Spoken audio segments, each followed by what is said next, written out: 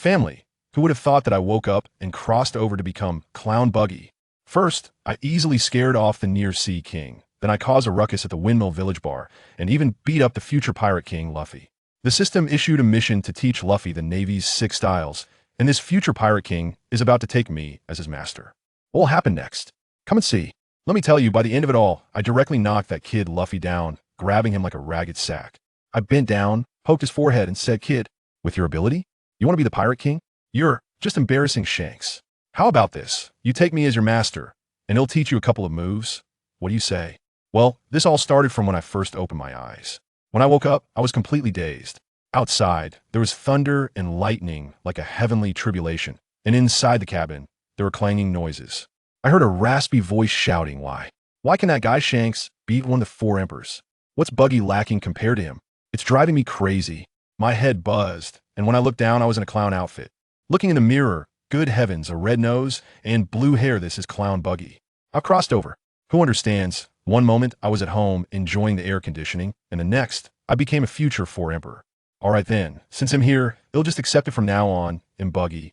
Just as I was trying to accept reality, the emotions of the original owner surged, and I couldn't help but burst out laughing, tears streaming down my face. It was bitter. Outside, those 2 guys, one with a furry headpiece, Machi, and the other with half his face hidden, Kabeji, were mumbling, "The captain has gone crazy again." Hearing this made me furious. I kicked the door open and flew out, literally walking on Aries. It was the moonwalk. I crossed my arms and looked down at the 2 of them. "You 2 are quite idle, huh? Want to go cool off in the sea?" They were both stunned. Before they could say anything, I shot my hands out, each landing a punch, sending them flying into the sea. Let me tell you, I just wanted to see what these so-called first mate and strategists were capable of, and the result? Weak. Totally weak. Other than being able to eat, they were practically useless. If they went to the Grand Line, even the atmosphere crew would probably find them annoying. When they crawled back like drowned rats, it was quite a sight. They immediately started blaming each other. Machi claimed he was a beast tamer, with his true form being a lion. Nikki Kabeji said all his skills were in his unicycle and sword, and he couldn't fight barehanded. As they argued, they started fighting. It was unbearable to watch. I was annoyed, so I flew over and pulled them apart. "Shut up. What are you arguing about? Our goal is Windmill Village. Advance. They'll find you a sparring partner." I thought that Ace probably hadn't set sail yet, so it would be perfect to catch him to use as a sparring partner for my useless subordinates. That afternoon, the ship arrived at Windmill Village. I took a look with my telescope, and hey, I didn't see that dog-headed warship. With Cart not around, I finally relaxed. I waved my hand, Doc. Rest. The crew cheered upon hearing they were off duty, and they rushed to dock the ship. Just then, the ship shook, and good heavens, something like a small mountain emerged from the Watera crocodile head, a giant python body. It was none other than the near-sea king. My crew was terrified, screaming, and even Machi and Kabeji shrank back. I was furious. "What are you panicking about? Is it just a big mudfish? A bunch of useless trash." My shout not only calmed the crew, but even stunned that sea king. I directly flew into the air with a moonwalk and delivered a raging foot to it. A white slash shot out, and blood gushed from the creature, which let out a howl of pain and quickly dove back into the water, fleeing in fear. Standing at the bow of the ship, I couldn't help but complain. I hadn't even exerted myself, and "You're down already? I was going to let you help the future Pirate King gain experience." Seeing how fierce I was, the crew immediately began cheering. "Captain Buggy is mighty." Their flattery was as if they had won a battle themselves. Once on shore, the villagers were in a panic, but I ignored them and headed straight for Machino's bar. The owner, Machino, had green hair and was quite pretty. I sat down and ordered a beer, casually asking, "Hey boss, are Luffy and Ace in the village?" Machino immediately became alert, questioning who I was and mentioning Carp and Shanks to intimidate me. I didn't even lift my eyelids, took a sip of beer, and said, "Shanks sent me to check on that kid. No ill intentions." Just then, my subordinates charged in, clamoring for drinks. Seeing we were pirates, Machino became even more uneasy. At that moment, the village elder arrived, leaning on his cane, pointing at us and telling us to scram. I laughed, walked up to him, towering over him, and looked down saying, "Old man, I heard that red-haired Shanks stayed here for over a year, so why can he stay but Buggy can't?" The old man was intimidated by my aura, struggling to find his words. Suddenly, a loud roar came from outside the bar. "Release the village chief, or we'll send you all flying." Then, with a loud bang, a figure shot past me like a cannonball, crashing into the bar and leaving a human-shaped hole in the counter. Good heavens, wearing a red vest and blue shorts, with a straw hat on his back, who else could it be but the future Pirate King, Luffy? He crawled out mumbling, "Oh no, I missed." I couldn't help but laugh and teased him. "You're the one who wants to be the Pirate King, Luffy? Shanks broke an arm for you, you know." As soon as Luffy heard Shanks' name, he stopped fighting and eagerly asked me for news about him. Then a notification rang in my head system: mission incoming. Mission: teach Luffy the Navy's 6 styles, ensuring he learns at least 3. Mission reward: observation hockey. How could I let this slide? I had to take advantage of him. I instantly changed my expression, looking at Luffy on the ground with a strange smile. "Kid, with this little ability, you're really disgracing that straw hat." Luffy, with his short temper, couldn't take it and jumped up, kicking me with Gum Gum Volcano aimed at my face. I easily dodged, scattering my body in 4 directions. "Well, you've got some resilience." I thought I needed to give the future Pirate King a little shock. I directly activated a new move, covering my whole body with armament hockey. Then all the scattered parts of my body whooshed and slammed into him. A barrage of punches knocked Luffy out cold. I tossed the unconscious Luffy into the bar and announced to the stunned villagers outside, "Our Buggy pirates will be stationed here for a while. Want to find the Navy? Go ahead, face the consequences. Oh, by the way, I scared off the near Sea King, so anyone wanting to set sail? Hurry up. No need to thank me, ha ha ha." Inside the bar, my subordinates were celebrating wildly, while Machino was worriedly tending to Luffy's wounds, also getting mad at me. I casually ate my steak and told her, "Don't worry, he won't die. He's a rubber man, tough as nails.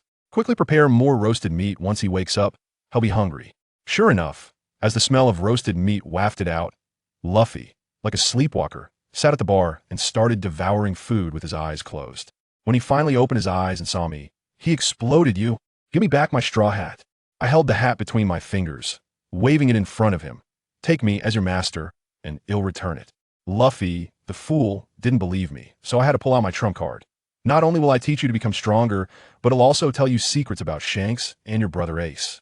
The moment he heard those 2 names, Luffy's brain stopped working, and he immediately bowed to me. "Master, please guide me."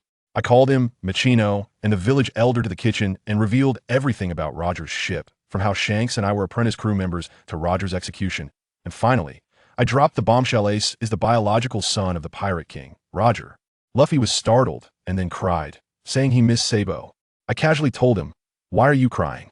Your brother Sabo is not dead. He was saved by your dad."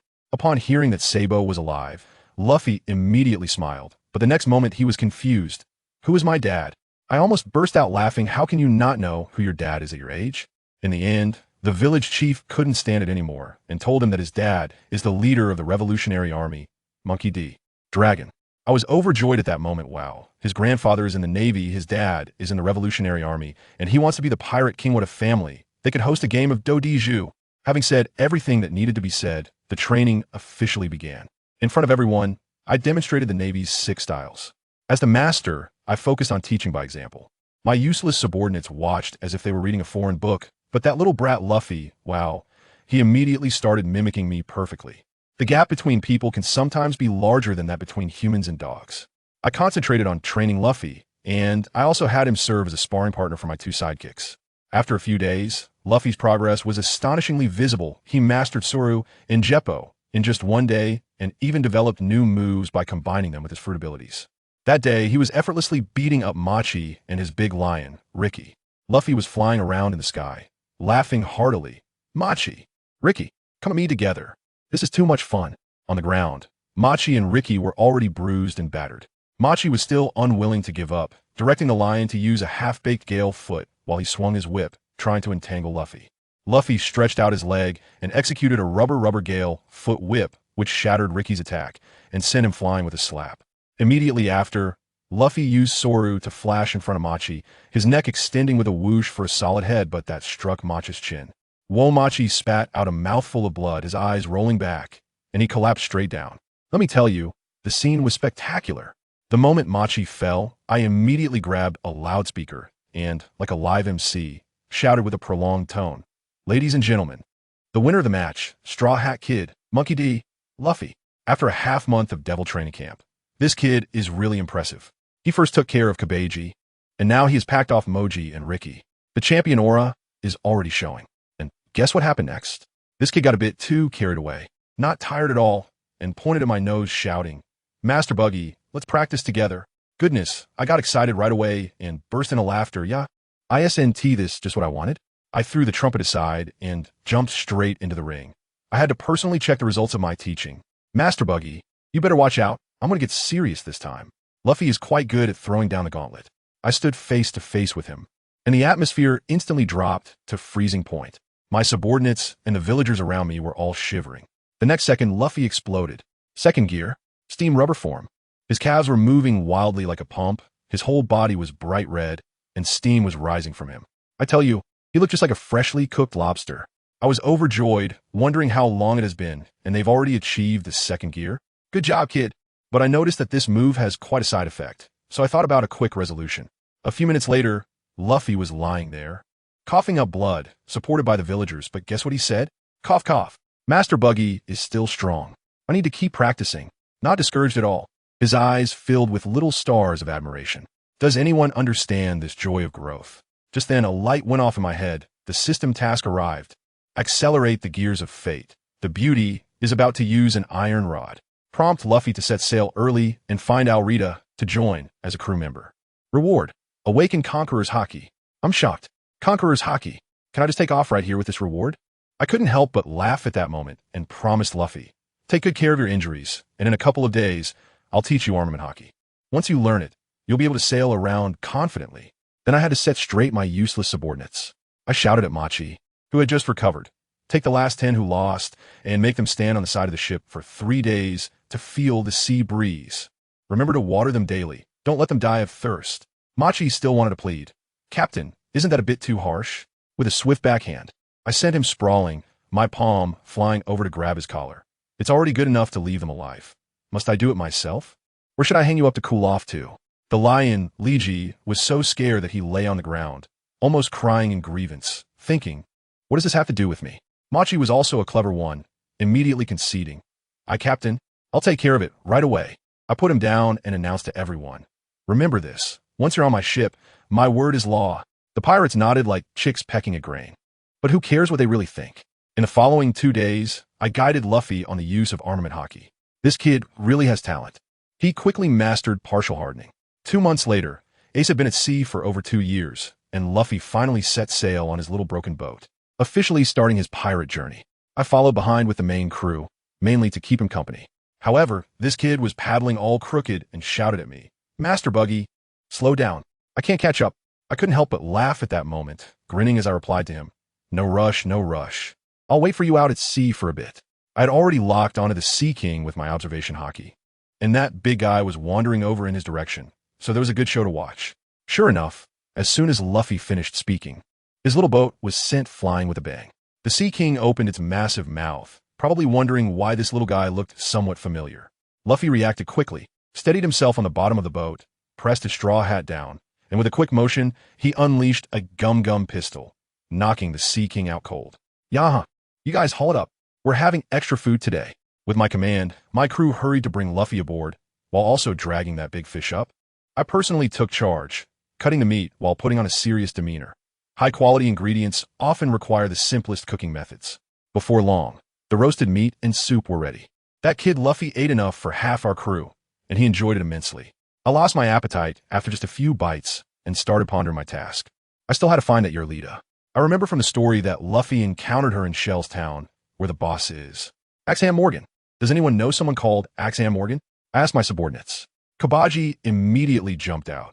He had been in a slump since losing the duel, but now he finally found an opportunity to show off. Captain, I know, in Shell's Town. That guy is super narcissistic and even erected a statue of himself in the town. All right, you navigate. I nodded, and this chief of staff was finally useful. Then I turned to Luffy and tried to hype him up.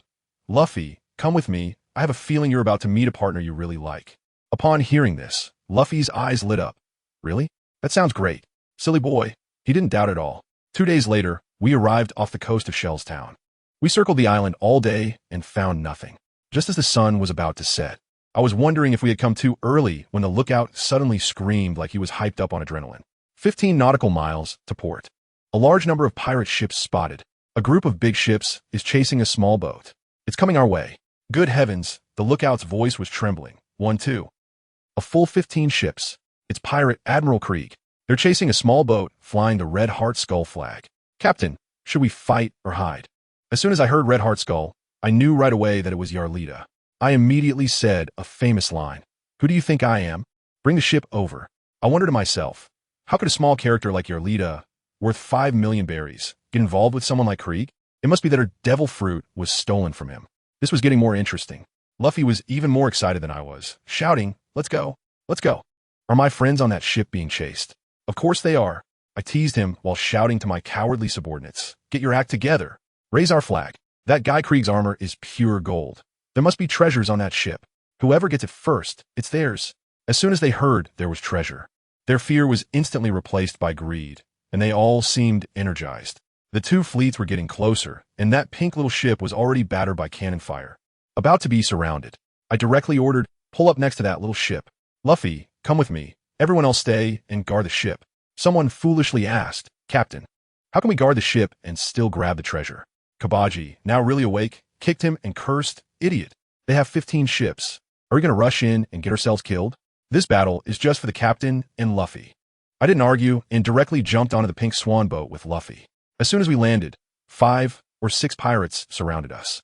The leader, holding a knife, was shaking in his legs but still shouted bravely, "Get lost if you know what's good for you." I couldn't be bothered to pay attention to him. "Take us to your captain." That guy got even more excited. "The captain is someone you can just meet?" Saying that, he swung a knife at me and directly chopped off my wrist. He laughed at that moment.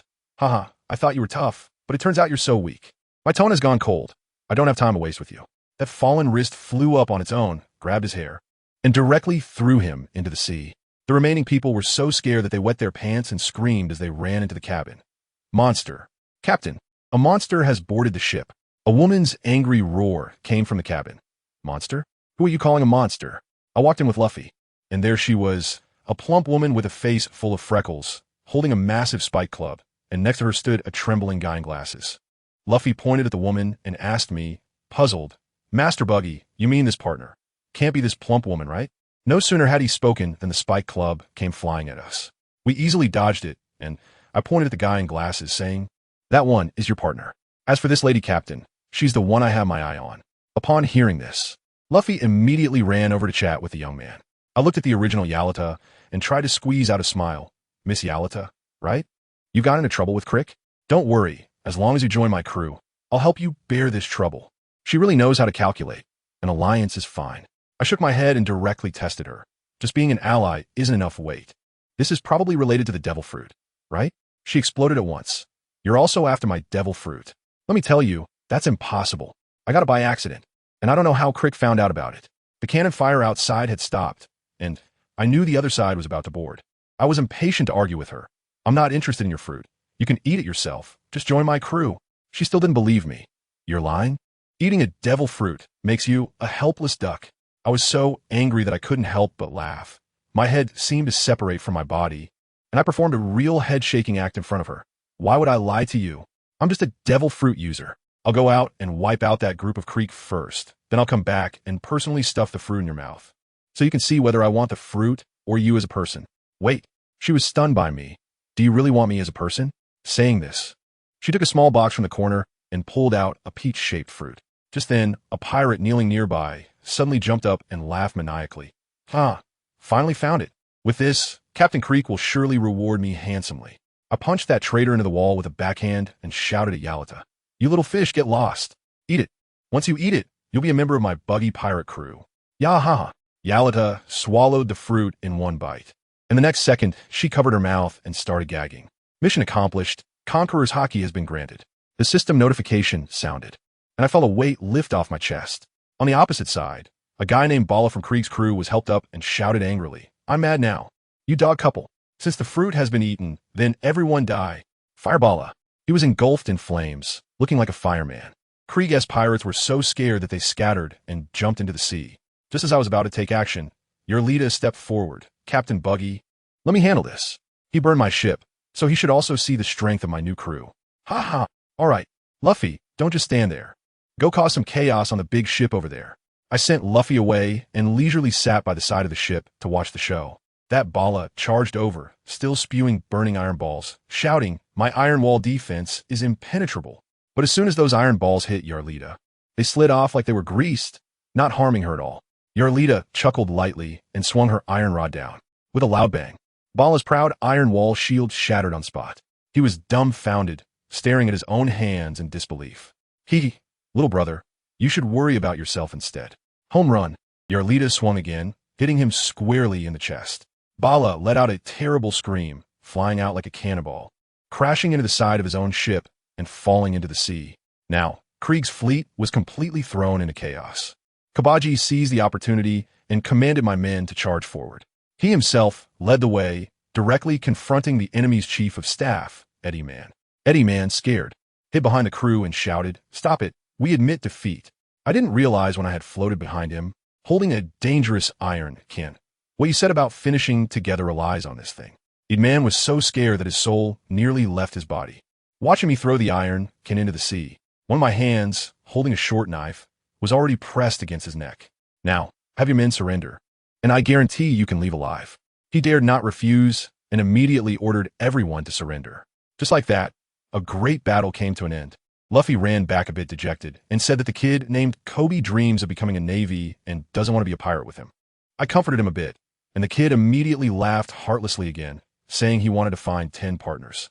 I immediately ordered, "Buggy, count the spoils.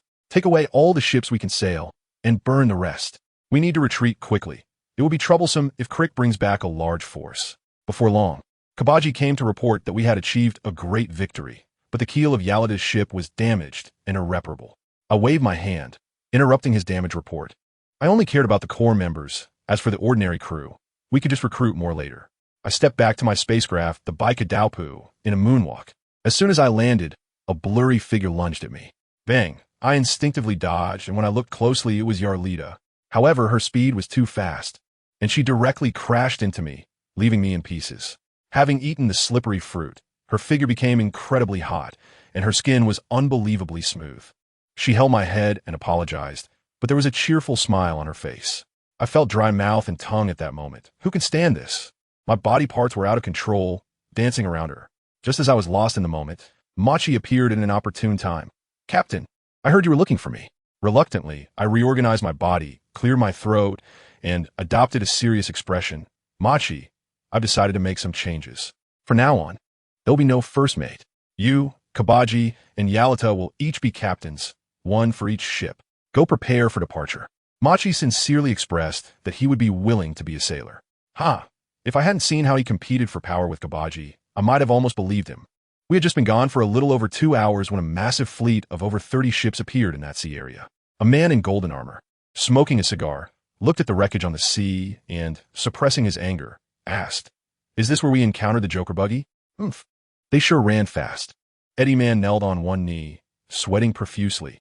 Captain Krieg, Captain Bala, was defeated by that woman who ate the devil fruit. The Joker Buggy and his crew are not to be underestimated. Krieg exhaled a puff of smoke, his gaze icy. Joker Buggy, Straw Hat Kid, Iron Rod Alrita. I've noted them down. Increase our manpower. We must leave the East Sea next month and charge into the Grand Line. How's the matter with the sea charts? Has Arlong agreed to sell? Eddie Man quickly nodded and bowed, sweating like it was raining, fearing Krieg would slap him away. "Sea Captain, Arlong has agreed, but his asking price. It's quite high. We might not have enough cash. Should we pledge something first?" Goodness, I thought to myself. Though Krieg may not be the sharpest tool in the shed, his vision is indeed grand. He waved his hand, slapping Eddie Man on the shoulder with a loud smack, nearly knocking him apart. "Money? What the hell is money? Besides ships and weapons, gold, silver, treasures, food, and wine, give him whatever he wants. As long as I can dominate the Grand Line, what does that little stuff matter? Go all out. If we succeed, there will be great rewards." After saying this, he swaggered back to the ship's cabin like a tower of iron, leaving Eddie Man there rubbing his shoulder, looking utterly despondent. Who understands the hardships of working people? Just then, while Krieg was busily building his career, the scene shifted to our side. It was a world of lights, drinks, and revelry. Our buggy pirates threw a large party right in the center of Orangetown. At first, the townspeople were extremely nervous. The mayor even donned wooden armor and confronted us with villagers wielding spears. But when they saw us genuinely spending money, their attitude took a complete 180-degree turn, becoming as warm as family. Of course, we were giving way too much. Let me tell you, that scene with balloons and performances, you wouldn't know if it was a circus on tour. That kid Luffy was the liveliest, handing out clown balloons to kids and pulling them into the tent, scaring the adults half to death. When they rushed in, they found the kids having a great time, and only then did they breathe a sigh of relief.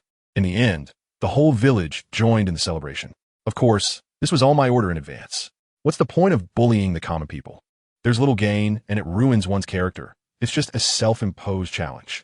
If you're going to do it big, specifically targeting those nobles and human traffickers. That's what you call gaining fame and fortune. Luffy, with a belly full of food, leaned against the table, looking at us with envy. Master Buggy, look at how lively you all are. Well, I have companions too.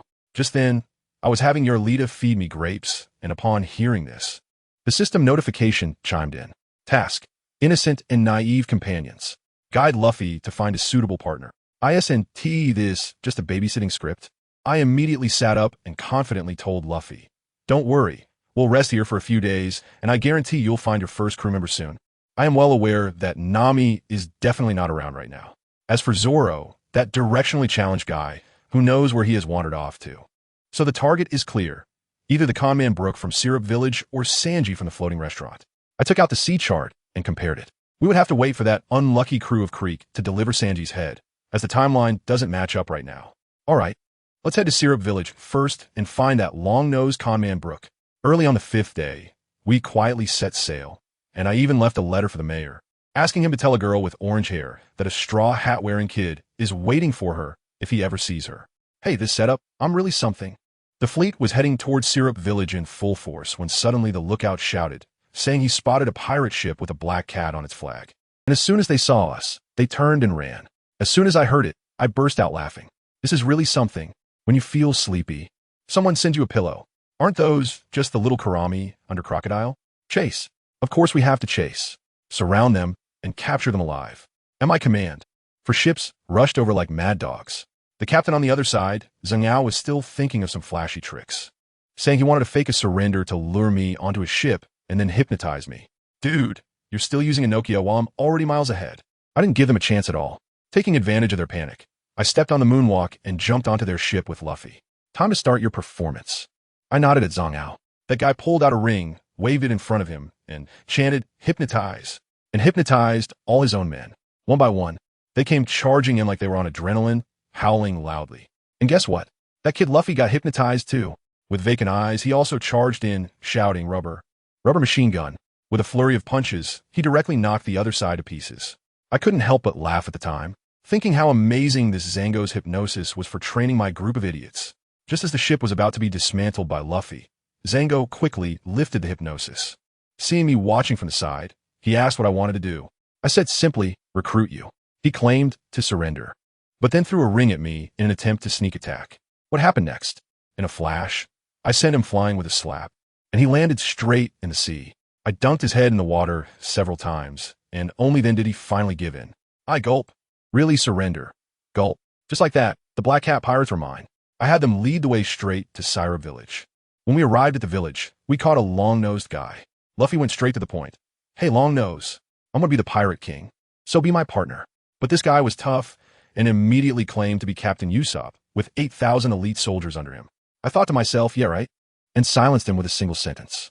I said we were just there to borrow some money from the richest family in the village, the Kaya family, and to ask about their butler, Clabotter, and how he was doing as a pirate. Upon hearing this, Usopp turned pale, immediately began to struggle, and yelled at us not to harm Kaya. His mind worked quickly, and he caught on to the key point. Are you enemies of Clabotter? Please defeat him and save Kaya. I want to go to sea with you. Hey, that worked. We marched boldly to the Kaya family's mansion, and Usopp went up to knock on the door, cursing Clabotter out when he came out.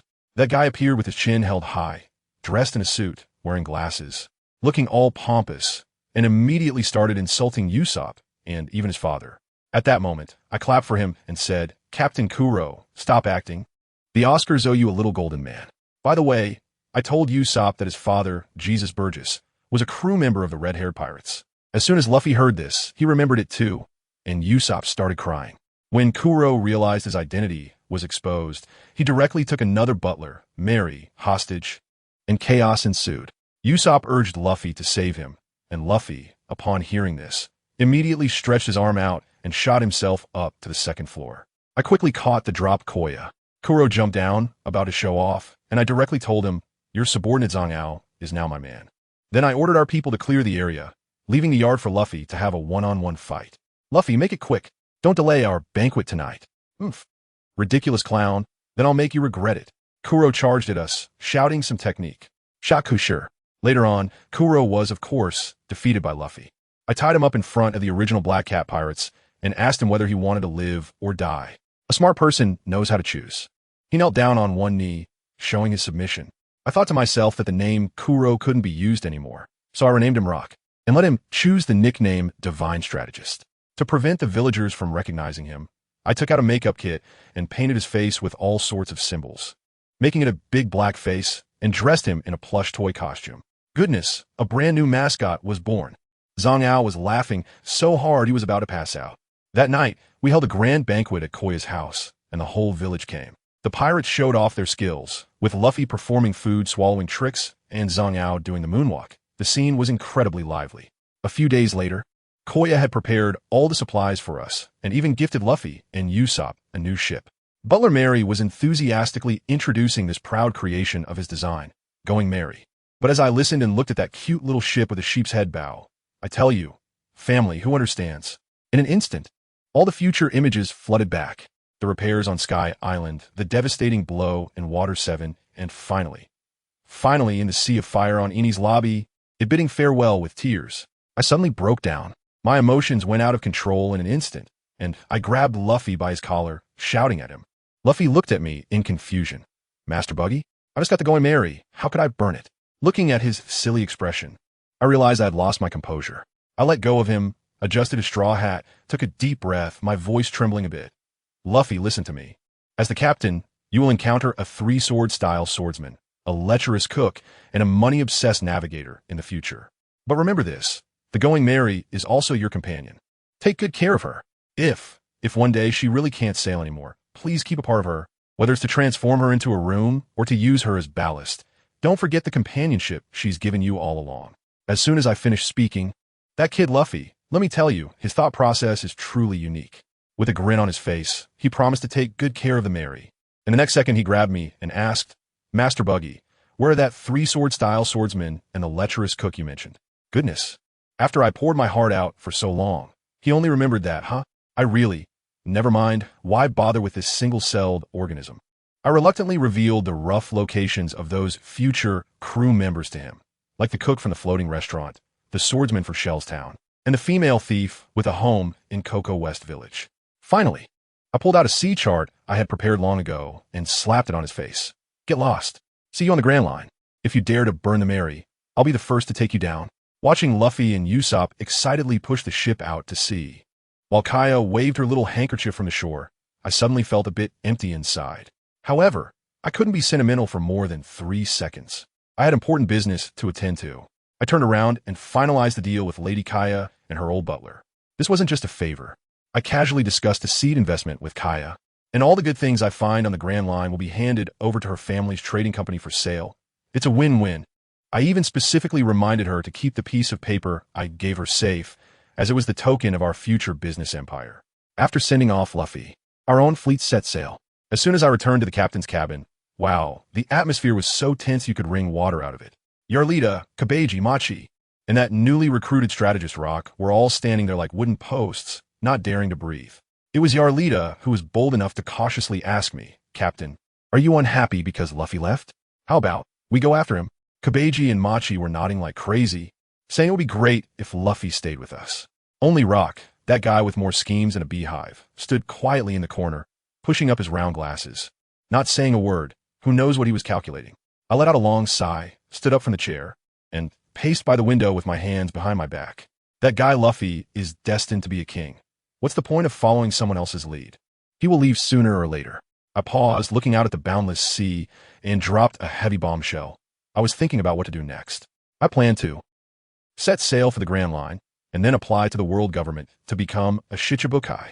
As soon as the words left my mouth, Yarlita and the others were completely stunned, their mouths agape as if they could fit an egg inside. The Shichibukai? To them, that was a term straight out of a myth, completely beyond their comprehension. At that moment, Rock, who had been silent, suddenly had a glint in his glasses. I called him out directly. Rock, aren't you nicknamed Divine Strategist? Share your thoughts. Let me tell you, this kid really has some skills. He immediately knelt on one knee, his eyes full of fervor, and started analyzing. Captain, you are truly farsighted. To become one of the 7 warlords, there are 2 key points: strength and fame. We can't act like ordinary pirates, burning and plundering, as that would diminish our value. We should specifically target those famous great pirates to build our reputation, so the world government can see our worth. You didn't attack the West Rob village earlier because you had already considered this step.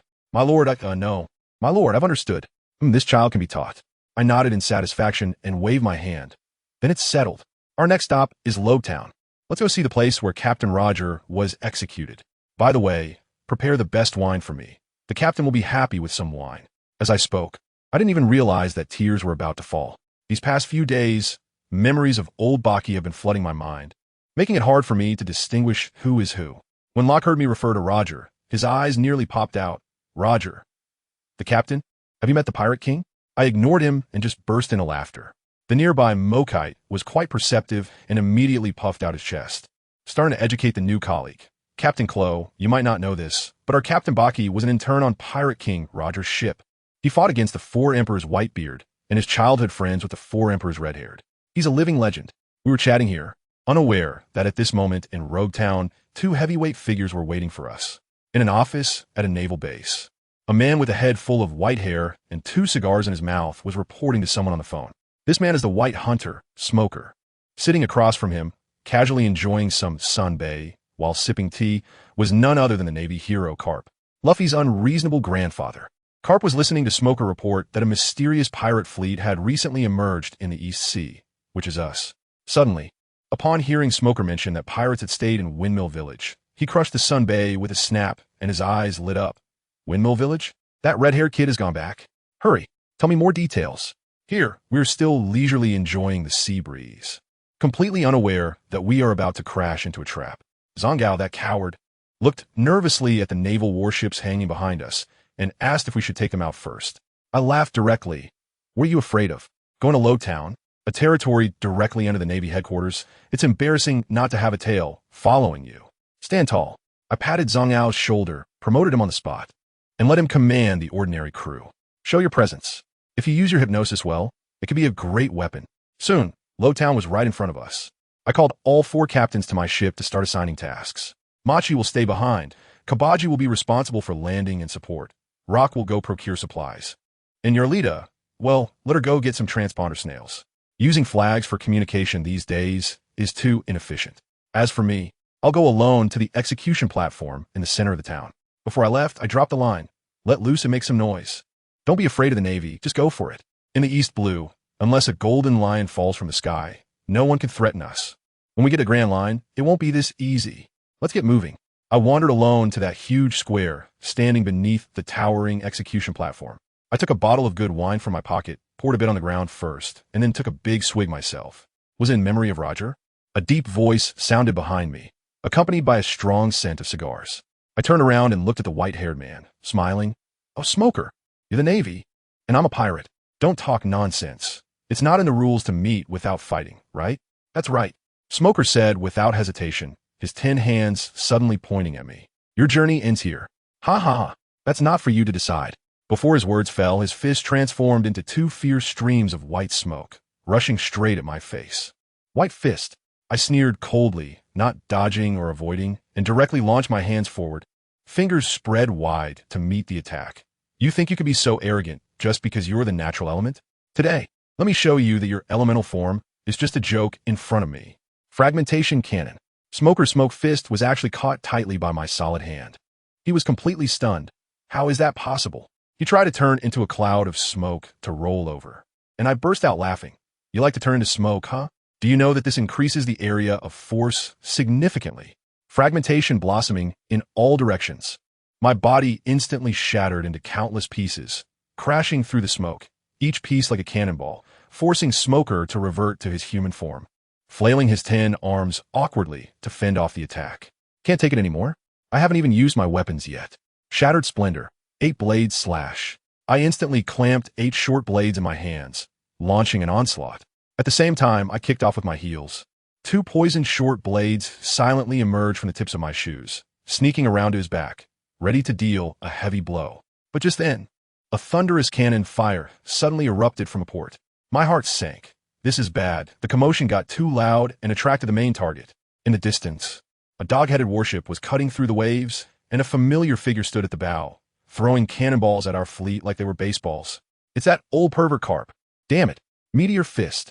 I cursed loudly and ordered the fleet to evade urgently.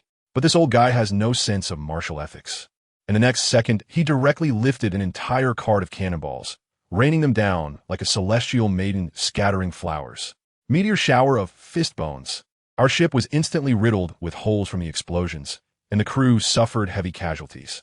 Zhang Ao was almost in tears. Captain, we can't do this. Let's run. We can't win. Damn it. In a narrow path, the brave win. I shouted back, desperately trying to intercept the cannonballs. I knew that if we didn't subdue that old man today, none of us would be able to leave. That old guy Carp was still shouting from the bow, even mispronouncing my name. Clown back. Hurry up and surrender. I was so angry that I jumped up. It's Buggy. Clown Buggy, you bastard old man from Luffy's family. If you think I'm going to surrender, you can forget it. Instead of trying to catch me here, why don't you go home and take care of your 2 grandsons? Ace has become a pirate, and Luffy is not far behind. Where are you going to put that face of yours as a naval hero? This absolutely stirred up a hornet's nest. Carp's face darkened instantly, and he dragged out a giant iron ball bigger than our ship from the cabin. Lifting it with both hands, muscles bulging. Since he won't surrender, then go feed the fish at the bottom of the sea. Fist of the great meteor. Looking at that overwhelming iron ball, all my crew members despaired. Some hugged their heads and fled, while others jumped directly into the sea. It's over. This time we've really messed up. Just at that critical moment, a spark of inspiration hit me, and I shouted at Zhang Ao beside me. Zhang Ao, hurry, hypnotize me. Just say I have powers as strong as Captain Roger. Hurry. Got it. Zhang Ao also went all out, pulling out the ring and shaking it in front of my eyes. Captain Buggy, you possess power as strong as the Pirate King. Hypnotize. Good heavens. He hypnotized himself too. After shouting the slogan, he fainted.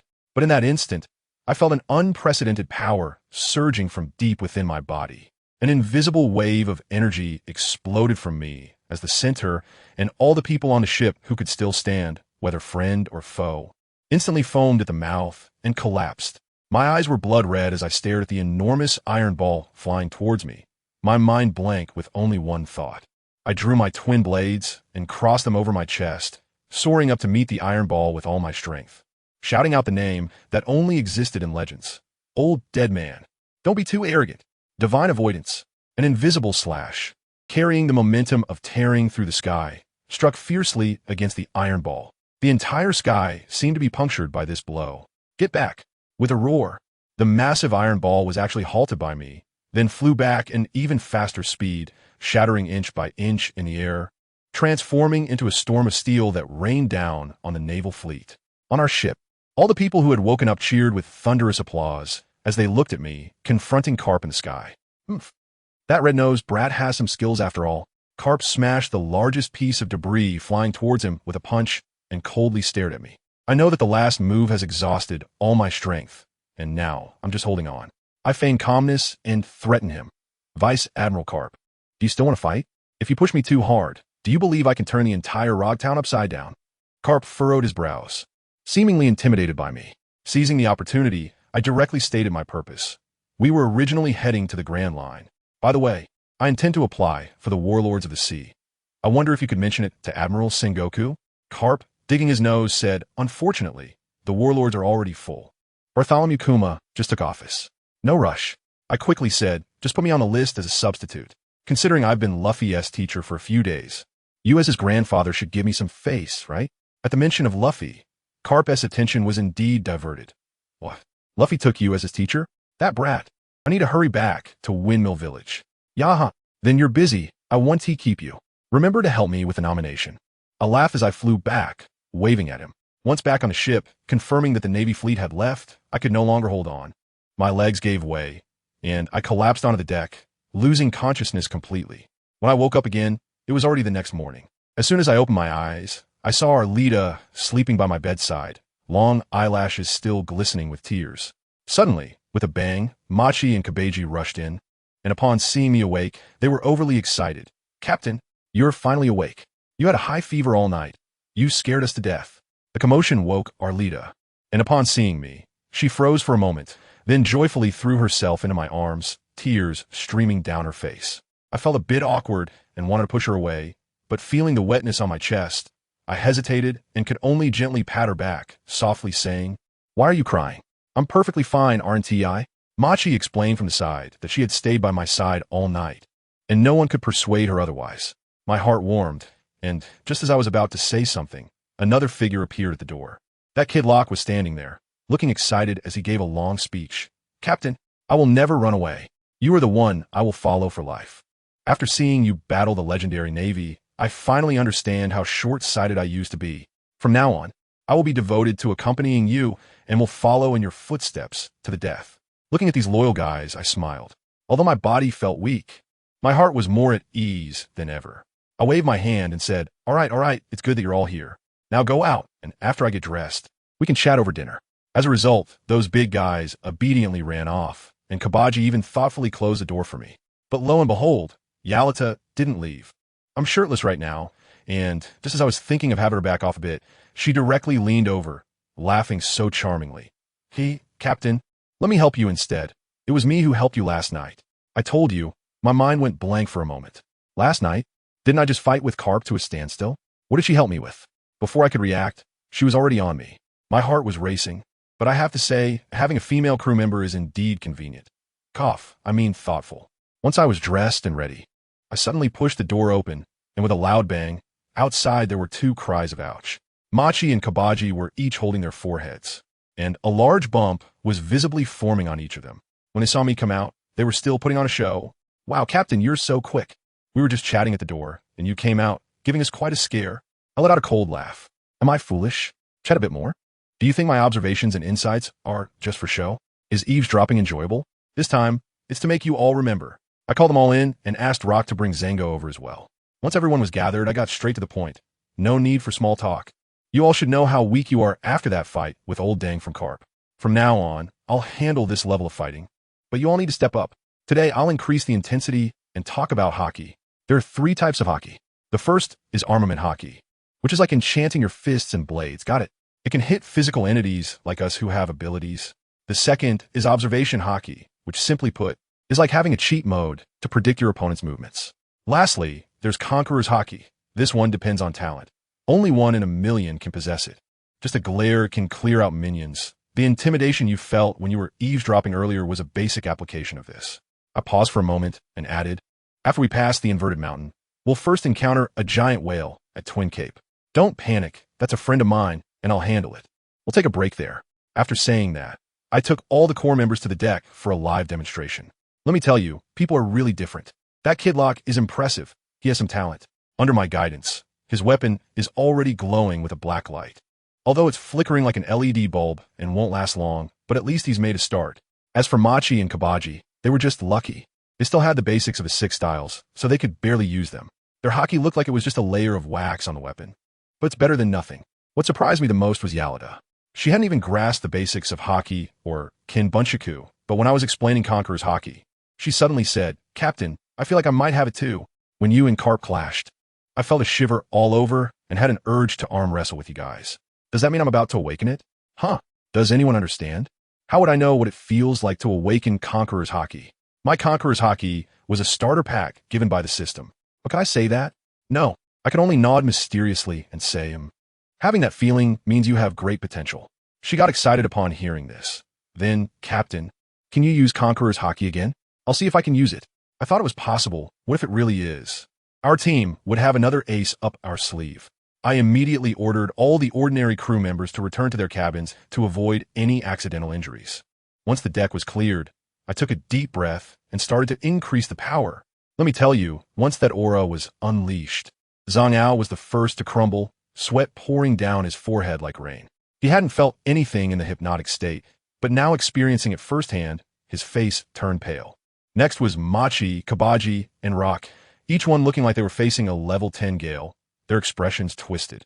Only Yalita, although frowning, stood straight. I concentrated, ready to unleash my full power. I shouted loudly. After receiving her nod in response, I cranked my Conqueror's hockey to the maximum. Wow, the entire ship started to shake violently. Rock barely managed to stay upright by propping his weapon against the ground, while Machi and Kabaji fell to the ground with a thud. The worst off was Zhang Ao, who rolled his eyes back, foaming at the mouth, and collapsed, fainting on the spot. Yalida also reached her limit, and just when I thought she was going to give in too and was preparing to back off, she suddenly let out a piercing scream. Ah, I tell you, that momentum suddenly erupted from her. Her long black hair floated up without any wind. This move directly showcased her extraordinary talent. Those few next to her, who were already struggling, were swept away by her shockwave and fell to the ground in unison. However, her burst of energy came quickly and faded just as fast. As soon as the scream stopped, she went limp. I was quick on my feet and caught her, or else she would have collapsed too. I supported her and felt overjoyed, shouting into the cabin, "Yaha! Everyone come out and clean up. We're setting off for the Grand Line." A young crew member poked his head out, looking confused. "Captain, was there a strong wind just now? The ship is rocking so hard. What's wrong with the captain and the others?" I glared and asked, "Why are you asking so many questions? Hurry up and get to work. Wake those guys up. Tell that kid Zhang Gao to change his pants. We leave in half an hour." Half an hour later, our fleet set off grandly in front of the upside-down mountain. Let me tell you, this place is really not for humans. The water flows like it's gone mad, with whirlpools and reefs everywhere. If you're not careful, the ship will be destroyed and people will perish. I stood at the bow of the boat, shouting commands. "Everyone, get your spirits up, one after another. Don't fall behind. If anyone crashes into a reef, just pray to Buddha for protection." The scene was like riding a roller coaster on water. The boat was pushed upwards by the current. After 2 hours, we finally crested the peak and began a plummet at high speed. Hold on tight. Secure yourselves. Don't get thrown off. Just as I finished speaking, I watched helplessly as several unfortunate souls flew out like dumplings, disappearing in an instant. At that moment, Zhang Gao pointed at a huge shadow in front and stammered, "Captain, there's a mountain ahead. The fog is too thick. Should we slow down?" I squinted my eyes and laughed. Tell the ships behind to slow down. The one in front, that's the whale acquaintance I mentioned." Zhang Gao's jaw nearly dropped. Is that the whale? It's so huge. How do we get past it? We can't just crash into it, right? Wait a minute. I'll go say hello, I said casually, and then we sailed in. Are you joking, Captain? Zhang Gao had a look on his face as if he couldn't believe what I was saying. Greeting a whale? Does it understand? And sailing right in? Into its belly? You guessed it right. I smiled at him. I'm at its belly to see an old friend. Without giving him time to react, I threw a splitting fist at the mountain-like whale and shouted, "Labu, do you remember Uncle Baki?" The whale let out a sound, as if responding to me. As the ship got closer and the mist cleared, I could see that the creature was staring at me with an eye larger than our ship. "It's been nearly 20 years, and you've grown so big. How's Mr. Crocus? I want to see him." I waved at it, chatting like old friends. Zhang Gao was almost in tears beside me. "Captain, maybe we should just forget it while it's calm. Let's go around it." Before he could finish, the giant whale Labu suddenly opened its abyss-like mouth, and I felt a darkness engulfing me as the entire ship, larger than the Kadeapu, was swallowed in an instant. The phone worm instantly erupted, and Machi and Kabeji were wailing. "Oh no, the captain has been eaten by the whale." I quickly picked up the phone bug and shouted after a crackling sound. "Everyone stay calm. Technical adjustments. I'm safe here. You all go ahead. There are 2 lighthouses on the shore. Wait for me there." Finally, I stabilized the fleet. On our side, the situation opened up before us. Wow, there's a whole new world inside this whale. Stomach acid as a moat, and in the middle, there's a small island with houses on it. I jumped directly from the bow of the boat onto the island and shouted towards the house. "Mr. Crocus, come out quickly.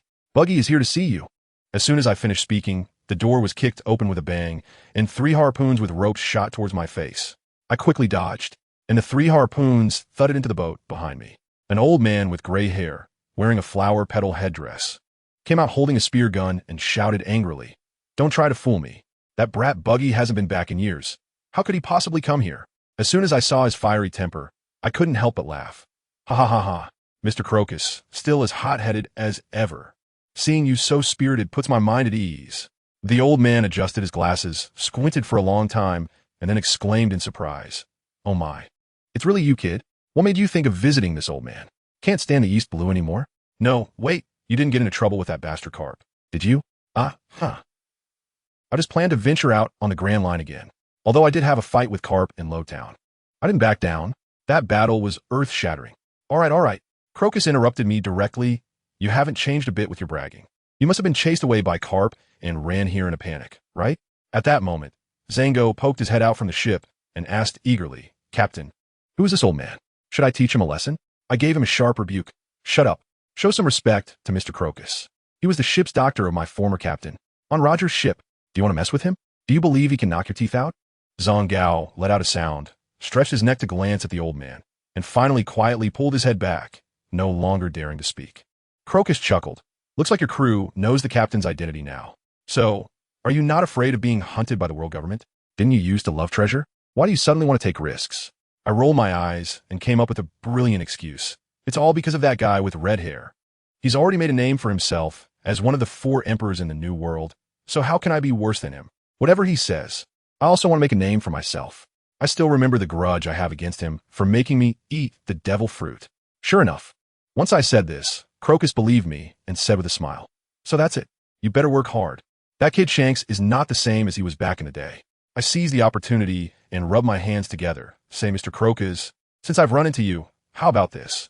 My ship is in need of a skilled ship's doctor. Why don't you bring Lab and join us for a trip at sea? Without a moment's thought, he declined, saying, you should spare this old bone of mine. Lab's body can't withstand long voyages either.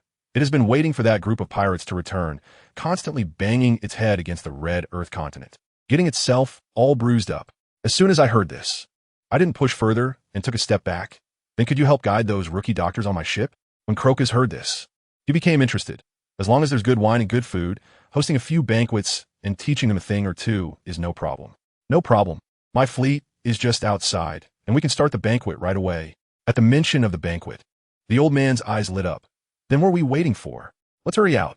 The banquet is the priority. He went back to the small room and operated a few things, and the entire island surprisingly started to move, quickly arriving at a huge iron gate. As soon as the gate opened, we found ourselves back at sea, and we immediately spotted the fleet anchored next to the lighthouse. Yalida was the first to rush over, excitedly grabbing my arm. Captain Buggy, you finally came out. If you hadn't come out soon, I would have had to lead the crew to battle that whale. Crocus watched with delight. Haha, being young is wonderful. Let's hurry and prepare the banquet. I can't wait. I immediately asked Zhang Ao to arrange it, calling all those responsible for treatment on the ship to come over and keep the old man company. As soon as the banquet started, the atmosphere ignited.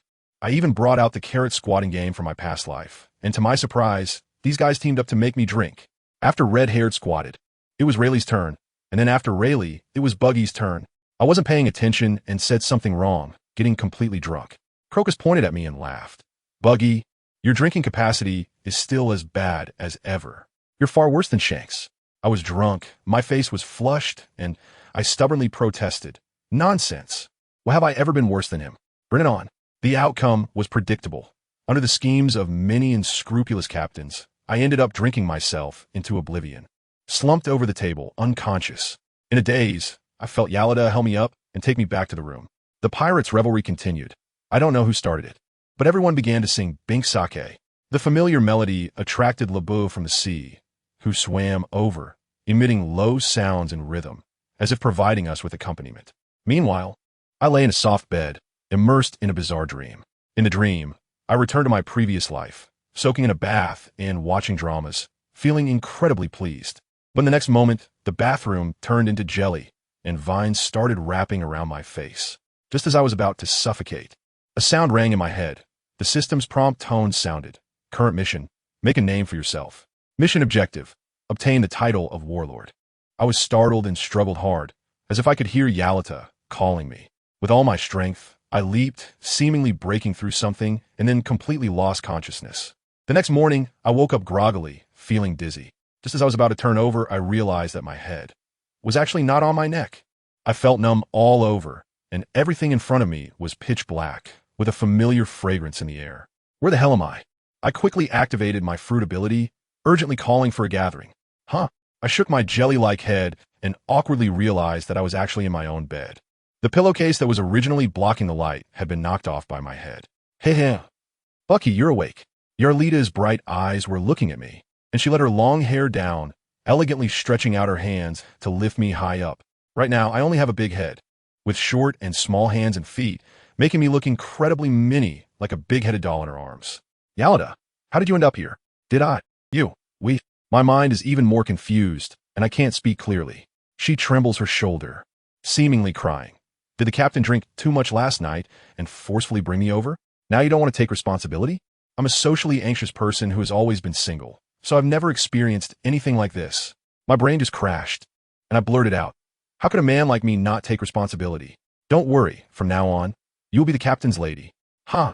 She instantly broke character, laughing uncontrollably, not expecting the captain to be such a responsible man. I had to pretend so hard.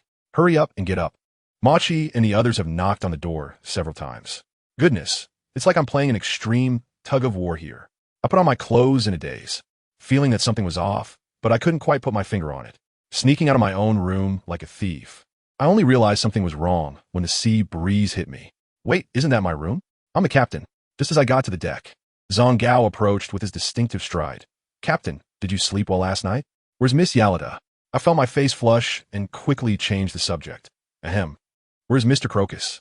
How are the ship's doctors learning from him? The old gentleman is giving them lessons in the lighthouse. As soon as we got closer, we heard Crocus roaring from inside. Idiot. Can those two medicines be mixed together? And do you want this medicine ground like this for external application or internal use? Does Buggy have no smart ones among his subordinates? I really don't know how he survived until now. I braced myself and walked in. Mr. Crocus, thank you for your hard work. I leave these useless subordinates to you. As soon as he saw me, he turned the gun around and charged at me with a wooden stick. Buggy, you little brat are deliberately trying to make things difficult for this old man, aren't you?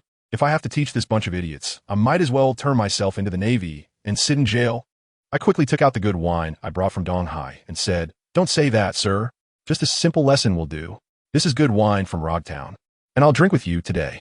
He then calmed down and took the wine, saying, I'll give them a record of common ailments. How much they learn depends on their own fortune. That's fine. Let's go drink first. Just as I was about to pull him away, a pirate drenched in water rushed in, panting and shouting. Not good. Captain Buggy, a guy with a big black sword has come. He cut Captain Machi's ship and Captain Kabaji's ship in half with just 2 strokes. As soon as I heard it, I had a feeling about it. Crocus also snorted. It must be that little brat eagle. I got bored and wandered over here. I let out a loud shout, and the Conqueror's hockey instantly erupted as I stepped lightly towards the seaside. Sure enough, Dracul Mihawk was holding up his black sword, Yoru, as if selecting his next target. Dracul Mihawk, has that guy with the red hair taught you a lesson, and now you're here to vent your frustration on my worship? You must be tired of living. He slowly looked at me. His tone is calm, as if he were saying the weather is nice today. Oh, finally, a decent opponent has arrived. I wonder if he can entertain me for a while. Entertain you? You bastard. Watch how I teach you a lesson. Gale foot. In my anger, I kicked out a slash. Coincidentally, the 2 ships I struck were both stolen from Creek. It seems these ships are destined to be cut in half. Mihawk casually waved his black sword, deflecting my slash, and looked at me with dissatisfaction. With your level of Conqueror's hockey, you shouldn't only know such boring moves. Show me some real skills, or you'll end up like your warship. Let's go fight on the other side. I pointed to a distant deserted island. This place is full of my people. I can't unleash my full strength here. The world's greatest swordsman wouldn't refuse a one-on-one challenge, right? After saying that, I turned my back to him and flew towards the opposite shore. Oof. I want to see just what skills you have. Mihawk stood on his coffin-like small boat and slashed at the sea beside him. Let me tell you, that powerful slash split the sea open, forming a deep trench, propelling his small boat straight towards the opposite shore in a flash. That scene was simply incredible. My group of unfortunate guys has really hit rock bottom. The huge wave stirred up by his knife has swept away quite a few people. But out of fear of Hawkeye's might, none of them dared to utter a word, only silently praying that I could deal with him. Still, Yarlita is reliable. She tightly grips her mace, suppressing her impulses, and loudly rallies the morale. Don't just stand there. That guy is not someone we can handle. Trust that the captain will definitely win. Even Admiral Carp couldn't keep us here. Hurry up and salvage the supplies from those 2 ships. That's the best help we can give the captain. Everyone finally reacted, quickly following Zhang Yao's command, and started to salvage the supplies. As for me, well, I was already facing off against the world's greatest swordsman on the other side of Reverse Mountain. Let me tell you, I was completely stunned. Hawkeye Mihawk was staring straight at me, asking how I knew about his little issue with Shanks. The look in his eyes was like interrogating a criminal, as if I had exposed all his secrets. What can I say? Should I tell him I'm from another time? I can only awkwardly laugh and charge at him with 2 knives. Even if I can't win, I have to fight. I can't lose my momentum. And what happened? Huh. He effortlessly blocked me with that black knife that looked like a door plank. His expression almost seemed to say, "Are you giving me a massage?" Then, in a moment my double knives were knocked away. He swung his knife horizontally with both hands.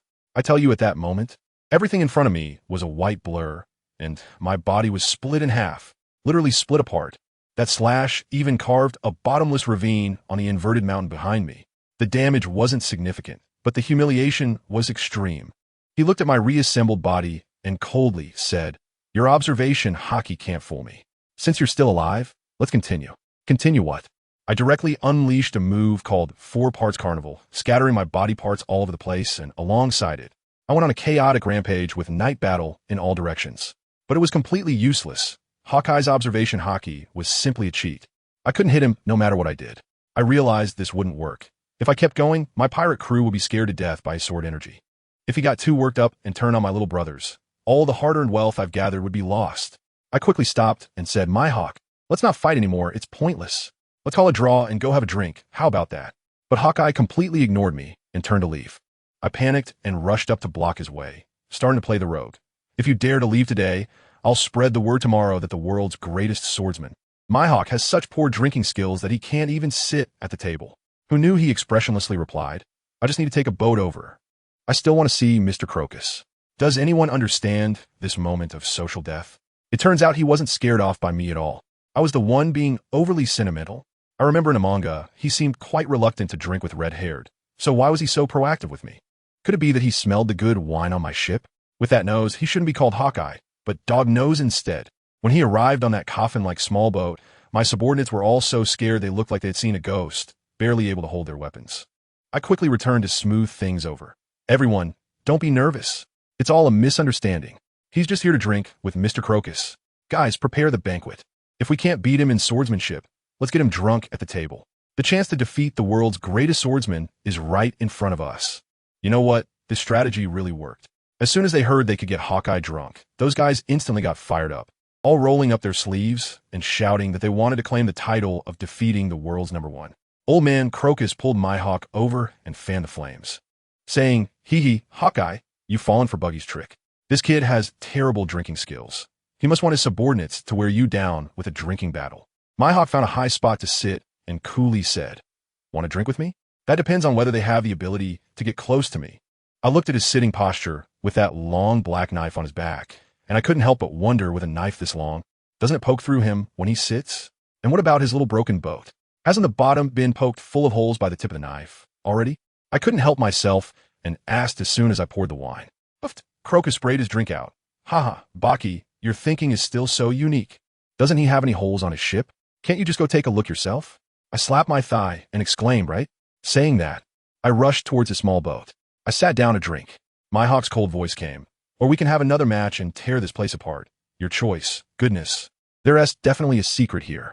I immediately backed down, grinning and raising my glass. "Just kidding. Let us lighten the mood. Come on, let us drink."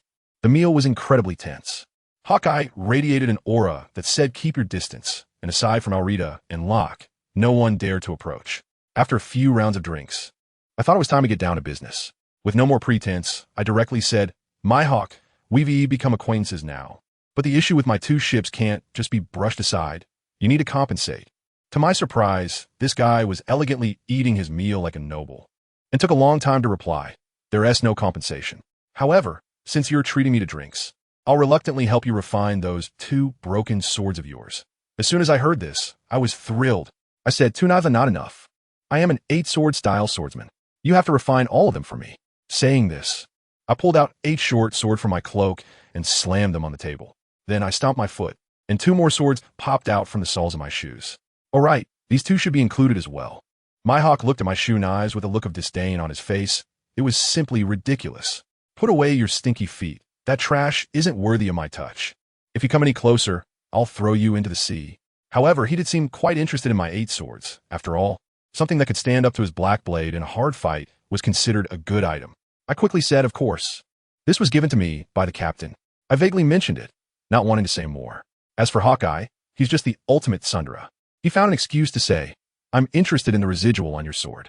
Out of respect for Shanks, I'll allow you to learn on the side. Remember, this is definitely not compensation." I don't care about compensation, as long as the result is good. Haha, this time I won't lose. Ding. At that moment, my mind exploded. The system prompt sound came. Triggered time-limited mission. The Tsundere, Great Swordsman. Observe the world's #1 great swordsman personally forging weapons and initially master the forging technique of the Black Sword. Mission reward. Conqueror's Haki. Woohoo, let's go. In the following days, I followed Mihawk every day to learn sword forging, while Arlita looked on with resentment, releasing Conqueror's Haki beside me. Put a lot of pressure on me. I even called Kabaji and Rock to join in learning, and they were both in pain and joy, being suppressed by Arlita's Conqueror's Haki and tortured by Mihawk's gaze. But it was worth it to learn such top-notch techniques. Later, it simply turned into practical combat training. I sparred with Mihawk every day, and my experience points were skyrocketing. Just when I was crazily leveling up, the Navy headquarters wasn't idle either. That meeting King, Blanui, was holding a meeting with a group of rear admirals, saying that I, a pirate with a bounty of 15 million, actually dared to attack Smoker and even fought with Rear Admiral Carp. So we must strike back hard. A few days later, Old Man Crocus came with a new newspaper and bounty notice. Buggy, you're famous now. Take a look. I took a look and saw 50 million coins. I was quite unhappy at the time. Who do they look down on? Just 50 million? Is that how they treat beggars? Even Hawkeye couldn't stand it and complained. Has the Navy lost its mind? Is someone like you really worth 50 million? The newspaper didn't even mention my fight with Carp. These Navy folks would do anything for the sake of face. Hawkeye even joked that he regretted not using Seastone handcuffs to capture me and cash in. I shot him a glare and casually mentioned, I wonder if Carp has submitted my application to become a warlord yet. As soon as I said that, Old Man Crocus blew up. He pointed at my nose and yelled, Baki, you bastard! Have you forgotten how Captain Roger died? He was executed by the world government. Are you really going to become their lapdog? The old man was so furious that he scolded Hawkeye too and directly issued an eviction order. I quickly explained that I was just borrowing a name and wasn't truly working for them. But the old man was furious and didn't listen at all. With no other choice, I prepared to leave and asked him for some deworming medicine. Before I left, I told him in a while, there might be a kid wearing a straw hat passing by. That's my apprentice, so please be lenient with him. Upon hearing about Roger's straw hat, the old man immediately perked up, forgetting all previous unpleasantness, and his gossiping spirit ignited. Since I was leaving anyway, I casually mentioned that this kid is Carp's grandson, Dragon's son, and Ace's brother. Rounding it off, he's essentially Roger's grandson. As the conversation flowed, I inadvertently revealed that Ace is Roger's biological son. Goodness. The old man was instantly petrified, then grabbed me with an extremely serious expression, warning me that this secret must never be revealed. I said, don't worry.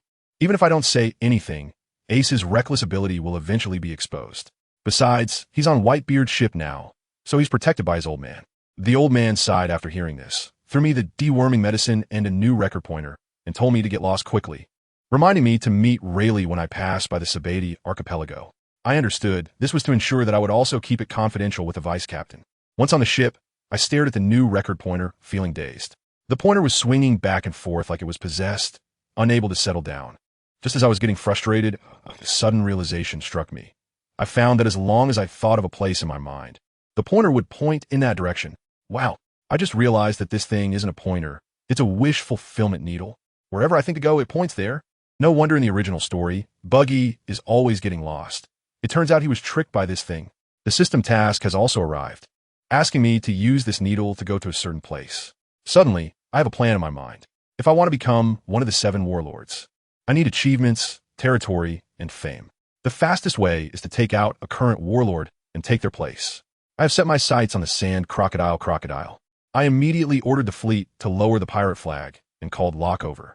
I held a strategic meeting at a godlike perspective level, directly launching a dimensional strike based on information disparity. Lock, the island ahead, is called Whiskey Peak, where a group of bounty hunters resides. But their true identity is the Baroque works under the Shichibukai crocodile. Your mission is to infiltrate with Zango and act as my undercover agent. Their goal is to overthrow the Alabasta Kingdom, while our goal is to expose Crocodile's conspiracy to the public, and then I will take his place as a Shichibukai. I exposed the entire foundation of the Baroque works, from the undercover Princess Vivi to Crocodile's weakness of being afraid of water. I revealed everything. Locke's eyes behind his glasses were about to pop out, probably wondering what kind of god I was, knowing even the color of their underwear. After confessing everything, I burned the intelligence and told him, I'm going to another place to recruit troops. Wait for my news in Alabasta. After sending Locke off, I immediately ordered the fleet to advance at full speed. Destination, Hannibal. I'm going to seize territory. Meanwhile, Locke and Zango were almost at Whiskey Peak. Zango was starting to waver again, quietly asking Locke, Captain, are we really going to follow Buggy? P.S. One of the 7 warlords.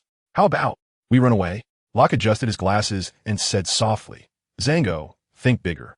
Captain Buggy has such detailed intelligence, which means he has been planning for a long time. If we follow him and win, we'll rise to fame. Even if he loses, we'll still blend in with the 7 warlords. So it's not a loss for us. This time, we'll definitely profit. Hearing this, Zango immediately got excited, as expected of a brilliant strategist. So how do we blend in? Of course, we need to use your old skills. Locke said, first hypnotize a few lackeys, then climb up step by step, and get rid of their leaders. ISNT, though, what we do best. Zango was thrilled and rubbed his hands. Of course. I'm feeling that rush again from my days in the East Blue. That's what it's all about.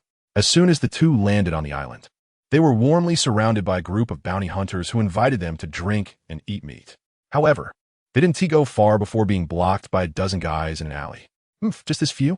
Locke sneered, his figure flashed, and he swiftly moved through the crowd, using Soru, taking down all those lackeys in just a few moves, leaving one alive to throw to Zango. Here, hypnotize him and ask how the Baroque works recruits people. After Zango finished, he excitedly ran back and said, Captain Locke, I found it. But you were too fierce just now. I couldn't even see your speed. I have to say, Zango, you need to step up your game. After seeing monsters like Carp and Mihawk, I feel as weak as a chick. If I don't get my act together, it might be hard to even get a meal on Buggy's ship in the future. All right, enough of that. Let's quickly fake the scene to look like a gang fight and follow that poor guy who's been hypnotized, directly infiltrating the Baroque works as undercover agents. I'm playing 007 here, and Buggy isn't slacking off either. Goodness, the weather on the Grand Line is absolutely insane.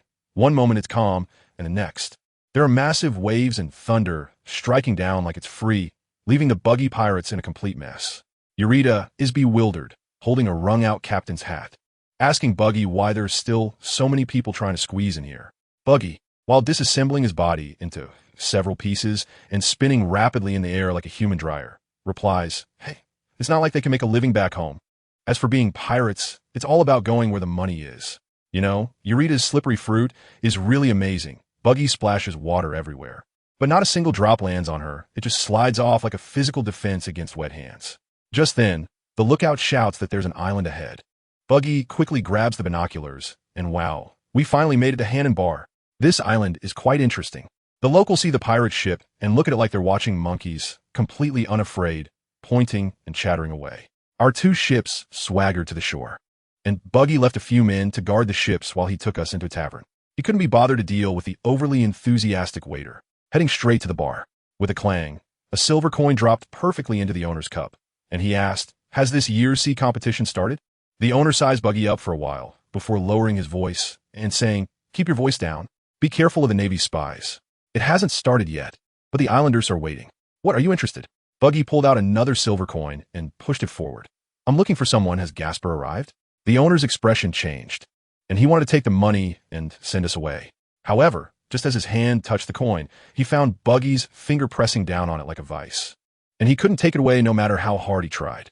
Buggy smiled at him, and I could tell the owner was sweating. He felt that if he kept being stubborn, he might not leave here alive. He quickly forced out a smile that looked worse than crying. The general has gone out to plunder. He should be back in a few days. Please be patient. All right, take us to the underground casino. I'll wait there. Upon hearing this, the owner looked relieved, and as Buggy loosened his grip, he immediately pocketed the coin and led us through a series of twists and turns into a long, dark tunnel. At the end stood a large wooden door, guarded like a gatekeeper.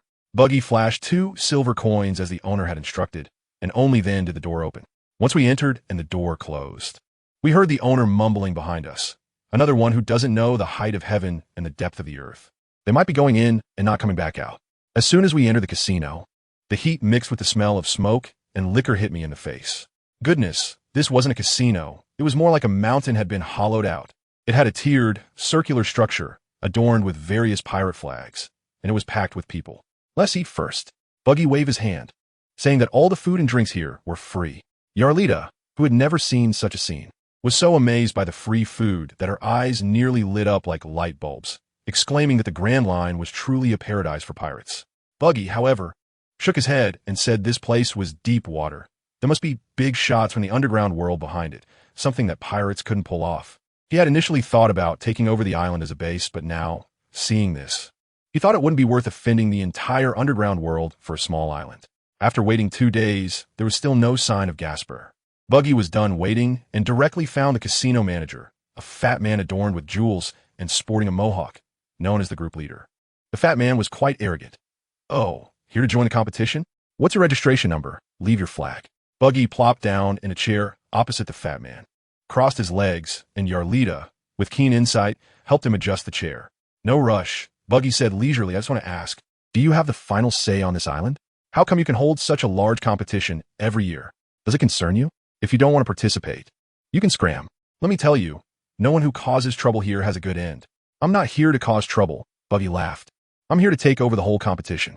As soon as he finished speaking, Buggy's hand shot out, snapping around the fat man's throat and lifting him from his chair. The fat man's face instantly turned the color of liver, his hands and feet flailing, unable to speak. "See, it would have been easier if you cooperated. You had to learn the hard way." Buggy loosened his grip, and the fat man collapsed to the ground like a pile of mush, gasping for breath. No longer daring to be arrogant, he spilled all the details about the island like a bamboo tube pouring out beans. It turned out this island used to be the territory of the underground world, but they moved to the new world, leaving it unclaimed. As more and more pirates came, they started holding competitions to resolve conflicts and thin out the population. The current organizer is Gasper, who has been champion for several years. Oh, Buggy suddenly realized, so, if I take out Gasper, this island will be mine, right? Impossible. The group leader regained his composure and started citing facts and reasoning. There are dozens of pirate crews on this island. Over 2,000 people, plus thousands of residents, just few. Buggy impatiently interrupted him. "Just know this. Your life is in my hands. Tomorrow, arrange an island takeover tournament. The losers must submit to me, and the ultimate winner will be the new owner of this island." "Got it." Upon hearing there would be a competition, the group leader's eyes lit up, immediately thinking of making money from the betting. "I'll make a fortune." Buggy corrected him. "If you don't manage this well, you'll end up like that ship." With that, he conjured 2 knives out of thin air and slashed at a decorative wooden ship hanging from the ceiling. The ropes holding the ship were unaffected, but the ship itself shattered into several pieces, with chips raining down like it was raining. The group leader was scared out of his wits, scrambling to assure him. Yes, Master Buggy. I'll get right on it. I'll make sure it's done well." As he left, Buggy casually swiped the fat gold chain around his neck. After dealing with the group leader, we returned to the ship. Buggy began strategizing. "Machi, Kabaji, you each take a ship, and tomorrow morning, block the port for me.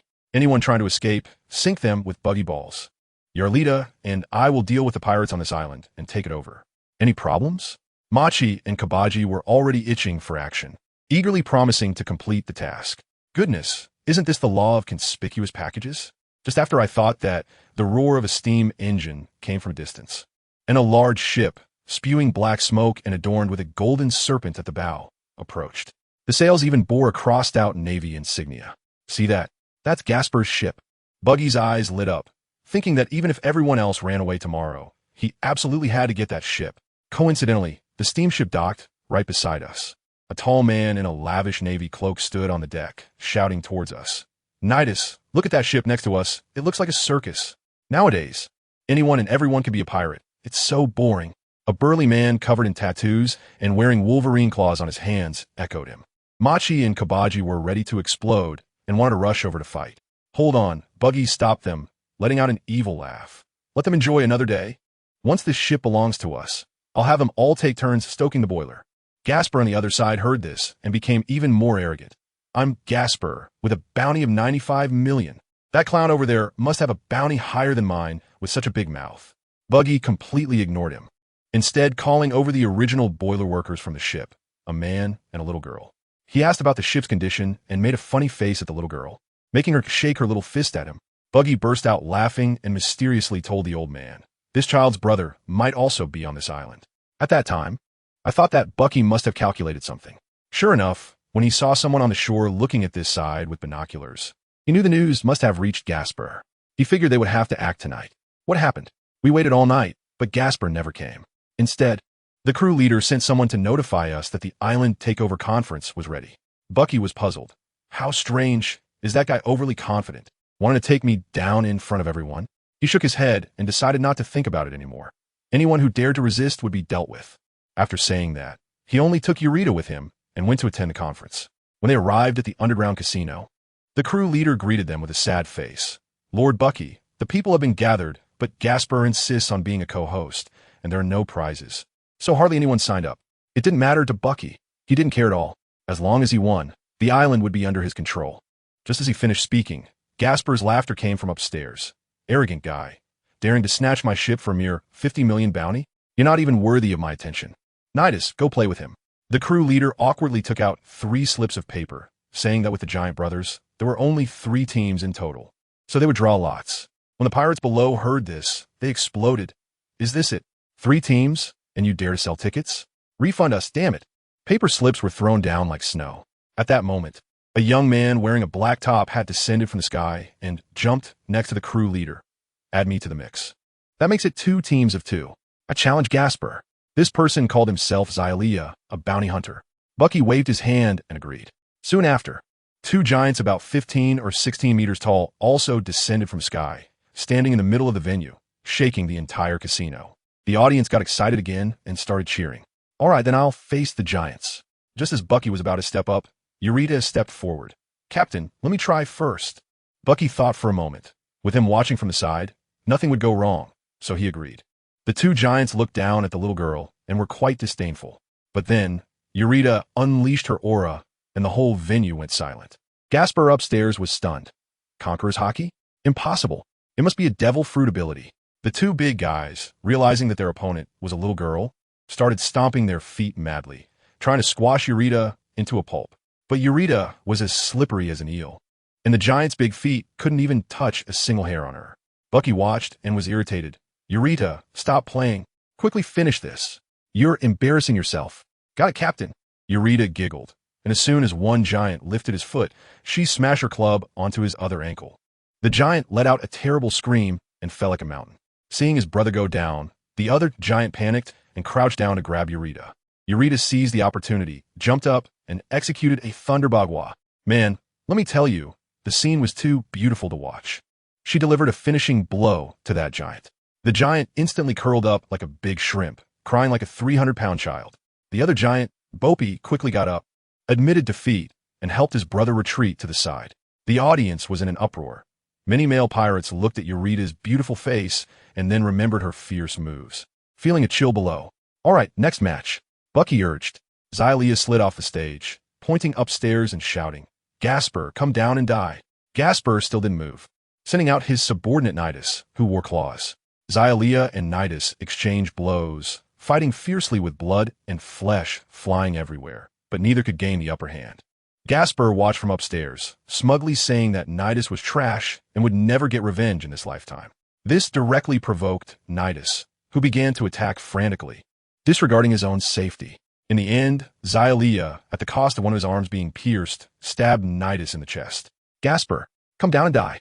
Xylia was covered in blood, leaning on his sword like a wounded lone wolf. Only then did Gasper slowly walk down, looking disdainful, just defeating a waste. What's there to brag about? I'm curious. What grudge do I have with you? What a grudge-less talk. Xylia's eyes turned red. It was you. You attacked my hometown. I could only watch as you threw my 3-year-old sister into the sea. Today, it's time for you to pay your blood debt. He roared and charged forward, swinging his sword down, directly splitting Gasper's head in half. But guess what? Not a drop of blood came out. What flowed from the split head was all green. Slimy stuff, still wriggling and trying to close up. Xylia missed his attack and quickly pulled his sword to stab at Gasper's heart. Gasper let out a maniacal laugh. Haha, useless. I'm a candy human who ate the candy fruit. This kind of attack doesn't even tickle me. Ha ha ha. As soon as I heard him laughing over there, I immediately dragged him into the kitchen next door. Who understands what the family is going through? The chef inside was completely stunned, his eyes nearly popping out. I don't have time to waste with them, so I just shouted, get out, and tossed all those cooks out. Then I threw the bleeding Gasper into the pile of fruit. Good grief, he was still being stubborn. Aha, what are you doing? You don't think that soaking my blood will turn ordinary fruit into a devil fruit, do you? Don't dream. Just give me a quick end. I thought to myself, how would I know if I don't try? Want to die? It's not that easy. I directly grabbed the banana, apple, and pineapple, and roughly stuffed them into his wound. Let me tell you, that scene made him twitch all over, howling and begging me to finish him off quickly. Feeling that the setup was about right, I picked up the knife imbued with dominance and plunged it straight through his heart. After finishing, I wasn't reassured. So I dumped all the nearby fruits onto him, stacking buffs, because the main goal was to increase the success rate. Then, I activated my observation hockey, scanning for changes in the pile of fruits while listening to the noises outside. After about 2 or 3 minutes, I pulled aside the fruits to take a look, and hey, those few fruits I stuffed and didn't change at all. My heart sank. Could it be a failure? Did I really have to do some ritual like Blackbeard? No, wait, didn't Caesar blow up the slime that ate the fruit directly? Just as I was about to give up and drag the corpse away, suddenly, right beneath his heart, I discovered a shiny green apple with that iconic spiral pattern. Ahaha, the gum fruit, I got it. Let me tell you, I couldn't hold back and laughed out loud. Not only did I get the bounty, but I also snagged a fruit for free. What a steal. But seriously, my emotions have been a bit uncontrollable lately. I keep wanting to laugh for no reason. It's quite strange. When I returned to the hall, carrying the corpse, wow, it was already a mess inside. Eureka was blocking the door alone, with a bunch of bodies lying at her feet, but she couldn't hold back the sheer number of people on the other side. It was like dumplings being thrown in. There were always stragglers trying to rush out amidst the chaos. Wow, I just left for a few minutes, and it got so lively, I directly used Shave to flash next to Eureka, threw Casper's corpse on the ground, pulled out my knife, and started randomly slaughtering those trying to slip out the door, instantly feeling overjoyed. Now the whole place went quiet. People began to whisper, "It's that monster clown." Even Casper, with a bounty of 95 million, has fallen. Some are already considering switching sides. Of course, there were also those hiding in the crowd, stirring the pot. There are a lot of people, huh? No problem. I smirked, unleashing my Conqueror's hockey without reservation, covering the entire room. Buzz. Except for Eureka, all the pirates. Every single one collapsed with their eyes rolled back. Not a single one stood. TCH, not a single one capable of fighting. How boring. I called Machi and Kabeji. How is it going at the port? Didn't he let anyone escape? Right? Captain Buggy, we did our best. But a few ships still slipped away from the corners. If they ran, it's no big deal. I directly woke up the boss of that casino. Although you weren't very effective, you know this island well. So from now on, you're the governor here. Manage it for me, deal? The guy was still a bit dazed, but once he saw my face, he instantly woke up, nodding and bowing like a garlic clove. Of course. I guarantee I'll manage Harnable for you properly. I turned to Yalta and said, wait for me to subdue this group of people. You stay here for now, and I'll give you the Braku as well. This is our first base. Very important, understand? Yalta was very reluctant and complained, why do I have to stay here alone? I frowned. Machi and Kabeji are not keeping the place. It's not like they won't come back. I'll go to the Seven Water City and then come back to pick you up. Only then did she reluctantly agree. At this time, one after another, some pirates woke up and tried to sneak away, but they were all blocked by Machi and Kabeji. I had Machi organize all the awakened people. Then I walked to the center of the hall and cleared my throat. Let me tell you, the moment I stood up, those people were more obedient than when they saw their own fathers. After all, the intimidation of just taking down nearly 100 million worth of big shots is no joke. Very good, very spirited. I started off as the old master of making grand promises, welcoming them to the Buggy Pirates. Our motto is simple. Make money, and still make money. Not afraid to tell you, I have already applied to the world government to become a Shichibukai. From now on, those who fly my flag will make the Navy take a detour. Are you excited? Long live Captain Buggy. Folks, that cheer was deafening. They all say the Shichibukai are just lapdogs, but when it comes to holding onto a big thigh themselves, it really smells good. Of course, the efficiency of those government officials is as slow as a snail, so everyone has to wait a bit. But no worries, we are already a major force now. Let's first turn Hanan Bar into a true pirate holy land, and then we won't have to worry about making money. Now let's celebrate. After painting such a grand picture, the entire casino returned to its noisy state, with drinks and meat served up. The next day, I set off with a fleet of over a dozen ships. Of course, some wanted to defect and run away, but without a second thought, I shot 2 buggy balls, sending them straight to feed the fish. Now, everyone straightened up and obediently lined up to follow me. However, we hadn't gone far when guess what happened? We ran into a lone Navy warship. My new subordinates were scared to death and asked if we should take a detour. I was so angry at the time. What nonsense! A single ship scared you all like this? Get closer. Whoever dares to retreat will be dealt with. Let me tell you, I'm really not aggressive. It's mainly because these guys have ulterior motives, and if we don't give them a good lesson, it won't work. It's just right to use this warship to practice and wear them down. On the opposite warship is a major named Dorgu, who is also tough and directly ordered to open fire. Goodness, the entire sea surface instantly turned into a mess. Pirates fighting the Navy fighting pirates, and some, pushed to their limits, are fighting on both sides. I saw that the timing was right, so I blew up 2 ships that wanted to escape, and then ordered, block the Navy's retreat, let the steamers come over, it's our turn to board. I jumped straight onto Gasper's steamship and charged towards a Navy warship. Major Dorgu, it's Gasper's ship, but the pirate flag is a clown. Who cares who it is? Prepare for an alongside battle. I directly stepped on a moonwalk and jumped onto the opposite deck, with bullets feeling like mere tickles. With a wave of my hands, I swept down a group of enemies. Duole charged at me with a knife. It's only natural for the Navy to capture pirates. Does that mean pirates can't strike back at the Navy? What kind of nonsense is that? I've set my eyes on this ship. He swung his knife at me, and I couldn't be bothered to dodge, allowing him to cut me in half. Then I unleashed my Conqueror's Haki, clearing the area once more. An hour later, my fleet set sail again. Although we lost half our ships, we gained a Navy warship, and our strength increased rather than decreased. I tied up Major Dorgu to interrogate him. Can your ship pass through the doldrums? He was quite tough. Humph. You pirate. Don't think you can escape to the 4 seas. Our ship has a phone bug for positioning. You can't get away. Oh, so it really can pass through the doldrums? I got the information I wanted, feeling secretly pleased. If I had known, I would have brought Zhang Ao along, with a little hypnosis. I could have asked anything. Lately, my mind has been increasingly like the old Buggy, always short-circuiting, filled with thoughts of money. Just as I was thinking, the phone bug rang. It was Locke. Captain Buggy, Zhang Ao, and I have infiltrated Baroque Works, codenamed Mr. 12 and Miss Saturday. By the way, the bounty for Straw Hat Luffy has been announced. 30 million. As soon as I heard it, I thought, wow, the plot is about to unfold. I immediately ordered. In 10 days, they will enter the Grand Line, so don't meet them. Find a way to transfer Mr. 5's group over there. Wait for Luffy to defeat them, and then you can follow the little garden and wait for me. After hanging up, we had a smooth journey and soon arrived at Water 7. The scene was shocking, with a fleet of more than a dozen ships that left the citizens stunned. Mayor Iceberg personally came out to negotiate. I got straight to the point and said I was Buggy the Clown, here to order ships. When he saw the naval warships in my fleet, his expression was priceless. Mayor Iceberg, don't be in such a hurry to refuse, I said. Noticing the glasses wearing secretary next to him, knowing full well that she was CP9's Califa, I then deliberately said, shall we talk privately? I have information about Carter. The moment the name Carter came out, Iceberg's expression changed instantly. He immediately sent Califa away and took me into a secret room. As soon as I entered, I felt something was off. It seemed like a door had opened and closed next to us. Not wanting to discuss matters in someone else's lair, I said, this secret room is too stuffy. I heard your bar is nice. How about we chat over drinks and you show me around? Iceberg, though puzzled, agreed for the sake of the information. As soon as we stepped outside, I effortlessly lifted him with one hand and, in front of all the shipwrights in CP9, flew away with a moonwalk.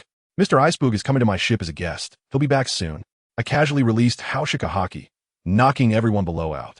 Back in my steamship's engine room, Iceberg nervously asked, your target is indeed the design of the Pluton. Ha ha ha ha. I laughed. You're overthinking it. I'm not interested in that useless blueprint. I just want you to help me build a merchant ship that can cross the Comm Belt. I want to establish a trade fleet that connects the 4 seas and the Grand Line. Think of how much money that would make. Hearing that I was here for business, Iceberg immediately relaxed, and his professionalism kicked in. I took out my rough sketch, although crude. The core concept, propeller hybrid power, immediately caught his attention. This design, genius. 300 million berries as a deposit. I'll make the decision. You first modify this steamship, and take the rest of the money to develop a new ship, and by the way, help train a group of crew members who understand maintenance. With the deal struck, I sent him back and casually reminded him, you have an undercover agent from the world government by your side. As soon as I landed, I saw Lucci and his group inciting the shipwrights to confront my men.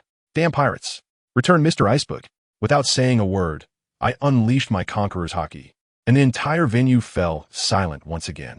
Icebegu quickly came out to explain, and the farce finally came to an end. In the following days, the transformation of the steamboat progressed rapidly. I called over the old boiler worker Baila, his granddaughter, and her recently recognized brother Xylia. I was hyping up Xylia. This ship will be handed over to you to be the captain. Just imagine, our trade routes will connect the four seas, and ordinary people will be able to travel and sightsee on the Grand Line. What a great endeavor this is. Goodness, not only did I get their 3 generations all fired up, but even HisMaster nearby was also PUAD, expressing the need to speed up the design of the new ship. My words are getting more and more powerful. However, my good mood didn't last long.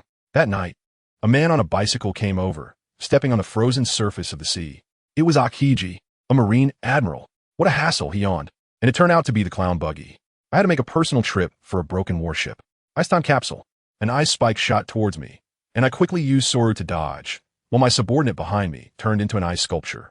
Throw the frozen ones into the sea to thaw. Get away from me, I yelled at the others. Aokiji instantly appeared in front of me, bringing a chill as he tried to hug me. I punched him with Conqueror's Haki right in the chest. Although he elementalized, he still took some damage. Alala. Haki.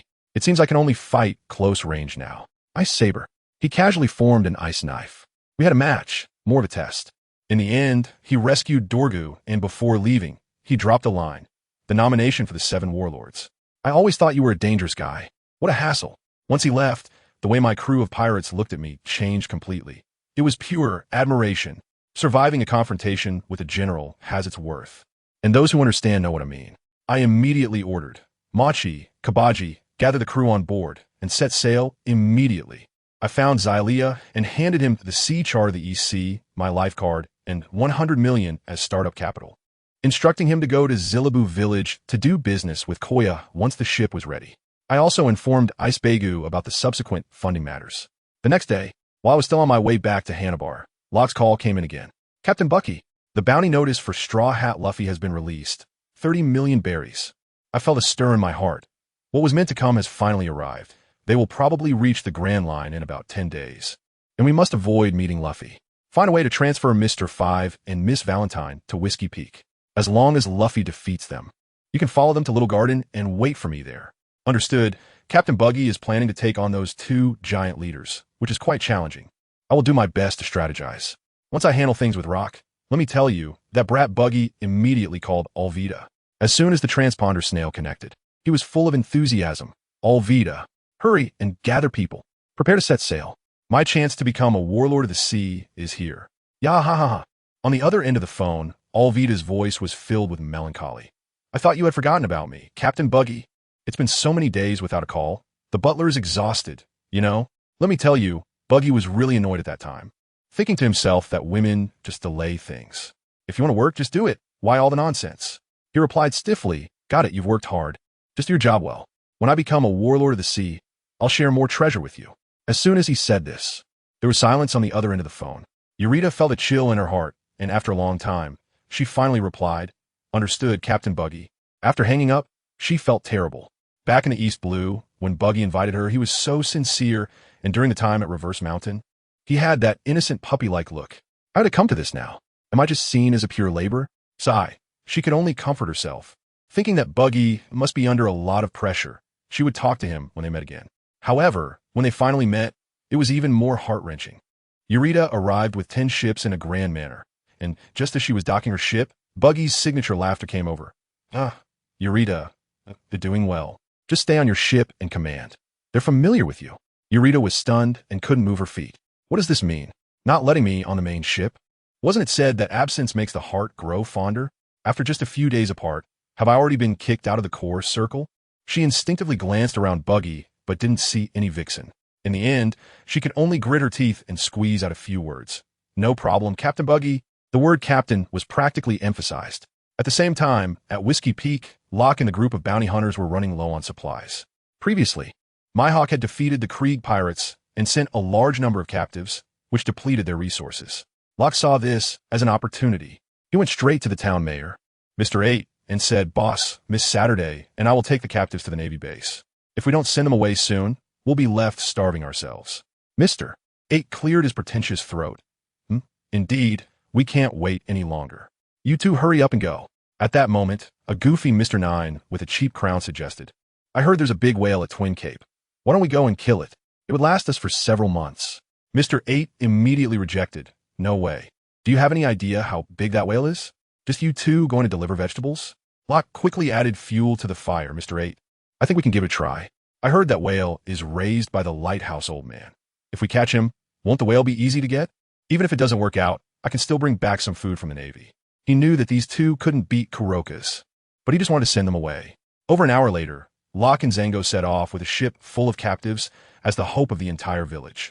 As soon as they entered the cabin, Zango couldn't help but ask, "Captain Locke, are we really going to the Navy base? What if we delay Captain Buggy's plan?" Let me tell you, Locke is truly ruthless. With a quick motion, he crushed the Eternal Pointer heading to the Navy base, hiding in the shadows, with only his glasses reflecting light. His voice was chilling. "I hate it when plans are disrupted.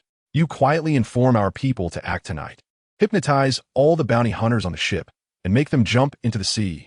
Let those captives watch closely. Captain Buggy wants to become one of the 7 warlords of the sea.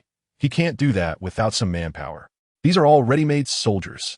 Zhang Ao asked, "Why not just recruit the bounty hunters?" Locke snapped back, "What are you thinking?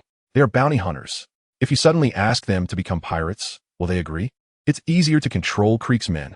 If it weren't for the limitations of your hypnosis, I would have already taken over a Navy base in the East Sea and become a local emperor." That night, the show began. Zhang Ao used the excuse of letting the captives get some air and called all of them and the bounty hunters to the deck. Then, he took out the circular ring and began to hypnotize the bounty hunters in front of all the captives. In the next moment, those bounty hunters jumped into the sea like dumplings, one after another, expressionless, making barely a splash. This scene frightened Creek's captives so much that they screamed for their lives. "Don't kill us. We're willing to do anything." Locke was waiting for this effect. He put on the 10 blades claws and waved his hand to cut all the ropes binding the pirates without hurting anyone. Then coldly said, "Quiet. If anyone shouts again, you'll go down to feed the fish. Let me tell you, we are also pirates. The fools who just jumped into the sea were from Baroque Works. And their boss, along with the one who hunted you down before, Hawkeye, are both warlords of the sea. You have now offended 2 warlords of the sea at the same time. You have 2 choices. Either jump into the sea like them or join us to take down Baroque Works. Choose." As a result, the captives became more energized, with 2 small leaders jumping out on the spot. "Brothers, we have a third option. There are just 2 of them. If we take them down, this ship will be ours, right? We are the Creek Pirates, the overlords of the East Sea. If we can't beat the 7 warlords, how can we not beat the 2 nameless underlings?" Zhang Ao took out a circular saw and was about to act, but Locke stopped him. "No need. When dealing with pirates, reasoning doesn't work. Fists are the hard truth. I'll handle it, and I will control the casualties." As soon as he finished speaking, Locke disappeared with a shave and appeared directly in front of the 2 shouting leaders, lifting them up with one hand as if they were chickens. Zhang Ao saw this and started laughing. "Captain, once you put on the claws, the casualties are bound to be high. Let me handle it." Saying that, he stepped into the crowd with a flamboyant spacewalk, swinging the circular saw like a whirlwind, causing blood to splash everywhere and screams to fill the air. In the cabin, the old crew members of the Black Cat Pirates peeked through the door, feeling nostalgic.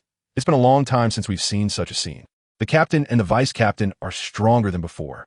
Before long, Locke shouted to stop. "All right, Zhang Ao, if you keep this up, everyone will be dead." The pirates still standing on the deck were already terrified. Once they saw the killing god stop, they hurriedly threw down their weapons, raised their hands, and surrendered obediently. Locke coldly watched all this, announced their formal joining, and then returned to the captain's cabin. He explained to Zhang Ao that he had already informed the Baroque headquarters about Princess Vivi's identity, and Mr. 5 and the others would arrive within 5 days. Now they just needed to wait for Luffy and the others to arrive on the island to reap the benefits. Zhang Ao was stunned, praising Locke for being a brilliant strategist. At the same time, while Locke was plotting, Buggy suddenly had a brainwave. He thought, can taking down just one old Sam be credited to him? Looking at his neighbor Blackbeard, how did he rise to power?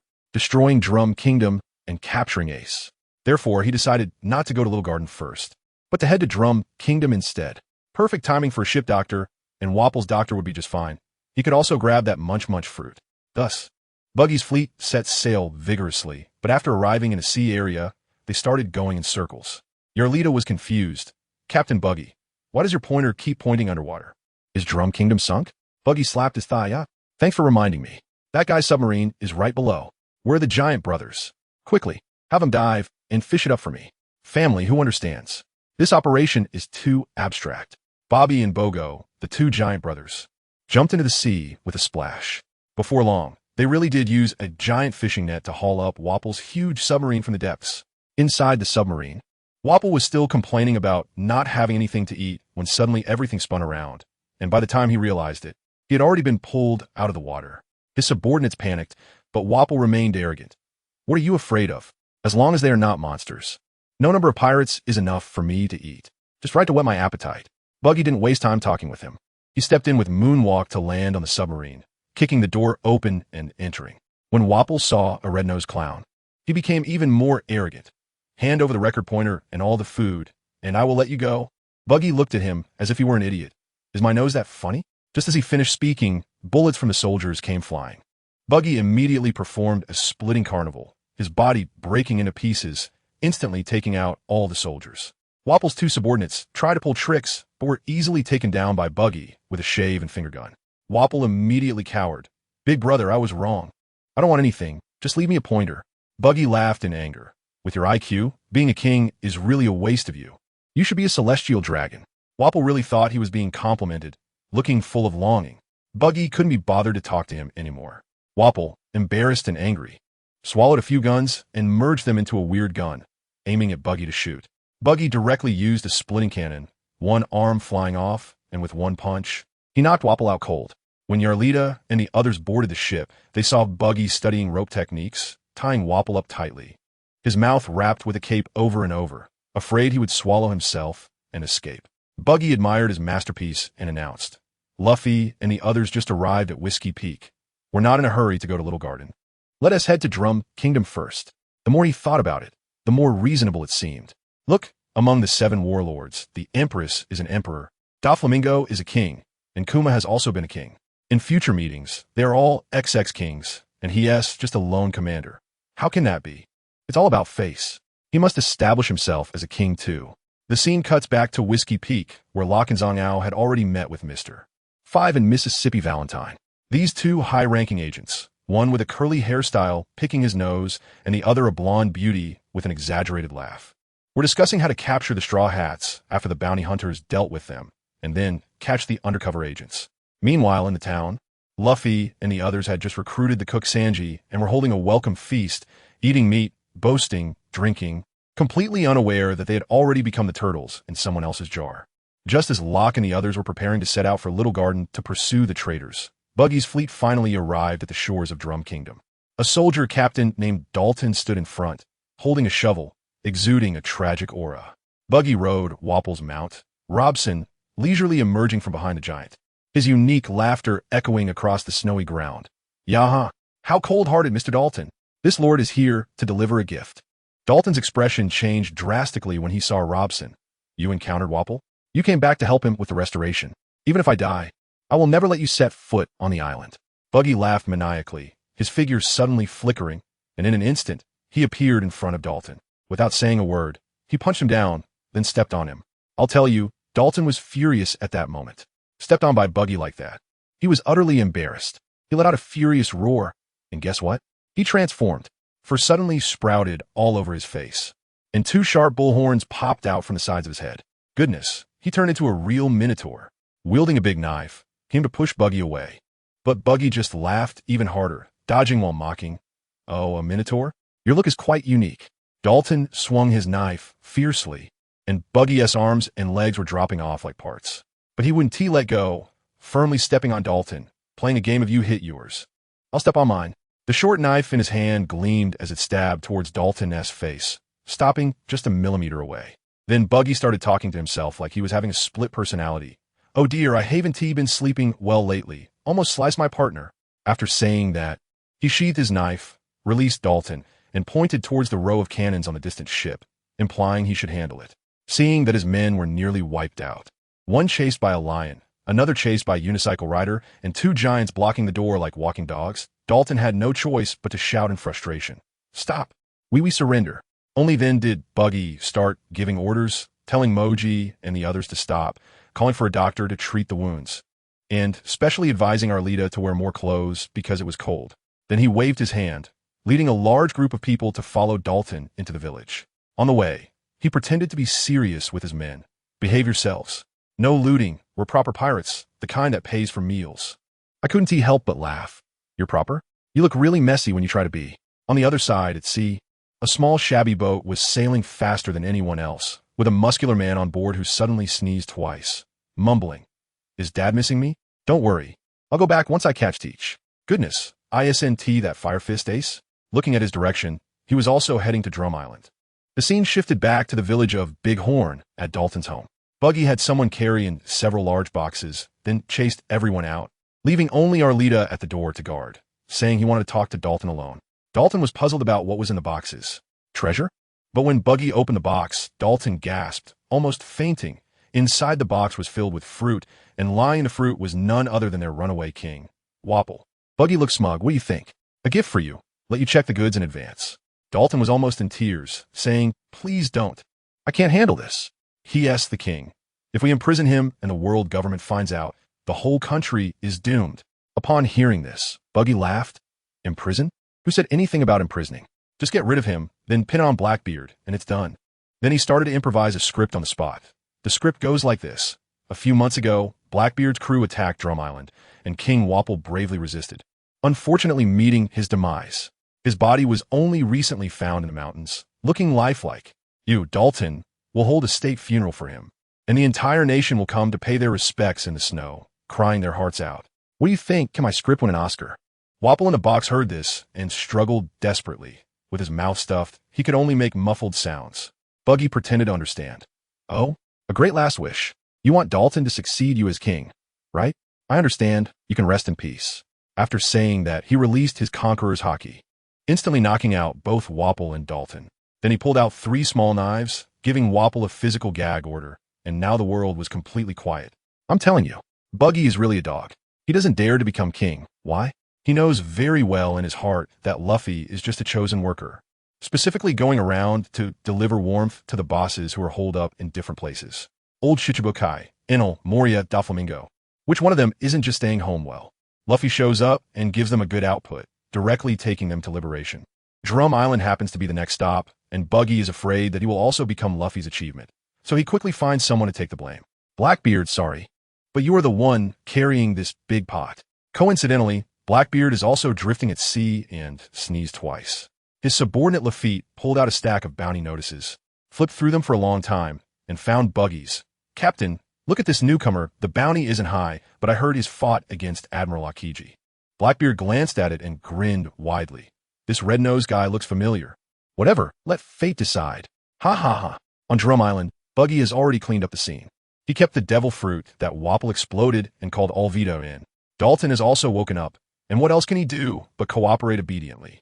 The 3 of them stuffed Wapple back into the box and found a place to bury him. As for those fruits that had saliva and tears on them, Buggy told Alvita to roll them in the snow for a couple of rounds and distribute them for his subordinates to eat. Alvita looked disgusted. After all, who could eat that? Everything settled, Buggy decided to head to Little Garden first. He gave Alvita a few instructions and prepared to set off.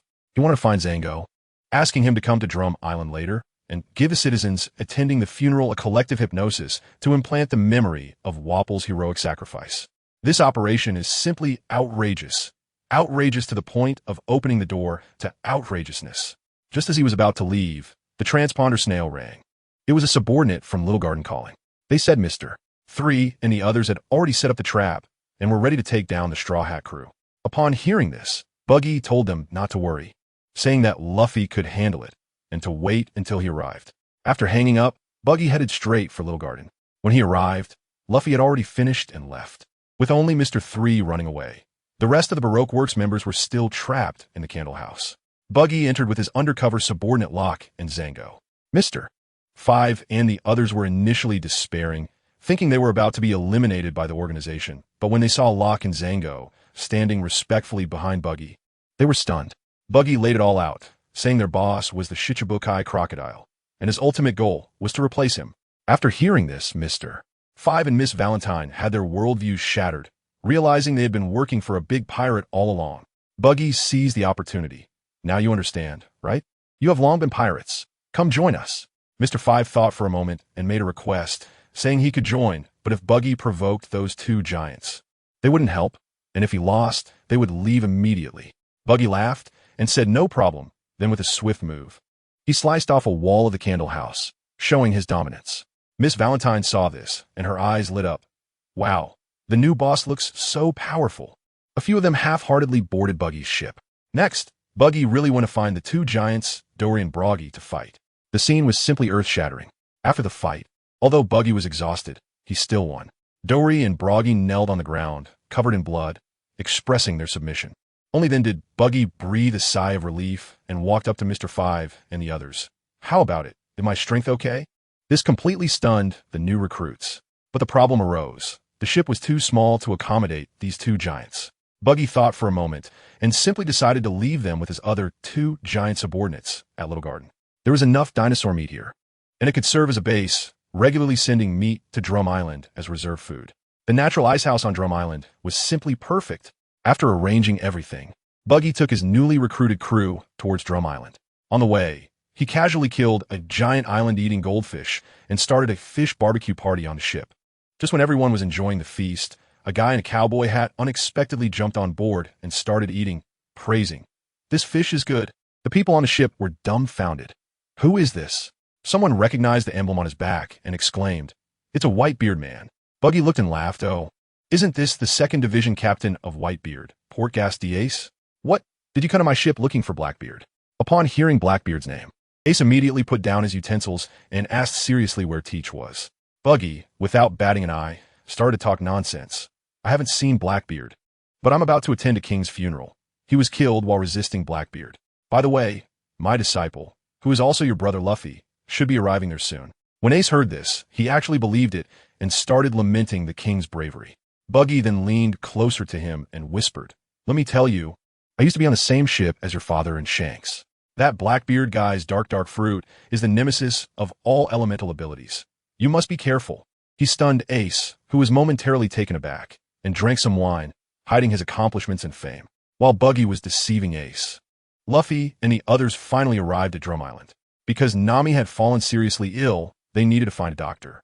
As soon as they landed, they encountered a group of people, led by a pink-haired uncle who claimed to be the new king of Drum Island, Josgard. This guy is Wapple's brother, who was kicked out years ago and now came back to seize the throne after hearing that Wapple had died. Luffy didn't care about any of this and immediately asked, "Uncle, where can we find a doctor?" Josgard, initially quite arrogant, saw Luffy was a pirate, and his eyes turned, immediately changing his tone to warmly invite them to the castle, saying the best doctors were there. He was calculating in his heart, trying to trick Luffy and the others into the castle to capture them for a public execution during his coronation to establish his authority.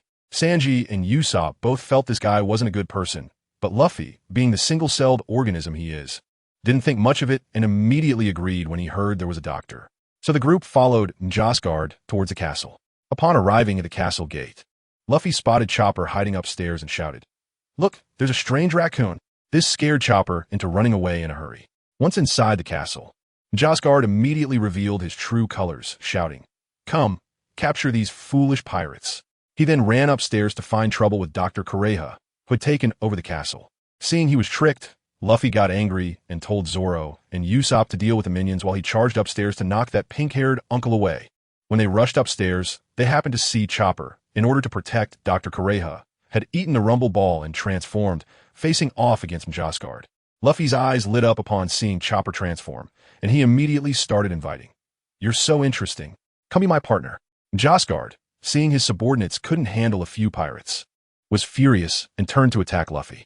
Dr. Kureha remained calm, took a sip of wine, checking on Nami while urging Sanji, "Curly-browed kid, hurry and help your captain. That guy is a user of the poison fruit and can unleash toxins." Sanji lit a cigarette, but his eyes were fixed on Dr. Kureha, treating Nami, saying, "Don't worry. Old lady, although Luffy is an idiot, he's very strong in a fight." Dr. Kureha, annoyed by his gaze, waved her hand. "Get lost, you lecherous brat. Don't be a nuisance here." I was furious at that moment. "Hey," I said to that old hag, "do you know what inner beauty is?" As a result, she suddenly pulled out a bunch of throwing knives from who knows where and started throwing them at me, just like rain. I could only roll and crawl away. When I finally made it to the top of the castle, let me tell you, the scene was unbelievable. Luffy was wrapped up in disgusting mycelium like a mummy, unable to move, while a pink-haired guy next to him was laughing maniacally, saying he was going to capture us all and kill us with poisonous mushroom spores in front of the entire nation. Luffy was still shouting, "If you have the guts, let me go, you pink-haired bastard." Family, who understands? My blood pressure shot up right away. Just then, Zoro and Usopp arrived after dealing with the minions. And I quickly shouted, Usopp, light up. This pink-haired guy is a mushroom fruit user. The old doctor said he is afraid of fire. Usopp understood instantly. Ultimate attack, gunpowder star. One shot, and the mycelium on Luffy was instantly burned away. The next second, I tell you, our captain took off right there. Second gear, steam rubber form. His whole body was bright red and steaming. And with one move of Gum Gum Jet Rocket, he blasted that pink-haired guy off the mountain. And he disappeared without a trace. But here's the amazing part. While we were fighting for our lives, the common people down the mountain were completely unaffected.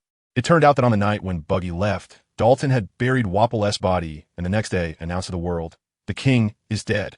Prepare for the funeral. He even specifically found Alrita and asked her to lower the pirate flag first because in a few days, the world government people would come to pay their respects, and they had to put on a show. Alrita, while playing with her hair, said, don't worry. Captain Buggy has everything arranged.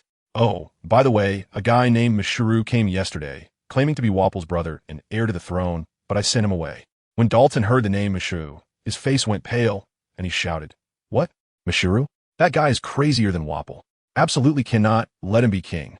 He told Alrita that Mishuru had once used a cannon to launch toxic mycelium into the country to test his fruit powers, killing over half the citizens. Because of this, the Drum Kingdom had to develop its medical system desperately, becoming a medical powerhouse. After hearing this, Alrita pouted but still called Buggy. The voice was sweet. Captain Buggy, have you missed me? But Buggy on the other end was as cold as ice. If you have something to say, say it. If not, hang up, I'm on my way. Alrita's face went stiff, but she still mentioned Mishuru. Buggy remained calm. Oh, the mushroom fruit, huh? Afraid of fire? I just happened to bring along a professional fire user by. Click, the snail phone hung up. Goodness. Alrita was so angry that she threw the poor snail into a snow pile. Machi tried to advise her, but got scolded instead. What do you know about our couple's affairs, you single dog? Go play with your lions. The next day, Buggy really came back, and Wapple's funeral was set for that afternoon. Just when everyone thought everything was over, that pink-haired guy Mishru, who had been blasted away, returned. He stood on top of the castle, pulled out a big black spore bomb from his stomach, and laughed maniacally. Straw Hat Kid, today, not only is Wapple being buried, but you all will accompany him to the grave. The whole country will disappear. Luffy and the others were stunned at that moment. Wanted to take action, but fearing the bomb would explode, which would doom the entire nation. Just at that critical moment, I heard a familiar lewd laugh from the sky. Yeah, Ace, look, this guy seems to be Luffy's enemy. As soon as we looked up, we saw Baki floating in the sky with a moonwalk, and beside him stood a man engulfed in flames. The man casually looked at Musho below and said, Luffy still knows how to cause trouble, huh? Whether it's poison or bombs, just burn them all away. As soon as he finished speaking, he stretched out his arm, and with a fiery punch, a flame brighter than the sun erupted instantly, completely engulfing Musho along with the bombs. The scream lasted less than a second, and all that remained was a pile of ash. I tell you, that scene was centered around a thin veil. Luffy shouted excitedly, Ace, Master Buggy. We were all stunned, and Usopp was shaking in fear. It's too scary. He burned someone to ashes in an instant. After Ace landed, he politely bowed to us. I am Luffy's brother. My stupid little brother has caused you trouble. The contrast was striking. Just a moment ago, he was decisive in battle, and now he was as gentle as a neighborly big brother. Chopper peeked out from behind the door and was scared away by a single word from Buggy. Then, Buggy went to negotiate business with Kureha, inviting her to the funeral and notifying her. Dalton is going to be the new king, and I'm taking away half of the doctors. Kureha agreed immediately, and the two argued fiercely over the profit sharing of the collaboration, eventually settling on 12 of the income, while also covering the salaries of all the doctors. The funeral in the afternoon was outrageous. Reporters and officials from all over the world showed up, and the host was Zhang Ao. He held a loudspeaker, directing everyone to focus on a cross, then began to hypnotize. Although Wapple was a bastard, a beast, in the end, he bravely fought against Blackbeard to protect the country and died in battle. He is a hero. His dying wish was for Dalton to inherit the throne. Goodness, he was directly altering history on the spot. Usopp was stunned and asked Buggy what was going on. Buggy calmly replied, to make Dalton's claim to the throne legitimate. This hypnosis will wear off in half a month, and by then you can dig him up and scatter his ashes if you want. After that, a huge cross descended from the sky, planted in front of Wapple's grave. After the ceremony, there was a banquet. Luffy and Ace competed to see who could eat more, and halfway through, They both fell asleep. Usopp was bragging to Chopper, scaring the little reindeer into a daze. Meanwhile, on Buggy's side, Yarlita and another beauty, Machida, were fighting over him, nearly flipping the table. The next day, Dalton came to thank Buggy politely. Buggy immediately tossed out a contract. Verbal agreements are unreliable. Sign a contract. Dalton wanted to refuse, saying signing a contract with pirates would have a bad influence. Buggy's face darkened immediately. Just became king and you're giving me bureaucratic talk? 5 of Blackbeard's men could destroy a country, and I now have 20 ships. Do you think I can do it more thoroughly? Dalton broke out in a cold sweat and tremblingly signed the agreement. Over here, Luffy finally convinced Chopper to board the ship. When they were leaving, Dr. Kureha put on a big show, having the soldiers fire a special powder into the sky with cannons. And the entire Drum Kingdom was covered in pink cherry blossom snow. Chopper cried loudly on the ship, shouting that he would definitely become A. We just left. And Buggy's fleet has also set sail. He received a call on the ship from someone in the EC, saying that the deal with Miss Koya was complete and asking if they should bring Koya along to the Grand Line. Buggy flatly refused, saying, "What kind of joke is that? If she leaves, I'll lose the coordinates of the EC. Let her stay put and make money for me." After hanging up the phone, Buggy called Machi into the room and took out the Bari Bari no Mi that Wapol left behind after his death. "Machi, you've been with me the longest, but your strength is a bit lacking. Eat this, and you'll become stronger." Without hesitation, Machi swallowed the fruit in a few bites, complaining that it tasted terrible. Then, Buggy announced the next plan. First, go to Water 7 to see my new ship, and then head to Alabasta, hoping to catch the exciting showdown between Luffy and Crocodile. Meanwhile, the whole world was in an uproar because of Buggy. Blackbeard, holding Buggy's bounty of over 100 million, decided to ambush him at the Sabati archipelago. In the New World, Mihawk found Shanks and handed him Luffy and Buggy's bounty notices. Upon seeing them, Shanks burst out laughing, saying, "Let's throw a party." We all didn't know that Buggy's bounty had skyrocketed to 130 million. He remained very calm and told his subordinates, "The higher the bounty, the greater the influence, which increases my chances of becoming a warlord of the sea." The fleet arrived grandly at Water 7. Buggy went straight to the headquarters of the Carrera Company, but was stopped at the door by Mayor Espagu's secretary, Califa, who said the mayor was resting. Buggy didn't even look at her and directly picked her up, tossing her to his subordinates Yarlita and Machida. "Keep an eye on this one." Then he pushed the door and entered. Espagu, in his pajamas, was drawing plans and was surprised to see Buggy. Buggy said, "Your secretary said you were resting, so I had my men watch her." Upon hearing this, Espagu became anxious and asked Buggy to let her go. Buggy laughed. "An ordinary girl? How could CP9 have an ordinary girl? I advise you to stay away from her." Espagu, looking skeptical, said Califa had been his secretary for several years, so it was impossible. As they spoke, they walked out of the office and immediately saw Machida wrapping around Califa like an octopus from behind, with Califa looking pained. Upon seeing Espagu, she shouted like she had found a savior. "Mr. Espagu, help. My waist is going to break." Espagu hurried forward to pull her, but no matter how hard he tried, Califa remained unmoved, and instead, she screamed even louder. I have to tell you, the one who was really pressuring Califa was not a heavy object, but that woman named Machida on Buggy's ship. With a playful smile, she raised her hand, and Califa immediately went limp, being supported by Acebug. Acebug's face turned dark as he said they wouldn't receive guests today and needed to take care of Califa. But Buggy directly acted like a rogue, saying, "That's not acceptable. I'll have my people help her walk." Goodness, this isn't a negotiation at all. It's pure threat. Buggy snapped his fingers and Yarlita understood, smashing a big hole in the floor and preparing to drag Califa away. Acebug was immediately anxious, saying this was too much. Buggy directly stepped in front of him with a moonwalk, grabbing his collar and saying, "Looks like I gave you too much face earlier. You think I don't know about her investigating the underworld? That blue-haired pervert isn't human, right?" One sentence left Acebug speechless. After dealing with Acebug, Buggy started a meeting on the spot, appointing someone named Xylia as an envoy, sending him back with most of the people to expand a shipyard in their hometown. Xylia was quite confused, saying they were abandoning the East Blue route right after it opened. Buggy directly schooled him. "Expand your vision. Why one is not just one route, but a network, a trade network that connects all the islands. Right now, production can't keep up. Hurry back and boost the ships." A few words convinced Xylia, who left with the fleet in a grand manner. As for Buggy, he stayed with the flagship and a few newly equipped steamships, heading straight for Alabasta. Meanwhile, Luffy and the others had already arrived in Alabasta. This place was a complete mess, with the Royal Army and the Rebel Army fighting every day. But the real mastermind, Baroque Works, was still plotting a big move.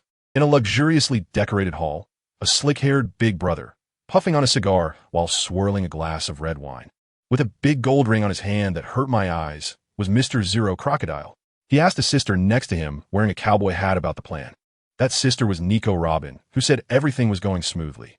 Mr. 2 had disguised himself as the king to stir things up, just one step away from success. Upon hearing this, Crocodile was satisfied and directly ordered Operation Paradise initiate early. When all the senior agents gathered, they realized their boss was actually the Warlord Crocodile, who understands what it's like to work for pirates for so long. But no one dared to speak up, especially after witnessing Mr. 3, who had failed the previous mission, being turned into a dry corpse right before their eyes. They all acted like quails, expressing their determination to complete the mission. On the other side, Luffy, true to form, got lost again.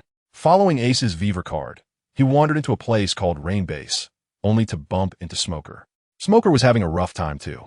After being beaten by Buggy in Lowtown, he had been seething, chasing after him to the Grand Line. Through listening to the Den Den Mushy, he not only heard about Baroque Works conspiracy, but also the name Buggy, which triggered his PTSD. Now, with both old and new grudges, he decided to stake out in Alabasta. He saw Luffy and immediately asked, Straw Hat Kid, "What are you doing here, stirring up trouble? What is your relationship with those Baroque guys? Speak honestly." With his mouth stuffed, Luffy didn't even look up and blurted out, to defeat Crocodile and help Vivi save her country. Just as Smoker was about to ask more, Ace dropped down and blocked the middle.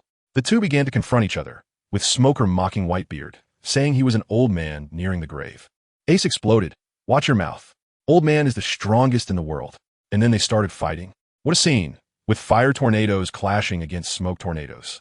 While fighting, Ace urged Luffy to run, but Luffy, carefree, stuffed his mouth with food, turning into a ball and getting stuck in the doorframe. It was Ace who had to kick him out. Returning to Luffy's companions, they weren't so lucky. They hurried to Rain Base, preparing to raid Crocodile's main base, the casino. Meanwhile, Buggy was also having a rough time. After drifting at sea for several days, guess what? The compass was spinning wildly, leading them to a place called Gaia Island. This place clearly wasn't good news, a pirate den. Buggy thought since they were there, they might as well resupply, but as soon as his men landed, they were beaten up by a group of people. One arrogant guy with long golden hair and a scar over his left, I was trampling on Buggy's men, while laughing mockingly. "Is this all you've got? Your captain's over 100 million bounty must be just for show, right? These few ships are nice. I'll take them for Lord Doflamingo." I have to say, Buggy was incredibly calm, leaning against the bow of the ship like a commander, calling out names one by one. "Jim, Michita, Zango, each of you guard a ship. Kabaji, Rock, go deal with that guy with the sword. Eureka, that golden retriever is yours. Let me see how well you've trained your dominance." That golden retriever was the hyena Bellamy, and upon seeing a woman, he became even more arrogant, his legs springing up like springs as he shot back. On the other side, his subordinate named Sachis was also entangled with Kabaji and Rock. Bellamy was too slippery, relying on the spring fruit to bounce crazily between walls and the ground. Moving so fast he seemed to disappear, only the sound of bang bang bang from collisions could be heard. Rock wasn't a pushover either. Using a technique called Shovel of Death, he became erratic, and the two fought fiercely. Buggy transformed into a live commentator, shouting out for an immersive experience. "Welcome to the no reward guessing game. Which is stronger, the spring shock or the invisible slash? In the end, will victory belong to the hyena or black? Place your bets." Other pirates on the island actually started to place bets. In the end, Rock was superior. He first chopped down all the buildings Bellamy could use to gain momentum, forcing Bellamy to attack prematurely. Rock withstood the shockwave, slicing with his sword, and ultimately managed to stop Bellamy, who was like a cannonball. Bellamy was covered in blood and passed out on the spot. Only then did Buggy leisurely walk off the ship, haul Bellamy onto the ship and lock him up, then stroll over to the betting booth with a smile, taking half of the betting money, and not a single pirate dared to say a word. After resupplying, the fleet continued its journey and finally arrived at Alabasta a few days later. Just as they entered the inland river, they encountered Smoker again. Smoker warned him to scram. Buggy jumped to the bow and laughed loudly. "Me? I'm here to set things right and kick Crocodile down so I can take his warlord position." Smoker probably felt Buggy was too troublesome and let him pass, planning to come back when they were both injured. Buggy's fleet sailed all the way to the capital, Alyabarna. where the city was already a mess. He left Rock to guard the ship and charged into the city with his elite team. On the way, they saw Mr. For in Miss Merry Christmas knocked out, Buggy couldn't even be bothered to glance at them and just walked past. Their group was too eye-catching. As soon as they entered the square, they were spotted by Nami and the others, with Usopp mumbling that Buggy must be in cahoots with Crocodile. Princess Vivi also saw them and rushed over to question Buggy. Buggy looked displeased. "I say, Princess, think a little, will you? If I were with him, you guys would have been wiped out by now." Vivi couldn't care less and said there was a giant bomb in the city that would explode in a few minutes and begged him for help. Buggy's eyes twinkled. "Simple. I know where it is. However, after it's done, we need to talk about the reward." Vivi gritted her teeth and agreed. Buggy then pointed to a distant clock tower and said, "The bomb is up there." He sent Machida and Jem to deal with it. But these two goofballs messed it up again. Machida's 1-ton weight directly smashed through the clock face, and a big black ball fell from the sky with the two of them like dumplings. Everyone was stunned, thinking they were doomed. At that critical moment, I watched as Buggy started cursing and his body suddenly scattered. His palm caught the bomb, and then his body connected piece by piece like building blocks, slowing the bomb's descent with each piece until it was safely placed on the ground. Just as everyone breathed a sigh of relief, Buggy poured cold water on them. "Don't celebrate too early. See, it's on a timer. We still have to disarm it." At that moment, the kingdom's guardian, Bell, the large falcon, flew over, saying he would sacrifice himself to take the bomb away. Buggy stopped him. "Don't move. It's unstable now. Any movement will cause it to explode." Everyone was at a loss. Buggy scanned around and finally fixed his gaze on Jem, revealing a strange smile. "We can only try this." Everyone stepped back. "Jem, it's time to test your capacity." Jem looked confused. "Boss? What do you mean by test capacity?" Just as he was about to finish his sentence, he saw Buggy conjure 8 small knives in his hand, glowing with dark light, and in a flash, he cut the big iron ball into dozens of pieces, stuffing them all into Jem's mouth. In the next second, Jem exploded like a balloon, bursting right there. I tell you, the scene was incredible. He inflated into a huge ball, his eyes almost popping out from behind his sunglasses, his curly hair exploding into cotton candy, and steam spraying everywhere. If Buggy hadn't covered his mouth tightly, I reckon he would have shot off into the sky on the spot, after a long wait for him to return to normal. Jem's first words were, "Water. Water. I'm choking to death. This thing is too dry." Buggy, with his hands on his hips, laughed wildly. "Yeah, dream on. This is a water-scarce country. Hold on. When you see Vivi's father, you can drink to your heart's content. This move of mine is simply genius." Everyone nearby was dumbfounded, standing there like they had crashed, unable to speak for a long time. Princess Vivi, at this point, didn't even have time to thank him. She shouted desperately at the two fighting groups, trying to get them to stop. I thought to myself, "Girl, shouting your throat out is useless." Sure enough, Buggy slipped over to her side, looking like he was saying, "You can't do it. Watch me," and then swaggered into the center of the battlefield, shouting, "Everyone give me some face. Stop." Good heavens, what happened next was unbelievable. Buggy's eyes widened, and an invisible pressure swept over the area. Wherever it went, whether it was the king's army or the rebel army, they all fell down as if the power had been cut off, thudding to the ground. In a few seconds, the entire battlefield was as quiet as a library. Folks, who understands? This is the legendary Conqueror's Haki, a pure human crowd control device. Princess Vivi almost fainted from the shock. Luckily, her falcon Bell blocked in front of her. Jem next to her was also stunned, murmuring, "Damn, this new boss's strength is a bit outrageous." On the other side, the timid trio also slowly woke up, with Usopp covering his nose and calling Chopper to treat his injuries. Just then, Zoro and Sanji finally arrived, and the two immediately started arguing upon seeing each other. Well, the Straw Hat crew was finally complete, but we hadn't taken a few steps when the whole city suddenly began to shake violently. The ground cracked, buildings collapsed, and a shadow shot up into the sky. I focused and saw that it was Crocodile. At the same time, the sand and dust in the sky weakened instantly, and then sparse raindrops began to fall. Luffy won. Nami screamed. Heavy rain poured down, and everyone stopped fighting. King Cobra stepped forward to clarify the misunderstanding, and the internal conflict finally came to an end. Soon, Tashigi arrived with the Navy to take the half-dead Crocodile away. She glanced at us and surprisingly didn't arrest the Straw Hat crew, just called her troops back. At this moment, Buggy suddenly said to Yorita, "You guys go back to the ship first. I have something to discuss with Smoker." After saying that, he ghosted behind Tashigi, following her all the way to the Navy warship. As soon as Smoker saw him, he exploded. "Clown Buggy, what do you dare do to my lovely subordinates? I won't let you off." Buggy dug in his ears, completely ignoring him, and directly said, "Yah, I'm here to borrow a din-din mushy from you." Smoker naturally refused, saying it was Navy confidential. Buggy raised an eyebrow. "So there's nothing to discuss?" Just as the two of them were at a standoff, the phone bug beside them started ringing. Smoker, while keeping an eye on Buggy, answered the phone, only to find out that the higher-ups in the Navy were notifying him of a promotion because he had defeated Crocodile. Let me tell you, Smoker was furious on the spot, shouting into the phone bug, "Did you check the report? It was the Straw Hat Kid, Luffy, who defeated Crocodile. It has nothing to do with us." Taking advantage of his anger, Buggy quickly appeared behind him, snatched the phone bug, and said into it, "Hello. Connect me to Admiral Sengoku. I want to discuss taking over as a warlord of the sea." Smoker was stunned, but then he thought that it would be a good opportunity to see the true colors of those high-ranking officials. So he tossed the phone bug to Buggy. Once the call was connected, Sengoku's voice came through. "Smoker, this is Sengoku." Before he could finish his sentence, he saw the face of the phone bug turn into Buggy's clownish red-nosed visage. "Yaha, the wise Sengoku, right? I'm a pirate, Buggy. Did that old man Garp mention me? Now that a warlord position is open, it's my turn, right?" Buggy was incredibly arrogant. Sengoku was clearly taken aback for a moment, then started to speak in bureaucratic terms, saying that this matter needed to be discussed and asked Buggy to show some sincerity. Buggy coldly laughed and replied, "The sincerity I've shown is already enough. If there's no result within 3 days, I'll just have to demonstrate my strength myself, and I hope you like it then." After saying that, he hung up the phone with a snap.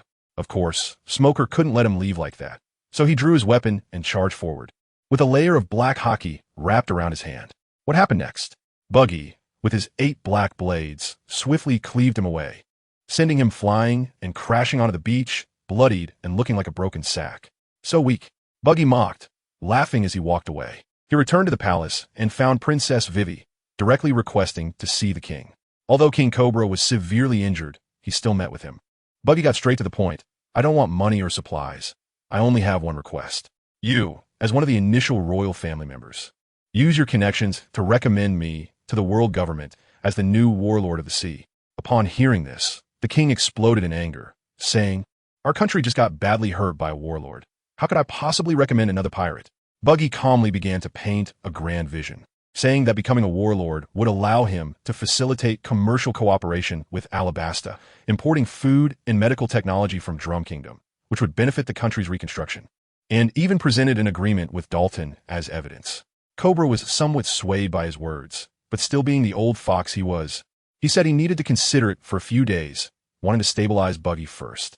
Once Buggy left, he discussed it with Vivi and ultimately decided to play a waiting game, agreeing to the commercial cooperation and postponing the warlord matter. The next day, Vivi delivered this lukewarm news to Buggy. After hearing it, Buggy showed no expression and simply said, "Got it," and sent them away.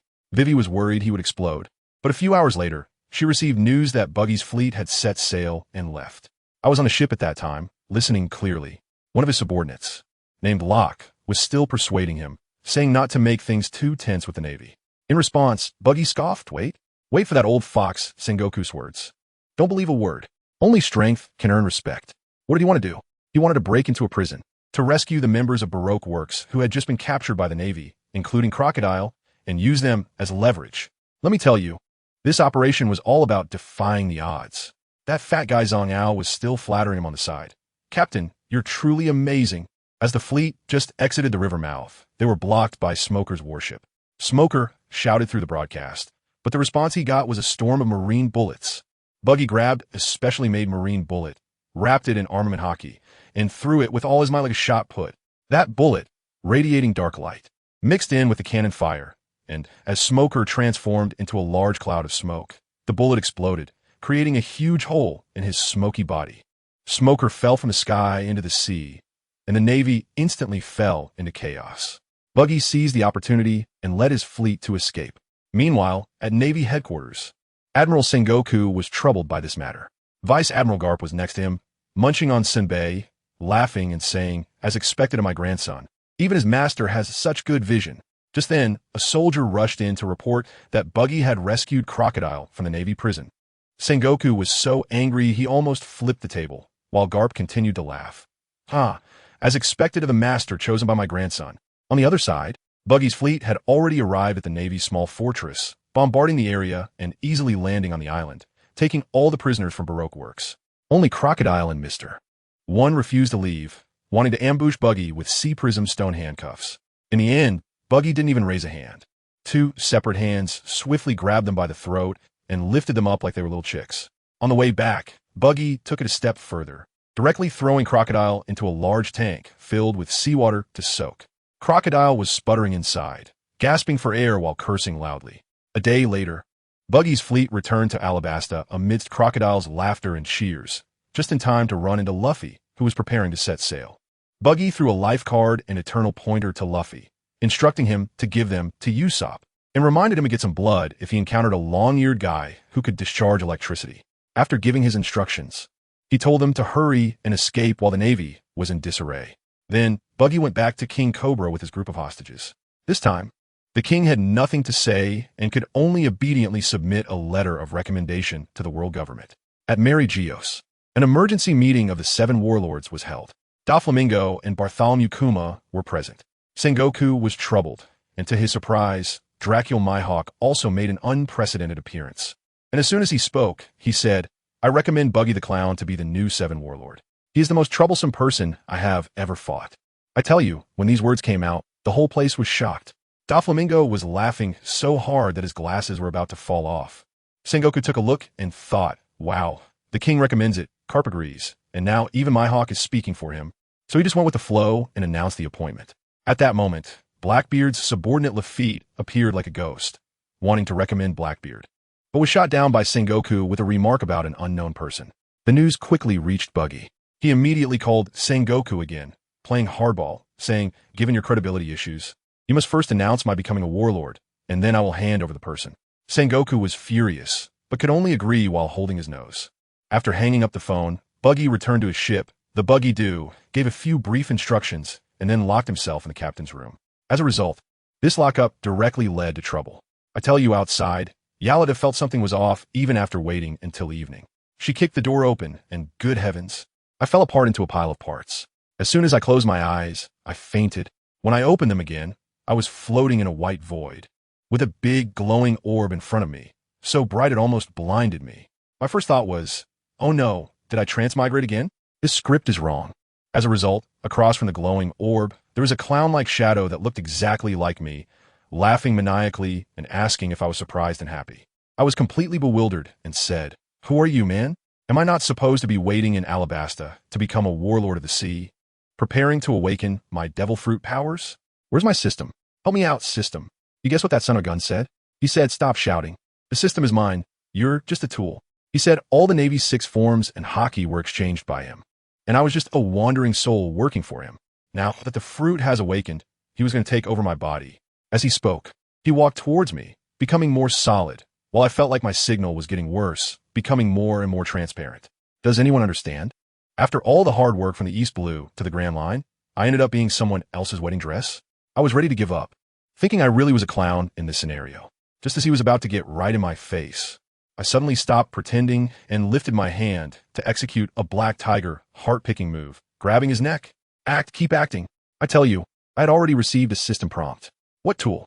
This guy was just a part of my split soul, playing mind games with me.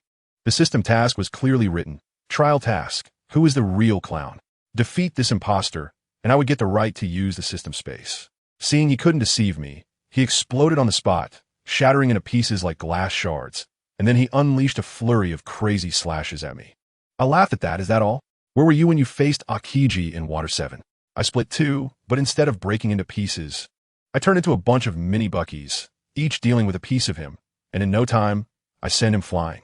Task completed, reward obtained. But this system is also a sly one. When I asked what the right to use the space meant, it simply said, "Please research on your own," and then went offline for 10 working days. Incredible. I looked into that glowing orb, and sure enough, there was a Bucky sitting cross-legged, sound asleep. I figured there would be more trouble in the future. Whatever, let's get out first. I opened my eyes and was hit by a familiar fragrance. Yarlita was hugging me. She came up with a crying tone, saying I'd been unconscious for a long time, that the pirate crew had disbanded, and that she was the only one left. My mind buzzed, and I almost believed her. But within 2 seconds, she couldn't hold back her laughter and said she was joking, that it wasn't even dawn yet. This woman, really, 3 days without beating her would make her climb to the roof. Just as I was about to deal with her, I found myself dragged into another protracted war. I won't go into too much detail here, but anyway, by the next afternoon, I was sore and backache, sailing to find the Navy. When I met them, Smoker, that old chain smoker, yelled at me like he had taken gunpowder, saying I had too few people and suspected I was hiding notorious criminals for Baroque works and demanded to search my ship. I was unhappy and said, "You're a rear admiral. Why are you yelling so loudly? I've already negotiated with Admiral Sengoku to give you a few extra people. Isn't that enough face? Can you afford to delay my business worth hundreds of millions of berries?" Then this guy, sharp-eyed, spotted Mr. for hiding in the cabin and insisted on making an issue out of it. I got angry and directly laid it all out, telling him, "That's right. They're the ones I'm hiding, and they're all mine now. What can you do to me? Not even an admiral could take them away today." As soon as I finished speaking, I shot my hands out, one pinning him to the ground and the other holding a knife to his chest. 1 second, I was ready to strike hard, and the next second, Akiji rode in on a little broken bicycle. Who understands this feeling, right? It was too intense. He slowly said that Smoker was his friend and told me to stop. I was in a dilemma. I couldn't fight or not fight. Where will my face go? Fortunately, Akiji was there to mediate, saying what Admiral Sengoku meant was that they only needed crocodile. All right, a way out. How can I not take it? I released Smoker and tossed him away, still not letting him off the hook. For Akiji's sake, don't let me see you again, or you won't have a good time. Then, on Smoker's side, there was Tashigi, who looked just like Kina from Zoro's hometown, coming to hand over the prisoner. The more I thought about it, the angrier I got, feeling I couldn't let it go like that. So I casually snatched the famous sword Kazuki from her waist, claiming it as compensation for mental distress. That girl exploded on the spot, drawing her sword to cut me in half. But unfortunately, who am I? I am Buggy. My upper body floated in the air, and I used this sword sheath to sweep her back onto the warship while mocking her. If you want to protect your famous sword, go find my hawk. He is a big one. For Zoro's sake, I won't hold it against you. Hurry up and scram. I act submissively to the admirals, but strike hard against the minions. This is my way of survival. After handing over the prisoner, I rushed back to the palace and signed a bunch of commercial contracts with King Cobra. Then, on the way to Drum Kingdom, I gathered all the executives and announced my grand vision for the business empire. I told them that I want to establish a super business group. The medical part will be called Umbrella Company. The transportation part will be called Bucky Express. And the main highlight will be the food and beverage sector. I'm planning to open 2 fast food chains, one called Cap Cool, aimed at the Navy and the public, featuring items like General's Chicken Nuggets and Marshall's Family Bucket. The other called Bucky's Home, exclusively for our pirates, selling 7 Warlords fried chicken and 4 Emperor's Big Food Bucket. We also need to create merchandise, like Akiji-style masks and Doflamingo-style glasses, with a free gift for meal combos. Everyone went crazy upon hearing this, all excited, except for Yorlita, who pinched my nose and asked what she was supposed to do. What could I say? Of course, you'll be the vice president, responsible for looking beautiful while I handle making money to support the family. After arranging all these matters, I brought a few doctors from Drum Island and borrowed 2 giants from Little Garden to help with transportation. By the time I returned to Hannibal, I remembered that there was still a brainless fan, Bellamy, locked up on the ship. Perfect. My fruit ability has awakened, and I need someone to test it on. I woke Bellamy up while holding 2 bottles of serum I got from old Shichibukai and Mr. One. This guy still had a terrible mouth, constantly talking about how Doflamingo would kill me. I couldn't help but laugh and said, "You'll soon see your brother Ming, but in a very new way." I opened a bottle of essence, pressed it against his chest, and that stuff just absorbed into him. The next second, Bellamy was like he had been electrocuted, his whole body tensed with veins bulging, screaming in agony. As for me, I directly reached into his chest, and in his terrified gaze, I pulled out his lively, beating heart. I found 2 abilities fighting fiercely within him, almost causing him to burst. I thought, why not give him a heart that's a 1-bedroom apartment? Right then, I tore his heart in half, but it still didn't work. In the end, I had no choice but to take that massive liquid out again. The next day, I brought in Dr. Six, who had been smuggled from the magnetic Drum Kingdom, and shared my bold idea with him to perform surgery on Bellamy and completely separate the blood circulation system in his right arm, essentially giving him an external enhancement. The doctor initially scolded me for being unrealistic and inhumane. However, right in front of him, I detached and reattached Bellamy's arm without a drop of blood spilling. Suddenly, his scholarly demeanor kicked in, his eyes lit up, and he eagerly started researching alongside me, even more excited than I was. eventually asking me to cut Bellamy in half for easier note-taking. After a long day of effort, the surgery was finally successful. I injected another vial of essence I had obtained from Daz into his modified right arm. Zhang Ao was dumbfounded beside me, asking how I could strengthen an enemy like this and what would happen if he ran away. I patted his shoulder and said, "Run? That would be even better. Do you think the Navy wouldn't chase him like mad because he is a dual devil fruit user?" Just as I was busy planning my fast food empire, having a blast with the Navy's 3 Admirals figurines and the 4 Emperor's limited meal sets, Doflamingo's call came through. He cheerfully asked if Bellamy had offended me, saying I could deal with the waste however I wanted. I immediately called out his Joker code name and told him not to waste time. I had a surprise for him and wanted to discuss business on Gaia Island. Sure enough, he took the bait. When I arrived at Gaia Island by boat, he was already lounging with his legs crossed, sipping a cocktail. As soon as we met, there was no common ground for conversation, and our conqueror's hockey clashed directly, scattering the onlookers around us. In the end, he softened first and took me to his hotel. Once inside the room, I unlocked Bellamy's handcuffs in front of him. At first, Ming was dismissive, thinking I was wasting his time. But the next second, Bellamy's left hand transformed into a spring, while his right hand could utilize the / fruits ability. Ming's sunglasses nearly fell off in shock, and he leaned in closer, urgently asking if this could be mass-produced. I ignored him and slowly demonstrated by taking out the liquid of the chop fruit from Bellamy's arm and putting in the liquid of the Suna fruit. His arm instantly shriveled up.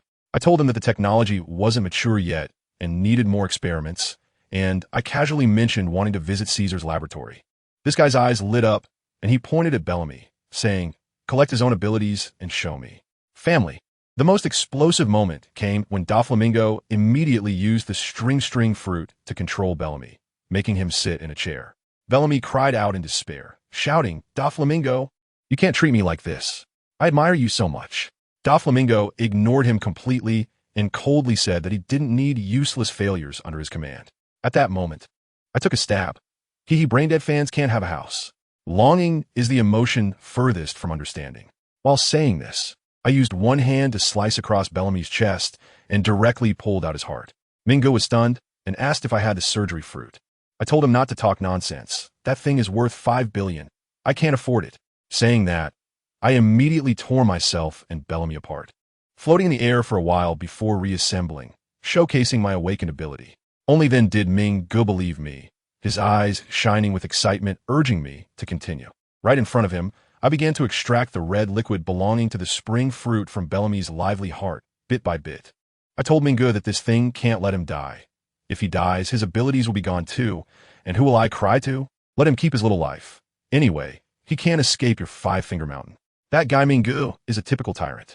As soon as he heard that Bellamy still had some value, he immediately chuckled and said, "Fine, then this waste will be handed over to him for safekeeping." He even asked me to share a bit of my abilities with him so that his subordinate, that perverted scientist named Caesar, could study it. I told you.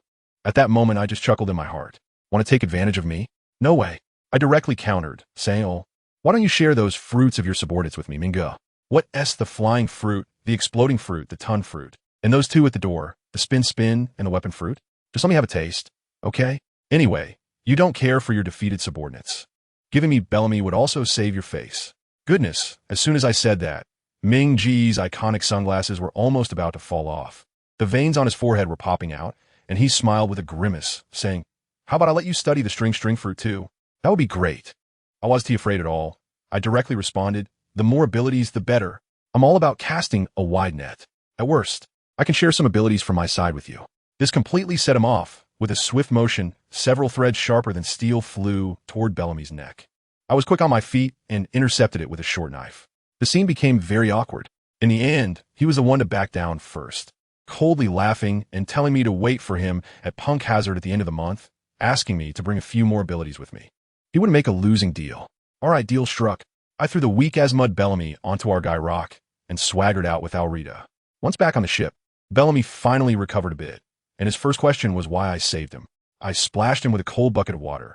"I saved you because I wanted to. No need for so many whys. Now you see what kind of person your Mingo really is, right? I'm giving you a clear path. Either go back and continue being his lapdog, or come with me." I told him that I don't keep idle people here. Have you heard of the legend of Sky Island? Give him a crew and let him go to the sky to bring back some local specialties. I want everything. like shells and gold. It's up to him to prove himself or go back and beg for mercy.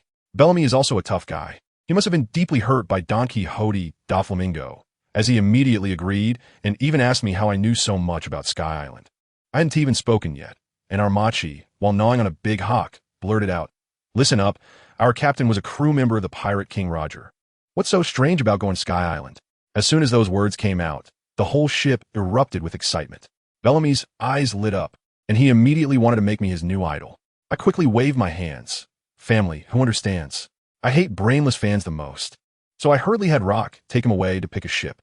In the end, he chose the steamship that had previously held him captive and set off with his crew to pursue the elusive Sky Island. After sending off Bellamy, our next stop is Long Ring Island. This island is full of oddly shaped animals like dachshunds and snow leopards, with bodies stretched long like noodles. I was busy collecting cellular tissues when I saw a hideously ugly pirate ship dock. A guy with a split hairstyle jumped down from it. One of his lackeys pointed at me and shouted, "Boss Foxy, look at that guy's nose. It's even redder and bigger than yours." I laughed at that moment.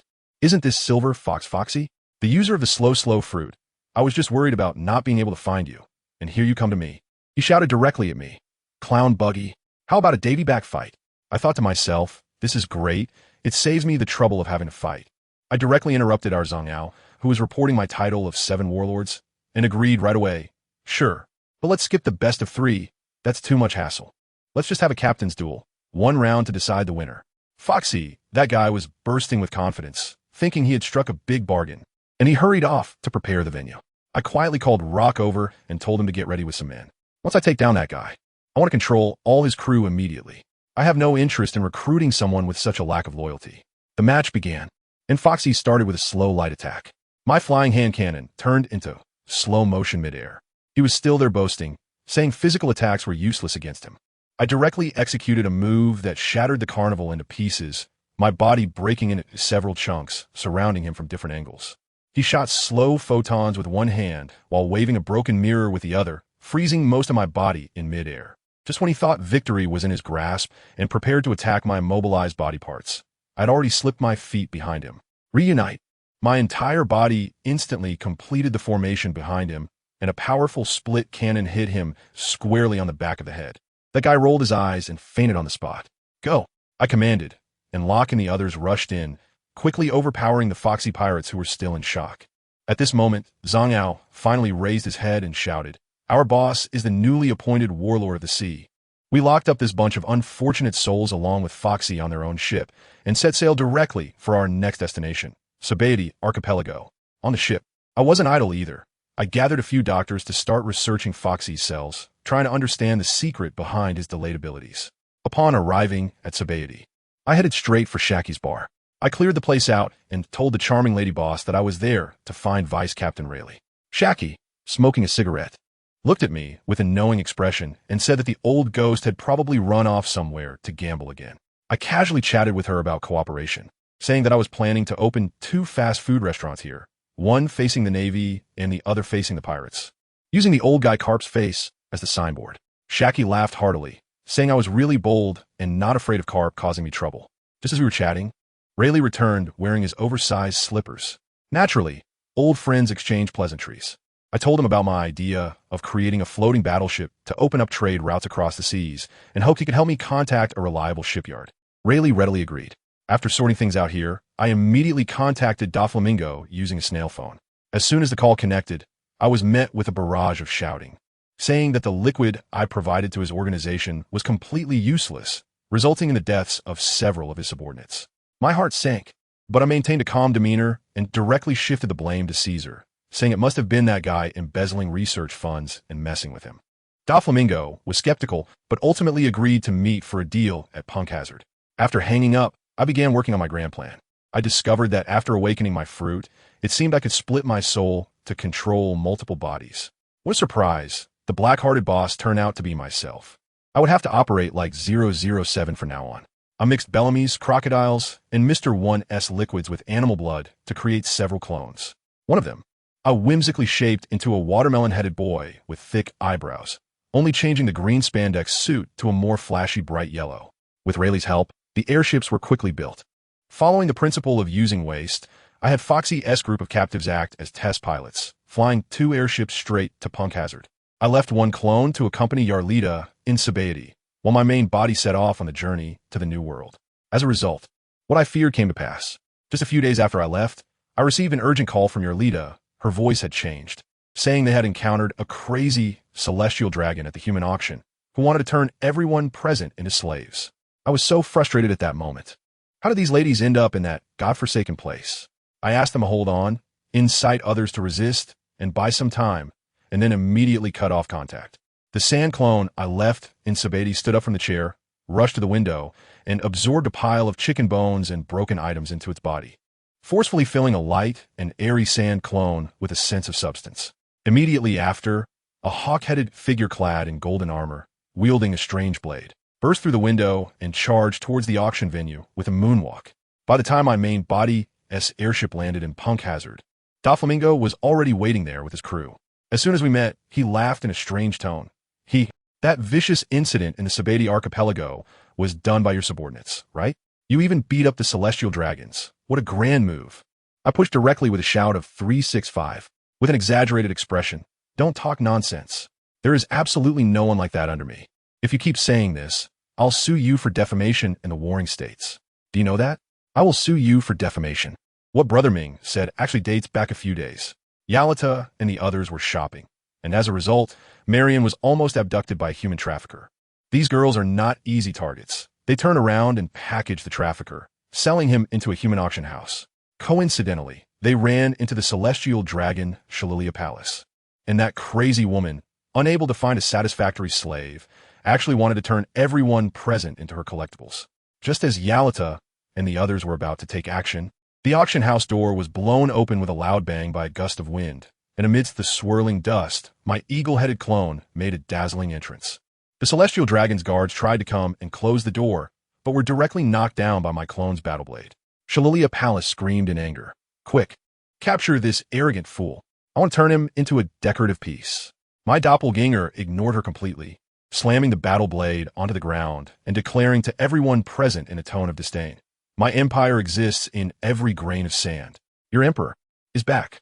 As soon as I finished speaking, the entire auction house was split in half by the sand I created.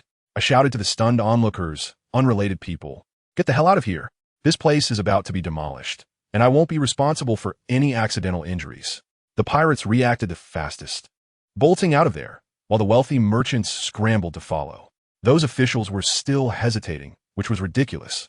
At that moment, the celestial dragon princess, Sharuria, whose family knows what, seemed to be a bit slow on the uptake. Even at this point, she pulled out a small pistol and started shooting at me, the bullets hitting my sand wall like a mere tickle. I couldn't be bothered to look at her, but she got even more worked up, jumping up and down, cursing, and saying she would call her father and brother to come kill me. I thought you were bothering me. So I smashed her broken fish tank headpiece into pieces and lifted her by the neck. She was still making threats, saying she was a descendant of the Creator, and that if anyone dared to touch her, their country would be gone. I swiftly struck back with a knife, and poof, the world fell silent. Let me tell you, sending you on your way is the greatest mercy I can offer. After dealing with this loudmouth, I unleashed my ultimate move, and a storm of yellow sand erupted into the sky, turning the entire auction house upside down, even tearing off the roof. The Navy headquarters was in chaos. Old man Sengoku's blood pressure must have skyrocketed to 280 as he trembled with the documents in his hands. Reports stated that a monster with the head of an eagle and the body of a man appeared in the Sabaody archipelago, using sand to wipe out the celestial dragons. Sengoku's first reaction was, crocodile? No way, that guy just got into impelled down a couple of days ago. At this moment, a lewd old man stood up. And let me tell you, it was that yellow monkey, Admiral Kizaru. He lazily remarked, oh dear, how terrifying. I suppose I should go take a trip. Focusing on a leisurely business trip while goofing off. I had already anticipated their arrival and put on an Oscar-worthy performance. I split myself into two, one as a griffin and the other as myself. In a sandstorm, we clashed noisily, with the sound effects entirely created by me banging weapons together, complemented by a few dramatic lines about how we are the scribes of history and how we will bring lost things back to light. The naval officers outside were stunned, genuinely believing it was some kind of celestial battle. Once the performance was nearly over, I triggered an explosion in the sandstorm, creating a tremendous noise that sent the surrounding navy flying. When they crawled back, only I remained on the scene. holding a fake bird's head made from the corpse of a celestial dragon's attendant and some chicken blood. A naval captain, mustering his courage, approached and asked, "Where's the griffin? Where are our people?" I casually tossed the bird head over. "It's all here. You guys can piece it together yourselves. The criminal is dead. I need to go back and eat some chicken wings." Just as I was about to leave, a flash of light appeared in front of me. That old fox, Kizaru, caught the fake bird head and slowly said, "Oh, why does it smell like chicken blood?" At that moment, I felt a jolt in my heart. This old fox has quite a sharp nose. But can I back down? I was holding 2 watermelon knives that I had just swiped from the kitchen. There was no choice. My stylish sword was taken away by the main body, so I had to make do with these. Once I activated my hockey, hey, you know what? It did have a bit of that street gang vibe. I pointed at him and said, "Borsellino, looking for trouble, huh? The 7 warlords are on par with the admirals, and I'm not under your control." How scary, as Kizaru spoke. A light sword began to form in his hand. The Amatsu-mikaboshi. We started to spar with you wielding a sword and me with a blade, but in reality, it was all just acting. The Navy nearby was so frightened that they retreated 800 meters away while we were still chatting. "Hey, uncle, your swordsmanship is pretty good." "It's all right. I practiced a few more years than that kid Akiji." I felt that the evidence had almost been destroyed, so I jumped in and said, "Uncle, stop acting. That's enough. Isn't it nice to clock out at the end of the day? This credit can be yours. Go back and collect your bonus."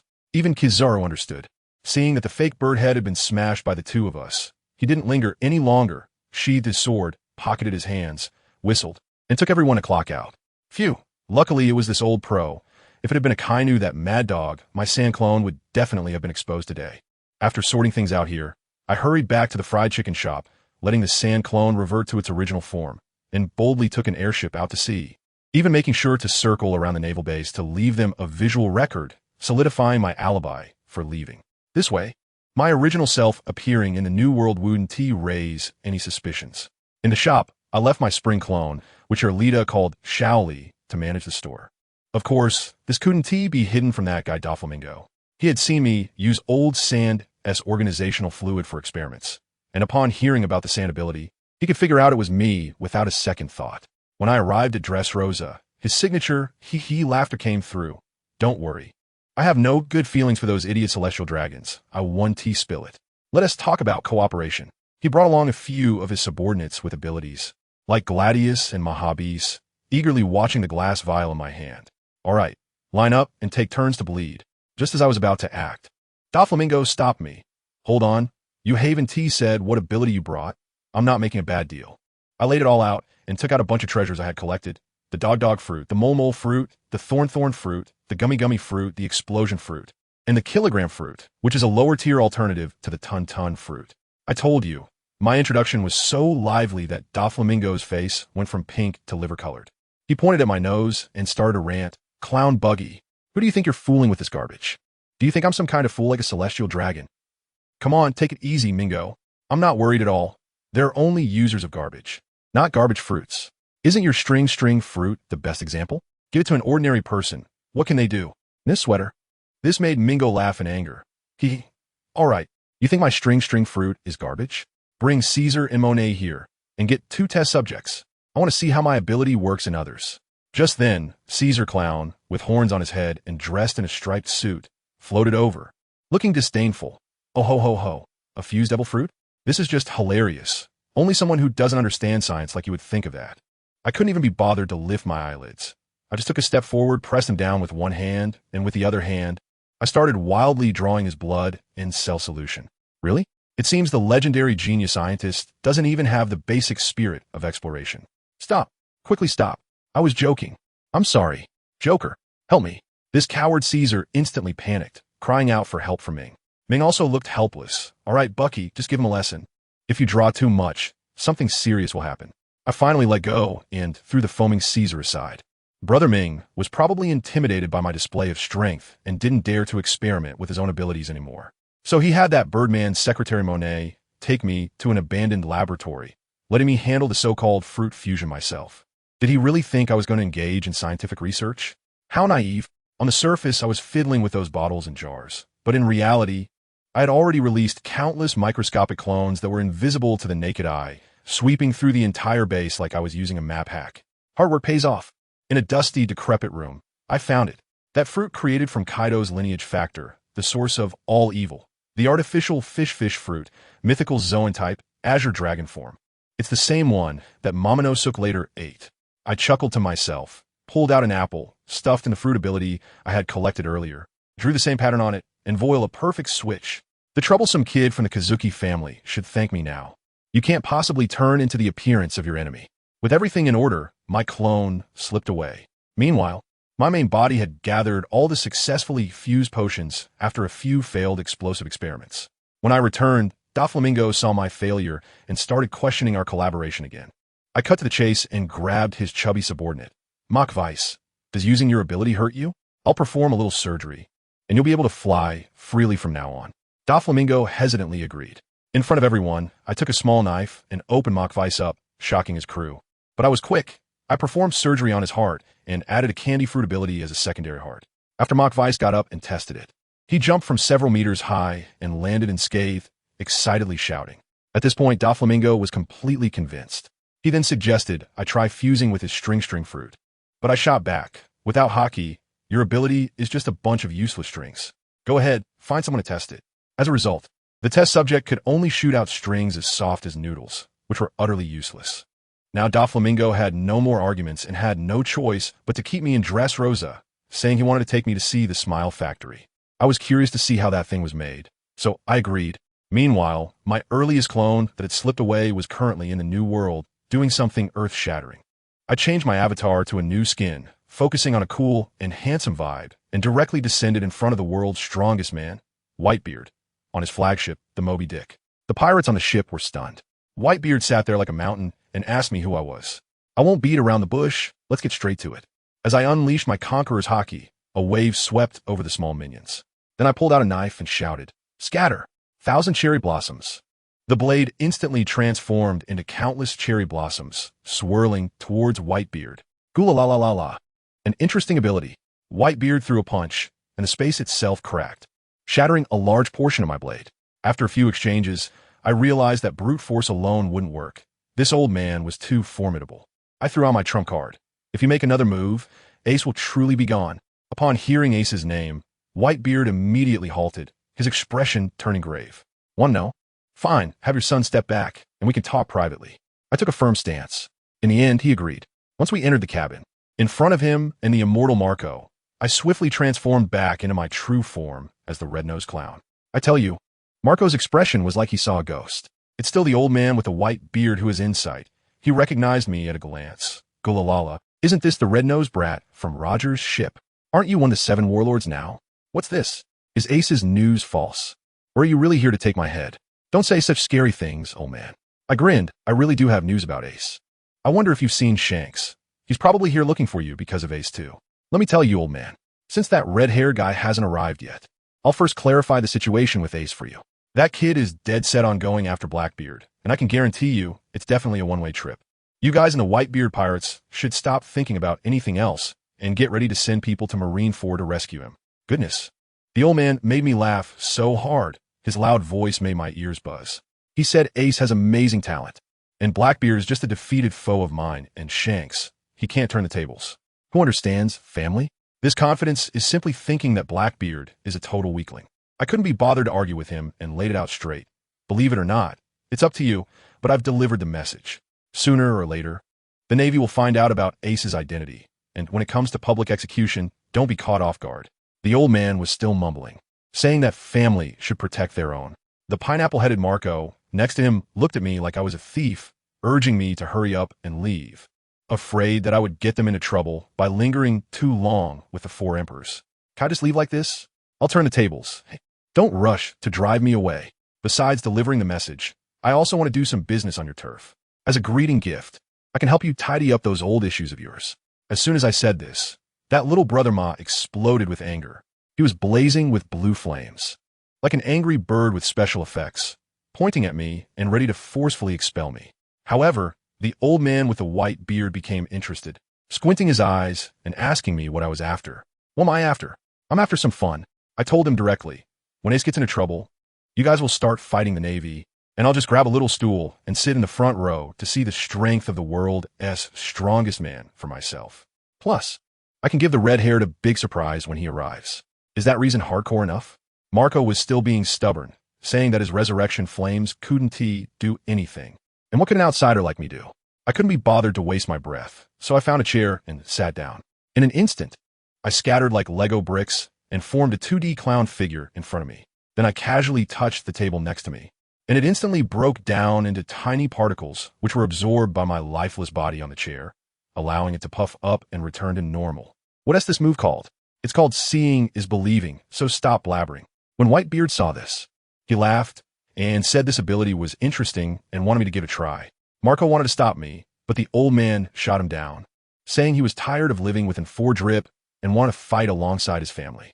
Well, after that heartfelt father-son drama, little Marco could only grit his teeth and agree, but still made threats, saying if I dared to play tricks, he'd chase me to the ends of the earth. I couldn't be bothered with him and only made 2 requests. Go prepare some blood that matches the old man's blood type and bring some of your favorite food. Xiaomao was baffled and asked me why I wanted his favorite food if I was hungry. I smiled mysteriously and said, I'm not hungry, but you might be very hungry later. While he went to prepare, I wasn't idle either. I took out my phone bug and summoned all my clones scattered across various places and the doctors from my medical team for an unprecedented remote expert consultation. Once the materials were ready, the surgery officially began. I told the old man, you absolutely cannot act tough during the surgery. Otherwise, if my hand shakes and I cut in the wrong place, I won't be responsible. How about I place your head aside and let you watch me operate?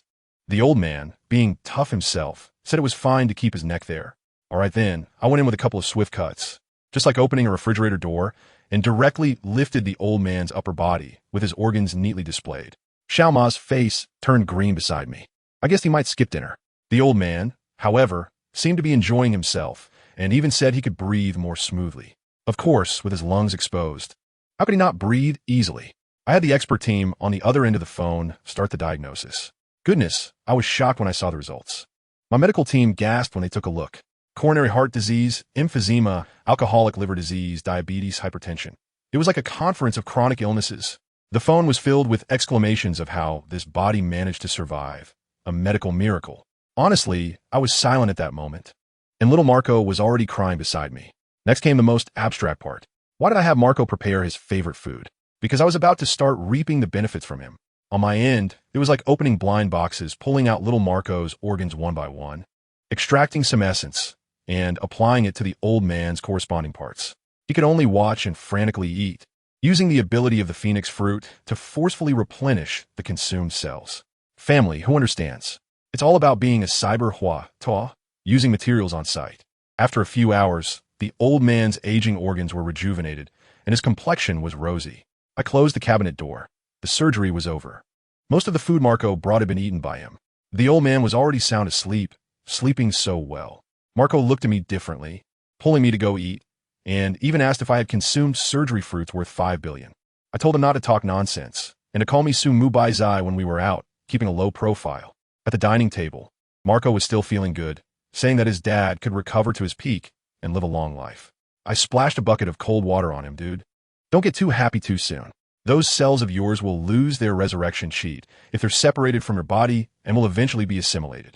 This is just prolonging life, not curing it. He still wasn't convinced, saying that at worst, he would just replace them all regularly. I rolled my eyes. What about your brain? Can you replace that? After you replace it, is it still your white-bearded dad, or you, Marco? That shut him up.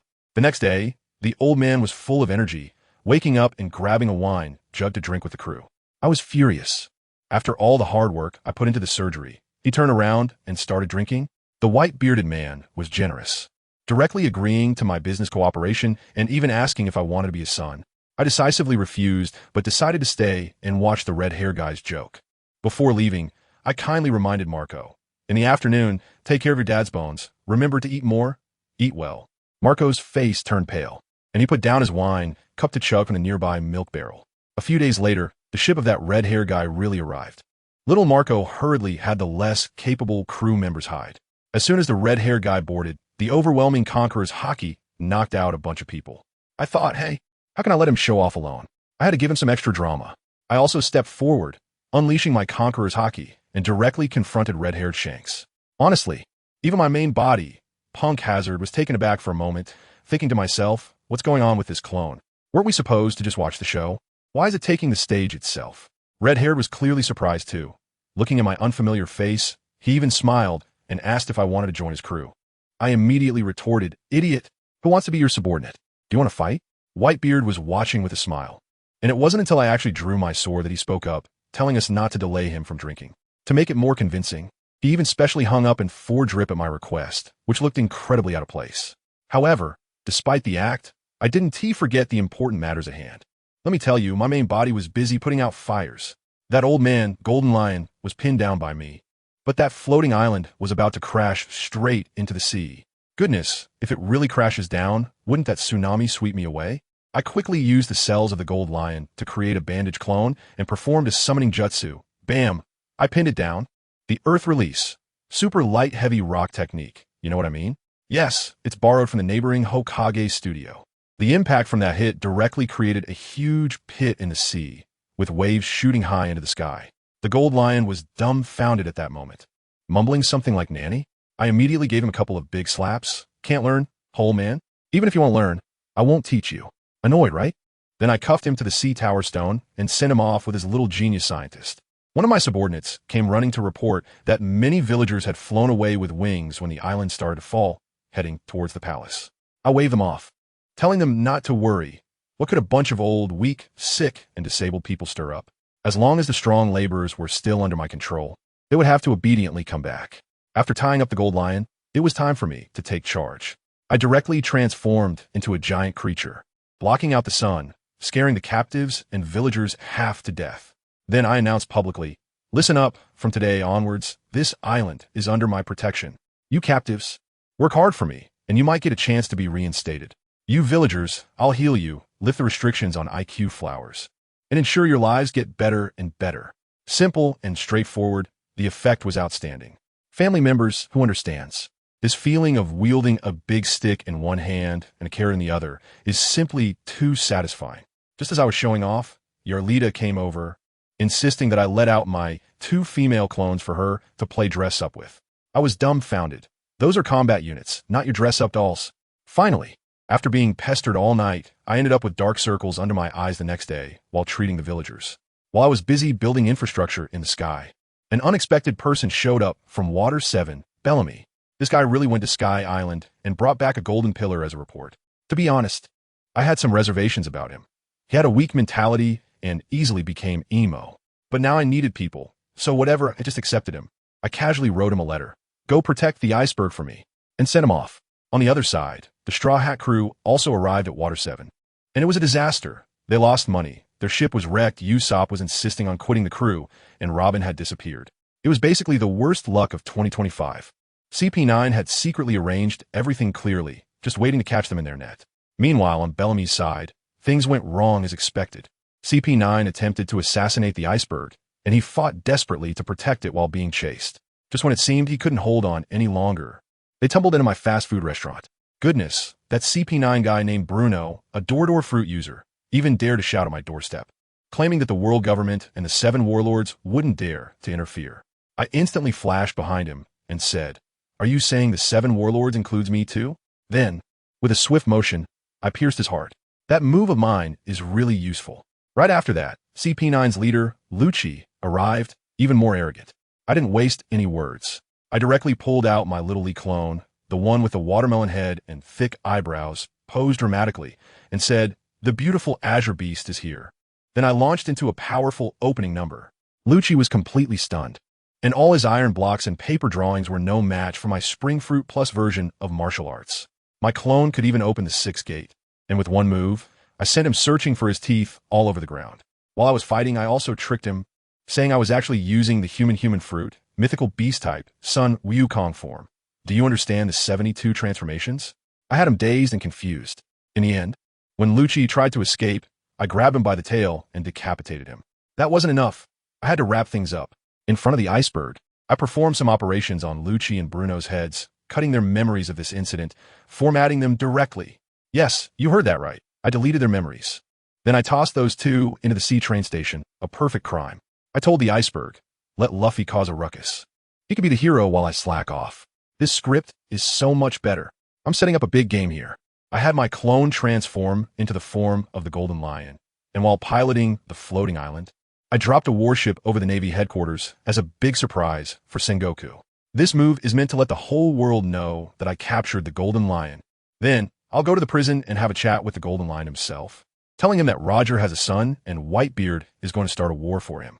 Hey, just look at his expression. He instantly perked up. The fish is hooked.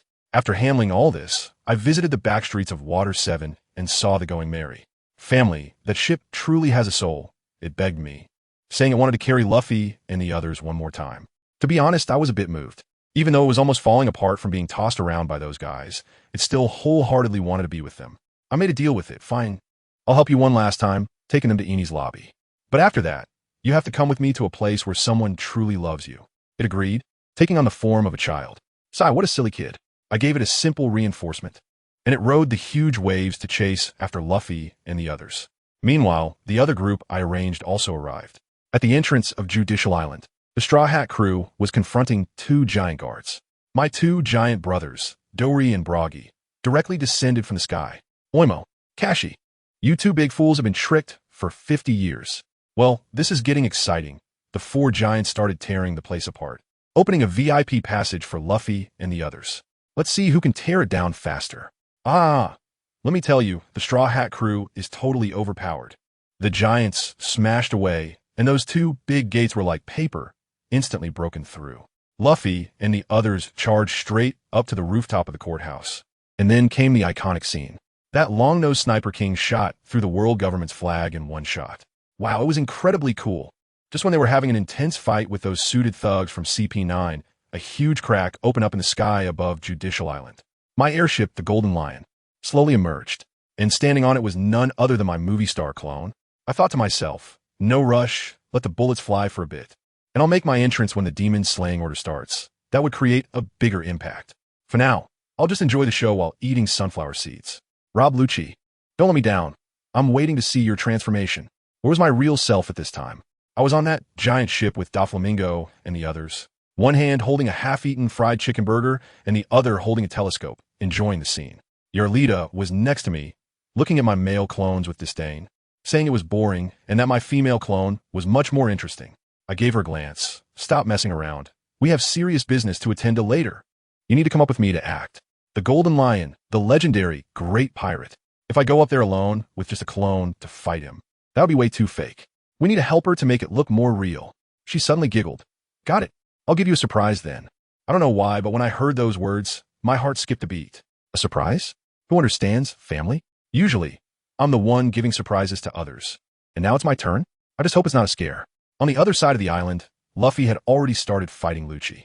With Gear's second activated, the steam was puffing, and he quickly took out the bull-headed man who had half his health left, then faced off against the main opponent, Lucci. At first, Lucci was still trying to show off, fighting Luffy in his human form, but soon realized that this kid was as springy as a rubber band, making it hard to land a hit. Reluctantly, he transformed. Then came the most outrageous move. Let me tell you, Lucci was supposed to be in his leopard form from the cat fruit, just an ordinary leopard. But when he transformed, hey, his entire fur changed to a bizarre blue.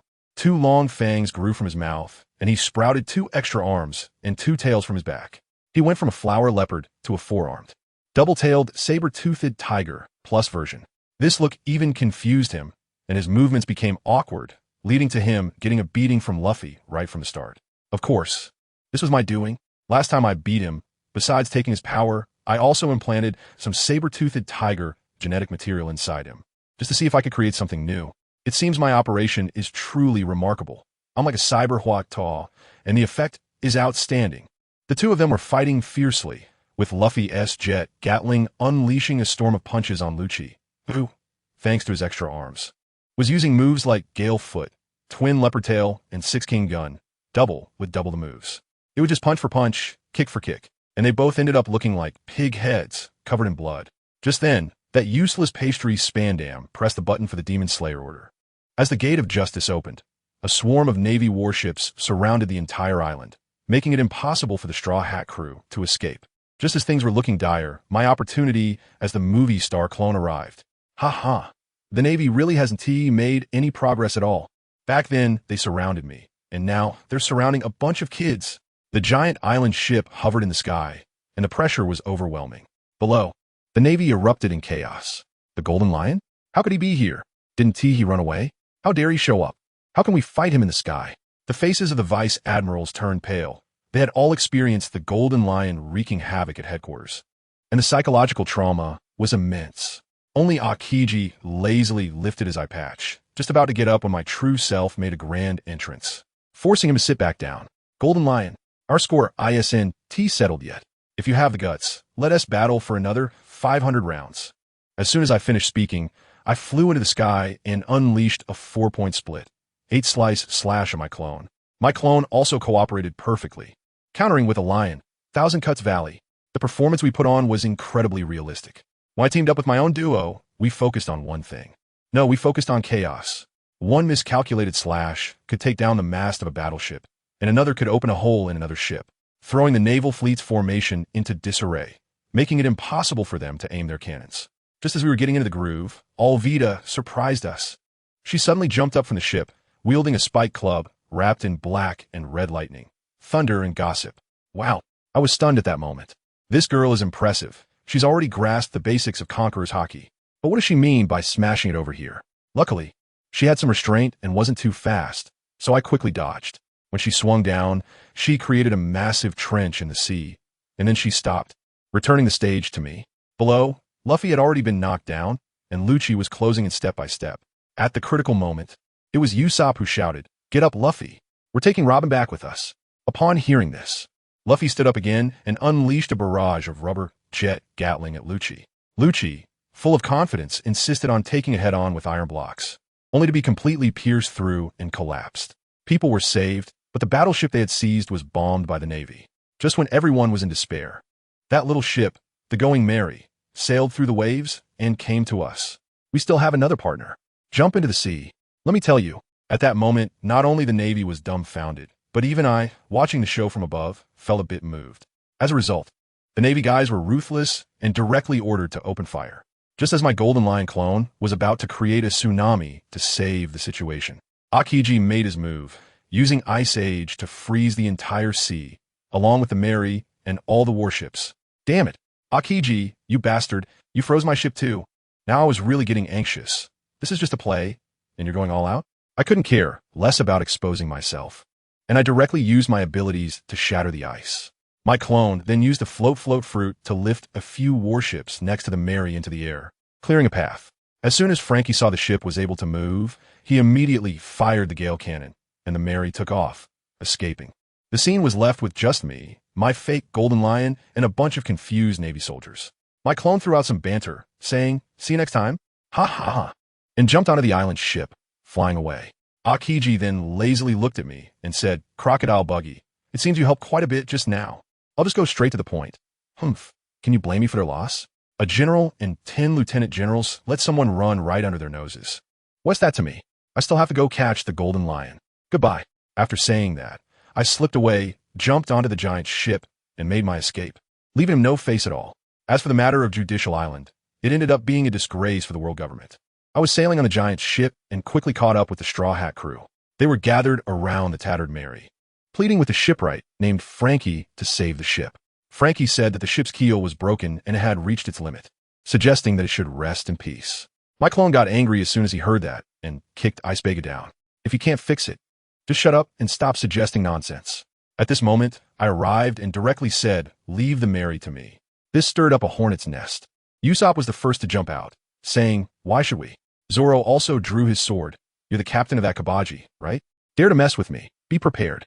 Sanji also got into a stance to protect Nami and the others.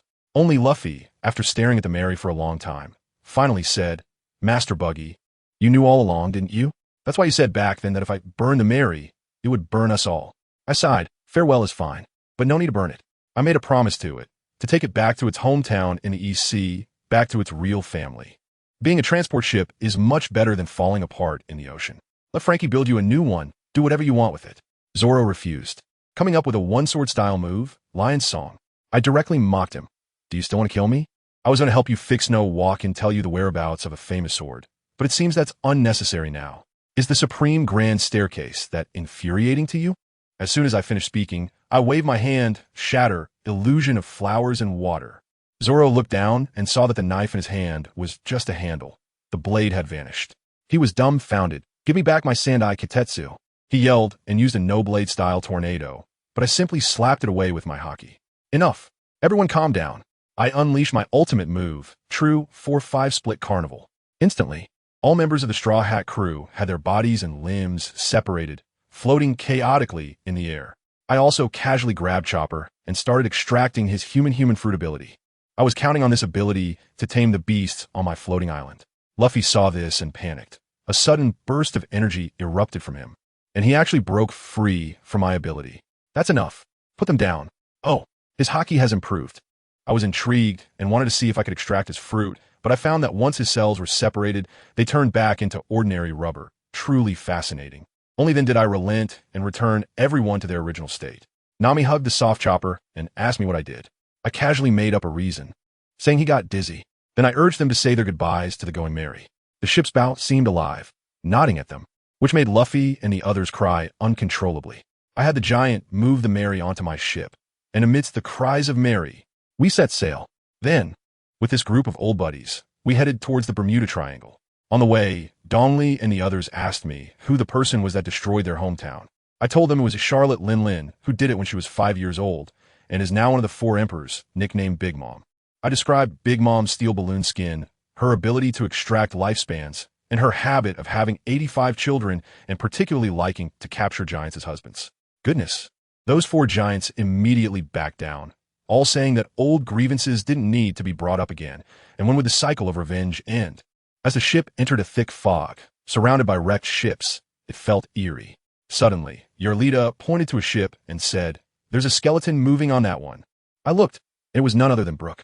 Just as I was about to greet him, I felt a lewd gaze beside me. I turned around and grabbed an invisible man who looked like a lion. It was Absalom. I directly pulled out his heart and held it in my hand to threaten him, telling him to go back and get his boss Moria to come out and receive guests. We boarded Brook's ship. This guy had been lonely for 50 years, and his mind was no longer normal. The first thing he asked when we met was what color Yarlita's underwear was. I couldn't be bothered to argue with him and told him that the whale named Lab was still waiting for him at Twin Cape. Brook immediately broke down and fell into memories, so we ignored him and continued on. Finally, we met Moria, who was lazily lying on the sofa.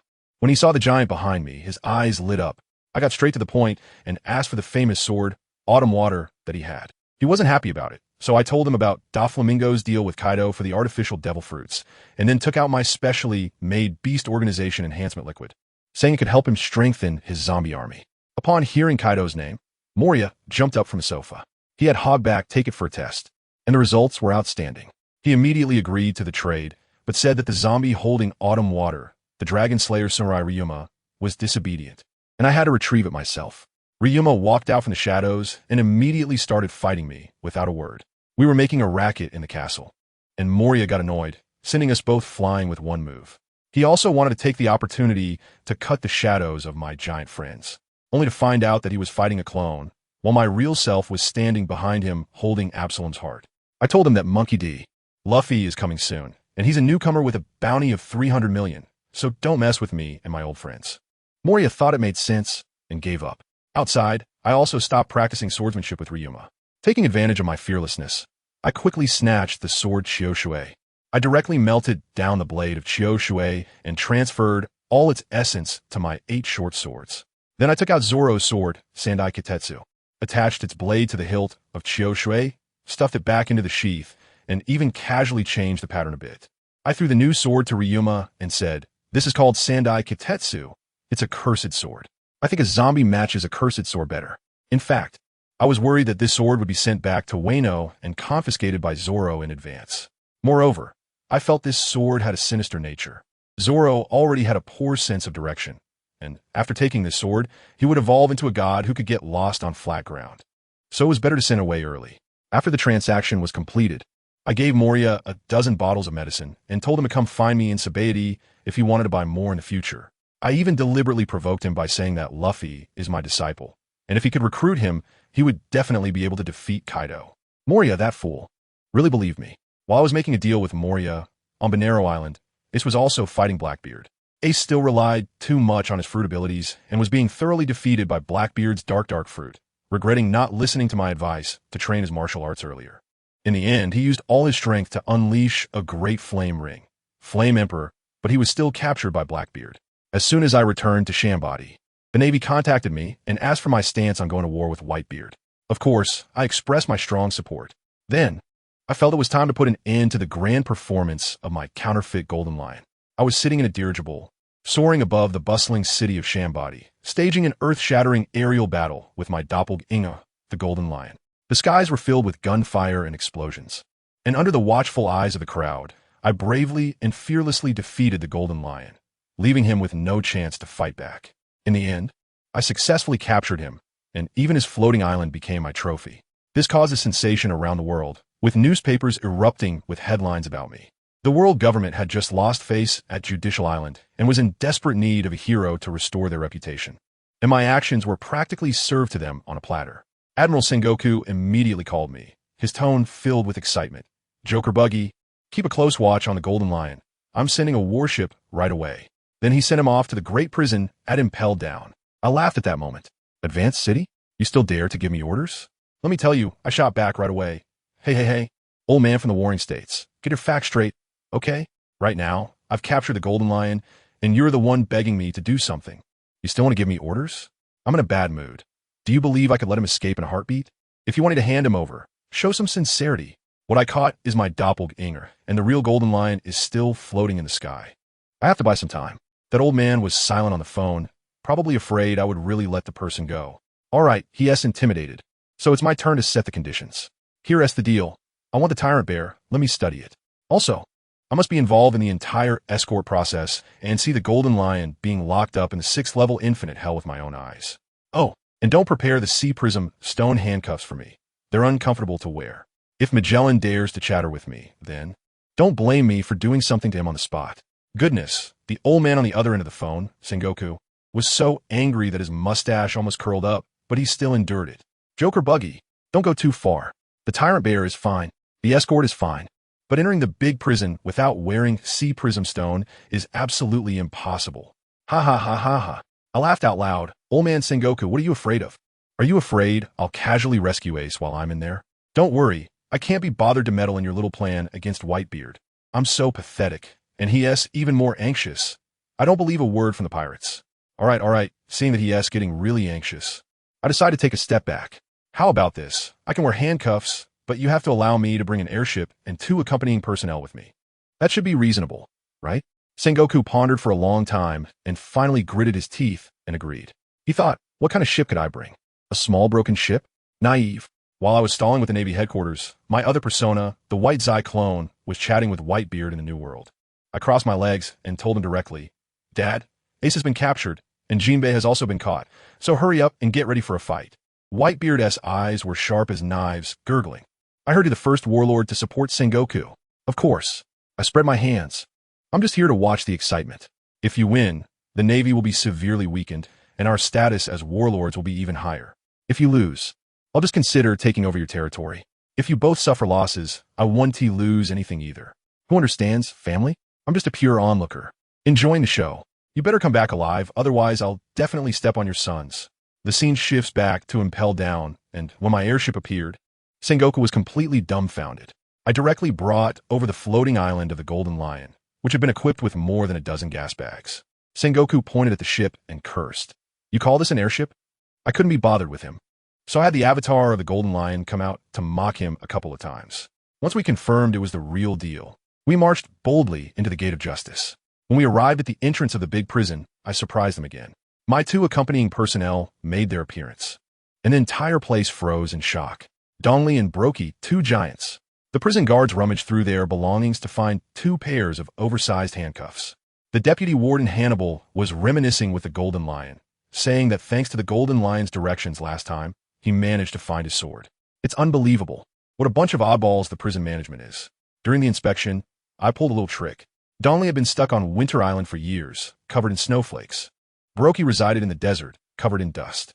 I had them shake their clothes, and wow, the whole room instantly turned into a sandstorm mixed with a blizzard. My sand clone and ice clone took advantage of the chaos and slipped out unnoticed. The plan worked. We took the elevator down, and it was pure hell. But I didn't have time to enjoy the scenery. My clones were already hard at work. The sand clone sneaked into the 2nd level beast hell and found an old acquaintance. Mr. 3, directly persuading him to be my spokesperson on the second level, preparing to stir things up.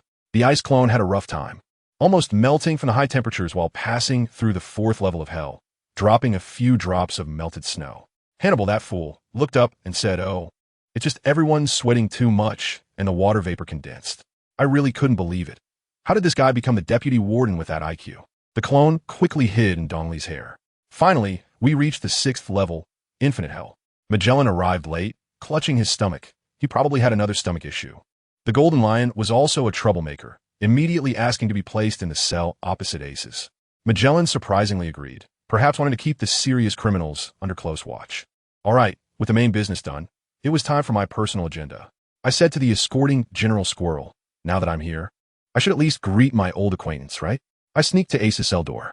"Hey Ace, what's going on? Didn't I tell you to use martial arts to deal with Blackbeard?" As I spoke, I casually dropped a bombshell. By the way, new information. The Navy is going to war with your old man, Whitebeard, right at Navy headquarters. Admiral Squirrel immediately blew up. "Shut up. How can he know about this kind of news? I can't be bothered to pay attention to him. What is this little scene worth?" The prisoners in the nearby cells all got excited when they heard Whitebeard's name, clamoring to teach him a lesson. I found it annoying and unleashed my conqueror's hockey, instantly silencing the entire 6th floor. Only one cell still echoed with laughter. I walked over and took a look at Douglas Barrett. "Oh, the devil's heir still alive? Want to hang out with me?" "Not interested." "TCH, boring." I wandered over to Old Shaz in Crocodile's cell, pulled out a cigar, and handed it to him. "Old Shaz, how's it going? A bit tight on cash lately. Mind lending me some?" Old Shaz laughed in anger. "You put me in here, and you still have a nerve to ask me for money? Clown Buggy, you really are something." Seeing he wasn't getting it, I didn't waste more words. Anyway, I had seen who I needed to see. I turned and left with the giant. As I was leaving, that guy Hannibal looked reluctant to part with me. So I casually gifted him the Golden Lion's sword as a souvenir, which made him extremely happy. But what he didn't know was that my real trump card had just begun.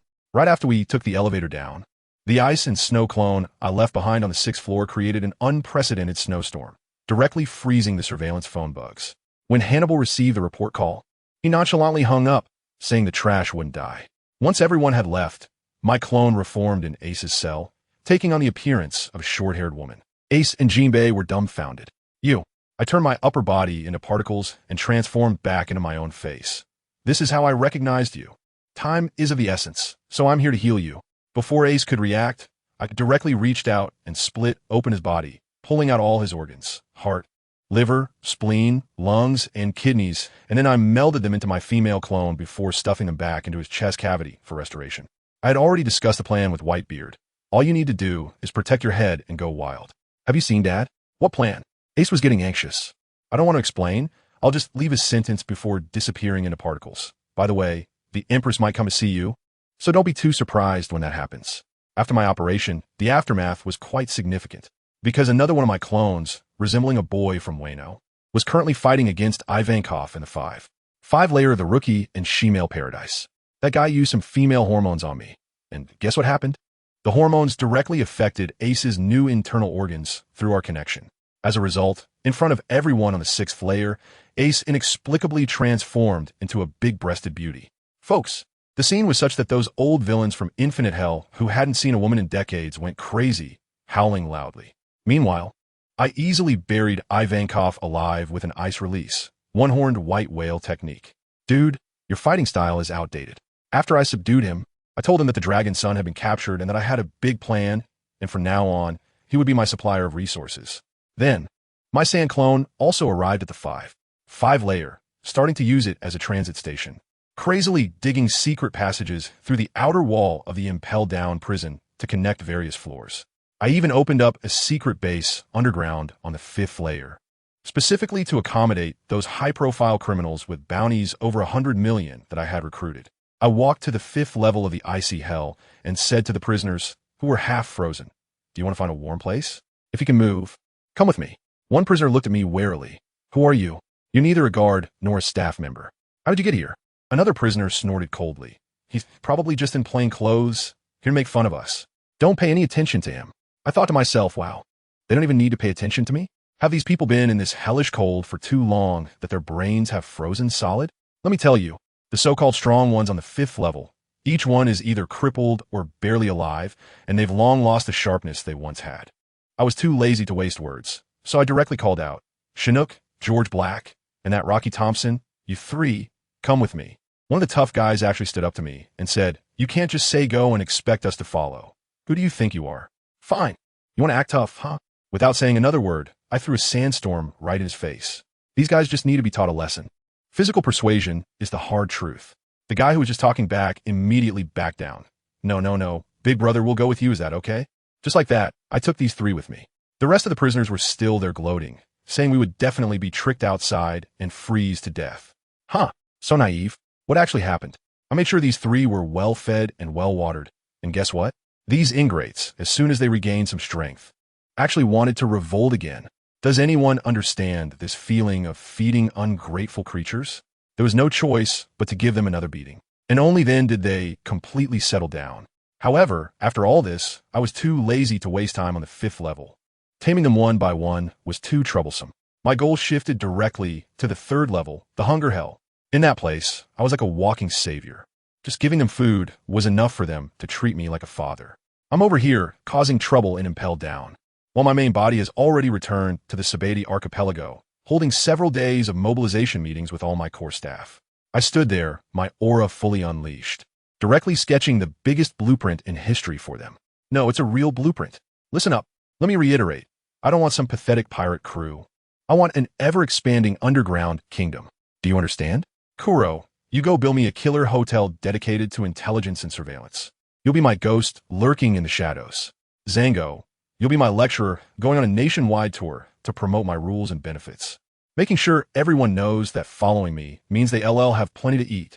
Kabaji, keep an eye on the airship manufacturing. We're taking it to the skies. Bora, your fast food restaurant needs to be opened all over the world. Machi, you're in charge of assembling an animal army. Jem, you handle the armory. Marion, you take care of publicity, publishing, and fashion, all of it. Yalata, you manage finance and gambling. Giants, you're the construction crew. Go all out. Don't be afraid of messing up. My personal guard will help you. We need people and territory. Are we still afraid we can't change the world? What allied kings? They're just bigger village chiefs. What 4 emperors? Just warlords holding onto a corner. My goal is to stand shoulder to shoulder with the Navy and ultimately surpass them completely. We're walking a glorious path never seen before. As soon as I finished speaking, the entire conference room erupted. My old buddy Machi was a bit trembling. Captain, this goal is too big. Can we really do it? Kabaji chimed in. Yeah, this is something even Pirate King Roger couldn't accomplish. Just then, Kuro, who had been mostly silent, stepped forward, gave me a deep 90-degree bow, then straightened up with fervor in his eyes behind his glasses. My lord, only such a grand goal is worthy of your long-term plans. I vow to complete the mission at all costs. With Kuro's declaration, the others reacted as if they had been injected with adrenaline, instantly standing up to pledge their allegiance. The scene was incredible. As a result, the woman Yarlita, sensing the atmosphere was just right, came over to flirt with me. She leaned in with a coy smile. Oh, I didn't expect you to have such great ambition, so, from now on, will I be your Minister of Finance? I shot her a glance. Haven't you been complaining about boredom all along? Should I find someone else? No way, she said, her hand already mischievously climbing up my chest, instantly shattering the authoritative image I had worked so hard to build. Hee, I'm more than happy to help my lord relieve some stress. I quickly coughed twice. Ahem. Don't make a scene. Give me some face, Chloe, and the others are watching. Chloe is also a clever one. Seeing the situation, he quickly found an excuse to stay. Boss, it's hotback sent by Moria for a trade. He wants to buy a large quantity of bee serum and has urged me several times. Sell. Just sell it to him. I had already calculated in my mind. As long as the money is in place, that's all that matters. But remember, deliver half of the goods first and make him wait for the other half. We'll just use his money to fill our own funding gap. Moria is about to run away anyway, and he can't take that much money with him. So I'm just helping him keep it safe in advance. After Chloe left, Xylia came to report, Boss, the renovation of the Mary has been completed, and Miss Kaya is ready to return to the East Sea. Do you have any instructions? All right, I'll go talk to her personally. I completely dismantled and reassembled the Going Mary, added a balloon, and directly transformed it into a flying merchant ship, which will specifically run routes in the East China Sea and the Grand Line. When I saw Kaya, she was incredibly grateful to me. Mr. Bucky, thank you so much. Usopp and the others didn't take care of the going Mary at all, and they actually wanted to burn her. What a bunch of heartless guys. I really regret giving him the Vivre card. As soon as I heard this, I couldn't help but feel amused. Then you wait a few more days. They'll probably arrive at Sabaody soon. At that time, you can just ask for your life card back in person. I chuckled to myself. Usopp, who took his irresponsible father as a role model. What kind of good husband could he be? It's better to give up on that idea and focus on making money, right? At this moment, the Straw Hat crew was holding a feast, celebrating their narrow escape from Bartholomew Kuma. Usopp habitually pulled out Kaya's life card, only to find that the piece of paper was shaking violently, nearly flying out of his hand. He muttered, "Strange, could Kaya have come to the Grand Line? It must be that bastard Buggy's doing. Next time I see him, I have to settle the score." When Zoro heard my name, he got fired up, wiping his sword while grumbling. That clown Buggy really is a bastard. He traded my Sandai Kitetsu for a broken sword. Luffy, that fool, was just laughing away. Ah ha ha. I knew Master Buggy wouldn't be greedy for your sword. When I see him, I'll definitely get him to help you piece it together. Robin, however, was more clear-headed, reminding him, "Don't be too naive, Luffy. We just fought against Moria, and Moria is currently making deals with Buggy. We've already harmed the interests of your master." Stupid Buggy. Stupid Buggy. Master Buggy isn't that petty. Luffy shrugged it off. "It's fine. I can just give up the prize money." What? Nami exploded instantly, throwing a punch that made multiple lumps appear on Luffy's head. "Not a single cent less from the prize money. Otherwise, I'll deduct your living expenses for a year." Before long, the Straw Hat crew arrived at Sabaody, heading straight to Buggy's place for free food and drinks, only to run into Kaya and her butler, Mary, who were having a meal. As soon as Usopp saw Kaya, he stammered. He wanted to brag about his adventures, but was stunned by Kaya's barrage of questions. "I'm not interested in hearing that. I just want to know, why did you stand by when Luffy wanted to burn the going Mary? Usopp, you're pathetic. Give me back my life card. I never want to see you again." Luffy tried to apologize, but Butler Mary charged in, rummaging through Usopp's bag while furiously saying, "You're just like your bastard father, abandoning your wife and children. And he didn't even know your mother was dying. How can you still say he is a great adventurer?" This hit Usopp hard. He couldn't stand anyone speaking ill of his father, and he pushed Mary to the ground. Smack! A crisp sound echoed as Kaya slapped Usopp across the face. Usopp exploded in anger, throwing down the life card and shouting, "Take it. You rich people look down on us poor folks. We owe each other nothing." Kaya picked up the life card and ran out crying. What a dramatic scene. Usopp sat there as if his soul had been sucked out. But none of them noticed that a group of human traffickers at a nearby table had already set their sights on Kaya, who had just run out. Before long, Mary rushed back in a panic, saying Kaya had been kidnapped. In fact, Kuro had already noticed this situation. He didn't want to show himself, so he let this happen. Luffy wanted to go save her, but Usopp was still angry and shot back. "Forget it. She's your master's esteemed guest. We don't need to worry about it." By the time Mary was asking for help, Kuro had already taken care of all the traffickers outside. The only surprise was that Kaya actually recognized him. "You are Kirabatel. Why are you saving me?" Kuro pushed up his glasses and coolly said, "I'm saving you because you are an important partner of Mr. Buggy. I'm no longer interested in your family's wealth. Go back to the East Blue and cooperate well with Mr. Buggy. One day, you will feel honored for it." After saying this, his figure slowly became transparent and disappeared. Kaya looked at Mary in the distance, realizing that the figure she hoped for was not there, and she let out a bitter smile. At that moment, she completely changed. She understood that wealth and power were everything. Boarding the newly reborn Going Mary, a future business tycoon set sail. On the other side, I was meeting with the corpse of Bartholomew Kuma. Since Luffy and the others couldn't find me, they went to find Rayleigh first. I checked Kuma's condition. His brain was gone, and most of his body had been mechanized. Just as I was about to call Machi over to study this technology, Kuro walked in. "Boss, the Straw Hat crew attacked the Celestial Dragons, and the Navy has already mobilized. Which side do we help?" I haven't answered yet, and that bear's corpse suddenly stood up and was about to walk out. "Aren't you worried about your apprentice?" A gentle voice came from the bear's body. "Let's go together. There are quite a few capable individuals in the Supernova. You should find it interesting." His reminder made me recall my Supernova recruitment plan. "All right, let's go take a look." Kid is too headstrong, Law is consumed by revenge, and the rest are either traitors or charlatans. Counting them up, only the Big Eater Bonnie seems decent, and Hawkins can be tried as well. I grabbed the bear's arm and said with a grin, "Bartholomew, how about we go meet your niece Bonnie? Let her join me so everyone can look after each other." The bear shook off my hand and handed me a Bible. "My current stance is not suitable for meeting her. Give this to her. Whether she joins or not is up to her. Don't force her." With that, he vanished. TCH, another riddle man. I picked up the phone bug and called Minga. Minga, why are you ignoring me? I greeted him in a strange tone. On the other end of the line, he exploded. Clown Buggy. I don't need you reminding me about the human trafficking store. Also, the solution you sold me before was terrible. Were you messing with me? How could that be? The active ingredient is no less than 1,000th. Did you add too much water? Damn you. Didn't you tell me to add water to sell it? 1,000th is no different from plain water. Refund, you jerk. Hey, you haven't paid either, right? Want to try my latest beast solution? Even CP9's Lucci has used it. The effect is top-notch, and Moria order a large batch. I'll customize the concentration for you. Guarantee the awakening ratio. How about it? I directly switched to sales mode, just short of shouting about subsidies. Mingo was silent for a moment, then laughed sinisterly. I'm very interested in Trafalgar Law's ability. I'll pay 1 billion berries for him. 1 billion? That's too little, 15 billion. And let me be clear, the Ope Ope know me is very picky. Do you have that kind of genius under you? 15 billion deal? How to use it is none of your concern. Click, the phone hung up. Or rude guy. If what you have is useful, then I'll admit defeat. I rushed to the entrance of a human trafficking shop, and the scene was already a total mess. I charged straight into the encirclement, knocking away a group of Navy officers. Master Buggy, Luffy saw me and looked quite nervous. I gave him a charming smile and said, yeah, your brother Ace is about to die. Before I finished speaking, I unleashed my ultimate move, True Shattered Carnival.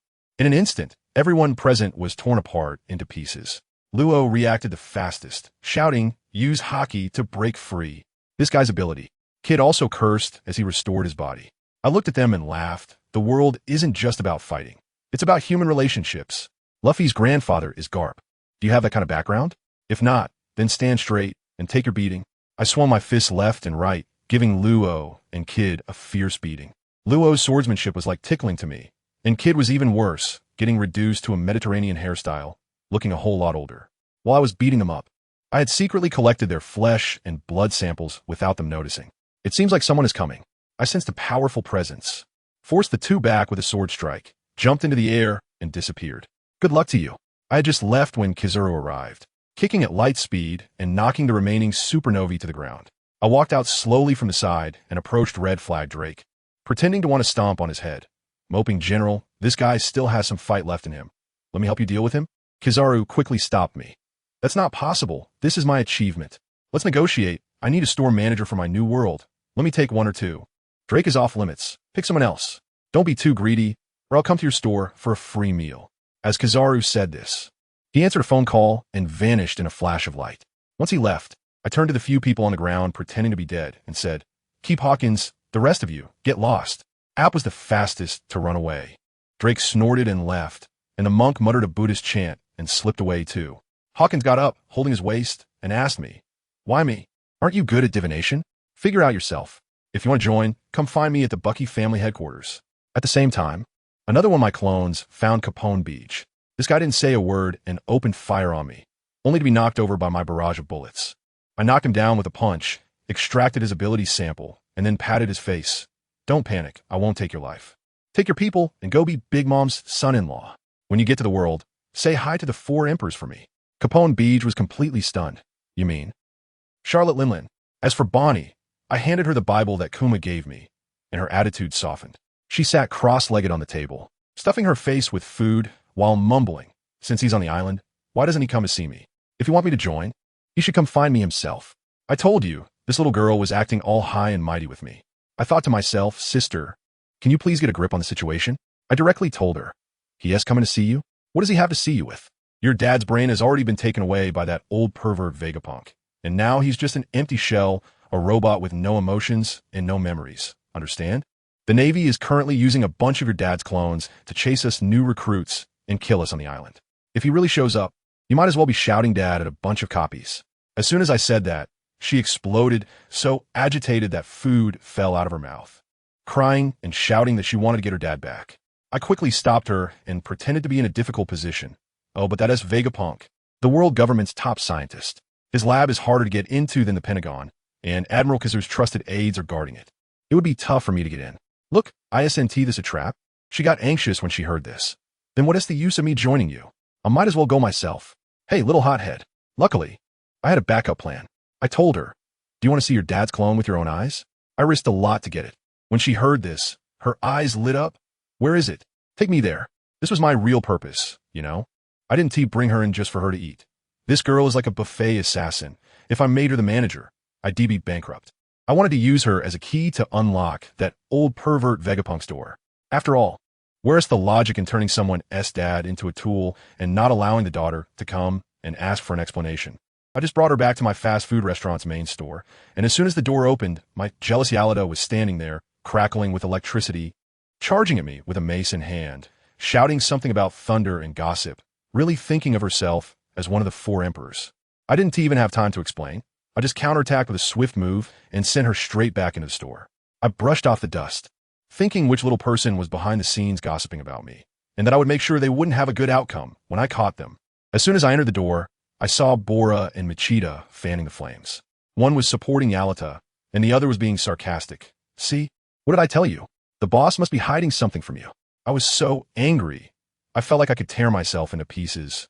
While they were still leisurely playing along like they were in a TV drama, I snapped. Who's interested in this little brat who relies on her abilities to maintain her figure? And you too. Clearly you're not busy, right? Or should I assign you to help Zhang Ao? As soon as they heard that, they quickly found an excuse to leave. I dragged the still unconvinced Yalida and took both of them down to the basement. Those 2 pacifists were lying on the ground like garbage, already torn apart, and Machi was tinkering with them. As soon as Bonnie saw this, she went mad and rushed at Machi to kick him, but I grabbed her. Calm down. These are replicas. My subordinates are working on how to restore them. If you join in, I'll let you take one home. I told Yarlita about Bonnie's background, and immediately, this woman calmed down, her maternal instincts shining brightly. She started comforting the sobbing Bonnie and completely left me aside. Women, I really can't understand them. Of course, I wasn't idle. Let me tell you, I've already arranged everything clearly over at the big prison. Brother 3, also known as Mr. 3, is stationed at the 1-5 level using his wax figure ability, responsible for logistics and spreading information. Little Foam, Mr. 2, is even more heavyweight, with his imitation ability. He's been making the entire prison upper management dance to his tune. Today he transforms into Hannibal, tomorrow into Little Suddy, and he's managed to figure out Magellan's routine perfectly, helping me gather the prisoners I've recruited together. Magellan has even started to doubt whether he's taken too many drugs and developed dementia. The only level I was particularly cautious about was the 5th. It's full of tough characters, so I only let my trusted confidants go back to move around a bit. Brother 3 and Little Phone got anxious and came to ask me, Boss, when are we making a move? If we don't act soon, my fake identity will be exposed. Right, Shasha-chan? Is the Straw Hat crew coming or not? I told them to be patient. It's coming soon. The Straw Hat Kid will be here shortly. Just hold your horses. Sure enough, news came from the Empress that Luffy had successfully sneaked into Impel Down. Well, there really is a fool who actively crawls into a prison. As soon as Sanji received the news, he was so excited that he immediately started distributing the candle keys I had him prepare long ago. As for me, I sent a clone to guide Luffy. Of course, taking a roundabout way down, I had to buy time to ensure Ace could be safely delivered to Navy headquarters. Otherwise, how could the main character of this grand show of the Marineford War still sing? When I brought Luffy to the 3rd floor staircase, I told him, we can only take you this far. Below is Magellan's territory. That guy's full of poison. We'll create chaos for you. Whether you can seize the opportunity depends on you. Luffy was still there thanking me, the silly kid. He doesn't know that what I meant by creating chaos was just a casual remark. Xiao Feng was still naively urging me. Shasha-chan, hurry up and release him. Help the little Straw Hat. I burned the 2 CPUs at that time. Are they stupid? With his current state, can he really compete with Magellan? It's purely a matter of accompanying him to his death. We can't move now. Once Ace is taken away and the Navy ships withdraw, that will be our best opportunity to act. Upon hearing this, the 3rd brother looked full of admiration. But Xiao Feng got anxious. No way. That's a death sentence. I have to go save him. After saying that, he turned around and ran to the 4th floor. Sigh. Forget it. He's not one of us anyway. Let him go. I, an Ice and Snow clone, had already strolled to level 5. Watching Magellan beat Luffy live together with the transvestite King Ivankov. Ivankov was almost panicking. Why are you stopping me? Dragon Son might be done for. I calmly watched the surveillance. Don't worry. Letting him take a beating will do him good. Don't you know how to heal?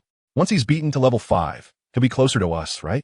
Ivankov was left speechless by my retort, only able to watch as Luffy got poisoned, and then hurriedly ordered his subordinates to rescue Luffy and Little Foam for treatment. Meanwhile, My main body was at Mary Geos, having a pre-war mobilization meal with the 7 warlords. Let me tell you, my eating style was like I hadn't eaten in 800 years, shoving food in my mouth like crazy, leaving Doflamingo stunned. That guy even stood on his chair trying to show off. Hey, how's my stuff coming along? Moria also chimed in, and that dead fatso Blackbeard was being sarcastic. I couldn't be bothered with them. I just wanted to fill up my energy reserves first. In my mind, Blackbeard was already a dead man. In this war at Marineford, with Whitebeard, with me, and possibly even Shanks, it would be 3 heroes fighting Elbu. He would undoubtedly die. Back to the Great Prison. On Luffy's side, after 20 hours of hormone treatment, he finally withstood Magellan's deadly poison and survived. And I finally waited for the best opportunity. Ace was being escorted, and there were only 6 hours left until execution. My ice and snow clone directly triggered an unprecedented blizzard in the extreme cold hell of level 5, blowing open all the prison cells. I shouted into the loudspeaker snail to all the prisoners. Magellan is gone. If you want to see the sun again, if you want to live, now is your only chance. Grab your weapons and fight with me. Let's make a grand scene. Guns in hand. Follow me. Destroy hell. Kill out of the city. The people I had planted immediately led the charge, and the prisoners on level 5 were instantly ignited, roaring and rushing up. When Luffy and the others reached level 6, they found it empty. Ace had already left. At that moment, the old Sandman, Crocodile in the prison, started to persuade Luffy to let him out. Ivankov was about to refuse, but Jinbei also spoke up to plead. I saw it was the right time. My clone directly emerged from the secret passage. Let them go. Let them all go. I not only wanted to release Sandman and Jinbei, but I also noticed, good heavens, the Golden Lion Shiki was locked up here too. This incredible treasure was just coming at me. This was a legendary pirate from the same era as Roger. Definitely a major weapon. I decisively ordered. Release him too. We're all going to the Navy headquarters to save people. Having one more legendary powerhouse is not a bad thing. Ivankov was shocked, but seeing my determination, he let Inazuma unlock the cells. Our hastily formed Avengers Alliance charged out triumphantly. As soon as we burst into level 4, we ran straight into Blackbeard's gang. Blackbeard still wanted to provoke Luffy, and I was annoyed at that moment, directly letting Jinbei take Luffy away while I handled it. Without saying a word, I directly summoned the 5th layer of ice and snow, instantly transforming the entire scorching hell into a world of ice and snow. That old guy, Lao Sha, who is afraid of water, frowned and quickly left with Mr. One. Blackbeard's dark fruit is powerful, capable of absorbing everything. But does he dare to absorb my endless blizzard? I froze my clone to the ground, letting him absorb to his heart's content. Sure enough, it didn't take long for Blackbeard to be unable to hold on, his face darker than the bottom of a pot, and he was forced to spit out all the ice and snow he had absorbed. He even tried to recruit me, but I couldn't be bothered to pay attention to him. I pointed to the approaching footsteps at the staircase, and, passing by him without looking back, said, "You should think about how to survive from Magellan first. I'm not in the mood to waste time with him." I just left, and Magellan arrived right after. Blackbeard was trying to talk his way out, but Magellan didn't pay any attention to his nonsense. He came in with a poisonous dragon and took down the Blackbeard pirates in one go, leaving them all on the ground foaming at the mouth. Awesome. It was just so satisfying. Over here, the army of criminals is like a hot knife through butter. Ivankov and the others originally wanted to stay behind, talking about heroism. One of my sand clones suddenly emerged from the ground, blocking their way. All right, stop playing Titanic here. Hurry up and guard the staircase. Let me deal with this Magellan first. Ivankov didn't believe me at first, but luckily my ice clone arrived just in time to vouch for me. Only then did he reluctantly lead his people away. My sand clone stood in the empty corridor, feeling the tremors from the ground and the intense poisonous gas. I laughed and raised my hand at the approaching purple figure. Wind release, sand scatter shot, poison dragon. As soon as I shouted, let me tell you, the next second he was dumbfounded. What appeared before him was not a poison dragon, but a gigantic sand feline, dozens of meters tall, covered in strange symbols, with a big tail swishing back and forth, sand flying like waves. Goodness, this feline even started talking, directly mocking Warden Magellan. What time is it that you're still here, catching little fish? Blackbeard has already been taken away, and now he's teaming up to open blind boxes on the 6th floor. Upon hearing this, Magellan was stunned, but his mouth was still tough. Crocodile, don't play this game. Once you're poisoned, even a god can't save you. The sand feline laughed directly. What if I said it was your good colleague, Chief Jailer Shiryu, who personally took the antidote to save him? Surprised, aren't you? Bullshit. Magellan was furious, completely unconvinced. He thought no matter how bloodthirsty Shiryu was, he was still one of their own. How could he help outsiders? Without hesitation, he started fighting. Poison pufferfish, poisonous gas bombs spewing out like they were free. And what happened? The sand feline raised a high wall on the spot, blocking all the poison. And the gas explosion didn't even stir a grain of sand. Magellan was gradually wrapped up in sand like a dumpling. Just when he was about to be buried alive, Magellan, being a tough guy, blew himself out with poison, standing there perfectly intact. The sand feline was speechless. Big brother, I'm telling the truth. If you don't believe me, just call Shiryu and ask. The consequences of those monsters from the 6th floor coming out are no less serious than this, right? Or are you scared? Only daring to bully us good citizens from the first 5 floors? This hit Magellan's sore spot, and he roared. Once I take you down, I will naturally confirm it. Now, accept your judgment. Let me tell you, that scene was unbelievable. Magellan unleashed a powerful move, transforming into a massive purple venom skeleton called Judgment of Hell. The sand cat was equally aggressive, stirring up a storm of yellow sand to create a sand waterfall burial. The two giants clashed head-on. Just when the battle was heating up, guess what was happening on the other side? Mr. 3 was comfortably sitting on a sofa, enjoying the flattery of a group of subordinates, with one saying how impressive Mr. 3 was and another calling him their savior. However, before the flattery could finish, countless hands suddenly reached out from the room and tossed everyone outside like they were little chicks. The prisoners were still in a daze, and when they opened their eyes, they were greeted by the long-lost blue sky and ocean. Before they could feel moved, they heard the sound of battle outside, as a group of even fiercer prisoners were already seizing a warship. Mr. 3 hadn't even reacted when a clone of Buggy ordered him. Take your men to help. Leave no navy behind.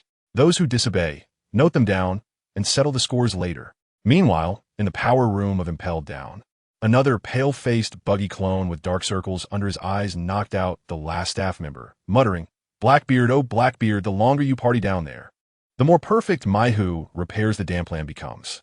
Let's see how you escape to the Navy headquarters this time. On the other side, the Sandcat clone fighting Magellan was secretly digging through the walls of the prison while flooding the interior with seawater. Magellan was dumbfounded. Are you trying to take us both down? Even a Zoan-type would fear seawater. The Sandcat chuckled. Don't misunderstand. I'm helping you take out the villains on the 6th level. But I can see you can't hold on much longer. Accept this. It's my final sandstorm. As soon as he finished speaking, the giant Sandcat disintegrated, transforming into a towering wave of sand that buried Magellan. By the time Magellan crawled out, the Sandcat was long gone. Furious, he quickly contacted the surveillance room, confirming that Shiryu had indeed betrayed him. He ordered the Navy outside to retreat quickly, preparing to close the gates to catch the intruders while he chased after them. But what he didn't expect was that when he confidently ran to the gate, Buggy's sand clone was already standing on a warship, physically persuading a group of prisoners who wanted to go solo. Listen up. Our ultimate destination is the Navy headquarters.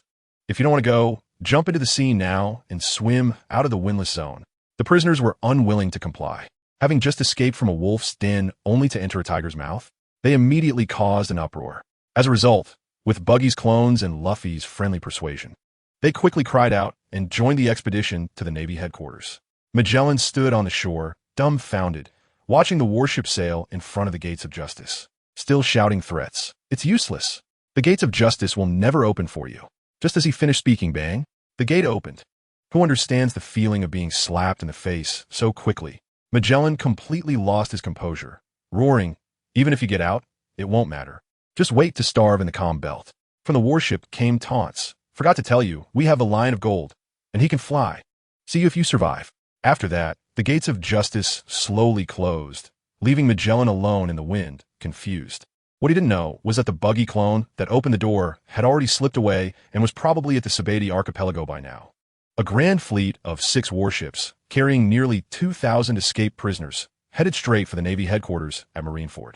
On the ships, there were various factions, Crocodile with his crew, Luffy with the Okama King, and the Lion of Gold with his followers. But all the ships were stuck together by Buggy's clones using their powers, unable to escape. Just then, the ship's transponder snail suddenly rang. Luffy was quick to pick it up and introduced himself. Ah, I'm Luffy. Everyone on the ship was petrified. The Navy on the other end was momentarily stunned, then began to analyze. The masterminds of this escape are 2 people. One is Straw Hat Luffy, and the other is Kazuki Momonosuke.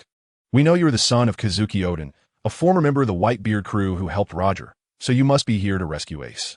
I advise you to think carefully. The Navy headquarters has 100,000 troops waiting. This analysis left everyone dumbfounded. Mr. 3 suddenly realized. No wonder the boss is so mysterious. It turns out his identity is too impressive. Luffy looked at the fake Momonosuke beside him with admiration. However, the fake Momonosuke, who was actually Buggy, snatched the transponder snail and began his explosive self-introduction. Listen up.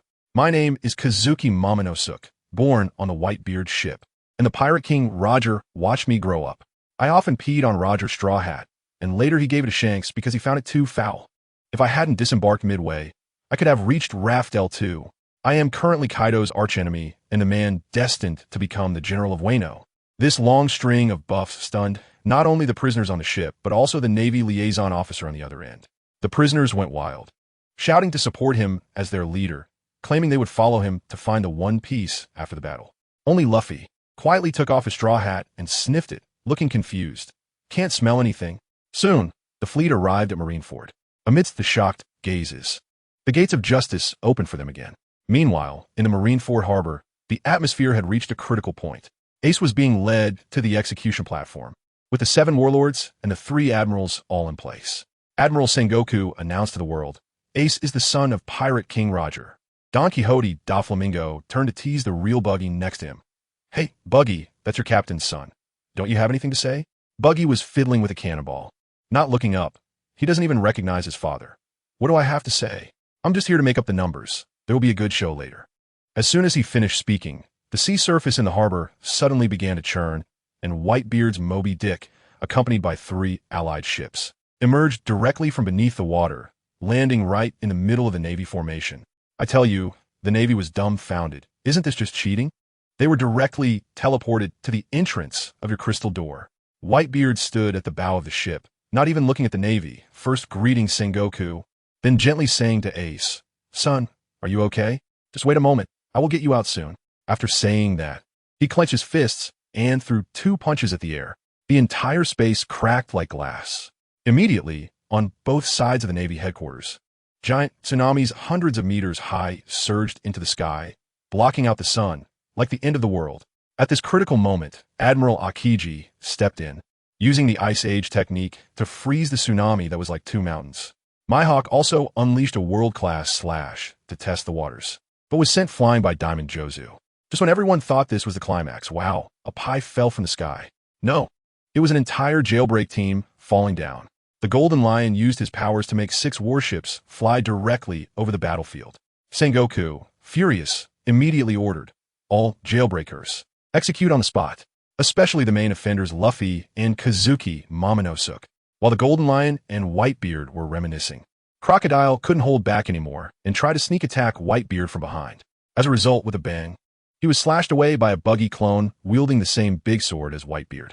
Whitebeard and the Golden Lion exchanged smiles and unleashed a devastating combination attack. Whitebeard shattered the frozen tsunami, and the Golden Lion used his powers to turn countless ice blocks into huge lion heads, smashing down like hail onto the Navy square. The 3 admirals quickly intervened to intercept, and the sky turned into a mess. Seeing their bosses going all out, the little brothers on the ground picked up their weapons and charged forward. Luffy was the first to jump off the ship, roaring as he rushed towards the execution platform. Smoker tried to stop him, but was kicked away by Hancock, shattering his sea prism stone hands. Whitebeard looked at Luffy and said to the fake Momonosuke beside him, Momonosuke, I am very sorry about Odin. Since you are here, let's put in some effort. I tell you, that fake Momonosuke transformed right on the spot. A half-fox, half-horse giant beast with 5 tails, an ice and snow creature. The other Buggy clones around him also transformed, one into a giant sand meerkat, another into a blue flame double-tailed leopard, and yet another shrank into a big meatball, turning into a speeding version of the driving test, rampaging across the battlefield and creating deep trenches. The 4 counterfeit-tailed beasts were rampaging in the Navy's position, and the giant army charged in, only to be blasted through by their tailed beast balls. At this moment, the ancient giant clan's Little Oars Jr. charged in, swinging a huge sword several meters long, braving the artillery fire towards the execution platform. Doflamingo looked at those bizarre shapes in the sky, then glanced at Little Oars on the ground, turned to ask True Buggy, is this the surprise you mentioned? That Momonosuke is a big problem. Buggy wanted Doflamingo to deal with that traitor squad, but Doflamingo directly declined, saying he was more interested in Little Oars. Sure enough, Little Oars was soon severely injured by Kuma, and before he fell, he tried to pull Doflamingo down with him. But Doflamingo easily dodged and even cut off one of his legs. Moria took the opportunity to shoot and shadow angle gun through his chest. Little Oars struggled to reach out his hand, but ultimately couldn't touch Ace and collapsed with a thud, just as all the pirates were mourning for Little Oars. The giant squid squad slowly boarded the Moby Dick with a giant blade in hand. The Buggy clone guarding Whitebeard sensed something was off and wanted to act early, but was stopped by Whitebeard. No need for you to intervene. I will never let outsiders harm my family. Then, under the shocked gazes of everyone, Squard walked in front of Whitebeard, falsely claiming to report military intelligence. Suddenly drew his long knife and fiercely stabbed towards Whitebeard's abdomen. Whitebeard just looked at him, not flinching or avoiding, and took the knife head on, allowing the blade to pierce his body, kneeling on one knee, blood gushing out. Why? Marco rushed back immediately, angrily pinning Squard to the ground. That guy directly spoke to the whole crowd, his voice loud like a trumpet. You force me? Aren't you all forcing me? You old liar Whitebeard, stop acting. You already made a deal with the Navy to use the heads of us New World pirates to exchange for the life of your precious son Ace. I tell you, when those words came out, everyone here was dumbfounded and the morale dropped to freezing point. Who understands families? The front line is fighting desperately, and the rear is being stabbed in the back by our own people. Who can bear that? But what about Dad? He didn't curse or fight. He just walked over and hugged Squard. His voice was so gentle. I know you hate Roger, but what grievance do you have with Ace? You're all my family. To say I betrayed my own child? Sengoku, your scheme of sowing discord is still so dirty. Kids, you decide who to trust. If you want to follow me, then risk your lives and fight the Navy to the end. After saying that, Dad punched the towering ice wall beside him, shattering it and forcibly opening a path for us. Then he grabbed that big sword, let out a roar, and jumped off the ship, charging into the Navy's ranks alone. Sengoku's face turned green as he shouted, Quick, activate the encirclement wall. Lock them all up. Ace, execute him now. Just as we realized this was Sengoku's scheme and morale was starting to recover, the two executioners on the platform raised their blades. In the blink of an eye, two sand blades swooshed and took out the executioners. I focused and saw, good heavens, one was Crocodile, the other, guess who? It was one of Buggy's clones. Sengoku was so angry he was jumping up and down. Crocodile? Don't you have a grudge against Whitebeard? Why are you joining in the fun? Old Sam was so proud. Snorting, I will avenge my own grudge, but I can't stand the Navy being so smug. Sengoku didn't bother with him and immediately called for new executioners. Soon after, several giant steel walls rose from the ground, completely surrounding us in the harbor. What's worse, behind us, Jinbei brought over 20 pacifists, those robot bears that shoot lasers, cutting off our escape route. In an instant, lasers were flying everywhere and explosions were continuous. Our side was collapsing like dumplings falling down. Seeing this, Dad knew it was bad and flipped a giant marine general over like a chick. The whole island shook. He aimed at the execution platform and unleashed a shockwave, trying to shatter the platform, but it was blocked by the three admirals using their hockey. That Akainu was even more ruthless, directly using a meteor volcano, raining down magma from the sky, melting the ice surface, and we were almost out of ground to stand on. At this critical moment, Dad shouted, Everyone on the ship, Skypea, take us over. I just remembered, we still have a crazy guy here. Gold Lion Shiki laughed maniacally, waving his hand, and all our pirate ships, including the Moby Dick, flew up into the air and crashed down into the plaza of the Navy headquarters like they were laying eggs. You little brats. Charge. Save Ace. Dad took the lead and cleared a path through the Navy with one slash. Now it's on. The brawl officially begins. Old Man Carp couldn't sit still anymore, sighed, and stood up. Just then, a figure holding a massive mast rode the current created by Jinbei and shot into the plaza like a cannonball. Good heavens, it landed right in front of the three admirals. It's Luffy. This kid finally made it.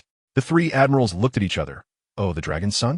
Akiji lazily said, You came too early, kid. Kizaru had a creepy expression, looking quite scary. Without saying a word, Luffy activated Gear Second and tried to rush forward. But Kizaru kicked him away. Fortunately, Dad unleashed another shockwave to draw the fire, and Jinbei found the opportunity to catch Luffy. Now the scene was complete chaos. Dad faced Akainu. Gold Lion was battling Kizaru fiercely. Diamond Jozu was playing ice sculpture with Akiji, and the Empress was giving Luffy the key while launching indiscriminate attacks. petrifying anyone who got close to Luffy.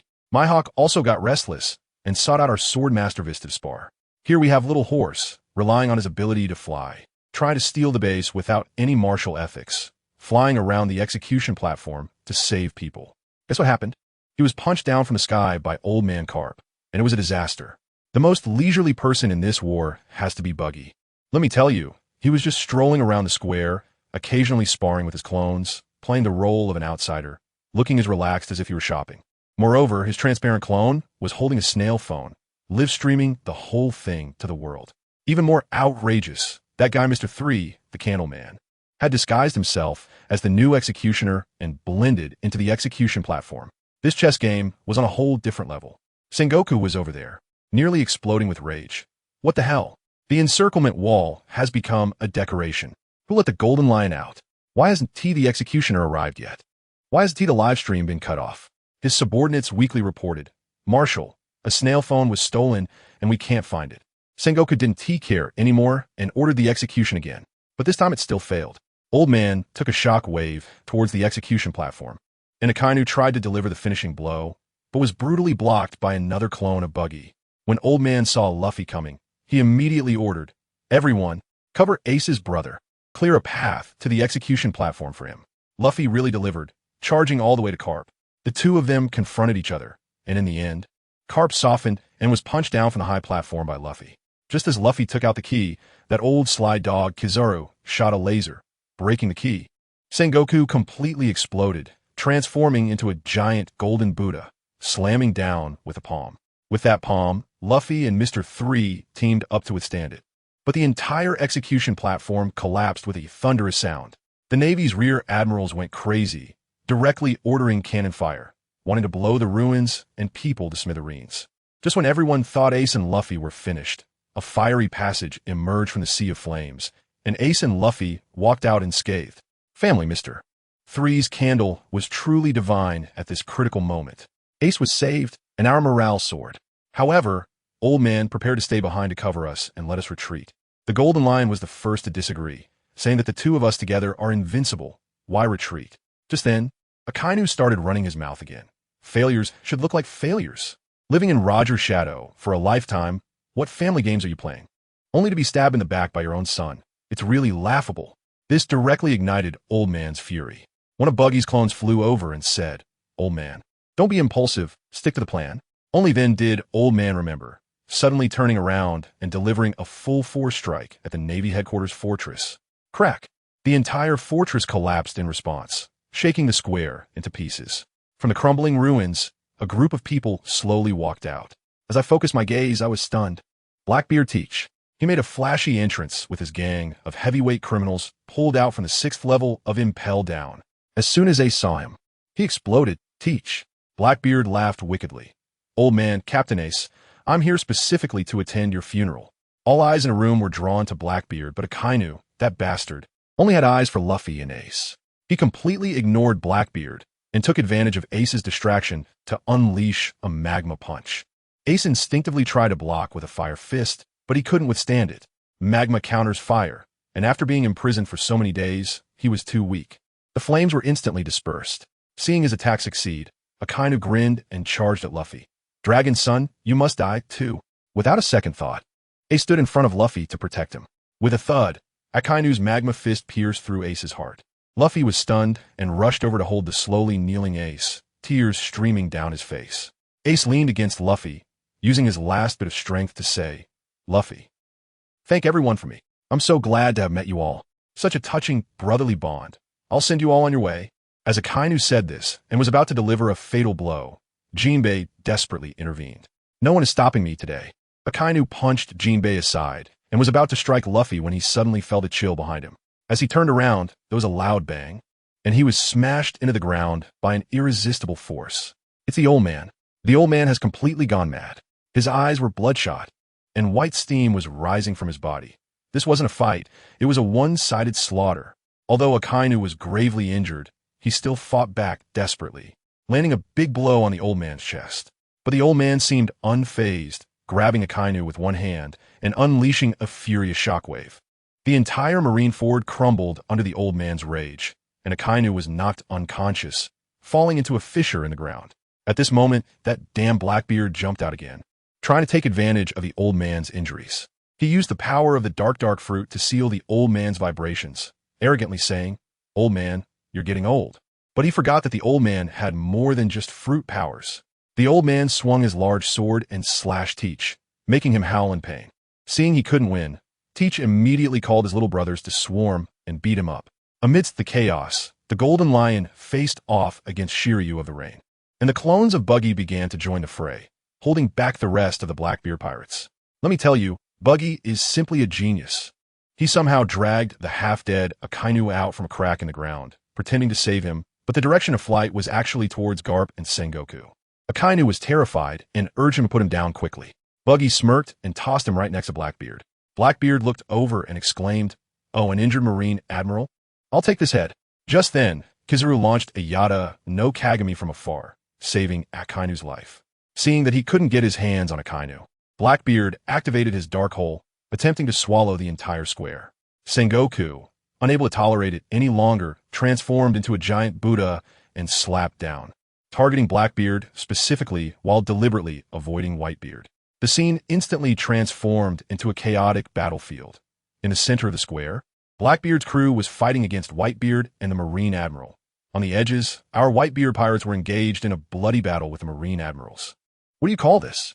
This is called the ultimate invincible spiral explosion snakeskin maneuver brawl. One of Buggy's clones noticed Ace's pale face and muttered, "Why hasn't Shanks shown up yet? If he doesn't come to save Face soon, Ace is really going to die." Indeed, Ace wasn't dead yet, thanks to Buggy's snow clone keeping him alive with low temperatures.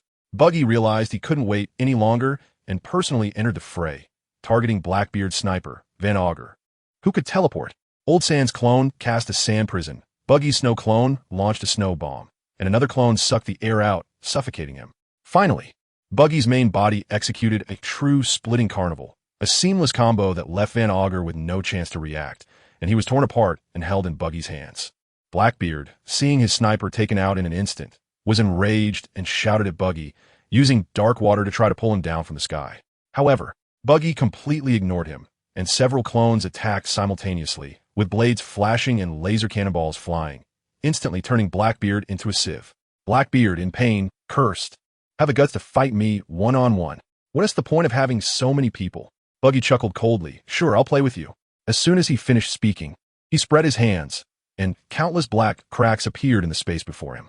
The champion at the front, named Buggy, couldn't even dodge in time, and one of his arms was instantly shredded by the spatial crack. Now Blackbeard was completely terrified, running backward frantically. He would rather face Sengoku than look at Buggy again. Meanwhile, something even more ridiculous was happening. The Golden Lion was fighting with Shiryu when suddenly a voice came from behind him. "Shiki, long time no see." The Golden Lion turned around, his eyes nearly popping out. Standing behind him was none other than Joel D. Roger, who had been dead for over 20 years. "Roger, how are you here?" The Golden Lion was stunned. Roger smiled slightly. "Thanks to your jailbreak, you woke me from my frozen slumber. So, do you need help?" The Golden Lion, completely oblivious, excitedly discussed teaming up to attack Mariehua and share the world. He didn't notice the cold, sinister smile on Roger's face behind him. The next moment, with a thud, a sharp spike pierced straight through the Golden Lion's chest. I tell you, that old man Golden Lion was completely stunned on the spot. His eyes wide open like bronze bells, staring at his chest in disbelief, mumbling, "Roger? You're not Roger." Before he could finish speaking, the Roger in front of him was enveloped in a puff of pink smoke, instantly transforming back into the nine-tailed fox, Katarina Devon. Wow, this transformation technique is really impressive. At the same time, Shiryu of the Rain also moved, taking advantage of Golden Lion's moment of distraction. He delivered a quick slash that opened a large wound on his stomach. Devon was still there, feeling proud. The legendary Golden Lion is nothing much after all. Teach. Look at his ability. How about we capture him for experiments? But Blackbeard was already almost running out of sight, shouting at the top of his lungs, "Forget about any lions. Quickly run to where the Marines are more numerous." Didn't you see that Clown Buggy just took out Bagus in an instant? Devon was still unconvinced. Isn't he just a blustering clown? I'm not useless like Bagus. But Shiryu, with his strong observation haki, sensed a deadly crisis from me, and without saying a word, he took off running after Blackbeard. I completely ignored those guys and looked at the Golden Lion lying on the ground. I said to him, Golden Lion, you're really in a sorry state. It's one thing to lose to an admiral, but now you can't even handle a warden. This is too embarrassing. You might as well die here. Such a grand scene is fitting for your legendary status. The Golden Lion coughed up blood, leaned on his sword, and surprisingly stood up again, as if rejuvenated. He laughed maniacally, cough cough. As a pirate, it's no surprise to die anywhere. I can't deny my age anymore. Ha ha. If I were a decade younger, I would definitely love this era. Roger's kid, send me off. Whether to heaven or hell, I will never give up my ambition to rule the world. After saying that, he used his last bit of strength to throw his massive pirate ship into the sea as a farewell to himself. At that moment, the guy with the hat tried the same trick again, transforming into Roger's appearance to get closer to me, while the whip behind him was ready to strike. I didn't pay any attention to her, just, good last words, when you see Captain Roger, please send my regards. Then I walked toward the two of them. That fake Roger was still acting. Ignoring your own captain? Stop it. Stay away from me. I was stunned at that moment. The scene was truly bizarre. Before she could finish speaking, she looked down and saw her hands and feet falling off like sand cascading down. This trend instantly spread throughout her body. The Golden Lion watched this scene and instead burst into laughter. What a peculiar experience. Dissolving in the air? What nice way to die. Ha ha ha, Whitebeard. Sengoku. Garp. I'll take my leave first. Just like that, the great pirate who had fought against Captain Roger his entire life, the Golden Lion Shiki, took his final bow in the Marineford War. With his death, the entire Marineford exploded. Sengoku and Garp, these two old rivals, were filled with emotions. Old man Whitebeard also paused, murmuring to himself. Had he gone meet Roger Shiki? Far away in the Sabati archipelago, Uncle Rayleigh directly raised his glass to the live broadcast screen, downing it in one gulp, with tears in his eyes. That bastard Blackbeard seized the opportunity to catch his breath and started boasting again. Huh? Let the old guys of the old era die. There's south no place for you in the new era. But the war must go on. Akainu, that mad dog, took advantage of Whitebeard's distraction and launched a fierce attack on Luffy. Whitebeard as commanders fought desperately to block him. Even old Sandy took action, showing just how hated Akainu was. Just as Akainu was about to land a hit, Kobe, that little pink-haired navy, suddenly charged out, arms wide open, standing in front of Akainu, and began a soul-searching questioning. Stop fighting. The execution is complete. Why create unnecessary casualties? Akainu was taken aback, thinking, who are you? Is this battlefield dictated by you or by me? Just when Akainu was about to punch Kobe into oblivion at the critical moment, that man, he arrived. Red-haired Shanks blocked Akainu's magma fist with a sword, saying calmly, I'm here to end this war. Goodness, the atmosphere was instantly elevated. Just as Kizuru was about to make a move, he was held at gunpoint by Ben Beckman and could only helplessly raise his hands and surrender. Akiji was also firmly locked onto by the newly arrived Whitebeard. The scene suddenly froze. Red-haired scanned the entire area. Everyone, give me some face. If anyone hasn't had enough fun, we can be your opponents. What do you say, Blackbeard? As a result, the whole place fell silent. While I was still there chasing after Blackbeard to cut him down, Van Augur was dismantled into pieces by me and Lafitte in order to save his own life. Threw Burgess to me as a shield, but ended up both being reduced to nothing. Sengoku finally couldn't hold back anymore and yelled at me. Enough already. Clown Buggy, your indiscriminate attacks have caused huge casualties to the Navy as well. If you don't stop, I'll strip you of your Warlord title. I ignored him completely, finishing off Lafitte before stopping, then wiped my hands and said slowly, in battle, who doesn't die? The casualties I cause can't be more than your generals. Besides, do you believe I can smash your fortress even more thoroughly? Don't be fooled by my tough words. I'm actually reaching my limit. My stamina is nearly depleted. Sengoku was so furious that he transformed into a giant Buddha, looking like he was about to make a move. I directly mocked him. Old Sengoku, did you get it wrong?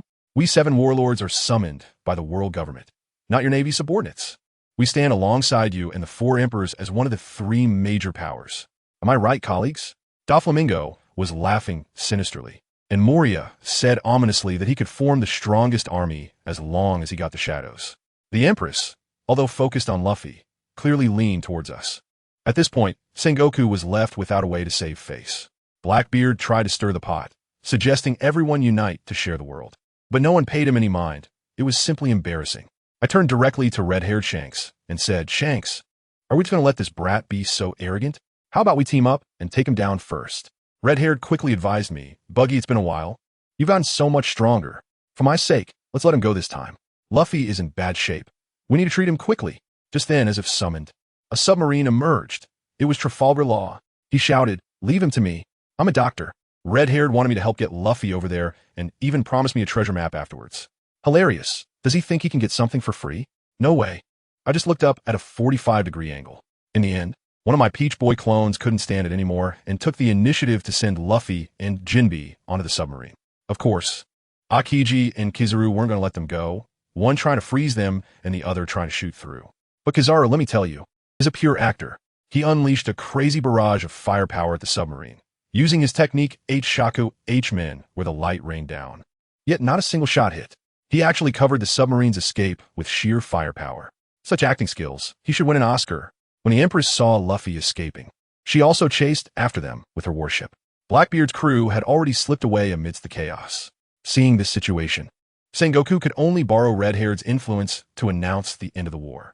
Although Whitebeard was seriously injured, his haki remained strong. "I am Whitebeard." He commanded his men to retreat and specifically asked my Peach Boy clone to help carry the massive body of Little Oars. Moria wasn't having it and jumped out, claiming that was his trophy. As a result, my clone unleashed Conqueror's haki, leaving Moria stunned. Whitebeard, however, seemed to catch on to what was happening and laughed heartily. Doflamingo came over and tricked Moria away, saying they needed to discuss Kaido. I immediately sensed something was off and exchanged a glance with my hawk. The two of us quietly followed them. Before long, we heard intense explosions coming from the back street. By the time we arrived, Moria was already half dead, beaten by Doflamingo and several pacifists. Doflamingo stated that it was a command from the higher-ups of the world government to eliminate the weak warlords. I was watching the show with Hawkeye, and I couldn't help but comment. I always feel like Moria's not meant to die yet. As soon as I finished speaking, it seemed like Doflamingo sensed something, and Moria himself disappeared right before our eyes. Doflamingo covered his forehead and burst into laughter.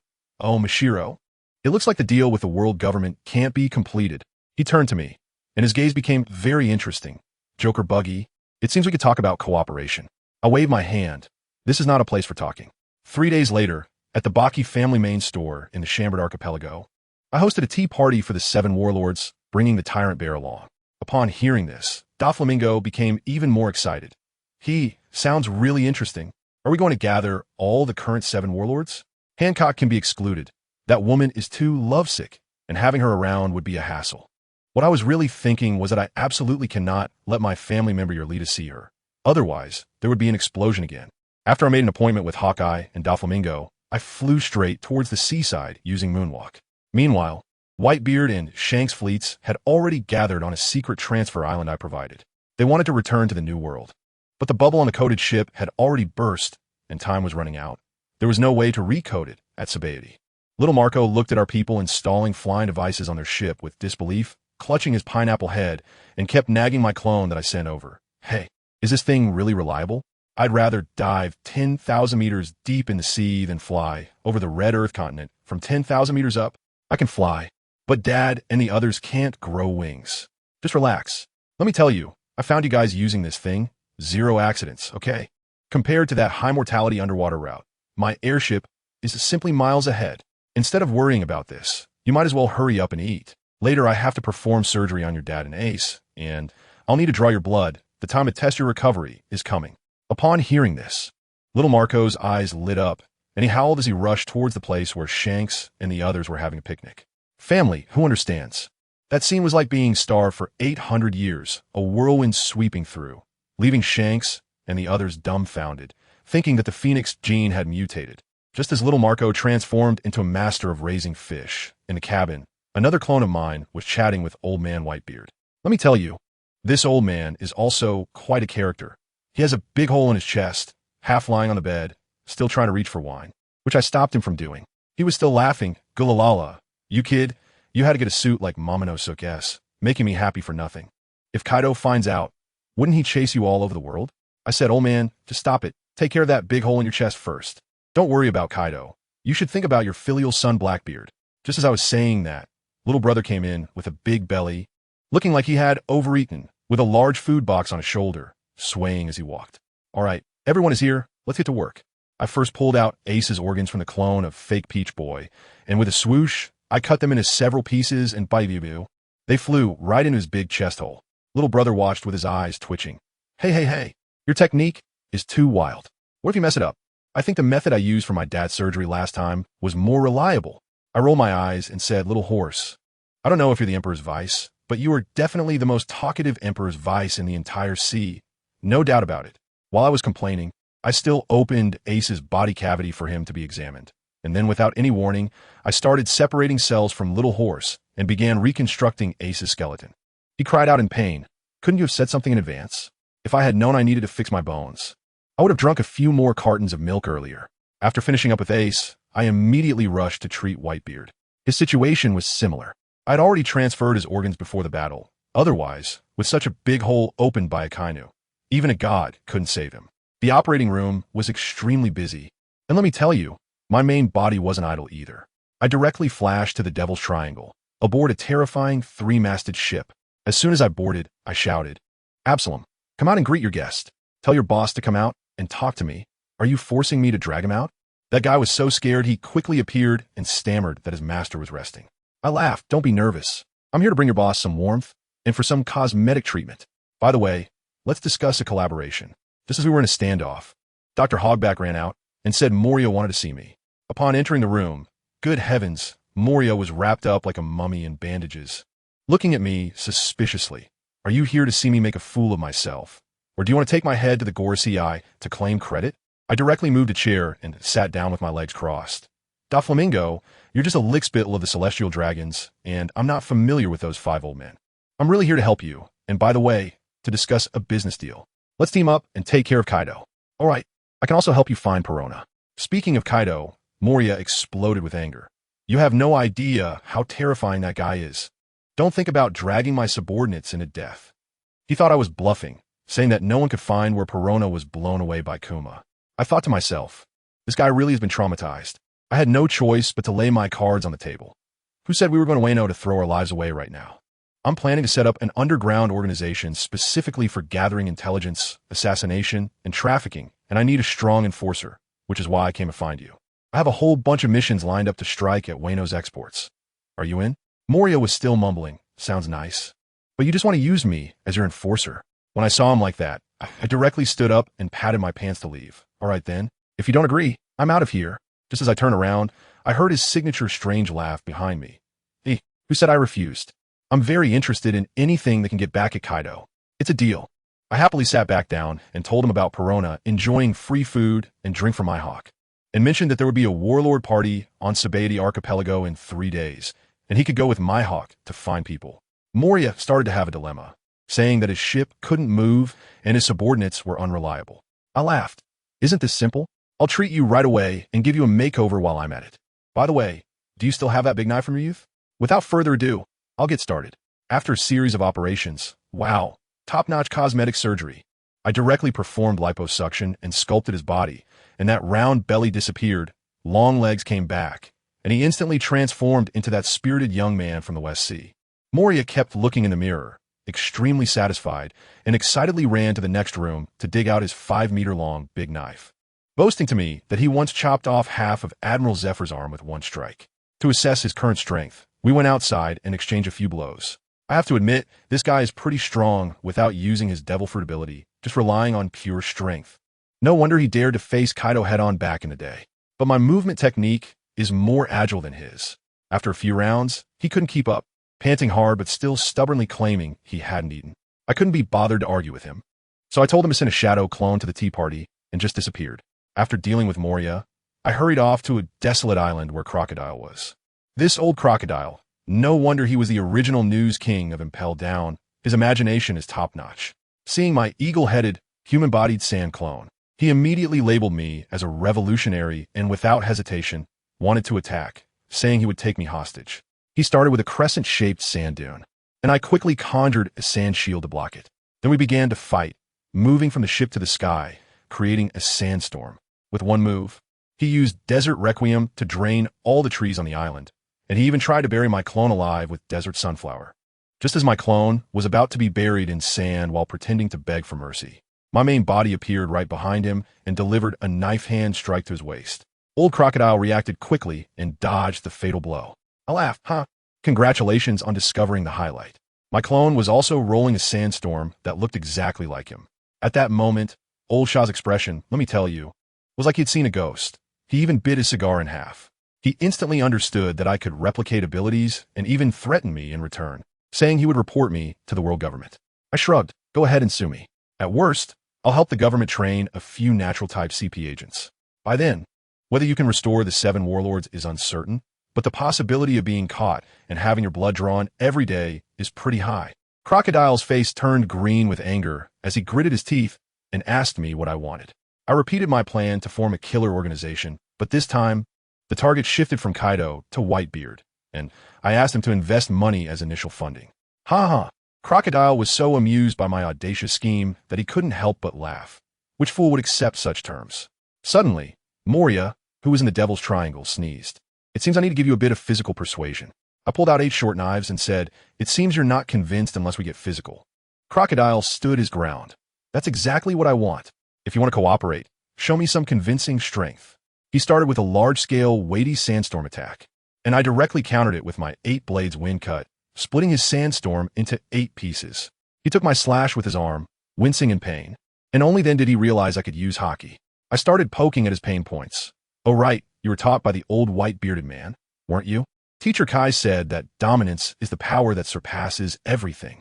As soon as I mentioned the white-bearded man, Lao Sha immediately broke down and charged at me with his golden hook. Do you want to learn? I'll teach you. In the moment, Lao Sha was stunned. I knocked him flying with a punch. Let me tell you, that kind of 2-year starter teaching like Rayleigh's is too slow. We'll jump straight into Teacher Kai's crash course on the Wolf Fong Club. Guaranteed to teach, not guaranteed to master. A maximum of 2 hours per semester. While I was using non-lethal punches and kicks to teach him, Lao Sha was turned into a human punching bag and even questioned my teaching methods. I couldn't help but laugh. Okasine, it seems I need to use a club after all. I directly pulled a tree out of the ground and shaped it into a mace on the spot, wrapping it with Conqueror's Haki, with black lightning crackling. When Old Sans saw this situation, he panicked and said that natural-type admirals don't need Haki. I immediately retorted, what a glaring flaw. How can an admiral of the Navy withstand Whitebeard's shockwaves without Haki? Want to know who Teacher Kai is? Alright, let me show you the signature skill of the Beast Pirates. Thunder, roaring, 8 trigrams. With one swing, his sand shield shattered like it was made of paper. Old Sans still stubbornly insisted. Don't think you can scare me with the name of the 4 emperors. Wow, I have to say, Teacher Kai's teaching method really works. In a life-and-death moment, Old Sand crossed his arms in front of his chest, and by accident, he managed to use Haki hardening. Although he was still beaten to the point of spitting blood, at least he wasn't one-shot. I threw away the wooden stick and looked down at him. See, it's not just for show, is it? Lao Sha coughed up blood, staring at his darkened arms with disbelief. Is this Conqueror's Haki? Why does it feel different from yours? Of course it's different. What you have is just the common armament Haki, but mine is the rare Conqueror's Haki wrapped around. You'll have to practice slowly on your own. Now, we have no objections about the cooperation, right? Lao Sha stood up, panting heavily, although he still acted proud, saying something like he reluctantly agreed because I had some strength. His body was honestly showing a different story. I waved my hand, rejecting his request to continue asking questions. I joked that a great teacher's lesson ends right after it's given, with no overtime. I told him that there would be a meeting of the 7 warlords at Sabeti Archipelago the day after tomorrow, and that both Don Quixote da Flamingo and Dracula Mihawk would be there. He could find anyone he wanted as a sparring partner. Then I left my shadow clone with him as a liaison. Guess what? This old man actually got obsessed, insisting on figuring out what my clone really was. One moment, it was Gaara, the next it was a hawk-headed man, and he even burned out his CPU, suspecting that I was in the same line of work as Mr. 2, both of us doing cosplay. Let me tell you, a guy with such an overactive imagination is a hassle. I didn't want to waste time talking to him, so I just told him that this dude was called Gaara, codename Wind Shadow, and that he would be my top fighter at the Assassin's Hotel. Equally matched with him. He could train however he wanted, and if he managed to kill him, it would be his achievement. After that, I directly used the moonwalk to ascend into the sky and slipped away. I flew to a deserted place and opened a portal with the door fruit. Wow.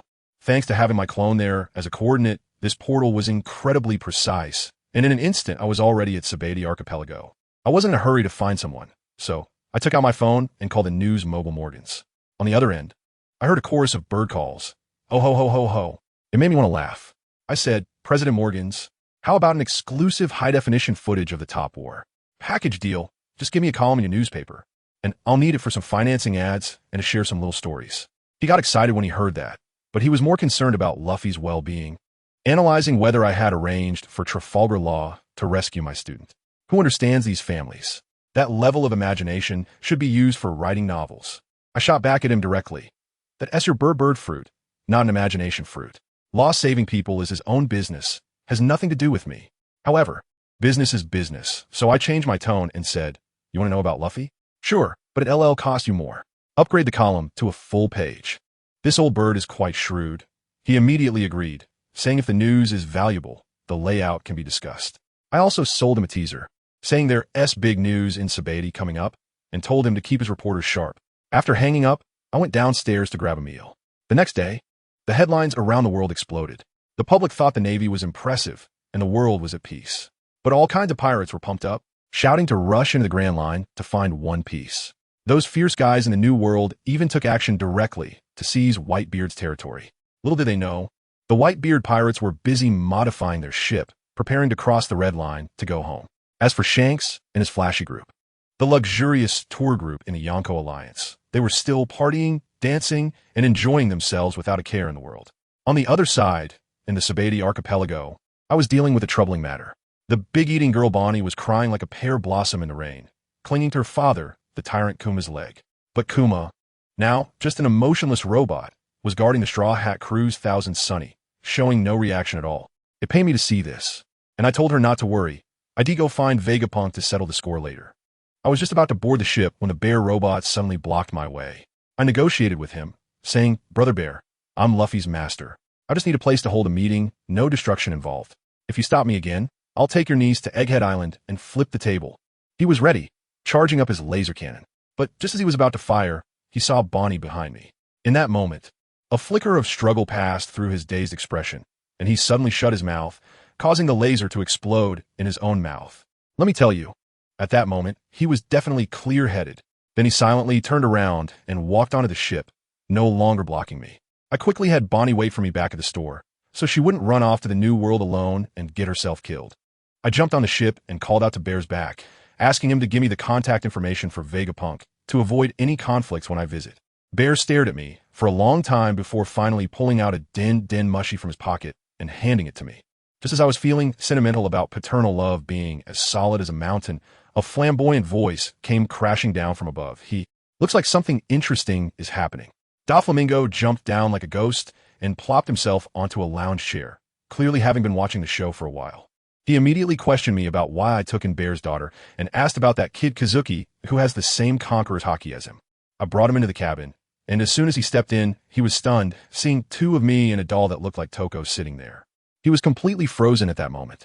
One of my clones poured 2 glasses of wine right in front of him, then suddenly burst apart and merged into the doll, which immediately came to life. Then it was his turn to perform. He started analyzing, saying that I infiltrated Eni's lobby to rescue Ace, and when that failed, I went to Marineford, and that I had created a UTN identity to provoke a war between Whitebeard and Kaido. I thought to myself, you must be kidding. I revealed my trump card to him.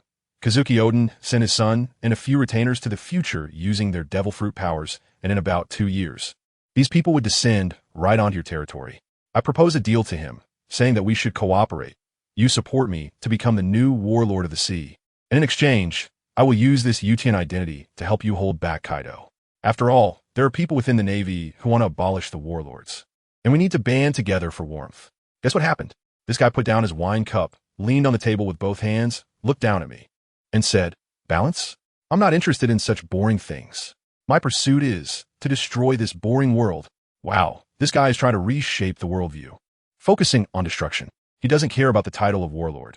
What he wants is immortality and a grand war that can take down the celestial dragons.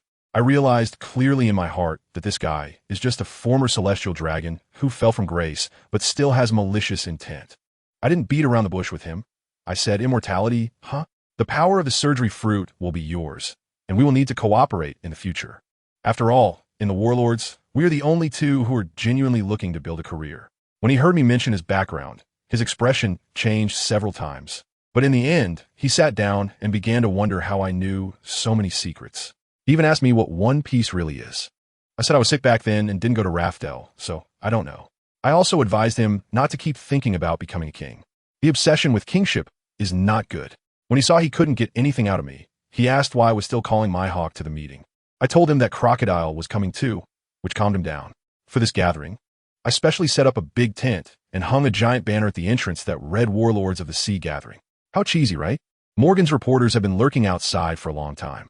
In the afternoon, Mihawk finally arrived late in his coffin-like little boat, and his aura scared the reporters back a few steps. To liven up the atmosphere, I had my crew, Machi and Ricky, perform a lion jumping through a fire ring. Let me tell you, Mihawk's expression was like he was watching fools. I casually handed him a bottle of medicine that can make animals talk, saying it was a gift for his big disciple, the Baboon King, so he wouldn't have trouble communicating with Zoro in the future. Mihawk said he didn't take him as a disciple, but his hands honestly accepted the bottle. Just then, Doflamingo urged me to hurry up with the deal, his eyes already staring outside as a sandstorm was rolling our way. I threw him a bottle containing the power, and he vanished in an instant, appearing outside and charging a crocodile. As soon as they met, they got into a fight, and the noise was so loud that the reporter's shutters nearly broke. While fighting, Doflamingo also tried to poach Crocodile to join him, but was met with a punch from Crocodile's haki, while they were using their Conqueror's haki to feel each other's world. Moria appeared like a ghost, emerging from the shadows on the ground. I briefed him a bit and told him to take my shadow clone with him to the new world. This guy is now as thin as a bamboo pole. After finishing, he turned into a swarm of bats and flew away. Soon, Doflamingo finished his teaching session and left contentedly, leaving Crocodile feeling unsatisfied. He was eager to go back to experiment with his new abilities and had to inform Kaido. Then, Mihawk also left with my clone, and a rather ordinary Warlords of the Sea gathering came to an end. The next day, Fleet Admiral Sengoku called me, immediately accusing me of plotting something. I directly shifted the blame to Doflamingo, saying it was his fault for not capturing Crocodile, and I boldly applied for a new Warlord qualification for my shadow clone. A few days later, on Whitebeard's ship in the New World, Ace finally woke up. When he opened his eyes, he thought he was in the underworld and almost asked Whitebeard if he had come down too. My clone went over to explain that I had used a special ability to pull him back from the brink of death. After experiencing life and death, this kid was much more straightforward, saying he wouldn't thank me for my great kindness, and hurriedly asked about Luffy's condition. Just as I was about to embellish the atmosphere, Whitebeard silenced me with one sentence. That kid is fine. He was saved by a supernova. Don't listen to his nonsense. Ace then asked about Blackbeard's fate, and I was so angry that I said that bastard ran off in the chaos. Whitebeard was more open-minded, saying that as long as they are on the sea, they would eventually meet. Seizing the opportunity, I suggested that Ace change his name and keep a low profile. Otherwise, the Navy would definitely chase him down for the sake of their reputation. Whitebeard got excited upon hearing this, laughing heartily, saying the New World is his territory, and if the Navy dares to come, he'll fight them. I directly provoked him, saying, "Do you want Ace to live under your wing for the rest of his life? His brother Sabo is already holding his own in the Revolutionary Army. He has an appointment with Kaido's daughter, and you can go along too? When the world's strongest man faces off against the world's strongest creature, what a scene that would be. TSK, TSK. Whitebeard was honest, admitting he was getting old and couldn't fight a prolonged battle. If he really went head-to-head with Kaido, the one who would fall first would definitely be him. As soon as Ace heard that Sabo was still alive, his fighting spirit ignited instantly, and he immediately decided to lay low for a while and train hard. Seeing an opportunity, I quickly started promoting my assassin hotel business, saying we operate on a membership system, take on missions for bounties, act under code names, and ensure absolute confidentiality. S-Class members can eat and drink for free at my fast food restaurant for life. Ace's eyes lit up at this, and he expressed that he could consider it. A week later, I was already lounging with my legs crossed in Admiral Sengoku's office at Navy headquarters, devouring a bucket of fried chicken. I asked Sengoku, "Has my nephew's Warlord title been approved yet?" He was so angry that his mustache curled up, saying I was dreaming. I leisurely wiped my mouth and replied, "My nephew is in charge of most of the escapees from Impel Down.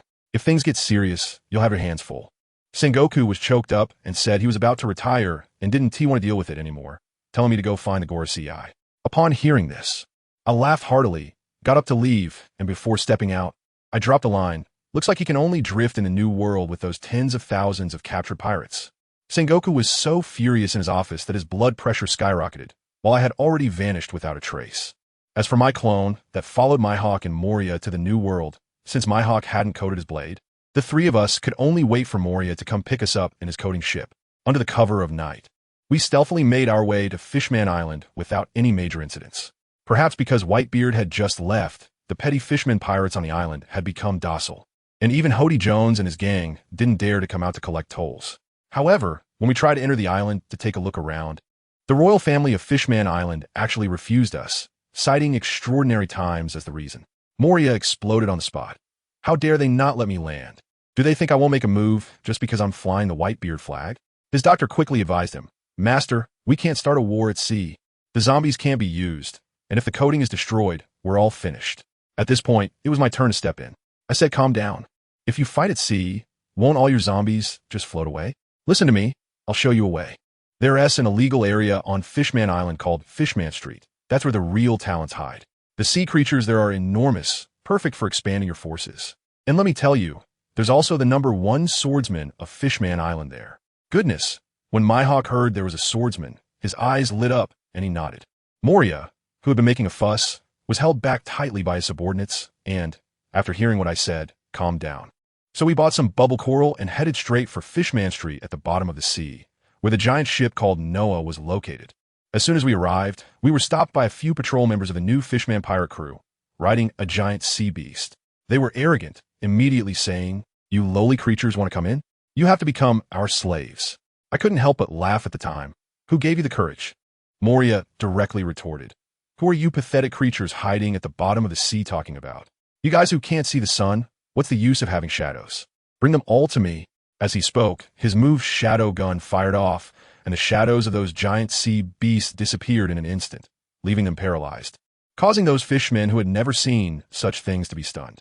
Just then, a drunken blue-ringed octopus man swayed over, burping from the alcohol, and said, "You idiots, just pop the bubbles to deal with them." After saying that, he raised his knife and was about to slash at our ship. Myhawk glanced at him, and his expression was one of utter disdain. "Is this the first swordsman you mentioned?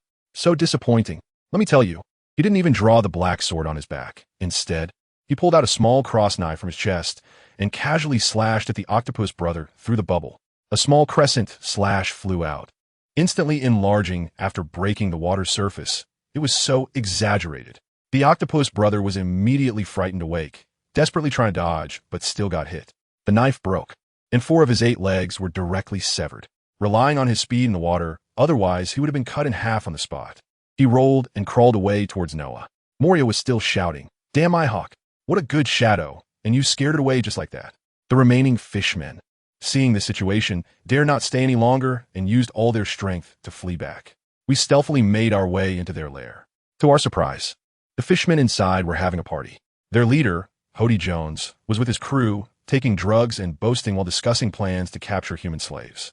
Before he could finish his sentence, Hawkeye's slash pierced through the entire room, tearing off the roof. I jumped in and complained, "So you want to chop it up just because you see a ship? This is a cultural relic." Then I casually froze the entire hall. Moria was thrilled, cutting down Hody and his crew one by one like harvesting vegetables, commenting on how deformed these fishmen looked. The remaining lackeys rushed in, but were no match for us. Absalom could play solo and cut them down with ease while invisible. We effortlessly took down the new Fishman pirates and rescued over 10,000 captured human pirates. After looting for a while, we set off towards the new world in grand style. These rescued pirates were nominally under my command, but each one was a crafty veteran with plenty of tricks up their sleeves. Unfortunately, I had already sent my third brother and the tough guys from Impel Down to wait at the entrance of the new world to receive us. As soon as these pirates, fresh out of the wolf's den, saw the fierce criminals from Impel Down, they immediately behaved like little lambs, getting split up and organized by my third brother without any fuss.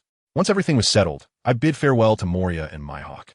Moria looked at me like a true brother, patting his chest and saying, "Whenever you want to take down Kaido, just call me, and I'll be there for sure." Myhawk maintained his usual deadpan expression, nodding coolly as he sat in his coffin-like small boat, letting Moria drag him away. Just as they left, trouble struck.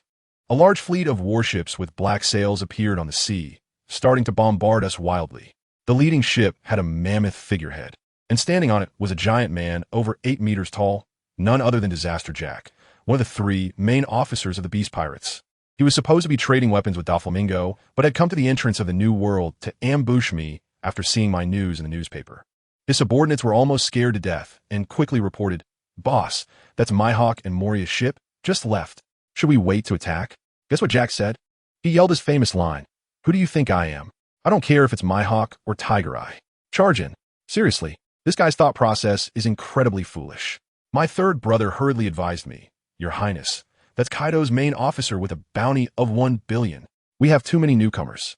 It's going to be tough to fight. Should we retreat for now? Can I withdraw?"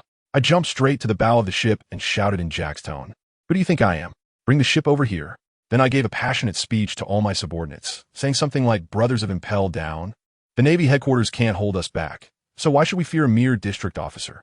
Instantly, morale was ignited. I was determined to use Jack as a billion-dollar whetstone to sharpen my new crew. Moria and Mihawk also paused to watch the show. Moria was quite excited, thinking, "Kaido's high-ranking officers? I can't miss such great zombie material." Mihawk was also stroking his black sword with one hand, clearly itching for a fight. Just as the two fleets were about to collide, it was my turn to perform. I activated the power of my snow fruit, and snow began to fall from the sky, instantly freezing the sea. I shouted, "Ice release. One-horned white whale, whale herd drop."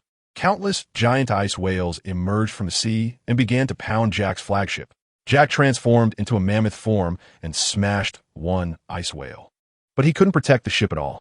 As the flagship was being battered and left in tatters, he angrily yelled at me, cursing, and then jumped directly from the ship, wanting to engage me in hand-to-hand combat.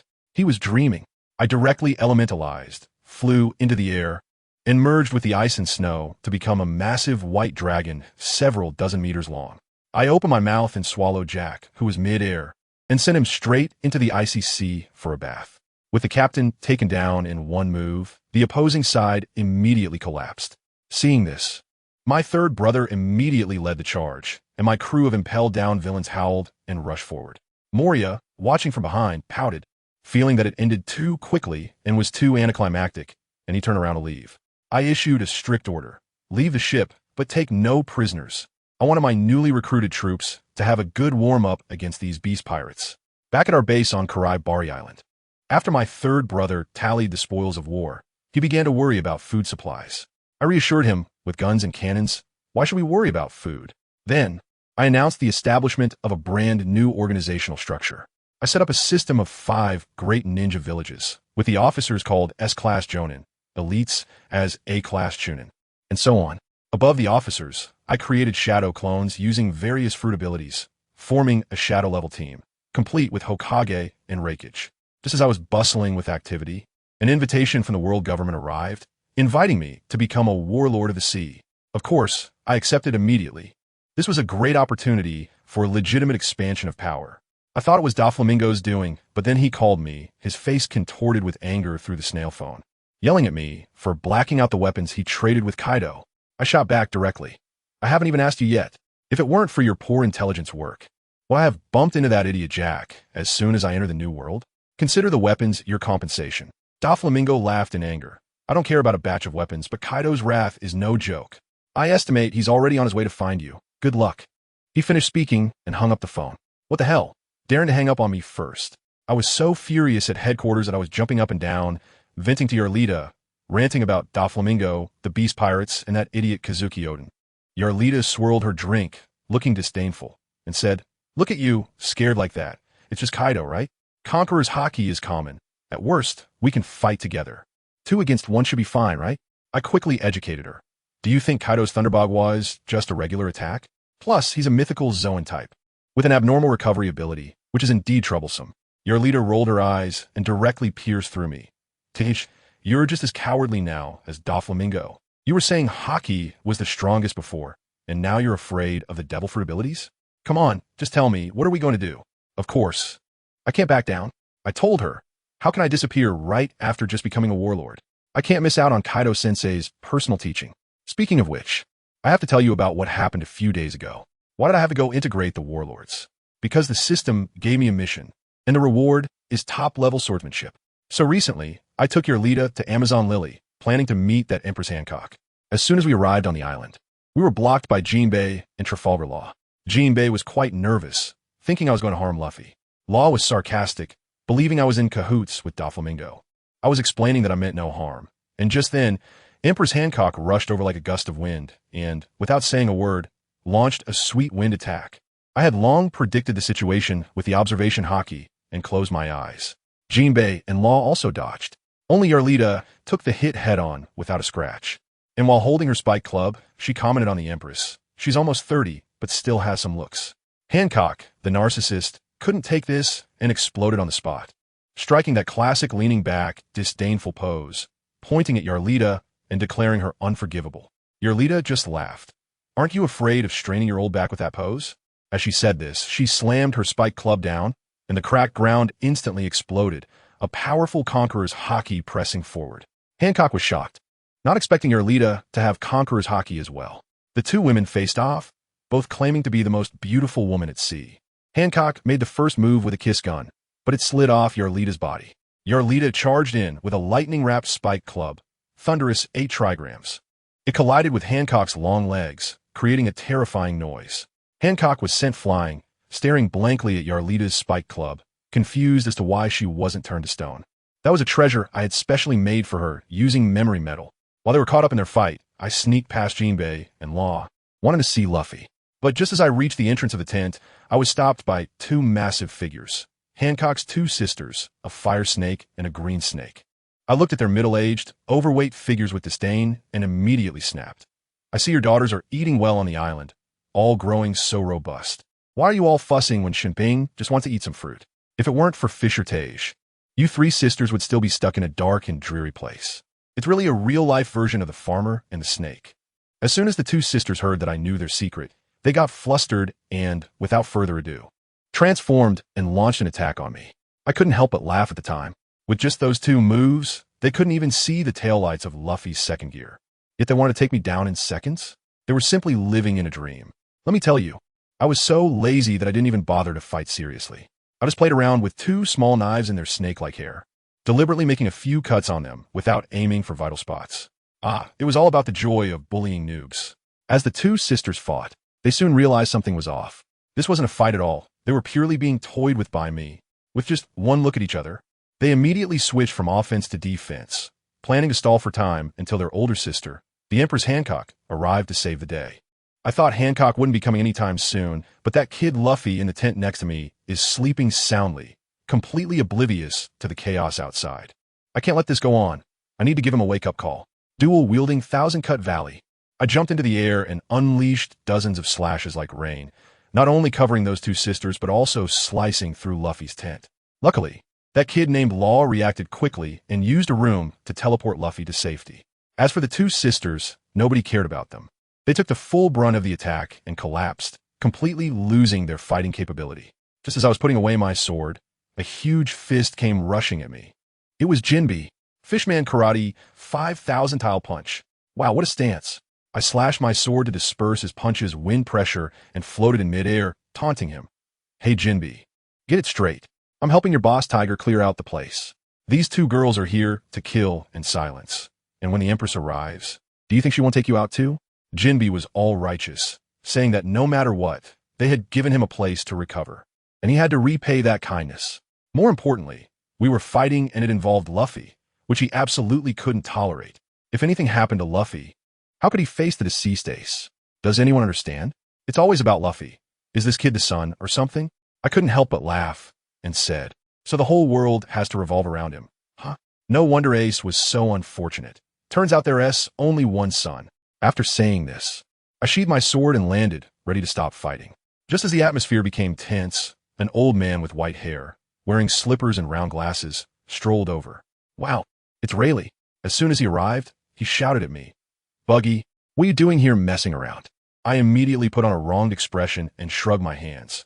"Mr. Rayleigh, I just came to check on Luffy, but they insisted on fighting me. I can't just not fight back, can I?" Now that Rayleigh was involved, the fight was definitely off.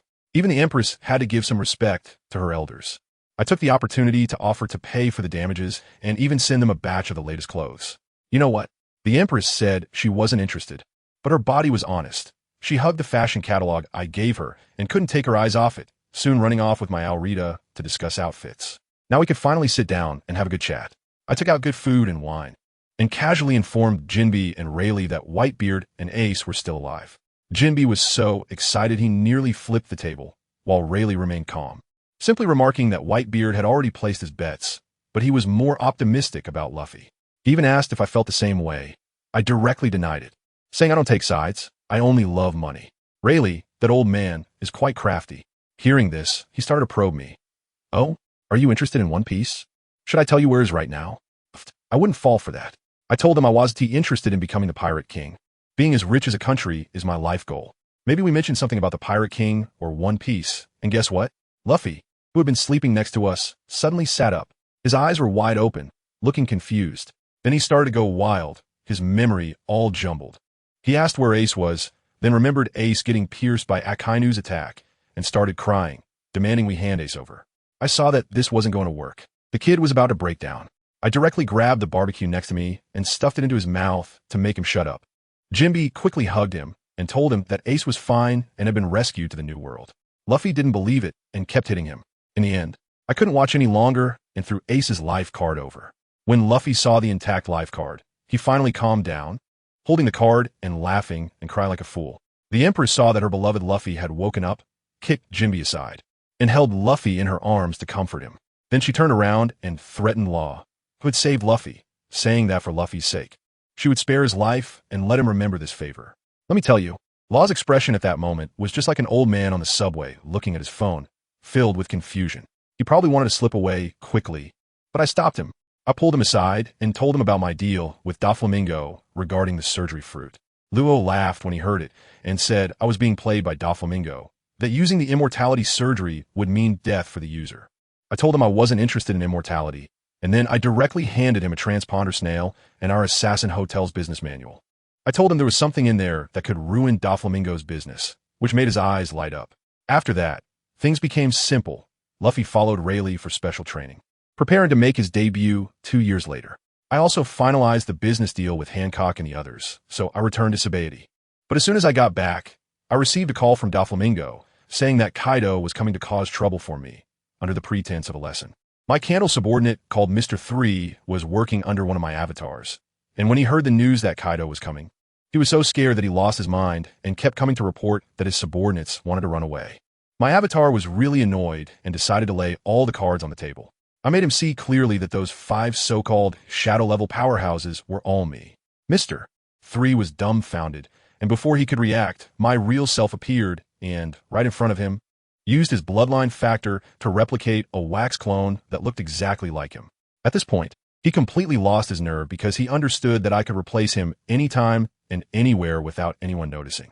I wasn't trying to scare him. Mainly, I found that his candle fruit is quite useful and can mass-produce airship balloons, solving my production capacity issue. While I was developing new products and waiting for Kaido to come knocking, the world was bustling.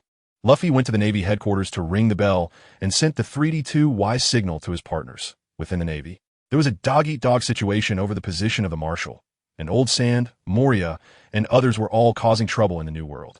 I, the main body, haven't been idle either. I took a trip to the floating island at an altitude of 10,000 meters, deliberately created some conflicts, and then stepped in to resolve them, conveniently securing the economic lifeline and various privileges of the floating island. Just when I was boasting on the island, saying speak of the devil, Kaido, that guy, really fell from the sky like a meteor and crashed onto my Karai Bari island with a bang. My clone on the island quickly had Mr. 3 organized people to take a boat out to sea to hide, as when gods fight, mortals suffer. As for me, without a second thought, I picked up the snail phone and started calling for help. Challenging Kaido one-on-one, that would be a sign of madness. Righteous group fights are the way to go. My first call was to Moria. Hey, Moria, your enemy Kaido is here. Are you in? Don't be cowardly. I've got Crocodile and Mihawk on my side, 6 against 1. The advantage is mine. Then I called Mihawk.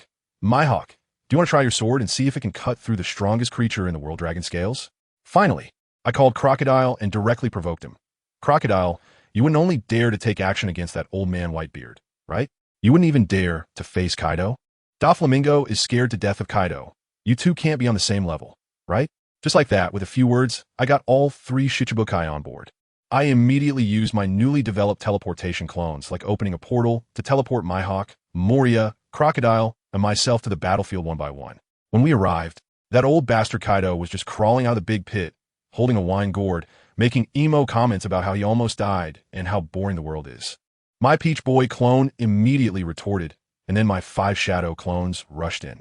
Water Dragon bullets, Fire Style, Magnetic Cannons. Various skills were unleashed on Kaido like they were free. As a result, once his drunkenness wore off, he transformed into a several 100-meter-long Azure Dragon, coiling in the sky. And a tornado blew away all my clones' attacks, almost lifting the entire island. Mr. 3, far out at sea, was trembling as he watched through a telescope, while my candle clone responsible for logistics sat leisurely on the deck, eating and watching the show. Even though it was 5 against 1 on our side, to be honest, it was just stalling for time. Kaido's body was too tough. Before long, one of my clones was cut in half by his bad wind attack and could only self-destruct, resulting in him spitting out a mouthful of blood. This wasn't a fight. It was purely a scraping treatment.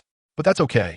My real trump card is still on the way. Only Buggy, controlling Deidara, casually glanced over but didn't notice anything unusual, refocusing on the screen. You sticky guy are so disgusting. Hurry up and disappear. Scorching breath. Uncle Wu is here to knock. Fire Style. Great fire annihilation. In the face of Kaido's dragon breath, Peach Boy clapped his hands to create 5 tall city gates in hopes of temporarily blocking it. But the weakness of the Snow Fruit's weak fire was exposed at that moment. The dragon breath melted through the gates like a hot knife through butter. Fortunately, just as Kisame Hashigaki teamed up with Obito Uchiha to spit out a massive flame to counter the dragon breath, they avoided losing another member. With Kaido's dragon breath pushing back their flames, the long silent Raikage Misaka Mikoto finally made her move.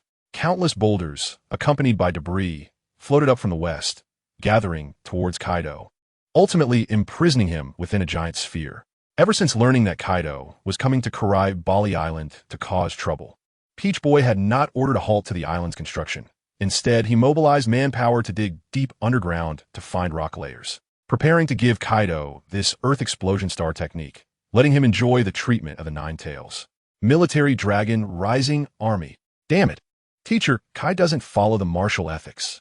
How can you go from P1 to P3 like that? Fortunately, the main force has already arrived. Otherwise, this wave would truly be unsustainable. Has that person arrived yet? Why haven't I noticed anything? The Buggy Candle clone Gray suddenly stopped eating and shouted, startling the nearby Galdino so much that he almost dropped his telescope into the sea.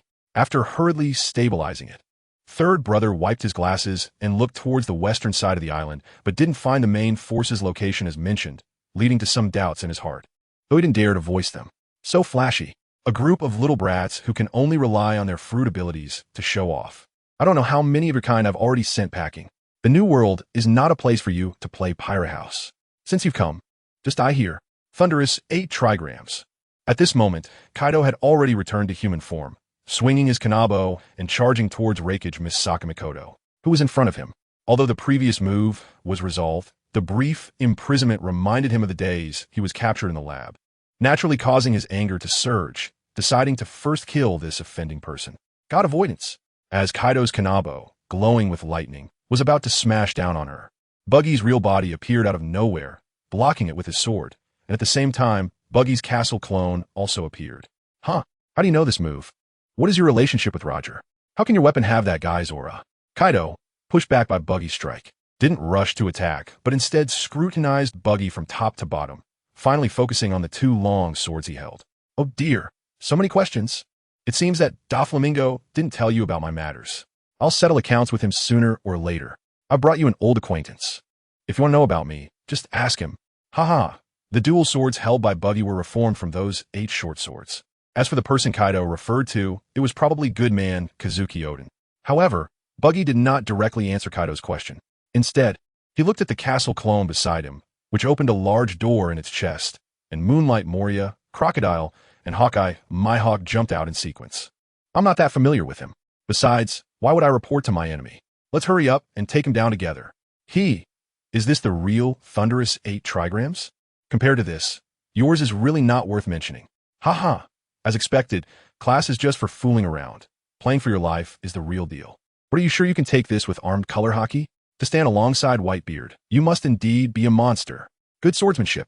It seems necessary to have another fight with you. In fact, the moment Kaido exhaled his dragon breath, Buggy had teleported here with his clone. The reason for just appearing now was that the situation could still hold, and also because the opinions of the several warlords on combat were not unified. Moria advocated for a group fight, but Hawkeye Mihawk insisted on only participating alone, and Crocodile was also unwilling to cooperate with others. In the end, they agreed to a wheel battle format under Buggy's mediation, with each side acting independently. Isn't that Moria from the Moonlight Pirates? Why aren't you continuing to drag on in paradise, eager to meet your subordinates? Let me help you get released. ORORORORO. If it weren't for your giant bastards ambushing me back then, how could I have lost? Today is your day to die. Kaido, the master of mockery, quickly hit Moria's sore spot, mentioning the past incident where the Moonlight Pirates were wiped out, which made Moria, who was about to make a final move, furious. He drew his giant blade, Onigiri, and slashed at Kaido, marking the official start of the second battle between the 7 warlords and the West Emperor. Kaido, Moria. The two 7-meter-tall giants, Moria and Kaido, fiercely clashed with their weapons, creating violent whirlwinds that stirred up dust and accompanied by their terrible roars, making it feel like entering a ghostly realm. Buggy's other clones all entered the castle clone to rest, leaving only Peach Boy and the warlord standing together. Crocodile, smoking a cigar while observing the battle, unexpectedly said, "I didn't expect Moria to know swordsmanship. It seems Kaido isn't that strong in human form." Buggy curled his lips and said in a sarcastic tone, "That's Kaido playing with him. Even the Conqueror's haki didn't wrap around. Can he withstand Moria's armed haki just by strength? Why don't you go and feel it? Take a thunderous 8 trigrams to the face. Mihawk, you are a swordsmanship master. What do you think? Aside from their incredible strength, there was no skill to speak of. I'm not interested in battling with such a guy unless he transforms back into his dragon form. That cross-shaped scar is still quite eye-catching. I've never cut through dragon scales, which is quite exciting." Hawkeye Mihawk crossed his arms, his tone somewhat lazy, but the gleam in his eyes and the slight curve of his lips showed he was in a good mood. "Your leader, Kaido might be the best user of a kanabo in this world. You should go up and feel it out. It won't be so easy when he gets serious. Don't underestimate people. I can handle that thunderous 8 trigrams too. I can wait until that big guy is about to lose before I go out." Inside Buggy's clone, besides Buggy and Yarlita, Machi, Kabeji, and other executives from the former Baroque works were also present, all leaning by the window, paying attention to the battle outside. Cough, gurgle, Yarlita, go for it. Chance of avoiding battle, 50. Chance of defeat, 100. Chance of death, 50. Chance of victory, 50. Chance of death, 0. Only 2 supernovas are exceptions. Big Eater Bonnie is indulging in a feast, and Magician Hawkins is constantly drawing cards, quietly murmuring the results he calculated. At this moment, the situation on the field changed dramatically. Moria's Shadow Master silently appeared behind Kaido, thrusting its arm like a sword at him. However, how could it evade Kaido's observation haki? The Shadow Master was dispersed by Kaido's swing of the kanabo, followed immediately by a thunderous 8 trigrams. Even though Moria raised his blade to block, he was still sent flying, crashing to the ground in a sorry state. It seems that besides using shadows to sneak attack, your strength hasn't grown at all in 20 years. Wasting my time. Hoo-ha. Hoo-ha. How infuriating. If those guys would just lend me their shadows, how could I lose to you in strength? That Tamagai is also your enemy, right? And Buggy, hurry up and help. How long are you guys going to watch this show? Moria couldn't get up after being shocked, but he still held his ground verbally, only calling for help at the end. If Moria can't do it, just retreat for now. I still have contestants who haven't entered the arena. If you want to escape, you better ask me if I agree. Just as Buggy replied to Moria, Kaido moved, smashing down with his kanabo like a mountain. Boom.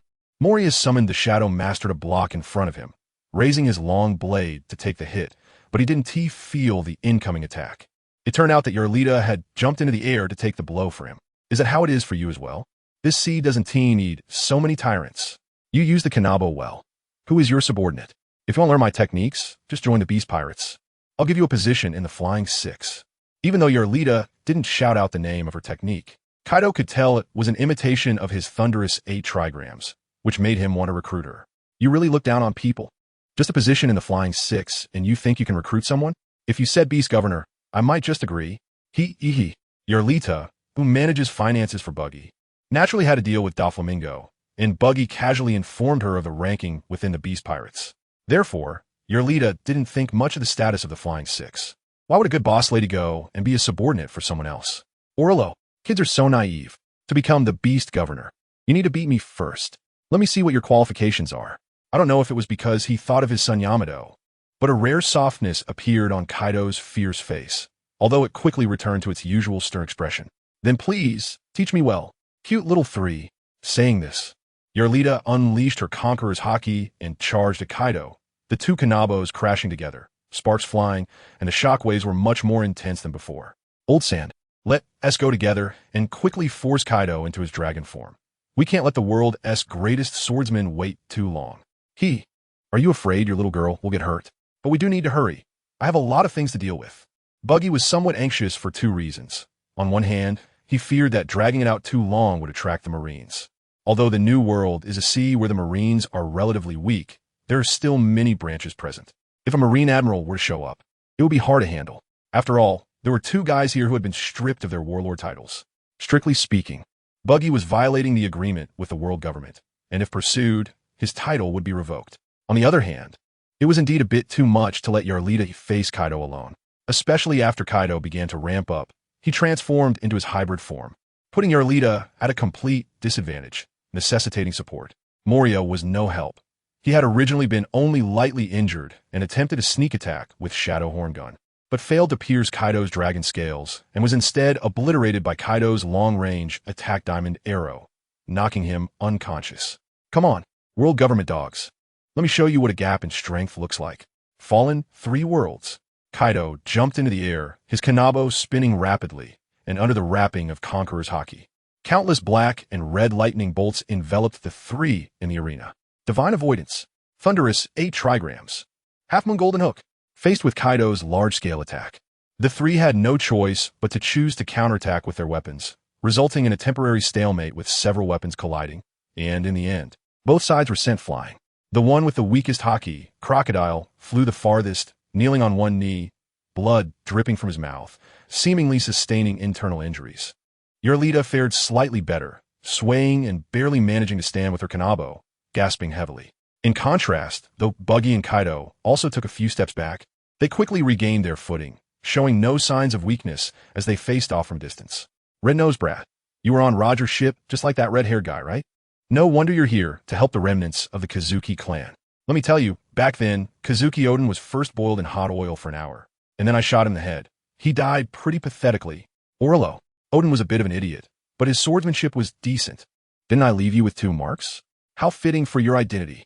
If you have no injuries, how can you call yourself the West Emperor, right? Let me help you remember well. I don't know if he was coming down from his drunken high, or just feeling a bit malicious, but Kaido surprisingly didn't T-rush to continue his attack. Instead, he started talking about his past with Kazuki Oden, hoping to infuriate Buggy and Tama into fighting him fiercely. But Buggy wasn't like that brain-dead fanboy, AA dog. He wasn't T-buying into Kaido's tactics at all. Instead, he mocked Kaido's old injuries and even threw some shade at Big Mom. Despite Buggy's smiling face, in his heart, he had scolded Doflamingo countless times.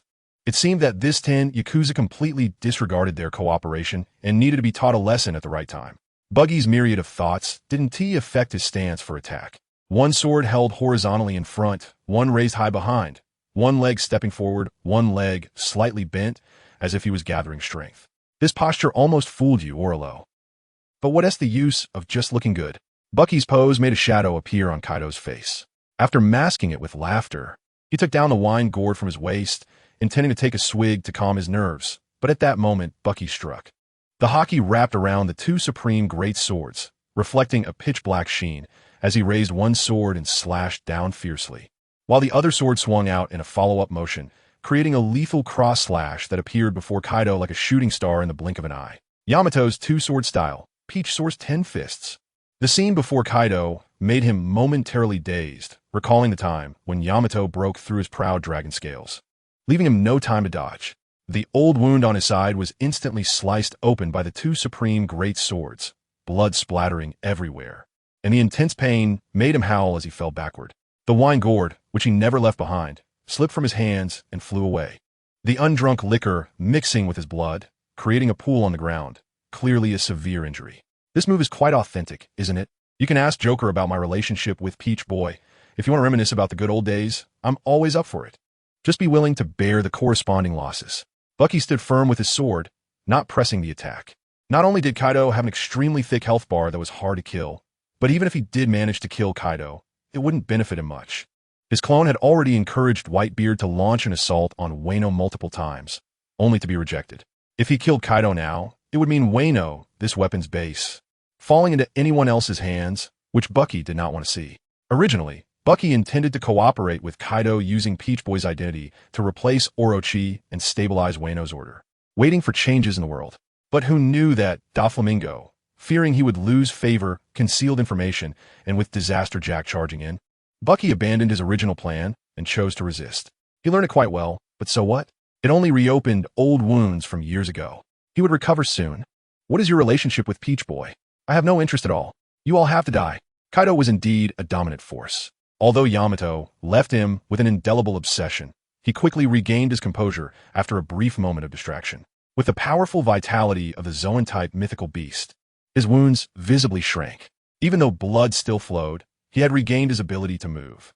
Kaido first retrieved his beloved wine gourd, hanging it and his kanabo back at his waist, then suddenly leaped into the air, his body stretching as he transformed back into his azure dragon form.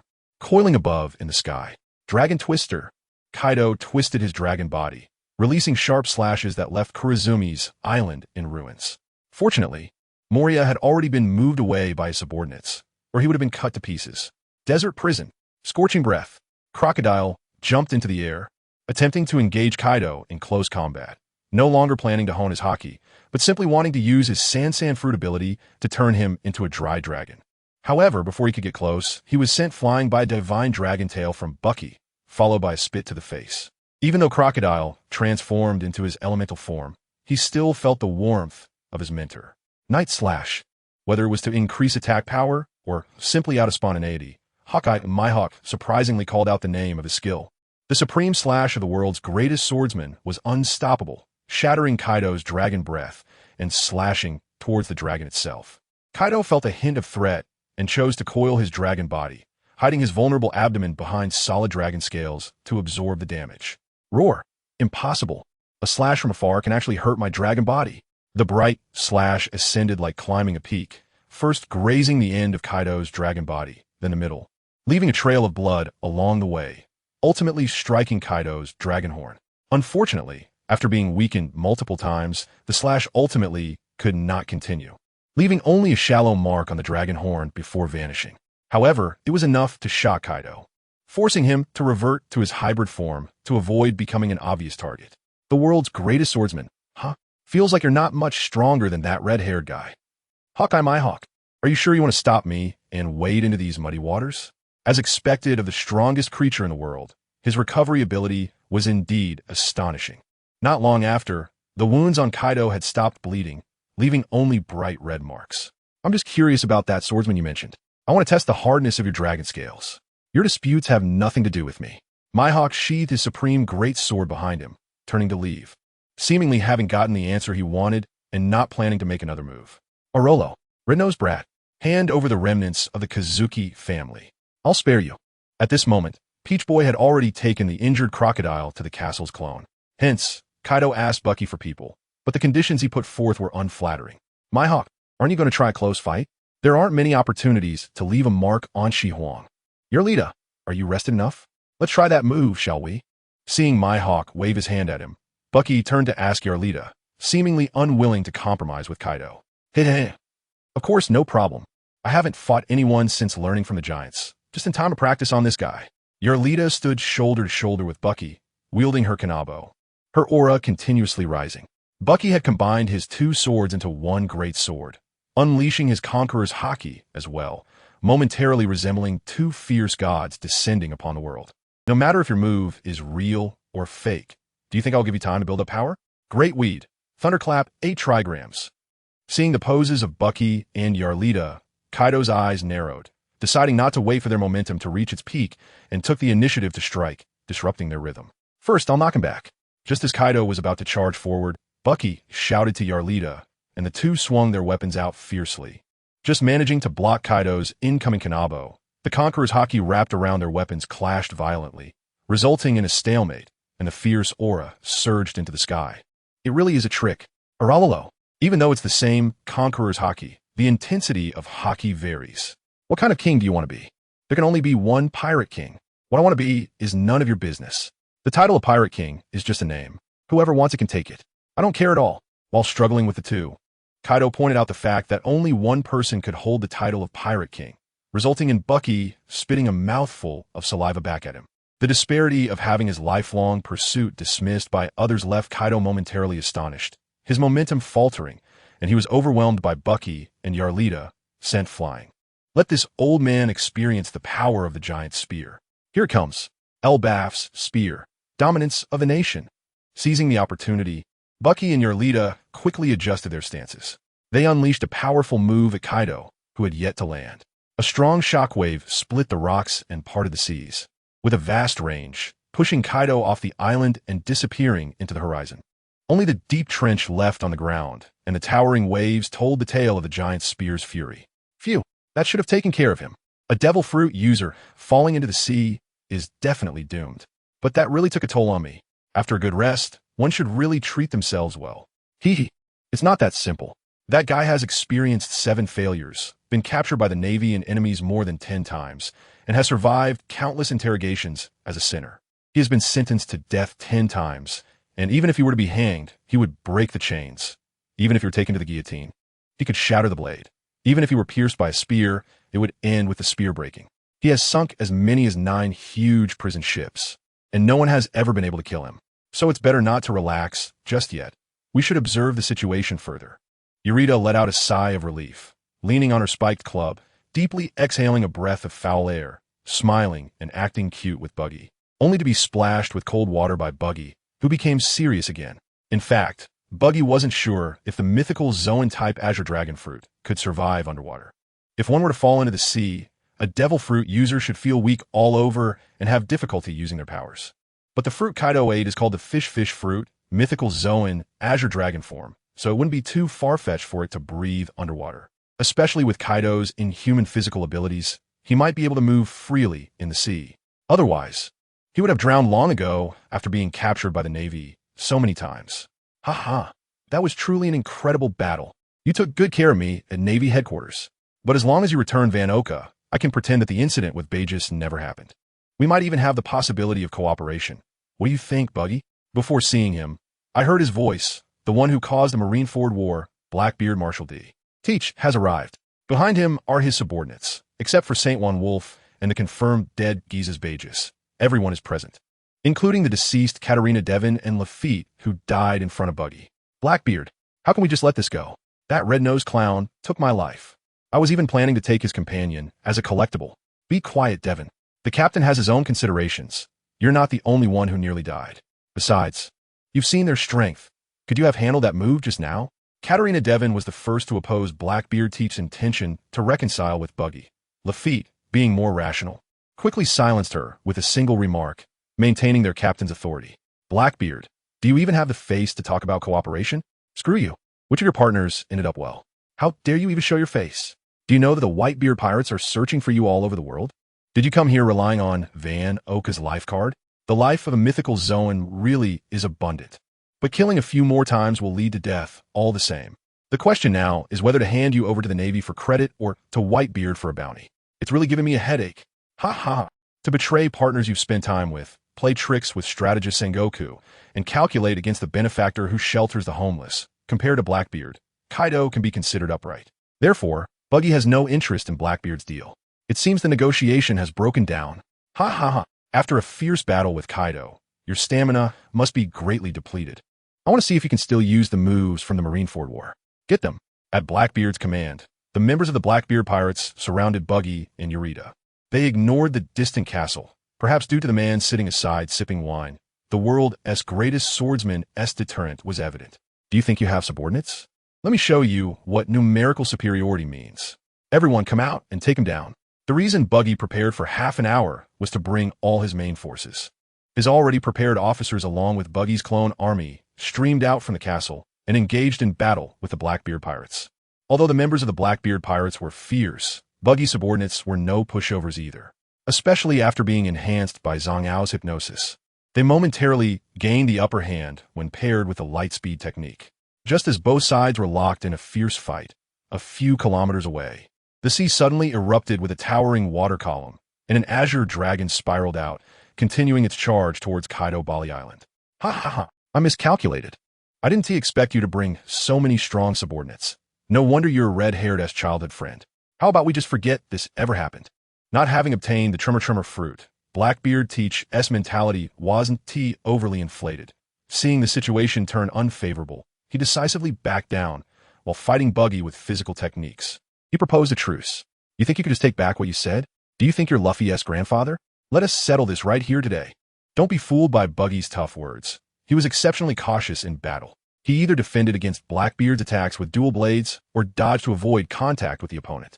Even so, Buggy was still hit by Blackbeard several times, spitting out blood, and had several ribs broken. Even if he quickly used his powers to recover, the pain still stimulated his nerves. Buggy hadn't been injured in a long time. The last serious injury was when he captured the giants at Little Garden, taking the hit from the hero's spear and bleeding. So he was getting more and more frustrated as the fight continued. Since careful defense wasn't working, he decided to attack recklessly. The best defense is offense, right? Hazage. Thinking this way, Buggy completely abandoned his previous cautious style, stepping lightly, merging his dual blades, transforming into a joyful windman, fully experiencing the joy of the fight. How can this be? My speed is increasing. It hurts like hell. Wouldn't it be better if I just hit you like earlier? If I can't catch you, let your subordinates taste the feeling of falling into darkness. Ha ha ha, dark hole. A thick black mist emanated from Blackbeard, continuously spreading around, causing everyone on the ground, regardless of friend or foe, to begin sinking slowly into darkness. Teach, we're still here. We can't fight like this. It's all right. I'll let you out later. Ha ha. Blackbeard ignored the calls of Big Drunk Baskerville and others. While fending off Buggy's slashes, he guided his skills to accelerate. As Kabaji and the others were sinking into darkness, Buggy considered it was time to unleash his ultimate move, splitting the space. A rough voice echoed in the high sky. What the hell is this black thing? Who the hell are you? If you're competing for my opponent, you'll have to pay the price. Thunderbawa. Blackbeard Teach barely turned around to look up when Kaido's spike club came crashing down from the sky, striking him with immense force and lightning, knocking him to the ground. Unconscious, breaking the dark hole, and everyone returned to their original state. Sure enough, he can survive in the sea. He is a tough guy. Eureka. Can we combine attacks again? It shouldn't be a problem. Upon hearing Kaido's voice, Buggy instantly dodged and moved near Eureka. Receiving a somewhat reluctant reply from Eureka caused him to hesitate, unsure whether to unleash Baku Koku again or to try the space-splitting effect. In this unscientific world, with power rampant, Buggy worried that the opponent's haki was too strong and the space split wouldn't cause much damage. Don't be nervous, you red-nosed brat. I've finished my drink. Let us call it a day. Just now, Joker called me and said that the smile fruit needs your ability, so you better work hard. I'm still waiting to form a full team of ability users. Oh, by the way, he asked the little brat who betrayed that old guy Whitebeard. Quite bold. I took him away, so if you want to find him, go look in Wano. After saying that, Kaido transformed into a blue dragon, grabbed Teach, and soared into the sky, soon disappearing from sight. The members of the Blackbeard pirates, seeing their captain captured, completely lost their fighting spirit and hurried back to their ship. To compete for the position of acting captain, several of them even had small-scale conflicts. But in the end, Shiryu, with his years of influence as vice warden, intimidated a few notorious criminals from Impel Down and set off for Wano under the guidance of Navigator Lafitte. As for the Blackbeard pirates' escape, Buggy did not make any attempt to stop them. After 2 battles, he was indeed a bit fatigued, and the Blackbeard pirates were no ordinary crew. Pushing them into a corner would come at a cost he was unwilling to bear. After the battle, Karai Bali Island was left in ruins. Caldino landed with his men again to establish a makeshift camp. In Buggy's castle clone, Buggy was entertaining 2 future emperors because you can't just send someone off after asking them for a favor, right? You have to maintain the relationship. As for Moria, he was still lying around. Although he had received Buggy's quick treatment for his old injuries from the Marineford War, his physical stamina had not fully recovered. And after taking a heavy hit from Kaido again, he wouldn't be able to fight personally in the short term. After all, he was a Monkey D. Luffy, who could eat a meal after a small skirmish, sleep for 3 days, and then come back full of energy with even greater fighting power. Brew. Not long after the banquet began, a phone rang from Buggy's pocket. He took a glance, nodded apologetically to the 2, and quickly walked to another room. Just as he answered the call, Doflamingo's peculiar laughter came through. The taste of facing Kaido must be quite thrilling, right? You should thank me. If it weren't for me, your little island might have sunk into the sea. Hurry up and send over the new batch of bee serum. Preferably you come in person. I have things to discuss with you. I appreciate it. Don't act like a good person here. You don't even come to take the stage when I ask. If it weren't for me still having some skills, there would be nothing left of you. After dropping a harsh remark, Buggy hung up. He knew that Doflamingo had contacted Kaido on his own, not out of a change of heart, but because during their previous battle, Buggy had shown his strength in repelling Kaido, and Doflamingo was just returning the favor. Loyalty is not absolute, which means it is absolutely disloyal. Buggy had new considerations regarding the necessity of cooperating with Doflamingo, not to mention the two powerful emperors, Crocodile and Hawkeye, even Moria, while a bit useless, could still be counted on when needed. Buggy planned to adjust Doflamingo's reputation from friendly to neutral within his ranks. If problems arose in the future, a shift to cold relations cannot be ruled out. Similarly, the Whitebeard pirate's importance to Buggy had also diminished significantly. It was clearly a good opportunity for a sneak attack. Yet Whitebeard refused to take action, which caused Buggy some discontent as he thought about how to set a trap for that stubborn old man. After some contemplation, Buggy dialed the phone of Morgans, the president of the World Economic News Agency, and leaked the information about his repelling Kaido, also mentioning the whereabouts of Blackbeard Teach. Of course, he concealed the fact that Moria and Crocodile were present, only stating that he had called Hawkeye for help. Morgans, who was very interested in creating big news, was thrilled and asked Buggy to send related photos, guaranteeing immediate publication. As the headline for the next day, he enthusiastically expressed that he could provide more explosive news in the future, the more the better. Even if that stubborn old man remains indifferent, even if he doesn't care about fame, I don't believe his adopted sons can sit still. However, to control Wano, he couldn't bypass the remnants of the Kazuki family, and the Mink tribe of Zou was also a problem that needed to be dealt with. The Western Emperor showdown and the destruction of Wano sound so appealing. Ha ha ha ha. As an important production area for Sea Prism Stone and an arms exporting country.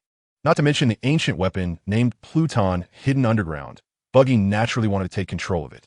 But even without mentioning that big boss Kaido, the world government was also eyeing Wano closely. Buggy didn't want to give up the useful title of Warlord of the Sea for now. Rather than coveting the empty title of Emperor of the Sea, it would be better to use his official identity to secretly strengthen his own power. Having made up his mind, Buggy returned to the banquet hall to discuss the organization structure of the Killer Hotel and the division of benefits with Crocodile. Buggy agreed to provide weapons and intelligence support, with the territories they captured split 50-50, focusing on non-affiliated countries and war-torn nations. The two parties reached an agreement in the presence of Hawkeye and toasted to celebrate. Then, Buggy used Flying Thunder God to send Crocodile to MR. One side. Cooperating with pirates who have deprived you of your Warlord of the Sea status violates the agreement with the world government. Aren't you afraid I'll report you to the higher-ups? Hawkeye my hawk said casually, legs crossed, swirling the red wine in his goblet, clearly in a good mood. He, the world's greatest swordsman, shouldn't do such boring things, right? It's also possible that one day the Warlord of the Sea system will be completely abolished. And when that time comes, I would welcome your joining. I've even thought of a name for the alliance. Let's call it the Cross Guild. How about giving you the position of vice president then? Ha! If that day really comes, I'll consider it. But positions like vice president don't matter to me, as long as my peaceful life isn't disturbed. Now, how about we step outside and spar a bit? I'm very interested in the swordsmanship you used before. Regarding Buggy's promise, Hawkeye Myhawk laughed heartily, indicating that status was not what he desired. It was the ultimate swordsmanship that mattered. Buggy did not oppose this, but suggested waiting until he finished talking with Moria before proceeding. Unexpectedly, Moria proposed to let Tama join the alliance as well, as he believed that compared to Buggy's cooperation with Doflamingo, Tama, as Kaido's sworn enemy, would be more reliable. This left Buggy somewhat amused, but he still asked Tama to accept Moria's proposal and let him join the Ninja Village mercenary group. After finishing these tasks, Buggy accompanied the somewhat impatient Hawkeye for a good spar. After being slashed hundreds of times, he finally managed to serve this great swordsman emperor well and sent him back to Kuraken Island to continue instructing Roronoa Zoro. Buggy finally had some time to relax. Within a few days, news of the three warlords of the sea repelling Western Emperor Kaido spread through the newspapers, boosting Buggy and Tama's reputation again. This clown is not only uniting the warlords of the sea, but also provoking Western Emperor Kaido, truly a restless character. According to Doflamingo, the identity of Kazuki Tama is a false one. It seems he has some sort of special relationship with this guy. He even privately roped in former warlord of the sea Crocodile, disregarding the Warlord of the Sea agreement. He must be sanctioned. He obtained his Warlord status by capturing Crocodile. They should have a deep grudge. Pirates are truly a self-interested group. Not only that, his airship connects the East China Sea and the South China Sea, and even the West Sea has his trade routes. Although these are just ordinary transactions, recently his subordinates have appeared in many branches, bribing the guards to acquire weapons, seemingly preparing to get involved in the arms trade. We must remain highly vigilant. It doesn't matter, even if he has many small movements. He is currently the only Shichibukai paying taxes to the world government according to the agreement, with an amount comparable to that of a large country with a population of tens of millions. Moreover, the Shichibukai were originally established to balance the Navy headquarters, and the Navy's performance in the Marineford War was somewhat unsightly. This time, it can also be seen as maintaining the government's deterrent power. How about this? As a reward, invite the two of them to visit Vegapunk's laboratory, give them some novel items, and require them to cooperate on some experiments, attempting to replicate them. Sound good? I second that. Very well. Me too.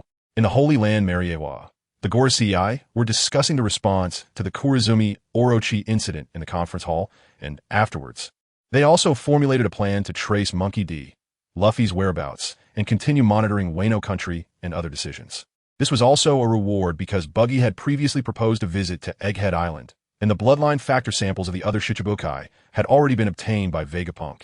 But Buggy had been hindered by the passive effect of the split fruit. Even acquiring them secretly would result in them disappearing into thin air, which is why the Gorosei made such a decision.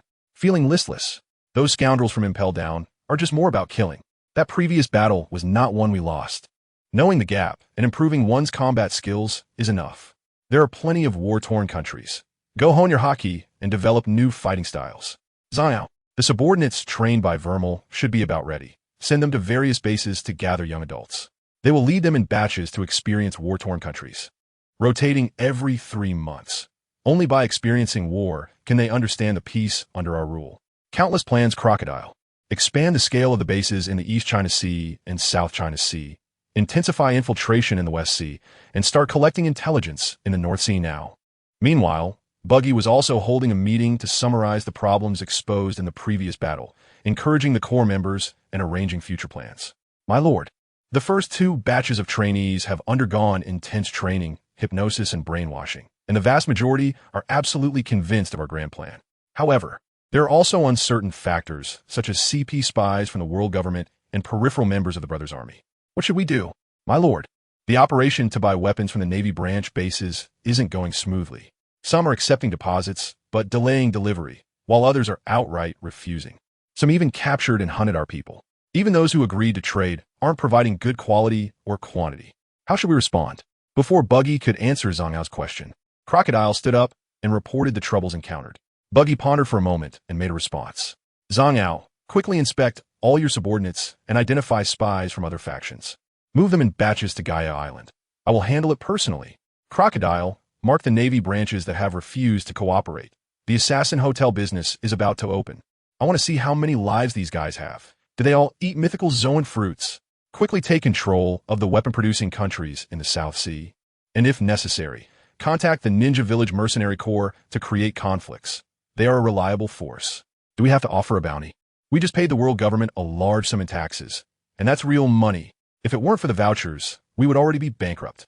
As the head of finance and trade, Eureka jumped up, pointing at Buggy and complaining. In her view, there was absolutely no need to pay taxes to the world government. None of the other Shichibukai paid taxes properly. Don't worry about that worthless paper. We need to spend the money borrowed from Crocodile quickly. I will initiate financing soon.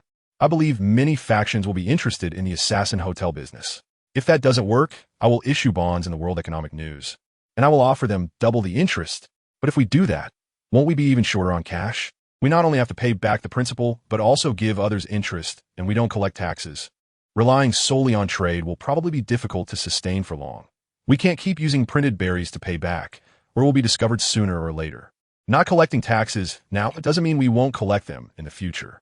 Once we completely eliminate the circulation of berries under our rule and unify the use of vouchers, we will talk about it then. As for repayment, who knows what will happen when the bonds mature. For those in good relations, we can offset it with goods. For those in bad relations, well, I borrowed money based on my abilities. Why should I pay it back? If they have the ability, they can come armed to collect debts from me. Surely, none of you here are high-minded individuals who won't fight back. My lord really knows how to tell jokes. We are pirates with bounties. We're the good people. Ha ha. In response to Eureka's concerns, Buggy, with a white grin, expressed that those who owe money are the masters. The bigger the fist, the more it is the truth, causing his subordinates to burst into laughter, filling the room with a joyful atmosphere. Afterwards, Buggy also taught classic financial fraud methods, such as Ponzi schemes, allowing his subordinates to open their eyes, each eager to practice on their own subordinates, which Buggy sternly prohibited. Seeing that his subordinates were somewhat unconvinced, Buggy briefly explained the internal turnover structure of the organization, stating that cheating one's own people for short-term profit would not be beneficial for long-term development, and said that if they wanted to cheat, they should cheat those nobles from big countries. Taking others' money for one's own benefit is the true way. Buggy also solemnly stated that if such behavior was discovered in his jurisdiction, whether it was his own people or outsiders, they would be punished severely, which calmed his subordinates' thoughts of getting rich quickly. In his recollections, Buggy also assigned new tasks to Hawkins and Bellamy, sending them to the West Sea to develop the market, focusing on the Flower Country, which has many privateers. To prevent these two from causing problems, Buggy specifically sent an ordinary clone to accompany them. As for the affairs of others, there were no changes. Buggy's restaurant chain was developing the best, and the clothing group was also doing well, especially since Buggy shamelessly advertised that this was the clothing worn by the Empress, which received praise, and after being illustrated on promotional pages, sales naturally were not a concern. In shipbuilding, most shipyards primarily provided hulls for airships. With such a large movement, it naturally couldn't escape the Navy's attention, and the Navy specifically sent observers to come and consider purchasing. However, it was unfortunate that when the observers arrived at the Shambadi assembly plant, they encountered a serious production accident. Several airships being inflated exploded in front of the observers, causing a fire, and the observers were seriously injured, with accompanying personnel also injured to varying degrees. Afterwards, the observer reported to the Navy headquarters that the airships were each dangerous bombs with no procurement value, and even demanded that Buggy be held accountable, asking him to relocate the dangerous factory out of the Shambadi Islands. In response, Buggy stated that this was caused by the observer team violating rules and carelessly throwing cigarette butts in the factory area, and the main culprit was likely a cigar-smoking Navy brigadier general, refusing to relocate the factory. However, he stated that he would set up warning signs to keep people away and was willing to pay the medical expenses of the injured, which calmed the dispute. This unexpected accident was certainly not so unexpected. How could Buggy allow the delivery of airships, which had military value, to the Navy? Faced with the numerical advantage of hundreds of Navy warships, if new tracks are not developed and new grips are not found, how can one seize the opponent's weaknesses in future confrontations, achieve results-oriented outcomes, and deliver a series of combined punches to ultimately surpass in combat power?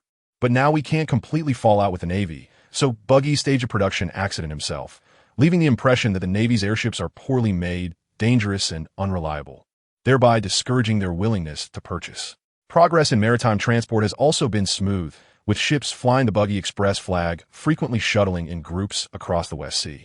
Small pirate groups are no match for the well-equipped transport fleets. Larger factions are also reluctant to make enemies with Buggy, as any force daring to plunder Buggy Express will soon receive a visit from Buggy himself. Even privateer ships from allied nations are no exception. If they don't provide compensation, they can expect Buggy's large fleet to come and take it by force. The Umbrella Medical Group has developed relatively slowly. After all, not many are dedicated to becoming doctors. However, with the increase in Buggy's bases, Buggy instructed Crocodile to assign a group of personnel for short-term training, allowing intelligence agents to acquire some medical knowledge and, if necessary, to serve as battlefield medics. In terms of arms, under GEM's supervision and improvement taste testing, the power of gunpowder has been continuously enhanced, and the military factory can now produce hand grenades.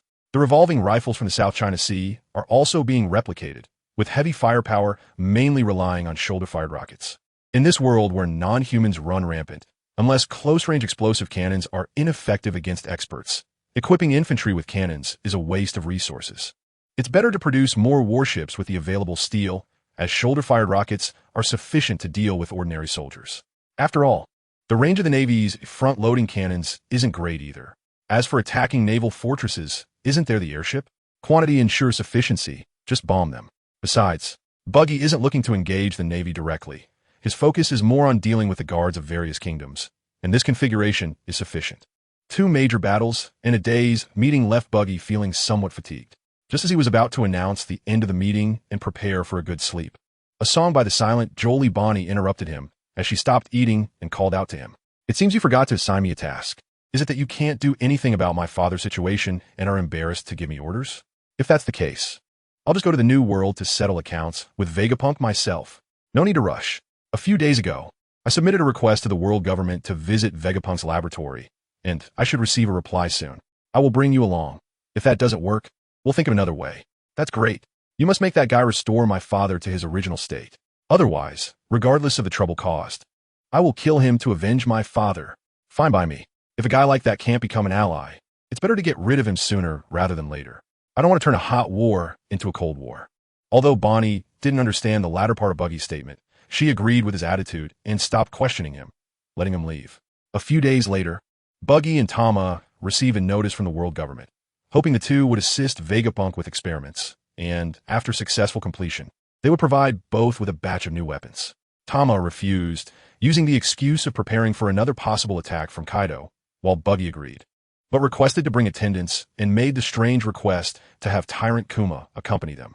The world government quickly replied with approval, as they viewed Tyrant Kuma as a controllable humanoid weapon, and there shouldn't be any issues, especially with the Navy providing escort. At the headquarters of the Buggy family in the Sabeti archipelago, Buggy was using a telescope to gaze at the sky, unsure of what he was looking for when suddenly a puff of smoke blew in, obscuring his view, accompanied by a choking smell. Buggy didn't even need to look to know that an old acquaintance had arrived. "It's you again, Disaster Star. Blowing up my airship assembly factory isn't enough? You want to set my fast food headquarters on fire too? Sending a brigadier for such an important task is really underestimating me. Can't the Navy even send out a general? A vice admiral would do." "Oomph. What does that have to do with me? Your airships were just a bunch of bombs ready to explode at any time. Even if I don't go, they will eventually blow up. Hurry up and get on my ship. I'm in a rush to report to the G5 branch in the New World and don't have time to waste with you." "Oh, promoted to vice admiral? Having a general senior backing you is nice. So this time, the accompanying one is Admiral Akiji, right? That's fine. We'll set off once Tyrant Kuma arrives." Soon, heavy footsteps approached, and Tyrant Kuma came to Buggy's side, moving awkwardly and seemingly unwilling, accompanied by Barrieta, who was holding a small girl with pink hair. This little girl looked so familiar. For a moment, Buggy couldn't recall where he had seen her before. "All right, you smoke-loving bastard. Now that everyone is here, let's go. How dare you? Red-nosed scum. I'll be watching you in the New World. If any of your people show any signs, I won't let you off easy." Angered by Buggy's address, Smoker abandoned his thoughts on the young Bonnie and turned to issue a warning to Buggy, who paid him no mind and led the group onto the warship, leaving only his back to Smoker. The warship soon brought everyone to Red Harbor on the Red Continent, where they took a giant lift to the World-S Center, Mariewa.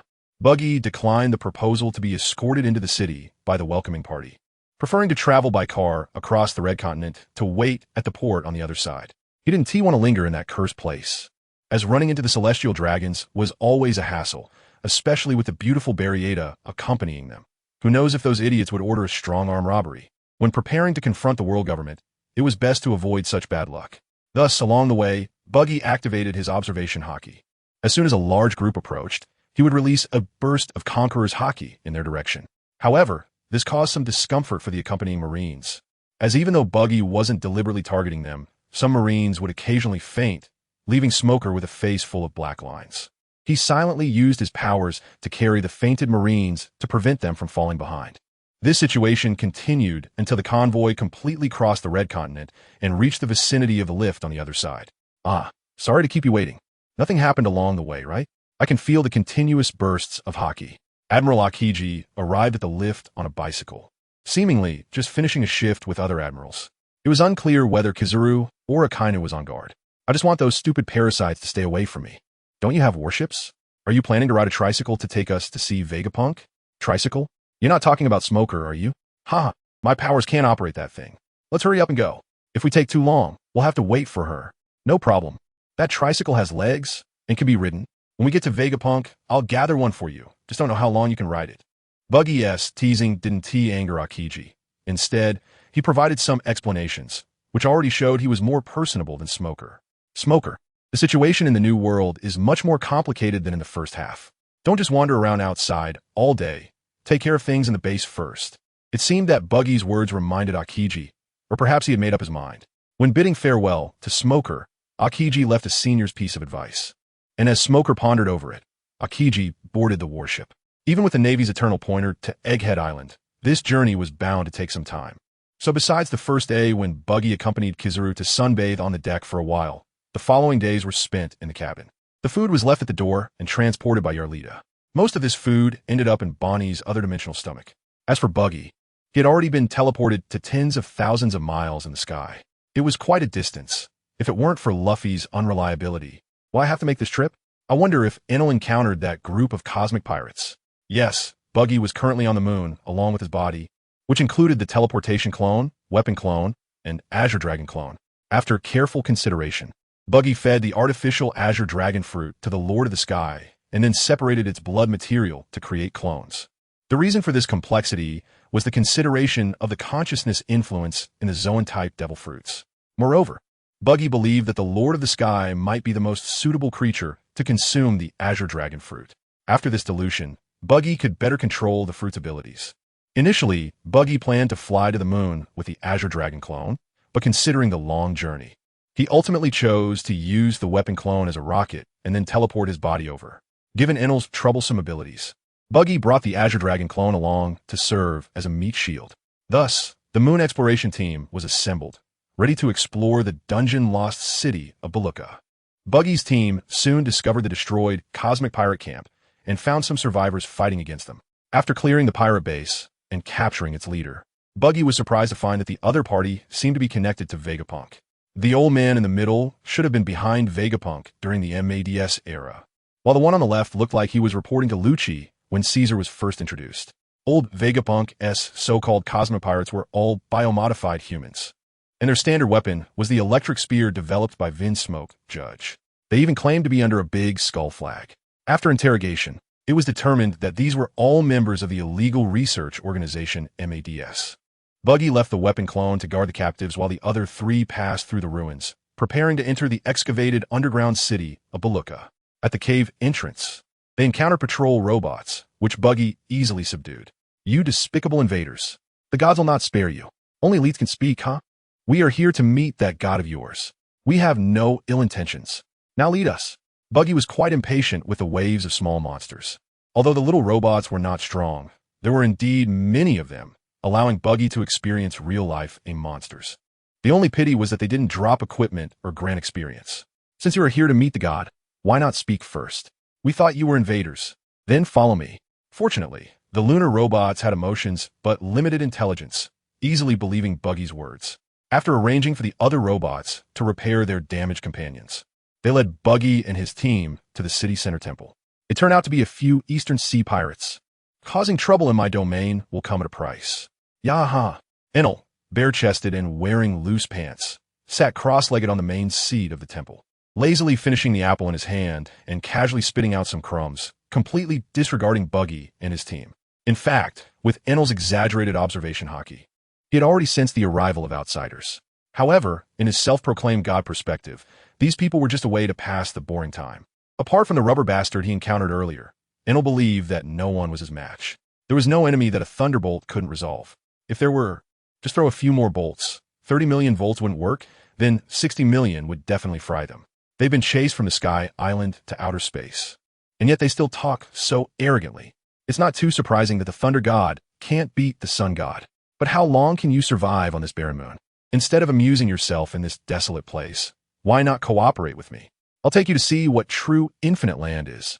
What Buggy referred to as infinite land was, of course, the Red Earth continent. Although there was little vegetation there besides the holy land, Mary Geos, it was still much better than the barren moon. Buggy knew that with Enel's temperament, he wouldn't cooperate unless he was beaten into submission. He just wanted to test Enel's understanding of what lay beneath the Sky Island. It seems you know that rubber bastard. This god is just tired of staying on the Sky Island, not afraid of that kid. If I want to go back, I could do it myself. Why would I need to cooperate with you? You ridiculous red-nosed clown. This god has dealt with Eastern Sea pirates before. And I know your Eastern Sea is just a collection of islands similar to the Sky Island. There's no such thing as an infinite continent. Deceiving this god is unforgivable. God punishment. Saying this, Enel flicked his wrist, sending a thick pillar of lightning towards Buggy and his team, engulfing them in electric light and rumbling for about 10 seconds. However, in Enel's perception, the other party showed no signs of weakening or disappearing. Just as Enel was about to increase the voltage output, a purple giant dragon roared out, crashing towards Enel's position and smashing the temple's main seat to pieces. You can actually transform into a dragon? Quite an interesting guy. You can withstand my divine lightning. Is this your confidence in provoking me? Leave it for me to ride. Enel nimbly dodged the giant dragon's charge thanks to the speed of his lightning, but did not rush to attack. Instead, he became interested in the unfamiliar creature and began to examine it. You call yourself a god. Dragons can summon wind and rain and control thunder and lightning. Isn't that common knowledge? Cooperating with you is too demeaning. I will beat you half to death and take you in as my subordinate. The dragon spoke human words. Hovering in midair, perhaps because the artificial fish fruit was made from Kaido's bloodline factor.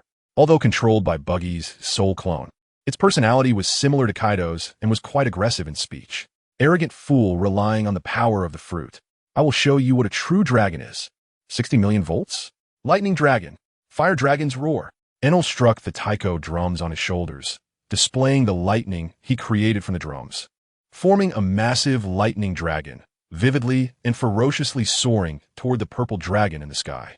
The purple dragon showed no fear and dove down, using its body to shred the lightning dragon to pieces in moments. A red glow appeared in its mouth, and a scorching dragon breath roared out. The scale of the fire pillar rivaling Enel's earlier god's punishment. You have some skill. It seems that unless I break your defenses, my lightning won't have much effect. Indeed, only such amount is worthy of my status. Yahahaha, lightning metallurgy, golden trident. Enel remained unfazed, elementalizing to avoid the flames spewed by the purple dragon while his arm flickered with lightning, transforming his golden staff into a sharp three-pronged spear, skillfully countering the giant dragon's descending claws. Enel moved like a rabbit, twisting and turning, using the long spear in his hand to block the dragon's claw strikes, while continuously attempting to attack the dragon's abdomen. The dragon kept coiling and retracting, protecting its weak abdomen while looking for an opportunity to entangle and strangle Enel, just as both sides were in a bit of stalemate.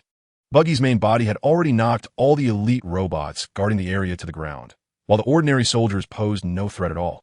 Mortal, you have successfully angered this god. You're just a longhorn snake, not worthy of being this god's mount. Obey and die. 200 million volts? Raijin. Just as the giant dragon was about to wrap Enel with its body, dark thunderclouds suddenly gathered around Enel, expanding and forcing the tightly coiled dragon to bounce back. A giant lightning figure, several dozen meters tall, leaped into view. What use is being so big without the ability to use haki? Do you think scaring people with your size will work? Let you experience the world's disparities. Rising Dragon Bagua. The purple dragon coiled up, its head entwined with black-red lightning, first breaking the golden trident Enel had thrust at it, and then, without losing momentum, charged skyward against the tall Raijin. Boom! The rocky layer above the underground city was shattered by the dragon's head, revealing the pitch-black sky. The purple dragon returned to its human form and walked toward the fallen Enel. How could this happen? Once again, this god has tasted defeat. Is the blue sea filled with monsters like you? Ugh! Injured all over, Enel tried to struggle to his feet, but couldn't get up, as he was lifted by Buggy's dragon clone, which had him by the neck, causing him to spit out a mouthful of blood. Heh. There aren't many in the blue sea as strong as me. You just had bad luck to run into me twice in a short time. So, how about becoming my subordinate and experiencing the vast world with me? Buggy's main body quickly teleported in front of Enel, inviting him and graciously changing the term servant to subordinate. Yaha, you think this god would submit to you? Impossible. You all should serve me instead. What have you done to me? This is... Before Enel could finish, Buggy's hand was already pressed on his shoulder, and he felt his body growing weaker. A smaller version of himself appeared in Buggy's hand, emanating a lightning aura. If you don't want to submit, then become my power bank. Still talking tough after losing. What is this ability? Forcing this god to submit is indeed a bit unreasonable. But what you said about the infinite continent is quite interesting. How about we collaborate? After Buggy used the materials he brought to create a similar-looking, lightning-emitting clone of Enel, Enel resolutely expressed that Raijin would never be a slave, unless all expenses were covered. Submission was too harsh a term. Cooperation sounded better. I'll consider you somewhat smart. Say goodbye to your robot companions. I'll leave his clone to command them. Buggy's easygoing treatment of Enel was not out of kindness, but because his clone would be easier to control this way. After killing the Golden Lion in the Marineford War, Buggy thought the Devil Fruit would respawn as usual and the clone ability might disappear, so he had intentionally docked his floating island above the White Sea early. However, contrary to Buggy's expectations, the clone's ability did not completely vanish, but a vague consciousness emerged within, attempting to seize control of the body. Although Buggy quickly stabilized the situation by gathering nearby clones, this unstable factor was something he could not tolerate, so he decided to conduct an experiment. Even if it failed, it would only mean losing a useful ability. Buggy placed the floating clone in a sealed room filled with various fruits, then released control over the clone and completely split it. After waiting for several minutes, he indeed discovered a newly born float fruit among the pile of fruits. After considering how to use this fruit, Buggy ultimately decided to give it to Iceberg in Water 7. Although Buggy had also built a shipyard in Hakanosu, it was limited to traditional sailing ships, relying entirely on designs from the Kara Company.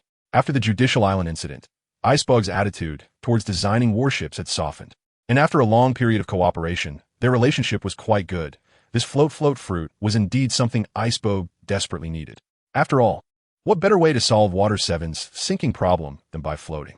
Thus, Buggy decided to let Enel off the hook, planning to have him work as a mercenary for a few days in a ninja village group before sending him to get a foothold on the Red Continent. The robots on the moon, though reluctant about the departure of their great power bank, decisively supported the new king after Buggy's lightning clone demonstrated its abilities, allowing Buggy and the others to take Enel away. These ungrateful guys actually abandoned their god like this. Have they forgotten who awakened them from their slumber? Enel, carried on Buggy's dragon clone's shoulder, was indignant all the way, grumbling at the farewell robots. Stop whining. They just see you as a big generator. Even robots are so pragmatic these days. You, and the purple dragon will return by rocket. I still have some matters to attend to. I'll send you to the Endless Lands in a few days. For now, just work with them. After receiving Enel's assurance, Buggy was teleported back to the ship's cabin, learning that the warship was already not far from Egghead Island. Oh, don't you get a headache from sleeping all day? Do you want to get up and move around? From the Marineford War, it seems you were just toying with me in Water 7. I thought it was time to eat. You didn't use your full strength in Water 7 either. At least you didn't use the large-scale moves from the Marineford War. I don't want to fight with a monster like you. Akiji, sunbathing on the deck, lifted a corner of his eye mask, squinting at Buggy as he came out of the cabin, slowly getting up, seemingly unguarded. Speak up. I can't hear you. You think you could be a Marine Admiral with such a quiet voice? Be serious. If you don't take it seriously and die, don't blame me. Black Blade Flash. As he spoke, Buggy had already flashed in front of Akiji, his long sword piercing through Akiji's upper body, sending half of him flying. This is very dangerous. If I hadn't elementalized in time, I would have almost died. How troublesome. Isn't it better to stay honestly in the cabin like a few days ago? Akiji fell onto the sea, freezing it into a sheet of ice, slowly revealing his form, and condensed a frozen battle knife in his hand. What nonsense! How could a simple slash cause damage to you, a Logia user? Let's make a bet. If you lose, you'll resign and follow me from now on. That won't do. How can a dignified Marine Admiral become a subordinate of a warlord? That doesn't align with my justice. Akiji swung his battle knife and engaged Buggy in close combat. While the warship was in chaos, and they couldn't figure out the current situation, unsure whether to rush in to help. In the end, Vice Admiral Momonosuke stabilized the situation, stating that both were merely having a daily spar, and there was no need for alarm. Besides, ordinary soldiers couldn't assist in this level of combat, and just needed to monitor closely. The Marine's justice is to be a bodyguard for the Celestial Dragons, is it? In this aspect, Kizaru does it better. Can a lazy guy like you match his speed? That acting? Can you serve him well? If one day you can't continue in the Marines, come look for me. I'll give you a position as governor of the New World. While fighting Akiji, Buggy conversed with him. Although Buggy did not know if Akiji had any issues with Akainu's duel, it was still necessary to win over someone with Admiral-level combat power. You speak as if you have the final say in the New World. Fleet Admiral Sengoku nominated me as his successor. How could I leave the Marines at this time? Or did you hear some rumors? I heard Doflamingo say that the higher-ups in the world government do not want to acknowledge Sengoku's nomination. They seem to prefer Akainu. That's why I reserved a position in advance for you, so you won't be unemployed. Without hesitation, Buggy pushed the source of the information onto Doflamingo, even though he knew that there weren't many people aware of Doflamingo's former Celestial Dragon identity. It was a fact that Doflamingo had close ties with the higher-ups of the world government. Enough of this. We've already been delayed for a long time. If we keep fighting, we won't make it to dinner. It's really boring. With such a lack of motivation, it's strange that you can be a fleet admiral. Let's call it day. Remember to come find me when you're unemployed. The reason for wanting to fight Aokiji was not only to prepare for the possibility of unemployed marine admirals, but also to seize the opportunity to extract the opponent's abilities. After realizing it couldn't be achieved in a short time, Buggy decisively withdrew and decided to look for another opportunity. Although he had contacted Egghead Island in advance, he still encountered an attack from mechanical sea beasts nearby. However, they posed no threat in front of Aokiji and quickly turned into a massive iceberg floating on the sea. The warship soon arrived at Egghead Island, and waiting to greet them was Vegapunk's bodyguard, Senamaru. Don't wander around the town or touch anything. If you break those high-tech designs, the old man will get angry. High-tech? It's just technical archaeology. Hurry up and take us to see Vegapunk. Buggy, who was treated like a country bumpkin by Senamaru, curled his lip. In his opinion, Vegapunk's technology was nothing special. Besides the cloning technology, other technologies were not much better than those of the 21st century, which made him feel no sense of admiration. If you don't think highly of Uncle Punk's technology, then what about the pacifista that went missing in Sabadi Archipelago? I found quite a few tracking parts near a fast food restaurant. I really don't know what the higher-ups are thinking, letting someone like you come to Egghead Island. Who knows how much stuff will get lost? Senamaru raised his massive double-bladed axe to block Buggy's path, questioning him, still clearly worried about the missing pacifista. Maybe it fell when it was knocked away by Tyrant Kuma? You can go ask him. Don't waste my time, you little punk from the 7 Warlords of the Sea. Don't think I won't dare to move against you. It's just a matter of minutes. Buggy certainly couldn't admit that he had taken the pacifista, and while making up lies, he unleashed a terrifying aura, putting great pressure on Senamaru. Ah, this is an important research base of the world government. We can't let you cause a ruckus here. I won't allow anyone on this island to be more chaotic than me. Powerful right fist. Just as Aokiji was radiating cold air and preparing to intimidate Buggy, a gigantic girl about 6 or 7 meters tall burst out of the Research Institute's main entrance and threw a heavy punch at Buggy. It was Vegapunk's rampaging clone, Atlas. Split apart, Buggy showed no intention of dodging and caught the incoming heavy punch with one hand. Atlas's arm instantly split apart, and this trend quickly extended to the rest of her body, with limbs and her head floating in the air. What kind of ability is this? Hurry and put me down. I'm a genius scientist, Vegapunk. Stop talking nonsense. You're just that guy's personality clone. You're really a pure research-type scholar. When it gets serious, you even slice yourself. But this girl seems a bit not so smart. She probably made a mistake during the separation, losing control of her body. Atlas panicked and cried out, while Buggy curiously observed her mechanical structure, seemingly forgetting that he was the one who had been the harshest to himself. To actually fight here. Although it's not Uncle Punk's main body as a bodyguard, I can't just stand by. Wait, Senamaru. 7 Warlords of the Sea clown Buggy, right? Put her down. I'm really sorry if she accidentally ran away. The main body is conducting an experiment and will appear shortly. Everyone, please rest in the Research Institute for a moment. Just as Senamaru raised his massive axe to swing at Buggy, a calm man's voice suddenly came from the island's broadcast, stopping him and expressing his apologies. Buggy guessed that it must be the leader of the clones, Vegapunk stand-in, representing the true Vegapunk. Given the guarantee of seeing Vegapunk's main body, Buggy restored Atlas to her original state and followed the huffy Atlas into the Research Institute under Senamaru's vigilant watch. The various novel mechanical facilities along the way indeed felt very technological, but Buggy was not particularly interested. It was just a spectacle built by consuming massive resources. There was no possibility of it being popularized in this turbulent world. Even if it could be mass-produced, ordinary civilians wouldn't be able to use it. Automatic cooking machines and automatic changing rooms were far less practical than his own company. Even fancy vacuum rockets were not as practical as the sea trains in Water 7. This visit to see Vegapunk was partly a promise to Bonnie, and on the other hand, of course, to obtain Vegapunk's big brain fruit, as Buggy was counting on that thing to climb the technological ladder. The reception room was very quiet. Buggy was lost in thought. Aokiji was meeting with the workers, and Tyrant Kuma was standing by, while Yerk was busy feeding Bonnie and occasionally making some noise. There was a sound of clack-clack footsteps at the door, and, after a moment, an old man with white hair, an apple on his head, and a long tongue walked in. Thank you for waiting. You must be the pirate Buggy who came to cooperate with the experiment, right? Based on Atlas's experience, you should be a paramecia fruit user. It should be interesting to study you. Follow me. Time is of the essence. perhaps having synchronized with Atlas in advance. Vegapunk's main body rushed towards Buggy as soon as he entered, eagerly sharing his deductions and ignoring Senamaru's uneasy gaze, demanding that Buggy cooperate with the experiment quickly. I didn't come here just to cooperate with your experiment. Do you know? Time of space. What? Is this caused by your ability? This is a bit different from Atlas's description. How did you do it? Vegapunk discovered that besides himself and Buggy, everyone else seemed to be in a state of suspension. He bombarded Buggy with various questions while extending his arms, seemingly wanting to check the surrounding situation. I just separated the current time as an independent space. I advise you not to touch anything randomly, or it will be troublesome if you end up missing arms or legs.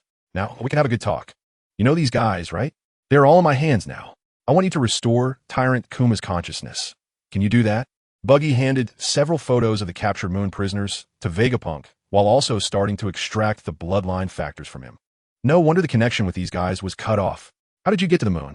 With that easily explosive airship, it shouldn't be possible. What a troublesome old man with so many questions. Can you recognize who that pink-haired little girl is? That little girl traveled a long way just to restore her father. If you say you can't restore him, she might just kill you, so you better figure it out. Ah, that's Bonnie. Why is she still so small? Even if she restores Kuma, it wouldn't be possible. That's his own will, and I can't go back on my word. What kind of mess have you gotten into? I feel so weak all of a sudden. After Buggy's reminder, Vegapunk recognized Bonnie, but still refused to restore Tyrant Kuma's consciousness. To which Buggy responded by accelerating the extraction of his abilities. Bartholomew Kuma may have been cloned by Vegapunk, and Bonnie may be a clone as well. But Buggy doesn't care. However, Buggy is still prepared to fulfill the promises he made. As for whether Bartholomew Kuma is willing or not, that doesn't concern him. This is just a lesson for you. You need to understand that not all the warlords of the sea have the same temperament as Bartholomew Kuma. In any case, Bartholomew Kuma must regain his emotions because this was agreed upon between me and Bonnie. After all, his daughter is more capable of deciding her father's matters than you. An outsider, but I'm not unreasonable. Aren't you pursuing eternal energy? I have many ideas. As long as you agree, I will provide you with all my thoughts. How about that? Since soft approaches don't work, perhaps letting the other party feel a real threat might be a good method. But as the saying goes, one must combine kindness and authority, and Buggy still doesn't want to make things too tense with him. After all, the other party is indeed a top scientist, and Buggy has many ideas that need him to realize. In comparison, his subordinate Dr. Indiegg is more like a folk herbalist and isn't of much use.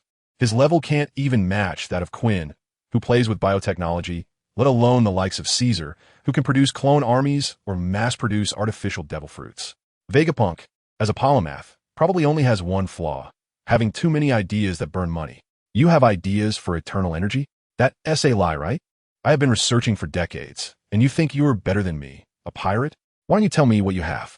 If it's truly valuable, then I can agree to attempt to restore Kuma's emotions, but I can't guarantee success. Ultimately, the desire for eternal energy won over Vegapunk's belief in his friends, and after a brief pause, he suggested wanting to test the goods first. If I'm not mistaken, what you mean by eternal energy is the unquenchable flame, then why not consider using electricity? In this vast sea, tides and wind energy are the most common energy sources.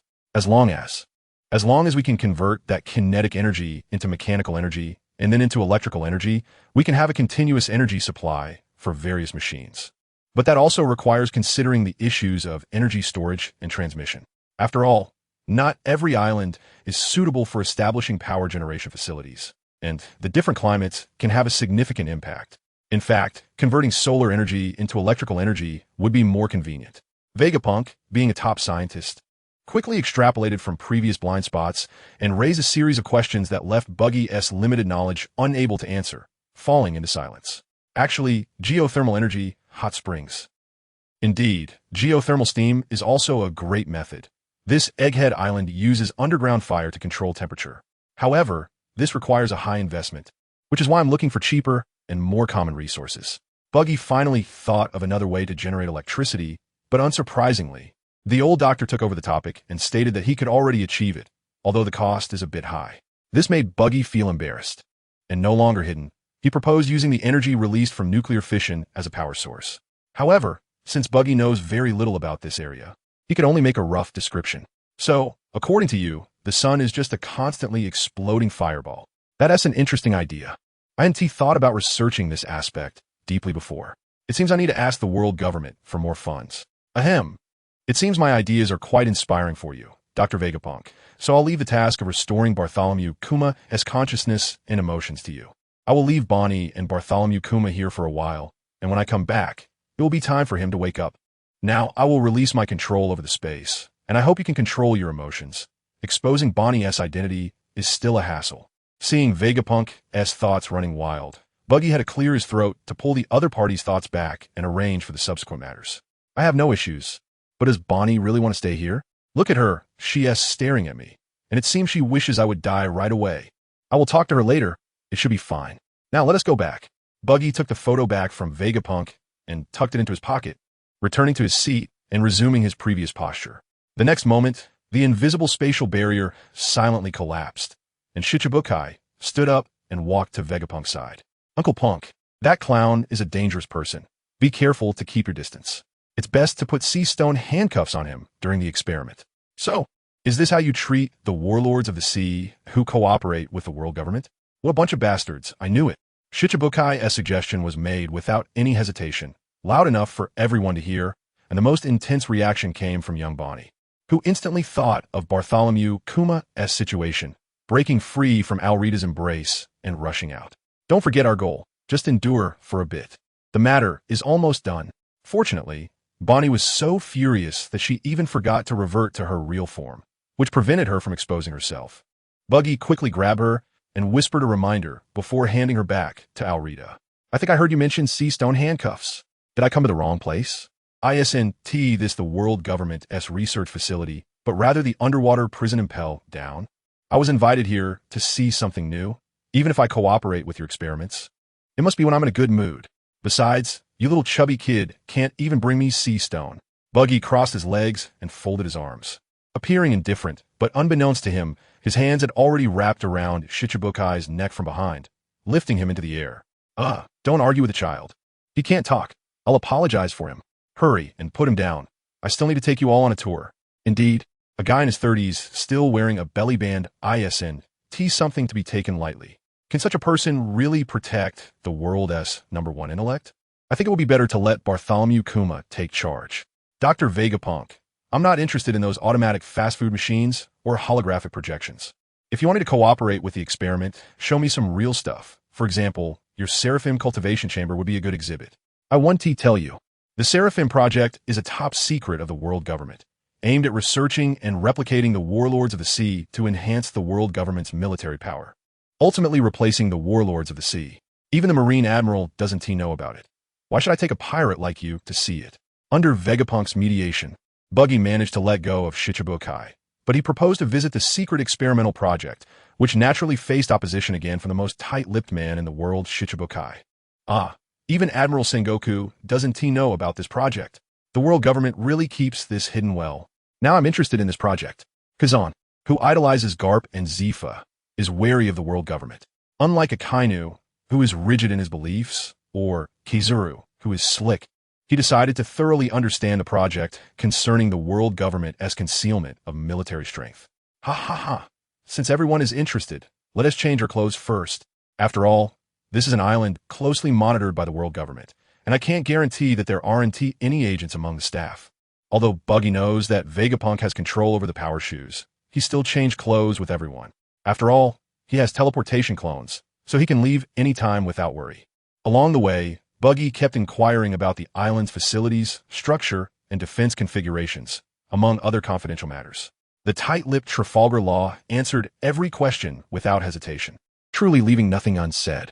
When it came to key technologies, however, the person introducing them changed to Vegapunk, who also provided extremely detailed explanations, even taking on the role of trying to teach everyone. The crowd felt overwhelmed and began to distance themselves, but Buggy grit his teeth and endured the headache. At this point, the normally expressionless Akiji couldn't maintain his usual poker face, constantly frowning and grimacing. With these two live wires around, the world government would soon find all their secret common knowledge if they didn't tighten their supervision. Eventually, they stopped in a large laboratory where Vegapunk opened 2 sealed incubators, revealing 2 figures resembling former warlords of the sea. One was Sanchan Jinbei, and the other was Crocodile. These 2 seraphim were among the first to be cultivated, infused with the bloodlines of rare races, and at their current growth rate, they were expected to be able to move freely in about a year. However, to endow them with combat capabilities, it was necessary to find abilities similar to their fighting styles, which was unlikely to be completed in a short time. Haven't you already copied Kaido's abilities? Just give them that, right? Caesar is mass-producing smile fruits. Your technology can't be worse than his. The trash fruits made by Caesar Clown are nothing but substandard products. Copying Kaido's abilities took me a lot of time, and the results weren't very perfect. Creating ordinary Zoan-type devil fruits is too simple and lacks any interest.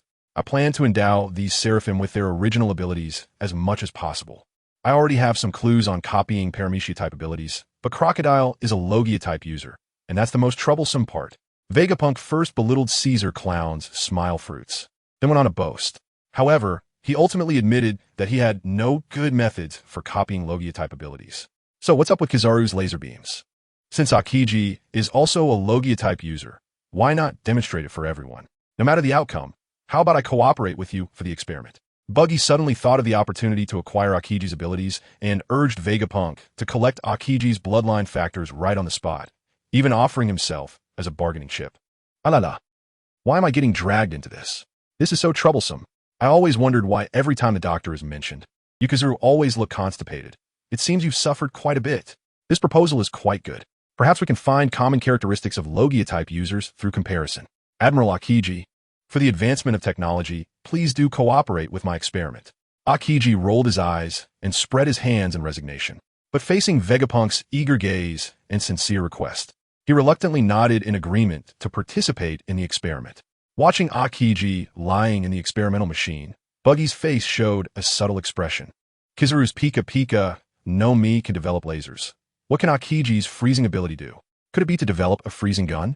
According to Buggy's speculation, the development of devil fruit abilities is closely related to personal cognition. Even if Vegapunk completely copied a Logia-type ability, it wouldn't achieve elementalization and would only result in a weapon out of necessity.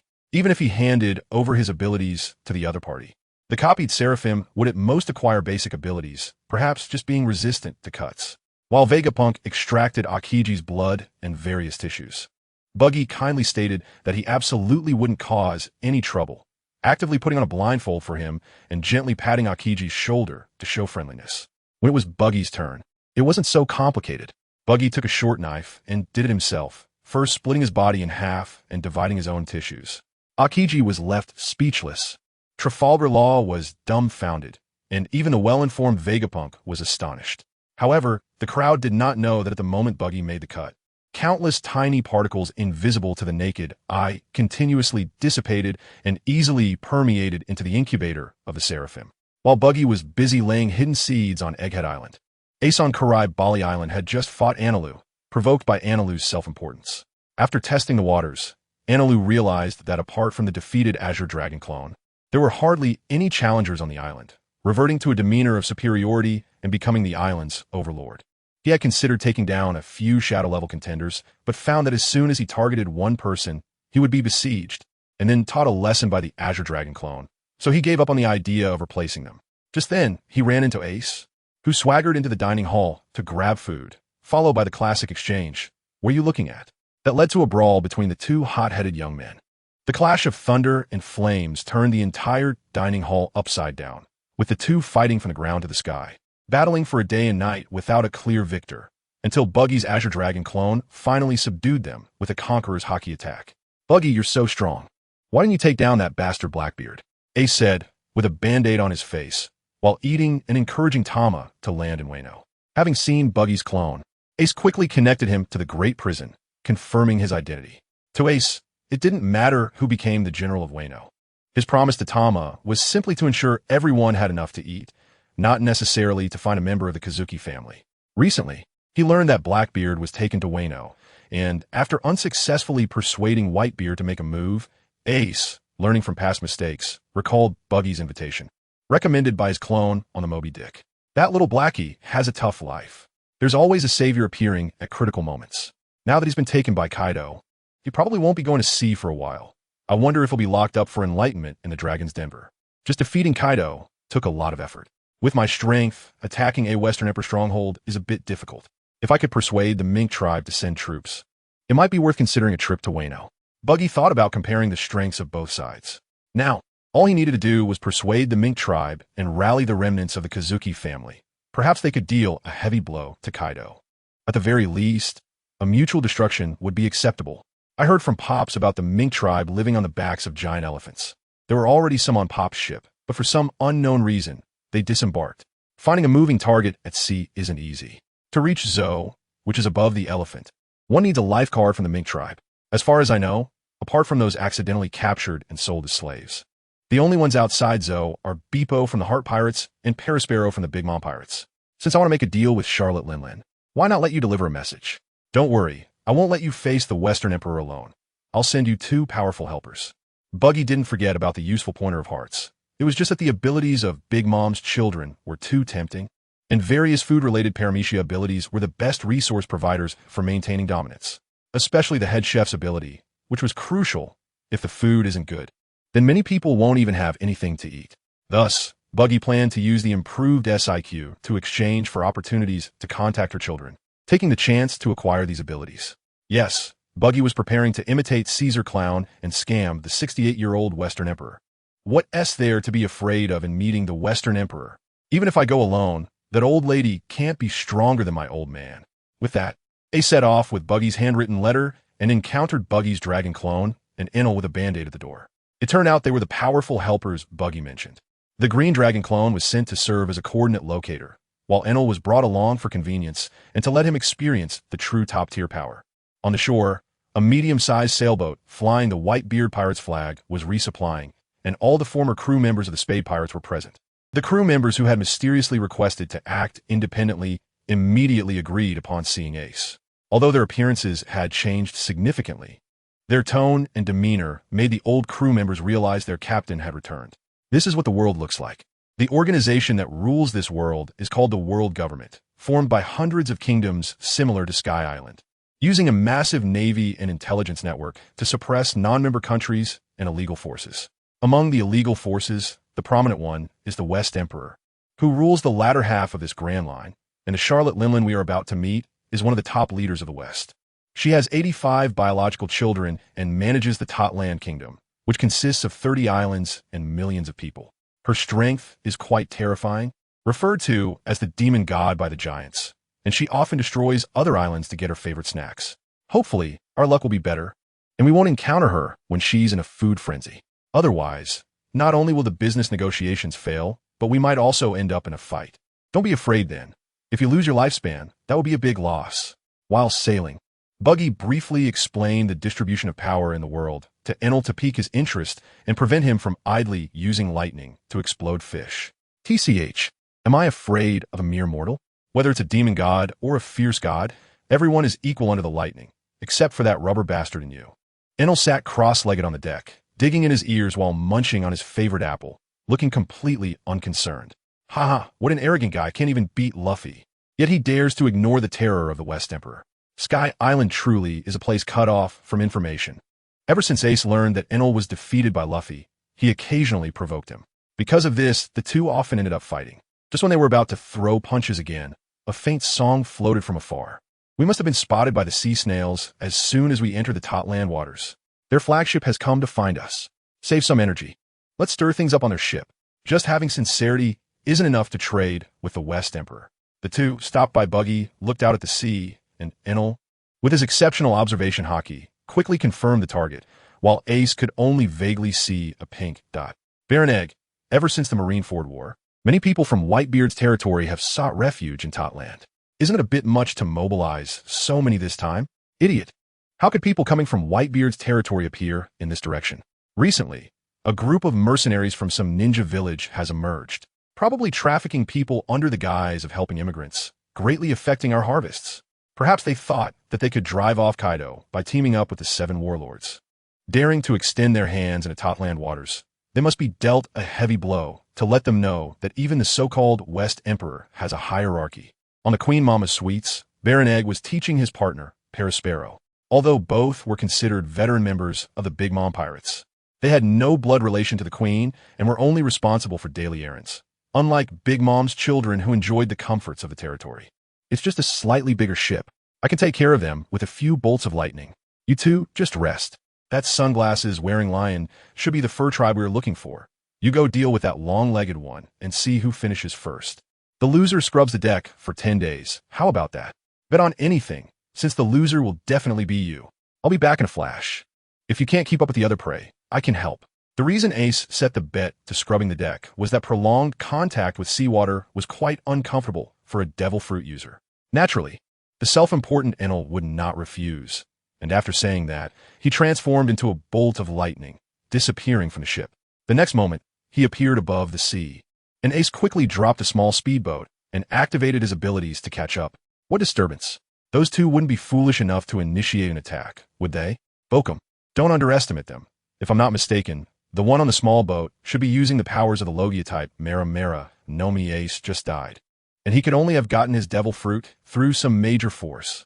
Inazuma, Baron Egg warned Perispero to take it seriously while still holding on to his cup of red tea, which was eventually struck by Enel's lightning, spilling tea all over him and leaving a cut on his face from the ceramic shards. Benedict Leg, Lightning Staff. Baron Egg's determined spinning kick was easily blocked by Enel with his staff. Then he drew a long sword from the cane and engaged in a fierce battle with Enel. Sunshine.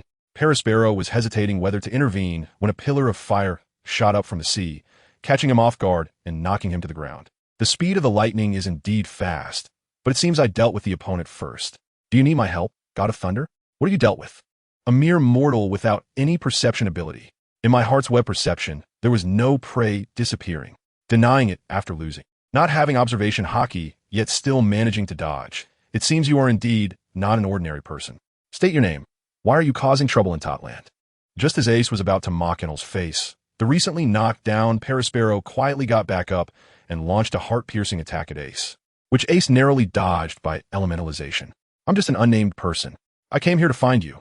And by the way, to deliver a letter for someone who wants to do business with your mama. Looking for me? I don't know you. If you want to do business with mama, you should weigh your own worth. Send some shells over to their ship to test them. Let's sink their boat first.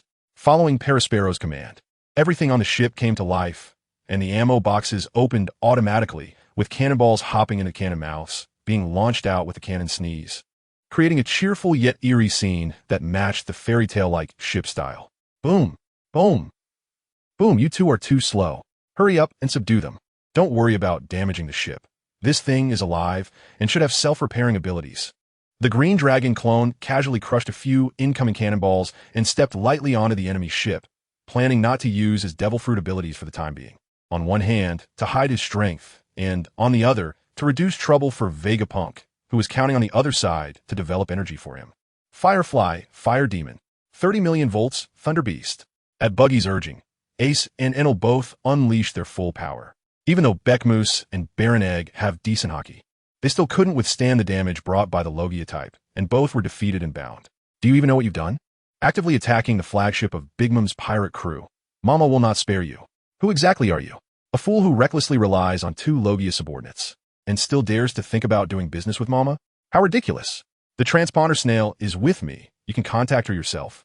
I want to see how you endure Mama's wrath. Compared to Beckmouse threatening curses, Baron Egg is more cunning, immediately seeing that Buggy is the real decision-maker, actively offering the location of the transponder snail, and continuously fanning the flames, afraid that Buggy might back down.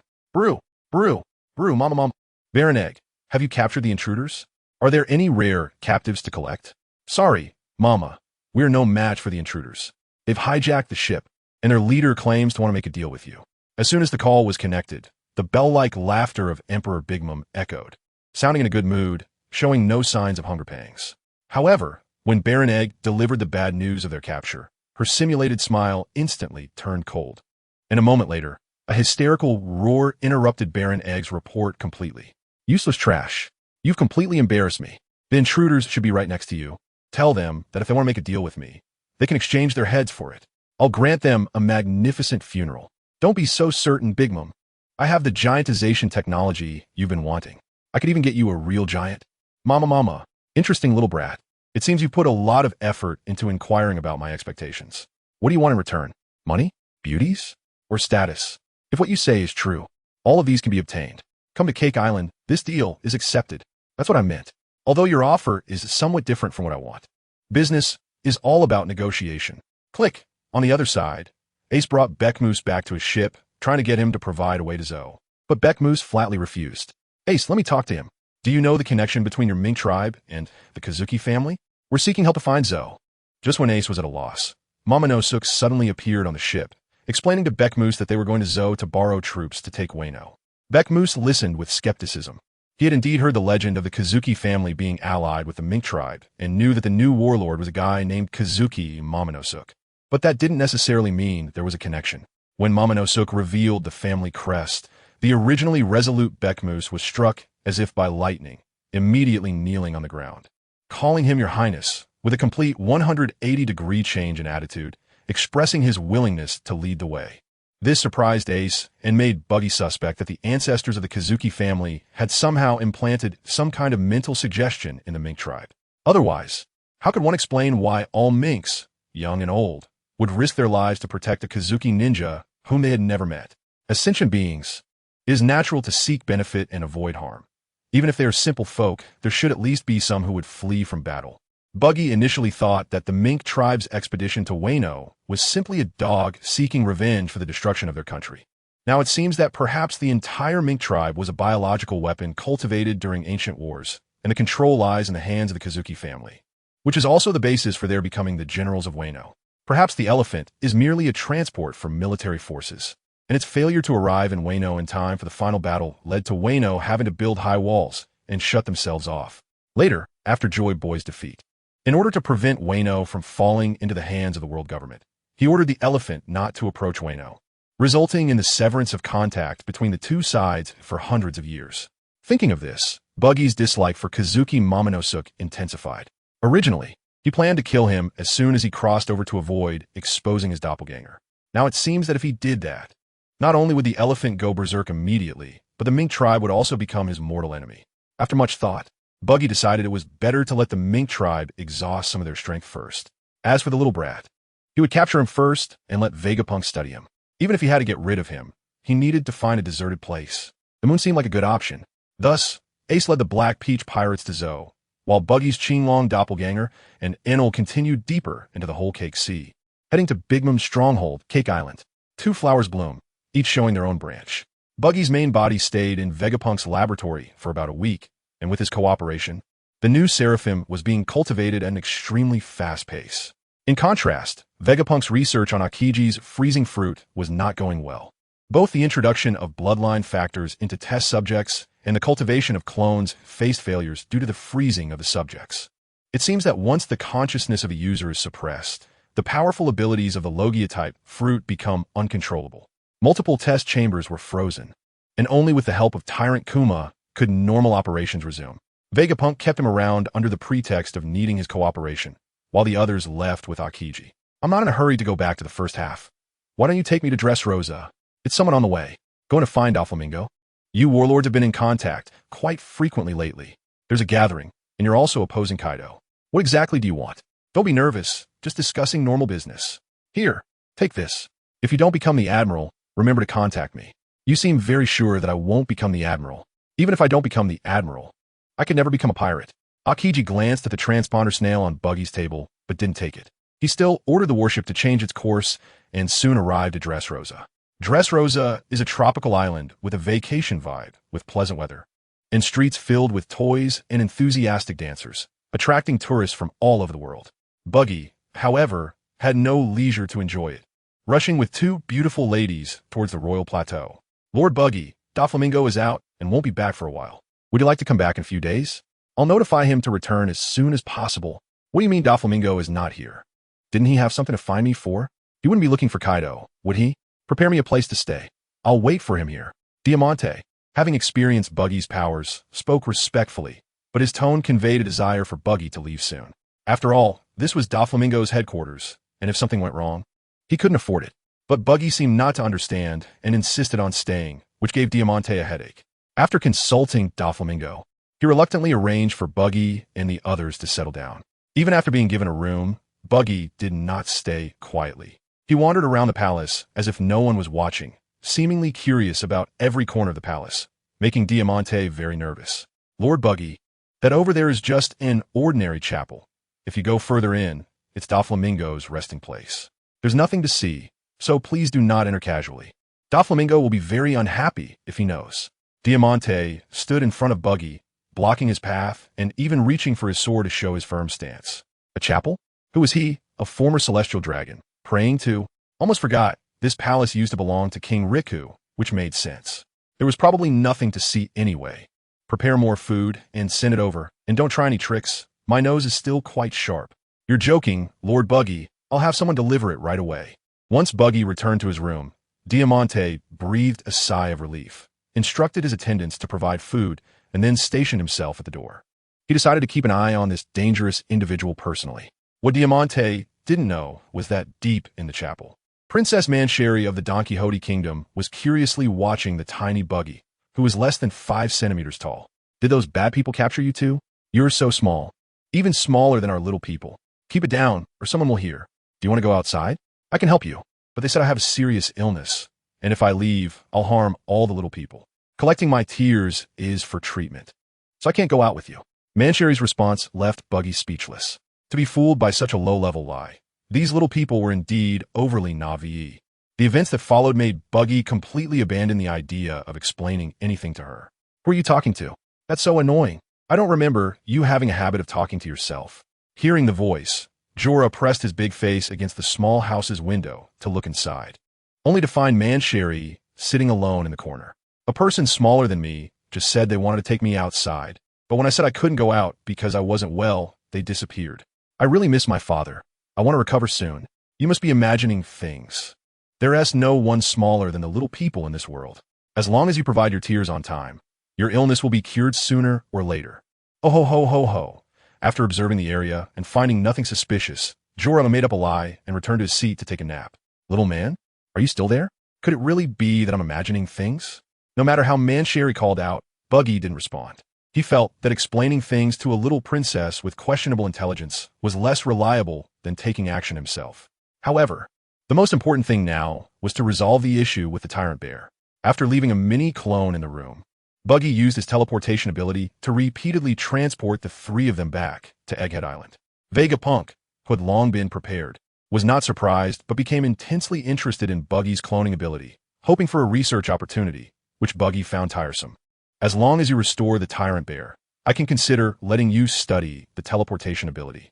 If I had teleportation abilities, many ideas that were previously impossible could be attempted, but restoring the bear is indeed a bit difficult. You'll see when you come over. Vegapunk led everyone to a secret room. Upon opening it, a huge bear paw-shaped sphere was prominently floating, with the tyrant barely laying flat underneath it, filled with various monitoring devices. Since the Seraphis bear hadn't been completed, it couldn't be reinserted into the bear's body through memory compression. They could only rely on this immersive experience to attempt awakening it.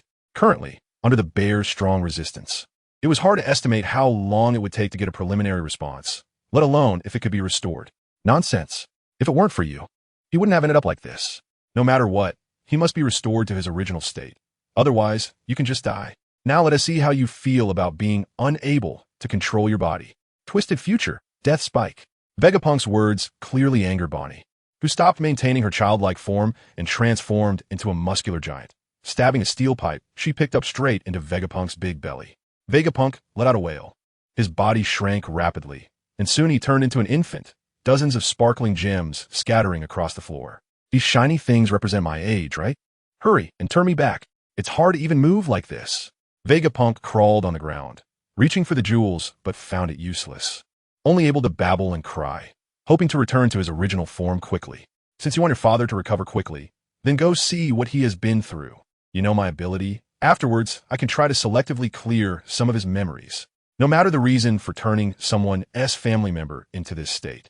It was unacceptable. Therefore, Buggy did not stop Bonnie from retaliating against old Vegapunk. However, he still offered his suggestion to temporarily divert Bonnie's attention. Bonnie pouted and pondered for a moment before slowly walking toward the tyrant bear's memories. After taking a few deep breaths, she finally reached out her hands to make contact. Do you know that doing this can easily harm Bonnie? That's the bear's pain. I promised the bear not to show it to others. Is there any other way to dispel Bonnie's killing intent?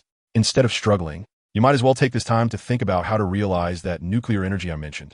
After acquiring the Brain Fruits ability, Buggy was disappointed to find that the fruit itself did not enhance the user's intelligence. Thus, researching new technologies still depended on geniuses. He could at most develop combat skills for the brain-brain fruit, similar to mental interference. Ah, is this what you're reluctant to remember? What should I do? Oh. Just as Buggy and Vegapunk were chatting, Bonnie suddenly gasped in surprise and then fell back, breaking contact with the memory device. With the help of Yarlita, she began to cry softly. What's the problem?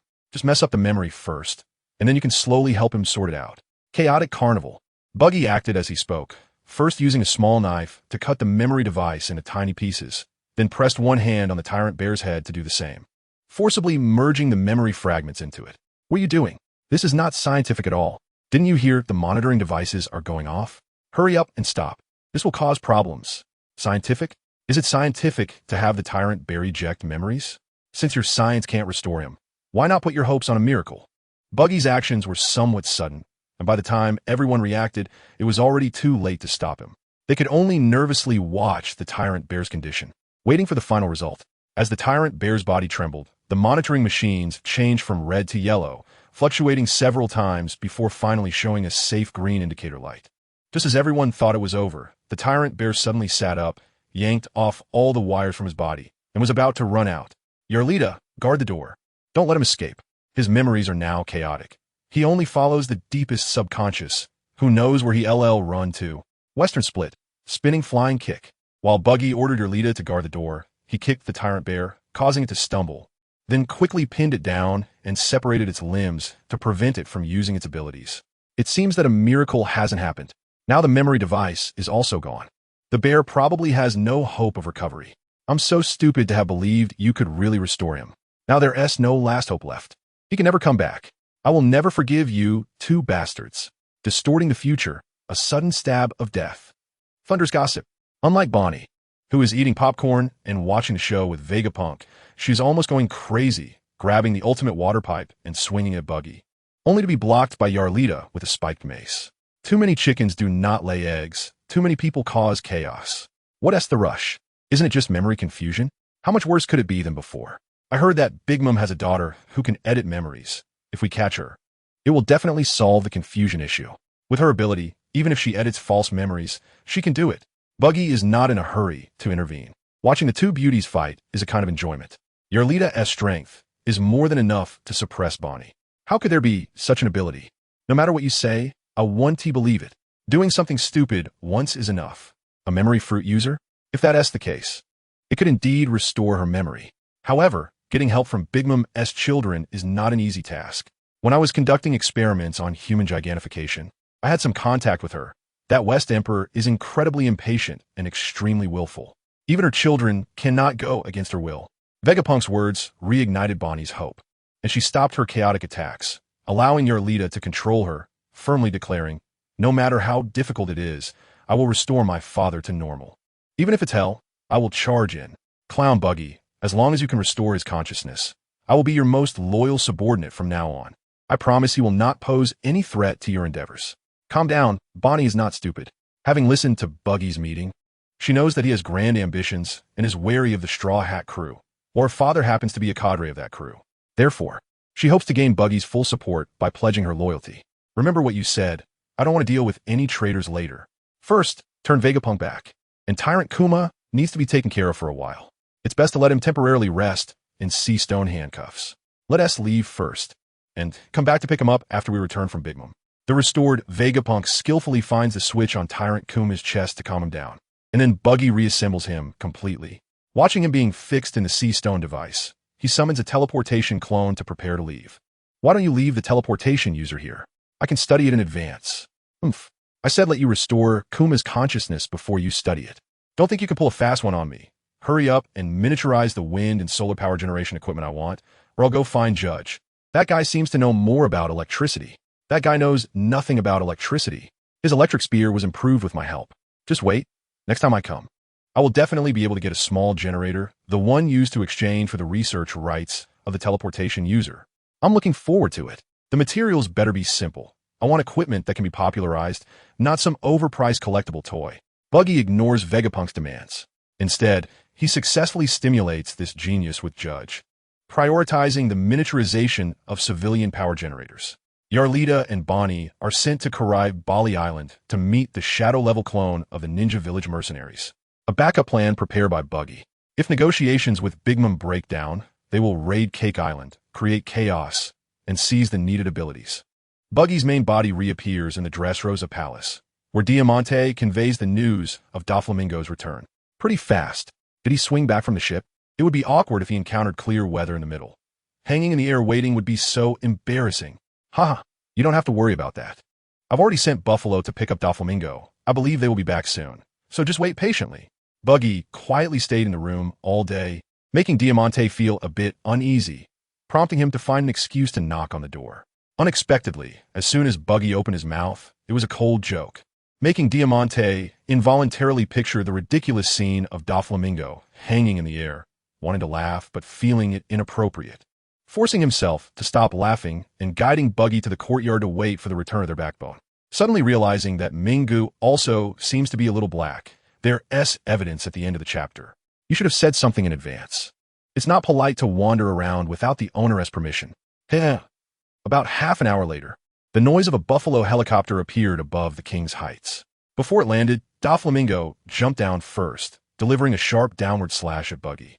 Active attacks from guests fit the hospitality code? Did he get bullied by Kaido and want to regain face from me? Is the palace no longer wanted? Or what is the kingdom no longer wanted? Either way, I can help. Facing Doflamingo's provocation, Buggy unsheathed his long knife without hesitation, and a strong collision created a whirlwind that blew the flowers and grass in the courtyard all over the place. As Buggy increased his strength, the veins on Doflamingo's forehead became more pronounced. Just when Buggy was preparing to get serious by switching from one hand to two, Doflamingo suddenly pulled back his strength, using it to perform a backflip to disengage. Don't say it's so frighteningly. Aren't we partners? I just wanted to say hello. I'll definitely come back to seek your guidance. Let us go to the Smile Factory and talk. It's more convenient there. Doflamingo covered his inner dread with an exaggerated smile. Terrified of Kaido, he is haunted by Buggy's ability to repel Kaido. However, the fact that he casually handled 80 of the armed color strength forced him to admit that if he got serious, he probably wouldn't be Buggy's opponent. This place is nice. Those are the storage tanks for Sad. Through the pouring of the little people, a considerable number of smile fruits can be produced every month. Those trees are my money trees. However, it seems there are some issues with the last batch of fruits. Customers have reported that the abilities they received are mostly strange aquatic creatures. Also, the surgery fruit you provided has problems. Not only does it consume a lot of stamina, but users also cannot perform limb separation like Law, only achieving a certain degree of spatial transfer. Can you explain? In a monitoring room of the Smile Factory, Doflamingo first boasted about his industry to Buggy, then changed the subject to discuss their trade issues. What's wrong with aquatic creatures? Whales are huge. Shrimp and crab pincers are sharp, and conch shells are hard. They can all be quickly converted into combat power. What's there to be dissatisfied with? As for the surgery fruit, didn't you claim to know a lot about it? Although I don't know who you gave the ability to. I assume it's not someone who uses a sword. Otherwise, they wouldn't have only developed spatial transfer without cutting. Why don't you consult Trafalgar Law? I can provide contact information. Buggy skillfully avoided the main issue, praising the benefits of aquatic animals. Aquatic creatures are limited by their need for water. Smile. As a heavily flawed, semi-finished product, users will be somewhat restricted by the symbiotic creatures, and the water pollution in Wano is severe. Perhaps that's why the other party is dissatisfied. Moreover, what is the use of a user who spends all day in the water? Patrol for an hour? Soak for a whole day? In that case, it would probably only serve to scare ordinary people. No matter how well you speak, it doesn't matter. The next batch of goods, the customers want the capabilities of land creatures more, like the saber-toothed tiger and woolly mammoth from before, which were great. It would be even better if there were flying creatures. As far as I know, you are acquiring weapons on a large scale, even buying second-hand goods from the Navy. In fact, that's completely unnecessary. As long as you provide suitable beast blood stably, I can pay using weapons or artificial fruits as collateral. This proposal isn't bad, right? As an arms tycoon, Doflamingo certainly knows about Buggy's recent activities, but he misunderstands that Buggy has no supply channels. Therefore, he introduces himself and proposes a barter trade. It sounds good, but I need cash more. I can't pay fast food employees with weapons, can I? I'm not interested in animal-type abilities that only allow for physical transformations. According to Vegapunk, Caesar only produces industrial waste. He has even started replicating paramecia-type fruits. That world-famous genius scientist? When have you seen him? Did you perhaps obtain more advanced artificial fruit technology from him? If so, how about we cooperate? I have ready sales channels. Buggy certainly won't explain that he is weakening the Navy's combat power by acquiring weapons and has turned down the barter trade proposal because he needs cash flow, thus shifting the topic to Vegapunk. As expected, this sparked great interest in Doflamingo, who eagerly asked, fearing that Buggy would abandon him to go solo. Buggy, being accommodating, revealed that Vegapunk is cultivating Seraphim and replicating Paramecia-type devil fruits, but omitted the matter of Tyrant Kuma. Oh, Moshi Moshi, the world government intends to use those artificial humans to replace the role of the 7 warlords of the sea. It seems that your previous proposal for a joint plan does have some merit, but unfortunately, you weren't able to acquire the technology for mass replication of fruits. If the Navy ends up with a large number of Paramecia-type users in the future, it would indeed be quite a headache. Doflamingo pretended to be troubled while feeling relieved inside. In his view, as long as the technology for artificial devil fruits remains exclusive to him, his status in the underworld is guaranteed. Even if the 7 warlords of the sea are replaced, he can still do well as an arms trafficker. If worst comes to worst, he can also ally with Kaido, so he's not worried at all. Rather than worrying about the yet-to-appear Paramecia threat, it's better to improve the existing Smile fruit technology as soon as possible. Since animal blood can produce Smile, could blood from other races also have the same effect? As far as I know, the Mink tribe resembles animals, so if we can use their blood, wouldn't that achieve the animal-type human-animal transformation? I have a life card here pointing to the Mink tribe's homeland, so if you're interested, you can catch some minks to try. Even if the experiment fails, the minks can be sold for money, and the current leader of the minks is Kinemon, who should be of great interest to Kaido, considering their old rivalry. Buggy, seeing no other options, encouraged Doflamingo to capture the minks, so he could take advantage of the situation and act as the savior. As for the owner of the life card, it's Ace, which Buggy took from the one he gave to Luffy, and it's only the size of a fingernail. Minks are extremely rare in the outside world, and I've only seen them once or twice. Even if it can achieve the effect you mentioned, what benefit would that be for you? Then your beast blood would become unimportant. Although Doflamingo had doubts, he still accepted the life card handed to him by Buggy and stood up, trying to see through Buggy. How could there be no benefit? The minks are powerful. If successful, I would also purchase the Smile fruits you produce to expand my strength. I have a mercenary group. If I'm too weak, I can't survive in this war. Doflamingo slightly nodded, accepting Buggy's words, and then the two discussed airships. Doflamingo expressed a desire to purchase one, which Buggy outright rejected, but offered to help with transportation. Buggy's proposal to open a branch in Dressrosa was also rejected, but after mentioning the nearby Greenbit, he finally got consent. Just as the 2 warlords were bargaining with their own calculations, the Navy headquarters, Marineford, erupted with strong tremors once again. Sengoku looked at the unyielding Akainu and Akiji with a frown. The conflict stemmed from the handling of former Admiral Zephyr. After the Marineford War, Zephyr privately gathered new recruits and occupied a Navy base, raising the flag of a new Navy, essentially parting ways with the Navy headquarters. For this reason, Akainu proposed sending troops to suppress him, but Akiji strongly opposed. If Sengoku hadn't intervened in time, this still under repair fortress would have suffered another heavy blow. Zephyr hasn't made any harmful moves yet, so there's no need to worry for now. If you two want to fight, go find an uninhabited island. Whoever wins can take the position of Admiral. I don't want to stay in this broken position for another day. Now, get the hell out of here. Sengoku, whose hair and beard had turned white from not dyeing them for a long time, still emanated a powerful haki, showing that this old admiral was still in good form and had the power to intimidate the Navy admirals. Just as I wanted, the Navy absolutely cannot descend into chaos any longer. Otherwise, traitors like Zephyr will only become more numerous. Teacher Zephyr is not a traitor. He's just practicing justice in his own way. Although it seems troublesome, I will not easily give up the position of admiral. The 2 Navy members left, marking the imminent ice and fire battle. Buggy, who had finalized business with Doflamingo, did not rush to leave and stayed in Dressrosa for a few more days, mainly to wait for the Shinobi Village mercenary group to arrive to build a camp in Greenbit.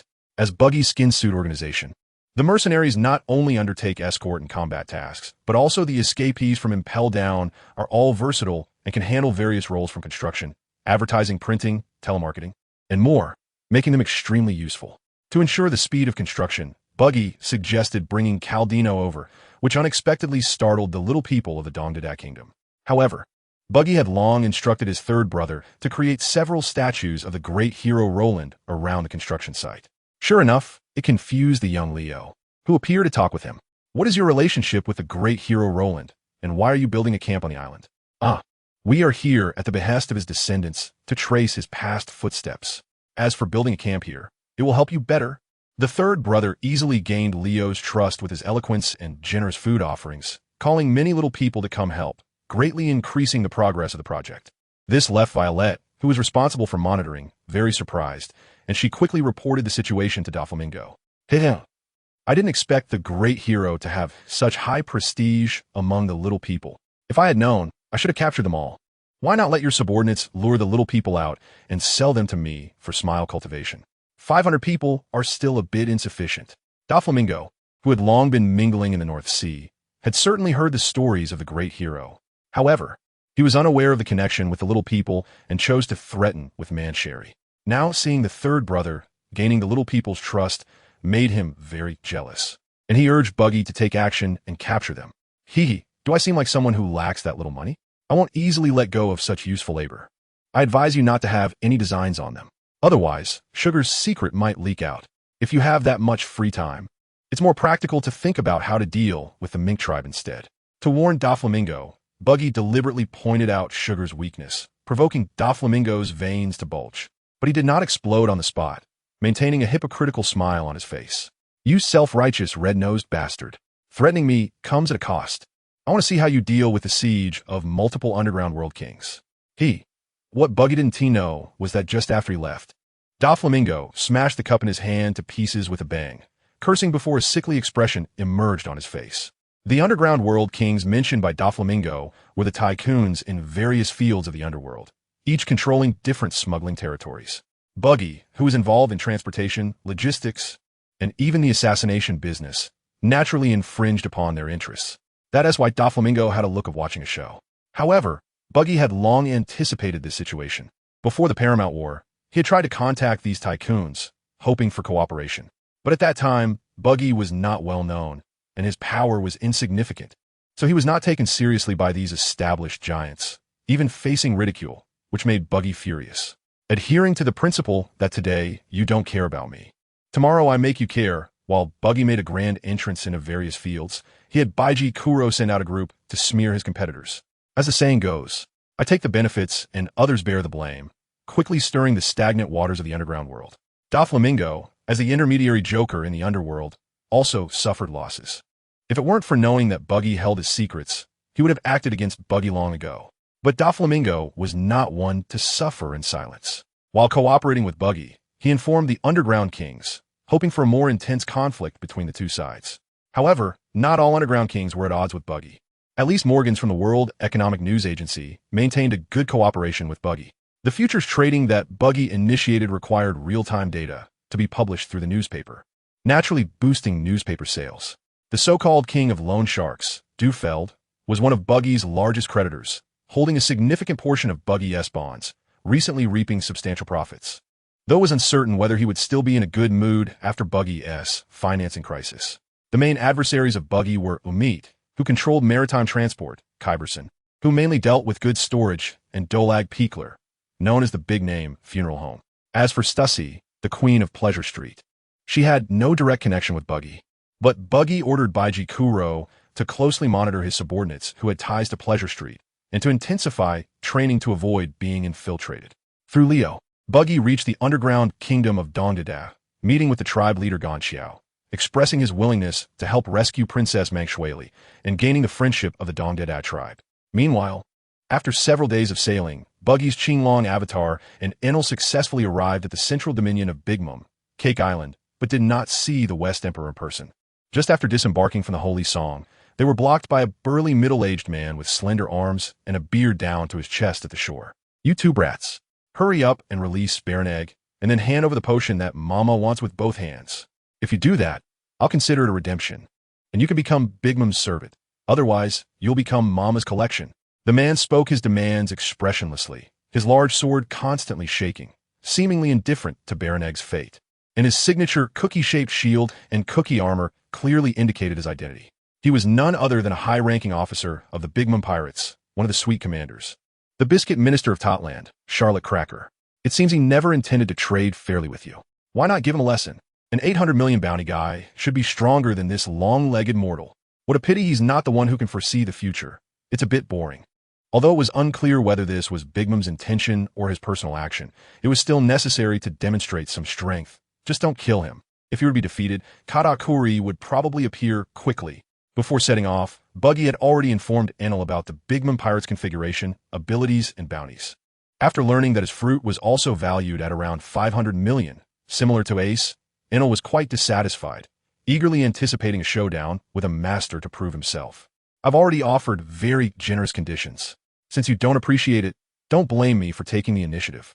Hidden among the cookie soldiers, Cracker spoke in a deep voice while knocking on his shoulders, growing 2 additional pairs of arms, raising 6 giant swords, and charging at the 2. A mere paramecia dares to be so arrogant.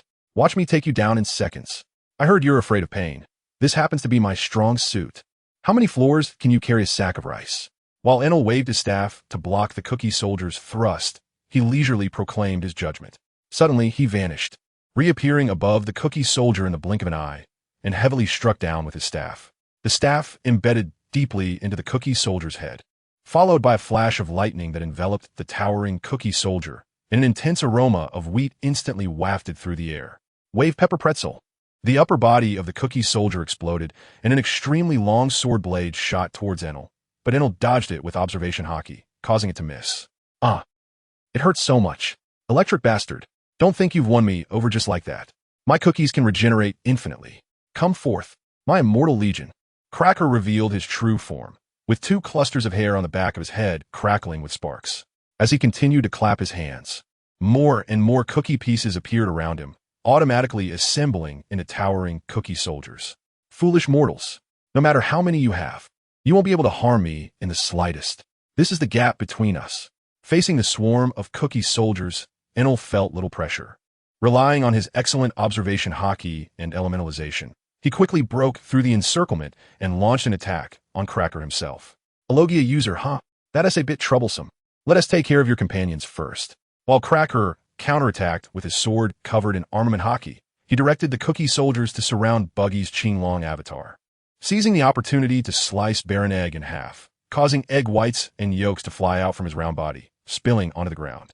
Looks like I've been treated like a soft persimmon. Well then, let us see what this special Zoan can really do. Seeing that there were no onlookers, Buggy decided to switch to his human beast form, quickly bursting out from the encirclement of cookie soldiers and rushing towards the pile of eggs. While Baron Egg also abandoned his disguise, transforming into human form and approaching. Just getting here is already a big blunder. Meeting Mama is not that easy. Pew! The Viscount lunged forward with a small chicken stab. Baron Egg's hands transformed into small wings holding short blades, and his long legs kicked off like arrows, colliding with the sharp claws of the Qinglong avatar. Mama, the nature fruit of lightning dares to cause trouble in my territory. Besides, this little ghost looks a lot like that fool Kaido. Both are nice collectibles. Mom, Cracker and Baron Egg are probably not their match. And it seems that the other side really came to trade. How about I go negotiate a bit?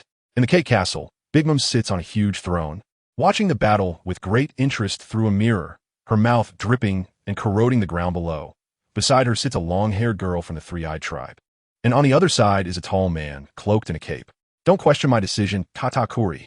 Brule, inform Snack and Smoker to hurry over. We must capture those 2 alive. Since they want to trade with me, they might as well sell themselves too. Mama, at your command, Mom. I'll notify my brother and sister right away. Get lost. Don't disturb me while I watch the show. Your ugly face is so annoying to look at. The mirror ripples, revealing a purple-haired figure with a hooked nose, a terrifying scar slashing across it, resembling a man eating witch from a fairy tale. Scolded. Brule teared up but sneaked a glance at her brother beside her, and upon receiving Katakuri's nod of approval, she calmed down, diving back into the mirror to resume watching the battlefield. At this moment, the situation on the battlefield had changed dramatically. Although Cracker possessed decent Busashoka hockey and swordsmanship, he was still outmatched by Enel, who had extremely fast movement speed and nearly maxed out Kinbunchika hockey, especially after Enel changed tactics and transformed his staff into a trident. The high-temperature burns and sudden electric shocks left Cracker battered and bruised, causing him to quickly lose his fighting spirit and be trampled underfoot by Enel, leading to the collapse of the Biscuit soldiers. Baron Egg S attack. Rooster's wings. Gale's flying eagle. In another battle, Baron Egg S chick form was quickly beaten to the point of being unable to fight back, having to actively break out of his egg and transform into Rooster Baron. Still only able to delay the inevitable, with no hope of victory in sight. Don't celebrate too early. The whole island is filled with Mom S homies. And soon reinforcements will come to save us. By then, you want to have it easy. Will your brother come too? I'm dying to see just how many experts the so-called West Emperor pirates have. Just as Enel was having a friendly exchange with the Downcracker, a somewhat androgynous voice came from not far away. What a shame, Cracker Brother. How could you let a nobody make you look so miserable? If this gets out, where will we put our faces as stars? Smoker, this guy is a Logia type. I'll go help Baron Egg. You be careful on your own.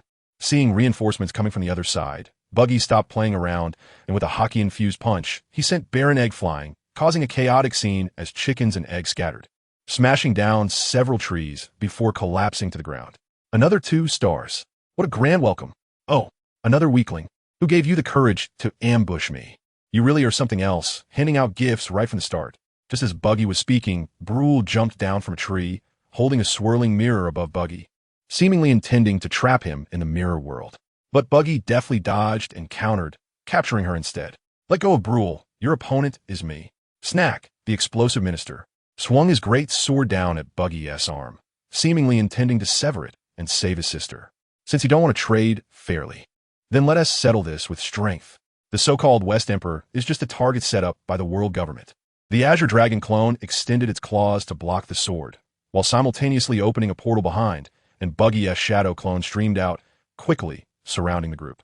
Bonnie took the captured Brule, aging her further, and imprisoned her in the castle. The sudden interruption made Katakuri quite uneasy, but due to the distance, his Kanbunchika Haki couldn't foresee any useful information. He could only use a Den Mushi to contact various locations to strengthen their vigilance, while he himself headed to the incident site to check. As the saying goes, a good man cannot defeat a West Hand. And while stars are formidable as senior officials of the West Emperor, they're only slightly stronger than individual supernovas. Under Buggy's righteous group attack, Snack was successfully ambushed by Bonnie and became a captive. Smoker, seeing the situation was bad, took a hit from Enel's lightning, shaking off his long legs and fleeing. Morgans, President, I've heard you have a good relationship with Big Mom. If we raid her home, will it affect our cooperation? Oh ho ho ho ho. The Warlords and the West Emperor fighting privately. Now, that's big news. Go ahead and fight. Don't worry. It won't affect our good cooperation at all. Just remember to notify me in advance, so I can send reporters to record. It seems I might be a bit too late. I'm currently on Cake Island, accompanied by mercenaries from the ninja village. This time, it was originally Tama seeking cooperation with Big Mom to deal with Kaido. But the West Emperor is not trustworthy, clearly agreeing to a trade, yet attacking and snatching, and now we're in a fight. I'm just here to lend a hand. Don't waste ink on me when reporting. So that is how it is, then he has got the wrong person. Big Mom and Kaido were crewmates years ago, and even though they are both West Emperors now, I haven't heard of any conflicts. As long as you send me suitable photos, I can easily handle any kind of report. Pictures speak louder than words. Oh ho ho ho. No problem. Guaranteed first-hand information. Let us have a pleasant cooperation. Buggy's main body remained in the castle clone, leisurely finishing the call before heading to the prison to visit the newly captured prisoners. Don't think you can get any useful information from me. Mom will be here soon to deal with you. Unlike the 2 silent brothers, Brule began shouting loudly upon seeing Buggy, seemingly to bolster her courage. Stop shouting. I'm just going to draw a little blood from you if you cooperate. I can help you remove the scars on your faces. You're lying. If you really had that ability, why would you keep that big red nose? Brule didn't believe Buggy's words at all, and thought she had found a flaw in his logic. At first, Buggy did find the big red nose quite annoying. However, ever since he had his clones, he never worried about the red nose issue again. Don't think I'll let you draw blood from me. You might as well kill me. Before Buggy could explain, Cracker weakly spoke up, making Buggy both amused and exasperated. If you don't want it, then fine. You must be really afraid of pain. Then let us start with this quiet one. I promise no surgery, completely painless, convenient, and quick. Saying this, Buggy approached Snack, took out an empty bottle, and in the terrified gazes of the 3, removed the other S head and casually placed it on ground. It's over. Snack is dead. Woo-woo. You died so tragically. What are you talking about? Sister Brule, I'm still alive. I just seem to have gotten shorter. I can only see your feet now. And it seems there are more people in the room wearing the same shoes as me. Idiot, that's your shoes. Your head fell on the ground. Buggy ignored the three silly siblings and busily extracted blood, then reattached Snack's head. This is my ability. I can freely combine and connect objects. So how about it? Do you want me to help remove the scars on your faces? Yes, of course. While you're at it, can you also fix my nose and chin? I have some childhood photos here. If it doesn't work out, I could take you to find Blue. She's my twin sister, and you can arrange it based on her. Everyone has a desire to be beautiful. Blair, who was disfigured since childhood, immediately perked up at the thought of restoring her looks and even volunteered to lead the way to find her sister for reference. What a true sister, effortlessly dragging her younger sister along. Blair, even if we are temporarily captured, we cannot betray our family. Helping the invaders is shameful. If I'm not mistaken, that guy is a lackey of the world government, one of the 7 warlords of the sea, with absolutely no credibility. Do you guys have any credibility? I clearly came here for a fair trade, but the dignified West Emperor reneged. Don't tell me you 3-star generals are acting on your own. But don't worry, I'm just showcasing my strength. I'll let you go back later. Kreja, while warning Blair, didn't he forget to belittle Buggy's credibility, which made Buggy quite displeased. He indeed came to deceive funding, but he was also genuinely prepared to produce samples. Now, without even talking, it's outright robbery. If the deal fails, it has nothing to do with him. When drawing blood, Buggy deliberately took out a knife, slowly cutting Kreja into pieces without restoring him, and then started performing cosmetic surgery on Blair. Buggy did this to discipline Kreja's insolence and to prevent the other party from taking the opportunity to escape. While Kreja was being dealt with, Enel, who was chasing Smuggy, ran into Katakuri, who had come to investigate. Brother Katakuri, there's more than one long-eared invader. Sister Blair has been captured, and Snag is currently blocking the enemy. I came back to report, but I didn't expect you to arrive so quickly. Seeing his most authoritative brother, Smuggy finally regained his previous calm, hiding the fact that he abandoned his brother and fled alone, and briefly informed Katakuri of the current situation. Got it. I have already contacted family nearby. You are in charge, and we must not let the invaders enter the town and cause destruction. Divine judgment. While speaking, Katakuri suddenly pulled Smuggy away, narrowly avoiding a lightning strike, and then stared seriously at the direction from which the attack came. You dodged quite quickly. It seems you are the one with the heart net that can predict the future. I've heard your ability is quite special, even comparable to the natural type. Prepare to accept the divine trial. I've never heard of any heart net, nor do I intend to accept any trial. However, all invaders must pay the price, especially those who harm my family. They're unforgivable. A bolt of lightning struck the ground in front of the siblings, forming into Enel's likeness. Katakuri glanced at Enel's golden trident, first threw his cloak aside, and took out a trident named Earth Dragon, launching an attack first. Sticky rice poke. For Katakuri's attack, Enel did not choose to withstand it with his body, but instead used weapons to block it. Enel has a tendency to be arrogant and underestimate opponents. However, after being beaten by Buggy, he understood that there are always stronger people. Moreover, before coming, Buggy had already explained in detail the capabilities of the opponent's main combat power, especially mentioning this flagship star with 3 types of Haki and awakened fruit abilities, which made Enel both expectant and much more cautious. Boom! Enel was forced to take a few steps back to stabilize himself. Compared to the powerful, all-around output of Katakuri, Enel was more like an agile mage. In this clash, Enel clearly suffered a slight loss. 30 million volts? Thunderbird. 30 million volts? Thunderbeast. Seeing that he was at a disadvantage in strength, Enel immediately changed his strategy, using agile movements to respond to Katakuri's trident attacks, occasionally striking the taiko drum on his shoulder with his golden blade to unleash lightning attacks. Roasting rice cake. Katakuri's arm, covered in armament Haki, transformed into a rice cake, and after being highly compressed, he swung it fiercely. His arm, like a missile, ignited with flames, scattering the incoming lightning one by one, and then continued to attack Enel without losing momentum. However, Enel anticipated the path in advance with observation Haki and deflected it with his weapon. As both had top-tier observation Haki, the battle devolved into a phase where both sides were using skills without any real physical confrontation, lacking the thrill of direct hits. You two are too fake. Are you playing the game of predicting each other as predictions? What else with the basic attacks? Unleash your ultimate awakening skills. Hehe. Don't say that. Watching these two perform is quite interesting, like a stage play. Buggy's shadow clone, and Yurita quickly caught up, exchanging comments as if they had been watching for a while. It's indeed taking a bit too long. There are more invaders than just you guys. Are they acting separately? Even if I don't know what your true intentions are, it should be no problem to eliminate all of you in one go. Flowing sticky rice.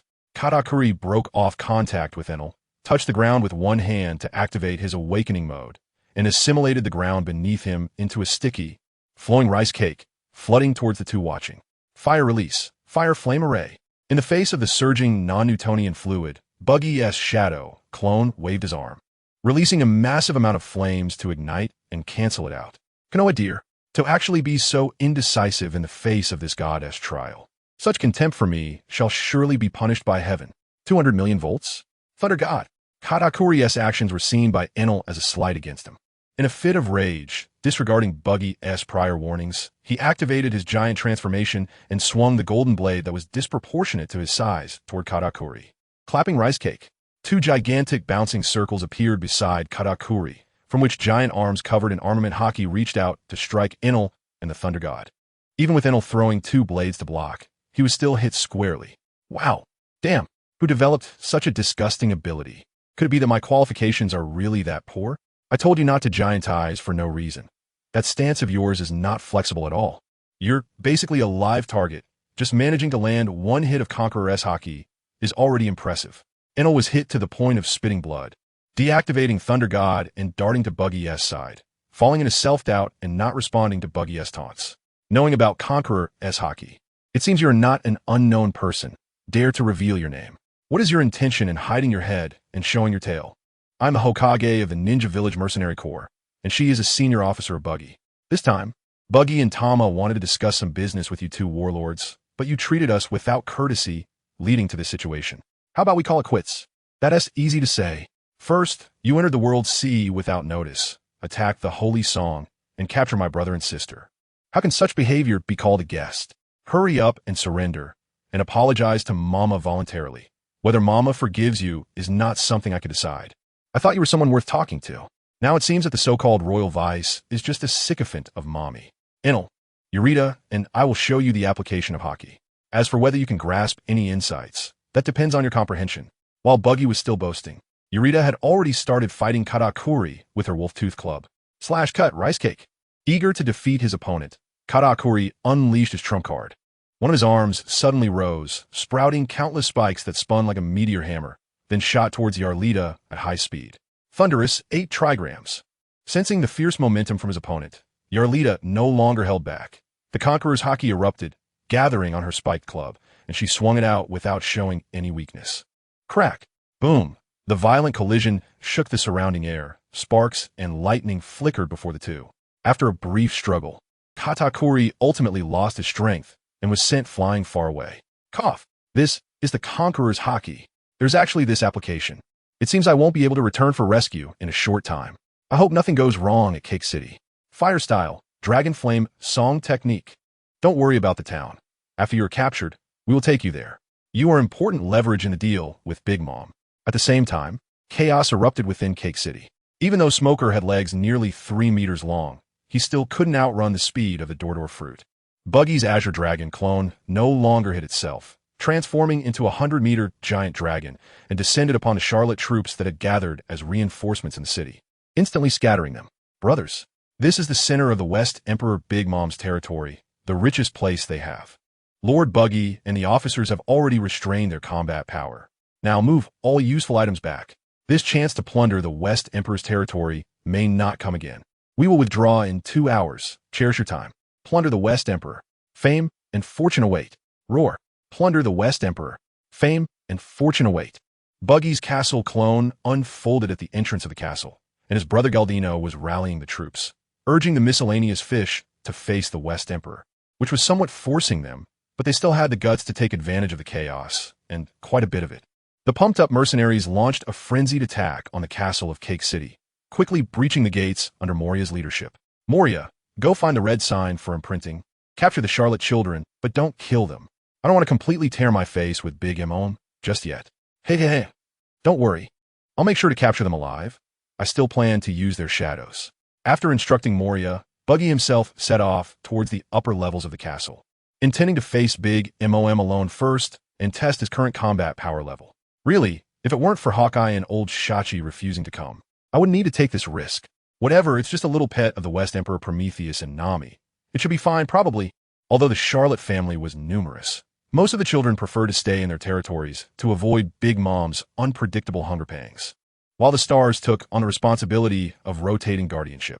This allowed Buggy to easily complete the surprise attack.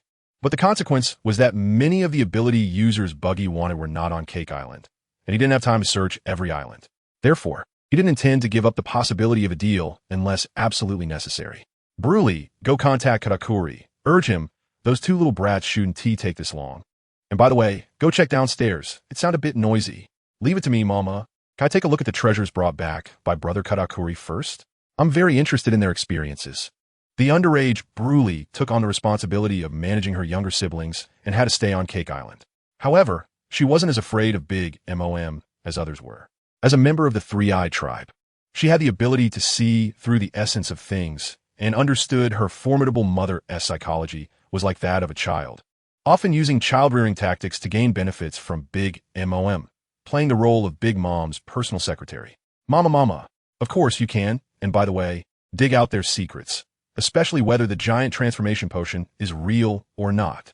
Just as Bruley pushed open the big door, two sword lights struck her, severely wounding her. Two smooth arms fell to the ground, and strangely, the wounds were incredibly smooth, showing no signs of bleeding. Huh, so bold. How dare you be so reckless in front of me? Prometheus, Zeus, catch him. I'll handle this little brat personally. Yes, Mama. No problem, Mama. Big Mom's anger resonated with the two special homies, transforming them from harmless cartoon figures into ferocious monsters, charging at Buggy with flames and lightning. West split 5 cracks, flash, soul cut. How can I be treated like a little loser again? Not even asking about the intention of my arrival? Do you really think you're just an ornament of the West Emperor Prometheus? These two brainless guys alone can't deal with me.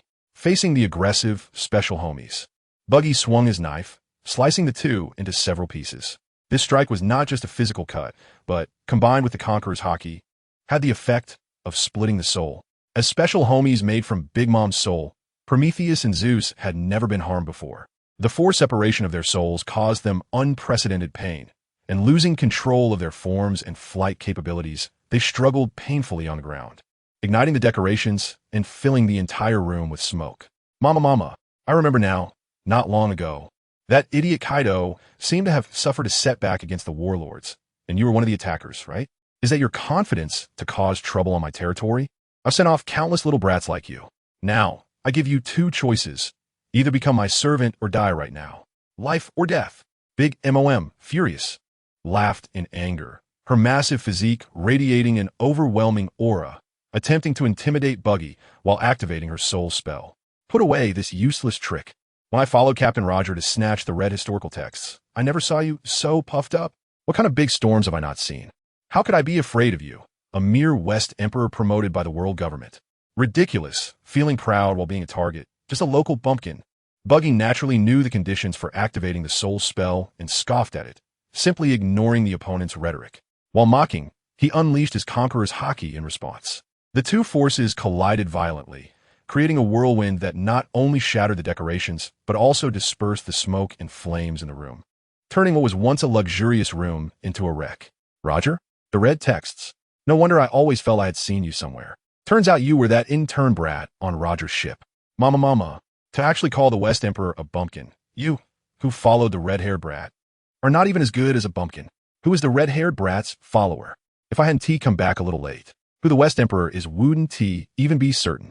Big Mom's words ignited an inexplicable rage in Buggy, and some fragmented memories surfaced, flashing through Buggy's mind the scene of swallowing the devil fruit after being frightened by the red-haired pirate. Back then, after the fruit took effect, Buggy inadvertently split his soul apart. In an attempt to save the treasure map, Buggy jumped into the water and became immobilized, causing most of his soul fragments to be unable to return to his body. In a panic, he opened a tiny gap in the spatial barrier and got sucked in. Wigaku. Before Buggy could recall the details, Big Mom's attack was already upon him, mimicking the powerful technique of the giant race, Elbaf Spear. But Coco. Naturally, Buggy couldn't take Shi Huang's furious strike head-on like CP0 did, So in the absence of any possibility to dodge, he chose to respond with an authentic giant skill. Boom! Two massive, sword energy shockwaves collided violently, neither giving way, the tremendous force shaking the entire castle. It was no exaggeration to say the sky cracked and the earth split, as the ground indeed opened up a light-emitting crevice. As for the ceiling, it had shattered into several pieces, no longer existing, with sunlight pouring in through the huge void, filling the entire room. Indeed, quite impressive. Prometheus, Zeus, stop lying around and come help. But Mom, I'm split apart. My body won't listen. Mom, even Zeus can't come together, let alone fly. I really can't help. Seeing that she couldn't gain an advantage immediately, Big Mom quickly wanted to call for her helpers. However, Buggy never relaxed his control over the two special homies, greatly limiting Big Mom's offensive capabilities.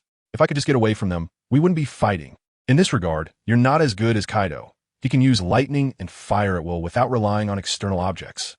While Buggy was clashing with Big Mom using his great sword, he didn't forget to mock her. Since his second duel with Hawkeye, Buggy had switched to a single sword style. Compared to the dual sword style, wielding a sword with both hands provided more power and greater sword technique strength. You arrogant brat, even without Zeus and Prometheus, I can still take care of you.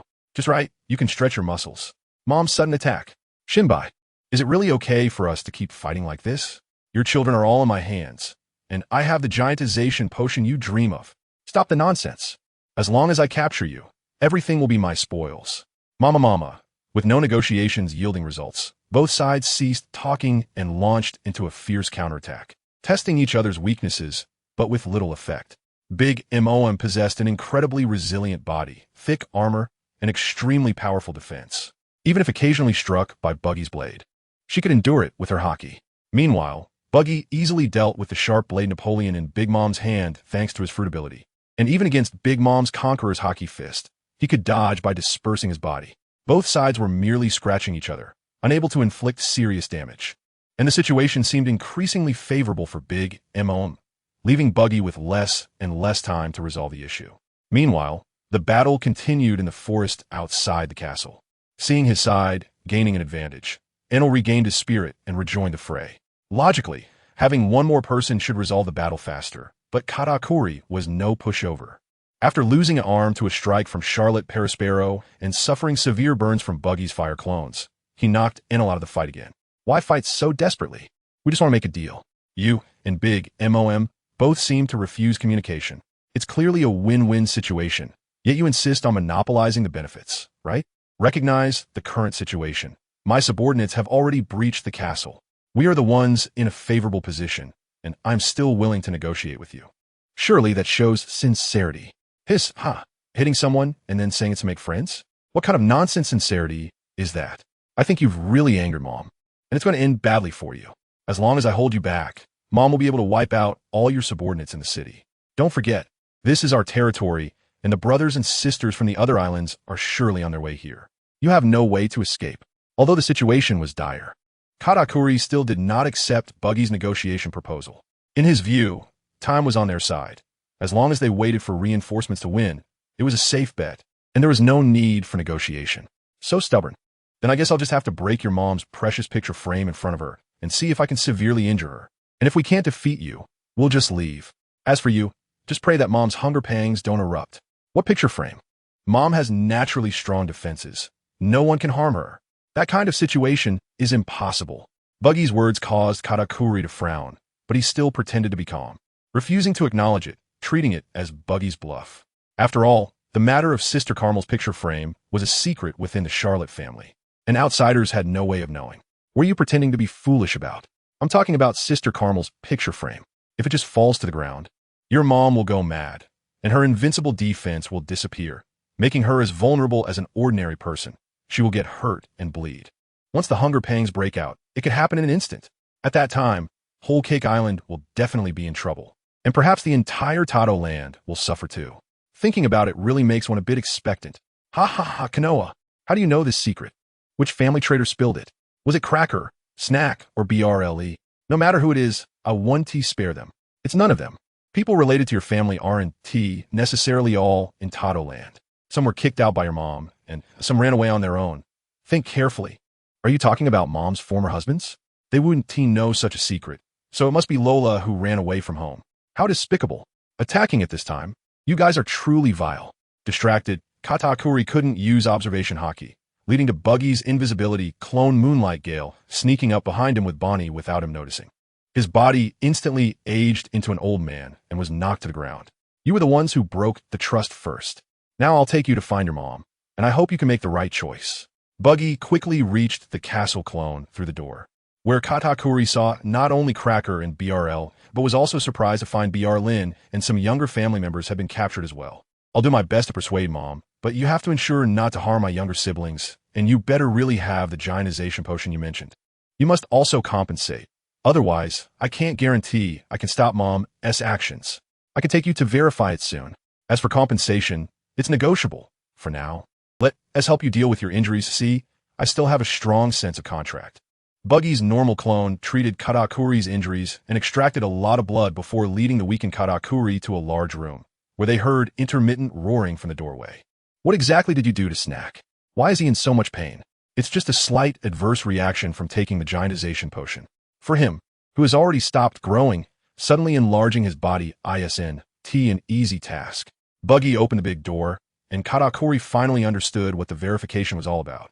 Snag was tightly bound by iron chains, lying flat on the ground, with a transparent container hanging above his body. A pink unknown solution was flowing into Snag's body through a tube, making his originally 4-meter-tall figure noticeably taller. After extracting Snag's blood, Buggy was disappointed to find that this guy was just a simple swordsman and not a superhuman. He then mixed Snag's blood with the SIQ solution, confirming that there was indeed a significant enhancement effect, and decided to use him to showcase the results to Big Mom. Is this solution safe? Snag was already considered a person of good talent in his family. If he found it so difficult to endure, how could it be used on others? Katakuri, suppressing his anger, questioned Buggy, who stated that the drug had already undergone animal testing, as there were no other malignant mutations. It could be safely used in the future as long as the dosage was controlled.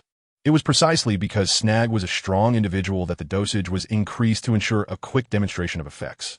Seeing that the time was almost up, Buggy's castle clone rang the scheduled assembly bell. Except for Moria, the other mercenaries involved in the raid gradually returned. Buggy no longer waited, retracted the castle clone, and opened a passage to the upper levels of the castle. Mama, another group of trash has come, just in time to clean them up. I want to take away each of your lives for the next 10 years, and then sell you all off. To compensate for the losses you caused. Your generals are almost all in my hands. I can make you a mere figurehead right now. But I, young master, am a man of my word. Adhering to the pirate's righteousness, I am still willing to continue our unfinished deal with you, and I will show you the effects of the enhancement potion. Why not take a look before making a decision? Saying this, Buggy released Katakuri, signaling him to explain the situation to Big Mom. The much thinner Katakuri knelt on one knee and said in a heavy tone, Mom, many family members are under the other party's control. I request that you terminate this battle. I have already verified the effects of the enhancement potion, and they promise to provide compensation. Continuing to fight is meaningless. Stopping losses not only aligns with the family's interests, but also allows us to fulfill your wishes quickly. Katakuri, you disappoint me too much. As the highest masterpiece of the Charlotte family, how can you be so weak? The enhancement potion is very important, but letting those who invaded our territory go so easily. What will happen to my reputation in the future? He. You are just the snack-loving old woman who collected under the name of the Western Emperor. What reputation do you have? Scaring clueless rookies is one thing, but don't try to bluff in front of me. Buggy, I don't care how you trade, but the shadow I got will definitely not be let go. Just as Big Mom was angrily scolding her eldest son, Moria's piercing voice reached everyone's ears. Holding a shadow of a member of the Charlotte family. Do you see this, Katakuri? As long as you show a hint of weakness, the enemy will take a mile. Even those who are barely hanging on dare to challenge us. Mama, only able to scare rookies? How ridiculous. Do you think I am someone to be trifled with? Experience the wrath of the Sea Emperor. Shadow, Mage Barrier. Saying this, Big Mom raised her fist, the size of a bathtub, and struck at Moria. Moria reacted quickly, immediately calling a shadow to block in front of him and raising his long knife for defense. Poof! Big Mom's Conqueror's hockey-wrapped fist pierced through the Shadow Mage, as if it were paper, striking Moria's long knife, with the sharp blade deeply imprinting into Moria's chest, leaving a trail of blood. Boom! With Big Mom's continued force, Moria, holding the knife with one hand, could only withstand for a few dozen seconds before being unable to counter her terrifying strength and was sent flying along with the knife. Moria crashed through several walls before collapsing to the ground, losing consciousness as the restrained shadows scattered and returned to their original owners. What did you provoke her for? Really asking for a beating? But you are still a little master's ally. I can't just let you get killed. Big Mom, do as we say, or the nun's album will turn to fragments. Having severely injured Moria, Big Mom was not yet satisfied and was about to chase after him for another blow. But Buggy blocked her in time, indicating that he held an important handle. Red-nosed brat, how did you know this? Which little brat betrayed me? If I find out, I will definitely not let him go. The giantization potion must have been leaked by that bitch Lola, right? If it weren't for her refusal to marry the prince of the giant tribe, I would have already defeated Whitebeard, red-haired Shanks, and the fool Kaido with the support of the giants and obtained the One Piece, becoming the Pirate King. Big Mom's large face was filled with anger, hysterically cursing her daughter who refused to accept a political marriage. But due to Buggy's clone holding the nun's album at gunpoint, she could not continue to fight. Even if you defeat all three of them, without gathering the red poneglyph text, you still won't be able to find the One Piece. Because One Piece is simply not in your hands. By the way, you and red-haired Shanks have both been on Roger's ship, so you must have been to the final island Raftel.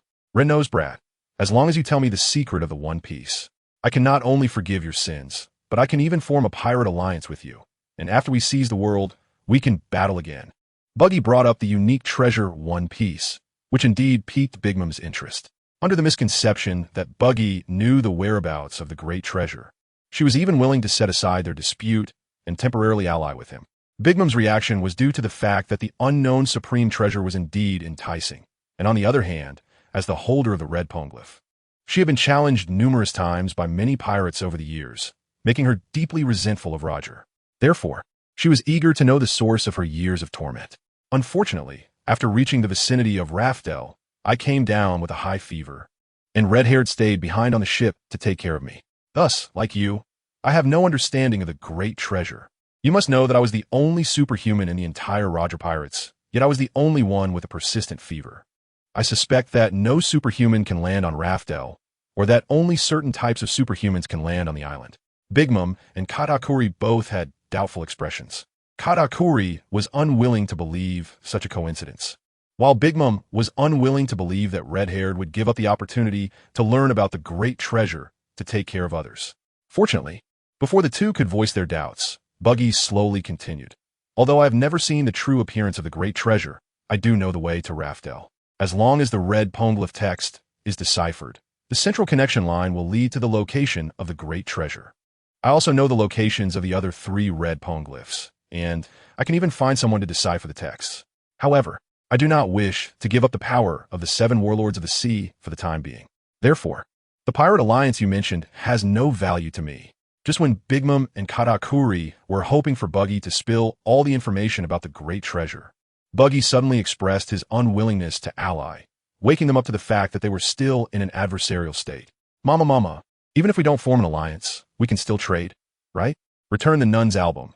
That giant growth potion of yours was taken by me. You should have already made a rubbing of this milestone of mine, right? In exchange, you must provide the location of at least one more milestone to compensate for the damage you caused to my territory. You can discuss what you need with Katakuri. So it's settled. I will hand over the album to Katakuri later. As for the red milestone, I have already sent someone to retrieve One Piece. The other 2 are in Wano, controlled by Kaido, and the other should be at Fishman Island. When the time comes, we can exchange them and show you the effects of the growth potion. I hope both sides can smoothly continue the transaction. Seeing Big MOM reclaim Napoleon on her head, Buggy released his control over Zeus and Prometheus, allowing them to return to Big Mom's side and commanding the castle clone to release the tester Snag. Due to having injected some anesthetic, Snag was falling into a deep sleep, masking the adverse reactions of the growth potion. Looking at his obviously enlarged figure, Big Mom was very satisfied and instructed Katakuri to hurry up with the negotiations, while she took a ride on Zeus to leave for her meal. After that, things went much smoother. Buggy released most of the Charlotte family members, promising to release the others when he left, and requested more blood samples from Charlotte family members for comparison tests. Katakuri did not object to this. On the contrary, he was very cooperative, insisting that Buggy ensure the reliability of the potion and minimize side effects as much as possible. Thus, the conflict between both sides officially came to an end, and they could finally sit down and discuss the details of the transaction. Since you agree with my statement, let's go outside and call off the meaningless battle. The Charlotte family does indeed have a lot of manpower. It's really troublesome when one batch comes after another. In fact, during Buggy's confrontation with Big Mom, reinforcements from the Charlotte family were continuously arriving at Cake Island. Even with 3 of the Sweet Commanders absent, the Charlotte family still had other powerful officers. And with the swift Juice Minister Smoogie joining, it created quite a bit of trouble for Buggy's clones. However, it was only limited to trouble. Familiar with the opponent's skills, Buggy quickly found the best matchups. Fire Shadow against the syrup-playing Perispero, Enel against the heat-based Charlotte Oven, and Yarlita matched up with Smoogie again. Your subordinates' abilities are very similar to my sister Brulee's. It seems the defenses of Cake Island need to be strengthened. Having learned from past experiences, Katakuri did not dare be negligent and re-entered among the castle clones. He observed Buggy's clone opening the door through the window, feeling worried about the defenses of his territory. This was also the result Buggy wanted to showcase, so that the other side would have some reservations and prevent them from changing their minds again. After personally experiencing this, Buggy was convinced that Big Mom had the worst overall perspective among the emperors, bar none. Katakuri, even if you're a Sweet Commander, you have no right to let these invaders go. Look at what they have done to Cake Island. You wouldn't be betraying the family, would you? This is Mom's intention. If you have any objections, you can go ask Mom. By the way, just to remind you, Mom is currently having a meal. As the eldest son, Candy Minister Perispero was already somewhat dissatisfied with his lower status in the family compared to his younger brother. Now that Katakuri appeared to call off the battle, he displayed the authority of the eldest son, leading the opposition and even questioning the other party's motives. However, upon learning that it was Mom's order, Perispero immediately dropped his objections, showing no intention of seeking an explanation from the emperor. He even cooperated when Buggy was extracting blood. In front of Katakuri, Buggy labeled each blood sample extracted, and after agreeing on the process for the next transaction, Buggy returned the nun's album along with the remaining captives and left in one go. From now on, all family members, except those on missions, should stay at Cake Island. I don't want this kind of incident to happen again. The ministers must stagger their handling of matters in the territory and prioritize ensuring enough manpower here. Count the family losses. I will gradually seek compensation from those guys. Just tell the civilians that Kaido had a conflict with Mom and restore order as soon as possible. Cracker and Smoogie, the 3 of us will take turns guarding the album. We absolutely cannot let any mistakes happen again.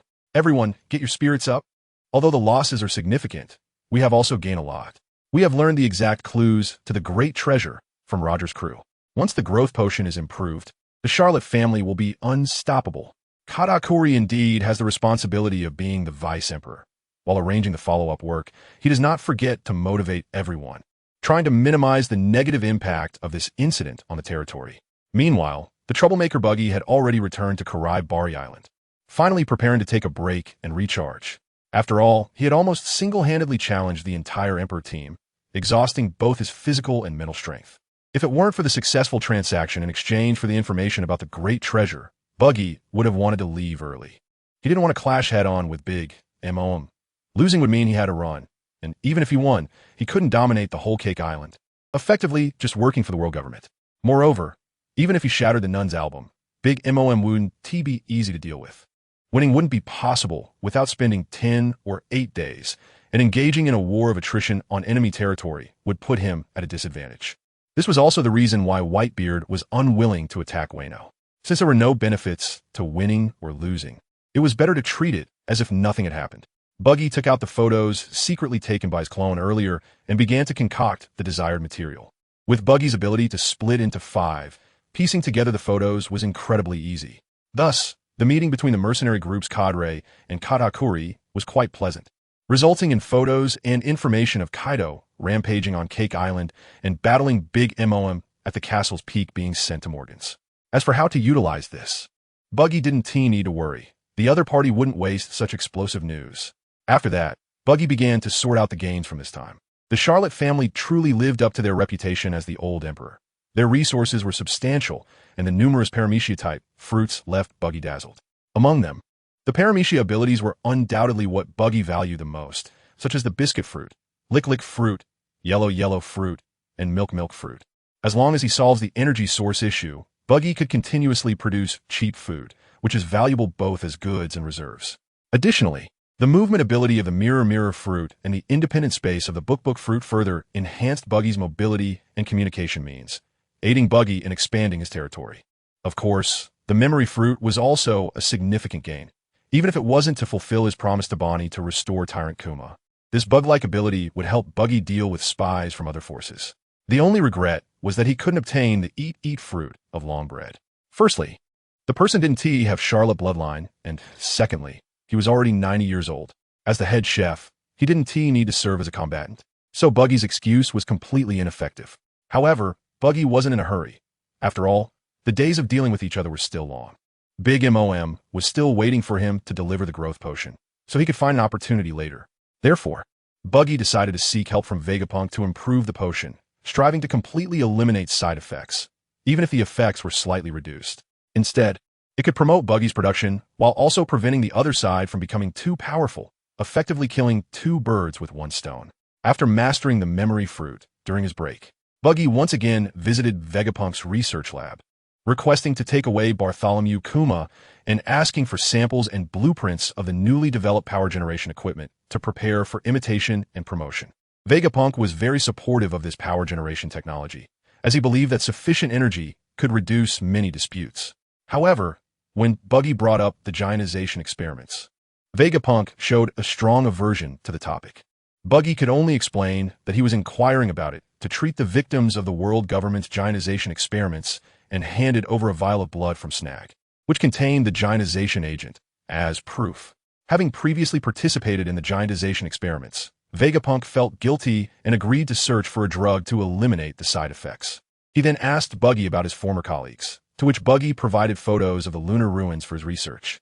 Before leaving, Buggy promised Vegapunk that he would continue to supply various archaeological data and handed over some blood from Van Oka, thus establishing a secret cooperation agreement between the two. Upon returning, Buggy, urged by Bonnie, began the restoration work on Bartholomew Kuma. He utilized the memory fruit's ability to convert Kuma's memories into reels of film.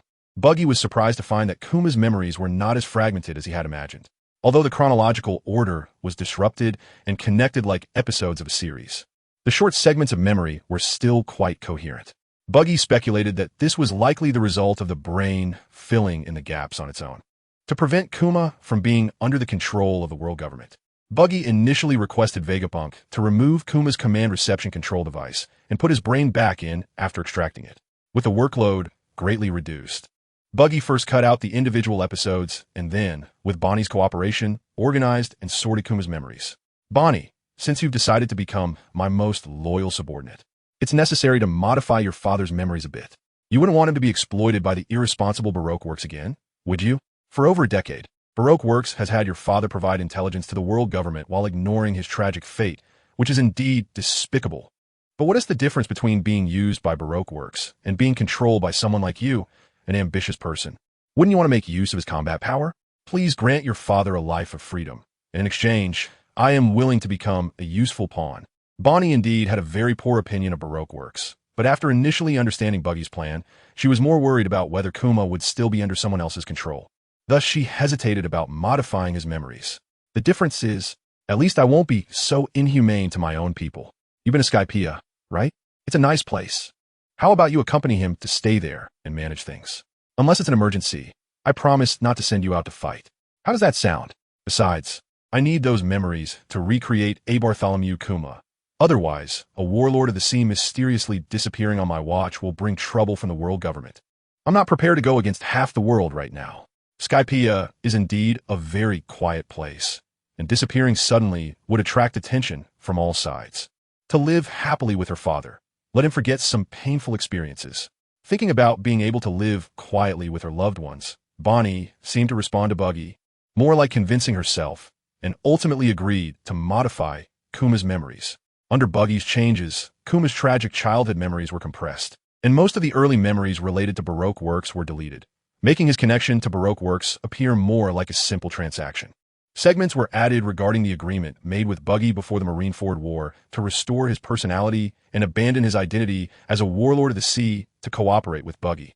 After checking, Buggy, under Bonnie's tense gaze, slowly placed the memory fragments into Kuma's brain.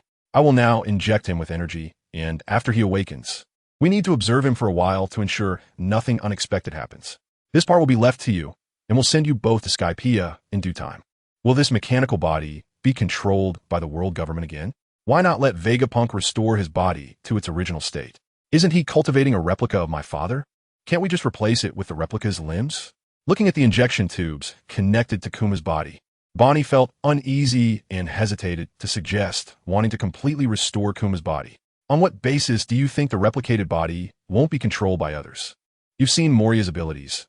If Kuma's shadow is placed in someone else's body, what would that make him? Just another person with the same memories. Unless you only want a big toy. Otherwise, it's better to wait until he awakens and ask him about his body. Buggy seemed to respond to Bonnie, but he was also contemplating his own situation. Initially, he thought he was just an outsider occupying a nest. However, the fragmented memories from the fight with Big Mom gave him another thought. Perhaps he wasn't brought into this world for no reason. Perhaps you were right. Whether it's a flesh and blood body or a semi-mechanical one, as long as my father can be by my side, that's already good enough. Thank you for fulfilling your promise. I, Jewelry Bonnie, hereby formally pledge my loyalty to you. Your cause is my ideal. Heh, I haven't been crowned king, so there's no need for such formalities. But I will accept your loyalty. Manage the territory well, and one day you and your father will have the chance to return to your hometown. Bonnie's words jolted Buggy out of his contemplation, and he chuckled lightly to cover up his moment of distraction. He then made some kind of promise regarding the fate of the Sorbet Kingdom. Hasn't the next Marine Admiral been decided yet? A chaotic navy doesn't align with the interests of the world government. Indeed, they can't even monitor why conflicts are occurring between the West Emperors. This is a serious dereliction of duty. This is to blame on the stubborn Sengoku. If he hadn't opposed the appointment of Akainu, how could the situation in the New World have gotten so chaotic? The warlords of the sea are also not very stable. Doflamingo's demands are getting higher, and Tama's mercenary group seems to have private connections with Big Mom. Buggy the Clown is frequently in contact with others. Who knows what trouble he is trying to stir up? Even the most obedient Bartholomew, Kuma, has lost track. This was unimaginable before. Urge Sengoku to complete the handover of positions as soon as possible. Tell him that if he disagrees, he can let Akiji join him in the reserve forces. Inquire with Buggy the Clown and make sure to find Bartholomew Kuma. Try to appease Doflamingo. It's not yet time to confront him. As for Tama, don't worry about him. Kaido won't let him be too comfortable. Agreed. X4. During the days when Buggy was restoring Kuma's consciousness, news of the first conflict breaking out between the West Emperors spread across the world with Morgan's report. The hesitant five elders finally made a firm decision to push Akainu into the position to deal with the chaotic situation and to crack down on the restless warlords of the sea. Just after the five elders pressured Sengoku, they received a surprising piece of news. A few days ago, Akiji and Akainu had left the Marine headquarters, preparing for a duel, with the winner becoming the admiral and the loser exiting the Navy. Although somewhat dissatisfied with such handling, the five elders had no choice but to accept it, as Sengoku's more than 20 years as admiral was not for nothing. If pushed too hard, it could lead to chaos. However, this move still caused the five elders to develop a sense of distrust towards the Navy, considering whether to increase the power of government agencies to balance the slightly uncontrollable risk posed by the Navy headquarters.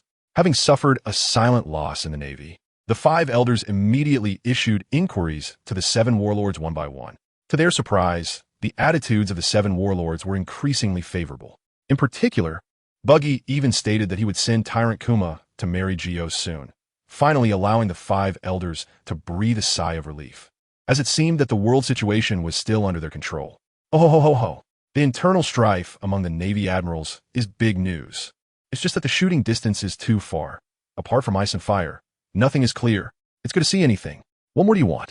Unless we stand within their attack range, even shooting from the island won't be any clearer than from the air. Morgan's sharp voice transmitted through the din-din mushi reached Buggy's ears as the two were watching the live broadcast of Admiral Derby over Punk Hazard, with Akiji Kuzan facing off against Akainu Sakazuki. That's true. The image from Doflamingo was even worse, not to mention the frequent interruptions. It seems that the airship is indeed a good thing. You let the fast food contest I published in my newspaper win the grand treasure. Is that real? Would you easily leak such important information? Would the world government just let it go? I really don't want to get into trouble because of fake news. Don't worry. It's just a new promotional method, not much different from the previous lottery. Besides, many people know about the red road sign text. It's not a big deal. Even if it's real, no one would understand it. Buggy's words left Morgan speechless. He could now confirm that Buggy was scamming money. Because the lottery they collaborated on before didn't even have the winning number for the grand prize. They made a lot of money through this method. By the way, have you found the gambler swordsman named Yisio and the nature-type powerhouse Aramaki that I asked you to look for?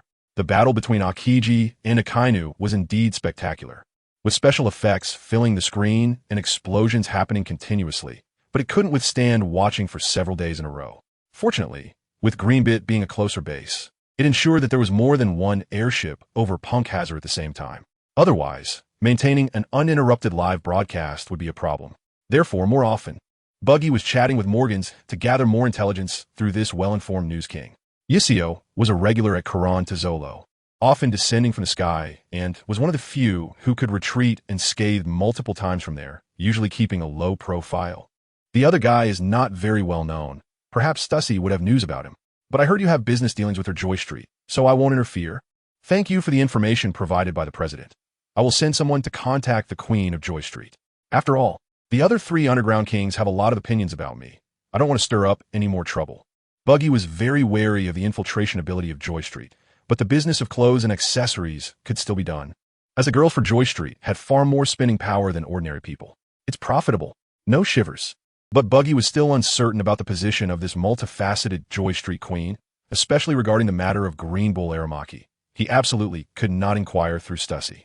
Similarly, as an admiral supplemented by the world recruitment, Fujitora Yisio was indeed an adept of understanding civilian life, while Green Bull Aramaki was extremely supportive of the world aristocracy and the world government, clearly not of ordinary origin.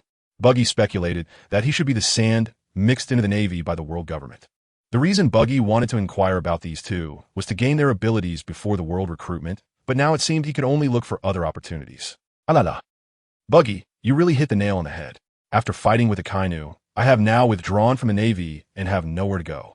Didn't you say you would arrange something for me? Where can I meet you? The day after Aokiji and Akainu's battle, Buggy received a communication from the former Navy Admiral, and both sides agreed to meet on Greenbit Island, not far from Dressrosa. Aokiji, that was quite a mess. You didn't become a marshal, and you lost a leg. Akainu really showed no camaraderie at all. His methods were ruthless. Since I have withdrawn from the Navy, I won't use my code name anymore. Just call me Kazan. From now on, I'll rely on working for you to get by. So what exactly do you want me to do? Kazan changed out of his formal suit and navy cape, opting for a dark green coat. His iconic eye patch was replaced with round sunglasses. And with his scruffy beard and earthy yellow backpack, he looked like a drifter. I have a lot of industries I can get involved in. You can follow my shipping company to travel around, or act as the manager of a fast food restaurant. If you want more freedom, my hotel is hiring staff. Though it might be a bit dangerous, but that shouldn't be a problem for you. Buggy roughly introduced his business to Aokiji, which was a bit of a show-off, waiting for the other party's choice. A chain hotel that claims it can publish any task and complete any task is your industry. Then I'll choose that one. I'm used to being laid back, so I prefer to be more comfortable.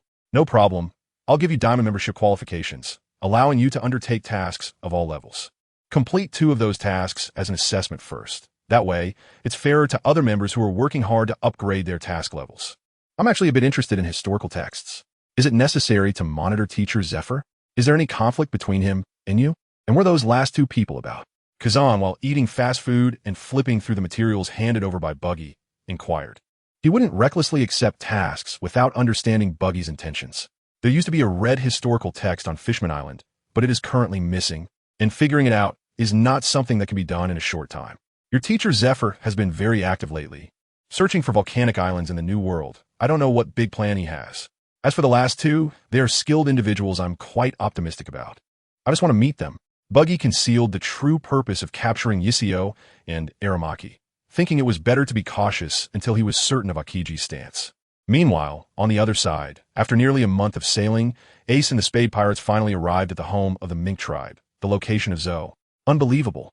I originally thought Little Oars was the largest creature in the world, but I didn't expect the Elephant Lord to be so huge. Now the question is, how do we get up there? The Elephant Lord's skin is very thick. We Mink tribe can climb with our claws. I can climb up and let down the rope. But I don't know if you have a rope that's tens of thousands of meters long. After marveling at the size of the Elephant Lord, Ace raised the climbing dilemma. And Beckman's answer was clearly not very reliable. However, when Buggy sent over the newly manufactured Lick ability clone, the problem was easily solved. after securing the ship to the Elephant Lord's hind leg. Everyone quickly boarded the towering Zoe using an automatic candy spiral staircase and soon arrived in front of the town gate. Squeak. Stop. Who are you? We don't welcome you hairless folks here. Hurry up and leave. The guard of the furry country, a monkey wearing a striped top hat and a bright yellow long coat, raised a telescope and warned the group from a distance. Wait, I am Bickman. These people are friends of the Kazuki family. We are here to seek help from the two leaders, so please take us to see them. Beckman, even if it's you, that's not possible. Everyone wait outside. I want to report to the Duke, and no one is allowed to barge in. Our fur tribe is not to be trifled with. The monkey showed no respect to the lion, and after a warning, hurriedly jumped back over the city gate and dashed towards the inner city. Why do you claim to be friends of the Kazuki family? Besides that young man who seems to be dressed like someone from Wano, you all clearly look like outsiders. We don't communicate much with the outside world, but we are not completely ignorant. If you seek supplies, we can provide some, but if you come to cause trouble, I will make you aware of the fur tribe's might. Duke Inu no Hoshi is a large dog wearing an iron helmet and carrying a knight's sword, currently eyeing the waiting crowd with suspicion at the city gate. After a moment, he ignored Beckmas, who wanted to speak, and first addressed Ace and Momonosuke, who were leading the group. Actually, we heard that you have some grievances with Kaido and came here to find you together. Ace, who knew Momonosuke's true identity, felt a bit awkward and stammered while speaking. Seeing Duke Inu no Hoshi's increasingly ferocious expression, Momonosuke stepped forward and delivered the prepared speech.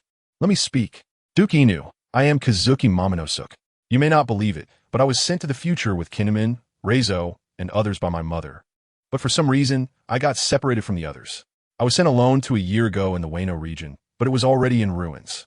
To escape pursuit, I had to hide and leave Wano on a smuggling ship, and by accident, I was mistaken for a pirate and sent to the Great Prison. During that time, I ate a magical fruit and gained the power to survive. Later, I successfully escaped from the Great Prison, fought with Uncle Whitebeard in the Navy, and after the battle, Buggy the Clown approached me and recommended that I become a pirate recognized by the world government, using escaped prisoners to build my own force. I came this time to contact you and plan how to return to Wano, although Uncle Whitebeard himself is unwilling to take action. His adopted son, who came with me, is still willing to help.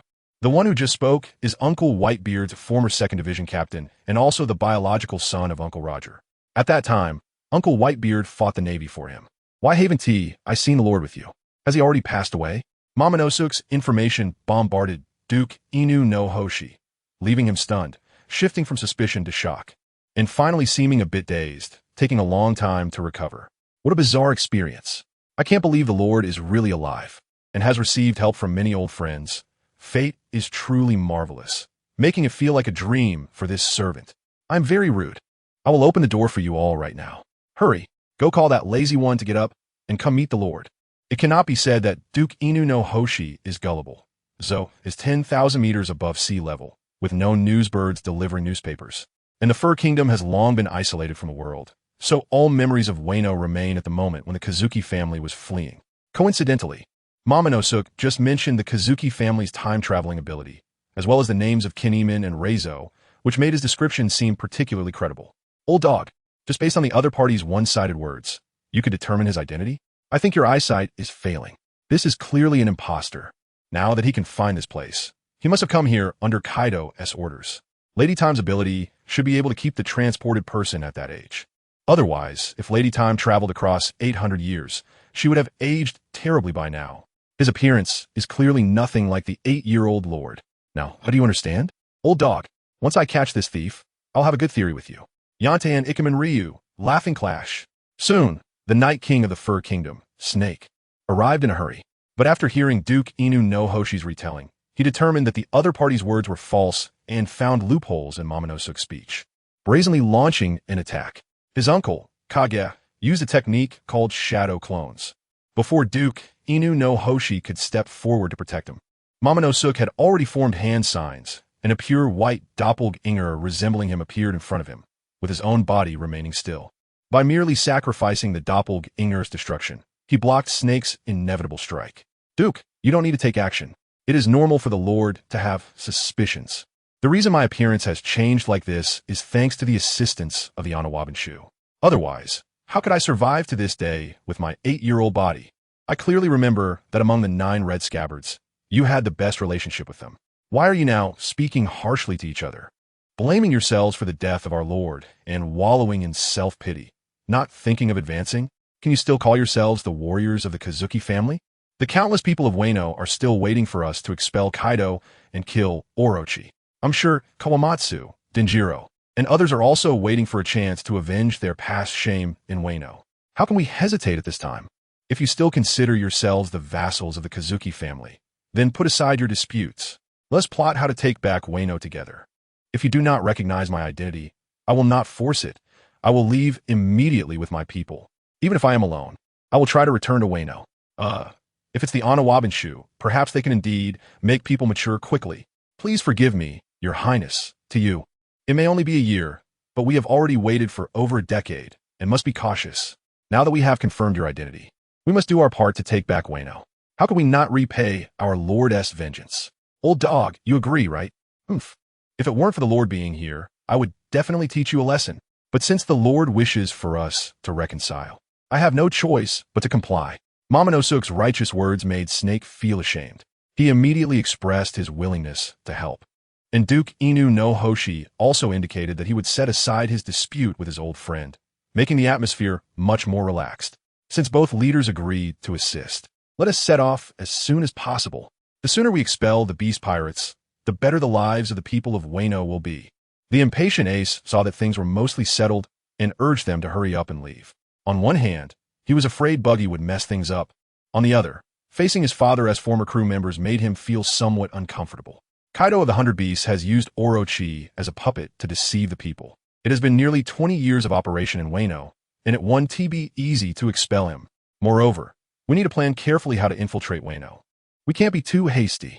Without the Fur Tribe's twin kings suggesting opinions, Momonosuke had already set the tone, persuading Ace to calm down.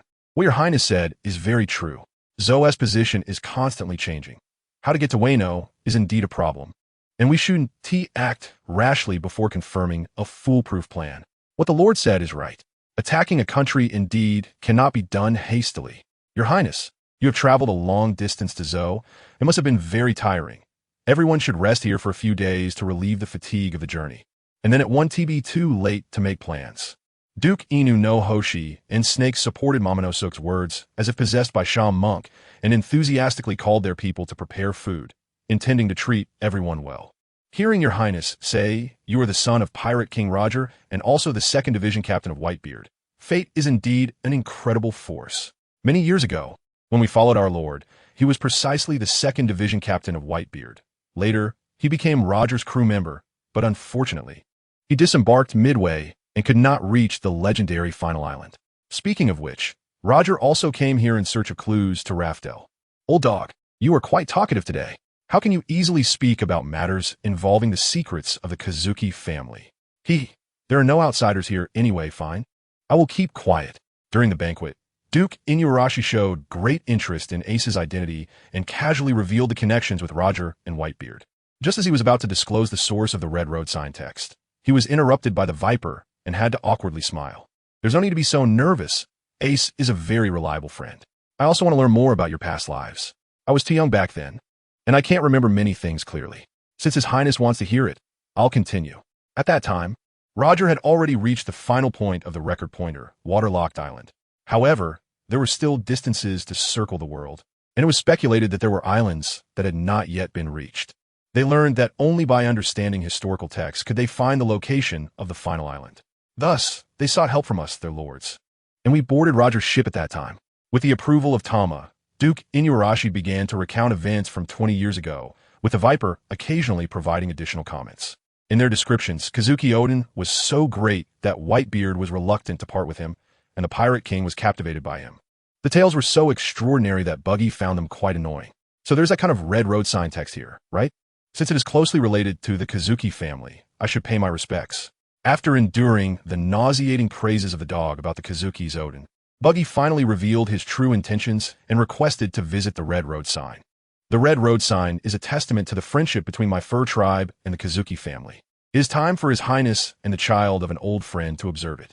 You two come with us. Tama and Ace were pleased to see the Red Road Sign text in the White Whale Forest, to express gratitude for Ace bringing His Highness. Duke Inuarashi and the Viper generously allowed him to make a rubbing of the text.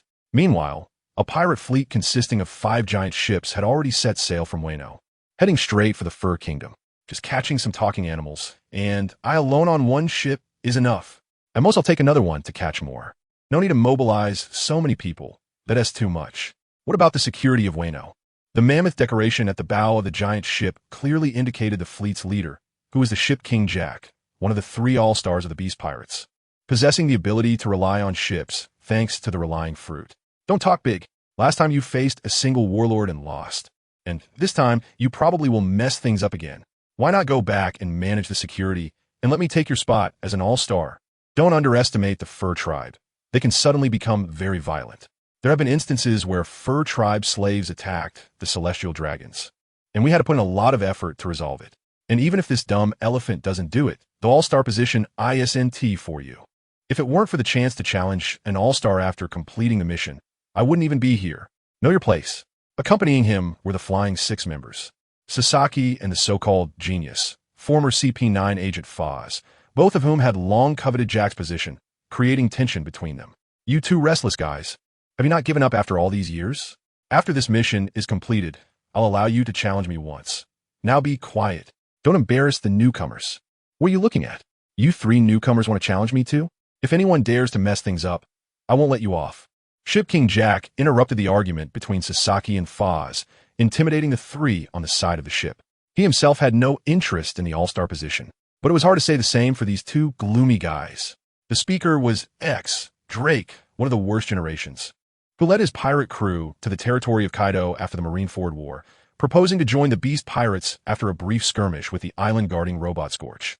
Now, X, Drake was participating in the Fur Tribe's capture operation under the true identity of West Emperor.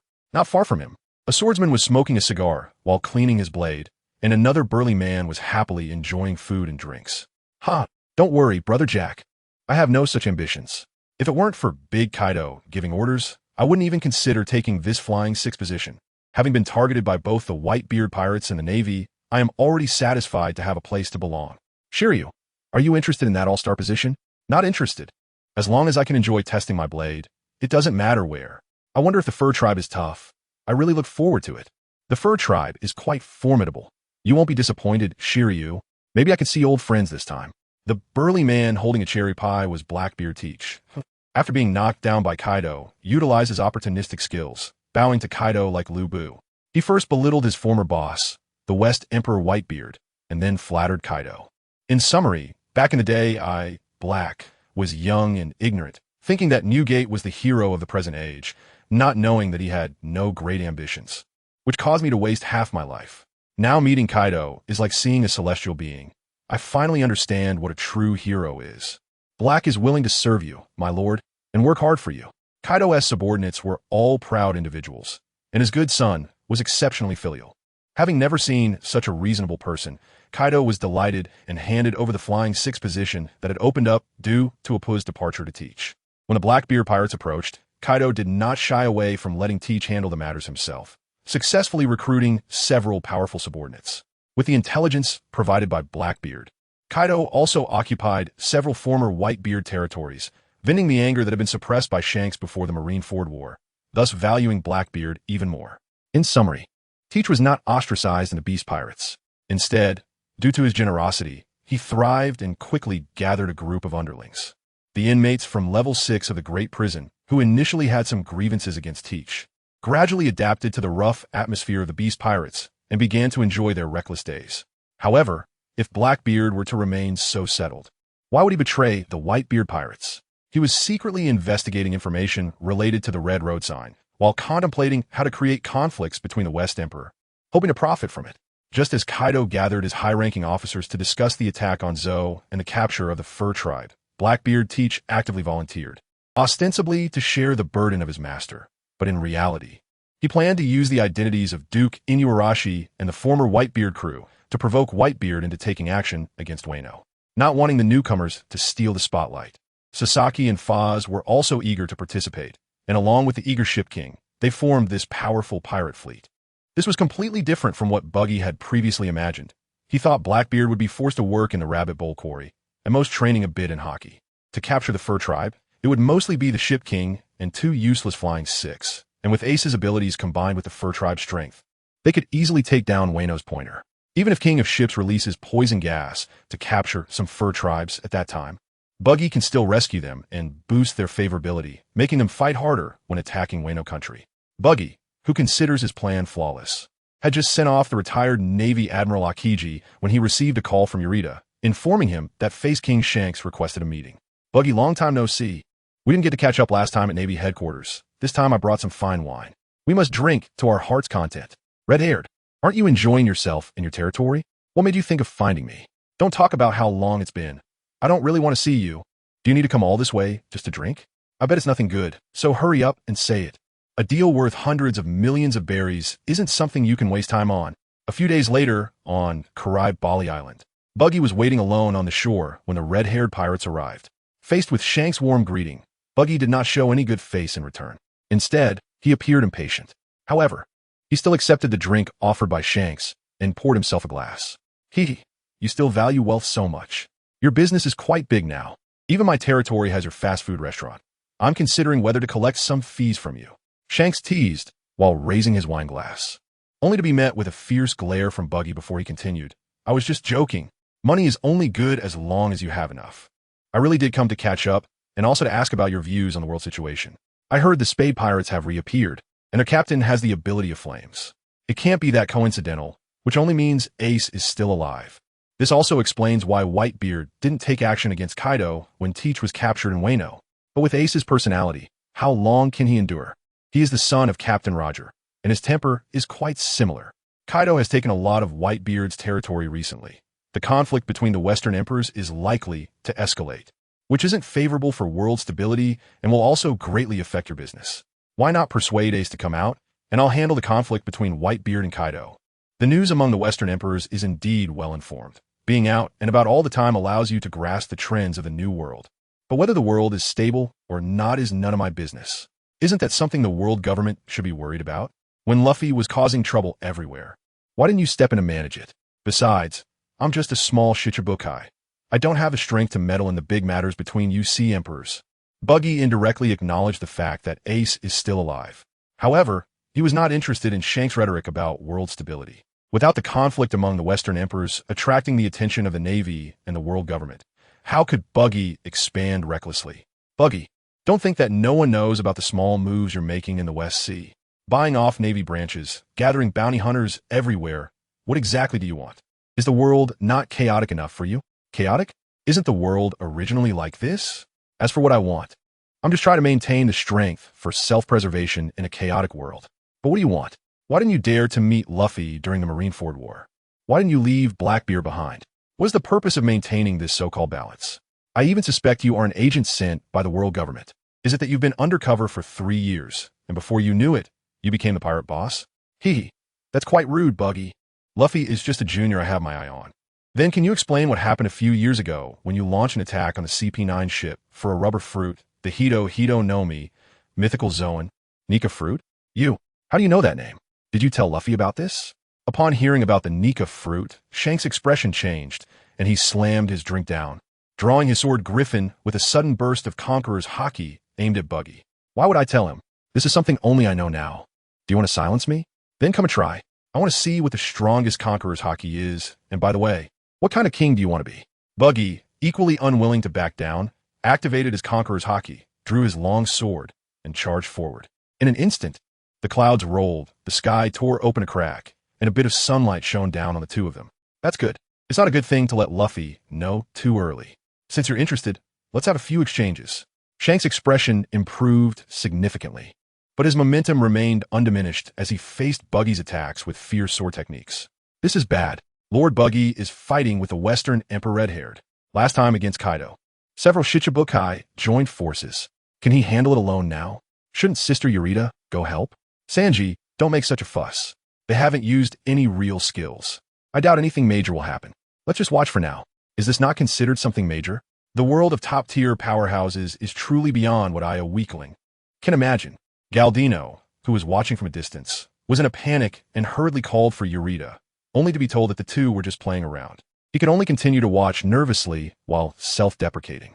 What kind of background does that guy have? Could he actually be Hawkeye in disguise? He can actually spar back and forth with the boss. Newcomer, this is what you don't know. That guy is a childhood friend of the captain, probably just sparring spontaneously. Don't mind them. Let's continue eating and drinking. The same situation also occurred on Shanks' flagship, the Red Force, but they were not worried about their captain. Instead, they were somewhat surprised by Buggy's strength. Why aren't you using a short sword? This technique is quite similar to Hawkeye. The hockey usage is also quite good. But just because Buggy has Conqueror's hockey doesn't mean he has to become a king. The so-called qualifications to become a king are merely a rumor. I prefer to call it a manifestation of ideals, an extension of a person's strong will. I maintain the balance on the sea more for the growth of new pirates. This is also the future Roger hoped for. Once major powers engage in full-scale conflict, the weak new sprouts will only be passively swept into the whirlpool of the era, rather than creating a new era. During the fight, Shanks quickly discerned Buggy's sword techniques, becoming even more interested. Coupled with his understanding of Buggy's abilities, he was not afraid of collateral damage. Shanks became much less cautious and launched more ferocious attacks, putting Buggy under pressure. Ideals or ambitions. Once you gain fame, ordinary people will always crown you as a king. What Captain Roger hoped for should be equal power for everyone, not a narrow inheritance of pirates. You are merely choosing a successor like Whitebeard did. The difference is he favored Ace, while you chose Luffy. I'm not interested in your betting game. If the world is a chessboard, then I want to be the arbiter of victory and defeat, rather than a player or a piece. Do you understand my meaning? Whether it's for Captain Roger's ideals or some other purpose, as long as it doesn't interfere with my interests, we can all be well. Otherwise, let's fight to the death. Buggy subtly expressed his thoughts, breaking off contact after another clash with Shanks and positioning his long sword in front of him, waiting for Shanks' response. Ha ha, still so disrespectful. I thought you would have changed a lot in over 20 years. What kind of arbiter are you? It's more like a ruler. Since you're not interested in my actions, I want to force it. After all, everyone has different thoughts. If you want to go to Laugh Tale, you can come to me. Don't do anything detrimental to Luffy, or I won't just sit by and watch. Shanks let out a rare laugh, then sheathed his sword, slowly turned around, and prepared to return to his flagship, the Red Force. Rest assured, Luffy can be said to be one I brought to sea, and he's like my student. I have taught him quite a few skills, so he is definitely much more reliable than someone like you, who relies on a broken arm to deceive others and is too afraid to face him. As for Laugh Tale, I will go myself. No need for you to worry.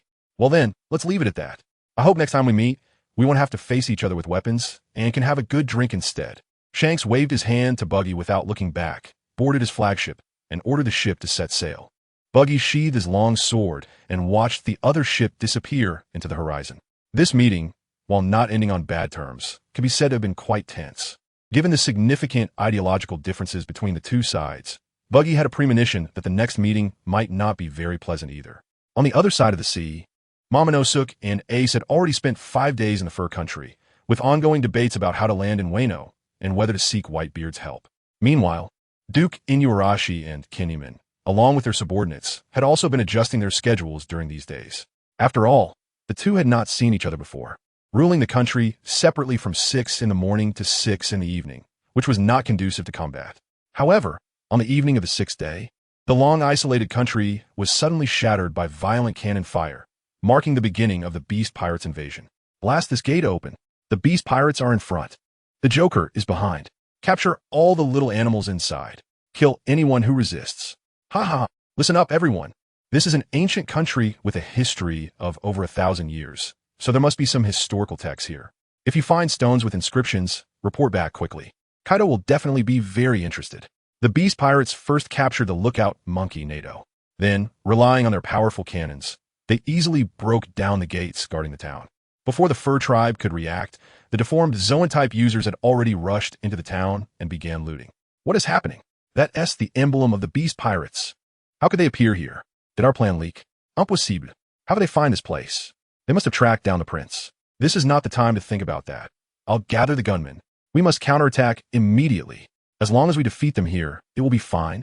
It's best to seize their ships and then head to Wano to settle accounts with Kaido. I'll organize the swordsmen to strike. Just as Ace was still pondering the origins of the Beast Pirates, Duke Inuarashi and Kinemon reacted and prepared to fight back. Although the Beast Pirates were aggressive, they underestimated the overall strength of the Fur Tribe. After an initial panic, the Fur Tribe spontaneously organized a resistance. thanks to their physical advantages. They made the Zoan users suffer quite a bit, and the Joker suffered significant losses, which infuriated Captain Jack, who decided to join the fray himself, transforming into a mammoth and rampaging through the town, which helped turn the tide back. So-called fighting races, aside from having fur and an extra tail, are no different from ordinary people. There's nothing particularly impressive about them. It's so embarrassing to be knocked down like this. Jack, previously, they were just some civilians, already quite strong compared to ordinary humans. The real strong ones have just arrived, so don't embarrass yourself like a clumsy elephant. Captain Jack enjoyed his moment of glory for a short time before Duke Inuarashi and Kinemon led elite warriors of the Fur Tribe to the town. There was obviously nothing to discuss with the invaders. The two kings of day and night worked together to flip the mammoth over by its trunk. It was a low-damage but highly insulting move, and seeing Captain Jack take a hit, Kinemon and Fusif couldn't help but make sarcastic remarks. "Are you Captain Ace? With such serious injuries, you're still alive. You and Dad are both monsters. How'd you change so much in such a short time? I can hardly recognize you." "Ha ha ha. Teach, how dare you bring up Dad? You're no longer his son. Today, I will take your head to avenge Sachi." "Ha ha. It seems that the lesson you learned on Bonero Island wasn't enough. In that case, let's see you remember the power of the dark fruit. I want to see if Whitebeard will come to save you this time. I would rather die than give you the chance to threaten Dad. Everyone, I'm sorry. I have some grievances with this guy, and I will fight with all my strength, so please stay away to avoid getting caught up in it." Seeing Ace unleash his flames, Blackbeard quickly recognized his identity and eagerly struck up a conversation as if nothing happened, which naturally earned him a furious glare from Ace. After both parties slightly distanced themselves, the old enemies faced each other once again. Since Ace was rescued, he had been thinking about how to deal with Blackbeard. Whitebeard, although not wanting Ace to take risks again, still taught him the complete methods of hockey without reservation. Of course, as one of the veterans of the Rocks Pirates, Whitebeard's teaching methods were very similar to those of Teacher Kaido, focusing on hands-on teaching and efficiency. He taught Ace to harden his hockey in 1 day, helped him master Flowing Sakura in 3 days, and within a week, Ace was able to initially use hockey externally. Conquering hockey was also a key point of instruction. Perhaps because he was too lenient on Ace, who was like a son to him, Ace did not master the conquering hockey wrapping. Thus, during his previous fight with Enel, he gained a slight upper hand, but was unable to defeat him completely. So in the battle with Blackbeard, Ace picked up his former treasured weapon, the Supreme Water Pipe. When Blackbeard used the dark water to forcibly close the distance, Ace, already prepared, swung the hockey-wrapped water pipe at Blackbeard's waist. This forced Blackbeard to use his arm to block, causing him to miss the best opportunity to attack, allowing Ace to take advantage of the opening and slash a wound on Blackbeard's waist with his dagger. "That really hurts. It seems the lesson I taught you last time wasn't enough. Do you really think you can defeat me with your level of hockey? Shanks' hockey is strong, but didn't I almost gouge out your eyes? Give up struggling. I don't want your life. I just want to draw out Whitebeard. Even if Kaido is the first to show up, that old man will come to save you, right? After all, you are his most favored son." Ha ha. Blackbeard abandoned his underhanded tactics and fought Ace in close combat, but he kept talking nonsense, trying to provoke Ace and throw him off balance. However, Ace clearly was not fooled and simply expressed his determination for revenge with even sharper moves. Meanwhile, intense battles were also occurring in other areas of the town. Following Momonosuke's suggestion, Duke Inuarashi, armed with a sword, faced off against the Rain Man, while Kinemon and Fusif engaged in an internal battle. Another member of the Flying Six was taken on by Pedro, the leader of the White Whale Forest Swordsmen. Originally, the remaining Captain Jack was supposed to be dealt with by Momonosuke, but he was snatched by 3 gunmen from the Inuarashi family. However, Momonosuke did not just stand by. Using the power of the snow fruit, he quickly turned the entire town from a warm summer into a winter wonderland filled with flying snow. The sudden storm greatly obstructed the Beast Pirates' line of fire, causing the battle to begin tilting in favor of the Fur Tribe. Buggy's Lick clone was constantly monitoring the fight between Ace and Blackbeard, pondering how to deal with the troublesome Blackbeard. According to logic, Buggy should have first helped the Mink Tribe defeat the invading enemies and then take the opportunity to attack Wano. However, the appearance of Blackbeard and Shiryu means that the Mink Tribe alone might not be able to conquer Wano. Buggy is reluctant to use his own forces for the first strike. To contend with Kaido, he still needs Whitebeard's assistance. But that stubborn old man is unwilling to send troops to Wano. Perhaps only if Ace is captured will he change his mind. Just as Buggy is still struggling with what situation would be more advantageous for him, A strong tremor spreads throughout the town, followed by a thunderous roar in the sky. And then a torrent of seawater pours down. This cursed place is raining too heavily. Shiryu, come save me. I can't swim right now. Damn it. This isn't rain. It's a downpour from the sea, and there are even fish. Hurry to Ship King Jack. He is the only one who can withstand so much seawater. A large amount of seawater, carrying marine life, falls from the sky, instantly turning the town into a large lake and sweeping away more than half of the beast pirates off guard.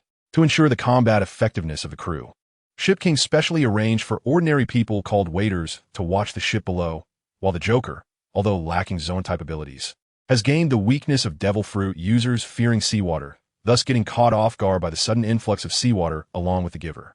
Your Highness, are you alright? You seem a bit discolored. Today's fire rain came a bit late. I didn't have time to remind you. I'm fine.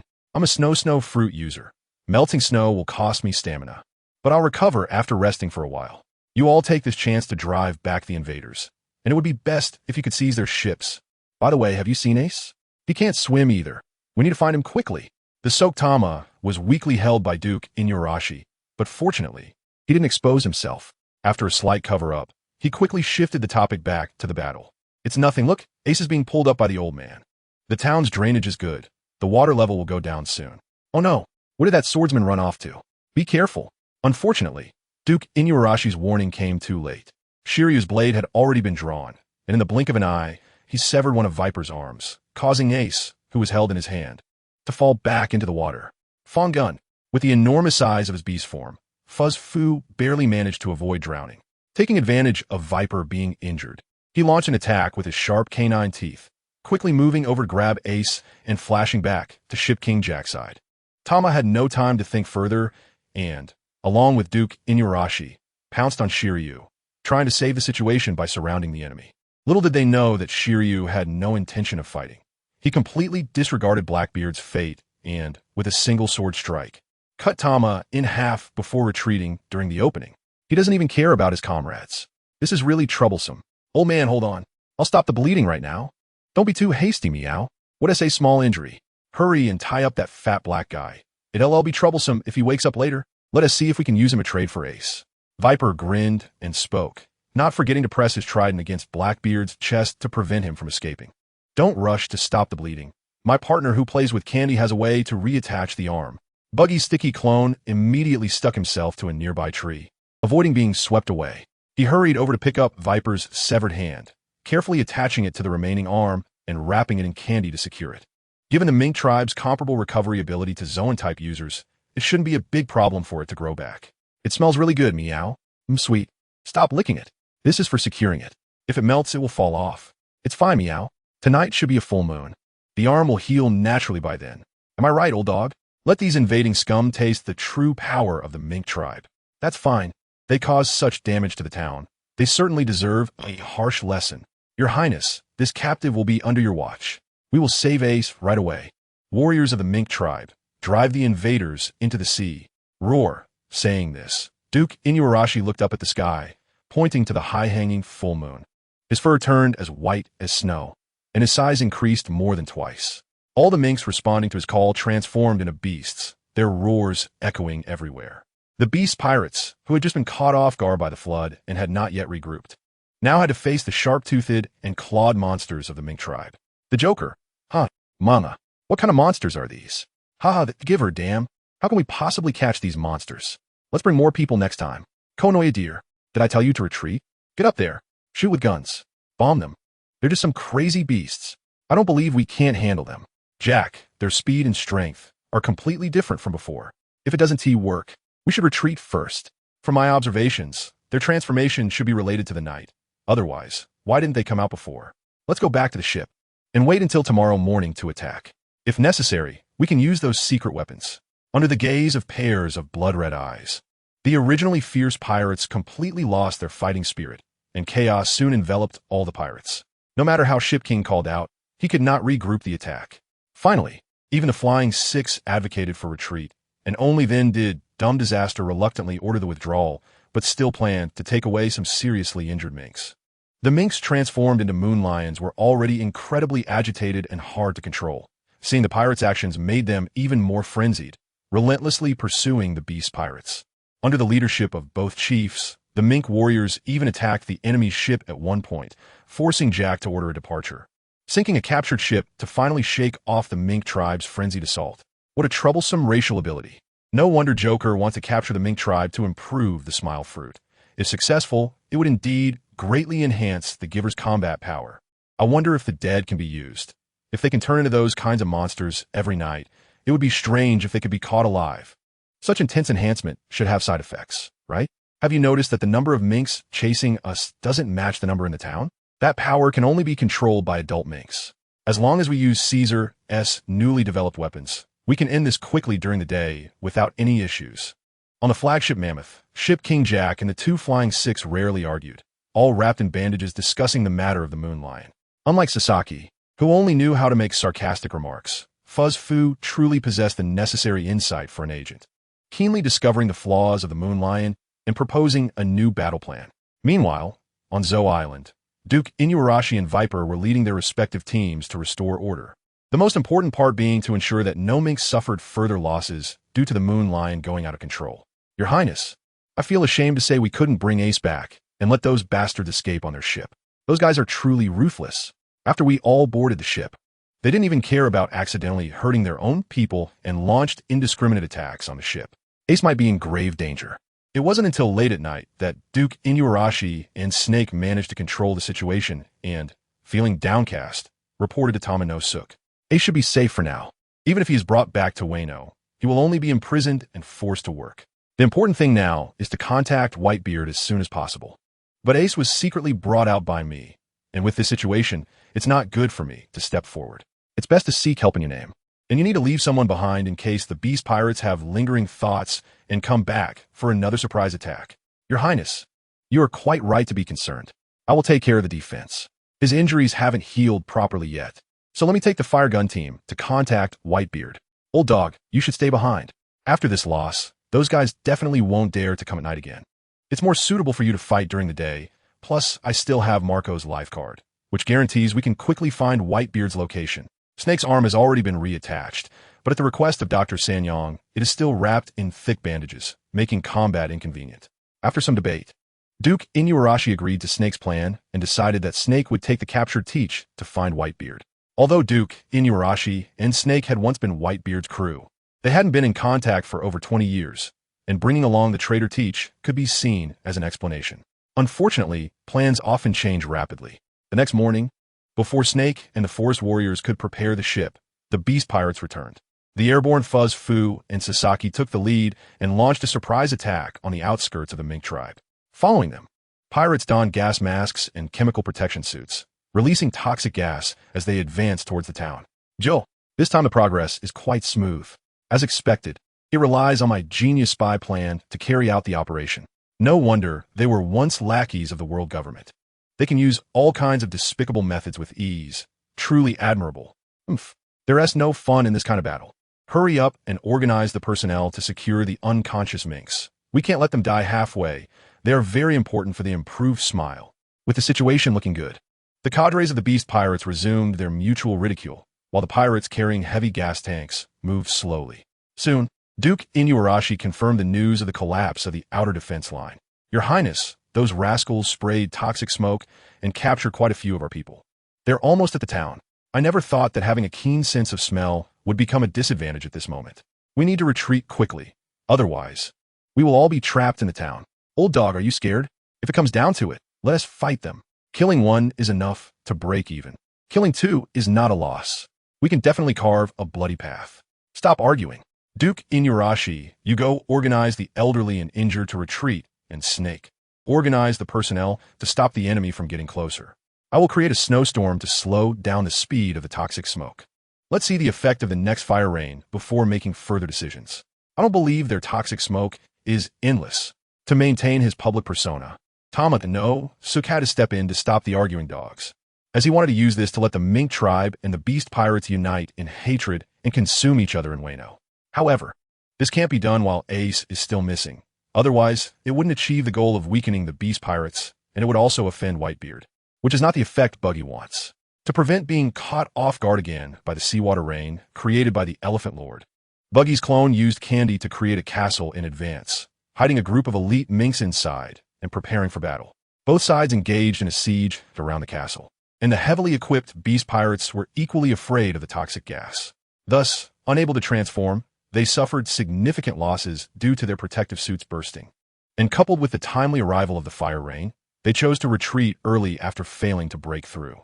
Now, the captured minks should be enough for the experimental requirements. There's no need to drag this out here. We can come back after the experiment is successful. Captain Jack. Mr. Fuzzfoo makes a good point. If we go back now, we can still catch this year's Golden Kagura, which is a once-a-year gathering. We can't miss it. All you care about is the gathering. What is so great about such a chaotic celebration? However, we can't capture them all at once. Otherwise, keeping them alive would be a hassle. Gather the brothers. Let's leave them some souvenirs before we go. What Jack the Ship King refers to as souvenirs is using waste barrels that store toxins to seal visible drainage holes, blocking the drainage while leaving as much pollution as possible. He also ordered his men to spray flammable materials to ignite the houses along the way, expressing their frustration over the prolonged siege, leaving nothing in their wake. This is the origin of his nickname Drought. Your Highness, are we just going to let these rascals escape? They've captured quite a few of our kin. Don't act impulsively. The outer town is still shrouded in toxic clouds. With my abilities, I can only clear a small area bit by bit. Fighting under these conditions is too disadvantageous. Now we need to quickly repair the drainage facilities to prevent the pollution from spreading further. Those captured can only wait for us to attack Wano before we find a way to rescue them. Understood. I will organize personnel to clean up the town immediately. This debt will eventually be paid back by the beast pirates. Duke Inuarashi suppressed his anger and gave up the idea of pursuing the beast pirates. After all, this is the land the mink tribe relies on for survival, and addressing the source of the pollution is indeed an urgent matter. Atama no Suk suggestion. The mink warriors made masks for basic protection and rotated as much as possible to reduce the time individuals spent exposed to pollutants. After several hours, they completely drained the town's sewage, extinguished the raging fire, and cleared a path to the seaside. However, for safety's sake, the mink tribe still needed to temporarily abandon the town and wait for the Elephant Lord's fire rain to further degrade the pollution twice a day. The forest warriors, led by Snake, also participated in the rescue. After settling the town's civilians, Snake set sail with Blackbeard Teach, preparing to contact the Whitebeard pirates to take revenge on Kaido. Originally, helping the mink tribe rebuild their homeland would have been an excellent opportunity for Buggy to rally them. However, a series of events distracted Buggy and made him unable to focus on the situation with the mink tribe. Buggy had already received contact from Akiji, and the elusive Haramaki actively appeared, attempting to recruit Akiji to join the world government's intelligence organization. It turns out that the reason Haramaki was so obscure was that he was actually a member of CP0, an official belonging only to the world aristocracy, which is why he kept a low profile. Haramaki's reason for wanting to recruit Akiji is simple. The new Marine Admiral Akainu is starting his term with a bang. First, he relocated the Marine headquarters to the G1 branch in the New World to demonstrate his determination to suppress the sea situation. And then he proposed a large-scale expansion plan to the Five Elders, preparing for global conscription to enhance the fighting power of the Marines. This delighted the Five Elders, who were struggling with how to undermine the Marine High Command, and they quickly agreed to Akainu's plan and secretly redeployed personnel from the CP organization to participate in the Marine conscription. Naturally, the nature-based powerhouse Haramaki received the task of seizing the position of Marine Admiral. However, as a fanatic who highly reveres the celestial dragons, Haramaki is very uneasy about actions that weaken the protective forces of the Tenryubito. Thus, he actively sought out the resigned Akiji, hoping to have this fellow nature-type powerhouse take on the task of guarding the celestial dragons. After all, the former Navy Admiral was quite familiar with the job of being a bodyguard for the celestial dragons. Akiji did not outright refuse. He claimed he needed a few days to consider, and then promptly informed Buggy of the other party's whereabouts. At Buggy's suggestion, Akiji arranged their next meeting at Punk Hazard Island. How are you considering it, Akiji?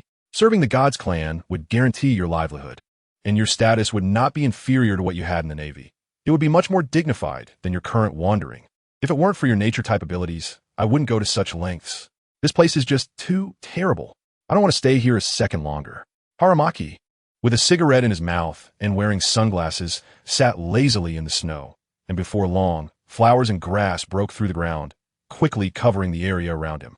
The scenery here is quite good, At least much better than the burning half. I didn't join the Navy for any kind of dignity. I'm also not very interested in being a babysitter for the celestial dragons. The real reason I called you here is someone else. You can still run if you want. What are you thinking of fighting? As another nature type, my forest fruit is no less powerful than your freezing ability. Haramaki stood up, unbuttoning his shirt to reveal the Death Valley heart tattoo on his left upper body, and the green ground beneath him expanded, seemingly preparing for battle. What if I join in? I never expected to team up with you against an enemy one day. Akiji, crocodile, how fallen you are. A dignified former Navy admiral unwilling to serve the God's clan is already a betrayal, and you dare to side with pirates. It is truly unforgivable.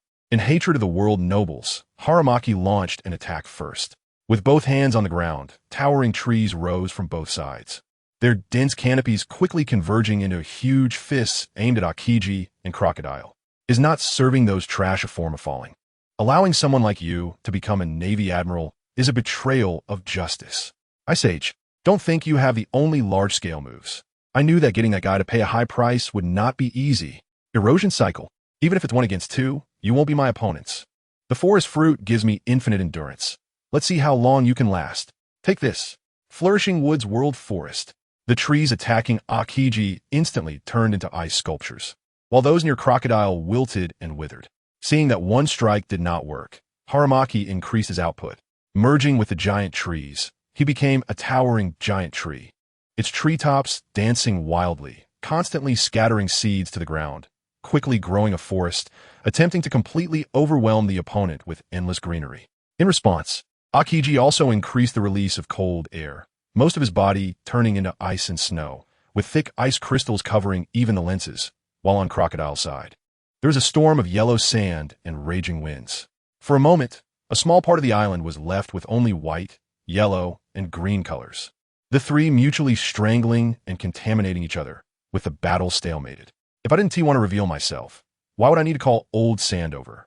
I didn't expect the two of you to take so long against one. It seems I have no choice but to step in. You're looking for trouble at this time. Your path is getting narrower. Diamond Arrow. At this moment, Akiji and Crocodile were in a battle of endurance against Haramaki. Facing Haramaki's continuous creation of a forest army, Akiji responded by mobilizing the nearby ice and snow, while Crocodile, being the weakest, could only use yellow sand to maintain a defense within a few dozen meters. How shameless you pirates are, bullying the few with the many. And you still want to sneak attack. But it doesn't matter. No matter how you attack, as a nature type, I can recover immediately. Haramaki, facing two opponents, showed no signs of falling behind, with the scenery around him thriving, everything competing to grow, feeling the advantage was on his side when a shockwave surged in. What the hell? Conqueror's Hockey? Who the hell is this? This time, I admit defeat. Can I just leave? Initially, Haramaki didn't care, but soon a wave of strong Conqueror's Hockey made him feel something was off. However, his body was already beyond his control due to the strong suppression, and he could only watch helplessly as the shockwave struck a huge gap in his thick trunk. Severely injured, Haramaki was forced back into his human form, kneeling on the ground while holding his abdomen, and the trees around him also stopped growing, gradually calming down. You've come this far. Don't think about leaving. It took a lot of effort to find you. An air gate quietly opened behind Haramaki, and Buggy's dragon clone stepped out, raising a spiked club against Haramaki's head. Kaido, how did you end up here? Is Akiji actually siding with you? What do you want from me? I can tell you that I am a world government person. I contacted them beforehand, and if I don't respond for a long time, they will dispatch warships to surround this place. Even you can't go against the world government. It's not that Haramaki didn't want to resist, but the sea stone in the spike club made him feel weak all over, and he could only shout frantically, even risking exposing his identity to escape being captured alive. TCH, who do you think you can scare by bringing up the world government at this time? Still making noise after losing? Keep it quiet. Didn't we agree it would be handed over to us? Even if you intervene, I want to take less for the reward. Shouldn't the news about the king of the underworld be given to me now? Crocodile, looking down on Haramaki, shouting, bent down and placed his hand on the other S body to activate his ability, causing Haramaki's upper body to rapidly shrink and wither, unable to support himself any longer as he fell down. I will tell you, let's leave here first. This guy really wasn't lying. Several warships are heading this way. Saying this, Buggy's dragon clone grabbed the unconscious Haramaki and walked into the air gate, with Crocodile closely following. Only Akiji did not follow, instead walking towards the sea. Allah. Finally done. I still have to visit teacher Zifa, so I won't be going with you. Contact me if anything comes up. Akiji waved his hand and then whistled at the sea. A giant Galapagos penguin swam over, and Akiji quickly jumped on the backpack on the penguin's back, soon leaving the punk hazard coast. No suspicious targets found. All departments in position. Landing forces commenced search, ready for artillery support at any time. An hour later, 5 Navy ships arrived at the shore of Punk Hazard, and a large number of Navy soldiers landed to investigate, quickly discovering the still operating laboratory. Hee. They actually led the Navy here, really know how to cause trouble. I hope Germa can teach him a lesson. The panicked Caesar had already reported this to Doflamingo before the battle began, as 3 nature types were not something he could handle. So when the Navy soldiers approached the laboratory for investigation, they happened to run into Doflamingo and the leading Navy officer who knew the stakes. Did not force his way in. Doflamingo, we are ordered to investigate the missing government personnel. We hope you can cooperate. Hee. Missing government personnel? I'm afraid you're a spy from the CP organization. Don't waste time here. The person has already been captured. However, since you seem somewhat reasonable, I can provide you with some clues to report back. Doflamingo has thought about silencing the Navy, but taking out 5 warships at once would cause quite a stir. The new admiral of the Navy definitely won't let it go easily. To avoid exposing the laboratory, Doflamingo rarely showed a reasonable side and cooperatively handed over the battle footage to the Navy. Thank you for the information you've provided. We won't disturb you further. The Navy officer, fully aware that the warlords of the sea are not easy to deal with, merely glanced at it before withdrawing the team. As for whether the laboratory has issues, he didn't care. The location of the Underworld King is none other than the underground of Wano country, ruled by Kaido. As for other matters, I don't know them well. On Karibe Bali Island, Buggy was extracting the powers of the forest fruit from the ruins while explaining the situation of the ancient weapon Pluton to Crocodile. Are you kidding me? Kaido has a ship that has been running around the world for years. Would he really stay in Wano for more than 20 years? Besides, what if he really is there? You don't expect me to join Kaido, do you? What a joke. Whitebeard didn't make me submit, so what is Kaido to me? Whether Kaido knows about Pluton is hard to say. Even if he does, he probably can't retrieve it for now. I didn't ask you to join Kaido. Just be patient. Let me tell you some news. Whitebeard should attack Wano soon, so you decide whom to help. I haven't had time to deal with that side lately. The Underworld King doesn't know what he's on about and actually hired Germa Kingdom to attack my base on a large scale. I need to teach them a lesson. It seems you're really busy watching over Wano and the interests of the West Sea. Germa Kingdom is not easy to deal with. Good luck. I will confirm the movements of the Whitebeard pirates again. Given the dissatisfaction with this transaction, as long as they don't provoke me, they shouldn't expect me to take action again. Crocodile, who was originally somewhat dissatisfied with Buggy's empty promises, regained his spirit upon hearing of a change in the situation. Subtly expressed his desire to help Whitebeard and preemptively shut down Buggy's possible requests. Germa Kingdom relies solely on its elite clone army. Their high-end combat power is just that, and I can handle it myself without your help. If luck is on my side, I might even get some technology. With Hawkins and Bellamy's operations, Buggy had already established a preliminary trade framework in the West Sea. The local gangs were no match for the 2 supernovas and were forced to agree on cooperation, giving up some profits. Therefore, when Germa Kingdom began to attack Buggy's base, the local forces not only chose to stand by, but also rubbed their hands together, ready to take a share. Upon receiving the news, Buggy did not immediately launch a counterattack, but ordered Hawkins and the others to temporarily withdraw, gathering forces at the West Sea headquarters Flower Country to hold their ground. Buggy began to gather mercenary groups from the ninja villages and issued high bounties at the Assassin Hotel, using airships to transport them one by one, quickly making the coastal areas of Flower Country restless. This action thoroughly angered the strong nation of the West Sea, Flower Country, which took the initiative to contact Germa Kingdom and surrounding countries to prepare to deploy armed forces to completely drive Buggy's forces out. This was a situation Buggy could foresee. Previously, he could only acquire real estate under the guise of business, which was too slow. It was much faster to occupy by force. However, inexplicably attacking the nations that are part of the world government would inevitably attract the Navy's interference, which was also why he held back before. Now that the timing is ripe, even if the world government investigates him later, he can claim it was self-defense. And it would also show the ignorant underworld kings his strength. How is this battle going? This is already the 5th day. Why haven't we breached the defenses yet? Is the reputation of Germa 66 gone? Even if we drag those guys, they should have run out of supplies by now. Off the coast of Flower Country in the West Sea, within the main fortress of Germa Kingdom, composed of dozens of giant snail ships, Judge slammed his hands down on the battle map, roaring in anger. Father, those guys have completely sealed off the near-sea area with explosives, and we can only attack from the narrow land side. Their firepower is fierce, and our casualties are high. They have prepared a huge open space in the center of the fortress for airships to dock, making it very difficult to deplete their food and ammunition. Their experts are quite troublesome. We have personally led assaults, but have not succeeded. Their main force is like mice, never showing their heads to attack, which is very unfavorable for the attacking side. Judge's 3 sons, Ichiji, Niji, and Yanji, took turns speaking, continuously updating the situation of the battle. Only Reiju remained silent, elegantly sipping hot tea, seemingly unconcerned. None of this should be your reason for stagnation. No matter how solid it is, it's just an isolated fortress. I swept through the West Sea Kingdom in just a few days back then. Can a mere warlord compare to a kingdom? Forget it. Talking to you emotionless guys is pointless. Right now, the fleet formed by the Flower Country and surrounding nations is gathering. Let their ships charge first, and we will attack afterward. Today, we must flatten this fortress.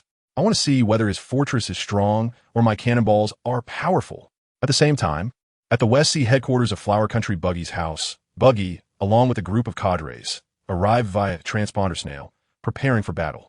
Why did you bring so many people? If it weren't for you not allowing me to pursue, I would have blown those bugs into the sea. Inaru, chewing on an apple, lazily leaned back in his chair, expressing his dissatisfaction about being restrained. We can't sink Germa Kingdom into the sea. There are very important research facilities up there, and I'm planning to take them for myself. No need to rush. There will be plenty of opportunities for you to make a fuss. Hawkins, how is the morale of the mercenaries and the recruits? After reconnaissance by airship, an armed fleet composed of surrounding nations is gathering, seemingly preparing to forcibly raid the coast. The torpedo boats must be ready to strike at any time. Rest assured, my lord, after calculations, we will definitely win this battle. Our morale is extremely high, and the enemy's attacks have not caused us significant casualties. Even without reinforcements, we can hold out for a while. There's no need to worry about the sea. Bellamy has already gone over to command. And even if the enemy forces their way through the minefield, they will surely suffer heavy losses. At that time, 20 torpedo boats will be enough to send them down to feed the fish. Hawkins put away the tarot cards he had laid out, confidently expressing optimistic emotions to Buggy. As for whether this confidence comes from weapons, morale, or fortune-telling, it's hard to say. Focus the attack on the coalition of Flower Country. Prepare the reserve troops. Once we crush their attack, we will immediately counterattack, seizing the capital of Flower Country as quickly as possible, preferably capturing their king. I will personally deal with Germa 66. Just as Buggy assigned battle tasks to his subordinates, he picked up the transponder snail and began the final mobilization of his troops through the communications spread throughout the fortress. Everyone, I am your employer, Buggy.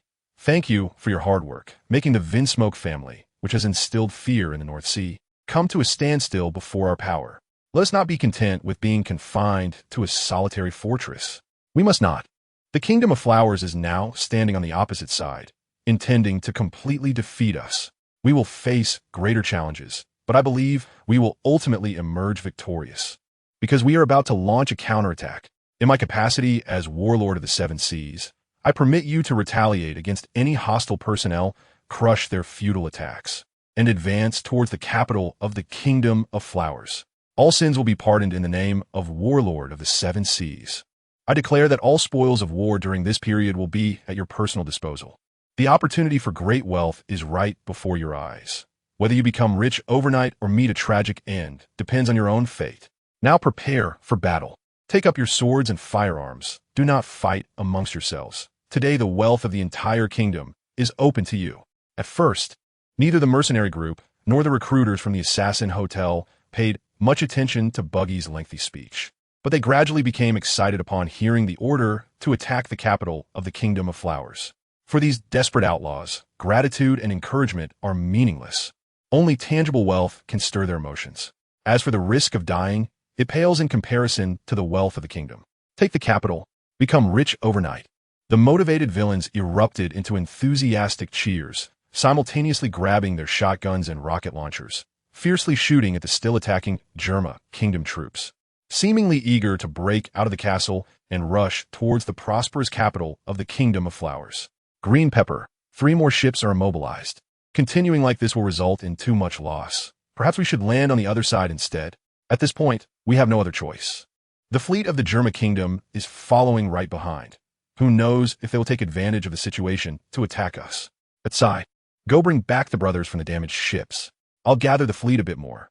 We will advance with those wrecked ships and must reach the shore. Bellamy, remind the brothers to be careful. Those with a smoking habit should hold off for now.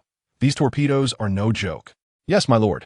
I will gather the captains and emphasize it again. Do you think we can launch an attack afterward? The enemy seems close to breaking through the minefield. Let's head off soon. Conserve ammunition. Focus on the German ships.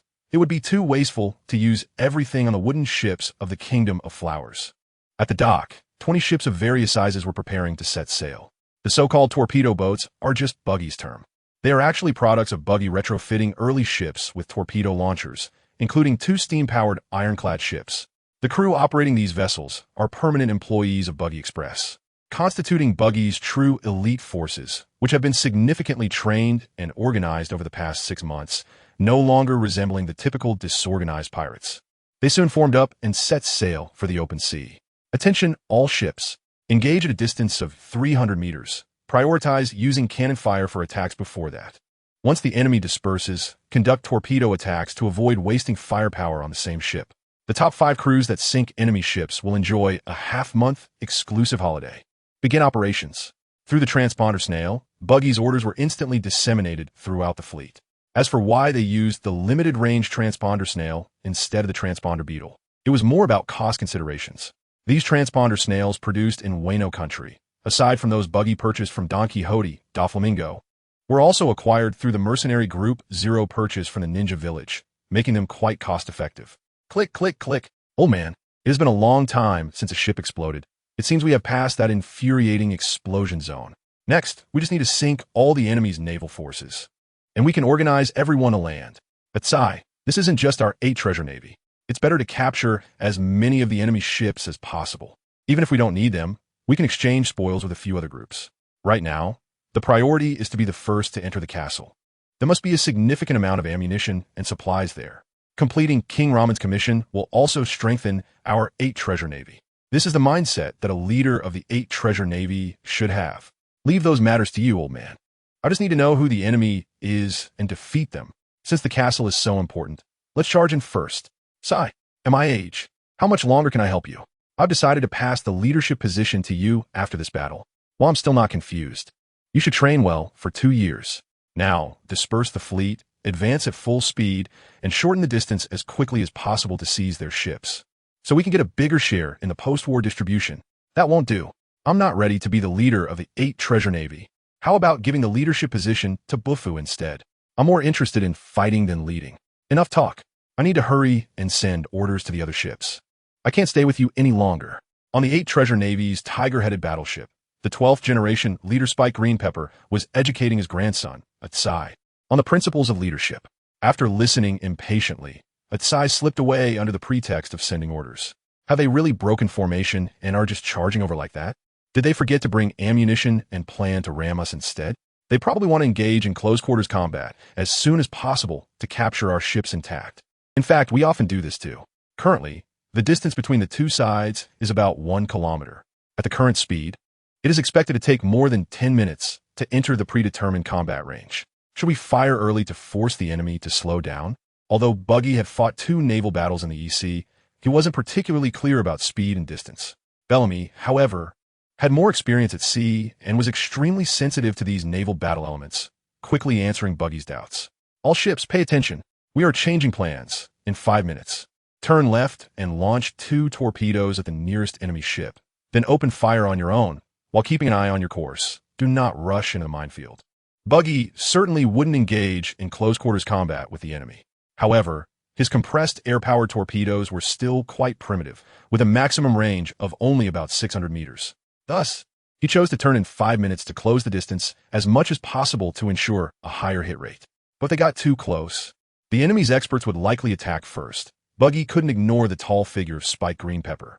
Even if the opponent belonged to the legendary tier, Just being able to exchange blows with Carp and survive was enough to prove their strength. Even if they were weaker, a strong user of Conqueror's Haki could still take on a whole ship, so maintaining a suitable distance was still necessary. Full left rudder. Maintain course. Launch 2 torpedoes from the starboard side. Cannons, fire at will. With the orders given, the Buggy Express fleet sprang into action. 5 minutes passed quickly. Upon completing the turn, the Buggy fleet launched their torpedoes, and it was time for the cannons to show their presence. Click, click, click. What a false alarm. I thought their big shells would be powerful. They actually fell into the sea. The enemy's aim is ridiculous. Do they intend to make us laugh ourselves to death? It is quite normal to miss at such a distance. Even naval warships with powerful shells cannot hit targets at this range. The best artillery combat distance should be within 200 meters. Why do I always have a bad feeling? Fighting back without retaliation will hurt morale. Send orders to open fire in retaliation. Remember to organize personnel to shoot down incoming shells and protect our ships. As a legendary goalkeeper, Qing Jiao's strength has indeed significantly declined, but the sixth sense of a top-tier warrior still exists. Although the counterattack order he issued did not concentrate the Buggy's fleet, the recoil from firing objectively slowed down the ships, inadvertently dodging the impending school of fish. The explosion, distinct from cannon fire, erupted among the coalition fleet of the Flower Kingdom. Before anyone could understand what was happening, similar explosions rang one after another in their ears. God, have we entered the explosion zone again? These bombs are even bigger than the ones before. Let's land elsewhere. A ship was blown up just like that. Before figuring out what was going on, we should temporarily halt our advance. They should send Germa's ship to scout ahead. There is no reason for them to just follow behind and watch, and their ships seem sturdier. Looking at the wooden debris and torn sails left on the sea, the surviving fleet of the Flower Kingdom was in chaos, with some suggesting a change of direction while others wanted to retreat, and some ships collided accidentally, causing conflicts. Everyone, stop it, unless someone wants to lead us back into the explosion zone. Otherwise, we have no other path but to keep moving forward. But as long as we defeat the opposing fleet, we can make up for any losses. Qing Jiao first used his Conqueror's Haki to quell the internal strife, and then painfully explained the pros and cons to his side. It was only then that the survivors of the Flower Kingdom realized that Germa's fleet was blocking their retreat, seemingly determined to act as the Yellow Sparrow. The dilemma left everyone both angry and helpless.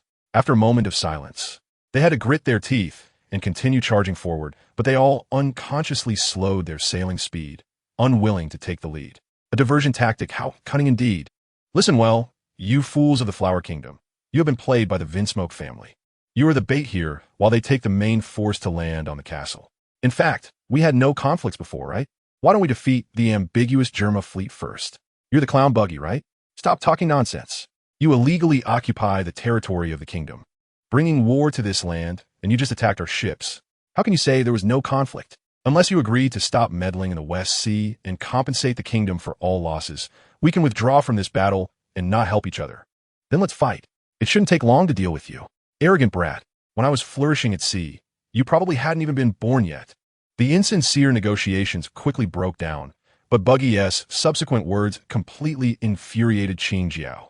His beard bristled with anger, his brows furrowed, and his face turned fierce as he leaped high into the air like a giant cannonball, headfirst toward Buggy's ship. 8-strike fist, martial head. Thunderous 8 trigrams. To respect the legendary status of the opponent, Buggy decided to use only Conqueror's Haki to engage, and after only a few seconds of collision, the aged Qing Jiao was knocked into the sea, defeated. How is that possible? The old man was defeated in one move. I don't believe it. You must be cheating. Take this. 8-strike fist, break. Divine dodge. What the hell is this 8-strike fist? One uses the head, and the other uses the leg. And you dare to call it a fist? Are you trying to scare me with a big knife? Stay down in the sea, kid. Who else? If you're not convinced, come up and try. If you know what's good for you, just surrender. Those who resist will be fish food. While playing with Lao Kai's big knife, Buggy urged the coalition of the Flower Kingdom to surrender. Killing them would be a momentary pleasure, but they needed to leave some channels for communication with the king of the Flower Kingdom, and it would also provide an excuse if the world government pursued it. Just as the coalition of the Flower Kingdom was still hesitating, the Germa snail ships that had been following them finally caught up and opened fire on Buggy's fleet. Friends of the Flower Kingdom, our Lord has already led the 3 young masters and young ladies to launch an attack on the castle from a detour. All we need is to delay for a moment. Given your substantial losses, just provide cover fire from behind. Our Lord has decided that all spoils will be chosen by you first. Clearly, Buggy was aware of the situation here. To avoid the Flower Kingdom coalition turning against them, he was willing to relinquish control over the spoils, which indeed dispelled any wavering thoughts among the people of the Flower Kingdom, prompting them to start covering Germa's attack. People die for wealth, and birds die for food. That's not wrong. But if you don't drink the toast, then you're refusing a face. Bellamy's fleet is under your command. Fire all the ammunition. Let us end this quickly. My lord, leave it to me. All ships, prepare to release 2 rounds of torpedoes and then begin free hunting. Prioritize attacking the damaged ships. Bellamy took the din mushy thrown by Buggy and issued the combat orders, while Buggy once again left the ship, ignoring the artillery battle between the two sides to take the enemy's rear, preparing for a pincer attack with the fleet.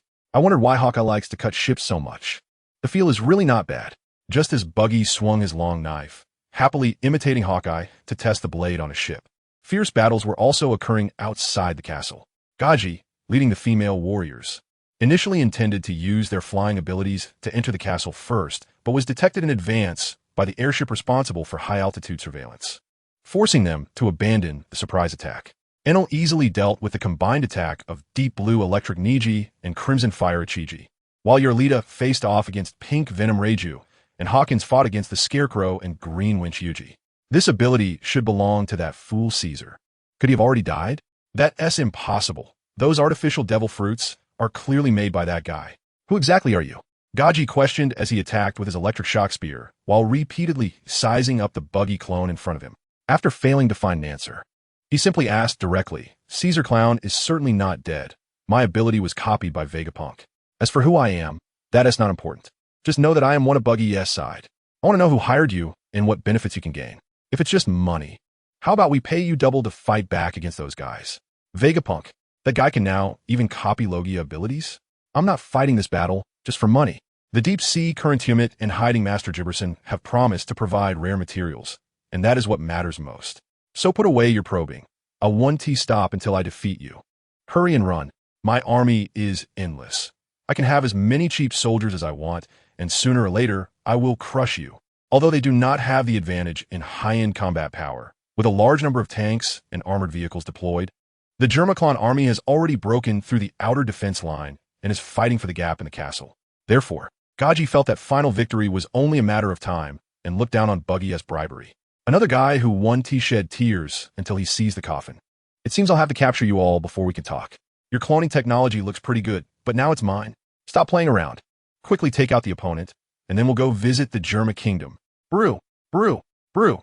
Just after Buggy finished speaking, the din mushy in Buggy's arms rang urgently, making him feel something was wrong. But at this moment, he had no time to spare and could only try to defeat Buggy first. Electromagnetic stab, excoriastic.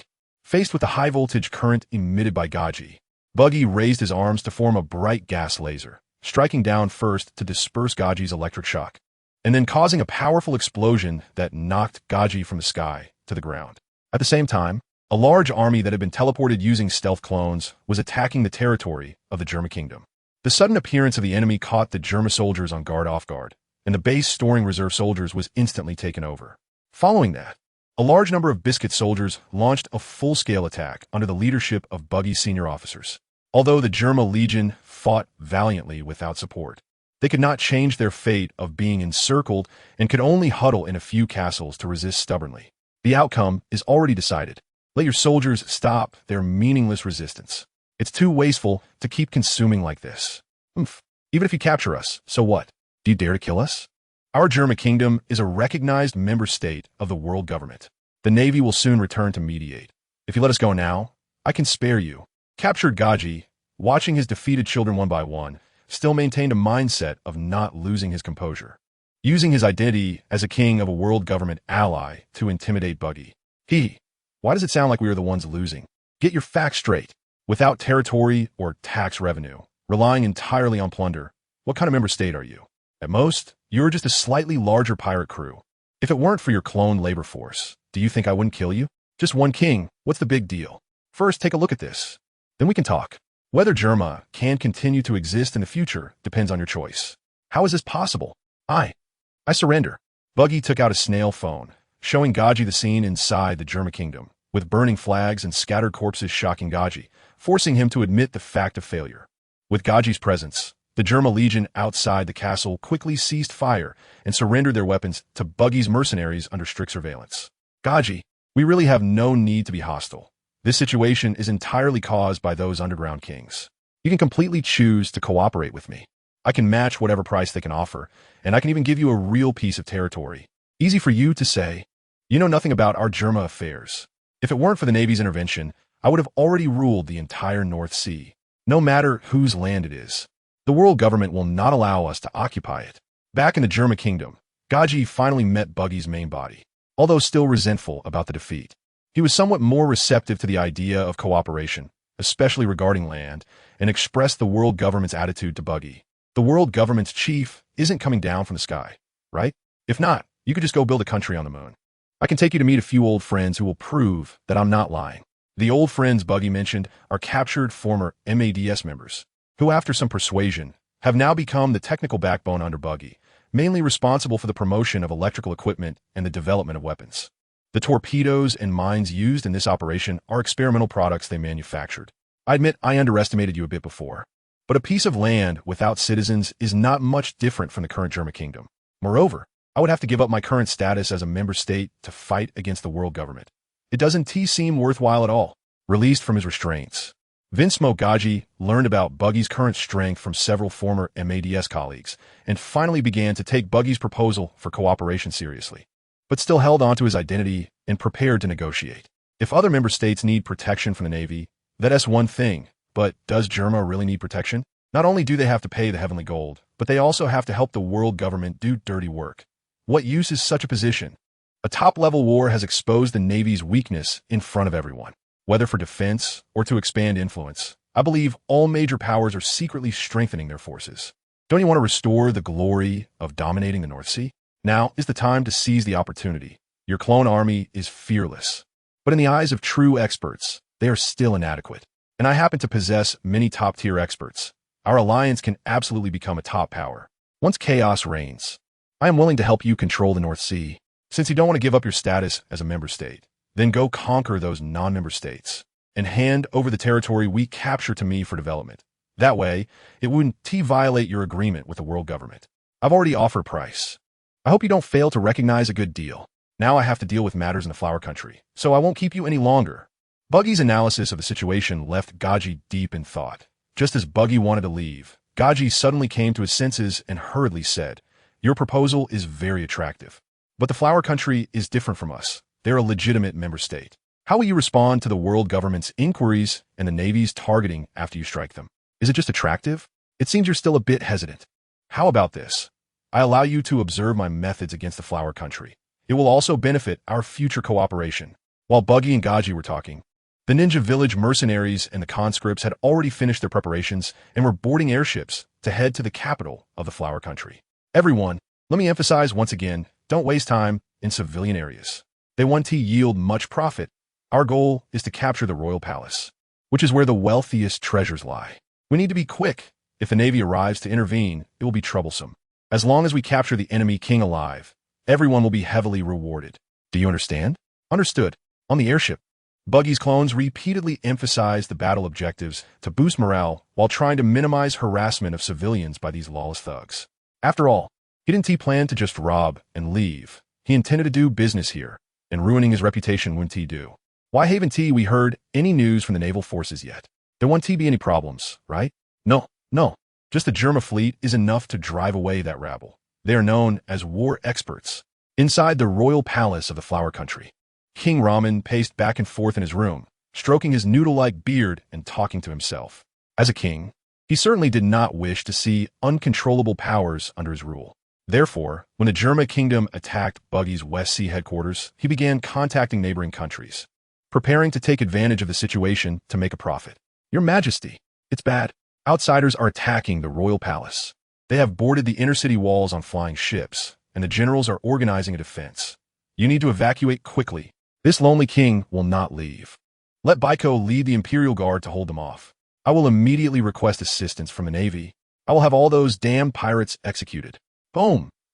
Crash. Just as King Ramen was getting furious, a cannonball fortuitously landed in the courtyard outside, causing a violent explosion that shattered the windows and sent debris flying, startling him to the ground, his face pale, and he could barely stand with the help of his attendants. Useless. What kind of 8 treasure navy, 2nd treasure navy? All useless. This lonely king spends so much money on them every year, and in the end, I still have to suffer this humiliation. Germa is also useless. Or experts. What evil legions, it's all a lie. Ha ha. The standing King Ramen used continuous curses to cover up his loss of composure. And only after being pulled by his attendants did he reluctantly leave the room to hide in the basement.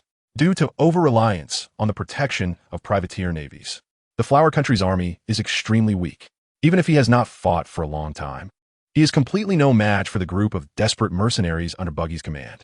After the general was killed, the army quickly collapsed and fled, and some even surrendered and soon changed sides to become guides for the enemy. The entire inner city quickly fell into the hands of the mercenaries. Are you the king of the Flower Kingdom? If you can manage to get such a sea stone chain, you should be quite wealthy. Hurry up and sign here to avoid trouble.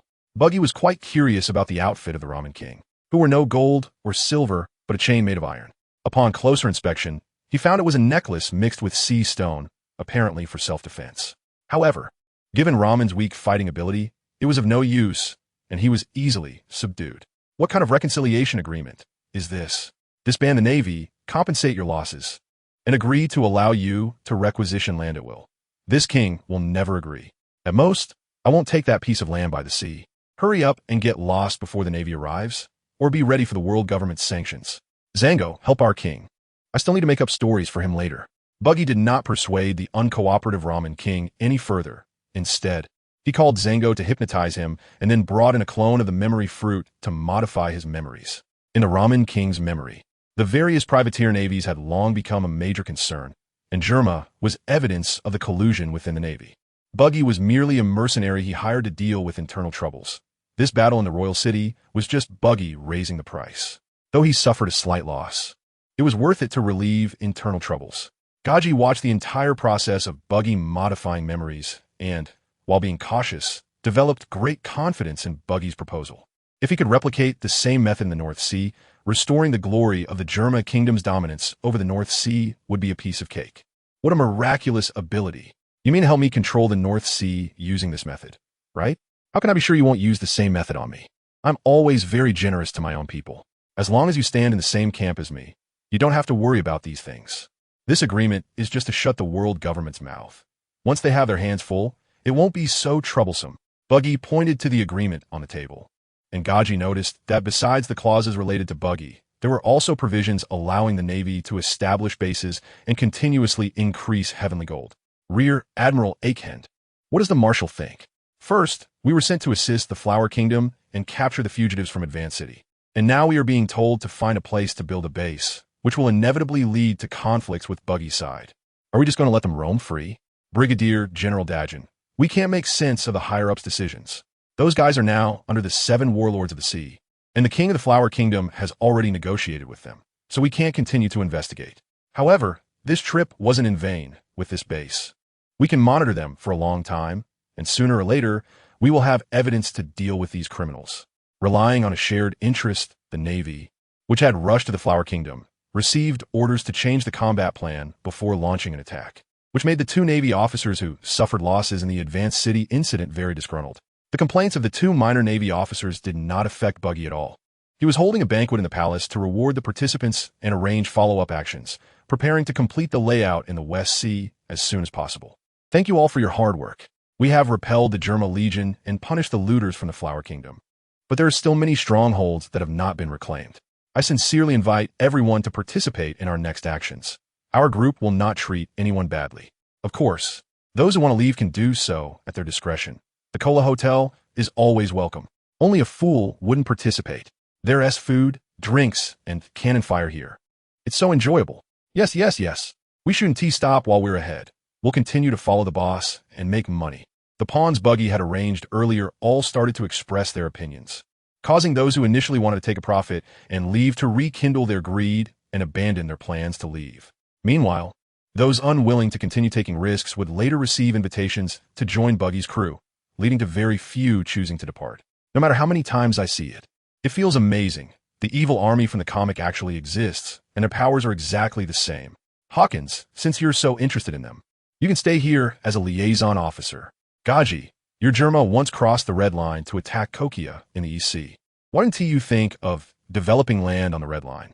After assigning the task of striking the West Sea Mafia to Bellamy, Buggy returned to the Germa Kingdom with Gaji, while Hawkins actively requested to accompany them.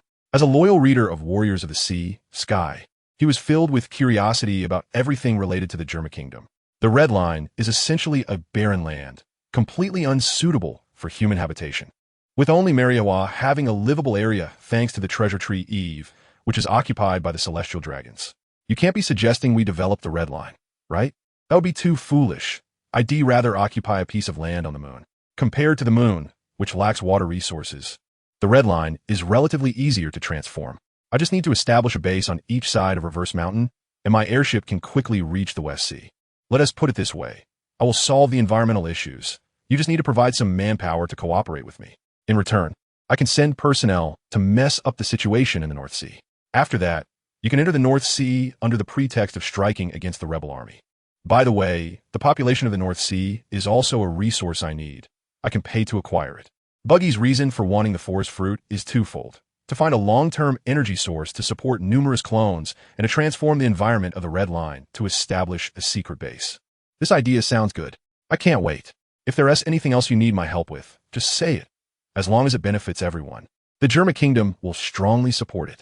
That's best. I also need your help to design and produce a batch of weapons and precision instruments. I believe that with my resources and your technology, we can arm a truly invincible army. Following that, Buggy and Gaji finalized a series of cooperation details, including information sharing, joint operations, and the flow of resources and technology. The reason for offering such lenient cooperation terms is not because Buggy trusts Germa too much, but because time is of the essence. Don't think that just because Buggy is attacking from the west, he has already deployed 80% of his strength to win this battle. If he wants to become a top power within 2 years, Buggy still has a long way to go.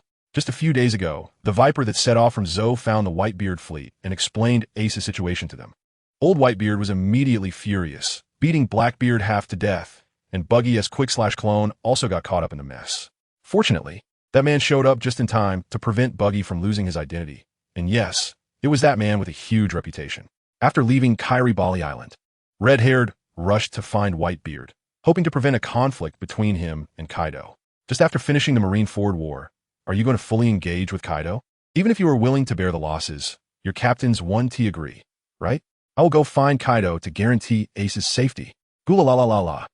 Red Hair Brat, to be able to retreat from the Marine headquarters unscathed, I do owe you a favor, but you can't boss me around. Unless you can make that brat Kaido obediently return Ace, otherwise, just wait for me to come to your doorstep to demand it. Are you looking to fight me again? Just in time for me to warm up. Aya, it's pointless to fight you now. I will go to Wano first to persuade Kaido, even if a conflict must occur. I hope to keep the battle to just the two of you. I will serve as a witness to reduce casualties on both sides, at least ensuring the Navy doesn't see an opportunity. Fine by you. Tell that brat Kaido to release Ace and the Mink tribe prisoners. I'll wait at most half a month. Once the time is up, I will send troops to Wano. Get lost. What a stubborn old man. No wonder that guy is unwilling to wade through this mess. It's really a thankless task. Take care of yourself, Whitebeard. Shanks got a cold shoulder from Whitebeard, self-deprecatingly remarked, and then set off for Wano again, while Whitebeard gathered his core captains to prepare for battle. Having been to Wano, Whitebeard knew while the terrain was easy to defend but hard to attack. Therefore, he didn't plan to mobilize all his forces, only taking his elite subordinates with him. Oh, Roger. You're Roger's son? You don't look much like him. So you're the brat who took advantage of my absence to persuade Yamato to mess up my flying dragon seat? And you have the audacity to say you want to defeat me and rescue Wano? I'm giving you a chance to challenge me right now. If you win, I'll let Yamato marry you. If you lose, you'll obediently serve me. Kaido took a sip of his sake, scrutinized Ace, then had his subordinates remove the sea stone shackles from Ace's hands, waiting for his opponent to attack. What nonsense are you talking, Kaido? Yamato is just my friend, and who wants to be your subordinate? If I lose, do whatever you want with me. If I win, you'll unlock Yamato as handcuffs and let her roam the seas freely. Fire Fist, Purple Cloud Flame. With the addition of Haki, Ace's fire fist turned purple and rushed towards the seated Kaido at high speed. Oh, Roger, Roger. This little flame is nothing to look at. Whitebeard really is getting old. With this kind of talent, how can you even think of replacing Odin as the captain of the 2nd Division? What a disappointment. Kaido remained unmoved, not even dropping his gourd of sake, and with one arm, he caught Ace's fire fist, completely unfazed by the smoke rising from his burned palm. Shut up. Perhaps I'm not as strong as that samurai from Wano, but I will not allow you to insult my respected father. Fire style, great dragon fire. Ace expelled several dragon head flames, crashing towards Kaido's face, forcing Kaido to cover his face and loosening his grip on Ace's fist. This move was something Ace learned on Kurezumi Bali Island. Buggy's shadow clone technique using the burn fruit opened his eyes, and he never expected to use it today. Superficial.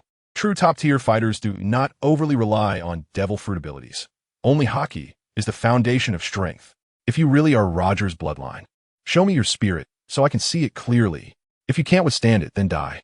Thunderous 8 trigrams.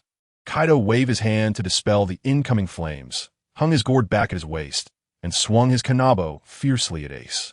With Conqueror's Haki wrapped around it, the iron stick crackled with thunder, giving Ace no time to react before it struck him. Wow! Is this what Dad meant by the use of Conqueror's Haki? Hiss! That hurts! I think my ribs broke again. It's clear that one doesn't become known as the Western Emperor without reason. But to think you could defeat me in one blow is quite underestimating. Ace was sent flying, spitting blood, and left a human-sized hole in the wall as he shook his head vigorously to regain his senses. Oh, Roger, Roger. You sure talk big. I've seen plenty of half-baked brats like you. This sea doesn't need so many conquerors. Go to prison until you're willing to submit. Ace barely managed to withstand Kaido's attack, and even when he stood up again, he had no strength to counterattack, only glaring angrily at Kaido, who raised his kanabo. Kaido, you will not harm my friends anymore. Let me be your opponent. Just as Kaido's club was about to fall, a figure wearing Wano clothing and holding a kanabo rushed out from the side. After briefly blocking the weapon, she took a step back and threw Ace aside. Cough. Cough. I really appreciate your help, but do we actually know each other? And you threw me too hard. I almost died from that. Ace was thrown into disarray, feeling that the person was somewhat familiar, but couldn't immediately recognize the identity of the one wearing the mask. I am Odin, E.M. Yamato. You really can't recognize me just because I'm wearing a mask? What a fool. We shared drinks together. I was sad for a long time when I heard about your death. Turns out you're alive and well, although you look quite a bit older.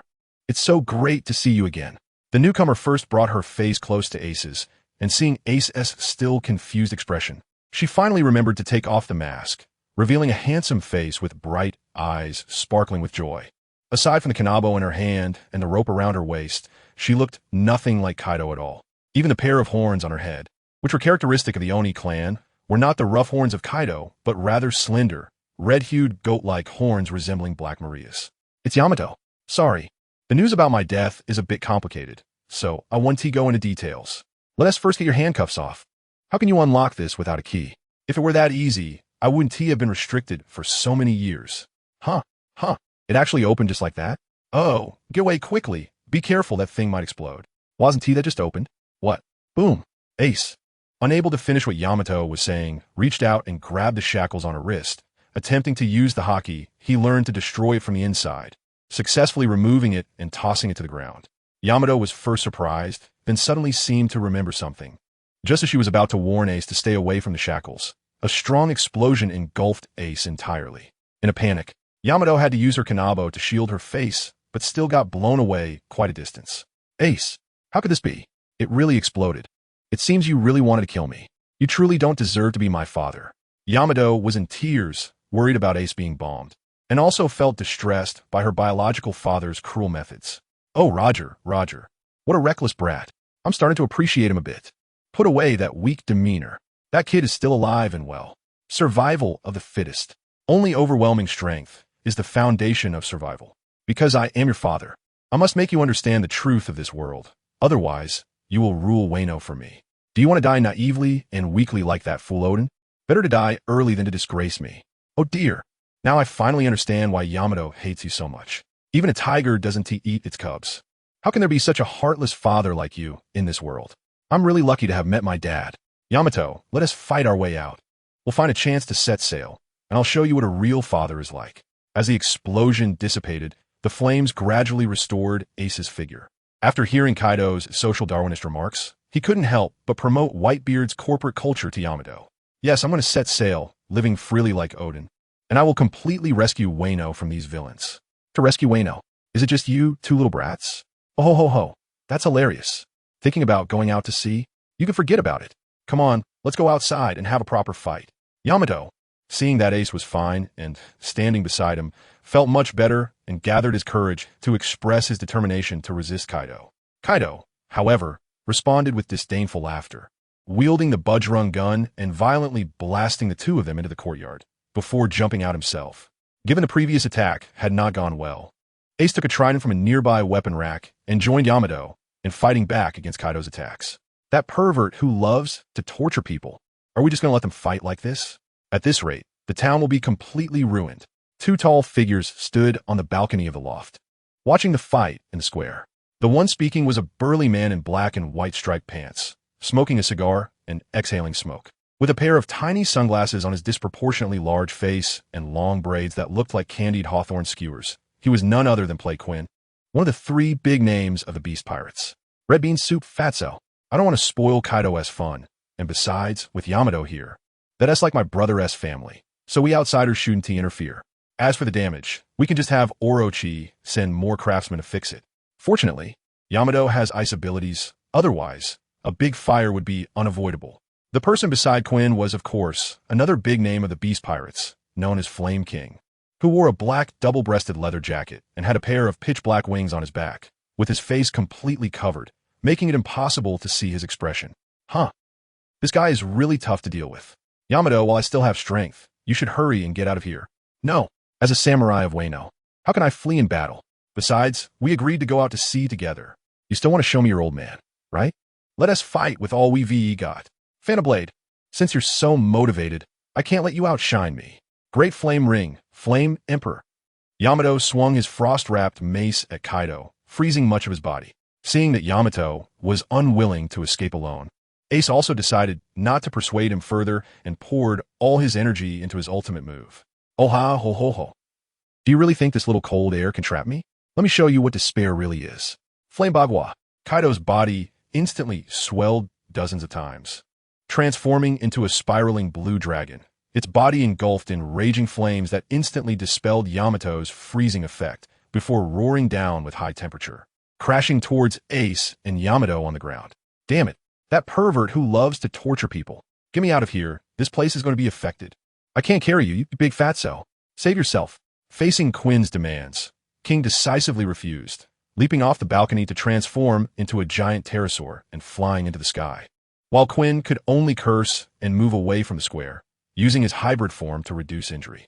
The fireball and fire dragon violently collided, shaking the entire Onigashima. Compared to Ace's pure energy Flame Emperor, Kaido's fire dragon Great Torch, executed with his physical body, was denser and combined with his overwhelming haki. Not only did it completely disperse Ace's flames, but it also evaporated one of his forearms with intense heat. Yamato, I'm afraid I can only take my bow again. I'm sorry I couldn't accompany you to the sea. Please say hi to Dad, Whitebeard, for me. Ice Blade Slash. The Ace I know is not one to give up so easily. Instead of leaving a last word here, why not think of a way to escape? Just as Ace felt that his chances of survival were slim and prepared to leave a last word, Yamato jumped high with the mace. First using the frost-covered end to block Kaido's dragon head, then kicked Ace far away, preparing to stay behind alone. Oh ha ho ho ho. It seems you have a soft spot for that kid. As long as you obediently stay in Wano waiting to inherit the position of Shogun, I'll agree to let that kid come and live with you. How about that? What are you talking about? I and Ace are just sworn brothers. Just hurry up and die already. Kaido chuckled as he made his proposal, which naturally met with strong opposition from Yamato.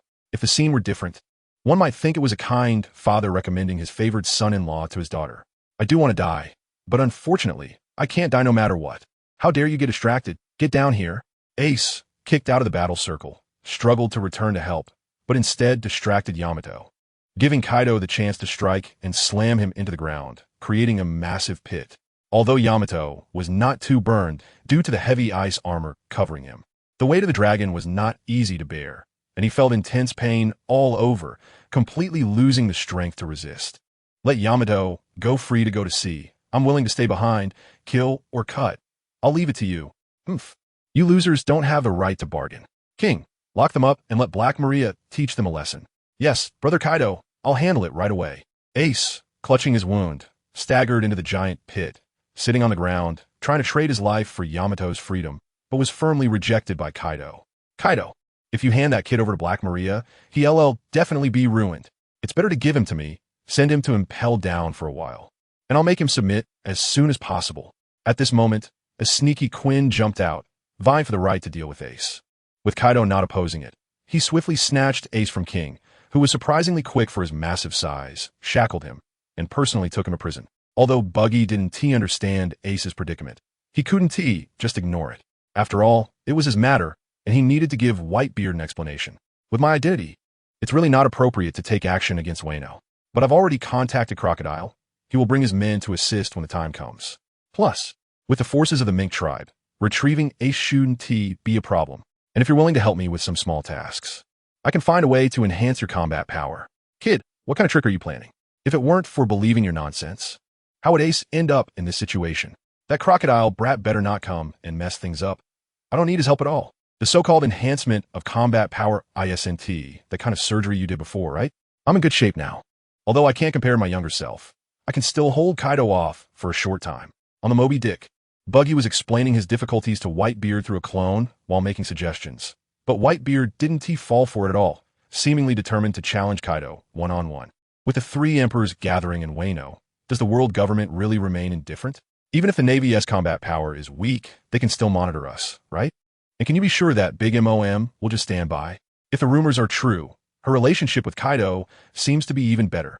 Are you planning to take them on 2 against 1 in your current state?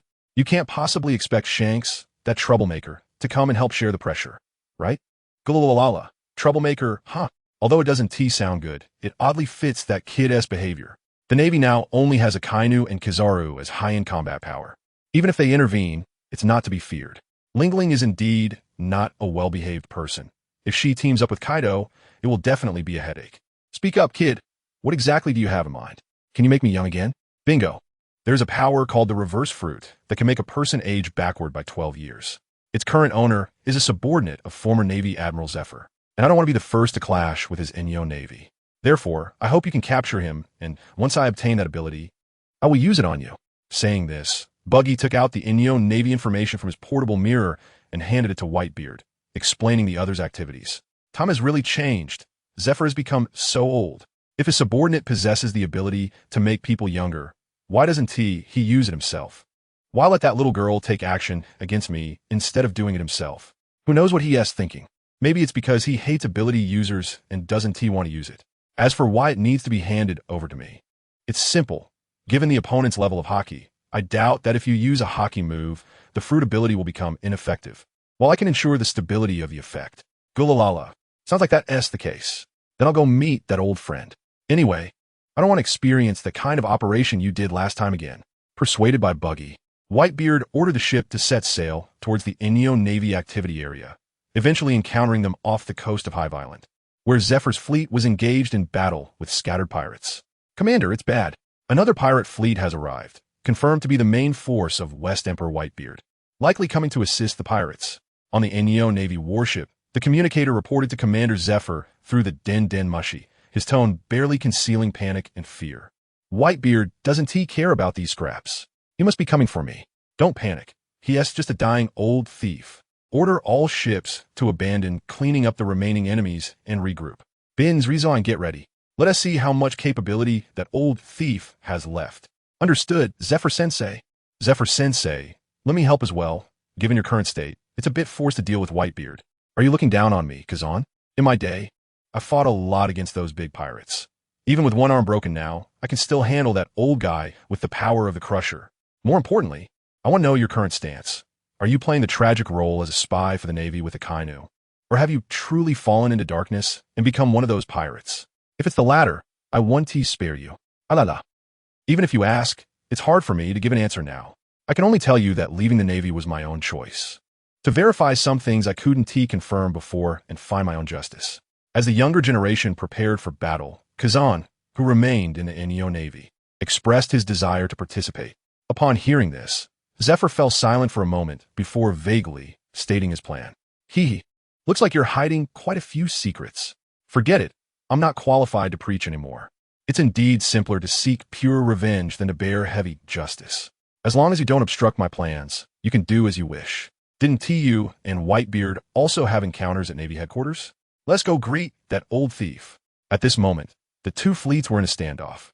Although the atmosphere was tense, neither side chose to open fire, and the previously attacked scattered pirates had long since fled. Even though they were also pirates in their hearts, Whitebeard was not a savior figure. He liked to adopt sons, but not just anyone. They had to survive the baptism of West Emperor Thunder's might, which they probably couldn't withstand. Fleeing was their only choice. Whitebeard, how come there are so few of you left? Did you lose them all at Navy headquarters? Now you can't even defend your own territory. Are you preparing to go to Hive Island to seek refuge with your old buddy Wangsho? Gulalala. Zephyr, long time no see. My territory is still intact. I heard you left the Navy to work independently. How about considering forming an alliance with me? I'll leave the management of Hive Island to you. I just need to borrow your girless ability for a bit. My purpose in establishing this is to completely eliminate scum like you from the sea and restore peace to the ocean. I want to trade my subordinates for anything. Come on, let us see how much capability you old man have left. The chance for you to prove your worth to the Inyo Navy has come. Open fire. Whitebeard paid no mind to Zephyr's verbal provocation, extending an invitation for alliance while directly stating his need for the reverse fruit ability. Zephyr, who hated pirates, refused while issuing the order to fire, and the battle began. Gulalala, my skills are still intact. I just wonder how many moves you can take with that arm. Turn into a big toy, Black Arm Zephyr. Facing the incoming cannonballs, Whitebeard did not order a counterattack, but chose to take matters into his own hands, causing the tremors from his swinging arm to explode all the opponent's cannonballs, creating a massive tidal wave that crashed towards them. Ice Age. All troops land on the ice surface, releasing the Pacifista Corps to cover the charge. And while we have the advantage in numbers, inflict as much damage as possible on the enemy before the huge wave could fully crash down. Kazan had already jumped off the warship, freezing the sea area between the two sides into an ice field. Zephyr unhesitatingly issued the order for all troops to land, even sending the half-finished Pacifista into battle. The fight entered a heated phase right from the start. Akiji and biological weapons. It feels just like back at Navy headquarters. But if you easily attack our king, we'll lose face. The Phoenix Marco first took a laser beam from the Pacifista, then faced off against Kazan, who was charging at Whitebeard. Thanks to the intelligence provided by Buggy, Whitebeard's side quickly made arrangements. Vista dealt with Binns, who used plans to trap, Joseph faced Reeve, who also excelled in power, while the other captains were responsible for commanding the main force and capturing Ein, with Zephyr personally handling Whitebeard. Both sides suffered casualties, and the entire battlefield was filled with smoke. The fighting was intense, with the powerful might of the Pacifista and an advantage in numbers. Zephyr's Inyo Navy surprisingly did not fall behind in the scene, making the battle seem somewhat stalemated. Shattering Tornado. Shattering Cloud Slash. Zephyr wielded the Crusher, which served as his right arm, stirring up a whirlwind and firing a barrage of bullets. Whitebeard's response was simple and violent. He attached his ability to his great sword, cutting through the clouds, and then swung it wildly. The collision between them cleared out the nearby minions, while also creating several ravines on the ice surface beneath them. Cough, cough, Time truly doesn't spare anyone. If the old thief wants to laugh, let him laugh. Anyway, I won easily admit defeat. Is it that hard to catch your breath after just a few moves? That is not the kind of strength I expect from you. Why didn't you let your subordinates use their abilities on you? That should make things easier for you. Taking advantage of the lull in combat, Zephyr quickly took out a mask, put it on, and, after a few breaths, took it off. Whitebeard did not take the opportunity to attack, but instead inquired about the reason for refusing to use the reversibility. The ability of the retro fruit can indeed reverse a person's age. However, maintaining such an ability is not an easy task, and I, as an old man, do not wish to go against the laws of nature. Such disruptive things as devil fruits should not exist in this world. You really are as stubborn as ever. The existence of something is justified by its reason for being. The devil fruits exist because people hope for certain outcomes, which is why they become these miraculous fruits. Just look around. Continuing this fight is meaningless. Even if you don't consider yourself, you should at least think about your subordinates. I guarantee in the name of Whitebeard that girl will be returned to you soon. Fine, old man can withdraw, but you must immediately release all my students. Right now. All of them. Immediately. Do you understand? At this point, Zifa realized that, aside from Ein, who possessed the retro fruit ability and was missing, the other two students had already been captured, and the pacifist forces had suffered heavy losses. Only Akiji was still fighting Marco, and he had no choice but to accept Whitebeard's proposal for ceasefire. The only disagreement was when to release the captives. Eventually, both sides decided to disengage to avoid further casualties. Just as they began to exchange injured personnel and clean up the battlefield, the missing Ein was on the Moby Dick, having been taken away by Buggy and his invisible clone. Also present was Buggy's main body, who had arrived through a mirror. To avoid being discovered by others, Buggy left quickly after obtaining the retro fruit ability and did not linger. Ein was quietly brought back to the ice by the invisible person, Moonlight Wind, and placed among the injured. What have you done, Ein? Why is she now unconscious and so weak? I thought you, Whitebeard, were a decent guy. Now it seems that compromising with you pirates was a huge mistake. Prepare for blood for blood. Purple-haired old man. That girl has clearly lost too much blood and is just temporarily unconscious. She will wake up after resting for a while. But don't talk nonsense here. If you dare to slander my old man again, we won't spare you. If you want to fight, then let us see who ends up with their entire army wiped out. Seeing his beloved student unconscious, Zifa yelled at Whitebeard, but Whitebeard, confident in his identity, disdainfully refrained from explaining. Marco, however, would not allow anyone to slander his respected father, and he was the first to express the desire to continue fighting, garnering support from many captains. All right, you little brats, since the goal has been achieved, there's no need to waste time here. Go back and replenish supplies. Once we reach Wano, you can go wild. Zifa, since you freed yourself from the Navy's constraints, wouldn't it be better to find a place to settle down and be a hero protecting a region? You should know that with your current strength, trying to eliminate all pirates is unrealistic. Take care of yourself. A hero protecting a region? That sounds nice. But the so-called West Emperor is just another type of celestial dragon. Whitebeard, don't die too early. I will make sure you see the downfall of the pirates in the New World. Whitebeard dismissed his sons who wanted to continue fighting and discussed his philosophy with Zifa before leaving. However, he did not gain Zifa's approval. Instead, it only strengthened Zifa's determination to trigger the volcanic eruption and destroy the entire New World. I'm not so easy to kill. Zifa, we are the only old men left in this sea, so feel free to use whatever tricks you have. I will accompany you to the end. Whitebeard. Are you planning to go to war with Kaido? If that's the case, how about taking me along?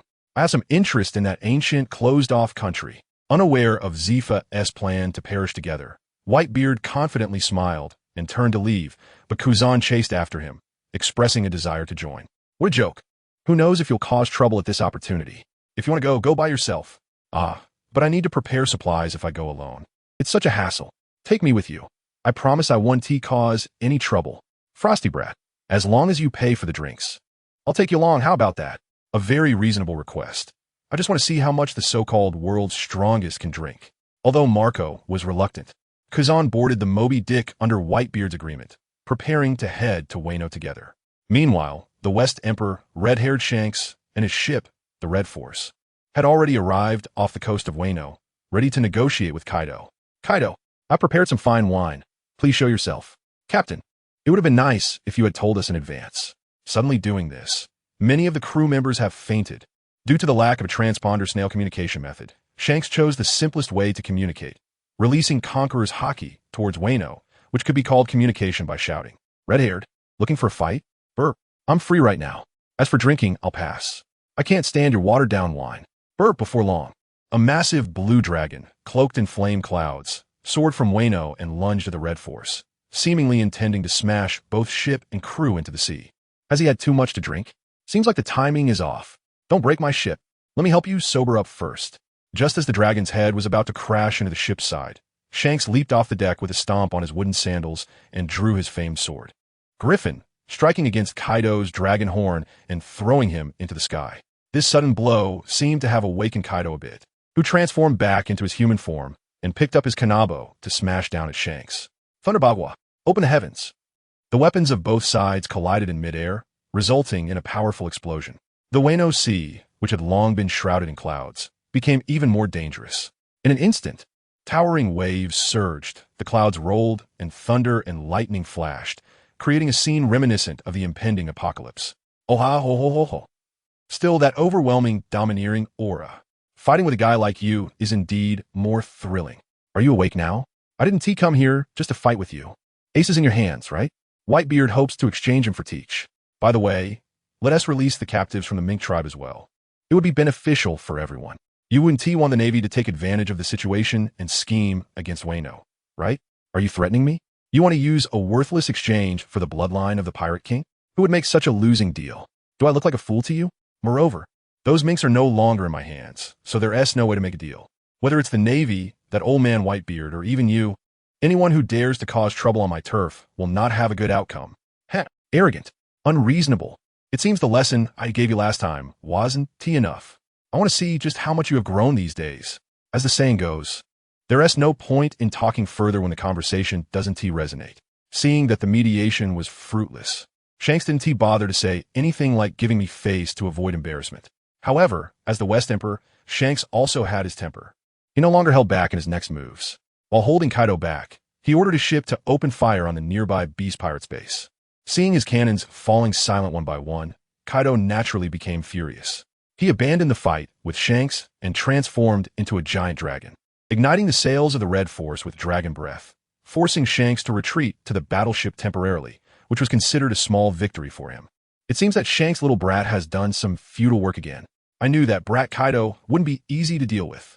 Gula la la la. Speed up the preparations. We'll set off as soon as Snake and the others return. Although we have lost some strength, Whitebeard, who is still closely monitoring the waters of Wano country, quickly received the information about the battle between Redhair and Kaido, speeding up the war preparations. Those damn guys are planning to start a war at this time. Even if the world conscription is not yet complete, I can't just ignore their big movements. Are those pigs really that important? Damn it. Just after having a major battle with the Navy headquarters, are we preparing to go to full-scale war with another Western Emperor? There are reports that the fuse seems to be the execution of Fire Fist, Ace, and Blackbeard Teach last time, but I don't know if it's true. You can leave the world nobles to me. You just lead the troops to attack. As for the Navy headquarters, let Vice Admiral Tsuru handle it for now. She'll make sure those two retired old men work properly. The former G1 branch, now renamed as the new Marine Fort, is where the Navy headquarters is located. Fleet Admiral Akainu is discussing the situation in the New World with Admiral Kazuru. In his words, the new fleet admiral shows his disdain for the celestial dragons and is greatly dissatisfied with the arrangements made by the Gorosei, preparing to take matters into his own hands and deal with the impending war in Wano country alone. You can take care of the matters with the old men above. With Redhaird's intentions unclear, I really can't feel at ease sending a vice admiral alone. It seems we need to speed up the pace of world conscription. Regardless of whether the news about Fire Fist still being alive is true or not, this is a great opportunity to severely damage the Whitebeard pirates. Otherwise, where will the Navy's face be? Once Akainu had arranged the responses to the upper management, he began to mobilize warships to monitor the Wano Navy and left the Navy headquarters under the pretext of inspecting conscription. Has Raftel not been found yet? Since when did Akiji have contact with Crocodile? It seems there are still significant issues within the Navy. From the footage provided by Doflamingo, it seems Kaido acted to abduct Raftel, but that makes no sense at all. That maniac doesn't have any logic. Perhaps he just got drunk and acted out. It only disrupted our plans, putting us in a passive position and made the CP organization increase their search efforts. If it really doesn't work, we should contact the underground world to issue a missing person task. Indeed, the situation in the new world is tense, and the Navy's high-level combat power is lacking. Missing out on the best opportunity to seize Wano country. It's really a pity. There's nothing to be sorry about. Wano country has unknown powers and isn't so easy to take down. It's better for us to watch the changes. Right now, the most important thing is to strike at Dragon's forces and have Spandam organize elite agents to find out the whereabouts of Nico Robin. The Gorosei are unaware that Akainu is preparing to act independently and continue to discuss the world situation in the Mary Geo's council chamber, including the issue of the Straw Hat Pirates and Nico Robin. During the Sabati incident, Nico Robin was sent flying to the East Blue by Tyrant Kuma, and to protect his laborers, he gave up resistance and became a forced laborer. At that time, the attention of the world government was focused on the Marineford War and was neglected. It wasn't until the Straw Hat Pirates attacked and abducted her that the world government received the news, but it was already too late. Given Nico Robin's ability to interpret ancient texts and the threat the Straw Hat Pirates posed to the world government, The Gorosei decided to intensify their crackdown on the Straw Hat Pirates. With no subordinates available, Spandam thought of the expelled Rob Lucci and other former CP9 members. After much effort and negotiation, Rob Lucci and the others were not only pardoned for their negligence, but also rewarded, transforming into CP0 members serving the Celestial Dragons. Just as Sogeking Rob Lucci was preparing to resume his old profession and conduct investigation and assassination activities against the Straw Hat Pirates, the Gorosei had no idea that Raftel was also extending its reach on the Red Line. Buggy used the ability of the memory fruit to extract Raftel's original memories and implanted a device imitated from Tyrant Kuma's controller into his body, turning Raftel from a fervent believer of the world nobles into a qualified forest ranger, working hard for the greening of the Red Line. Therefore, when the labor force sent by Germa arrived at both sides of Reverse Mountain through the Mirror World, they were greeted by vast forests and meadows, with subsequent supplies continuously being delivered. Buggy's Red Line development plan was officially launched. Boss, there's a contact from the Totland Kingdom. Big MOM wants to talk to you. Should I connect it now? Buggy, who was busy with construction, saw the messenger arriving with the transponder snail, and the servants were all anxious, fearing they would become the boss's outlet for anger. Stop rambling. Hurry up and connect it for me. Burp, I want to see what that old hag wants. Oh la la la la. It turns out the boss is laughing heartily after drinking. What a lucky guy. Amid the whispers of the observing servants, the transponder snail was placed in front of Kaido. Looking at the thick red lips and pink eyeliner simulated by the transponder snail, Kaido took a big swig of alcohol before picking up the receiver. Old hag, speak quickly, don't delay me from drinking. Mama, I guess you're not having a good time right now. I heard you're preparing to go to full-scale war with that old guy Whitebeard, and that little red-haired brat seems to want to get involved too. Do you need me to lend a hand? Just use the red coordinates and decoding methods in your hands as payment. How about it? Doesn't that sound reasonable? You don't need to meddle in my affairs. I can handle both of them on my own. If you dare come to Wano country, I'll take you down too. I do have the red coordinate copy, but those who can interpret ancient texts have long since died out. I couldn't find a single one in all of Wano country. Who the hell told you that nonsense? Is that little brat trying to fool me? It shouldn't be. He did send quite a few effective potions, so he shouldn't be lying about this. Forget it.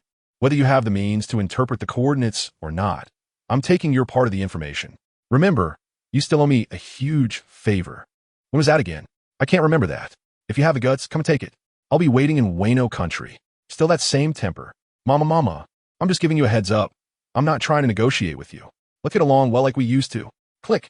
That damn old hag is still so willful. Good. This way it's lively. Oh la la la la. Come here. Let Jack, Queen, and Jin come over. I have something to discuss with them. Kaido, who was rarely not angry when Big Mom hung up the phone before him, cursed with a laugh and summoned his high-ranking subordinates to begin preparations for war. Since Big MOM despises using interference transponder snails, the content of this call was quickly relayed to Fleet Admiral Akainu by the Navy, which made him rush to prepare, only taking 10 warships to hastily head to the waters of Wano country, where he then ran into the red-haired pirates. Although neither side engaged in battle, a standoff was inevitable. A few days later, Big Mom's Queen Mama Chanter arrived near Wano country from another direction, first starting to ascend the waterfall.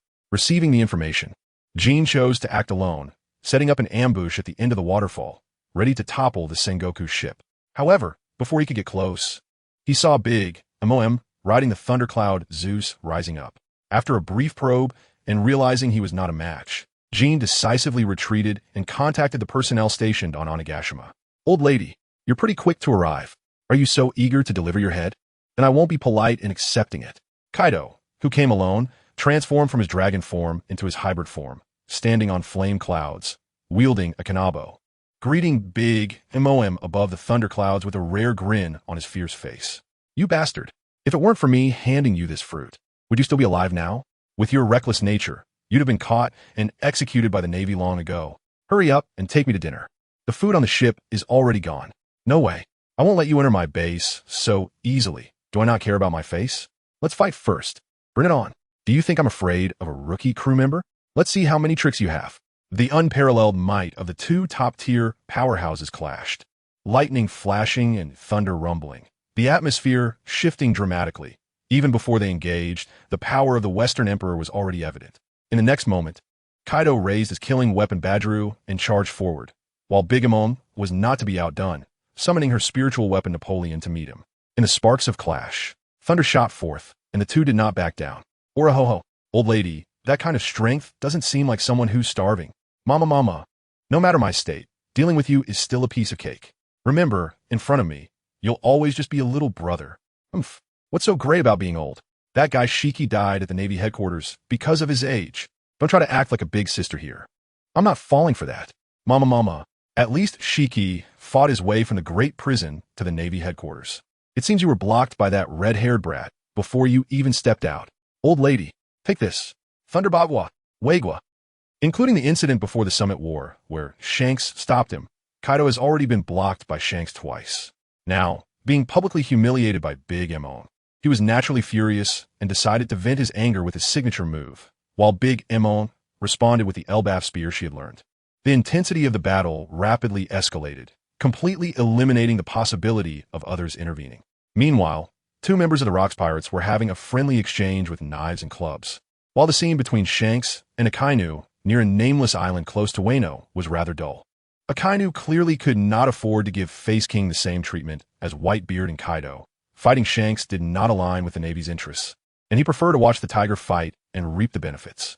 Therefore, even though 10 warships surrounded Shanks' Red Force, he did not choose to initiate an attack. Admiral Akainu. I'm used to calling you that. I should be calling you Fleet Admiral now. The New World is our pirates' territory, no matter what happens. The Navy should not interfere. Back off and do not hinder our actions. Even surrounded by the Navy, Shanks still maintained a calm demeanor and even dared to urge the Navy to retreat. Shanks, I didn't expect you, a normally well-behaved person, to wade into this murky water, letting them run rampant like this. Once they end up mutually destroying each other, aren't you afraid that Whitebeard will come and defeat both of them, leaving you with no place to stand in the New World? Akainu took out a cigar from his pocket and lit it with his powers, then placed it in his mouth, letting it burn without taking a puff. Strangely, before becoming Fleet Admiral, Akainu did not have a habit of smoking cigars. If he knew real chain smokers like Smoker, Crocodile, and Shiki, who would keep cigars in their mouths even during battle, perhaps for Akainu, whether the cigar was good or not was secondary. Showcasing the demeanor of a big shot was what he wanted. Since you ignited the Summit War, the era's rampage has become unstoppable. The new era will eventually come. The reason I am keen on maintaining the balance of the Western Emperor is to wait for the new sprouts of the era, not for my own benefit. Kaido and Big Mom will not choose to fight to the end, and Whitebeard has no ambition to occupy Wano and confront the Navy. The afterglow of the old era will be witnessed by me. Regardless of how this dispute ends, it will surely cause a shock throughout the world. Rather than thinking about how to profit from the chaos and meddle in Wano, it will be better for you to think about how to deal with the impending new era. You're just being pretentious. What old era, new era? As long as I'm still in the Navy, I will never allow you pirates to roam freely. Since you wanted to lay time for Whitebeard here, I'm more than happy to do so. There's nothing better than watching pirates tear each other apart. I have plenty of time to waste with you. Let's see who can laugh last. Akainu frowned, the sparks from the cigar igniting. He wanted to order an attack on Shanks' pirate crew several times. But in the end, he held back, instructing his subordinates to bring a chair, preparing to continue the standoff with Shanks. Just as the atmosphere in the waters of Wano became tense, Whitebeard, who was supposed to make an appearance as the protagonist, delayed his arrival. According to the Navy's observations, the main force of his pirate crew remained within their territory, and it was unclear what their plan was. In fact, long before the battle with Zephyr, Whitebeard had already sent 16 captains to secretly infiltrate Wano, not only to gather intelligence on Ace's situation, but also to establish contact with the internal resistance forces within Wano, with the formal Buggy S clone using the Mirror fruit to ensure communication. To avoid the identity of Momonosuke being exposed prematurely when they split up, Buggy took out the long-in-use heart pointer and immediately captured the familiar fruit user, Anon, sending him to the castle clone for confinement. Aizu then divided his forces based on the information provided by Buggy. One team infiltrated Rabbit Bowl prison to gather news about Kawamatsu, while he personally led another team to find the bandit Ashura Doji, who had taken on the alias of Sakazuki Maru. Ashura Doji, the time to overthrow Kaido and reclaim Wano has come. Lord Momonosuke has already contacted Kinemon and Kanjuro to prepare for battle, and Old Man Whitebeard is also planning to take action against Kaido to rescue his crew. This time, we will definitely save the people of Wano. Ha ha! That name is long gone. I am now just the leader of the bandit group, Sakazuki Maru. You abandoned this country for nearly 20 years. Do you know how we've been living? Back then, Why didn't you take your old man to avenge the palace? Kinemon and Kanjuro fled without a trace. I thought they had gone to reunite with the palace. Now, suddenly a Momonosuke pops up and remembers he is a retainer of the Kazuki family? Since you all are strong and powerful, then good luck to you. Anyway, those who want to drag me into this big pit will have to pay. You know Wano has been closed off, and it's hard to get news out. We only received the news of the palace's destruction many years later. If it weren't for Lord Momonosuke contacting Kinemon and Kanjuro, we wouldn't have a clue about what happened back then. We can't act recklessly without understanding the situation. Now you, as a vassal of the Kazuki family, are not only failing to alleviate your lord's burdens, but even speaking disrespectfully. Is this the way of a vassal? Can you still call yourself a samurai of Wano? I've said it before, I'm just a mountain bandit now, the way of lord and vassal. The honor of a samurai have nothing to do with me. If you have the ability to kill Kaido, perhaps I might consider joining you against him. But I one-t bow to that guy who just appeared out of nowhere. The only one I acknowledge is Odin. Aizo, who has no idea about the identity of Momonosuke, excitedly seeks out Ashura Doji to reminisce, hoping for his cooperation, but unexpectedly gets the cold shoulder. However, under Aizo's provocation, Ashura Doji ultimately does not refuse to deal with Kaido, but on the condition that he sees the head of Orochi. We definitely one-t let Orochi go, but now is not the time. We need to contact possible resistance forces in the Rabbit Bowl first. Since you still have doubts, just wait and see. I only hope today as events don't spread outside. Although I'm not optimistic about your actions, I dislike your beast pirates even more, so do as you please. Things can't get worse than they already are. Attacking Orochi now will definitely attract Kaido's attention. Therefore, Aizo decides to give Ashura Doji some time to think and will persuade him again after dealing with the Rabbit Bowl prison. After confirming that Ashura Doji one-t leak information, Aizo heads to the Rabbit Bowl to rendezvous with the previously dispatched personnel.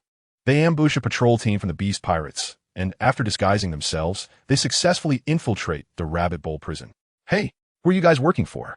You look unfamiliar. Aizo's unusual actions in searching for Ace's location raise suspicion among the guards, and soon the deputy warden, Scorpion Man, approaches them, taking advantage of his long legs. We are subordinates of Disaster Jack. He instructed us to teach these two prisoners a lesson. I know this is somewhat against the rules, but we can't help it with matters between big shots, so let us make it convenient. Aizo's appearance is too distinctive, so the speaking part is handled by Buggy's clone. While showing Ace and Kawamatsu's portraits, 2 pieces of gold are quietly slipped into Scorpion Man's hand. You guys really have no sense of rules barging in like this. But considering you seem to have some sincerity, follow me. Those 2 guys are being held separately, so keep close. If you get lost, don't blame me.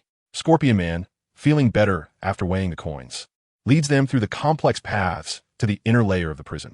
Up ahead is the water dungeon. Those 2 guys are locked up there. I want to go in with you. As long as you don't kill them, you can handle them however you want. Just don't cause trouble for my brothers. Don't worry, brother. I'll control my strength. Here is some loose change for you and the brothers to drink. I'll keep an eye on things here. Nothing will go wrong. You're a smart guy. Remember to say goodbye when you leave. I'll leave you some food and drink. Scorpion Man, satisfied with the bribe, takes the newly acquired loose coins and calls the guards to leave in a grand procession, confidently leaving the water dungeon to Buggy and the others. Aizo, you go release them and explain the situation. I'll contact Whitebeard. In any case, let us first take control of this Rabbit Bowl prison. Leave it to me. I believe Dad can't wait any longer, so let us act quickly. Aizo enters the water dungeon and uses the keys he had prepared to free Ace and Kawamatsu, while Buggy's clone leaves a mirror behind and enters the mirror world to notify Whitebeard to start the attack. What the hell, Ace? In just a few days, you've lost your arm? Is there any way to treat it? There's no treatment. It's just like this. That guy Akiji broke his leg, but managed to freeze a replacement. With his ability, it seems he can only learn from Crocodile and get a hook. At most a metal glove to look better. As soon as they meet, Marco notices Ace's severed arm and, after a complaint, turns to Buggy's clone, hoping to hear about a treatment method from him, as he has seen Buggy's tricks before. Unfortunately, Buggy openly states that he has no way to help. For Paramecia and Zoan types, he can patch things up, but for Logia types, he truly has no solution. If it weren't for the situation, he would even want to jokingly ask Ace if he was addicted to gambling and ended up betting his arm on the new era. That can wait. Give me something to eat. I've been starving for days. Gwaha. As long as you're alive, that's good. There's plenty of food. Once you're full, we'll go find Kaido and settle the score. Before that, we need to collect some interest. You little brats. Occupy this prison and release all the forced laborers. Let's make a big ruckus. No problem, Dad. Dad, just watch. It's time for the mink warriors to take revenge. Follow the Whitebeard pirates and try to find the whereabouts of our kin. Let the beast pirates taste the power of our mink tribe. With Whitebeard's order, the elite pirates arriving from the mirror world burst out of the water dungeon like a flood, launching a surprise attack on Rabbit Bowl Prison. Duke Inuarashi and the Viper, after obtaining Momonosuke's permission, also lead the mink warriors to join in, and the entire prison quickly descends into chaos. Caught off guard, the already loosely guarded beast pirates find it hard to organize an effective counterattack, and the continuously released forced laborers join in the assault, putting the prison guards at a disadvantage in numbers, leading to a rapid collapse. A few guards, realizing the situation was dire, could only retreat into the central control tower, relying on the terrain and artillery advantages to stubbornly resist, while urgently calling All-Star Queen for support. What? The Whitebeard pirates have appeared in Rabbit Bowl Prison? A bunch of useless fools. Push them back. What? The entire area except for the central control tower has fallen? Where are my biochemical weapons? Send them all out. What? The shells that were sent out are either frozen or destroyed. Whitebeard himself has appeared. Hey, damn it. What are we going to do now? If Kaido finds out, he'll definitely kill me. But that monster Whitebeard can only be dealt with by Kaido. No one else can handle him. Should I notify King first? He should have a way. Upon receiving the communication, Queen is shocked repeatedly. After careful consideration, he still doesn't plan to face Kaido's wrath and decides to pass the problem to Flame Disaster King to handle. Meanwhile, the battle between Kaido and Big Mom has already been going on for a whole day, showing no signs of stopping. Upon receiving Queen's message, Flame Disaster King does not dare to be negligent, risking his severe injuries to rush into the battle and convey the news of Whitebeard's arrival to Kaido. That old guy Whitebeard has appeared in Rabbit Bowl? How'd he get in? Why was nothing discovered beforehand? Old hag, I don't have time to keep fighting with you. I don't have a way to interpret the red road sign, but we can exchange rubbings. Whitebeard is close with Roger, so he might know more information. Let us take him down first, and after finding the great treasure, we can settle our disputes. Mama. That's settled, but before dealing with Whitebeard, I need to have a good meal. I don't want to starve on the battlefield. Or a ho-ho, of course. No problem, we'll just wait for that old guy on Onigashima. As long as we take him down, Wano is still my territory. So the two Western emperors hastily ended their hostilities and prepared to deal with Whitebeard together. Although Big Mom's children were quite vocal about this decision, they ultimately obeyed her orders under her intimidation and set sail on the Sengoku towards Onigashima, just as Kaido and Big Mom were returning to their base for a party. The battle at Rabbit Bowl Prison was nearing its end. Faced with the surprise attack and the gap in strength, the beast pirates were holding out and refusing to surrender, not out of loyalty to Kaido, but rather because they were unwilling to risk their lives for such little pay each month. After all, who were they following if not the Western emperors? However, the overwhelming number of the mink tribe and the enslaved workers who were not released harbored deep hatred for the beast pirates and offered no opportunity for surrender. Instead of lying on the ground pretending to be dead, the cornered pirates preferred to fight to the death. After their various cannon fire proved ineffective, the crazed beast pirates typically resorted to suicidal attacks, hoping to inflict greater damage on their opponents. But no amount of madness could bridge the gap in strength. The central control tower was eventually breached, and except for a few lucky ones who were less injured, the rest of the pirates were severely wounded. And even if they survived, they had lost the strength to fight again. They planned to send these minions back to report to Kaido that either he would come to his death, or he should wait for them to sink him and the island into the sea. Ace, go bring that bastard Teach over here. After we clean up the battlefield, gather everyone to use his head as a flag for sacrifice, avenge Sachi, and then work with the mink tribe to overthrow Kaido's puppet. No problem. Old man, I've been waiting for this day. I'm on it. Sachi's death, the defeat and capture, the guilt of dragging the Whitebeard pirates into a rescue.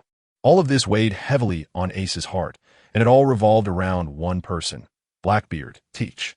Knowing this, Whitebeard assigned the task of executing Teach to Ace, hoping to resolve his inner turmoil and help him mature in strength and spirit. Unfortunately, the eager Ace did not find Blackbeard's trace at the temporary camp. The pirates responsible for guarding had been frozen into ice sculptures, and the one responsible was undoubtedly the former Marine Admiral Akiji. Blackbeard Teach was originally meant to be a bargaining chip for Ace's exchange. Thus, he preserved his life, and after being captured, Teach resumed his past disguise. He not only refrained from fighting back and remained silent, but also repented daily for his crimes. Moreover, as he was also a veteran member of the Whitebeard Pirates, gradually, some began to have the illusion that Teach's crimes did not warrant death, leading to increasingly lax security around him. Teach learned about the outside situation through loyalists still within the Whitebeard Pirates and patiently awaited his chance to escape. When Aokiji boarded Whitebeard's ship, he decisively made contact with him. Through continuous probing, Teach ultimately confirmed that Aokiji was prepared to investigate the void in history. By showcasing his knowledge of historical facts and promising to continue pursuing the true history, he successfully persuaded Aokiji to assist in his escape. Thus, a little earlier, while everyone was busy annihilating the beast pirates, Aokiji made a brief move before disappearing from sight and returned alone to the temporary camp, releasing Blackbeard, Teach, and leaving with him into the unknown. Let that bastard escape, huh? Was it that freezing brat's doing? Let Dungrun. There will be plenty of time to deal with them after we take care of Kaido. Ace, no need to rush. That arrogant Teach won't miss such a lively scene. Perhaps he'll show up soon. The priority is to take the time to rest. There are tough battles to fight ahead. Whitebeard did not take Teach's escape to heart. Instead, he comforted Ace with a few words before continuing to enjoy the feast with his son. Meanwhile, Momonosuke was busy meeting with the rescued Kinemon and other underworld bosses to increase manpower and establish his leadership position. Red Bean Paste, Smith Master. It is truly the negligence of my Kazuki family that you have endured so many years of hardship in order to rescue the million people of Wano. I hope you can lend me a hand to overthrow the puppet rule of Kaido and drive the beast pirates out of our territory.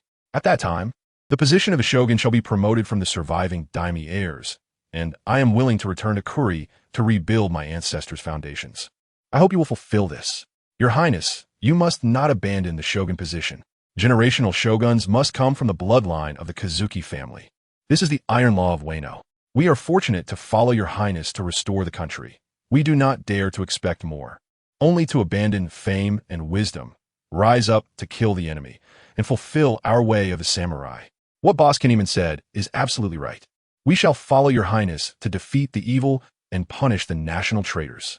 Follow your Highness to defeat the evil and punish the national traitors. In the hierarchical society of Wano, Momonosuke was like a nod of apology, causing Kinemon and the other loyal fools to feel deeply grateful, each one as if they had been injected with adrenaline, expressing their willingness to serve the king.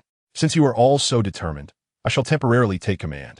Once the situation is clear, we will make further plans. I ask that you return to your previous locations to eliminate the remnants of Kaido and their followers. And as for Kuri, I will handle it. 3 days later, we will strike at Flower Capital and must capture Kaido and his minions in one fell swoop. Momonosuke half-heartedly accepted the command and, after assigning tasks, went to visit Ashura Doji again with Kinmen, Inuarashi, and Nekomamushi. After a similar operation, Ashura Doji also boarded Momonosuke's pirate ship, teaming up with the elite Mink tribe to rush to Kuri. Meanwhile, Onigashima was hosting a banquet to celebrate the alliance between the Beast Pirates and the Big Mom Pirates. Kaido and Big Mom sat together, drinking heartily, while the high-ranking officials of both sides flanked them, each with their own thoughts, slightly gloomy. Lafitte, who was originally from the Blackbeard Pirates, suddenly stood up hurriedly, whispered a few words to Shiryu after a long absence, and then sat back down. However, this did not affect Disaster Queen's performance. Under the influence of alcohol, he had long thrown aside the troubles of Rabbit Bowl and was fully engaged in singing, dancing, and rapping, becoming the star of the banquet, much to the annoyance of Jin and the confusion of Jack. Just as both sides were immersed in the banquet, performing a standoff, Kaido's ally, Black Maru, was also indulging in revelry at the Flower Capital. However, his mood was quickly dampened by the bad news that arrived. What? Kaido's subordinates are looking for me with important matters to report? Can't you see I'm busy drinking? What? The remnants of the Kazuki family. Stop singing. Everyone disperse. Can't you see I have important matters?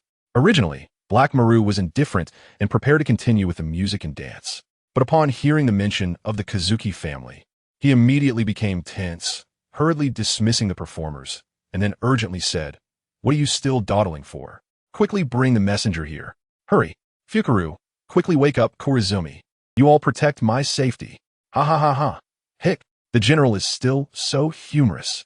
The so-called Kazuki remnants are merely a matter of hearsay. Those pirates are definitely here to swindle the general's food and drink. Don't panic, General. As long as I'm here, I will ensure your safety. Before Fukaru could get close, Korizumi suddenly raised his head, tightened his grip on the hilt of his sword, and then quickly released it, squinting his eyes and teasing Black Maru with a smile. Korizumi, or rather Kyudru, was originally a retainer of Kazuki Oden, like Inuarashi, Nekomamushi, and Duke Dogstorm. After experiencing the pain of losing his master, he turned white-haired overnight, reinvented himself, and became the underworld leader of the Flower Capital. He knows that seeking revenge for his master is not just about killing the puppet Korizumi Orochi. The real enemy to confront is Kaido the King. Therefore, even though he has earned Korizumi Orochi's trust over the years, he has to endure. Moreover, to protect the courtesan Kamurasaki of Wano, who is actually the daughter of Oden, Kazuki Hiyori, he cannot act against Korizumi Orochi at this moment. Instead, he has to protect the other party, which is truly a case of enduring humiliation and bearing heavy burdens. The news about Shogun Orochi is really poor. Your sworn enemy, Kazuki Momonosuke, has already allied with the Whitebeard pirates and taken over Onigashima. You still have the mood to drink and enjoy yourself here. I really don't know whether to say you are calm and composed, or foolish and ignorant. Huh? How dare you be so rude to the esteemed Shogun? Even Governor Kaido treats my lord with respect. Quickly apologize to the Shogun, or my Onitobans will never forgive you. Soon after, Blackbeard Teach entered the room without bowing or taking a prepared seat. Instead, he walked straight toward Korizumi Orochi, only to be loudly reprimanded and blocked by the chief of the Onitobans, Fukuro Kuju, who is responsible for protecting the Shogun. What do you know? Speak in detail. If you dare to mock this Shogun, I will ensure that Governor Kaido punishes you severely once I find out. While Korizumi Orochi was inquiring about information, he did not forget to use Kaido to intimidate the other party. However, the shaking sake cup in his hand had already revealed his inner fear. Ha ha! Kaido is currently forming an alliance with Big Mom to deal with Whitebeard, and has no time to care about the life and death of a puppet shogun like you. If you can interpret the information here, I might consider saving your life. What a mess. Quickly take this shogun to Onigashima for refuge. If anything happens to me, you won't be able to bear the responsibility. Saying this, Blackbeard took out a piece of parchment inscribed with ancient characters to show Korizumi Orochi, wanting to test whether he recognized it. But it turned out that Korizumi Orochi knew nothing about ancient characters, which completely cut off his chance of survival. Haha! In that case, you have no reason to live anymore. Instead of letting you waste the precious ability of a Zoan mythical beast, it would be better to hand it over to me to use. Korizumi Orochi often reveals his beast form when drunk. Thus, among the people, there are rumors that the shogun has transformed into the Yamada no Orochi. And Blackbeard certainly won't be as foolish and ignorant as the people of Wano. He accurately deduced the identity of the Zoan-type user and had long coveted it. After confirming that Korizumi Orochi had no utilitarian value, he boldly announced his intention to claim it for himself. Bold! This is a divine technique granted to this shogun by the great god Yamada no Orochi. It is not some mythical beast fruit. A mere pirate dares to be rude to this shogun multiple times. Fukuro Kuju, Kamizuki, capture him for me. Ninja art. Eardrop firecracker technique. Upon hearing Korizumi Orochi's command, Fukuro Kuju formed hand seals, and his long ears stretched dozens of times, becoming extraordinarily flexible, striking Blackbeard Teach like a punch. What kind of ninja technique is this? It's just returning life. You Wano people are all masters of nonsense. Ha ha! Can't move your body, huh? Then just go die. Initially, Blackbeard was stunned by the name of the ninja technique. After blocking a couple of strikes, he realized the opponent's trick, covered his annoyance with laughter, grabbed Fukuro Kuju's long ear, pulled him in front, and then delivered a heavy punch to Fukuro Kuju's unusually long head, causing blood to flow from his 7 orifices, rendering him unconscious. Protect the chief. Just as Blackbeard was about to deliver a finishing kick to Fukuro Kuju, the ninjas of the Onitobans hidden in the ceiling sprang into action and attacked Blackbeard. 20 years woven into a bright moonlit night. The 9 shadows of the fallen souls of Kazuki are fake. All fake. You are merely assassins sent by Kaido to kill the shogun. Quickly escape, shogun. We swear to protect you to the death. Kamizuki first spoke a couple of prophecies from the Kazuki era, realizing that neither Blackbeard nor his companion reacted, concluded that they were not allies of the Kazuki clan, and retracted the prophecy to attack Blackbeard, while also trying to sow discord between Korizumi Orochi and Kaido, hoping the two would turn against each other. Ice War Spear. Ah, did you dodge? Dealing with such a swordsman is quite troublesome. Teach. Since there is no one here who understands ancient characters, let's leave quickly. Staying here is a waste of time. Ha ha. How can you say it's a waste of time? Hurry up and deal with that swordsman. I'll let you see something impressive later. Dark Water. Kamizuki did not attack Blackbeard, but was intercepted by Aokiji. Blackbeard quickly defeated the weak Onitoban ninjas and caught Kurizumi Orochi, who had only run a couple of steps. There must be a misunderstanding. Governor Kaido will not allow you to harm this shogun. Let go of this shogun. This shogun has the great god, Yamada no Orochi, protecting him. I can die and come back to life. What's going on? Why can't I transform? Kurizumi Orochi still attempted to intimidate the other party with Kaido, but found it ineffective.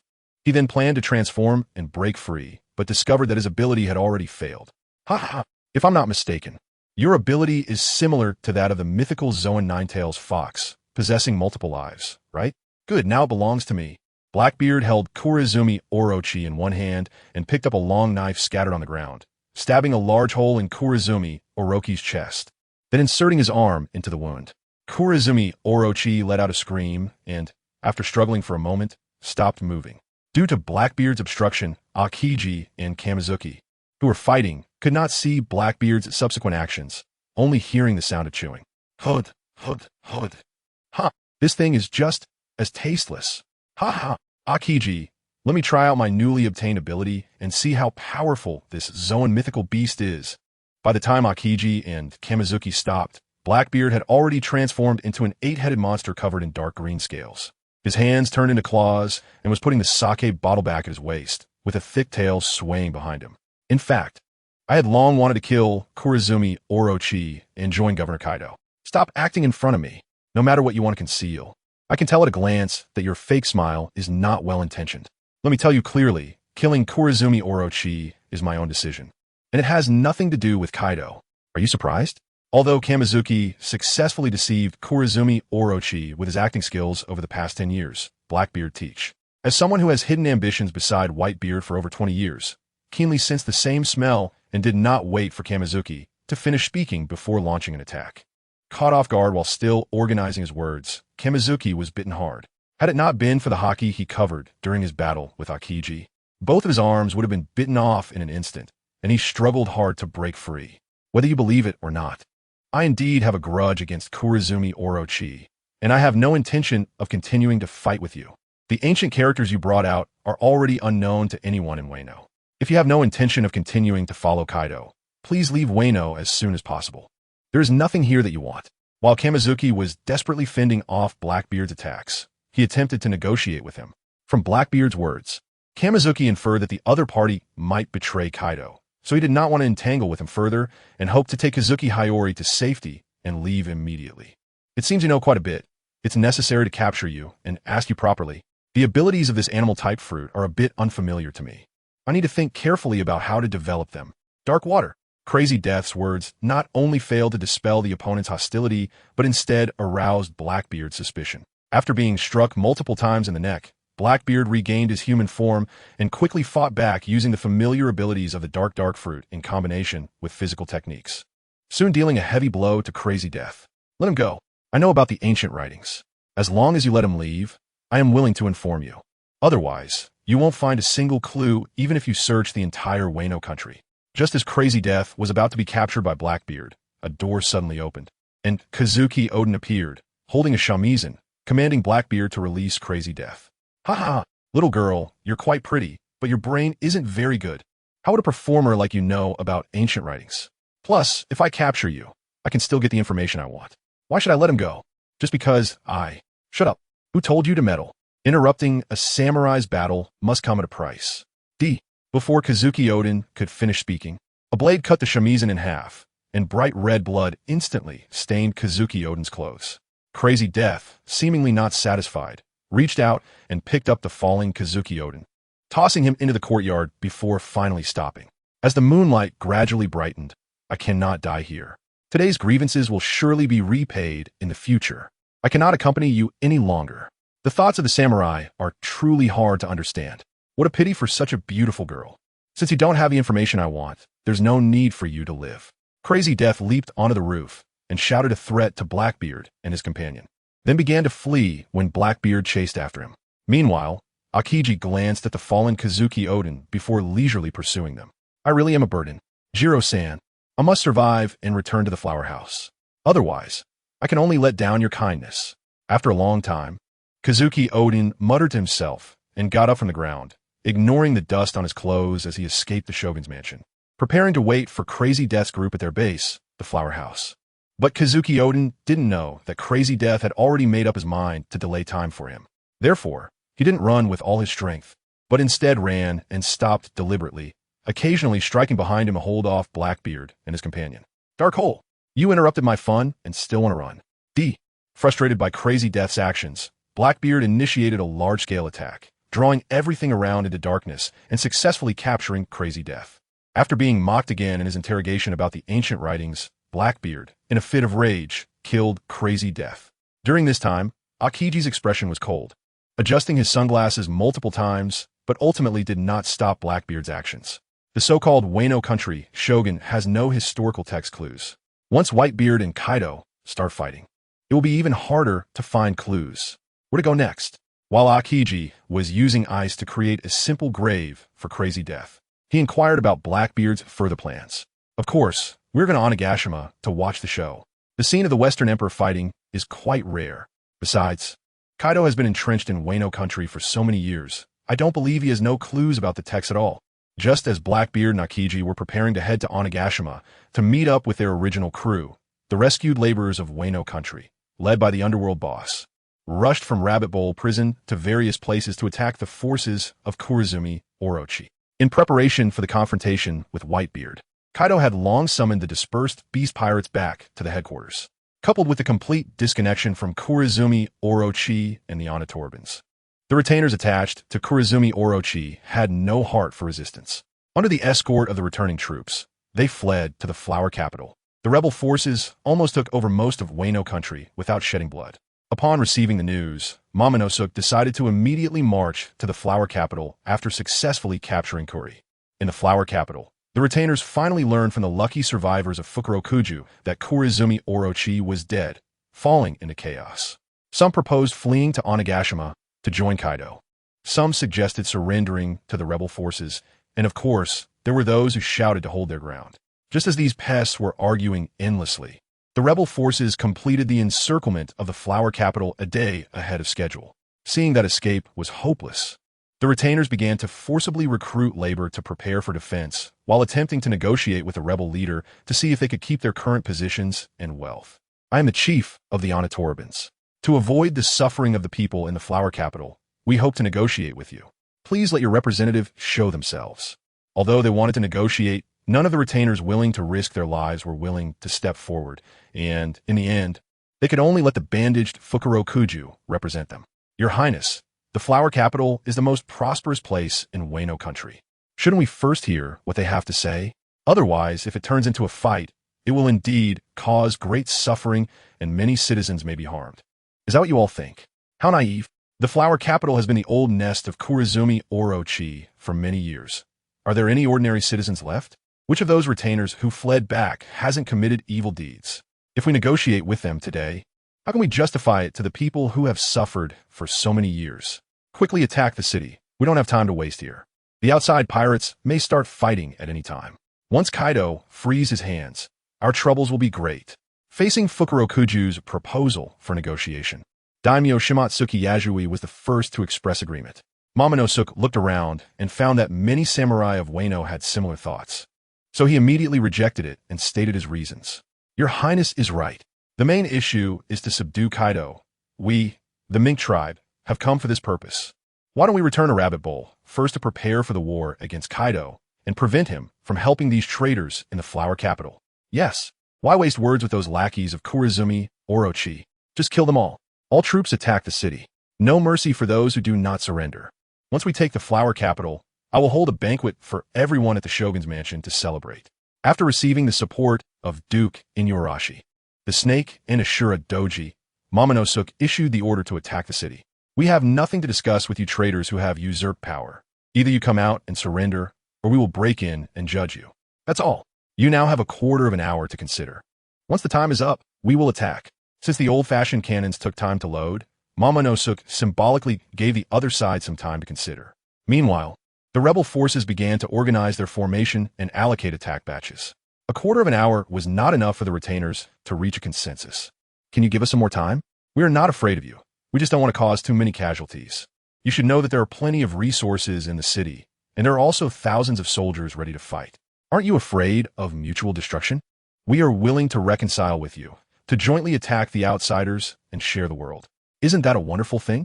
While Fukurokuju was contacting the retainers with a den mushi, he was attempting to extend the negotiations, at least until their side had finished gathering the citizens. Only by quickly defeating the enemy can we reduce the losses of the people. I hope everyone does not hesitate in attacks with full force. This battle determines the rise and fall of our country. Fire the cannons.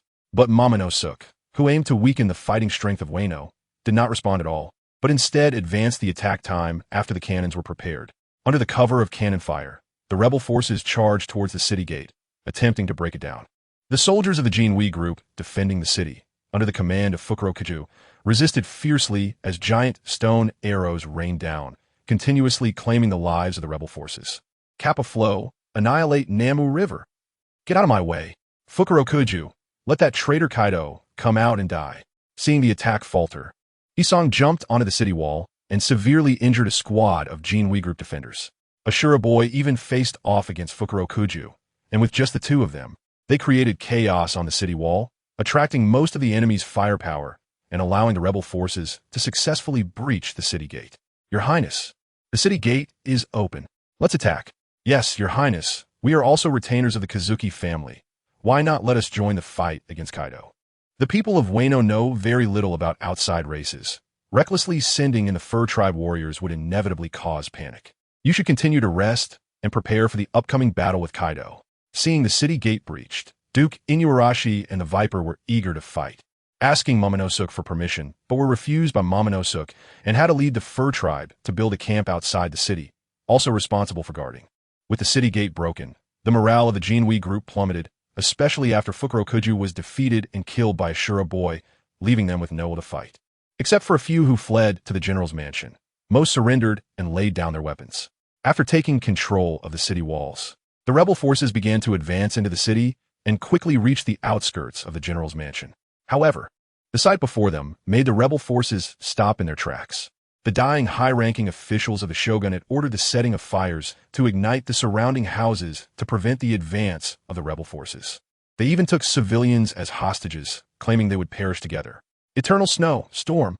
I, in the name of the head of the Kazuki family, command you to surrender quickly.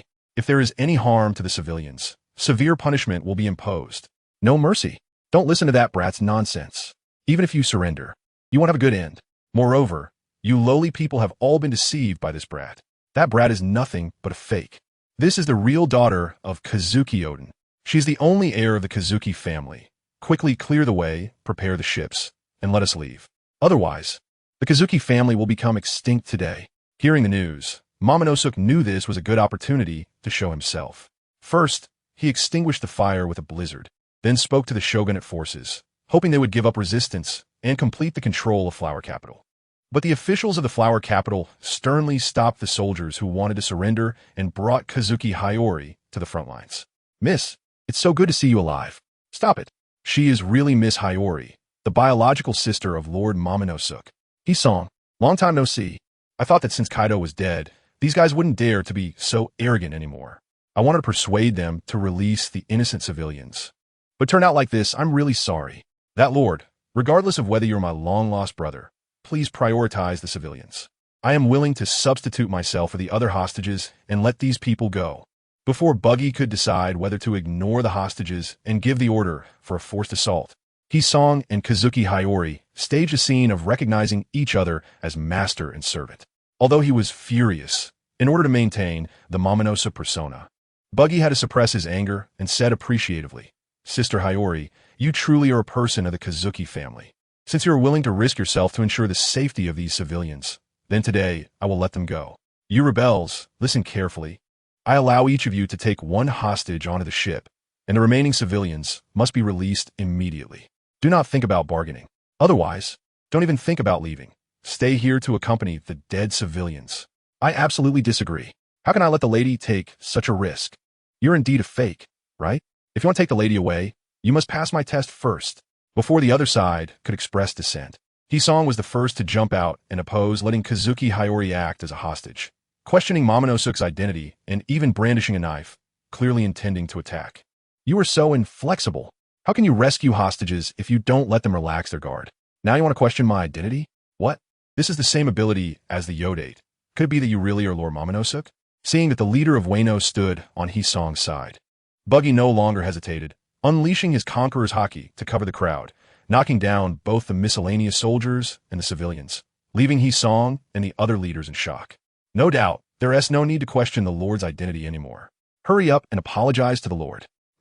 Rather than waste time on this, it would be better to quickly arrest these rebels, calm the civilians, and restore order in the Flower Capital. The reason Buggy had not used his Conqueror's Haki earlier was that he was afraid the other side had some hidden strength. Now it seemed he had overthought it. How strong could someone who could be subdued by Kaido be? However, gaining the recognition of the people of Wano was an unexpected benefit. After distributing the task of cleaning up the battlefield, Buggy entered the general's mansion alone, starting to search for the hidden red historical texts underground. It seems I still need to find that Tengu Mountain Fei Che, but this lineage is indeed a bit of a disadvantage. Forget it. What's wrong with playing the fool? Maybe I can learn how to interpret ancient texts. Unfortunately, after searching the back house of the general's mansion, Buggy couldn't find the entrance to the secret room. After softly comforting himself, he returned to the front hall to prepare for the victory banquet. At this time, it was already the evening of the third day since Whitebeard's raid on Rabbit Bowl Prison. Even though news of the rebel forces capturing various places was gradually returning to Onigashima, Kaido still showed no signs of retaliating, continuing to feast and celebrate with the Big Mom pirates. Perhaps in his eyes, defeating Whitebeard and reclaiming Wano was just a matter of time. As for Whitebeard, the reason for such a delay in the raid was mainly that he was testing the limits of the retraction fruit. After all, it would be impossible to fight in the West Emperor's realm without using Haki. If his stamina ran out right after using it, that would be embarrassing. After testing, Buggy discovered that using the retraction fruit's ability multiple times on the same target would double the consumption, making it extremely difficult to maintain. After briefly allowing Whitebeard to experience a youthful age of half his original age, he voluntarily gave up, ultimately fixing his age at a more maintainable 60 years, rather than his peak strength from over 20 years ago. However, Whitebeard was still very satisfied with this, as his golden long hair had returned.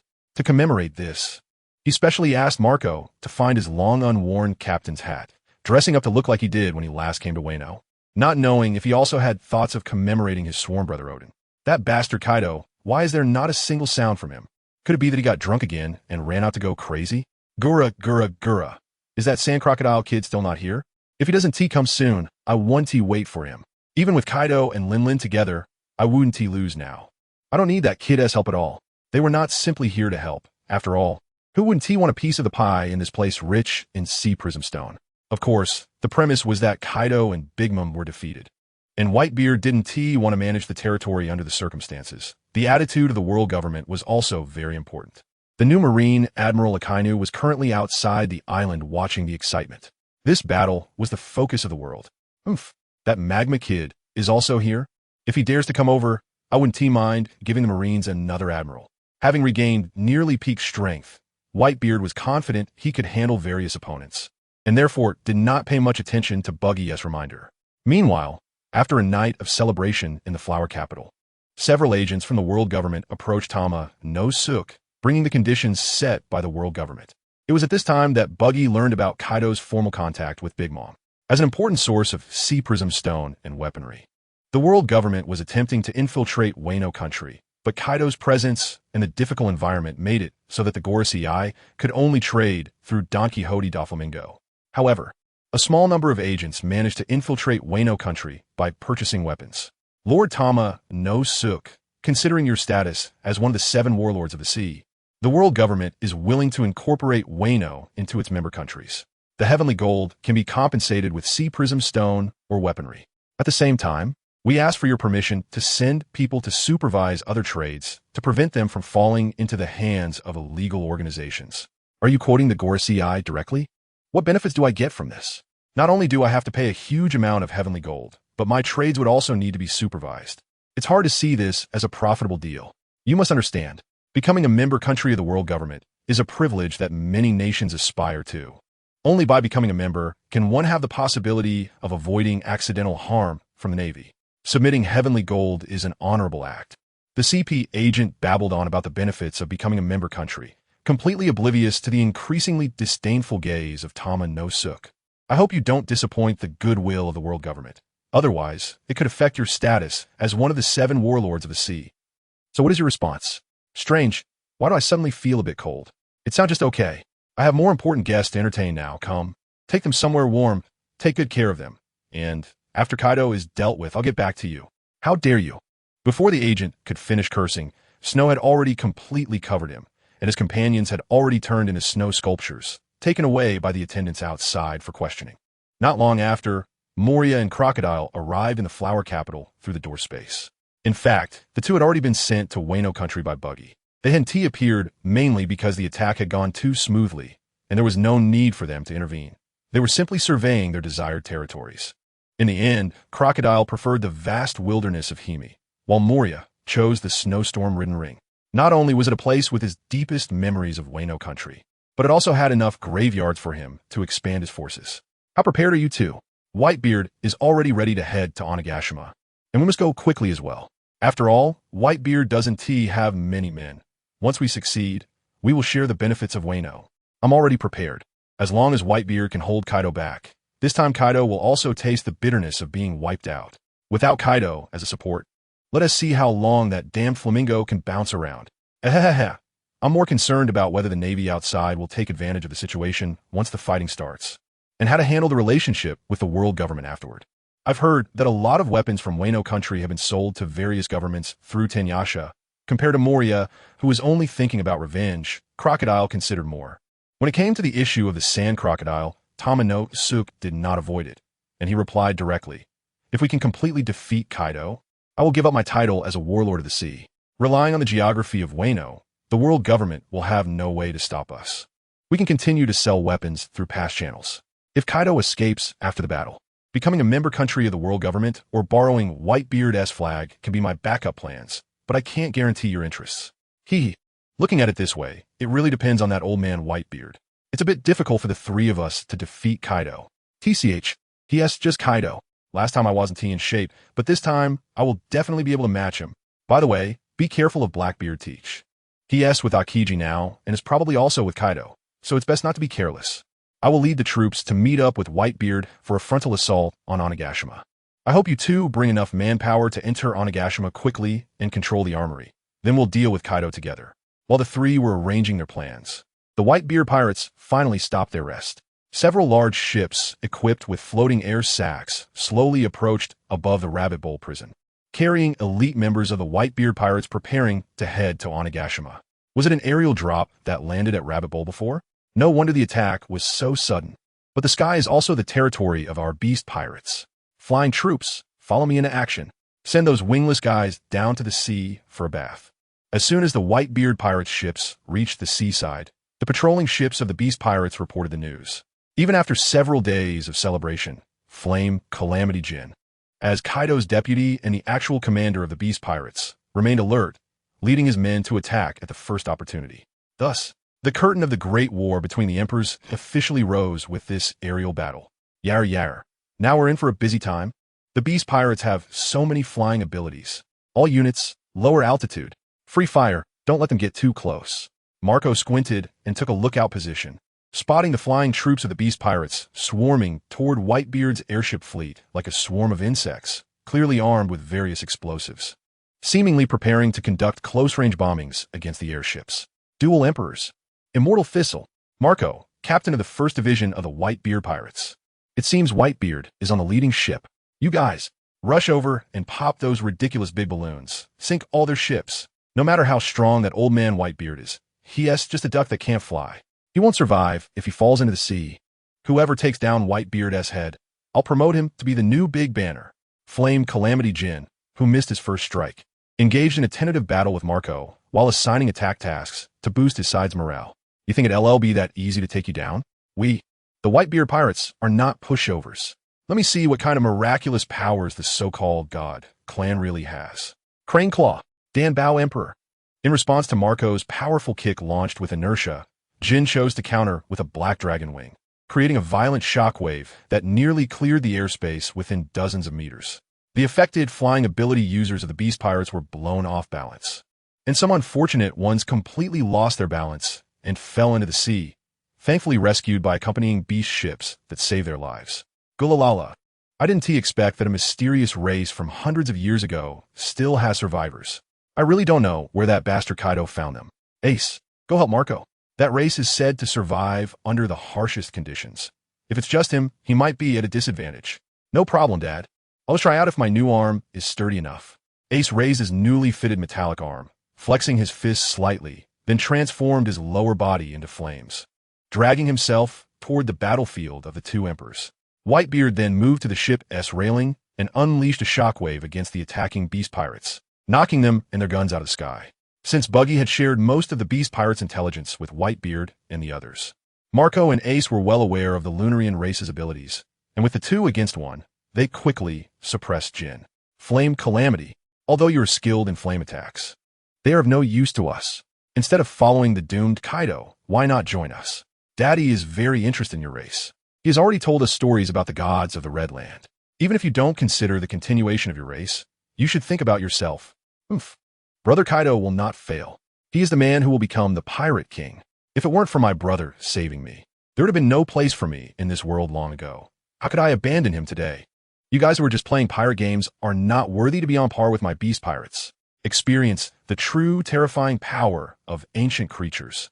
Jean, the Flame Calamity, not only rejected Marco's persuasion to surrender, but also launched a facial expression attack. He pulled his head back like a slingshot and then let go, creating a powerful shockwave that instantly pierced the gas bag of the Whitebeard's airship. How outrageous! Clearly an animal type, but able to use shape-changing attacks. You beast pirates are indeed not normal. Those who dare to look down on our pirate crew must pay the price. Ancient dinosaurs attack like this. Without the ability to float, your ships are just targets. I want to see how you make us pay the price. Jin's previous attack forced Whitebeard's flagship to give up its floating gas bag and fall into the sea, temporarily losing its mobility. Immediately targeted by the ships of the beast pirates, which bombarded it relentlessly. Other Whitebeard ships, seeing their flagship fall into the sea and come under siege, also followed suit. Whitebeard's balloon ship has fallen. Bring the ship over here. Anyone who dares to invade our beast pirates' territory should not think of going back alive. Aim and fire. As long as we can defeat Whitebeard, we will be invincible in this sea. At that time, not only will we control the entire New World, but even Wano won't be a problem. Compared to Ship King Jack, who is at the bow commanding the ship headlong, the cautious queen is obviously more careful, just hanging back and instructing his subordinates to use cannons for long-range attacks, while still encouraging the pirates, looking confident of victory. Interesting kid, coming over like this. It seems that without making a big commotion, that bastard Kaido won't show up. You little brats, hold on to the ship. I'm going to send a gift to the guy opposite. Gwahaha. Daddy, wait for me for a minute. I'll take care of this enemy right away. Hold on to the ship. Daddy is about to unleash a tsunami. Hearing Whitebeard shout, his pirates quickly secured themselves after defeating their opponents, knowing just how terrifying their captain's abilities are once unleashed. Is the Whitebeard pirates so scared that they don't dare to fire back? They can actually be on par with us, the Sea Emperor? The Navy really can be foolish. Let me charge in and wipe them out completely.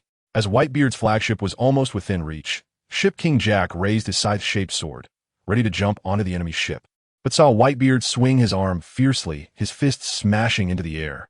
Oh no, Whitebeard can actually trigger a tsunami. What are we going to do? How can we dodge such huge waves? It looks like we're all doomed. What a defeatist attitude. ISNT is just a bigger wave? What is there to dodge? I'll brace myself at the bow. Get your spirits up. Full speed ahead. As long as we can rush through, we'll be safe. The massive wave triggered by the Tremor fruit crashed down like a high wall onto the mammoth, and the pirates on board faced despair, with some running back to the cabin to hide, some tying themselves to the mast, and others falling into the sea in panic. Only Ship King Jack remained unfazed, scolding his subordinates, and even transforming into his mammoth form at the bow, seemingly ready to confront the giant wave with his massive body. Whether he is truly fearless or just a bit off, as a fisherman of the anchovy species, he indeed has the capital to not fear tsunamis. After all, he has fallen into the water more than once, although he lost his swimming ability after eating the fruit. His racial talent for underwater breathing still allows him to survive underwater. Quick, take down the sails. Lock the ship's wheel. Drop the anchor. Prepare for impact. There's no way you can capsize my ship. Black Flames, compared to the reckless ship king, Queen, as a tech expert, has a more reasonable approach.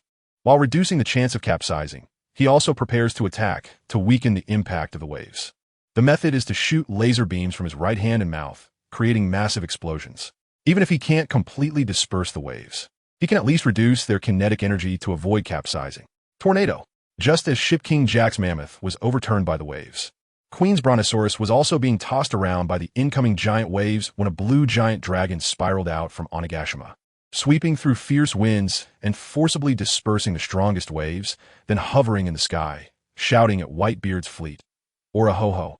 Old man, still making such a fuss. If I let you destroy my fleet easily, where will my face go? You old man should just die early. Yuta and Roger must be eager to see you. Let me send you on your way. Wahaha. You little brat. As an apprentice, you have no face here. With your half-baked skills, it'll be 100 years before you can take my life. Get down here and die. It's time to settle the score with my brother Yuta. The thick-skinned Kaido did not care about Whitebeard's regained youth, and had little respect for an old acquaintance. Instead, he brought up deceased old friends, seemingly wanting to provoke the other party, so they could have a good fight. Whitebeard did not indulge Kaido either, in his eyes. Even if Kaido was now on par with him as a Sea Emperor, he was still the apprentice boy he once knew, with no deterrent power. Newgate, you seem much younger than in the footage from the Marineford War. How strange. Did you steal some elixir from the Marine headquarters? Speaking of which, Kaido was recruited by you back then. Your relationship was poor even then, and it's surprising that after so many years, you're all still looking dead. Mama. If it weren't for Rock's stubbornness, which ultimately led to the collapse of the pirate crew, we might have already found the legendary island and dominated the entire world. Now that we have formed a pirate alliance, we must find that great treasure that Roger spoke of. Do you want to join us? Once we find the great treasure, we can compete. It's better than fighting to a mutual destruction here. If the three of us join forces, dealing with that red-haired brat will be easy. Even if the world government sends all its navy, they won't be able to stop us. Big Mom, riding on Zeus, arrived after Kaido. As a woman, she immediately noticed that Whitebeard looked younger than in the previous footage. However, she did not delve into it, but instead hoped to temporarily ease the conflict between both sides and proposed to join forces to find the great treasure. It's Lin. You've aged quite a bit too. What a change. You've turned into a ball. I told you to eat less sweets, and look at you now. Not a trace left of the pink, which from back then. If it weren't for your two unique toys, I wouldn't be able to confirm your identity. Gwahaha. Since you two have chosen to team up, feel free to come at me. I have no interest in playing any tricks with you. As for the One Piece, that thing is destined to have nothing to do with you. The person Roger is waiting for is not you. Damn old bastard. How dare you mock me? I'm only considering letting this go because of our past friendship, not because I'm afraid of you. Whitebeard, speak the secret of the One Piece, or else none of your subordinates will leave here alive today.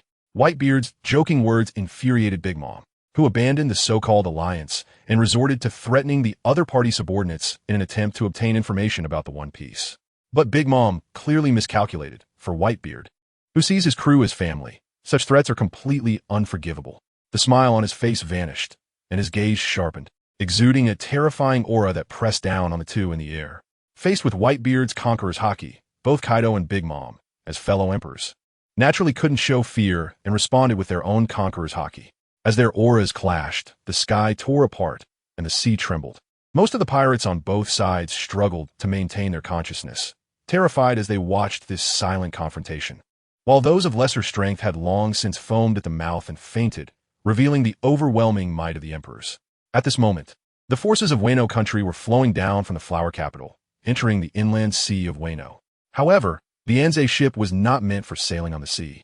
With a limited number of ships, they had to overload, putting them at risk of sinking at any moment. Your Highness, our ship is overloaded. With such waves, it will be difficult to navigate. What should we do? Don't worry. Let my sorcerers cast a spell to transform this barrier into a path. You just need to quickly change into winter clothes and prepare for the cold. For the country of Wano, Buggy wouldn't bother explaining the origin of his fruit abilities. He simply instructed his ice clone, which had already arrived, to create a frost path to reach Onigashima, imitating the great filial son Arthas. As the temperature rapidly dropped, a frost path continuously extended westward. However, it was clear that Buggy, using such a wide-ranging freezing ability for the first time, had overexerted himself. The result was not a so-called ice path, but rather the complete freezing of the inland sea between the coast of Wano and Onigashima, which might be better described as an ice field. Abandon the ships and attack Onigashima across the ice. Stay away from Dad. Don't get caught up in it. Who the hell is messing with us? Block them. We can't let them reach the base and cause trouble. The sudden situation jolted both sides back to reality. Under the command of their respective officers, they abandoned their ships and stepped onto the ice for land combat, leading to a full-scale melee. The Beast Pirates and the Whitebeard Pirates were entangled in a bloody battle, while Big Mom's forces had yet to set off and remained stranded on Onigashima. The battle had already begun over there, but the Holy Hymn was frozen and unable to move for the time being. If only Owen were here, this level of ice wouldn't be a problem for him. Now we either trek to the battlefield on foot or wait for the enemy to come to us. How we should act is up to you two. At the dock of Onigashima, Smoothie gazed at the distant battlefield and explained the situation to Cracker and Perispero, to show that she had no intention of encroaching on the other's territory, and also for the necessity of defending their stronghold. Big Mom had not brought all her forces this time, only taking along Cracker, who excels in group fights, and Perispero, who served as an advisor. Smoothie was more like a mediator, preventing any infighting between her two sons. It doesn't matter. Anyway, it's difficult for anyone else to intervene in the battle between the emperors. Even if Mom and Kaido join forces and can't win, our involvement wouldn't change the outcome. We must acknowledge that no matter how hard we try, there will always be unbeatable opponents. Stop talking nonsense. How could two emperors lose to one? Instead of worrying about that side, we should be on guard against the Beast Pirates crossing the river and dismantling the bridge. Who knows how long this alliance will last? If it weren't for the presence of the Marines and the red-haired pirates outside the island, it would be a good choice to contact the whole Cake Island and send more fleets to take Wano while we have the chance. Although Cracker and Perispero did not explicitly state how to act, their attitudes were surprisingly consistent. To watch from the sidelines, letting the Beast Pirates and Whitebeard Pirates exhaust each other while keeping their strength in reserve to wait for an opportunity to move. After some discussion, the three decided to observe for a short time, not noticing the small animal with strange talisman paper on the nearby house, staring intently at them. Fuzz Fur, you really hit the nail on the head. Big Mom's children are indeed unreliable. Should we take action and control them all? Forget it. They probably won't betray us until a result comes out over there. Also, we have plenty of unstable guys to watch over here. It's more important to prevent the samurai of Wano from launching a sneak attack. In the castle of Onigashima, Black Maria and Fuzz Fur were monitoring the entire Onigashima through True Strike, keeping an eye on the Blackbeard Pirates, who were lingering at the dock under the pretense of preparing to reinforce. Although Teach had gained Kaido's trust through acting and had generously recruited some true strikers, his relationship with the Flying Six and even the three main members was quite strained. Thus, before launching an attack, Jinx approached Black Maria and Fuzz Fur, asking them to keep a close watch on the recently returned Teach, only allowing Suzuki and the siblings Run and Me to participate in the offensive action. Report: the samurai of Wano are moving this way, and they have already engaged with Big Mom's pirates. The Blackbeard crew has not made any moves. A large number of unidentified forces have suddenly appeared in the armory and are attacking our guards. We urgently need reinforcements. How outrageous! What is Teach up to? But the armory must not be compromised. I will lead the numbered ones to reinforce. Leave this to you. After receiving the report from the True Strike, Fuzz Fur jumped out the window without waiting for Black Maria's response, stepping lightly towards the numbered one's base. He, my invincible zombie army. Tear them apart. Shred those Kaido lackeys into pieces. Keep your stupid zombies away from the fire. This is underground. It would be troublesome if there was an explosion. And these weapons are quite valuable. The ones breaking into the armory were none other than Moria and Crocodile. By digging graves behind the bell, Moria's zombie army had gained numerous powerful troops. The resentful, reborn samurai zombies fought especially hard against the Beast Pirates. By the time Fuzz Fur arrived with the numbered ones at the armory, the guards had already lost control of more than half of the armory. Moonlight Moria? Weren't you already dead in the Marineford War? You should have gone into hiding after being disqualified by the world government. How dare you come here to cause trouble? It seems you weren't beaten badly enough by Kaido last time. Who the hell are you? You seem to know quite a lot. He. As a reward for bringing these numbered ones, I'm going to cut off your shadow. Shadow gun. In response to Fuzz Fur's taunts, Moria laughed in anger. First controlling the shadows to stab the nearest numbered one to the ground, then swinging his giant sword towards Fuzz Fur. Moonwalk. Blade gun. Scattering bats. Fuzz Fur wielded a dagger and launched blade-shaped air bullets at Moria, which were intercepted by shadow bats, and then the two engaged in close combat. Can't even deal with Kaido's lackeys?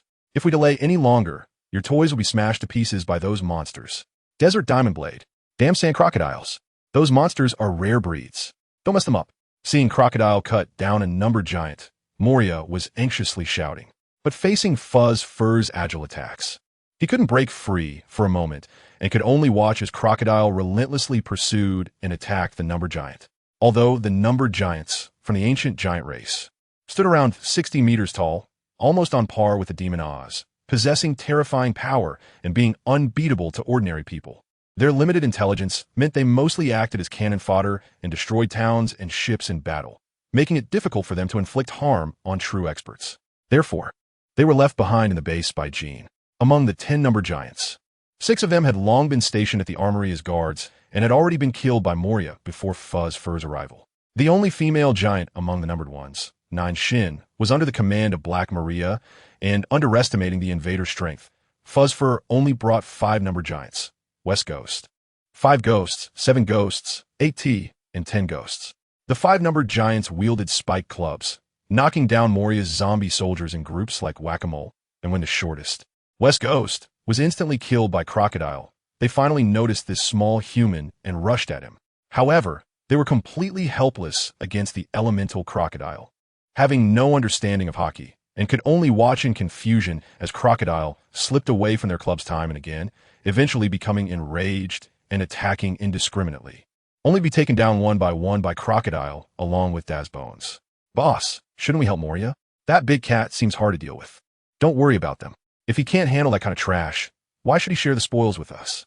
Hurry up and move the weapons. Just as Crocodile was watching Moria fight Fuzz Fur while replying to MR, Guro with a cigar in hand, a strange mist suddenly spread across the area, and MR, Zoro, who was closing in, suddenly drew a sharp blade and slashed at Crocodile's upper body.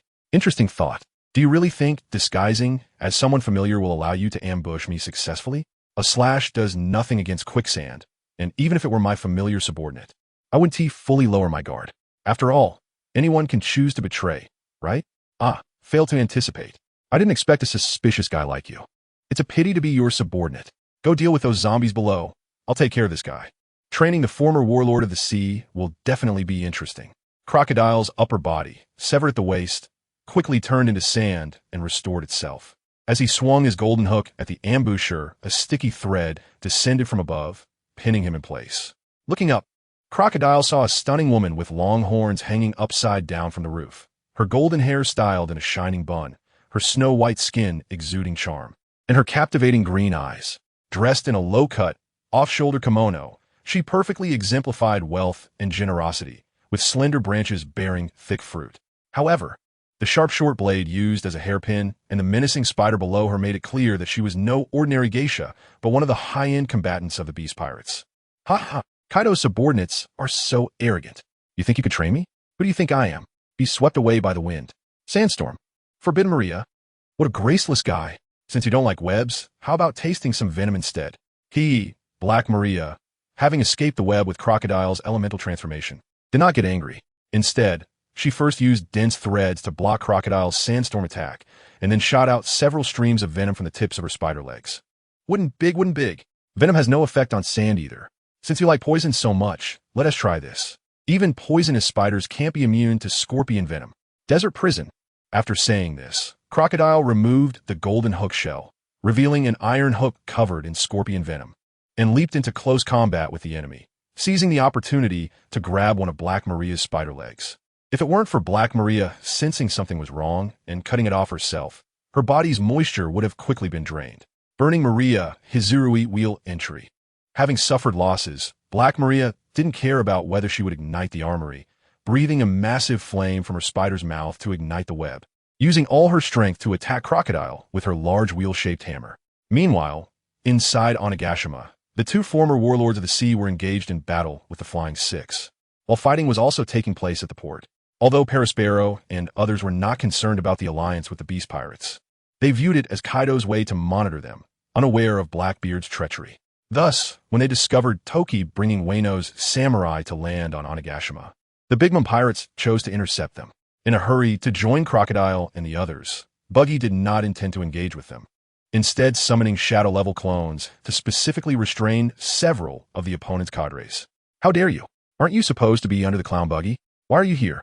Aren't we in a long-term partnership? Daring to deceive the Big Mom pirates, Mama 1T let you off lightly.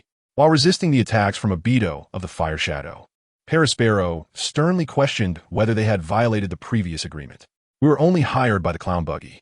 Our mercenary group has always been under the Warlord of the Sea, Toki. Wano is what we want, and you Big Mom pirates have no business here. If you're sensible, surrender quietly, and we'll let you go after the battle. Otherwise, don't blame us for being heavy-handed. Don't try to fool us. Who doesn't he know that your mercenary group often operates with the clown buggy? After the battle, we'll definitely seek an explanation from him. Don't think that just because you have more people, we can't match you. Cracker, make more biscuit soldiers so they know what a gap is. End of the rain. Fire style, great fireball technique. As long as you're happy. Many people in Wano are malnourished, and these biscuit soldiers and candies are just right for the commoners. Freezing them also seems delicious. You should make some more. Perospero then realized that Cracker's biscuit soldiers were being covered in snowflakes, becoming sluggish and easily sliced into pieces by the Wano samurai. Some even stuck to melting syrup to replenish their energy. Haha! Overseas, sorcery is indeed rampant. Sword fighters made from flour have such hardness. It's unbelievable. Luckily, the prince has capable subordinates. Otherwise, we would suffer heavy losses in this battle. Having played the sycophant for 20 years, Shimatsuki Yasui had returned to his youthful samurai attire. But the habits formed over the years were hard to change, and the side effects of consuming the smile fruit made him appear frivolous, completely unrecognizable from his former self. Korono Yashiki. The biscuits I made are not for eating. You little brat, die. Roll salted pretzel. Seeing his biscuit soldiers continuously turned into biscuit crumbs and eaten by the Wano samurai, Cracker, already furious, found Shimatsuki Yasui's mocking words only added fuel to the fire. Immediately abandoning the Baroque clone in front of him, he prepared to launch a strong assault to take down this annoying guy. Shadow stitching technique, black, abyss flower. Don't be so stingy. Aren't biscuits meant to be eaten? Moreover, daring to turn his back on his opponent is a bit too disrespectful, isn't it? Buggy is actually not interested in these remnants of the Kazuki family. He would be delighted if they died suddenly. However, considering that he still needs these people to endorse his identity before completely taking over Wano country, he decided to let his shadow clone control Kurizumi. Omoshiroi. If I'm not mistaken, among those abilities on the opposite side, there are the powers of Fire Fist Ace and abilities similar to those of Moria and Doflamingo. It seems necessary to ask that little brat from Wano country how they managed to do it. This is far more valuable than taking them one by one. And if I can master it, achieving my ambitions will be a piece of cake. Ha! From a distance, Blackbeard easily discerned the various abilities of Buggy's clone. And while surprised, he did not hide his greedy heart. It should be a technology similar to artificial devil fruits. Not only the beast pirates, but the world government is also researching the secrets of devil fruits. However, compared to that, I'm more interested in historical texts. I wonder how Katarina and the others are doing. With some speculation, Akiji did not explain in detail that Vegapunk could replicate devil fruits, but instead asked about the historical texts. It turns out Blackbeard also knows he might be under surveillance. So he sent Luffy, who is skilled in hypnosis, and others to investigate the historical texts while he and his crew attracted attention at the port, achieving the effect of covert operations. No need to worry. With the cooperation of the Tyrant King Pizarro, Dapeng will soon handle that side of things. It's a pity that Van Augur is not around. Otherwise, it would be the perfect time to raid Big Mom's headquarters. By the way, based on your understanding of Akainu, will he agree to team up with us? After all, I just set the Navy up a few months ago. I hope Lafitte and Poison Q don't run into any trouble. Haha. Akainu and Shanks have been confronting each other off the coast of Wano for several days, so it naturally did not escape the notice of the Beast Pirates' outer sentries. Due to his opportunistic nature, Blackbeard decided to use the same trick again and contacted the Navy, preparing to stir up the waters of Wano even more, making it easier to profit from the chaos. That guy 1T refuse, even if you cause quite a ruckus. In his heart, it should be less significant than the news of the Pirate King's bloodline still surviving. As long as he gets away into Wano, he will join this great battle. Although Akiji's ideology differs from Akainu's, he knows Akainu's working style very well after years of collaboration. Just as he was about to respond to Teach, Lafitte completed negotiations with Akainu with his excellent eloquence. Upon learning the exact news that Fire Fist Ace was still alive, Akainu immediately ordered the fleet to disband, cut off contact with the red-haired pirates, changed out of his conspicuous red suit, and switched ships to enter Wano through a hidden port. Meanwhile, the red-haired pirates, unaware of the existence of the hidden port, merely approached the area near the Koi Falls to prevent the Navy from taking advantage of the confusion to climb the waterfall. As chaos reigned inside and outside Onigashima, the three Emperor factions on the battlefield were also engaged in fierce combat. Although the Whitebeard pirates were outnumbered, their superior strength held their ground against the main force of the Beast pirates. Once the Mink tribe reinforcements arrived, they began to suppress the opposing side comprehensively. If it weren't for the large number of the Beast pirates, who had a certain aerial advantage, and the 3 All-Stars and 3 Flying 6 restraining several captain-level fighters, the Beast pirates might have been completely defeated by the Whitebeard pirates long ago. Calamity King faced 2 opponents, forcing Marco and Ace to focus entirely on him. While Calamity Queen, while engaged in a fierce battle with Diamond Jozu, did not forget to use lasers for indiscriminate attacks on the crowd. Calamity Jack, who was thrown out by his subordinates from an ice block, faced his old rivals, the Snake and Duke Inuarashi, with enmity flaring. Even without transforming into Moon Lion, the dog duo still maintained an upper hand, quickly breaking Jack's mammoth ivory and decorations, greatly devaluing him, and he could only rely on his health bar to hold on. The 3 Flying 6 were also not having it easy. The atypical swordsman Sasaki could barely balance against Flower Sword Vista, while Ultai was unusually brave.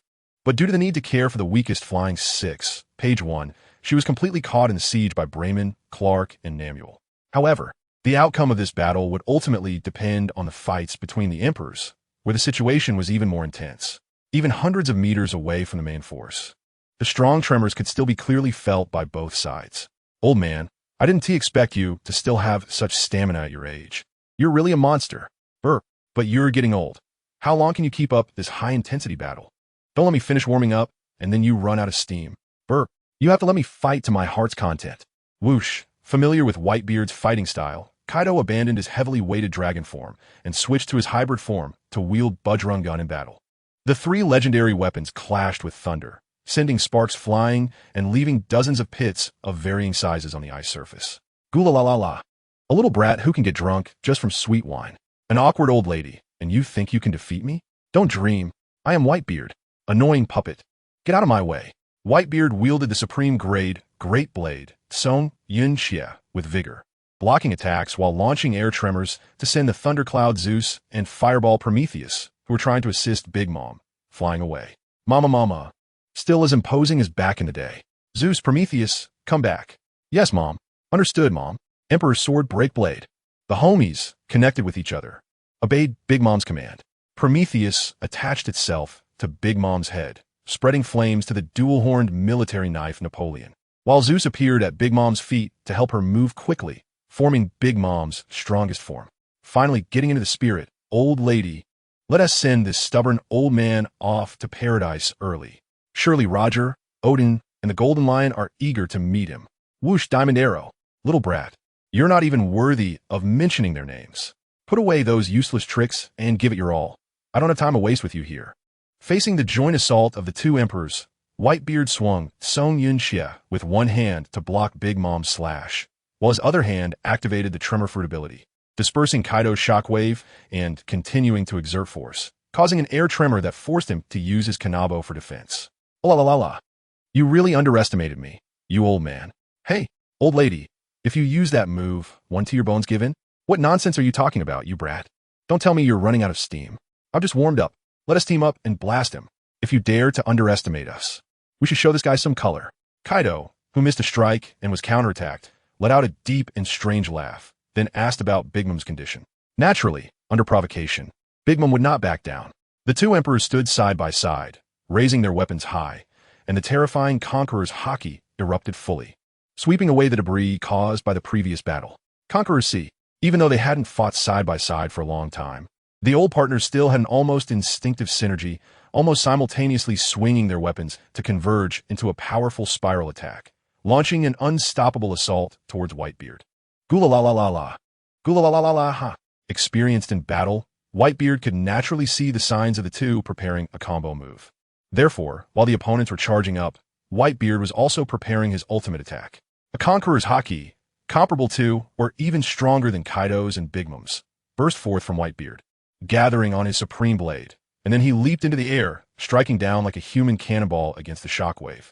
A strong tremor swept across the area, causing large sections of the ice to shatter, and fierce winds blew smaller debris towards the west, forcing both sides to temporarily disengage and vessels near the frozen sea to take cover. Not only on the battlefield, but even those far away in Flower Capital could clearly feel the aftershocks of this astonishing confrontation, rushing to the streets to check the situation. The world turned upside down.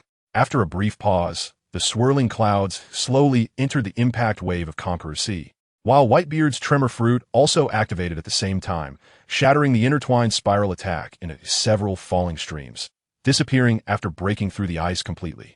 Withstanding Conqueror Sea, Whitebeard's blade continued to swing towards the astonished Kaido and Big Mom.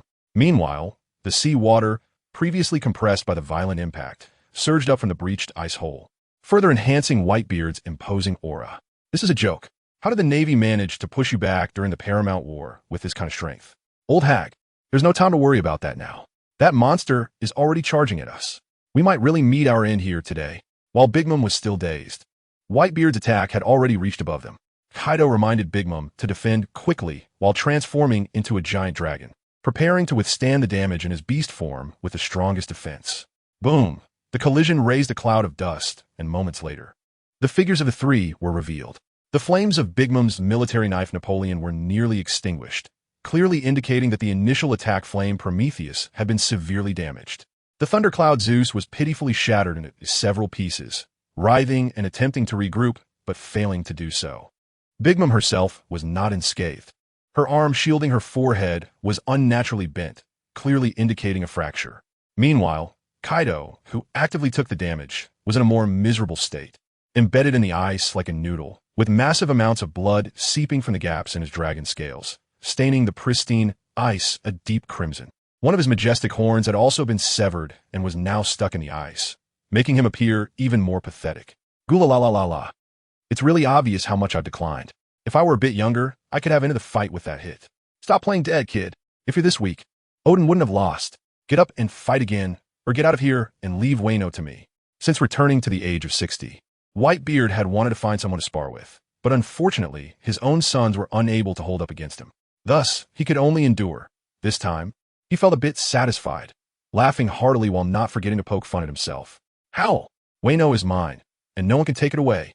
I didn't expect you, old man, to have such strength. I was careless. You cut off one of my horns. Come here and pay for it with your head.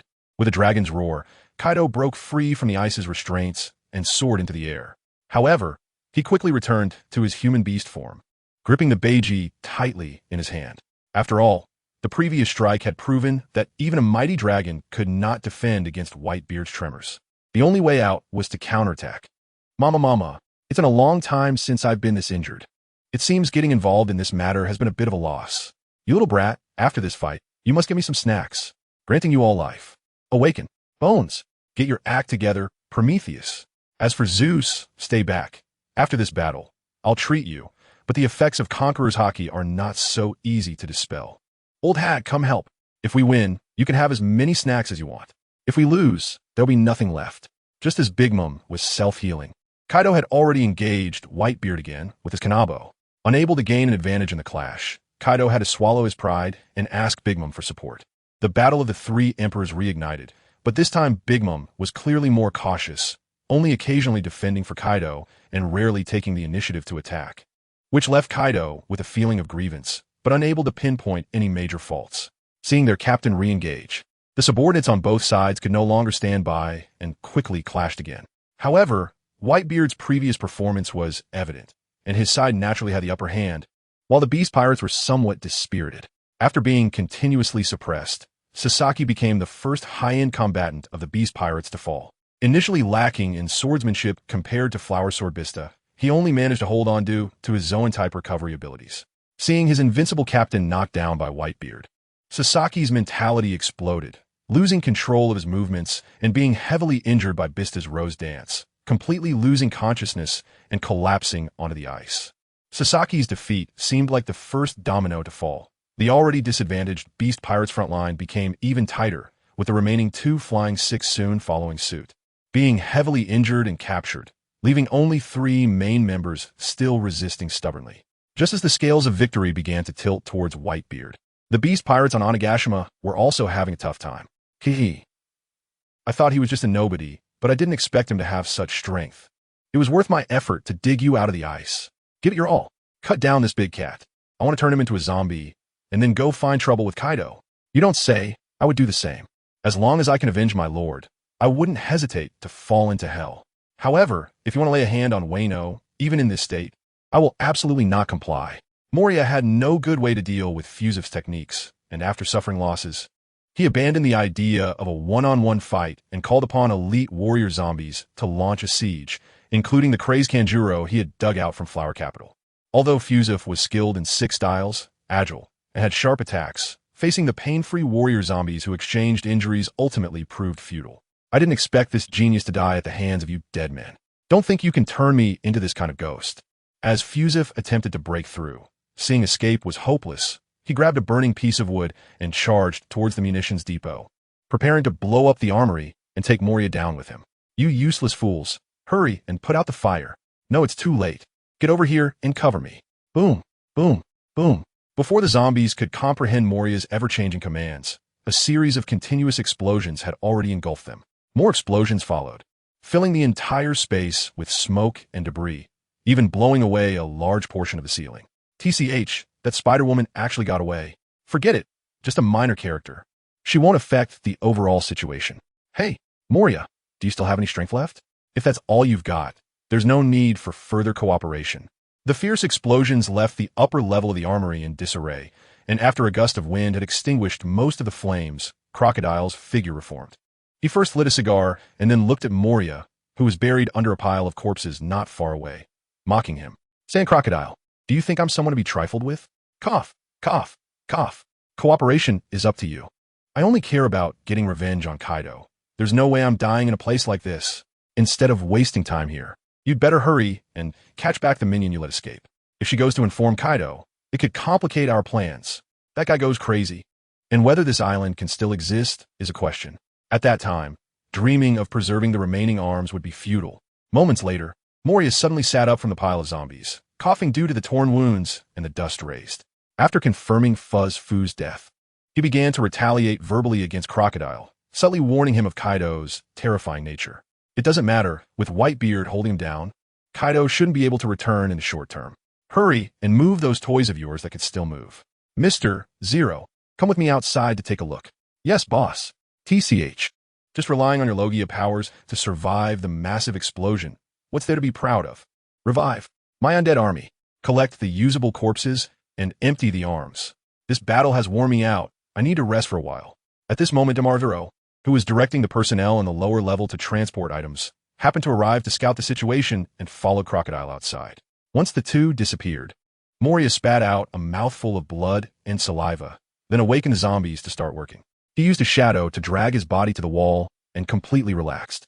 The earlier explosions had injured his massive body in multiple places, making it indeed difficult for him to move. That's why he didn't provoke Crocodile too much, to avoid making him turn against him. However, the end of the battle in the armory did not mean the end of the battle on Onigashima. In its harbor, the fight between the samurai of Wano and the Big Mom pirates was still in full swing. Ashura Doji wasn't very interested in Tama, so he didn't hear that the dog was looking for Kazuki Oden to take revenge and also join the fight against the Calamities. If it weren't for the help of the Shadow Clone, with only Kawamatsu as a member of the Red Scabbards in high-end combat power, the Wano side would probably not be able to compete with the Big Mom pirates. As for the gang led by Beepo dealing with Big Mom's ordinary children, they were holding up well, keeping Opera and Galette, those Totland ministers, engaged, but it was very difficult, let alone facing Perispero, who was comparable to a star. Ha! Tama, I am your Uncle Blackbeard. Considering the friendship with Captain Oden back in the day, if you tell me how your subordinates gained their powers, I can help you deal with the Big Mom pirates. But don't expect me to help you fight Kaido. After all, business is business. What do you think? Just as the Big Mom pirates began to show signs of defeat, Blackbeard Teach, this two-faced traitor, jumped out, ready to use his action as a bargaining chip to exchange for the secret of the Shadow Clone fruit ability. Insolent fool, how dare you speak disrespectfully to the former lord and the prince? I will never forgive you. Kapaflo Omi no Kawa. Without waiting for Tama to react, Kawamatsu abandoned his confrontation with Korizumi and unleashed a powerful move against Blackbeard Teach. Thunderstorm split sea. Omoshiroi. This reverse sword technique has such power. It seems you're not an ordinary samurai. It's perfect to test my sword on someone like you. Kawamatsu's determined ambush was effortlessly received by Range Shiryu. After feeling Kawamatsu's inhuman strength, Range Shiryu exclaimed in admiration, his eyes shining with a bloodthirsty light as he swung his famous blade, Thunderstorm, to engage in a counterattack with Kawamatsu. A rare smile appearing at the corners of his mouth, showing his high interest. Be careful, Kawamatsu. That guy is one of the most renowned swordsmen overseas. Much stronger than that purple-haired kid you've faced before. That black bastard, even without your help, the Big Mom pirates will eventually fall. I don't have time to deal with you, so you better get out of Wano quickly, or you won't have a good outcome. Tama warned Kawamatsu to be cautious, then issued a warning to Blackbeard, not out of fear of fighting him, but because a new force was entering the main island of Wano. The harbor was still under the control of the beast pirates. To avoid being attacked, the pirates had closed the cableway, completely isolating it from Wano due to the thousands of meters of height difference. Not long ago, there had suddenly been a rumbling sound of cannon fire from there, after which the cableway began to operate again. The samurai left behind to monitor under White's supervision used their mirrors to send out messages, but then lost contact. Through the remaining mirror, Buggy confirmed the news of the Navy's landing. Therefore, he didn't want to get entangled with Blackbeard and hoped to quickly take control of Onigashima and then head to the main battlefield. Ha ha! What good juice have I not tasted? Do you think just by teaming up with Whitebeard, you'll be invincible? Or do you think joining forces with Sand Crocodile, the former warlord, can contend against us, the Blackbeard pirates? Let me tell you, I have already made arrangements with the Navy outside, and the new admiral will soon come to harvest those 3 exhausted emperors of the sea. Who Wano ultimately falls to is still uncertain. But Blackbeard Teach was not so easily dismissed. Seeing that the temptation didn't work, he turned to threaten with intimidation, perhaps feeling that the advantage is mine. Blackbeard Teach even revealed his plan to ally with the Navy. I thought you were tamed by Kaido, but it turns out you have no loyalty to him either. Indeed, trust is the most worthless thing in the world. You want to unite with Akainu to deal with the Western Emperor and then betray us again? A good calculation, but you overestimate your own strength. Buggy, where are you? I can't rely on that waste Moria. Don't expect me to handle so many people alone. Crocodile did not rush to act, holding his cigar and then taking out a mirror while speaking to himself. What's the hurry? Gathering personnel takes time. We can't let this black kid run away again. Who knows what the situation will be next time? Just then, a castle clone that had been idly standing on the battlefield suddenly expanded into a large fortress, and Buggy stumbled out from within. Behind him were the reinforcements he had mobilized, all brought over by Buggy using the castle clone as a node. Not only were there mercenary members from the Flower Country, but also the main force of Germa, led by Judge, as well as the world's #1 swordsman and his temporary companion Perona. Ha! The war families of the North Sea combined with the Western Warlord. This lineup is indeed not small.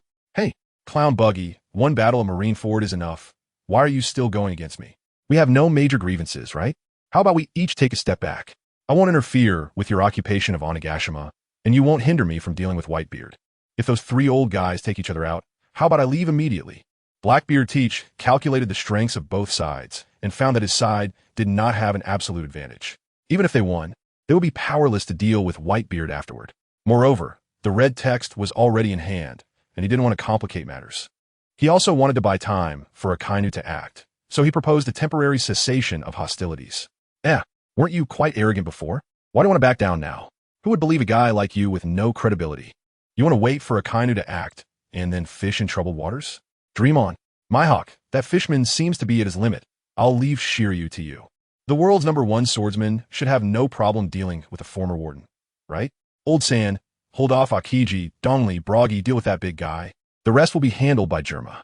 Perona, go find your boss and see if that guy can still join the fight. Buggy shouted as he charged toward Blackbeard Teach, assigning battle sequences and urging everyone to take action. The Fishman swordsman was not without a chance of victory. Let me enjoy this duel before the outcome is clear. Don't give me orders, Buggy. I'm not your subordinate, but I'm quite interested in which is stronger, ice or sand. Hawkeye watched the battle between Riverpine and Shiryu with arms crossed, while Crocodile, after expressing dissatisfaction with Buggy's commands, started to engage Akiji. This is indeed the land of Wano, rich in sea prism stone. It is indeed suitable to become a weapons base. If we take this place, our goals will be more promising. The Germa army conquers here. My lord, These people don't seem to be good, and their goals seem no different from Kaido's. Should we expel them all? There's no need. They are all friends I met during my travels abroad. Here, to expel the beast pirates. We can negotiate once the situation stabilizes. Judge's words raised the vigilance of the Wano samurai, like Shimatsuki Kazuki, but fortunately, they were dissuaded by Tama, preventing a large-scale conflict and allowing everyone to fight individually. However, coordinating an immediate battle was out of the question. It was already good enough to avoid conflict. Arrogant clown, don't think I'm afraid of you. I still remember my grudge against Bagus. Tell me where Van Oka is, and I can give you a quick death. Otherwise, be prepared to suffer. By the way, aren't you invulnerable? I could just take your head as a trophy. Ha ha ha ha. Seeing that Buggy did not want to back down, Blackbeard Teach instantly changed his expression. It was as if the previous backing down had never happened. And he even mocked Buggy using his abilities. A guy who leaks when he talks. Aren't you afraid of biting your tongue? Want to take my head as a trophy? Go die. Eat one of my invincible Buggy bombs. Buggy retorted without hesitation and pretended to swing his sword. But Blackbeard Teach instinctively defended, only to discover that a bullet was fired from Buggy's severed wrist, heading straight for his face, forcing him to block with his other hand. Split and separate. Just as Teach's vision was obscured by the smoke from the explosion of the Buggy bomb, Buggy's other hand had already detached from his body, gripping Blackbeard's neck. He activated his ability, separating the opponent's head from the body, then lifted the floating head and sent it flying back. Close your foul mouth. That ugly face is getting more disgusting the more I look at it. It's not even qualified to be a trophy.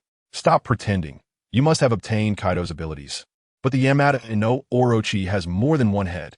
As Buggy released his ability, Blackbeard Teach's curses gradually ceased, his eyes dimmed, and blood began to flow normally. It seemed he was dead for sure. Buggy looked at him a few times, threw him to the ground, and shifted his gaze back to Teach's standing torso. Ah, it hurts like hell. You sneaky clown. I've changed my mind. Wait to be smashed into meat paste for the dogs. Several howls came from Blackbeard Teach's headless body, and the blood from his neck stopped flowing. 7 dragon-like heads grew rapidly, then transformed back into Teach's form, charging at Buggy with a sinister expression. This is troublesome. Being tough is one thing, but killing him 7 times is quite a challenge. I wonder if I can kill him with a single attack, if I shatter his heart. Faced with Teach, who had transformed into a beastly form covered in scales with claws as weapons, Buggy muttered, while his hands decisively split his great sword into 8 short knives to engage Teach in counterattacks. Although Buggy had many tricks, the more cautious Blackbeard Teach did not gain much advantage, and he was nearly caught multiple times by Buggy's dark fruit ability, only forcing his opponent to let go through self-harm, making him quite embarrassed. Buggy focusing on his battle with Blackbeard inevitably affected the performance of his clones. The pressure on the Big Mom pirates was greatly reduced, and several main forces pulled their opponents together, discussing plans during the fighting intervals. Paraspero, dragging this out isn't a solution. This Onigashima isn't our territory, and you heard the Navy is preparing to intervene. We don't need to waste time with them here. We must quickly inform Mama. We really don't need to risk ourselves for Onigashima. As long as Mama is fine, it doesn't matter who wins or loses. Let our people disengage from the enemy and return to the singing ship. We have no interest in Wano and don't want to interfere in your grudges with the beast pirates. As long as you allow us to send someone to inform Mama to retreat, we will immediately withdraw from Wano. How about it? A truce now would be beneficial for both of us. Think about it.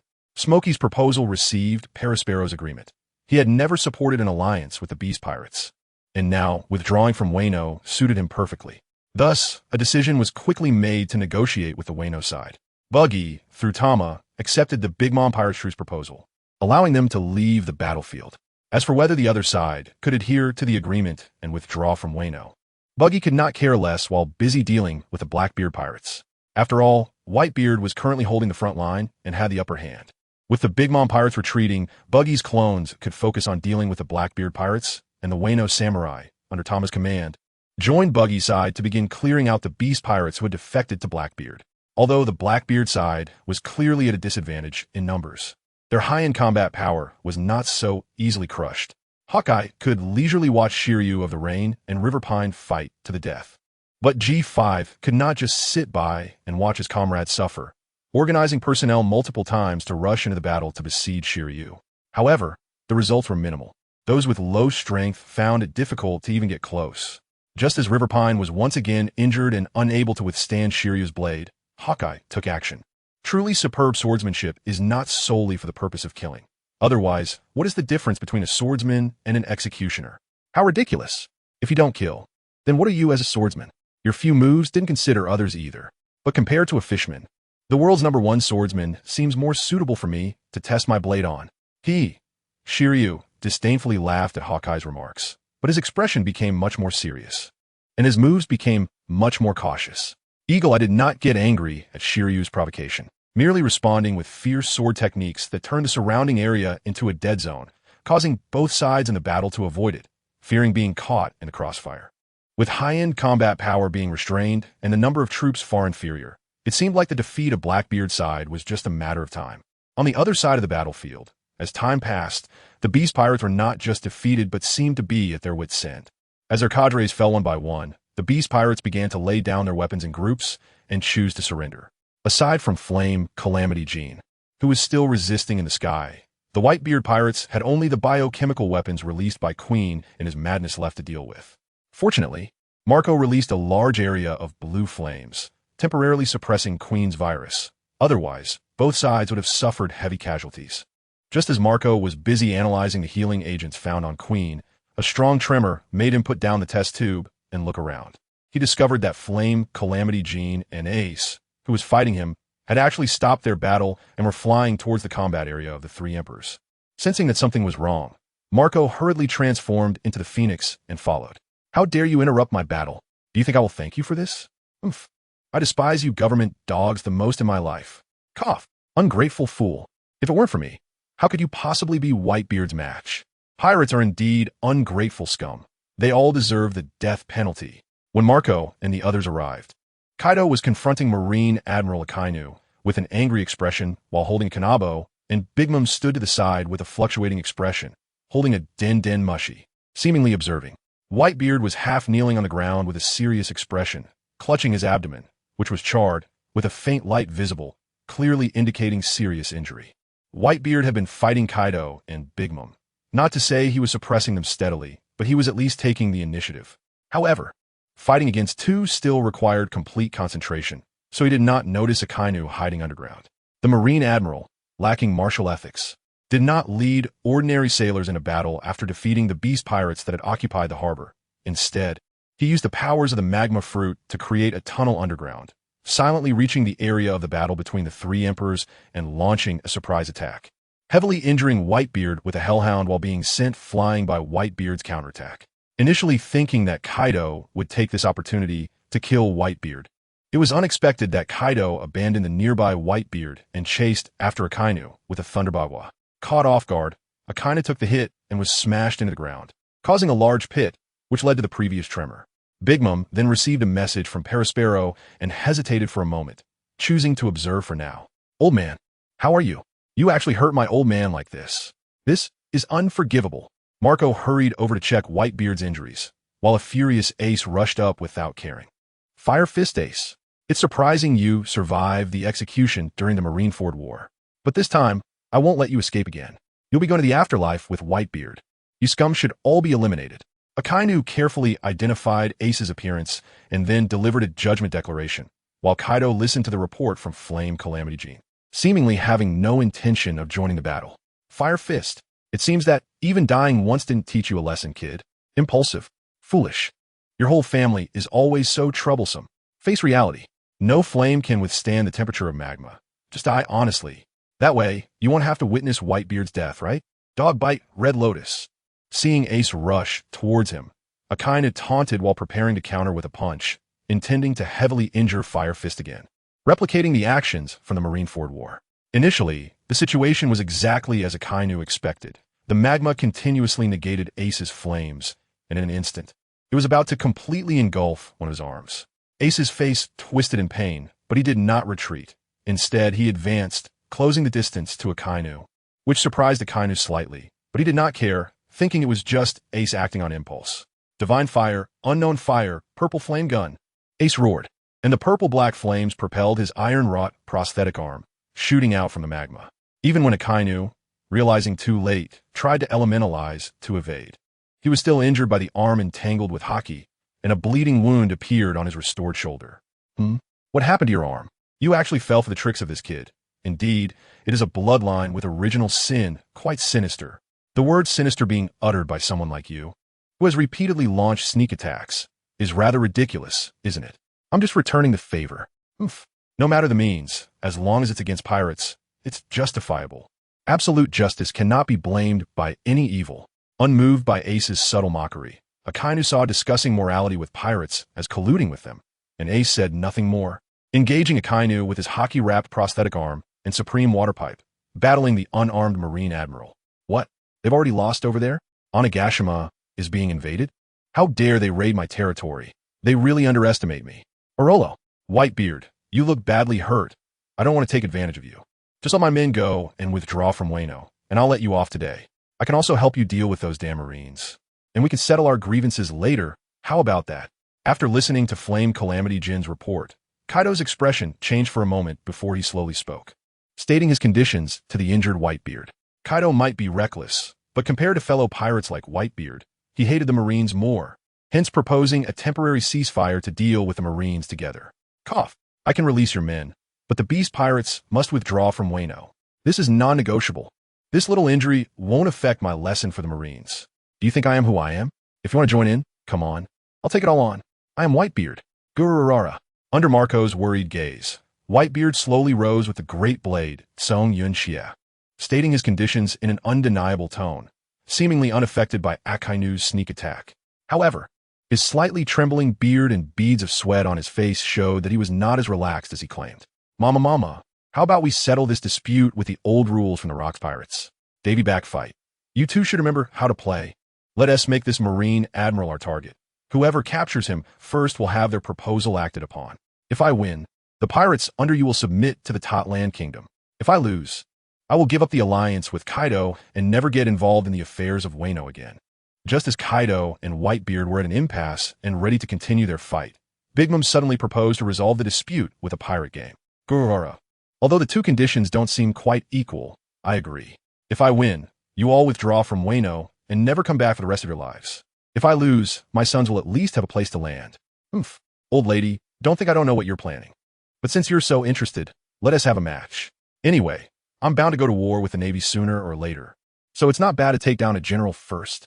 If I win, you must join the fight against the Navy. If I lose, I will naturally abide by the rules. So, let us get started right away. Whitebeard looked at Ace, who was in a tough battle, thought for a moment, and roughly agreed to Big Mom's proposal. Kaido, however, snorted coldly at Big Mom and, after stating his conditions, eagerly picked up his kanabo, ready to strike first. Wait, you're using me as a bet without permission. Aren't you afraid I might ally with one side? Whitebeard, I can temporarily spare Fire Fist, as long as he doesn't oppose the Navy anymore. Big Mom, are you really going to be completely at odds with the Navy? Kaido, why so much nonsense? Stay out of this, or I'll take you down too.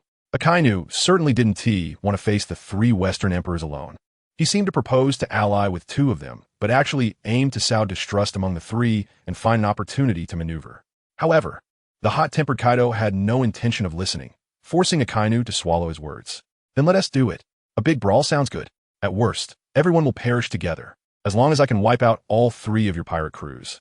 I don't care if this island sinks to the bottom of the sea. Meteor volcano. Akainu dodged Kaido's attack and actively pursued the abandoned Ace, using wide-range attacks to target everyone and pulling more people into the fray. Although this meant Akainu faced more enemies, it also created extreme chaos, greatly taxing the efforts of the three Western Emperors. Akainu first targeted Ace fiercely, drawing Whitebeard's rescue, then turned to attack Big Mom's children. When he was blocked by Big Mom, he switched to attacking Flame Calamity Jin, which prompted Kaido to chase after him.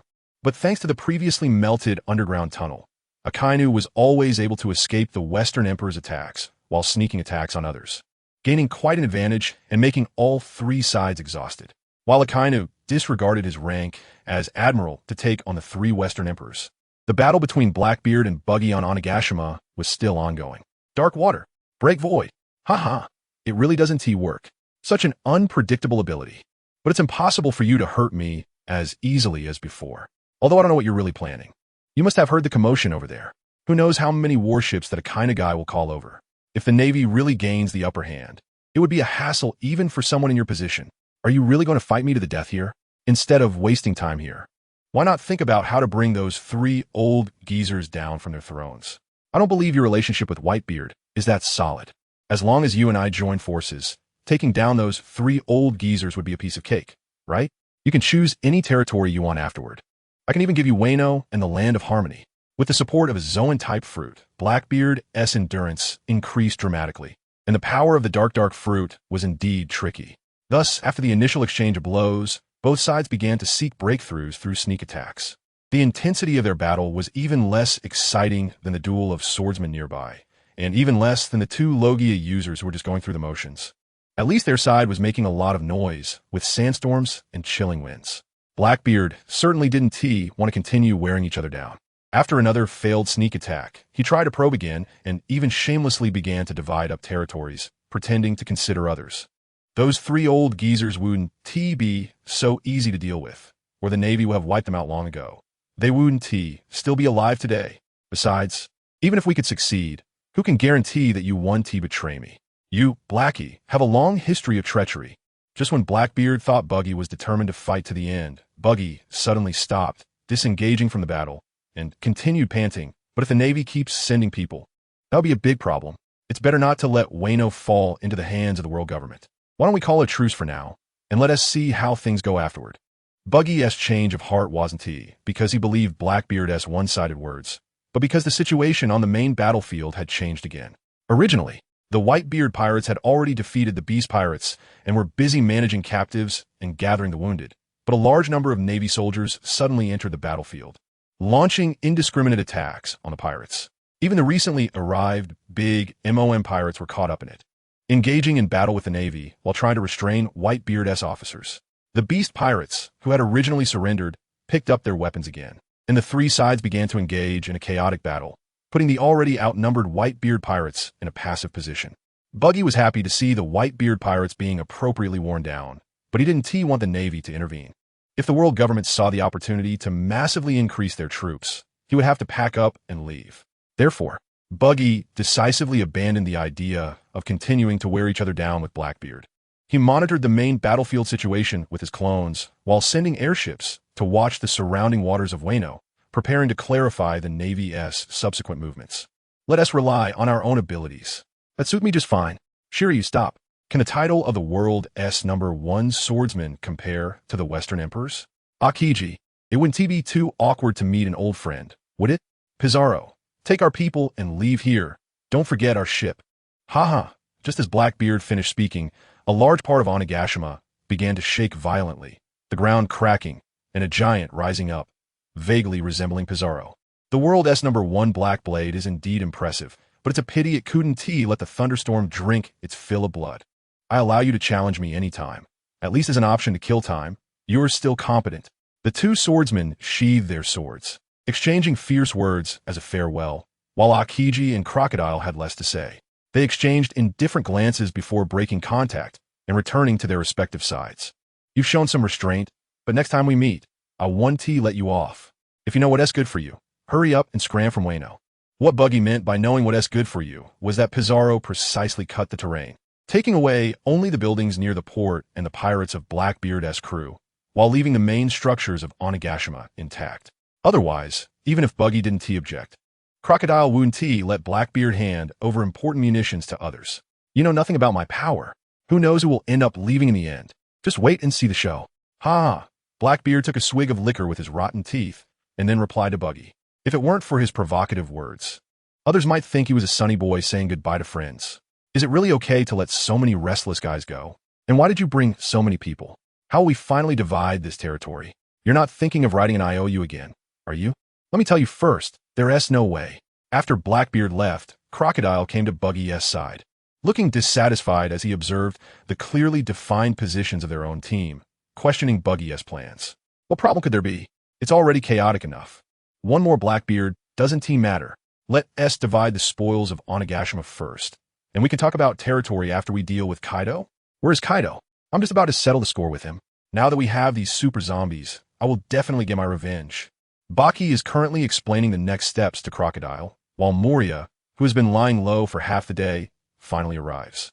Upon hearing Kaido's name, he immediately shouts that he wants revenge. Kaido is currently battling against Big Mom and Whitebeard, and Marine Admiral Akainu is also there, making it quite lively. Why don't you take your zombie army to deal with the main forces of the Marines first? And once we finish up here, we could go find Kaido together. Buggy first briefed Moria on the situation, then presented a suitable option. Moria, being agreeable, just made some noise and had no intention of taking on Kaido alone. Onigashima did not originally belong to the Wano country under the shoguness rule. Therefore, the people of Wano had no qualms about plundering outsiders. However, when the pirates loudly discussed how to divide up the entire Wano country after the battle, both the underworld led by Leopard Goro and the samurai led by Shimanosuke Yasu expressed strong opposition, raising their weapons again, waiting for a command to engage in another slaughter. Fortunately, Buggy has the alias Tama no Suke, and after a pretentious discussion, they ultimately reached an agreement. Wano would provide Onigashima and all weapon factories as compensation in exchange for the outsiders' help in rebuilding after expelling the beast pirates, acting as a medium for overseas connections to ultimately achieve the goal of nation building. Although the people of Wano felt that this agreement was somewhat unfair, they could not openly oppose it in front of the future shogun. In the end, under Tama no Suke's leadership, they left Onigashima first, preparing to continue the fight against the beast pirates on the central battlefield. The mercenary group, as Tama no Suke's nominal direct troops, naturally went along, and upon hearing that they were looking for trouble with the beast pirates, Moria expressed his willingness to join. If he couldn't take care of Kaido, surely he could deal with his subordinates. As long as he could annoy Kaido, he, the West Sea hero, had to go and stir things up. Hawkeye showed no interest in territory or resources. After learning that Perona intended to continue following Moria, he took his leave, seemingly to return to Kuraikana Island to continue training Roronoa Zoro. Due to the Marines' intervention, Germa decided to stay on Onigashima. After all, his Germa kingdom is still a member of the world government, and it wouldn't be good to be the first to engage in combat. Crocodile, on the other hand, was very interested in the assassination group Germa. Compared to the ragtag army he previously organized, Baroque Works, the Germa Corps is elite in terms of equipment and organization. Therefore, he planned to investigate whether there was potential for cooperation, not in a hurry to join the main battlefield, as going there would likely just get him beaten up. He wasn't as carefree as Blackbeard, wanting to take risks. Instead, Buggy now found himself in a somewhat awkward position. As the current warlord of the sea, he faced the issue of choosing sides in the conflict between the Navy and the West Emperor, and he was not yet ready to fall out with the world government. However, Buggy quickly set aside those concerns as a strong earthquake caused the previously frozen sea surface to surge again. Large floating ice blocks collided, creating deafening roars. Meanwhile, a crimson aura surged into the sky, seemingly intent on burning the entire heavens, as a scorching wave of heat erupted from the center of Wano, rushing toward the coast. Damn! Who caused this? Are they trying to ruin my life? I still want to properly develop this place. Buggy cursed while summoning his mirror ability clone, preparing to head toward the main battlefield. Regardless of whether it was to protect his substantial subordinates, so-called allies, or the territory he was about to acquire, he had to do his utmost to stop this island-sinking crisis. The so-called West Emperor was nothing more than a group of struggling scum at sea. It was no longer an era where they could flaunt their power, whether it be bloodlines steeped in sin or grotesque and terrifying creatures, for the sake of absolute justice. Any sacrifice is worth it, even if it means sinking this isolated island nation to the seabed. I must capture you all. Although his tone was tough, Marine Admiral Akainu was clearly not in good shape. At this moment, he had been pierced through the chest by Kaido's Budgerung gun, and the magma of the west was writhing, trying to seal the wound, but was blocked by an invisible force. His face was covered in blood, and his features were beginning to misalign, indicating that he had suffered a heavy blow. However, his opponent was also not doing well. The least injured Big Mom had a dark complexion, her hair was disheveled, resembling a beggar, while Perispero was hiding far away, barely standing with a cane, one of his pant legs flapping emptily, clearly having been hit by Akainu's leg-cutting maniac. Marco was treating the severely burned ace while occasionally glancing at Whitebeard, who was standing in front of them.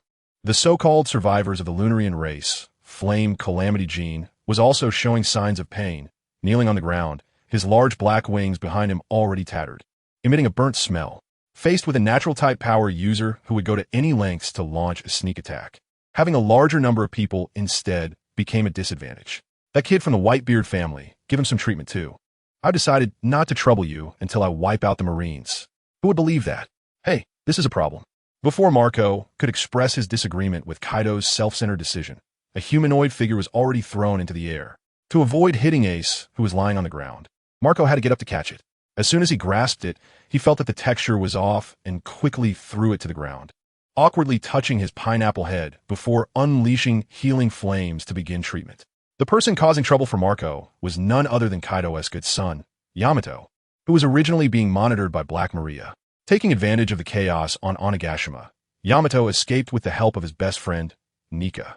With decent strength, he crossed the battlefield and arrived in front of Kaido, his straightforward nature causing him to ignore the complicated situation and demand that Kaido abandon Wano. As expected, their negotiations broke down, and just as the two were about to clash, Ace happened to fall nearby. Yamato certainly could not stand by and watch Ace be killed by Akainu, so he activated his divine beast form to intervene. In Akainu's eyes, besides the heads of the West Emperor's people, Ace's little name was the most valuable target to eliminate, so he was naturally quite displeased. Through Yamato's negotiations with Kaido, Akainu had already understood their relationship. Yamato's displayed potential during the battle also made Akainu unwilling to let it slide, deciding to take decisive action. Preparing to use magma to take out these two Conqueror's hockey kids in one go to eliminate future threats. Facing the scorching magma that even the ice fruit, which had the ability of pure cold, could hardly withstand, Yamato struggled to hold out for long. Fortunately, the mythical Zoan type also possessed the powerful recovery abilities of animal-type fruits, so he was not killed outright. However, he no longer had the stamina to maintain his powers and return to his normal state. You have disappointed me greatly. Keep watching. Strength is the truth of this world. Without enough strength, you are just as likely to die at any moment as this country. Just as Yamato lost the strength to continue fighting and knelt on the ground, Kaido's cold snort reached Akainu's ears, followed by the Budgerang gun cutting through the air, interrupting Akainu's finishing blow. Unwilling to delay any longer, Akainu fully activated his fruit powers. Not only did he begin to melt the surroundings, but he also burned through the rock layers, starting to guide the underground magma to surge toward the surface. The scorching magma erupted from underground, directed by Akainu, rushing toward everyone. Wherever it passed, it was a sea of red. The previously solid ice surface instantly melted, and when the magma came into contact with seawater, it produced a piercing, sizzling sound, boiling the seawater and creating massive amounts of steam that quickly enveloped the entire battlefield, causing everyone's vision to become hazy. Gulalala, I didn't expect this little brat to be so fiery. Marco, take Ace and this girl back to the main force, and find a way to get the ship out to sea. Leave this to your old man. Got it, old man. I'll arrange for someone to pick you up soon. Although Marco was a bit worried about Whitebeard's injuries, he was still ready to carry out his captain's orders. Just as he was about to transform into his phoenix form and take Ace and Yamato away, Kaido spoke up. My brat doesn't need you to worry about him. Jean, take Yamato back and tell the others to stop. Once I win this bet, everyone will be under our influence. Orlulu. Yes, Brother Kaido. Receiving Kaido's order, Jean transformed into his dragon form and swooped down beside Marco. Taking advantage of his hesitation, he grabbed Yamato and flew into the mist, disappearing from sight. Old man this. Gulalala. The rookie is still so arrogant. That's fine, let's go, Marco. Don't be a hindrance here. Next, I can't guarantee that I won't sink this island into the sea. Whitebeard urged Marco to hurry and take Ace away while he punched out to create a shockwave that scattered the incoming magma, protecting the patch of ice beneath him while also dispersing the mist in front of him. Oomph. Old immortal, my island isn't that easy to sink. Be careful not to exhaust yourself to death. That would be too boring. I haven't had enough of fighting you yet. Kaido was somewhat dissatisfied with Whitebeard's address, and after cursing, transformed into his azure dragon form, stepping onto the flame clouds and soaring into the sky, unleashing a blast of scorching breath toward the front. Not only did he create a path through the wall of magma like waves, but he also revealed the figure of Akainu, who had been hiding behind and controlling things from a distance. You two old pirates, barely hanging on, are indeed deeply guilty. Even at death's door, you're still so tough. Do you think having Conqueror's hockey can make you secure against me? Today, I'll let you know that no matter how strong your hockey is, it can't contend with a true natural disaster. Melt away in this searing magma. Go down and repent for your filthy crimes. Inu munching Great Red Lotus. Facing the giant dragon charging at him, Akainu showed no fear, using his magma-coated arm to create a massive dog head with an abyss-like mouth, seemingly intending to swallow Kaido whole. while also engaging in verbal attacks against the two Western emperors. The reason Akainu left out Big Mom was not because the fleet admiral had accumulated some virtue, but because at this moment, Big Mom had already boarded Prometheus and was following her eldest son Perispero, the Sugar Sea Cow, away from the battlefield. The reason Big Mom was leaving was simple. Her strange and terrifying illness, hunger pangs, had flared up again. This was not the territory of the land of Wa. And even if destruction occurred, it would be someone else's heartbreak, but Perispero was still here. He knew that if he couldn't satisfy Big Mom's appetite, the crazed Big Mom might take his life before starving to death herself. Therefore, he could only coax his mother to leave while contacting his younger siblings and the Charlotte family to prepare ingredients and make food on site. But there were no conditions to cook gourmet food on the battlefield. Big Mom's appetite was extremely picky, and there were neither the chefs of the Big Mom pirates nor complete ingredients. In a state of panic and fear, Perispero's mind raced, and finally, a possibility emerged in his mind. If there was anywhere in Wano with the most complete ingredients, it would probably be Onigashima, and no matter who controlled Onigashima now, he could talk to them. With a trial-and-error mentality, Perispero pulled out a transponder snail and called Buggy. First, they had done business together, so they could be considered partners. And secondly, he didn't have Blackbeard's contact information, considering that leaving a madwoman here would be troublesome for himself. And as long as he got Big Mom out of the way, her children would naturally leave, which would also help resolve the chaos quickly. Buggy proposed that he would first send Big Mom back to Totoland. Although Perispero was very interested in Buggy's proposal, he was skeptical of the other's words. It was only when Buggy mentioned his invasion of Totoland that Perispero believed him. But out of caution, he still asked Buggy to first send back a family member for a trial. Soon, Perispero confirmed the result through the transponder snail. Even so, his naturally suspicious nature led him to make an additional request, hoping to return with Big Mom to ensure safety. In a hurry to check the situation of the Western Emperor, Buggy did not dwell on it. He and the Big Mom pirates still had room for cooperation, at least to attract the attention of the world government. If it weren't for the resources of Wano being extremely important, even the Beast Pirates could be a cooperative target. Just as Buggy sent away several high-ranking members of the Big Mom pirates and pondered how to make Kaido abandon Wano and turn to trouble the Navy and world government, the battle between the Western Emperor and the Fleet Admiral grew increasingly fierce. Kaido, relying on his tough skin and flesh, unleashed his ultimate move, Fire Dragon Torch, making Akainu's proud magma attacks feel like a mere scraping, forcing Akainu to rely on observation haki to dodge Kaido's fatal attacks in advance, while focusing his main target on Whitebeard. Under Akainu's strenuous manipulation, the magma activity beneath the entire island became increasingly active, as Whitebeard occasionally triggered earthquakes. More and more fissures extended along the coast, with small amounts of magma beginning to flow out. Eventually, the underwater volcano was activated and began to erupt collectively. The destruction of the entire Wano seemed inevitable, with the nearest rabbit bowl quarry and White Dance suffering the most damage. Fortunately, most civilians had already gone to the flower capital, but the falling rocks from Mount Fuji still caused significant casualties. Buggy certainly could not sit idly by. Besides its rich minerals and arms factories, Wano's population was also very valuable, and skilled craftsmen were needed to process sea stone. Buggy's idea for how to stop the ongoing natural disaster was simple. Just separate the erupting volcano area from the others. However, once he entered his awakening mode, Buggy discovered that things were not as simple as he thought. The rich reserves of sea stone in Wano actually became an obstacle for him to exert his abilities. To concentrate his power, he could only pause the actions of his clones and continuously try. At this time, the previously chaotic factions had already stopped fighting. Pirates and Marines scrambled onto the nearest ship, no longer having the heart to fight, only the urgency to escape. The mercenaries were also filled with inexplicable fear, as their boss Tama and the officers showed no response, leaving them to surround MR3 and ask for an escape route. A bunch of fools. What are you panicking about? Can't you see the officers are with Lord Buggy? As long as Lord Buggy takes action, everything will be fine. Just watch closely. The adults 1T leave us behind. Have you forgotten how he got here? Brother Sin was trying to keep his spirits up while wiping the sweat from his forehead. It wasn't that he was scared. He knew Buggy's abilities well. He could leave whether by airship or teleportation, but this sweat was due to the high temperature. He was about to melt as a candleman. The magma seems to have stopped moving. What's going on? Didn't Brother Sin just say that this is Lord Buggy's doing? Look, the Lord is much taller than usual. Just as everyone was skeptical of Brother San's words, someone was surprised to find that the magma approaching them seemed to have hit an air wall blocked just inches away, which excited everyone.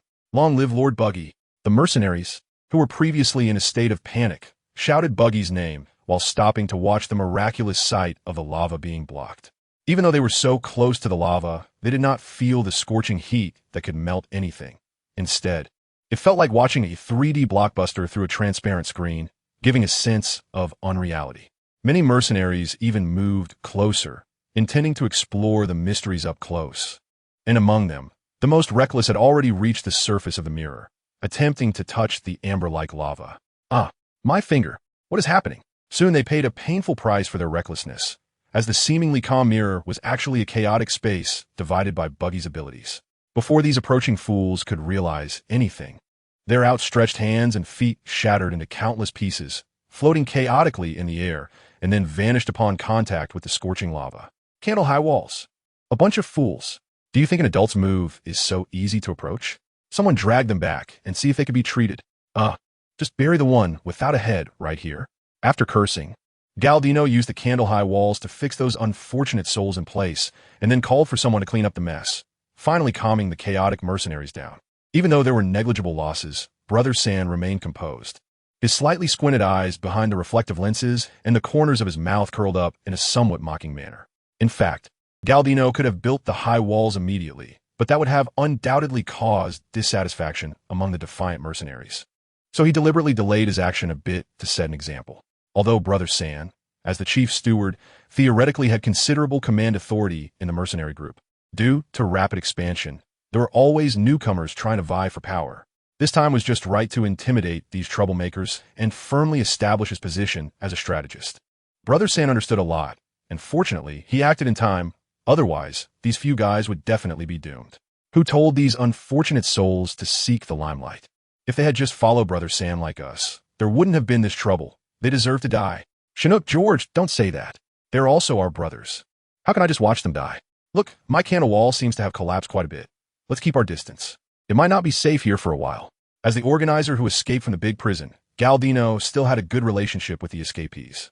As soon as he revealed his skills, his fellow inmates immediately praised him, greatly satisfying Brother San's vanity, and he finally began to give reliable orders. At this moment, Buggy, who couldn't even control his clones, was completely oblivious to the scheming of his subordinates. All his energy was focused on maintaining his abilities. Even though the effect seemed good at present, the intense consumption still put immense pressure on him. If it weren't for the necessary energy provided by the clones of the Sun fruit, he would have had only two choices: either announce the abandonment of the battle and flee, or hold on until he ran out of stamina. However, Buggy overlooked one point. As he continued to concentrate, many of his clones' abilities began to weaken. For example, the floating island had descended significantly. Fortunately, there was the White Sea below. If it fell into the Blue Sea, it would likely cause great losses. Meanwhile, those whose memories had been altered stopped what they were doing, holding their heads and frowning as they began to recall, which would bring Buggy considerable trouble later. But that was a matter for later. The greatest impact on the current situation still came from Whitebeard, who was relying on the regression fruit's youthfulness. As Buggy's control weakened, the fruit's effect became increasingly slight, ultimately becoming completely ineffective under Whitebeard's continuous release of Conqueror's Haki. Whitebeard's previously restored golden hair began to turn gray and became increasingly sparse, and his movements became slower, with his attacks no longer as domineering and fierce as before. Old man, you seem to have aged a lot in an instant. It seems that what Lingling said before was not wrong. Your youthful appearance is quite strange. Why don't you just watch from aside? I can handle the opponents by myself. You just wait to be my subordinate. Kaido immediately noticed Whitebeard's change, provocatively speaking while applying more force, objectively reducing a lot of pressure on Whitebeard. Gulalala. Rookie, don't talk big. I'm Whitebeard. Just a bit thirsty. If only I had some sake. Humph. Stubborn old man. If you survive this battle, I'll treat you to a drink. Facing Whitebeard's unwillingness to give up, Kaido merely snorted coldly, dismissing the offer to treat. But a complex look flashed in his eyes, as if he wanted to overturn the bet and take advantage of the situation, yet also felt regret for the fading hero. Hellhound. Damn. Shameless Marines. Akainu also noticed Whitebeard's change and decisively abandoned the tough Kaido, launching a surprise attack on Whitebeard with the fastest attack speed of Hellhound. Although this provoked an enraged Kaido to retaliate, Akainu still felt it was worth it, as this strike perfectly hit Whitebeard's previous wound. temporarily incapacitating him and allowing Akainu to escape the passive situation of facing two opponents. Compared to the pirates who bully the weak with numbers, this is nothing for me. Next is you. If that old hag hadn't run away early, you remnants of the previous era would be buried here today. Great fire. Hell River. As soon as Akainu's words fell, his body suddenly melted completely, and the next moment, the nearby slowly flowing lava began to surge and roar, rushing toward Whitebeard and Kaido like a torrential flood. Oof. This temperature is about the same as bathwater. Old man, dying like this would be too disgraceful. I still plan to treat you to a drink. Cough, cough. That would indeed be a bit of pity. Even if I'm called a monster, I'm just an ordinary human with a single heart. Kaido transformed into a giant dragon to block the incoming lava and still had the energy to talk to Whitebeard. While Whitebeard's condition had already deteriorated significantly, continuously coughing up blood, and his speech lacked vigor. What a long journey it has been. Garp, Sengoku, Lingling, and you kid have all grown old. Just as it seemed Whitebeard, like a fading elder, was about to deliver his last words, he suddenly struggled to lift his head to look toward the side and rear, where a figure was rapidly flying in from afar. Ice Age. Accompanying that deep chant was an extreme cold aura sweeping across the battlefield, almost instantly sweeping away the heat. And the originally bubbling hot lava on the ground was rapidly frozen before it could completely cool down, becoming a massive piece of amber. Naturally, the one with such freezing powers was the former Marine Admiral Akiji, and at this moment he was limping along, each step leaving behind a half-broken leg, his tilted head seemingly admiring the strange scene he had created. Ah la la. It seems I may have gone a bit overboard, but to control the fire, I had to do this. After all, there's still a lot of civilians on the island. This should be fine, right, Teach? Hee hee. What terrifying power. No matter how many times I see it, it feels the same. My target has always only been Whitebeard. As for the others, feel free. But you'd better be on your toes. The Marine Admiral here seems a bit unhappy. Blackbeard Teach laughed wildly as he walked towards the half-kneeling Whitebeard, or more accurately, the completely frozen ice sculpture of Whitebeard. Teach, that old guy won't last long anyway. Hurry up and let that brat Akiji unfreeze him for me. Can't you see I'm dealing with that bastard Navy? You scared me. I thought that old man had come back to life again. It seems the mythical Zoan fruit really has a powerful life force. Even in such a dire situation, he's still alive. Kaido, your Onigashima has already been occupied by the clown Buggy and the samurai of Wano, and your subordinates have basically all been captured by Whitebeard's men. Your ally, the Big Mom Pirates, has also run away. Your pirate kingdom has completely lost the possibility of realization. Why not just hand over the fruit's power? I will make good use of it. Due to fear of causing damage, Blackbeard could only observe Whitebeard's condition through the ice crystals. And just as he was startled by Kaido, he finally relaxed when he clearly saw Kaido's appearance, boldly expressing his rebellious stance. The reason was naturally that Kaido was in a very poor condition. Just a second ago, he was resisting the scorching magma, and the next second, an extreme cold swept over him. Not only did it freeze his dragon tail solidly, but the dual attack also caused his previously sustained injuries to reopen. The intense alternation of hot and cold made Kaido's originally strong dragon scales become weak, with large areas peeling off, blood mixed with impurities covering his body, causing him extreme pain and temporarily losing his ability to move. Oro. As long as I'm alive, Wano will still be my territory. If you want my fruit, you must be prepared to die.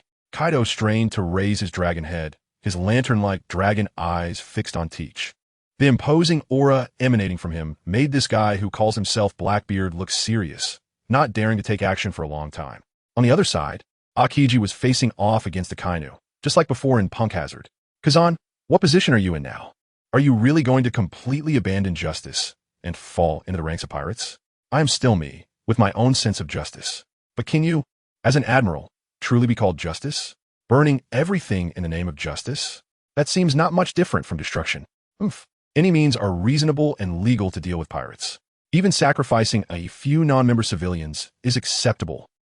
It seems I still can't get along with a stubborn guy like you. It looks like this battle is unavoidable. What a hassle. A defeated opponent dares to speak bravely? If I can defeat you once, I can defeat you twice. This time, it's not just a matter of one leg. As the saying goes, no business can be conducted without a mutual agreement. After exchanging a few pleasantries, the two former Navy colleagues resorted to a brawl as their means of communication, engaging in close combat rather than large-scale elemental clashes. As a typical bully, Blackbeard Teach was staring wide-eyed at Kaido, unsure of how much strength Kaido still had left, prepared to exhaust Kaido here. As the situation unfolded as he hoped, Kaido's severe injuries caused his stamina to rapidly deplete, forcing him to gradually lower the height of his dragon head, eventually collapsing to the ground, his gaze growing increasingly weary. Angled Blade Shadow. Great Graveyard. Just as Blackbeard was tentatively approaching the giant dragon, a thick shadow like a long river swiftly swept across the ground toward Kaido's dragon body. In the blink of an eye, several sharp spikes thrust up from the ground, piercing through Kaido's massive dragon form, and multiple protruding arrows formed a graveyard resembling a cross. Kaido, do you know how I've lived these past 20 years? Today is your death day. Hee hee hee hee. The attacker was former Warlord of the Sea, Gecko Moria, who had held a grudge against Kaido for over 20 years. He had quietly sent his shadow soldiers close to the battlefield, silently observing Kaido's fight. And only after confirming Kaido's weakness did he strike. Cough. Damn giant bat. You should have been dealt with back then. Since you both want to die so badly, I will grant you that. Bad wind. Shadow Warrior. Kaido struggled to break free from the shadow's piercing attack, spitting out a slash aimed at Moria. However, Moria, who was already on guard, used his clone technique to swap places with his real body, dodging the attack just in time. With a missed strike, Kaido suddenly raised his dragon body, letting out a dragon roar, but he was slow to show any other movements. Is this a roar before death? I don't know if you're dead or still maintaining your dragon form. I can't waste that powerful body. I need to find a way to turn you into the strongest super zombie. Hee hee hee hee.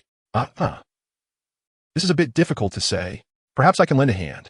These two scheming individuals were on guard against each other, unwilling to do the other's bidding, and thus showed no intention of making a move.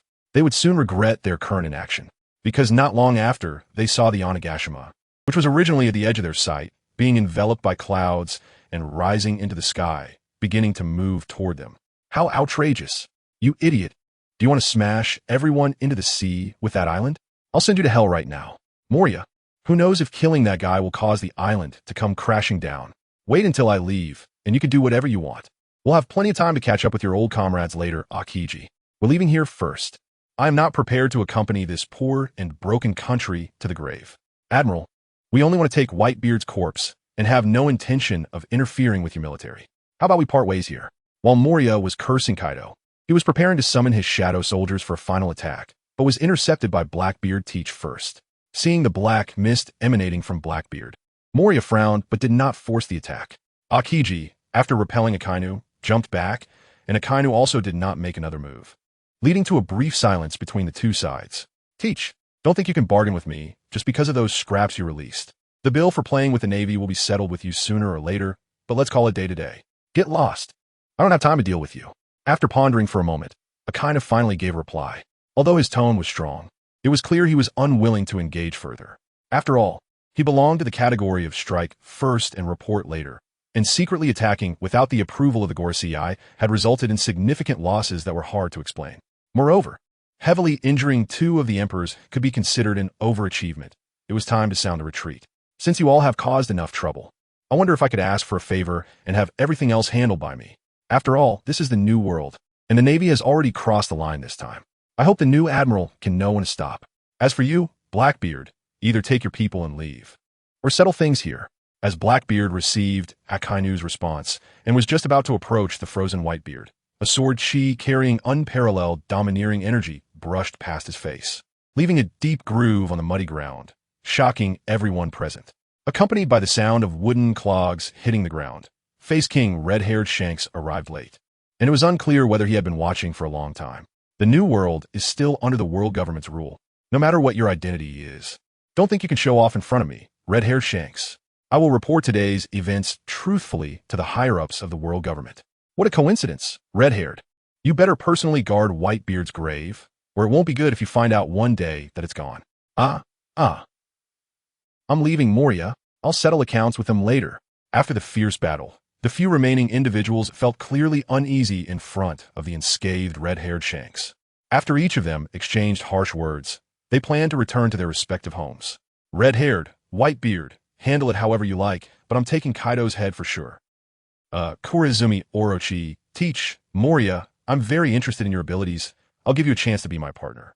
Although such an invitation was somewhat inappropriate, It allowed Moria enough time to consider it. Hiv. But before Moria could propose his terms, the originally pretending to leave Blackbeard suddenly turned around and ruthlessly attacked Moria. The sudden heavy blow, combined with the power of the dark fruit, left Moria without any ability to resist, and he was taken away by Teach. This guy has become more troublesome, but the immediate issue was you, Kaido. Put Onigashima back on the sea. I allow you to take the beast pirates and leave Wano country. As long as you never set foot in this country again, I will persuade the Whitebeard pirates to reconcile with you. Who do you think you are, red hair brat? Wanting to teach me how to do things? You're 100 years too early. Since it was destined to lose control over Wano country, why not just destroy it completely now? Run, kid. Onigashima is not just an island. It's a weapons depot I've accumulated for decades. Oh ho ho. But unfortunately, you're not him. However, this way of dying doesn't seem too bad. Kaido dismissed red-haired's words, and being already heavily injured, he was at the end of his rope, just barely managing to pull Onigashima into the battlefield sky. As his stamina waned, Kaido had to revert to his human form, and his control over Yamato weakened. Just after mocking red-haired, Kaido could no longer support his body and collapsed to the ground, completely losing consciousness. A large weapons depot is indeed troublesome. It would be great if Mihawk were here. His swordsmanship would be more suitable for such a huge thing. Red-haired looked up at the rapidly descending Onigashima, his expression slightly serious, his right hand holding the sword continuously gathering power, seemingly preparing to smash the entire Onigashima to pieces. Looks like our old friend is in a bit of trouble. Ahahaha. So what are we waiting for? Let us deal with that little island first, and then catch up. Gun of Heroes. Just as red-haired was about to make his move, two exceptionally tall shadows quickly enveloped him like towering pillars. With a rumbling sound, accompanied by boisterous laughter, debris fell like rain, as two giants managed to hold the rapidly descending Onigashima in midair with their arms. Dori Broggy, long time no see. Weren't you two dueling in the little garden? How come you're here? You Catamo Leviosa. Shanks, you really know how to choose your timing. I was waiting for Blackbeard and the Navy to clash, and you went and stirred things up again. You're not trying to poach my employees, are you? The magmatide that had lost Akainu's control gradually calmed down. Buggy no longer needed to maintain the large-scale spatial split move, allowing him to join forces with his clone from the float fruit. After lifting the giants and letting Onigashima float again, Buggy began a series of rebukes towards red-haired. It's Buggy. Are those two now working with you? That is quite a surprise. I had heard about it all. How about we grab a drink together? Stop joking around. If you had shown up a little earlier, I could have stopped Blackbeard and Moriawuti have been captured. He is now my partner. That is a bit regrettable. By the way, I'll take care of Whitebeard's funeral. Ace, you're more familiar, so you can keep an eye on it. As for Kaido, let him and the beast pirates leave. Whether he can survive depends on his own luck. No, I could still save Whitebeard. Wano country should be returned to the Kazuki family. Kaido should be handled by them. Can Whitebeard still be saved? Actually, this outcome isn't too bad for him. But since you want to try, go ahead. With today as commotion, the world government will definitely take action, so don't make things too tense with them. They have many unknown powers. I'll rest for a while in Elbaf. Find me for a drink when you have time. Although Buggy completely rejected red-haired's suggestion, red-haired didn't get angry. Instead, he extended an invitation to drink. I know what I'm doing. Elbaf, I will definitely go when I have time. You all chat first. I have a lot to take care of. Buggy was somewhat uncertain about red-haired, a guy with intricate connections to the celestial dragons, and thus didn't want to engage in too much conversation. Plus, he indeed had many urgent matters to deal with. He needed to quickly sort out the situation in Wano country, which included controlling the emotions of the arriving Wano people and calming the feelings of Whitebeard's sons to retain the authority over Kaido and his forces. Buggy, you really told red-haired that Dad can still be saved, right? It was you who urged Ace to come to Wano. If Dad can't be saved, you'll share the blood debt. We, the Whitebeard pirates, let it go easily. Marco, you need to be reasonable. Whitebeard came to save Ace. How can you blame me for this situation? If it weren't for me, he might have died in the Marineford War, but I didn't lie to red-haired. I truly know how to save Whitebeard. However, to do that, it requires time and finding a few people. Right now, all we can do is keep Whitebeard in a frozen state. Tell me quickly, who exactly has the method to save Dad? No matter where that guy is, we will definitely find him. Hearing that Whitebeard could still be saved, Marco changed his previously threatening tone and urgently asked Buggy what person he needed to find. Since you're so eager, go chase Trafalgar Law. That kid has decent medical skills. To save Whitebeard, the ability of the surgery fruit is essential. As for the rest, I'll arrange it. A supernova? Huh? I'll arrange for someone to find him. Even if I have to kidnap him, I'll bring him over. Right now, I hope you can hand Kaido over to us for handling. He is the one who put Dad and Ace in this state. The grudge with Captain Odin should also be avenged. We're not interested in your pirate matters. But Kaido should be handed over to us for dealing with in Wano country.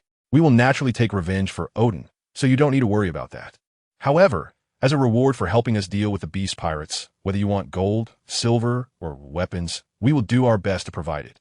We just hope you can withdraw from Wano country as soon as possible. After learning about the arrangements for saving Whitebeard, Marco then sought Buggy for the authority to deal with Kaido. Before Buggy could speak, Goro of the Flower and Kanjuro of the Frost Moon represented Wano country to raise objections, wanting to quickly drive the pirates away. Marco, to save Whitebeard. We still need Kaido's cooperation, so let me handle it. As for you two, one a former underworld boss, the other a fallen noble. Wano country is not for you to decide. One-time financial gain is trivial for me and my partners. Wano country itself is what we value. Although you see Kaido rampaging here for many years, it's precisely because he exists that this island nation has avoided the covetous eyes of the world government. You just witnessed the Admiral's brutality. Once we all leave, who knows if the Navy will come back again. Regarding the cooperation and trading matters, I will personally discuss them with your new general, and you just need to obey. But he was right. Your Highness is the one who should decide the fate of Wano country, and we indeed do not have enough strength to protect the entire nation. The previous battles caused severe damage, so let's first organize manpower to maintain order. Facing Buggy's straightforward refusal, Shimazuki Yasukuni wanted to continue arguing, but was pulled aside by Hanazono Haigaru, who explained a few things, and Yasukuni reluctantly gave up. Buggy did not pay too much attention to the attitudes of the two. He had other troubles to deal with. Previously, to fend off the continuous lava attacks, Buggy had expended a tremendous amount of energy, which led him to temporarily weaken his control over his clones, causing those whose memories he had altered to briefly regain some memories. Tyrant Kuma was currently in the Sky Island, confirming the situation with Bonnie. Although Bonnie was unwilling to deceive him, she also did not want him to fall into danger again, so she could only evade the matter, saying that someone would explain it in detail later, which temporarily calmed Tyrant Kuma. The real trouble was Green Bull, who had been assigned by Buggy to plant trees on Reverse Mountain. Even though his memories were fragmented, he still managed to confirm the reality of being controlled by someone through some faint images and decided to escape. To keep an eye on this natural-type powerhouse, Buggy arranged for Enel, the god who was tired of staying in the Qinghai Sea, which can be seen as a way to fulfill the promise of taking him to the Endless Land. Although Enel did not admit to being Buggy's subordinate, he was also unwilling to lose face by failing to keep an eye on a prisoner, so the two engaged in a natural-type derby battle. Enel, having learned to elementalize, exhibited even more astonishing destructive power, repeatedly striking down and incinerating the forest summoned by Green Bull. However, thanks to the incredible recovery ability of the Mori Mori no Mi, Green Bull was always able to come back to life. Knowing that delaying would lead to change, Green Bull decided to split up, continuously summoning large patches of forest while hiding his true form among the grass and weeds, planning to sneak away.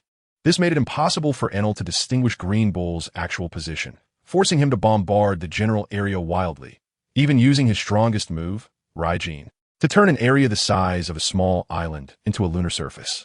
Now he should be completely dead, right? But how to explain this to that clown? Forget it. Just say that the vegetative person accidentally fell into the sea. Enel pulled out an apple from his pocket, took a few bites, and casually threw it on the ground before leaning on his golden staff and returning to his residence. After a long while, a green leaf suddenly broke through the ground, quickly growing and spreading out like a vine, and when it touched the apple on the ground, it transformed into a small tree. What was I doing earlier? Anyway, I should return to the Holy Land first. The adults should be able to help me figure this out. What is this thunderous bastard background? How could he injure me? The source of life, so severely. Sigh, my body is too weak now, but I should walk a bit farther before resting. When the small tree was fully grown with branches and leaves, Green Bull's face emerged from the trunk. Compared to his originally robust figure, he was now much weaker. However, to escape, he pulled up the tree roots and wobbled away towards the distance, seemingly planning to return on foot to the Holy Land, Marie Joa. Enel, of course, would not take the initiative to report to Buggy, but such a significant battle would inevitably alert others at the base. Soon, Those dispatched by Germa reported the situation to their boss, Judge. Therefore, Buggy learned the facts after the battle. Buggy did not believe a word of Enel's claims. Because his Mori Mori no Mi clone had not been affected by the escaping demon at all, this proved that Green Bull was still alive. However, he did not expose Enel's lie. Instead, he prepared to accelerate his plans and get ready to completely turn against the Navy and even the world government. Fortunately, the worst-case scenario did not happen. Although Akainu immediately arranged naval ships to monitor Wano country around the clock after leaving, and planned to build bases near Buggy's various strongholds. The world government had not issued any stern warnings to Buggy. Initially, Buggy thought it was a delaying tactic by the world government, but a few days later, he learned from Morgan's newspaper that the Germa army had launched a surprise attack on the Kingdom of Bridge. It seemed that the movements of the Germa army were more concerning to the world government than the chaos caused by pirates in Wano country. However, Buggy did not know that the Gorosei had been paying close attention to the situation in Wano country, whether they were aware that the ancient weapon Pluton was in Wano, or due to the large amount of sea prism stone in Wano, they could not personally take action, which led them to give up on seizing Wano. A week later, they sent a letter to negotiate with Wano country. General, are we really going to refuse the invitation to join the world government? The old man thought it would be better to agree, as it could not only enhance communication with overseas countries and promote the opening of the country, but also provide an opportunity to drive out these pirates. Wouldn't that be killing two birds with one stone? Shimazuki Yasukuni replied. The previous young master explained it very clearly. Joining the world government means that every year we will not only have to offer expensive heavenly gold, but also provide a large amount of food, vegetables, and slaves to supply the world nobles. Every year, many overseas countries become war-torn due to the unbearable burden, and given Wano's current situation, we are likely to follow in their footsteps. Moreover, if we need to pay those resources every year, how is that different from the rule under Kaido? As for whether to drive out those pirates, it also depends on whether they can remain as docile as they are now. At least the current cooperation is relatively smooth, and the common people can exchange labor for enough food to eat, which is much better than the previous beast pirates. In the flower capital, within the general's mansion, Shimazuki Yasukuni and Hanazono Higuru, who had differing opinions on whether to accept the world government's invitation, simultaneously turned their attention to the main seat in front of them. There was not Buggy's disguised Thomas sitting there, but instead a white-haired old man with a red nose was reclining. He was the previous legitimate general of Wano country. Kazuki Suyaki, who was sitting beside him, was Tama, appearing as a mere observer, which was naturally an arrangement made by Buggy to quickly grasp Wano country. The remnants of Wano country, led by Shimazuki Yasukuni, were quite dissatisfied with not having the power to deal with Kaido and were secretly instructing their subordinates to torture and retaliate against the captured beast pirates. Following the excellent tradition of Wano country, some samurai even prepared for Kubo, proposing to elevate Kazuki Momonosuke to replace the parachuted young master and seize power. Although Tama quickly mobilized mercenaries to suppress the situation, using outsiders to suppress his own people still dimmed the brilliance of this returning young master. Hence, Kazuki Sukiyaki, this elderly man, was put on stage to silence the old ministers of Wano country. I haven't dealt with national affairs for a long time, and I'm not as familiar with overseas matters as Tama. The position of general will eventually be handed over to him, so how to respond to the world government will be handled by him. His decision is my decision. Regarding this suddenly emerging grandson, Kazuki Sukiyaki could not be 100% sure. However, he was still pleased to see the Kazuki family restore its rule over Wano country in his lifetime. After all, the blame for the country's destruction and the family's downfall cannot entirely fall on the good man Odin alone. The position of general was lost in the hands of this old man, and Kaido's successful usurpation relied not only on his support, but also on his failure to recognize people. Now, Kazuki Sukiyaki certainly knew that the position of general was nominal. Thus, he repeatedly expressed his attitude of not interfering too much in politics in front of these restoration old ministers, which not only served to protect himself, but also ensured that there would be no situation of multiple orders being given. As the head of the Kazuki family, the old man was naturally the rightful general. However, we are also willing to contribute to the prosperity of Wano country. I believe that accepting the invitation from the world government now brings more harm than good. The overseas countries wish to become member states for the protection of the Navy to fend off pirate harassment. However, even as member states, there are still plenty of pirates causing trouble, and the Navy often puts in minimal effort. Our country, Wano, has a treacherous terrain and currently maintains a good relationship with the major pirate forces of the world, so there is no need to rush into joining the world government. Instead, we could hand over some of the beast pirates to the Navy, maintain trade in sea stone and other materials, carefully keep in touch, and focus on restoring people's livelihoods. What the young master says makes sense. I'm just afraid that the world government might get angry and send troops again. The Navy needs to maintain control over the entire ocean for the world government and won't focus all their attention here.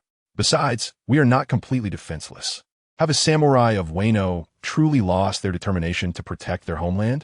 It's worth noting that even the weapons needed by the Navy mostly come from Wano. If we completely turn against them, whether their cannons can fire is a question. If what the young master says is true, then not joining the world government for now is indeed a prudent decision.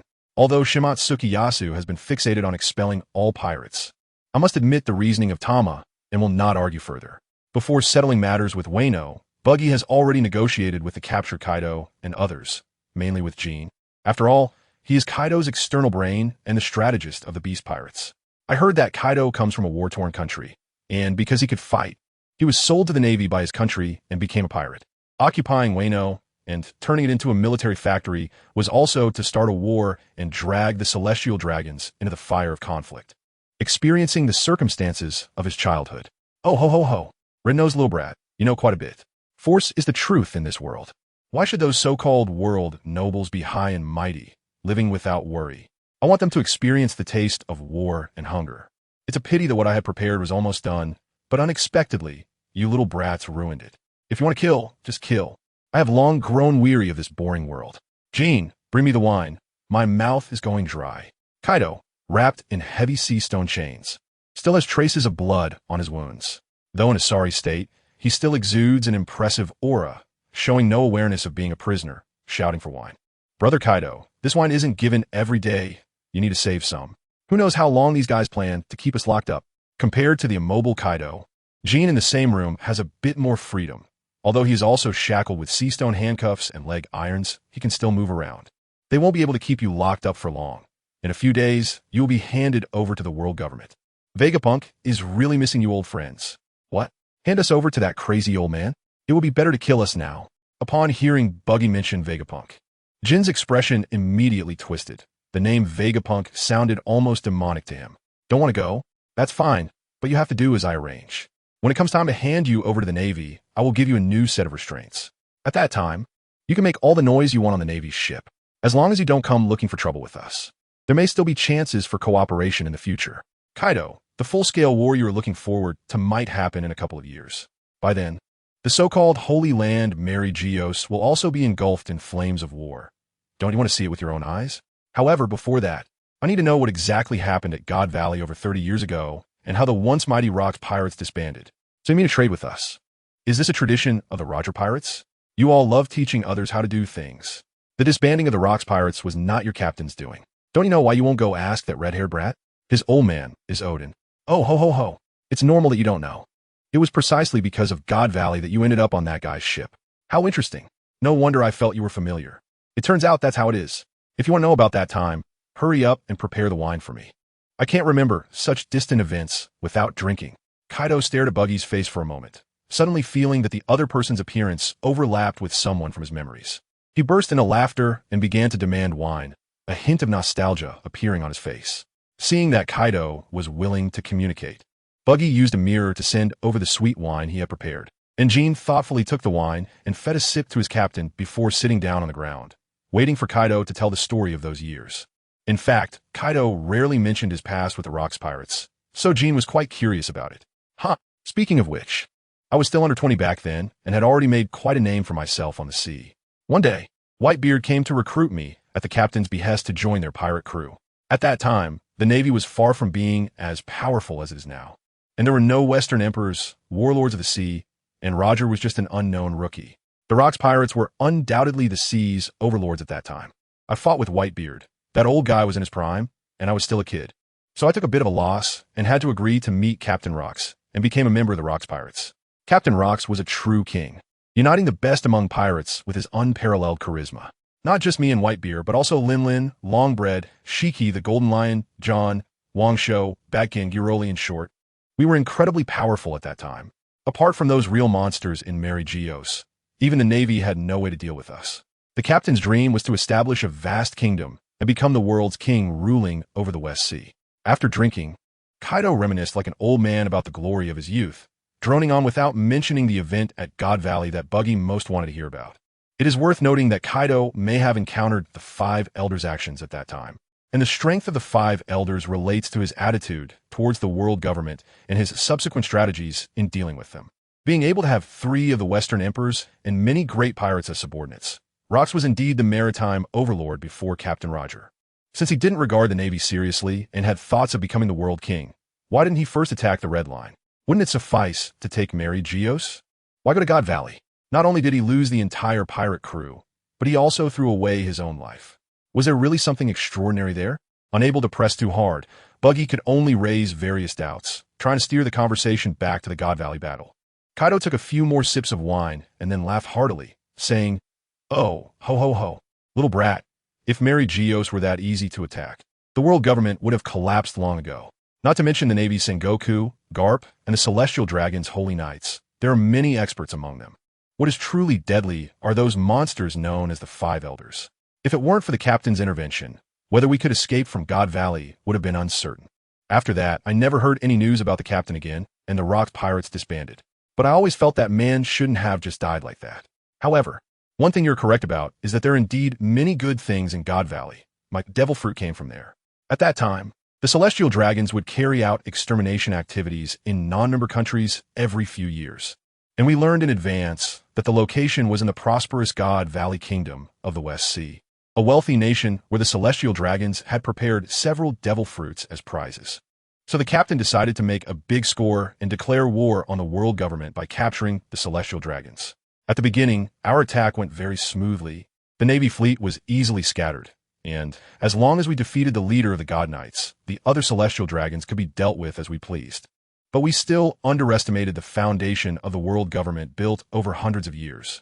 A fully demonized Satan alone was quite troublesome. Only the captain could handle him. However, Roger and that guy Carp stopped him, fearing the world government would retaliate indiscriminately across the world. Ironically, God Valley was ultimately completely destroyed by the world government and can no longer be found on the map. Seeing the captain being restrained, the crew members of the pirate group acted independently.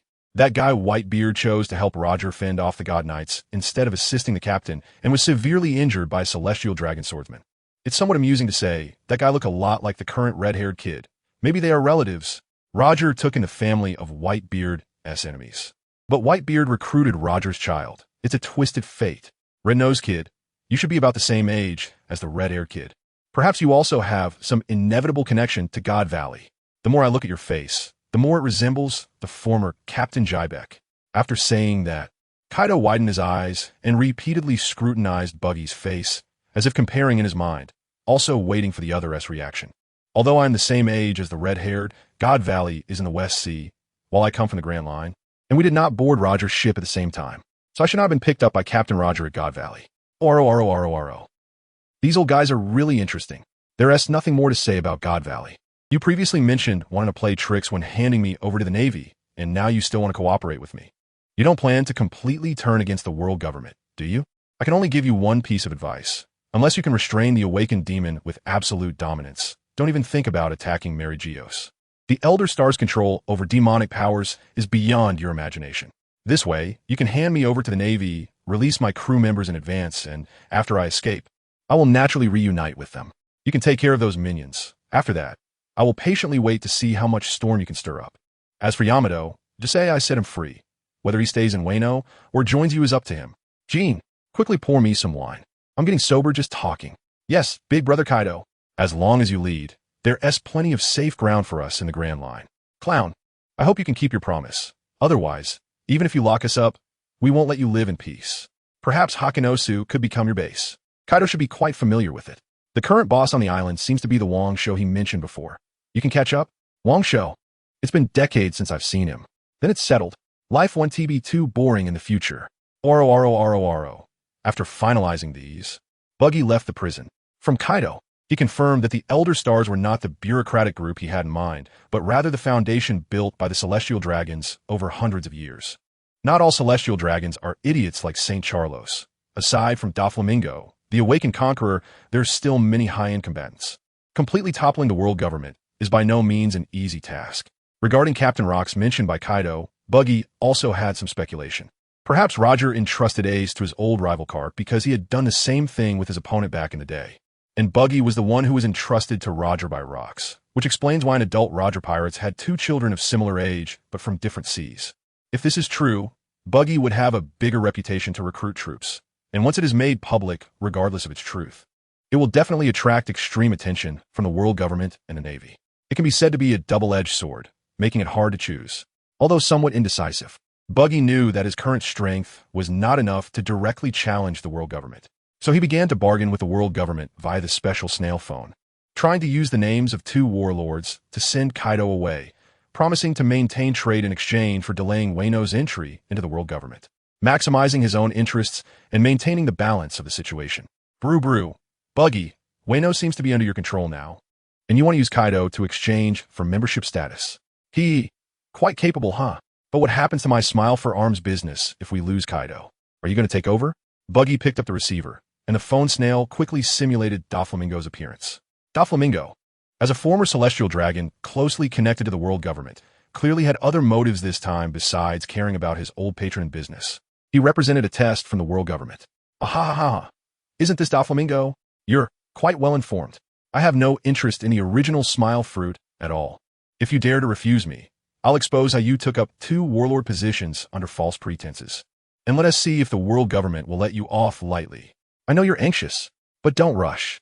As long as your Smile fruit can be improved using the bloodline of the Mink tribe, as I mentioned before, I'm still willing to acquire it. Besides, you said I wanted to make Wano a member state, but that is somewhat inaccurate. Just the redrawing of the warlords is already a lot. I don't want to pay heavenly gold every year like your Dressrosa. At least there should be sufficient benefits. How could there be no benefits? Becoming a member state means being recognized by the world government. Not only can you avoid attack from the Navy, but the royal family can apply for station maintenance of their rule at any time. Even the celestial dragons cannot unilaterally order the destruction of member states. You know those idiots would select a non-member country every 3 years for slaughter more than 30 years ago. Being able to become a member state is a treatment that is hard to come by. Countless countries have sacrificed their citizens to maintain that status. I hope you can cherish the terms given by the world government. If the product is developed, but the ordering clients are gone, that wouldn't be a headache, right? Hey. I have my own judgment. You don't need to worry about it. You just need to think about how to deliver it as soon as possible. That guy Caesar's technology, ISNT, very good. If it's too slow, I'll have to find someone else. Vegapunk seems to be a good choice. Buggy had little confidence that Doflamingo could keep a secret. Therefore, under repeated threats from the other party, he put away his gentle mask and appropriately made a verbal counterattack. Are you trying to make me laugh to death? You don't know that Vegapunk's biggest patron is the world government, right? Collaborating with Vegapunk is no different from handing your things over to the world government. I will have Caesar complete the research on the Mink tribe as soon as possible. To ensure our cooperation remains smooth, shouldn't you show some sincerity first? I previously ordered a batch of arms in Wano. I hope to receive them soon. This concerns what I will say to those old men above later. Then let's get in touch again. General, Doflamingo did not hide his connection with the Elder Stars. After throwing out his conditions, he hung up the call before Buggy could reply, as if he had grasped the secret and was certain Buggy wouldn't dare to refuse him. The god who has lost power and fallen to the dust is no different from mortals. Everyone is just a warlord or a feudal lord. Why are you so arrogant? Once I finish my business, I'll show you some color. Even if it's just a joke, there should be a hierarchy. Buggy put away the phone bug with a cold snort. He had initially chosen to cooperate with the Don Quixote family to quickly open up the situation for his own benefit. But as Buggy's power continued to expand, there were frequent trade conflicts between the two sides, especially since Doflamingo, as an intermediary in the underground world, had a significant influence from the Dark Emperor behind him to compete for shipping business with the maritime king of meat of the deep sea current. Buggy specifically ordered a batch of high-speed torpedo boats equipped with the latest steam engines from Water 7, using Morgan's newsbirds for intelligence to attack the opponent's transport ships everywhere, which became a major source of income for Buggy. Another deadly enemy of Buggy is Dorag Picro from the Big Shot's funeral home. Buggy often clashed with the Assassin Hotel he partnered with Crocodile, along with the mercenary group Tama no Suk. Both sides suffered losses, but since Buggy had not figured out the location of Dorag's lair, he had no good way to deal with him. However, Buggy had already made up his mind. If he could get Doflamingo, the the puppet master of the dark world. In a trouble, the underground order would inevitably fall into brief chaos, and that would be the perfect time for him to eliminate his competitors. For this, he needed to set a trap to lure out the Dark Emperor hidden behind the scenes. Now, what was most important for Buggy was to quickly consolidate his control over Wano country. To this end, he instigated a reform through Tama no Suk, publicly claiming to emulate overseas countries and quickly eliminate the previous isolationist policies. All the daimyos were relocated to the flower capital to serve as so-called cabinet ministers. Secretly, he gathered pirates from the former Gold Lion pirates from the floating island Mayu Island. These personnel, trained by Zango, could be guaranteed loyalty and were familiar with Buggy's rationing system, making them very suitable for managing various regions of Wano country. Zango spoke to the local populace every day, exposing the original daimyo's corruption and incompetence, weakening the influence of each family over the people while boasting about Buggy's policies. He portrayed life on the floating island as heavenly, claiming that those who performed well would qualify to live there, thus persuading the populace to continue arms production after limited improvements. After this operation, the people of Wano gradually accepted the management of pirates. Perhaps Zango went too far, as some brilliant person discovered that the pirate leader had a large red nose and planned to use it as a new flag. Watching his subordinates bring in a flag resembling a plaster, Buggy was so angry that he activated his powers and shattered it into powder, frightening his subordinates into silence. Calming down, Buggy realized that he should indeed create a new symbol for Wano country. The original crescent star pattern using the black charcoal snake was no longer usable.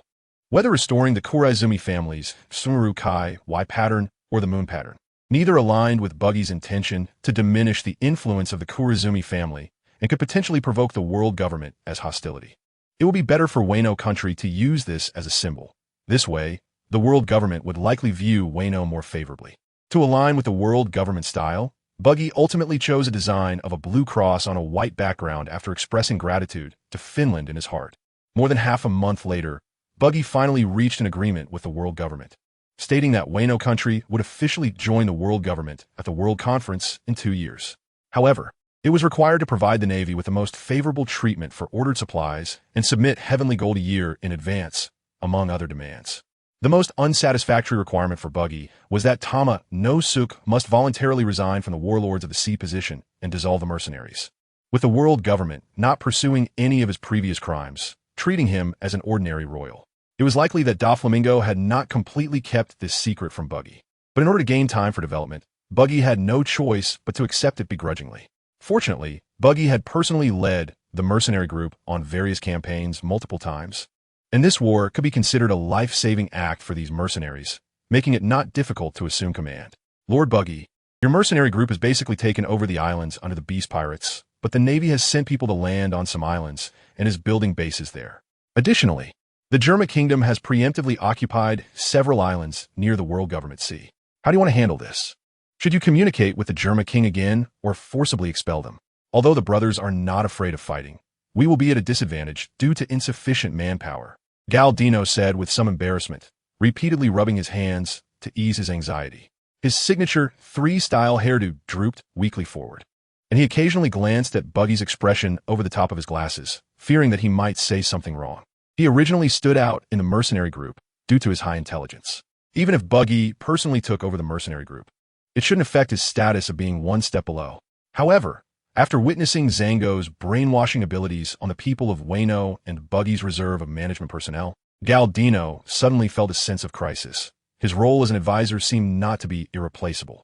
Meanwhile, Crocodile was also in Wano, compared to his former employer, who liked to suck people dry. His current boss was much easier to deal with. Galdino urgently needed to demonstrate his value to avoid being disliked by his boss. Just a few small islands. There's nothing we can't handle. Let the Germa people occupy them for now. I'll personally deal with the Navy. Next, you go assist Zango in relocating the people from Wano. This will strengthen control over nearby islands and alleviate food consumption. By the way, you can try recruiting samurai from Wano, disperse them into the mercenary group, and send them to rotate with the brothers stationed in other places. The mercenary group is my most important force. The larger it grows, the better. The world is chaotic, and there are plenty of battles to fight. We need people everywhere. You are the smartest one under me. Work hard, and the rewards will be plentiful. Perhaps in the future, your reputation will surpass that of your former boss. Huh. Surpass the former warlords of the sea? Is that something I can achieve? But I will do my best not to disappoint you, Lord. Just as Galdino, who was dazzled by Buggy's grand plans, left joyfully and confidently to execute Buggy's new task, his former boss Crocodile was busy digging holes all over Wano. Aside from sea prism stone, it's just water up here. How the hell did this stuff get in? Did it come from the Earth's core or something? What nonsense, Pluton? What use is it if a ship can't even sail, no matter how powerful it is? Buggy, tell the truth. Did you know it was like this all along, and we're just waiting to watch my joke? In the dark void beneath Wano, the flickering light of a cigar illuminated Crocodile's gloomy face. The golden hook danced wildly against the rock wall, leaving marks that showed his inner anger. That's a false accusation.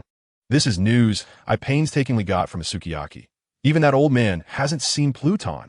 How can I know it looks like this? I came to you because I was afraid you'd collapse the flower capital.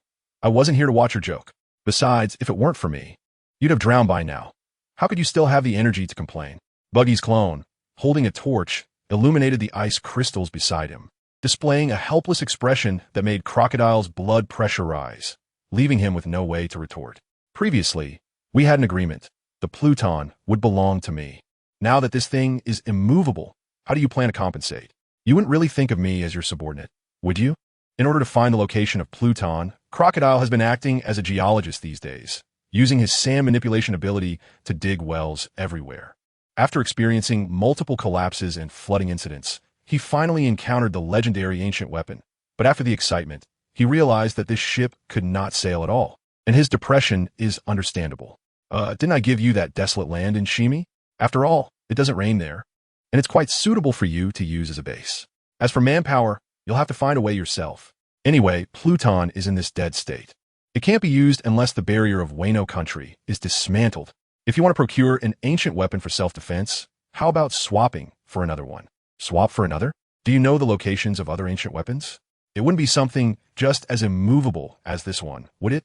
Crocodile looked at the Baroque works clone in front of him with an extremely doubtful expression. In his impression, ancient weapons are secrets second only to the great treasure, and finding one is already quite difficult. The other party intends to reveal it so easily, which gives him a bad premonition of being set up. That one is much more active than this Pluton, but there are indeed some restrictions when it comes to activation, and it requires some effort to obtain. Don't think that mastering one or two ancient weapons will allow us to rest easy and force the world government to treat us calmly. Once they discover we have such a devastating weapon, we can wait for them to come knocking. So the question is whether we can form a solid alliance and prepare to confront the world government together. No need to rush a reply. You have plenty of time to think it over. Hey, want to confront the world government? It sounds like the Revolutionary Army's rhetoric. I'd rather believe you don't know the whereabouts of the other ancient weapons. Do you have any contact with that dragon? Perhaps we can discuss business with them. They must be in need of weapons. We are currently in dire need of funding. You'll soon find out whether the matter of the ancient weapon is true or not. It seems that Jinbei should be back soon. It's all your fault for recruiting recklessly and fighting everywhere. If one day you go bankrupt, don't blame me for selling you out. My investments cannot go to waste. If you want to do business with the Revolutionary Army, I have no objections. But why are you looking for Jinbei? Are you referring to Poseidon, the Sea King among the ancient weapons? It must be that, knowing I fear water the most. Even if I know where that thing is in the sea, I can't get it. You just want to give me an empty promise. I'm not telling you now, even if you're anxious. With such a huge mess in Wano country, the News King is certainly paying close attention. But due to the need to stabilize the situation, he is not allowed to report the whole truth, at least not until Kaido is handed over smoothly. However, he still leaked some information to the World Economic Journal. Thus, the incident was transformed into a fight between Whitebeard and Kaido, with Whitebeard dying and Kaido going missing. While Wano country prepared to accept the world government's invitation with the Navy's assistance to restore the country. As the news spread, Whitebeard's territory became restless again, with Blackbeard acting the fastest, starting to expand his territory. At this time, Marco was busy taking care of Whitebeard and Ace's injuries, and could only send other captains to return first to guard important islands, attempting to reclaim some territory. The Fishman Island, being such a hard-to-reach fringe territory, lost its protection again, and Jinbei, as the spokesperson for the Fishman tribe, naturally needed to rush to Wano country to gather information. The Pirate King's first mate, Pluton Rayleigh, could traverse the calm belt at his ancient age, and Jinbei, as a naturally aquatic species, could easily navigate the Grand Line, quickly arriving at Wano country. Clown, although I don't know why Marco believes your words, I hope you really can find a way to help Dad recover. Otherwise, even if Marco and the others can let you off, I will definitely not rest until I settle this with you. I can save him, just that it will take quite some time. However, the news of Whitebeard's death has already spread across the world. Instead of worrying about whether I am lying, you should be more concerned about your own home, Fishman Island. Without Whitebeard's name, can Whitebeard's flag still protect Fishman Island? It will likely soon turn back into a slave hunting ground. A price of 10 million to 70 million is indeed very high. Crocodile, you should have channels for selling, right? If not, you'll have to find Doflamingo. That guy takes a hefty cut, and you would lose a lot of money. I swear, even if Dad is not around, I will never let any pirate run wild on Fishman Island. If you extend your hands to Fishman Island, I will drown all of you landlubbers in the sea. Jinbei has never had a good impression of Buggy, and now seeing him dare to mention selling mermaid slaves right in front of him, he immediately filled with rage, getting ready to strike, which instantly heightened the tension in the atmosphere. Don't make everything all wet, you fat-headed fish bastard. Clown, you're really boring. What's the point of teasing this stupid fish? Hurry up and get to the point. My time is very precious. Crocodile distanced himself slightly from Jinbei while urging Buggy to quickly talk about the ancient weapon matter, trying to ease the atmosphere a bit. He, who told this guy to come in with a posture of seeking justice. If I don't scare him a bit, he might think I'm easy to bully. You, a former warlord, really can't control the situation, so let all the current warlords jointly guarantee.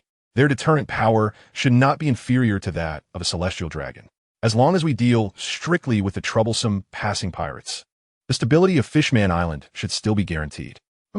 You seem to overestimate the deterrent power of the warlords over the pirates in the New World. And you yourself said that Doflamingo is involved in slave trading. How could I possibly entrust the fate of Fishman Island to you guys? If this is what you call a serious matter, then I can clearly tell you, unless I die a wrongful death, this will never happen. Don't speak so confidently. In fact, there is no need to involve so many people, as long as our two sides cooperate. I can send someone to assist you in maintaining order in Fishman Island. In return, Fishman Island must align with my stance from now on. Simply put, it's a defensive alliance. Once I go to war with certain forces, Fishman Island must send manpower to assist. Wahaha! Are you trying to pull Fishman Island onto your war chariot? Who doesn't know that you've been fighting fiercely with the king of shipping recently? We fishmen don't want to get mixed up in that. It won't do any good for Fishman Island. Besides, I'm not the king of Fishman Island, like Crocodile. I'm just a pirate wanted by the Navy, and I really can't represent all kingdoms to make such a decision. That great knight of the sea, King Neptune, that guy seems to cherish the status of a world government member state. With his style, he shouldn't agree to my conditions. Knowing that the ancient weapon sea king is right by his side, yet remaining so indifferent to the world. I don't know if your king is biding his time for something greater or simply content with a corner, enjoying life. An ancient weapon on Fishman Island? Nonsense. If such a thing existed, would we fishmen hide in the sunless depths of 10,000 meters for hundreds of years? Unless it is not as powerful as the legends say. I warn you not to spread such inexplicable rumors. The world government is currently investigating the whereabouts of ancient weapons. And regardless of whether the information is true or false, Fishman Island will be greatly affected. As the source of this information, you will inevitably face trouble too. Buggy nonchalantly leaked that the Sea King is on Fishman Island, which caused the slightly relaxed Jinbei to become tense again. Water vapor from the air gathering in his open palm, ready to form droplets. Crocodile, on the other hand, casually puffed on a cigar, seemingly interested in the development of the situation, but his lowered hand was already prepared to unleash a sandstorm. Take it easy. Easy. This is an independent mirror world. The outside world can't hear our conversation. There are only the three of us here. Do you plan to silence the two of us? Come on. If you had that kind of strength, would you still be worried about not being able to control Fishman Island? You shouldn't doubt my sources. Your princess of Fishman Island is the Sea King Poseidon, which Captain Roger confirmed with your King Neptune. Given your relationship, you should be able to easily verify it. Once this information leaks, both the world government and pirates will focus their attention on Fishman Island. The temptation of possessing the power of the ancient weapons is not much less than that of One Piece. The mermaid princess has the ability to communicate with royal sea kings, which indeed makes it seem like she has the power to destroy the world. However, as far as I know, that princess is still a child, not to mention whether she has mastered her abilities. Her own fragility poses more of a risk to Fishman Island rather than strength. Just imagine, If the mermaid princess were to die, would the enraged sea kings go completely berserk? By then, not only would Fishman Island be destroyed, but the Grand Line might also meet its end, with only the world government's holy land, Mariehua, likely to survive. If I were in the upper echelons of the world government, I would definitely invite the royal family of Fishman Island to visit Mariehua. That way, we could openly demand guardianship over the Sea King, keeping this unstable factor in our hands. Even if we cannot demand it, we could issue a high bounty in the name of world nobles. There will always be pirates willing to take risks, and then the Navy would come to maintain order under the pretext of doing so. How do you fishmen plan to respond to that? So please consider my proposal carefully. Fishman Island can no longer remain isolated. 5 million fishmen need strength to protect themselves. My mercenary group will help those fishmen you have overly protected to quickly understand the rules of this world. Buggy ignored Jinbei's hostility, his hands constantly opening and closing in front of his chest, as if playing a beautiful tune on an accordion. Finally, his right hand shot out and hovered in front of Jinbei, waiting for the former warlord of the sea to make a choice. Captain Buggy, even if what you say is true, how can I ensure that when Fishman Island faces the world government's coercion, you won't choose betrayal? Alliances among pirates are inherently unreliable, especially among the warlords of the sea. Jinbei's expression was serious, his gaze fixed on Buggy, seemingly trying to see through him. However, the change in address and the gradually dissipating water droplets indicated that he was starting to consider Buggy's terms. The world government has been using the Navy to balance the warlords of the sea, while the voices within the Navy calling for the abolition of the warlord system are growing louder. Therefore, I will eventually restore my bounty, just like you. As for how to ensure the execution of our cooperation, we can swear in the name of Captain Roger and ask Vice Captain Rayleigh to witness. That would also make it easier to borrow the Empress's name. After all, Mr. Rayleigh has a good relationship with the Kuja, and to some extent, he can make decisions for her. That sounds reasonable. However, I still need to confirm with King Neptune first. This is a matter that concerns the entire Fishman race and requires the King's decision. If he agrees, I will come back to contact you. Before that, I hope you two can keep today's events under wraps. When Jinbei said the last sentence, he clearly cast a glance at Crocodile, which made Mr. Sand very displeased, and he immediately retaliated verbally. Don't worry. Even if I wanted to control a nation, I wouldn't choose Fishman Island. I really dislike those wet creatures. It seems that the title of Sea King, this ancient weapon, is somewhat overstated. It's just something that can command sea kings. Killing that thing is as easy as cutting vegetables. It's really not interesting at all. You were just giving verbal promises to that fathead fish, right? Are you really willing to confront the world government for those fishmen? If the Sea King were really strong, even if it couldn't compare to the renowned giants, it wouldn't be bullied to this extent. Calculating this, the deal seems a bit unfavorable. After Jinbei left, Crocodile scrutinized Buggy for a while before taking a deep puff from his cigar and expressing his thoughts. This isn't a matter of losing or gaining. The warlords of the sea and the world government are originally in a mutually exploitative relationship. You've seen the information from Egghead Island. Once Vegapunk's warlord clones are fully completed, the warlord system will come to an end, so confronting the world government is only a matter of time. What I can do now is to try to unite the warlords of the sea, waiting for the storm to come. The conditions I give to Jinbei cannot simply be called a business. It concerns whether we can survive. TCH. After all, pirates are just a way to make a living. Isn't it quite fitting to call it a business? In this day and age, only rookie pirates like that Straw Hat Kid would believe in partners and dreams. Such boring things. Don't tell me you think that way too. If so, it's better to end our cooperation early. I'm not planning to pay for some void dream. What difference is there between a person without dreams and a salted fish? Having dreams isn't a bad thing. What they come true. Blackbeard Teach has said it before. A person's dreams will never end.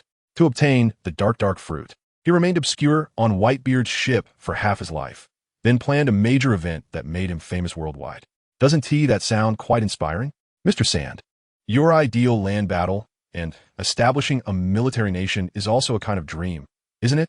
So let's not talk about how boring dreams are anymore. Our current cooperation is gradually realizing our ideas, isn't it? While Buggy was pouring motivational soup in a crocodile, he was also examining himself. For a long time, he had regarded the current world as a game, or perhaps a dream would be more appropriate. He had often fantasized about maybe waking up and returning to his original world, but he had never realized that wish before. He could at least aim to complete system tasks. However, with increased experience, he felt that this world was beginning to feel real. Here he possessed great power. had a beautiful companion, and had a force following him.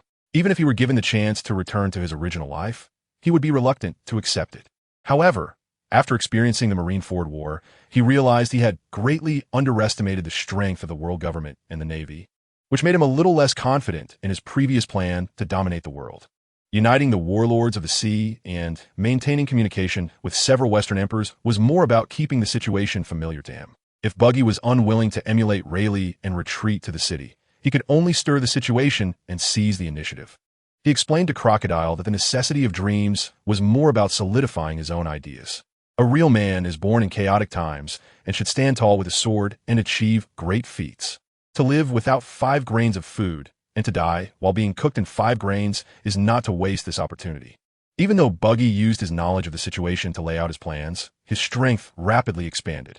However, the developments were not always within his expectations. In Buggy's calculations, the 2 leaders of the former giant pirate crew, Dory and Broggy, were important channels for recruiting the powerful giant race from Elbaf. However, ever since Shanks appeared in Wano, the 2 have abandoned the tasks assigned by Buggy and joined the red-haired pirates' banquet. When Buggy received the news of Oimo and Cassie's disappearance and prepared to ask the giant leaders about it, he learned that they had also left a few days ago, leaving a note saying they had returned home with the red-haired pirates. In fact, these 2 giant leaders had long harbored some prejudice against Buggy.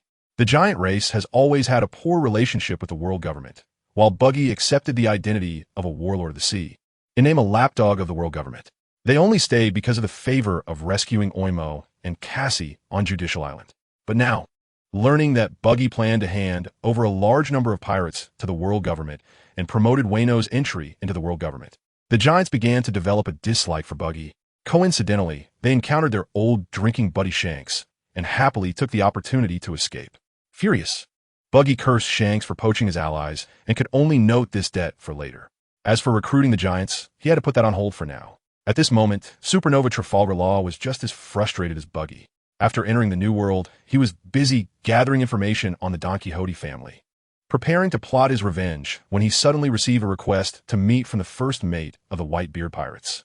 Although he was puzzled, given that they were technically on the same side during the Marineford War and that Marco mentioned it was at Buggy's request, which related to their previous agreement. Law ultimately decided to take the risk and meet.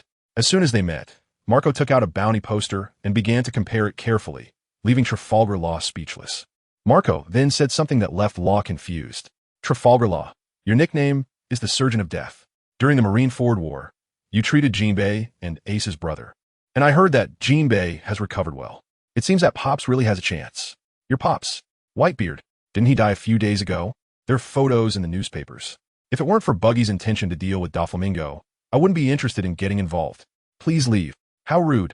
Hey, don't you have any manners? The vice captain of Whitebeard actually ambushed me.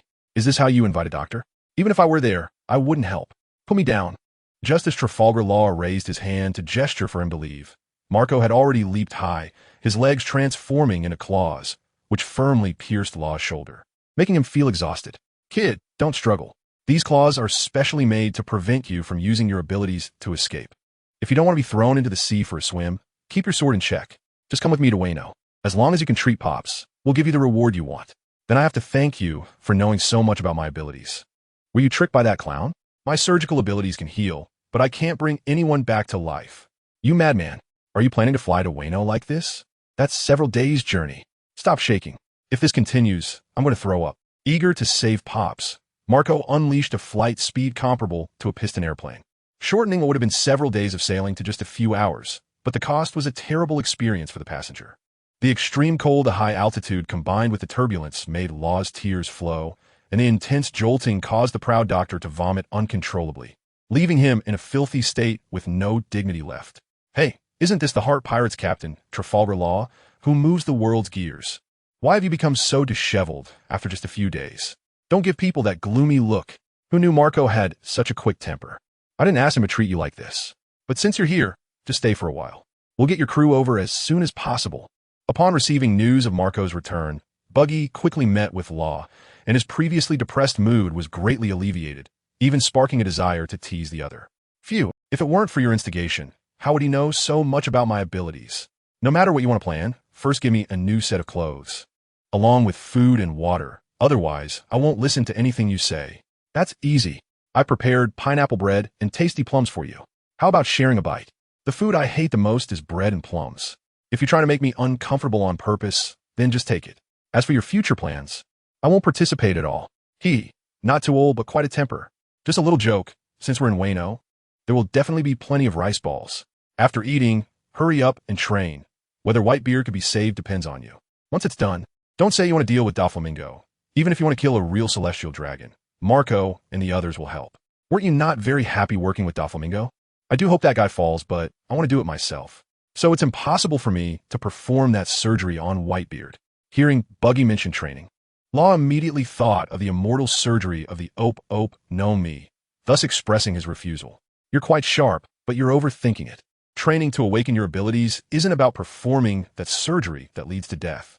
You're not that old man's son. There's no need to go that far. Your ability allows for the mutual exchange of things within a certain range. So only after awakening can you control consciousness or personality to fully exchange with others. If I'm not mistaken, the reason that surgery results in the death of the user is to prevent the other party from controlling the user's body to cancel the technique, ensuring that the fruit is reborn and controlled by the recipient. So if the user exchanges consciousness with two others, as long as the user doesn't contact the technique, those two permanently swap bodies? How could I possibly know that so clearly? But that could be worth a try. But wanting to awaken the fruit isn't that easy, and if it goes wrong, whether you can awaken is your problem. Anyway, I've come up with a treatment method. If it doesn't work, I should look for you for trouble, not me. Am I right, Marco? Before Law could finish, Buggy interrupted him, pointing at Marco who was listening, trying to absolve himself of responsibility. If your training method really works, awakening should be no problem. During this period, I need you to find a suitable body for Pops. If you can't accomplish this, we'll have to find trouble with you. All right, don't worry. I'll get someone to handle it. I'll have someone bring you the food. See you later. After Buggy left, delicious food was quickly delivered to Marco and Law. Not only were there Marco's favorite pineapples and bread, but also rice balls and grilled fish that Law liked. After changing into clean clothes, Law was relatively satisfied with the meal, and his mood had calmed down quite a bit. However, what he didn't know was that the hard days were just beginning. The so-called awakening training specifically involved exercising Law with sea-stone handcuffs, then allowing him to engage in real combat with Marco, ideally beating Law to near death, and repeating this until he awakened his abilities. Buggy's reasoning was quite simple. Luffy and Kid had moved bricks together at the rabbit bowl quarry while wearing sea-stone handcuffs. Then they were both beaten up by Teacher Kai and the old lady, which led to their awakening. Before Luffy's awakening, he also experienced being shot through the shoulder by Hawkins with a sea stone nail. It seems that the battle between sea stones and life and death is a necessary condition for awakening. As for how much time it takes, Buggy is not in a hurry. First, Whitebeard is frozen very solidly. Bondywald was able to be frozen for 30 years and still awaken. So the world's strongest man being frozen for a month or so should also be possible. Secondly, casually giving Whitebeard new body is not feasible. The best sample would be to clone him, but Vegapunk is under strict surveillance by the world government, so that's out of the question. Thus, Judge becomes the only option. With Judge's technology, it takes 5 years to cultivate a 20-year-old clone. Even cultivating a juvenile body cannot be done overnight. Therefore, Marco has plenty of time to train Luffy. During this time, when little Marco is helping Luffy grow, Buggy begins to transfer the Beast Pirates to the Navy. Excluding those who died in previous battles or were taken by Blackbeard, Buggy has only captured just over 10,000 Beast Pirates. The vast majority are waiters who have not consumed artificial devil fruits and laughers who have not gained abilities. They are all assigned to work in quarries to maintain the operation of the factories in Wano. Buggy divides the capable givers into 2 batches and selects a lower-ranked batch for the first transfer to the Navy. Buggy, why do you have to make me come here? I'm very busy. Is there some big news happening? Ordinary news isn't worthy of my personal involvement. Morgan, today I suddenly want to transfer many cadres of the Beast Pirates to the Navy, including their big postering Governor Kaido. I wonder if they are prepared. If I accidentally let them escape, that should count as quite big news, but I don't know if you dare to report it. Kaido of the Beasts. Transferring a Western Emperor to an unprepared Navy sounds interesting. I smell explosive news. Oh ho ho ho. The world government modified my report before. This time, I will write it according to my own thoughts. Morgan waved his wing-like hands, showing excitement on his large bird face as he gestured to Buggy with the camera on his chest. In a new world, Winter Island, which was once guarded by Iron Boy number 18 of the Beast Pirates, has now been taken over by the German Kingdom. continuing to maintain the operation of the weapons factory. Because this place is closest to the Navy's G5 branch, it has become the best location for Buggy to transfer the Beast Pirates, and the one coming to receive them is an old friend of Buggy, the new Marine Vice Admiral, Smoker, the Cigar Man Vice Admiral Virgo. Do we need to mobilize everyone to escort some small fry from the Beast Pirates? Are you afraid that I will be careless and let the criminals escape? I've suffered losses from Buggy the Clown in Alabasta, but that was in the past. Once that clown loses his warlord status, I will be the first to bring him to justice. Smoker, with 2 cigars in his mouth, looked grimly at Virgo, the base commander of the G5 branch, known as Bamboo Ghost, seeking an explanation for his unusual behavior. In Smoker's impression, this elegant colleague, although approachable and friendly to subordinates, is somewhat forgetful and not particularly focused on fighting pirates, often disappearing for periods without reason. Logically, such a person shouldn't be so interested in the transfer of some pirate prisoners, yet he insisted on coming along twice and made such a big show of it, leaving Smoker confused and dissatisfied. This is just to be prepared. I'm a bit uneasy with you acting alone. The Beast Pirates are a Western Emperor force recognized by the government. If they escape, the consequences would be severe, so it's better to be cautious.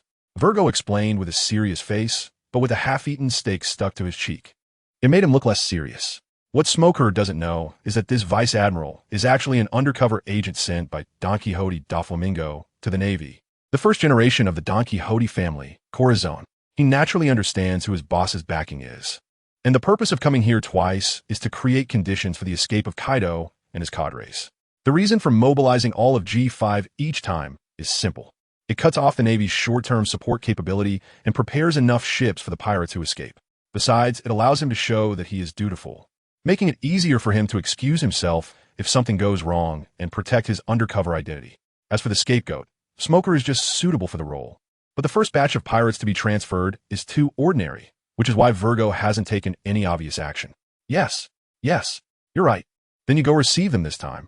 I'll stay and watch the ship. I certainly don't want to see that clown's arrogant face. Let's go together. This transfer is so sudden, there must be something going on over there. If any trouble arises that needs to be controlled, your abilities are indispensable. Anyway, we'll just meet at the port. We can leave fewer people on each ship for emergencies. After a brief moment of surprise, Virgo found a suitable excuse. And this compliment made Smoker's expression improve significantly, no longer insisting on the previous plan. Meanwhile, Buggy had already arrived and was being entertained by the locals of the German kingdom, with King Judge personally accompanying him as the head of the Vinsmoke family. This not only reflects the importance he places on cooperating with Buggy, but also hints at wanting to see his former colleague Queen make a fool of himself. Back in the day, the two were part of the MADS organization alongside Caesar Clown, stuck in a suppressed situation by Vegapunk, competing to see who could be the second in command. Now one is a flashy king of a member country, while the other has become a prisoner in a miserable state. Naturally, they cannot reminisce about the good old days when they meet. From appearance and demeanor to intelligence and ability, Judge delivered a 720-degree blow to Queen, mocking him to the fullest extent. Queen, shackled with sea stones and unable to use his abilities, still had his modified left hand left for eating convenience. After being sprayed with hot sauce, he began to physically retaliate by flipping the table. Judge also knew that his opponent was tough, so he changed into combat attire and delivered a flying kick to Queen's face using jet shoes. Buggy was enjoying the lively scene, while Jin was busy serving Kaido drinks and unwilling to intervene, and Kaido was forcefully pouring drinks to build up strength for future actions. So no one stopped this chaos for the time being. However, neither of them intended to fight to the death. When soldiers reported the Navy's presence, the two stopped. Actually, I see little significance in your quarrel. It's merely to prove whose technical lethality is greater and whose practical effect is better. No matter how you argue, you can't surpass Vegapunk, who is keen on peace. Compared to him, who created mass-produced pacifistas, your clone army, Judge, has no advantages aside from quantity and cost. And you, Queen, don't smirk there. In terms of large-scale weapon development, your biochemical weapons are far inferior to old Vegapunk. His designs can wipe out an island in an instant. That guy merely relies on the brain fruit to have superhuman memory and calculation abilities. Many of his inventions were achieved with our assistance. Judge is right. Without us doing the hard work for him, he would never meet the world government's demands. When it comes to Vegapunk, Quinn and Gaji suddenly unified their stance and expressed their opposition to Buggy's remarks. Quinn, it seems you were previously researching nuclear radiation weapons. and Bagapunk is also studying the application of nuclear energy. So, I have a suggestion. Why not restart your collaboration and compete with Bagapunk? If you succeed, you could completely outpace Bagapunk. Quinn can remain as a liaison to keep communication between us, and I will handle the statement from the Navy. Gene, what do you think? Seeing that Quinn and Gaji were somewhat moved, Buggy began to facilitate their collaboration and asked for Jin's opinion. After all, he is Kaido's external brain and the think tank of the Beast Pirates. I think it's a good idea. Keeping that fat guy around is great. It saves him from dragging his subordinates to party and making the entire pirate crew chaotic. Once this is settled, Buggy then invited Morgans, who was busy taking pictures of pirates outside, to join them in waiting for the Navy's arrival. The handover of prisoners quickly proceeded smoothly at the dock. Just as Smoker felt a bit relaxed, he suddenly received an invitation to a banquet in town. What? They want us to attend a banquet? I don't have time for that. These are the core members of the Beast Pirates, and we must swiftly return them to the base for confinement to feel more secure. This is an invitation from the German Kingdom, and it wouldn't be good to decline. The president of the World News also will be there. This might be a directive from the government to boost the image of the government and the Navy. Buggy the Clown even claimed there were other distinguished guests and insisted we must attend, or he would cancel the further handover. It seems that even if it's a dragon's den or a tiger's lair, we must venture in. It's just a boring political trick. If they really want to maintain the government's face, they should send a naval admiral to clean up the New World instead of acting as celestial dragons' babysitters at the Holy Land. The matters above are not what we should worry about. Handling the current situation is what we need to do. Brigadier General Eriska, you stay and continue receiving the prisoners. Keep an eye on the snail phone, maintain communication, and no one is allowed to leave the port without my orders. Otherwise, they will be treated as deserters. Do not engage with the locals, nor handle the prisoners on your own. Do you understand?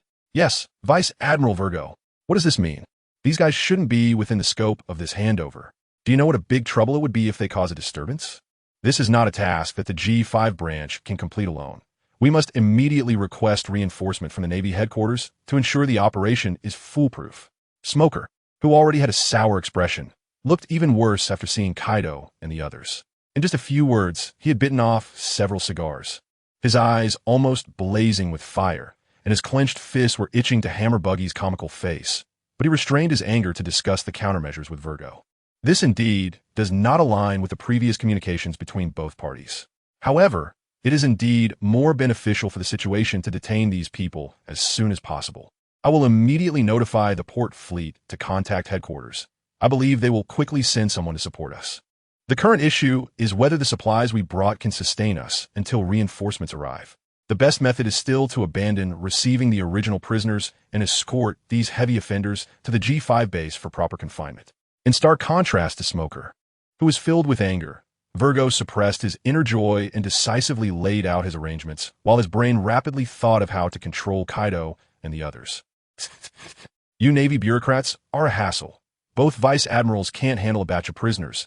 No wonder they let Kaido escape 19 times. Let us make it clear in advance. Those who have been handed over cannot be returned. The food supplies and such, I cannot provide anymore. Hurry up and take them all away. These guys eat too much, and I don't want to keep feeding them. If it really doesn't work, just execute them on the spot. The president is also here. I believe he will report the Navy's actions truthfully, and the headline can say the Navy is unwilling to accept surrendering pirates. How about a large-scale massacre of prisoners? Wow, that would indeed be explosive news. I mean a tragic event. The world news will report it as it is. As a peace-loving country, the German Kingdom does not wish to see such a tragedy occur. And we also do not intend to provide you with any food supplies. We hope the Navy can complete the handover and leave immediately. Buggy naturally wanted the Navy to depart quickly, so he mocked and ridiculed them, claiming that he would not take back what had been sold, even suggesting a rotten idea, urging the other side on, and this move received support from Morgans, who loved to watch the excitement. As the nominal initiator of the banquet, Gaji later expressed his stance. Confirming the identities of these heavy offenders will take some time, just like that one wrapped up tightly, who knows if it could be a counterfeit. Moreover, the number present does not match the number of the Beast Pirates cadres. I have reason to suspect you secretly let some of them go. And this will be questioned by the higher-ups later. How about I open their sea stone, and you personally test it to see if it's counterfeit? In response to Buggy's ridicule, Smoker surprisingly did not refute and could only silently wait for Virgo, who went out to contact, to bring him some good news. However, Virgo did not first contact the Navy headquarters, but rather Doflamingo, who was in Dressrosa. Joker, the Dragon King, has appeared early. The red-nosed one wants to get rid of it quickly, not allowing the seagull to linger too long. When does the opera start? Should we wait for the Dragon King's group to arrive at the restaurant, or during the journey? Do I need to personally perform? Hey. Not only is it early, but he also deliberately did not inform the higher-ups. It seems that the red-nosed one also wants to put on a show. Let us follow his wishes for now and notify the big bird on the way. I will find a way to catch up together. Understood. I will try to delay time on my end. After receiving the orders, Virgo returned to the banquet, claiming that communication with headquarters was not smooth and could only proceed with the handover first, waiting and asking Buggy for all the sea stone keys. This one is Disaster Jax. This one is Flame Disaster Jins. And these two are from the mass siblings, and this string is most importantly their bosses. I have already handed it to you. As for when you want to leave, it's up to you. I won't disturb you. Buggy cooperated quite well, and even personally pushed Jack on a flatbed cart, bringing the soundly sleeping Kaido to the port, which surprisingly made the vigilant smoker a bit unexpected, but also slightly disappointed Virgo, who was waiting for the right moment. Kaido was confined alone at the bottom level to control the communication time with headquarters. Virgo arranged for Smoker to supervise. While he commanded the fleet, Smoker did not doubt his acceptance. The Navy's warships have a fast sailing speed and quickly left the island. Just as Virgo was waiting for nightfall to drop the keys of the prison door, thick smoke suddenly billowed out from the ship's cabin, followed by the shouts of sailors and the piercing alarm sound that spread throughout the fleet. Vice Admiral Virgo, it's bad. Flame Disaster Gene somehow escaped and released the other heavy offenders. He is currently fighting with Vice Admiral Smoker. Please hurry for support. Understood. I will report the situation to headquarters immediately, and I will rush over to handle it. Gene's easy escape was naturally Buggy's arrangement, based on his unique racial abilities. Buggy made a set of lifelike handcuffs out of wax and instructed Gene to sink the entire warship to prevent the Navy from investigating. Virgo, although unaware of the cause of the incident, couldn't help but marvel at the foresight of his young master. He grabbed a bamboo stick and dashed out of the office while dialing Doflamingo's phone to briefly explain the situation. When he quickly arrived at the lower level, Smoker was engaged in battle with Gene.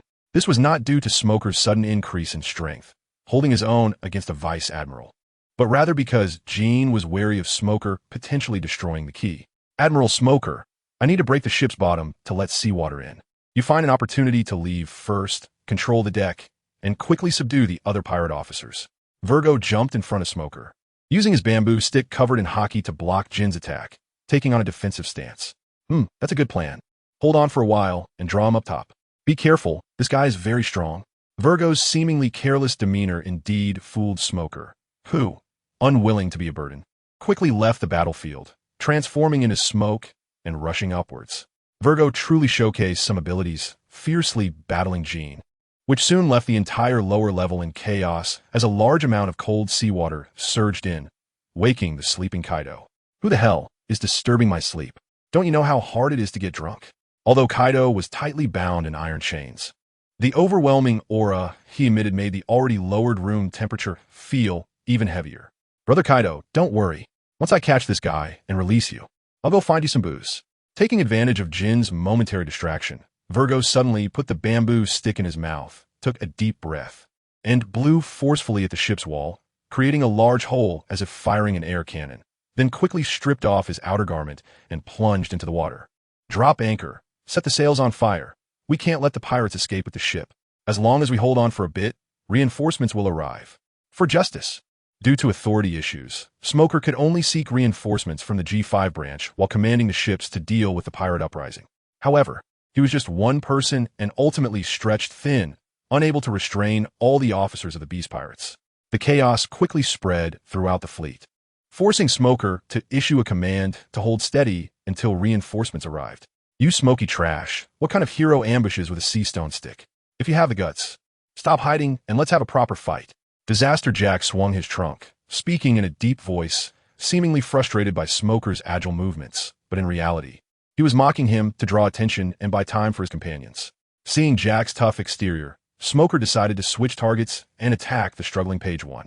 But in a moment of carelessness, he was hit by a headbutt from Runny, causing him to spit blood and fly back. Indeed, ambushing is something pirates are better at. Damn it, why is that guy here? This situation must have been planned by you all. As long as I don't die, I'll definitely lock all of you up. Smoker wiped the blood from the corner of his mouth and cursed at the sky, his gaze fixated on an airship emblazoned with Buggy's emblem, where flashes of white light from the windows indicated someone was taking pictures continuously. This one's good. This one's wrong. Tomorrow's headline is set. The only question is which photo to use. Oh ho ho, President Morgan's, the show has just begun. There may be even better shots coming up. So don't rush to use up all the film. Seeing Morgan's excitement, Buggy decided to remind him that he had received information from Dressrosa that Doflamingo had been gone for a while, and it seemed unlikely he was just out for a leisurely stroll. Admiral Smoker, I've damaged the ship's cabin, and I believe this ship will sink soon. Let's hold them off while the soldiers retreat to other ships. Well done, Virgo. Once the reinforcements arrive, we can slowly retrieve them. No beast pirates will escape.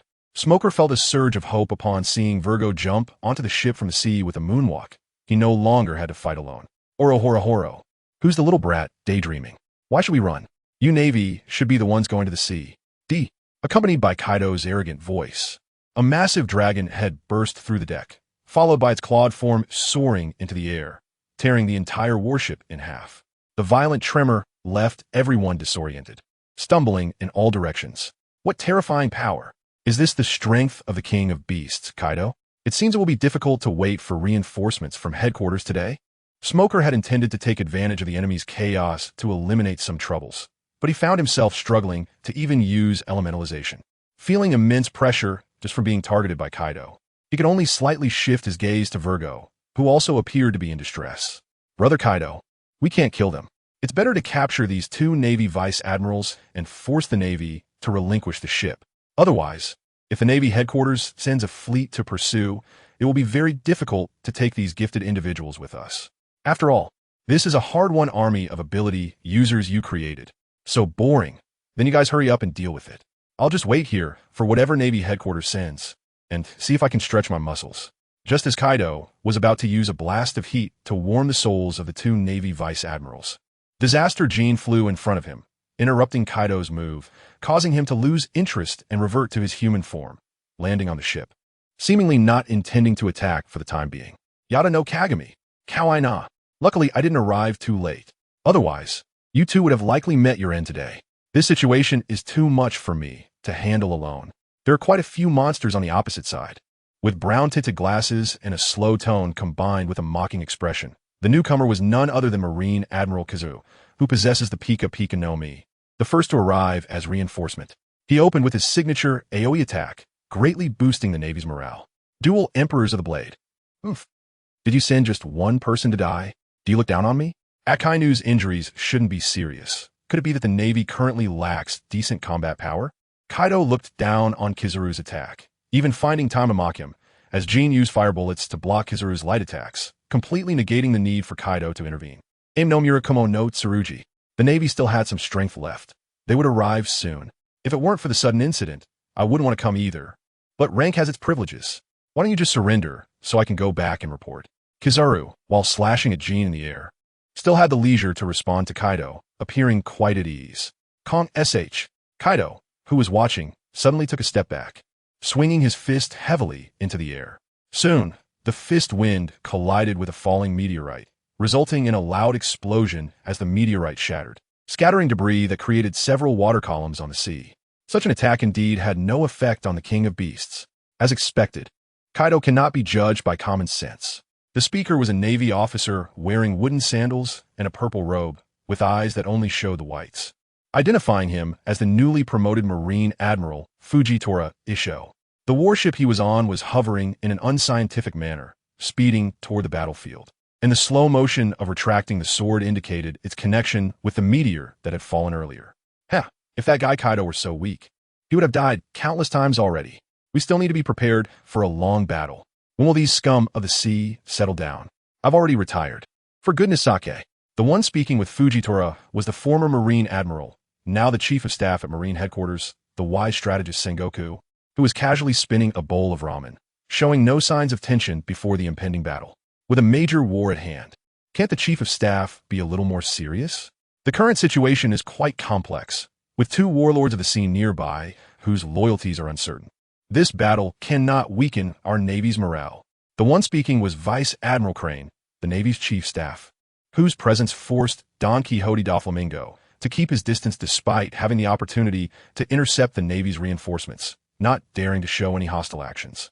Ultimately choosing to board Buggy's airship to spectate the battle at sea. On the sea, the Navy and the Beast Pirates were locked in constant combat, with shouts and chaos echoing. In the airship, the atmosphere was equally tense. Hey Buggy, instead of counting money in the royal palace of Dressrosa, you've come here. Is it because the fruit harvest is poor or the arms trade isn't going well? Buggy, stop making sarcastic remarks. If it weren't for you causing the Beast Pirates to lose in Wano, would the value of the smile fruits have dropped so much? How dare you bring up arms with me? What kind of junk did you deliver a few days ago? Don't you have any self-awareness? You messed up my business. Are you trying to take my place? Do you think that by acting like this, the old men in the world government will think highly of you? Naive. My position wasn't earned by pleasing them. The waters of this sea are deep. If you drown, that's your problem, but don't drag me down with you. Faced with Buggy's taunts, Doflamingo's expression turned grim, and he dropped his usual fake smile, questioning Buggy's intentions, clearly on the verge of a complete falling out. It's no wonder Doflamingo was so submissive to the Navy and aggressive toward allies. Buggy's numerous little tricks had raised his blood pressure.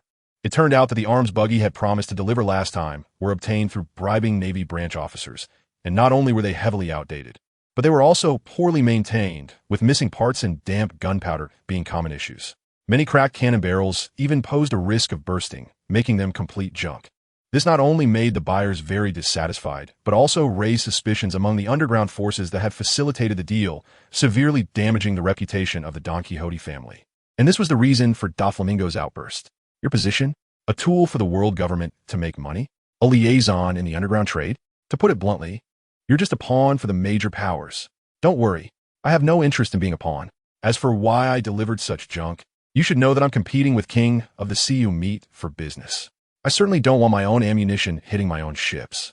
I told you before, the warlords of the sea should genuinely become one of the three major powers. Backstabbing each other is a bit pointless. How about we take a trip to Fishman Island together in a while and discuss things properly?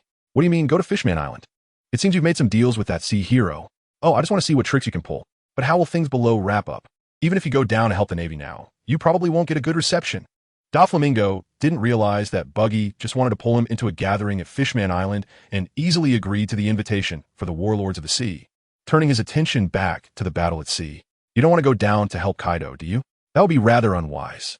Anyway, I'll just watch from here, and as for the Navy or the world government want to pick a fight later, I have my ways to deal with it. Buggy's plan was simple, to use this incident to weaken the Navy's deterrence. He believed that with Kaido's abilities, even if he couldn't win, escaping should be easy. After all, Kaido was reckless, not foolish. Otherwise, he wouldn't have escaped from the Navy so many times. The developments of the war were just as Buggy had predicted. Faced with a former Marine admiral and two admirals, Kaido simply satisfied his urge to fight before ordering the Calamity Jack organization to retreat. Although Fujitora unleashed his powers on a large scale, causing the wreckage of warships to rise and fall, they were easily burned away by Jack. And even though Kizaru's Yada no Kagami blasted through the ships, it couldn't stop Kaido from using Tornado to carry most of the pirates to escape. However, the Navy didn't have zero achievements either. Jack, with his attitude of treating life and death lightly, relentlessly pursued Smoker, only to be punched into the sea by the former Admiral Sengoku, becoming one of the fallen pirates. On the airship, Doflamingo had already left, leaving only Buggy and Morgans to comment on the previous battle. So many exciting scenes. I need to hurry back and have my staff write up the report. I must take my leave now. If there's any big news in the future, remember to inform me. All right, President Morgans. I'll have the airship return now. You heard it earlier. In a few days, the warlords of the sea are going to Fishman Island to discuss cooperation with King Neptune. It should make for a good report. Also, I hope you can help a little. I want to meet with Queen Stussy privately to clarify some misunderstandings from before. You want to meet Stussy? That's not difficult, but that woman has a mysterious identity. Even I know very little about her, so if something happens, it has nothing to do with me. Buggy certainly knew that contacting Stussy, the ruler of the underground world and an actual CP0 agent of the world government, was somewhat dangerous. However, in order to confirm his suspicions about the clones, he was willing to take that risk. This clown is getting more and more audacious. He actually made the government look bad over the Kaido handover. He's provoking us. We should revoke his Warlord of the Sea status and capture him. But he has indeed handed over a considerable amount of wealth and intends to make Wano a member state. Recklessly revoking his title would inevitably increase the government's expenses. He seems to have some conflicts with those revolutionaries like Dragon. Perhaps we can incite conflict between the two sides, which would be more beneficial for stabilizing the situation. Exactly. The warlords of the sea still hold value in balancing the maritime situation. Not only should we let them participate in eliminating the coup groups, but we must also order them to cooperate with the Navy in capturing the escaped prisoners from the Great Prison, making them exhaust each other. This way, the world government will be more stable. Just as Buggy was contemplating how to undermine CP0, the 5 elders of the world government in Mariewa were also discussing him. Soon, Buggy received a stern reprimand from the world government, demanding that he cooperate with the Navy to capture the escaped prisoners and investigate the Comrades Army organization. For this, Buggy was well prepared. As his influence expanded, many people with ulterior motives became part of Buggy's group. After the identification by Sogeking and Zango, several spies were cleaned out, just in time to act as the Comrades Army to be delivered to the world government. As for capturing the escaped prisoners from the Great Prison, he had already calculated this. Among these strong individuals were many with valuable fruit abilities that he needed to secure before Blackbeard got his hands on them. To show his sincerity in communicating with King Neptune of Fishman Island, Buggy decided to set the meeting place at Fishman Street. After all, the reputation of the warlords of the sea isn't particularly good in normal countries, let alone with the Fishman Kingdom, which has a significant rift with humans. After Moria lost contact, Hody Jones and his crew, who had originally lost their shadows to Moria, became active again, intensifying their capture of human pirates and creating chaos and conflict, which caused significant headaches for the Fishman Island Kingdom. It was precisely because of these concerns that Buggy chose Fishman Street as the meeting place, as it allowed him to showcase his strength while also being a gesture of goodwill towards Fishman Island, effectively killing 2 birds with 1 stone. To this end, Buggy specifically borrowed Trafalgar Law's Polar Tang and crew. He even persuaded ship King Jack, who was rescued from the water, under the pretense of mending relations, promising to deliver captured Fishman pirates to the Beast pirates, whose strength had diminished. Thus Buggy, with the Heart pirates skilled in water combat and the Fishman super soldier Jack as the vanguard, teamed up with mercenary pirates in diving suits to launch a surprise attack on Fishman Street, easily defeating Hody Jones and clearing out Fishman Street's Noah. However, such a large operation attracted the attention of Fishman Island, prompting King Neptune and Jinbei to come to watch the battle. During this time, Neptune noticed that Jack's bubble burst multiple times without him drowning, which surprised him greatly. He inquired with Jinbei and learned that Jack was of the Fishman race, leading him to reflect on the fact that he had not expected such a brave individual among the fishmen, lamenting that he had become a subordinate of Kaido. If only he could join your Straw Hat Pirates and become a force to protect the fishmen. Your Majesty Neptune, unlike the fishmen of the Straw Hat Pirates, Jack was adopted by Kaido since childhood and is now a poster boy of the Beast Pirates. He likely has little sense of identity with his kin. His involvement in clearing Fishman Street is to collect Fishman pirates to replenish Kaido's forces, and he probably won't come back to Fishman Island easily again, which is a good thing. After all, keeping such a dangerous individual away from Fishman Island is for the best. I see. To think so many of our kin have fallen to illegal territories. I, as king, truly have been somewhat incompetent. Now that someone is willing to take them away to seek a living, let them go. After Jinbei's explanation, Neptune abandoned the idea of recruiting Jack and instead began to feel guilty for not taking care of his citizens. At this moment, his advisors finally arrived. Your Majesty, why did you leave the group on your own? If something were to happen to you, Fishman Island would be in danger. Your Majesty, although those Fishman pirates often cause trouble, they are still our kin, and there are civilians in Fishman Street. We shouldn't let these outsiders take them away at will. We must carefully screen them before deciding their fate. Right, Minister? I am not a child. Besides, with Jinbei accompanying me, what danger could there be? What you said makes sense. We should rescue the ordinary civilians from their hands. Seeing that the battle at Fishman Street was basically over, the Fishman Island team slowly approached and began negotiations with Buggy. Although Buggy was somewhat surprised by Neptune's early appearance, he was still willing to engage with him ahead of time to align their positions for future discussions. Since Jack was more concerned about the Fishman pirates with combat abilities, all parties quickly reached a consensus on Fishman Island's request to accept civilians. Buggy also thoughtfully pointed out the culprit who killed Queen Odoheim to Neptune.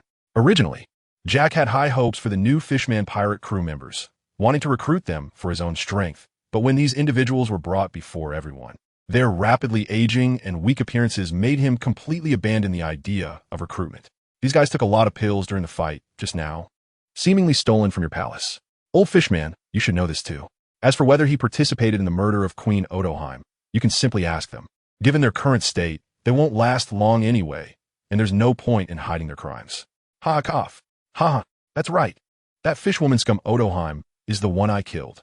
How dare she incite our kin and dream of coexisting peacefully with humans? That was her sin. If it weren't for these damned humans, my new Fishman pirates would have soon stormed the palace to seize, ease, and completely control Fishman Island, using the ferocious drugs left by our ancestors to lead the fishmen to regain their glory, never again to be bullied by humans. Jinbei, with your abilities, you can definitely defeat these human pirates and that fishwoman scum. Let these fools who want to be friendly with humans go to hell. As long as you become the king of Fishman Island, I am willing to help you obtain the ferocious drugs and assist you in ruling the Fishman race. I can guarantee that the kingdom will head towards greatness. While King Neptune was shocked by the sudden revelation, Hody Jones laid out his plan in full, hoping for Jinbei to rebel and rescue him, as if he still had not given up hope. My thoughts differ from Arlong's. If being willing to interact with humans is a crime, then I should also be counted among them. You should keep an eye on the kingdom's prison. One day, Fishman Island will surely find a way to coexist with humans. You are also a sinner. You are all sinners. New fishmen will come to save us. How can you be so weak, yet so arrogant? What fools! It's a good thing I didn't let Kaido know, otherwise he would surely mock me. Upon receiving a clear answer from Jinbei, Hody Jones began to act hysterically, struggling as he was locked away and taken to the kingdom's prison, his disheveled appearance receiving approval from Ship King Jack. Old Fishman, don't rush to leave. Your princess is still being harassed by Vanderdecken 9 every day, right? Don't you want me to help resolve this trouble together? I hope that at tomorrow's meeting, you and Jinbei can bring the princess along. My family's matters do not concern others. Your desire to cooperate with Fishman Island has nothing to do with her. I will participate with Jinbei, and that is enough. King Neptune, feeling somewhat dazed, was about to leave when Buggy called out to him, mentioning the incident where Vanderdecken 9 attacked using his powers, which made Neptune wary, and he politely declined. Everyone has prepared to cooperate. How can that be considered a matter for others? Do you want the princess to spend her life hiding in the Noah Tower? The Flying Dutchman, this uncontrollable entity, also affects our communication. Moreover, tomorrow Vice Captain Rayleigh will also participate. With a bond you share, no one would dare to act recklessly in front of Dark King, unless you don't trust him either. Vanderdecken 9 indeed caused Neptune considerable headaches, and the opportunity to eliminate him naturally made him consider it. Buggy finally mentioned the great Rayleigh, which completely reassured Neptune. After some discussion, Neptune prepared to release news that Shirahoshi hoped to meet Vanderdecken 9 in person at Fishman Street to lure him out. Upon receiving the news, Vanderdecken 9, although suspicious of Princess Shirahoshi's invitation, was ultimately driven by greed and possessiveness, deciding to attend the meeting, preparing to execute his plan to forcibly abduct Princess Shirahoshi. He unprecedentedly replaced the giant axe he threw at the Noah Tower every day with gifts, writing a letter claiming he could go alone, while hypocritically expressing concern for Princess Shirahoshi's safety, hoping she would bring some guards. However, he simultaneously refused to meet any other Fishman royalty under the pretext of avoiding conflict. Of course, the palace could not easily agree to such a request, as it would be too obvious that they were trying to lure him into a trap.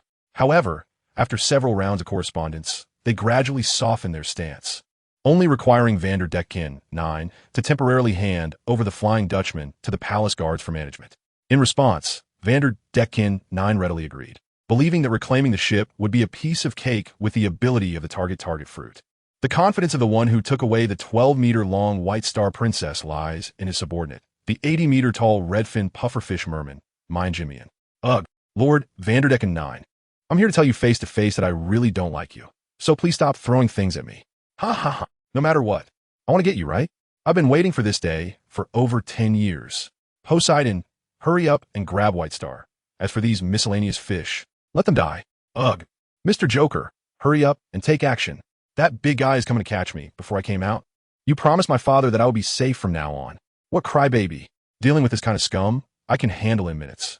I haven't used some moves in a long time, just in time to test my current resistance to seawater. Special Mackie Bomb. Hearing White Star's call, Buggy finally walked out from behind the opponent's hairbun, raised his foot, and fired a cannonball at the bald sea monster Jimian. The strong explosion not only blackened that ugly but cute face, but also knocked the big guy over. I didn't expect you, human weapon, to be quite powerful. We were just playing a little joke on Princess White Star. You must be one of her admirers, right? How about we shake hands and have a good talk? Vanderdecken 9, seeing that Buggy had no fishman characteristics and was wrapped in a bubble, merely regarded him as a different human and began to negotiate with a feigned relaxed tone, moving closer to Buggy, thinking about using his ability to surprise him, completely unaware that an air door had opened in his bubble. Forget it. Getting close to a guy like you, who hasn't washed his hands in over 10 years, is disgusting. Do you think I don't know about your target fruit's ability? As long as you don't touch me, you could do nothing. You ridiculous red-nosed brat. You know quite a bit. So let us try my cursed power. Upon realizing that his ability had been exposed, Vanderdecken 9 calculated Buggy's position and suddenly threw several throwing knives, launching a surprise attack at Buggy with White Star as the target. Just as Vanderdecken 9 was eagerly waiting for the throwing knives to hit, he suddenly felt a sharp pain in the back of his head, and then he lost consciousness. With his death, the moving throwing knives lost their target and fell towards the seabed. Quite an interesting ability, but the activation conditions are too harsh. Otherwise, it should be a decent assassination ability. The simplest application is just acting as a mover. Inside the closed space door, Buggy shook the harvested devil fruit, pondering possible applications. Mayan Jinmian, who had just gotten back up, originally wanted to take revenge on the former boss, but was sent flying by Jinbi, who arrived afterward. And then he took off running, quickly disappearing into the endless deep sea. Meanwhile, Buggy's long-planned meeting was also in preparation. To ensure absolute safety, Buggy first used his castle clone to bring the participants into the castle, and then transported them to the Fishman Island Palace through the space door. Although the Empress was unwilling to come, Aunt Shaki could fully represent the attitude of the Kuja pirates, and Mihawk was willing to maintain the value of the Warlords of the Sea title. So next, everyone just needed to listen to me speak and then consider whether to join. A top war has caused the world to begin to shake. Without the protection of the West Emperor, life for us Warlords of the Sea isn't easy either. We are often forcibly conscripted, and the number of people is not replenished, which is clearly intended to wear down our power. To avoid being picked off one by one, it's time to establish an organization and form a group. Perhaps you all think that there is mutual suspicion and it is hard to trust each other. So I will coordinate for everyone, aligning our interests. First, let us talk about the Fishman Island Kingdom, which is clearly a member state of the world government, but has to borrow the name of the West Emperor to avoid harassment from pirate crews. If the world government knew that the ancient weapon sea king they have been looking for is Princess White Star, Fishman Island would probably not be far from destruction. Little red-nosed brat, please don't provoke King Neptune. Don't hurt your old back. It is indeed a bit difficult to have short-term mutual interests, but unifying everyone's fears is quite manageable. Speaking of the Amazon Kingdom, let's first talk about Tyrant Kuma. I heard he was summoned to Mariehua and has become a celestial dragon slave again. As far as I know, the current empress of Amazon Lily, Boa Hancock, and her sisters were once slaves of the celestial dragons. If it weren't for the former captain of the Sun Pirates Fisher Tiger causing a ruckus in Mariehua to rescue them, they would have probably died many years ago. Once this news reaches the celestial dragons, their outcome won't be much better than Tyrant Kuma. However, I can tell you an exclusive piece of news. The real Tyrant Kuma is under my supervision. The one in Mariehua is just a copy. Hey, I've heard quite a few interesting things. Aren't you afraid I will go back and sell this information to the world government? I won't become a slave, and I don't have any ancient weapons, so I can't generate the same fear as them. Indeed, as a former celestial dragon, you have none of their concerns. But your fallen childhood life isn't much better. You use the secrets of the celestial dragon national treasure to restrain the world government. So when the celestial dragons find out the secret is exposed, who do you think the world government will consider the leak? On the surface, the Gorosei hold the highest power in the world government, but there exists an unknown puppet master behind the scenes, the master of the empty throne. The true king of the world, Imu-sama. Is this true? This is indeed hard to believe. Where did you hear that? Do you know what you were saying? Kanoa. The crowd reacted differently, most in a state of half-belief. Only Doflamingo was furious, his face contorting as he transformed into countless threads, seemingly intending to catch everyone in one net. Thread clone? Do you want to use Birdcage to kill everyone? Don't forget that thing is useless against Shikiyaku. You want to cause trouble in my castle too. Do you believe I could blast your Dressrosa with this Pluton from Wano in no time? As soon as Doflamingo made a move, two high walls immediately rose from the originally smooth ground, crushing Doflamingo's thread clone. Buggy also immediately reacted, swinging his sword at the ceiling, forcing Doflamingo's main body to reveal itself and sit at the conference table. An ancient weapon battleship Pluton in Wano? No wonder you teamed up with Whitebeard to cause trouble for Kaido. So this is what you call mutual interests? Once this information leaks, everyone will be on the world government's hit list, right? Just thinking about it is quite annoying. Doflamingo, tone down your superiority. You're just a deposed celestial dragon. In the eyes of the Gorosei, you and we are all ants. You aren't even the biggest one. Regardless, everyone now shares a common secret. Either cooperate or play together. This isn't a difficult choice. Fishman Island needs a new backing to counter the pirates, and 5 million fishmen long for life on land.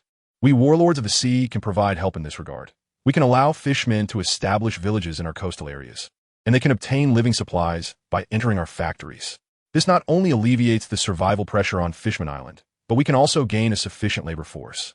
The locals will gradually get used to living with the fishmen, which will also help eliminate barriers between races. We will allow the palace to send people to supervise the safety of the dispatched fishmen. We will also send people to Fishman Island to deter any pirate crews passing through.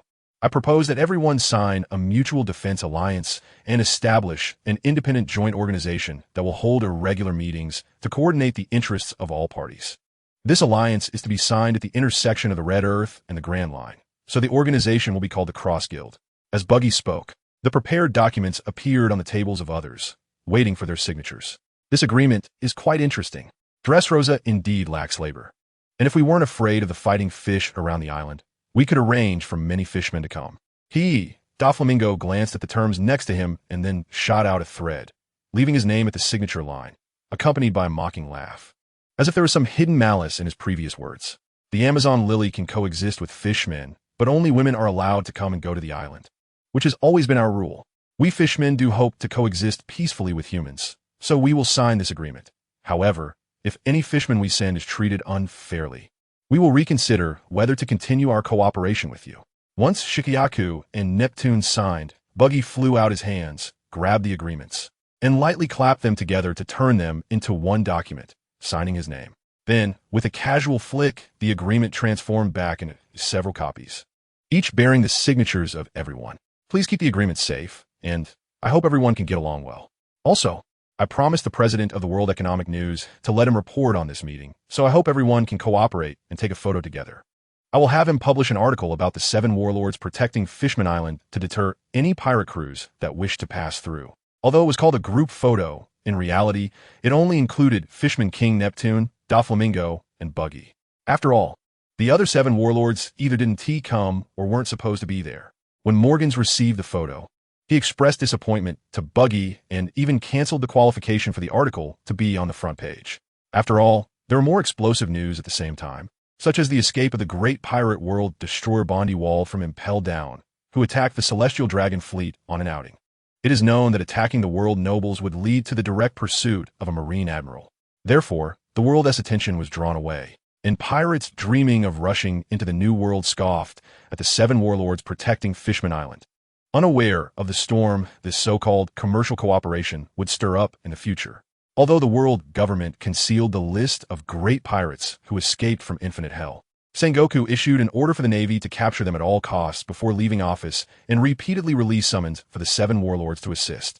The other 7 warlords, however, continued their own ways, delaying various actions. Buggy, in order to appease the world government's dissatisfaction with his handover of Kaido, had to take action. However, Buggy also did not intend to act quickly. He was waiting for Bondywald to regroup the walled pirates. Because aside from the Momo fruit, Buggy was also very interested in the Galicidia, that pirate ship comparable to a small island. Therefore, Buggy did not rush to leave Fishman Island. During the period of gathering manpower to open a branch of the Killer Hotel, he also dealt with several pirate crews passing through Fishman Island, preparing to hand over their leaders to the Navy as achievements while keeping their subordinates for himself. Some pirates had to take the risk of abandoning their ships to return to paradise. But when they arrived at the Sabeti archipelago, they were still met with Buggy's forced recruitment, and for a time, the connection between the Grand Line Paradise and the New World was nearly cut off. The Navy was wary of the expanding Buggy's power and had to hold their noses and acknowledge Buggy's actions. As such news spread, Buggy's reputation also showed a multi-level differentiation.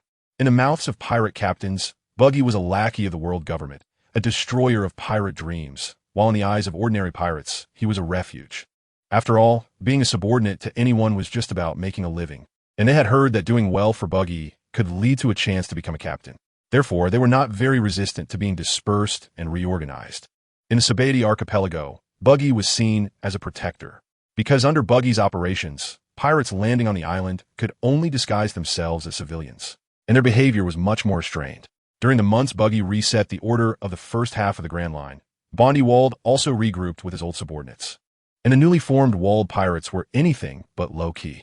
They not only repeatedly attacked the world government's fleets, but also declared war on the 7 warlords. Actively heading to the Sabati archipelago, ready to first teach Buggy, the #1 lackey of the world government, a lesson before using cannons to bombard the Holy Land, Mary Geos. The massive Galicidia couldn't hide its size at all, and the world destroyer, this veteran pirate, was too disdainful of sneaky actions, so Buggy easily received the opponent's trajectory and prepared his forces in advance. Considering the protection of his own interests, Buggy planned to engage in battle with them in the offshore waters, and the participants were simple. Eureka would deal with the enemy ship's doctor, Nika. Bora would handle the cube fruit user, Gayram, and Black Crocodile would take on Sebastian. Buggy himself would personally deal with Wald and recalled Zango to assist him with his slow fruit abilities to counter the acceleration abilities of the Momo fruit. The Navy also closely monitored the dynamics of both sides and dispatched warships from the old naval headquarters to intercept the Galicidia, conveniently saving Buggy the trouble of gathering a fleet. Is this ridiculous guy really one of the 7 warlords? He doesn't seem to show any capabilities at all. If the world government's lackeys are all like this, then flattening Mary Geos would be a piece of cake. Wald, don't underestimate him too much. That guy was once a crew member of Pirate King Roger, and is one of the most renowned pirates recently. I know you want to take revenge on the world government, but even if you bomb Mary Geos, the world government won't disappear. Instead, it will make us their targets. After so many years, we have finally reunited. We should consider how to continue our voyage. Have you forgotten why we went to sea in the first place? Benjak, you're still so verbose. Just a little red-nosed brat. What Pirate King's crew? That title may scare others, but it doesn't scare me. I will travel the world, but only after I blow Mary Geos to smithereens. Mwahaha. As a great pirate from the era of the Pirate King, Wald was extremely confident in his strength. And having been backstabbed by pirates once recruited by the world government, he held a deep disdain for the so-called 7 warlords government lackeys. Even with Big Brother Benjak's reminder, Wald still underestimated Buggy, who came to challenge him. He was more concerned with how to use the cannons on the Galicidia to destroy Mary Geos to avenge his 30 years of imprisonment. Wald, come out and let me battle you to the fullest. Given that your ship is quite nice, I will spare your life. Buggy shouted from the bow of the ship, but the other side did not respond at all, even slowing down and stopping the ship, adopting an attitude that seemed to invite him into a trap, making his clown name seem so fitting. Fire. Get closer. Sink this ship, and everyone will be rewarded. Plunder the ship for a reward. Roar. Feeling a bit embarrassed by the awkward silence, Buggy stopped fooling around and immediately issued the command to attack, igniting the fighting enthusiasm of his subordinates. Boom, boom, boom. In an instant, the sound of artillery and thick smoke spread across the sea, and Buggy took the opportunity to use the moonwalk to head towards the island-like Giricidi. This was not Buggy preparing to act as a vanguard. He needed to use himself as a coordinate to teleport people over. Soon, Yerlita, Kabaji, Zango, Kuro, and Bala appeared one by one beside Buggy. Big water attack. Airburst. Before Buggy and the others could enter the cabin, the hatch opened ahead of them, and a strong water column came rushing in but was neutralized by Jess's explosion. There were still plenty of people. If you want to challenge Captain Waldo, you'll have to get past me first. What appeared before them was the guard of Giricidi, the fish giant Sebastian, wielding 2 spiked hammers. This big guy looked quite sturdy. I wonder if he can withstand a few hits from me. Yerlita, wait a moment. Kuro, let me see how well you've mastered your hockey. Try to capture him alive. Oh, and don't use your abilities. That guy is blind and can't see anyway. The reason Buggy brought so many people was also to test his crew members. The Waldo pirates were just the right level of challenge. Not too dangerous, but still a test. Dealing with such a big oaf wasn't too difficult. His subordinates will be able to handle it quickly. Oomph. You think you're easy to deal with just because I can't see you? Huh? Well, how will you respond now? Camouflage air. Buggy and Kuro's conversation was clearly heard by Sebastian, who let out a displeased grunt before his figure began to turn transparent, eventually becoming completely invisible. Silent step. Even without using his invisibility ability, Kuro's high-speed movement was hard to detect. However, with his keen hearing, Sebastian managed to block Kuro's decisive strike. Death Hammer. Very good hearing, but you're too inflexible. No matter how strong you are, if you can't hit, it's useless. You pesky flea, stop jumping around and face me head on. As Kuro increased his attack speed, Sebastian could only struggle to keep up, and the wounds on his body diminished the effectiveness of his optical invisibility. He could only swing his hammers wildly, gradually wearing himself out in a frenzy of incompetence before collapsing, unable to rise again. If they're all like this, I'll just send them back. It's really hard to get motivated. There will be a chance for you to fight later. So let the others take this fishman back for treatment. I'm sure Fishman Island will be interested in him. Yarlita yawned to express her dissatisfaction to Buggy, who could only explain the other abilities of their opponent and promised to let her take the stage next, which finally calmed her down. Originally, Buggy planned to have Yarlita face the ship's doctor, Nachin, but things didn't go as he expected. When they entered the cabin, the floor and walls shattered into several cubes, dividing everyone into 3 groups, with Buggy himself left in the hall. Red-nosed brat, as a pirate, since you've become the lapdog of the world government, prepare to die. I'll soon send your companions to hell to reunite with you. Then, the detestable world government. Soon, Bondi Waldo swaggered down from the upper level to the hall, ready for a one-on-one with Buggy, followed by his advisor, Ben Jack, who looked worried, seemingly concerned about his companion. This strategy of taking you down one by one doesn't seem like a reckless person like you would come up with. But this will only speed up your failure. My crew is very strong. Through the surveillance footage, Buggy saw that battles were ongoing in the left and right engine rooms. In terms of both numbers and strength, they had a significant advantage, which made Buggy very relaxed.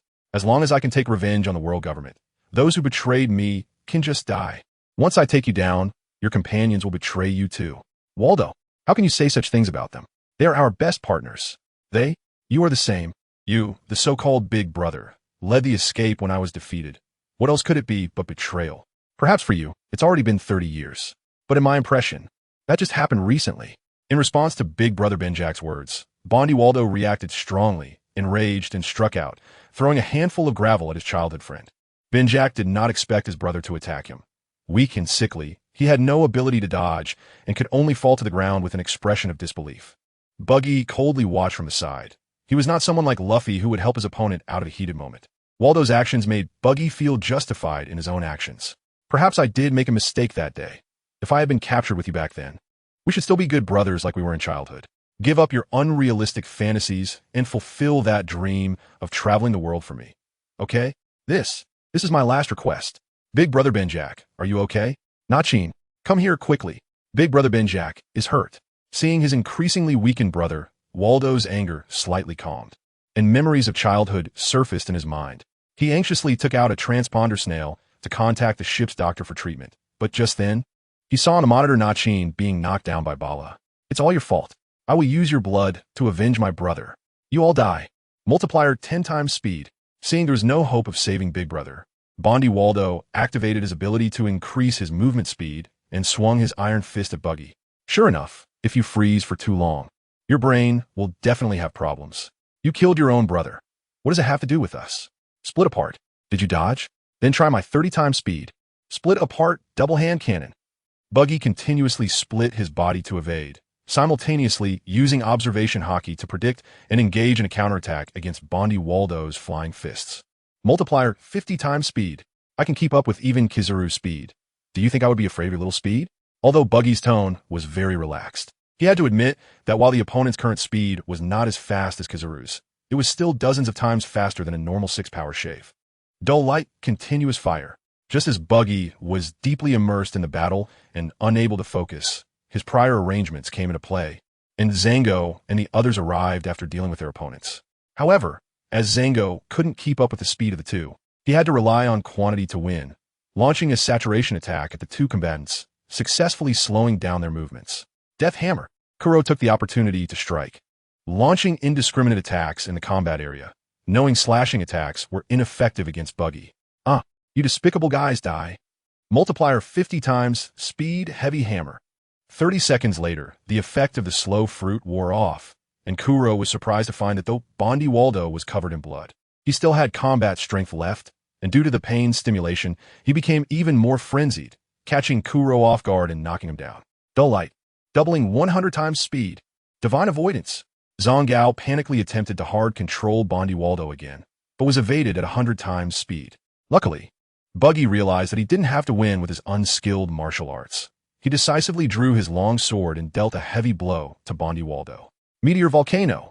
Just as Buggy thought victory was assured and contemplated how to capture Bondi Waldo alive, a violent tremor swept through the entire giant ship. Scorching lava boulders fell from the sky, smashing through the sturdy ceiling and revealing the outdoor sky. The spreading lava ignited a fire, making the hull even more chaotic. Damn Akainu. Couldn't he just laze around in his Navy headquarters? His attacks were too ruthless. This was a ship I had my eyes on. How hard would it be to repair if it gets damaged? While cursing the meddling Navy, Buggy ordered his crew to evacuate the flaming area, and Bondi Waldo took the opportunity to escape, remembering to take the fallen Big Brother Benjack with him. Perhaps avenging against the Navy was more appealing than dealing with this troublesome pirate right now. Buggy knew that Bondi Waldo had a last resort, which was to use the ability of a multiply fruit to amplify cannonballs into 100 times destructive island-busting projectiles. However, Buggy didn't think that would have any effect on Akainu. At most, it would cause some losses to the Navy fleet. But once Akainu got angry, Bondi Waldo's life would likely be forfeit. Buggy also wanted to use the multiply fruit's ability to expand weapon production. Therefore, he had to capture Bondi Waldo as soon as possible. To do this, Buggy had to mobilize his standby clones. Among the abilities he possessed, the ice fruit was the most suitable for the current situation, as it could freeze Bondi Waldo while also controlling the fire on the ship. Buggy could also impersonate Aokiji to stop Akainu from boarding the ship to capture people, killing multiple birds with one stone. Multiply 100 times cannon. Red-nosed brat, you're late. Let's all be destroyed together. Ice Age.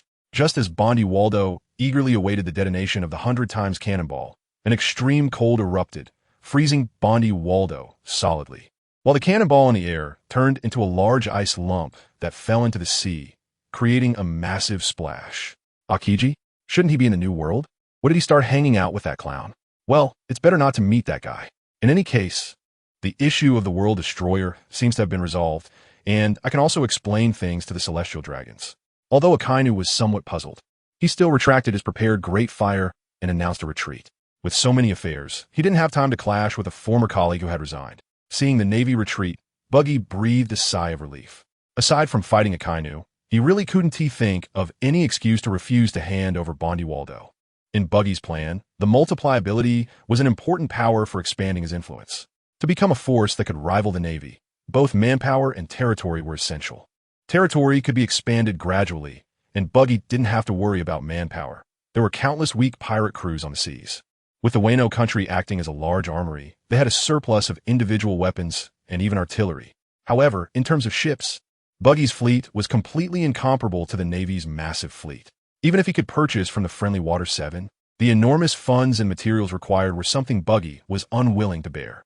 But with the multiply fruit, Buggy could use the cost of making models to mass-produce ships and then enlarge them to normal levels, even constructing massive ships like the Walled Pirate's Grosser Yachty. Just thinking about it made him excited, just as Buggy was happily dreaming of becoming an admiral of a great fleet. His financial backer Crocodile was not in a good mood. The reason was that Buggy's recent reckless gathering of small pirate crews had led to a dramatic increase in group expenses. Despite various unconventional sources of income, the rising deficit made Crocodile feel that his investment was in jeopardy. Buggy, you must immediately stop gathering small pirate crews. If this continues, we will go bankrupt. Those weak pirates are completely worthless. You're just wasting everyone's funds. If you insist on this operation, then the cooperation will end here. And I will find a way to recover my investment myself. Don't old sand. The organization is on the rise, and there will be ways to solve the funding issue. I promise you will see returns soon. Buggy was quite willing to spend money on his subordinates, which was perhaps one of the few common points between the current Buggy and the original version. Coupled with Buggy's indiscriminate recruitment, his financial situation was even worse than that of the original. His ambitious fast food chain development was indeed rapid, and Carp Cook could achieve a slight surplus thanks to the patronage of ordinary Navy soldiers. In contrast, the pirate-serving Buggy house was operating at a loss. Most pirates were still very poor. For these poor folks who dined and dashed, Buggy could only instruct them to be detained and repay through labor, leading to many stores having more staff than customers. Even the starving populace, upon hearing of such treatment, began to settle around the various Buggy house stores, gradually forming slums over time. This forced Buggy to change his business direction and increasingly treat the chain stores as recruitment agencies, continuously dispatching personnel to organize these newcomers to participate in transportation and other industries.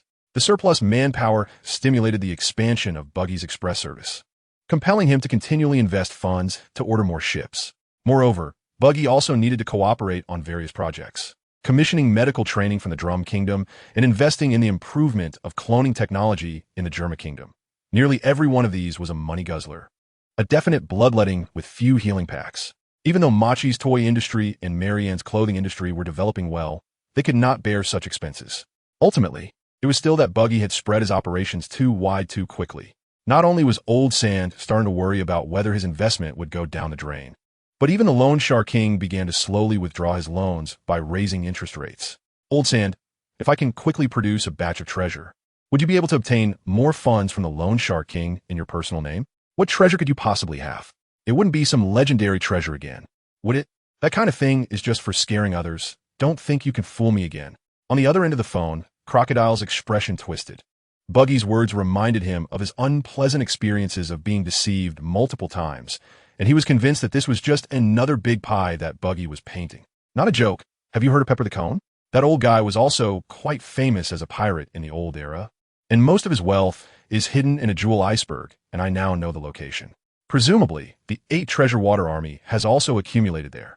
That wealth should be enough for us to continue operating, right? How about it? Are you interested in going on a treasure hunt together? Go, let's go now. Pepper the Cone is a pirate with a bounty of 500 million. He should have quite a fortune accumulated. So asking the Loan Shark King for more funds should be sufficient. However, let's get one thing clear. If this is another of your antics, I will definitely liquidate your assets and withdraw my investment. In fact, when Buggy first defeated the 8 Treasure Water Army, he had already set his sights on Pepper's treasure. So he had long used the ability of the memory fruit to obtain the precise location of the jewel iceberg from the defeated Pepper's mind. It's just a song about running around, and I didn't have the time to take a break. Where's this place? How did I end up here? Aren't we supposed to be looking for the Bayou Ice Mountain? And what is this? It looks like a big cannonball.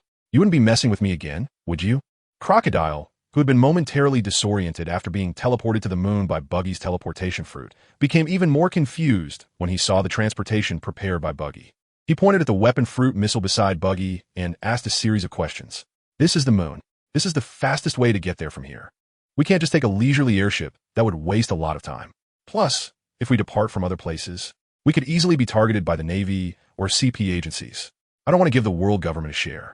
Buggy briefly explained, and he didn't intend to let Crocodile tour the moon's ancient ruins. Instead, he accompanied him aboard the ship, starting their treasure hunting journey. As the missile broke through the clouds and was about to hit the ground, Buggy stepped off early, watching as the slightly slow Crocodile followed the missile down to the frozen ground. Boom. So this thing really is a cannonball, right? If it weren't for the treasure here, I would definitely not let you off the hook. The strong explosion didn't affect Crocodile much, being a Logia type, but it did leave him covered in dirt. However, seeing the treasure so close, Crocodile opted for a verbal retort. Isn't this nothing at all? You, a Logia user, are afraid of explosions? I just wanted to see if I could break through the ice and directly access the treasure, but it looks like this iceberg is pretty damn solid. Desert Sword. Erosion Cycle. Using fire would probably be troublesome too. Akiji used a conical head to break the ice surface when he was younger. Ever since he got his head knocked around by Carp, he hasn't touched his treasure again. What a pathetic guy. I won't make it that complicated. Watch closely. Festival Split Steps. Buggy took off his gloves, placed one hand on the ice surface, and activated a small-scale awakening skill. The originally smooth ice surface instantly cracked, turning into floating ice bricks. Finally, under Buggy's gestures, an ice staircase extending underground appeared before them. Come on, Old Sand. The wealth of generations of the 8 Treasure Water Army is waving at us. Stop calling me that weird name. Just call me Dill. Crocodile lit a cigar, and his legs turned into sand as he floated down. Upon closer observation, he chose to completely avoid contact with the staircase, showing his caution towards Buggy's abilities. All right then, I'll call you Mr. Crocodile from now on. Doesn't that sound better? Hey, I don't have the mood to chat with you. How do you plan to transport all this treasure out? Are we supposed to do it alone? I'm not getting on that flying cannonball again. I've already prepared the manpower. We just need to open a door here. With Buggy as the locator, his clone could appear beside his main body. After thinking it over, the door-to-fruit ability was more convenient. Although the teleportation fruit moved quickly, it had significant limitations on the number of people it could carry. With a snap of Buggy's fingers, a spatial door appeared in front of him. Yarlito was the first to jump out. As Buggy had promised her, she could choose jewelry first. Then came Machi and Kabeji, carrying a huge mirror which would serve as the entrance to the Bayou Ice Mountain. While the staircase Buggy opened would return to its original state. Machi had another task, to sort and arrange all the treasures. Small pieces of gold would be turned into neat gold bars using the Gulp Gulp fruit, and scattered jewels would be combined into large gemstones. Even with these treasures as a safety net, the recruitment of new members should be controlled. Do you have any idea how many people are relying on the company right now? 30,000? 50,000? In any case, it's much less than the Navy. Do you know why you failed in Alabasta? If you had 50,000 troops, you would have taken it long ago. Are you crazy? You want to recruit 500,000 people? Even Alabasta, with a population over 10 million, only has 600,000 troops. The Navy has its current scale thanks to the hundreds of affiliated countries of the world government. Relying solely on the wealth at hand cannot support that many personnel, not to mention that half of them are unarmed civilians. What good is it to have so many people? Crocodile's mindset broke upon hearing Buggy's plan for 500,000 recruits. Even if he dreamed of establishing a military nation, he never considered recruiting that many people. To him, who had never thought of contending with the world government, having the forces of the West Emperor was already enough for self-preservation. 500,000 is indeed a bit too much.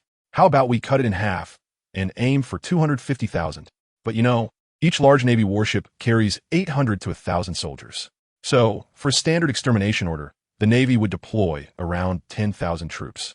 During the Marine-Ford War, the Navy even assembled over 50 warships and 100,000 elite soldiers. These forces restrained most of the mid-level combat power of the West Emperor Whitebeard, forcing their high-level combat power to intervene personally and exhaust their stamina early. In terms of strength, the miscellaneous fish we gathered from Paradise cannot compare with the New World pirates under Whitebeard. Therefore, building a fleet of considerable scale to avoid close combat is essential to ensure we do not fall behind when engaging in full-scale conflict with the Navy. Even if Navy officers are well-trained, only a few can use the Navy's 6 styles. In long-range naval battles, cannons are the primary means of attack, and we happen to lack sufficient advanced artillery.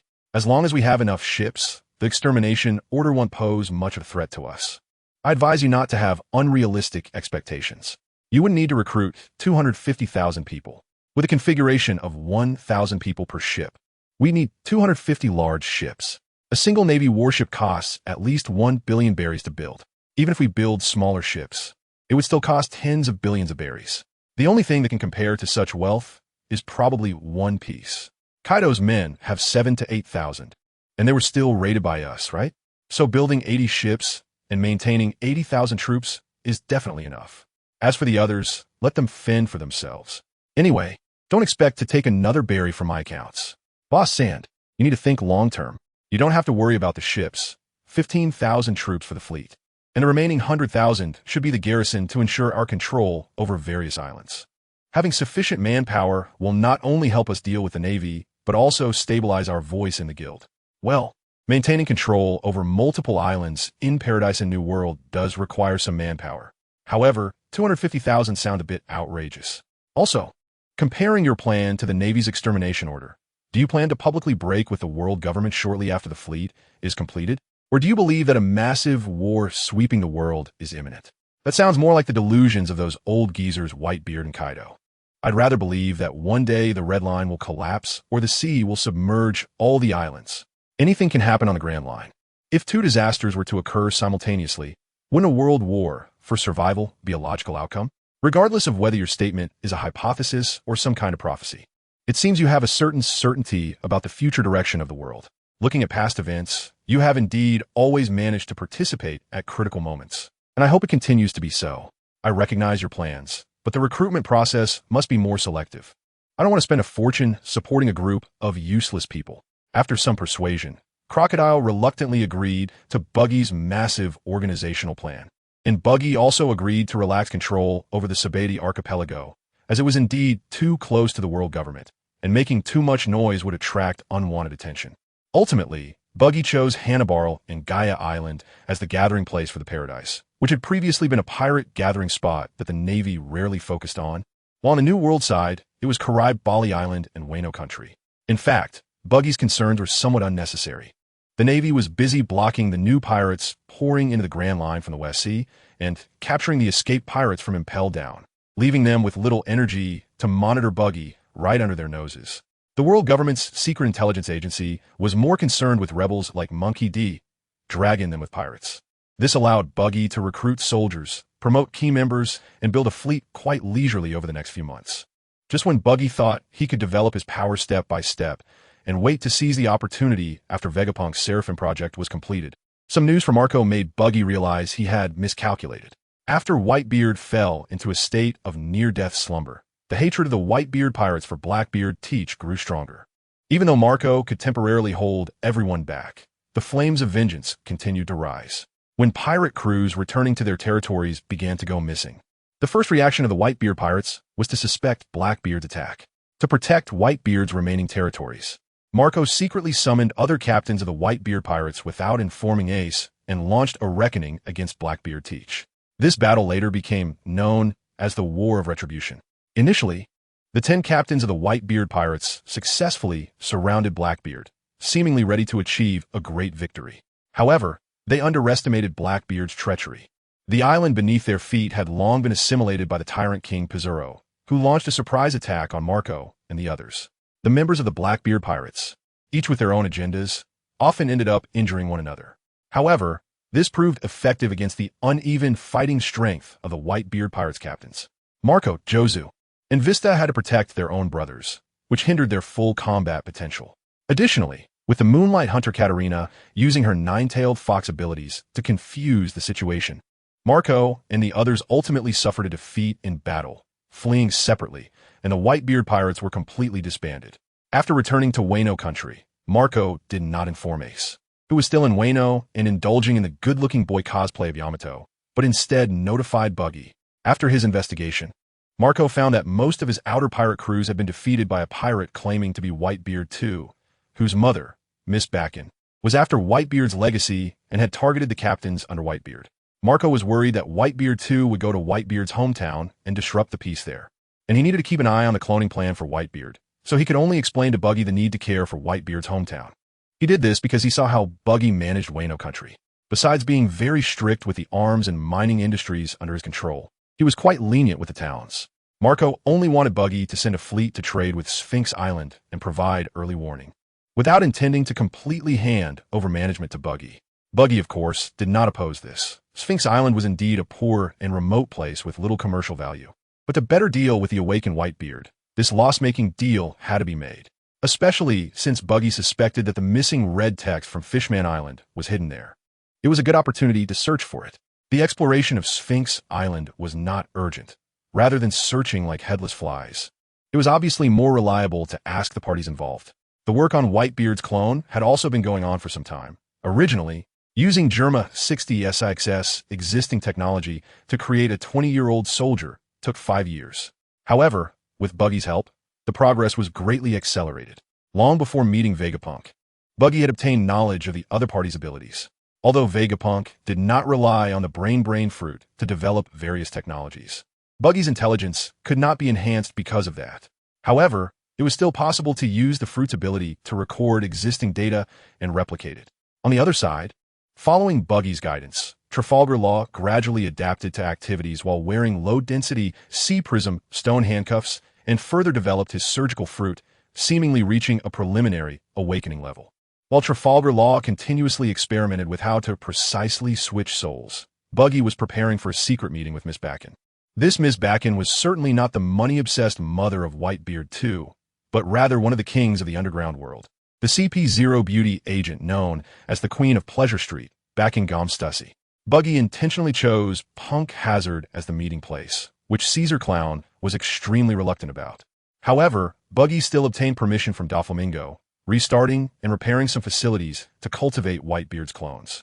The 3 old members of MADS were all unwilling to back down from each other, and to avoid disputes, Buggy kindly invited Jinbe to oversee the laboratory, believing that Jinbe's respect for Whitebeard would prevent the 3 from causing trouble. Welcome, Miss Stussy. I believe you know more about everything here than I do. After all, this should be where you were born. It seems you learned a lot from Caesar Clown. Are you trying to use that to blackmail me for some information? That seems a bit unnecessary. My information has always been clearly priced. Stussy, who had her identity exposed by Buggy, remained calm and elegant. Upon learning the meeting place, she had some guesses about Buggy's intentions. Especially after seeing Caesar Clown beside Buggy, she became more convinced of her deductions. The information you have is indeed very valuable. But today, I want to talk not with the Queen of Pleasure Street, nor with a CP0 agent, but with the world's first non-naturally born being. I mean, no offense. I'm just curious whether you inherited all the memories and emotions from your original self, or if you exist completely separately from it. Flying finger gun. Home run. Originally unconcerned, Stussy raised her hand to attack Buggy, but was intercepted by Yarlita, who was beside Buggy. As the two were about to continue their fight, Buggy quickly called for a halt. Stop it. Put away your little wings, Miss Stussy. I'm not here with any malice. Your abilities are of little use to us three. Let's walk and talk. There are a few familiar friends waiting for you. Saying this, Buggy fragmented his body into very small pieces to prove that he would not be restrained by Stussy's moves, and with Yarlita blocking the way out, Stussy chose to compromise after a moment of silence. Gaji and Quinn? They're actually both here. It should be a bit difficult for them to work together. Back then, Vegapunk also found them three troublesome. This is a cultivation laboratory. Are you conducting experiments on human gigantfication? That's impossible. Even Vegapunk couldn't do that. And the three of them certainly can't succeed. A few people quickly arrived at the research room, and Stussy was surprised to see three old colleagues from MADS. Then, she saw a huge cultivation container, inside which lay a figure twice the size of a normal child. He should also be an old acquaintance of yours, to be precise. A familiar figure of your original body, Edward Newgate. You were invited here to use your experience as a reference, and we will decide whether to implant memories into him or let him grow naturally. Perhaps you could act as his guardian. It sounds quite interesting to think about. Afterward, Buggy explained to Stussy the original plan for Whitebeard's revival. Upon hearing about the mind exchange, Stussy clearly expressed her anger. No matter how this child came into the world, he should not be a tool for an old man's resurrection. We should at least let him express himself personally to see if he possesses self-awareness, instead of us speculating subjectively. If possible, I hope to become his guardian. Sure, but he must not have any contact with CP0. After all, training him took a lot of our effort, and I don't want him to become a pawn of the world government. You have a good relationship with Vegapunk. I hope to get his permission settings for pacifists, and any future collaborations will go through you. As long as it doesn't harm Vegapunk, I can be that liaison. So when can I take this child away? Perhaps because they are both clones, or perhaps due to special feelings for the original. Stussy readily agreed to Buggy's conditions. It should be possible in a few days. I hope the information I requested can be obtained smoothly before then. After all, Vegapunk is the scientist most focused on by the world government, and Buggy cannot frequently contact him, while Stussy has it much easier. Being a clone of Whitebeard makes it quite advantageous for her to get close to him, and Buggy has prepared more than just this one clone. Not long after Stussy happily took away her son, Trafalgar Law finally mastered the mind exchange. Marco and Ace escorted the original Whitebeard to Punk Hazard, wanting to confirm Whitebeard's condition as soon as possible. Chaos Space. Kid, are you ready? Why has T-Pops woken up? You didn't mess it up, did you? Hiss. Huh. Whitebeard's consciousness is too strong. This young body can't adapt in a short time. It might take a few days for him to wake up. Anyway, I'll still be here for the next few days, so don't worry about me running away. Trafalgar Law breathed heavily.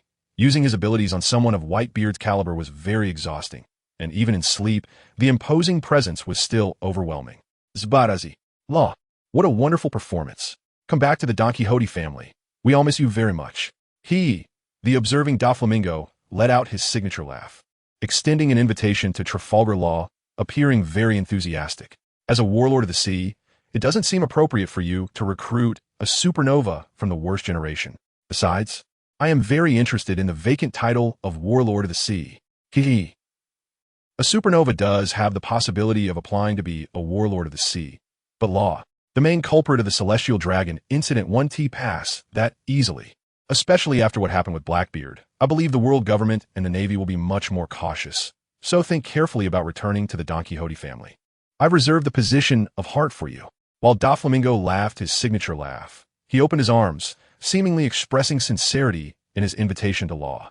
But his arrogant demeanor resembled more of a threat than sincerity, especially with his towering height of 3 meters and his pink feather coat. His large shadow completely overshadowed the 91-meter-tall Law. It's not as complicated as you say. In fact, it's not impossible for Law to join the Warlords of the Sea. There are multiple vacancies. I can take the lead to recommend you. If you can create some trouble for Blackbeard, the Navy should have no reason to oppose you anymore. Just as Law gripped the hilt of his sword to conceal his inner rage, Buggy's head suddenly flew between the two, breaking the strange atmosphere. I will do what I need to do. Today, as physical consumption has been quite large, so let us call it a day. You're still so cold. Law, regardless of whether you can become a warlord of the sea, we should still get along well, since we all consider you family.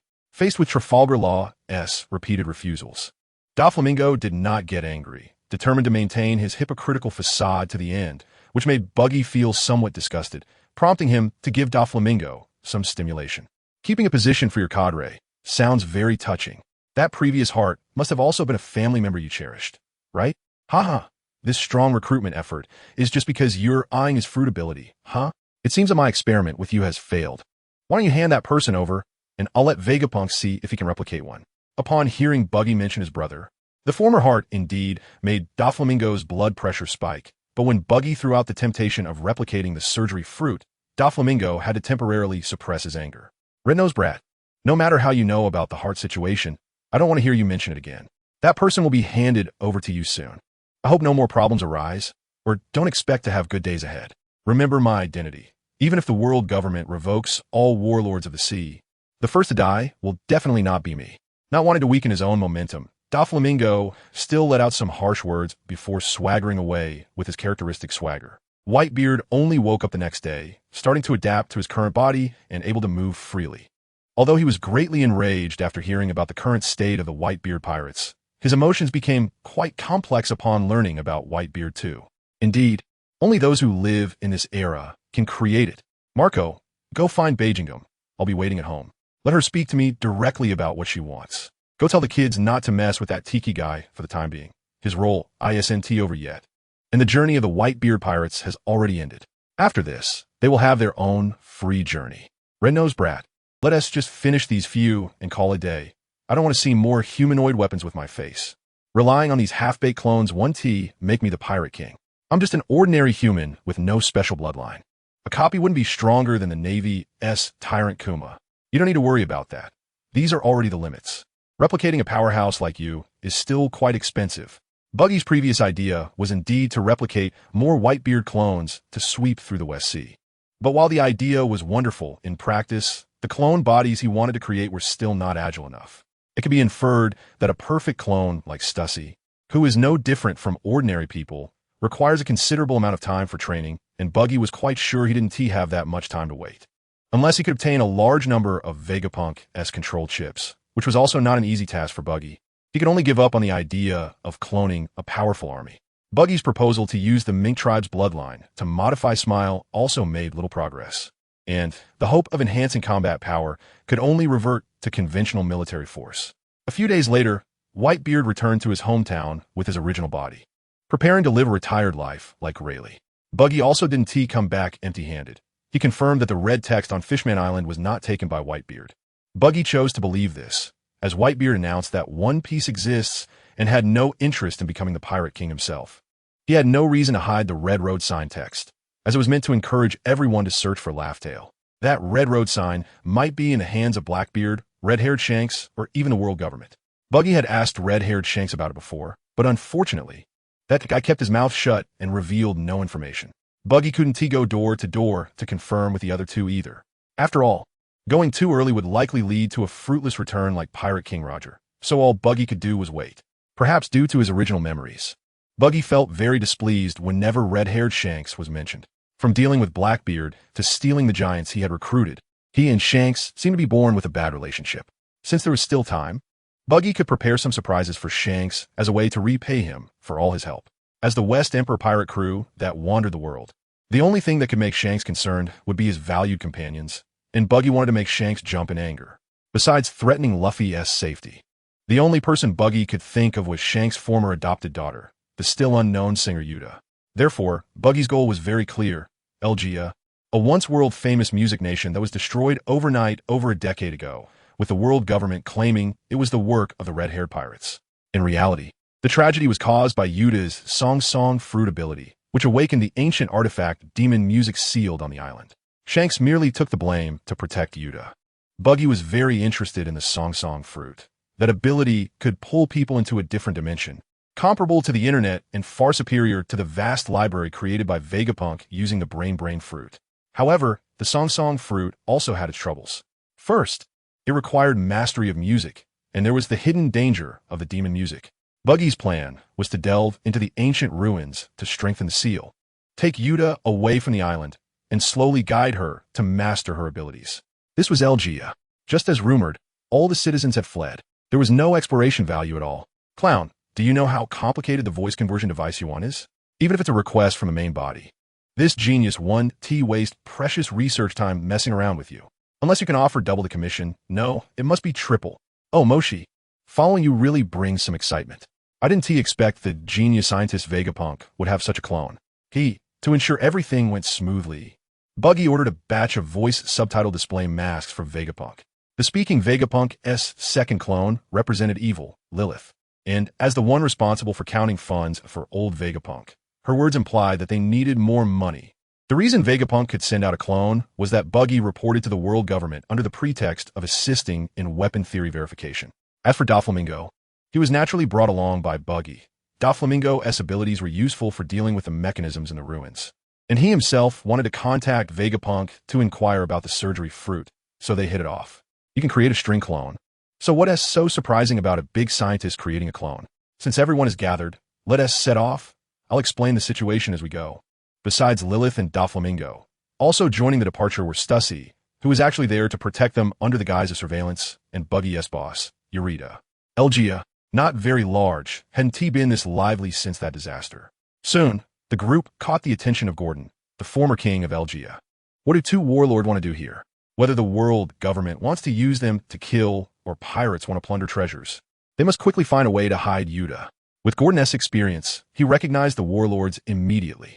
As a former ruler, he quickly speculated about Buggy and his group. Having lived together for many years, he viewed Yuta as family, not just a student. Feeling uneasy, the old king muttered to himself while rushing towards the castle where Yuta lived. His tall figure and frail limbs made his running appear awkward, and his bald head with some frightening scars made him resemble Frankenstein. However, as an ordinary person, Gordon knew very little about the power of the Warlords. Buggy and the others had already sensed Gordon's movements through their observation hockey. Moments later, Gordon felt his limbs begin to disobey him, and he involuntarily started to retreat. No matter how hard he struggled, the scenery around him continued to rush by, and soon he found himself like a puppet, retreating to stand before Buggy and the others. So you're the original king here. I've heard that you possess a world-destroying weapon. How about it? Show it to me so I can broaden my horizons. Gordon's predicament was naturally the masterpiece created by Doflamingo using his parasite string. At this moment, he squatted on the ground, using his fingers to manipulate Gordon to turn around. I don't have anything like that. Even if I did, I wouldn't hand it over to dangerous people like you. There's nothing of value here except for me, the old man whose country has been destroyed. Hand me over to the world government. Maybe you can get some rewards from them. Upon hearing Doflamingo's question, Gordon immediately understood that he was referring to the final sheet music that summoned the Demon King. He had never regretted leaving it behind as much as he did at that moment. He firmly denied the existence of the sheet music and claimed he lived alone there, hoping to lure them into a profit exchange with the world government by leveraging his identity as the former king, protecting Yuta's existence. Being a former king is different. When it comes to lying, it sounds just like the truth. You live alone here? Then this music can't possibly be played by a ghost, right? Ming, let him go. You're making us seem very impolite. We came to see Yuta. You also want her musical talent to be recognized by the world, right? We guarantee we can make her the #1 star in the world. The melodious music made Gordon realize something was wrong. It was just the time Yuta practiced singing. Before he could prepare other excuses, Buggy's voice made him understand that trying to deceive them was impossible. I really want Yuta to fully showcase her musical talent, but I can't let her be taken away by you. She's being cared for by red-haired Shanks, and even if you were the Warlords, you wouldn't want to provoke him, right? You don't need to worry about Shanks. I used to work as an intern on the Pirate King ship with him, so I'm quite familiar with him. Just give him a heads up later. What is important now is Yuta's own thoughts. Don't you think it's harmful for a teenage girl to stay in an isolated environment? A lonely soul filled with confusion can easily become obsessed and crazy. Unless you're hoping to hear that dangerous score again, or you just see it as a disaster source to guard against. You should let her have the choice to contact the outside world and decide if she wants to leave. Even if you don't take us to Yuta, we can still find her. All this talk is just to express our respect for how you've taken care of Yuta. I don't want to leave a bad impression on the future stars under my name.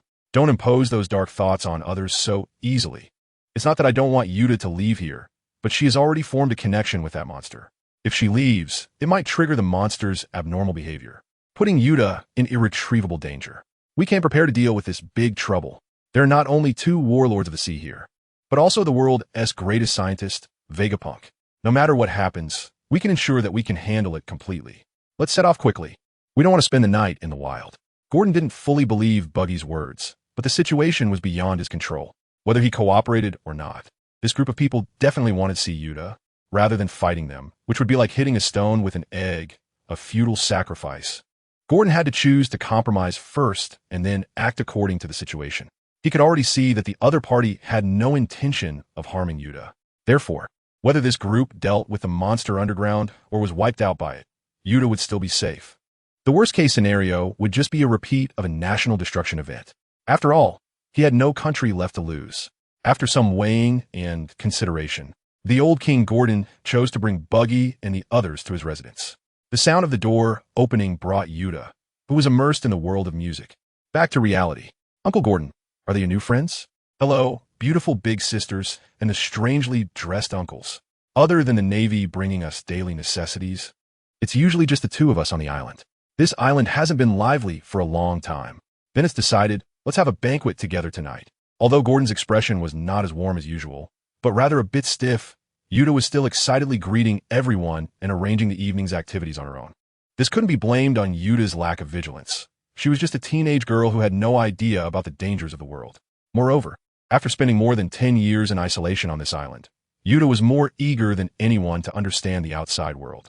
They are. Is she the daughter of red-haired Shanks? She is such a cheerful girl. She doesn't have the aura of a strong person at all. It's really too strange to dress like that for the sake of guarding against her abilities. Buggy, why not hand her over to me? Dressrosa is very suitable for musicians to develop. Put away your threadball, Doflamingo. She is already 10 years old. How could she still be so reckless? We are here to invite the genius musician out, not to kidnap her. I will let her hold a concert in Dressrosa, but not right now. Before Gordon could explain the identity of the other party to Yuta, Doflamingo acted first, and several threads burst forth from his hand, attempting to forcibly control Yuta and take her away. Buggy reacted just as quickly. A short knife hidden in his sleeve flew out rapidly, working with his outstretched hands to cut all of Doflamingo's threads. I've really had enough of being alone all the time. I really hate it. I want to connect with someone. What naive thought. Just as Doflamingo was considering whether to continue his attack, Yuta suddenly started singing. Her soothing voice transported Doflamingo into a dreamy world full of bubbles, making him drowsy. Perhaps not wanting to take off his pink sunglasses that were comparable to his actual body, Doflamingo had mocked Buggy and the others for wearing protective gear along the way, thinking they were making a big deal out of nothing. Thus, he was easily pulled into Yuta's musical world. Yuta, you promised me you wouldn't easily use your devil fruit powers again. This clown, like Shanks, is here to visit you. He should be able to manage his friends. Due to the lack of confirmed data earlier, Vegapunk's protective gear was also ineffective, just as Buggy had to rely on his hockey to stay awake. Gordon's words interrupted Yuta's singing. You know Shanks? Did he send you? You must be lying. Otherwise, why hasn't he come to see me himself? He has left me here for over 10 years.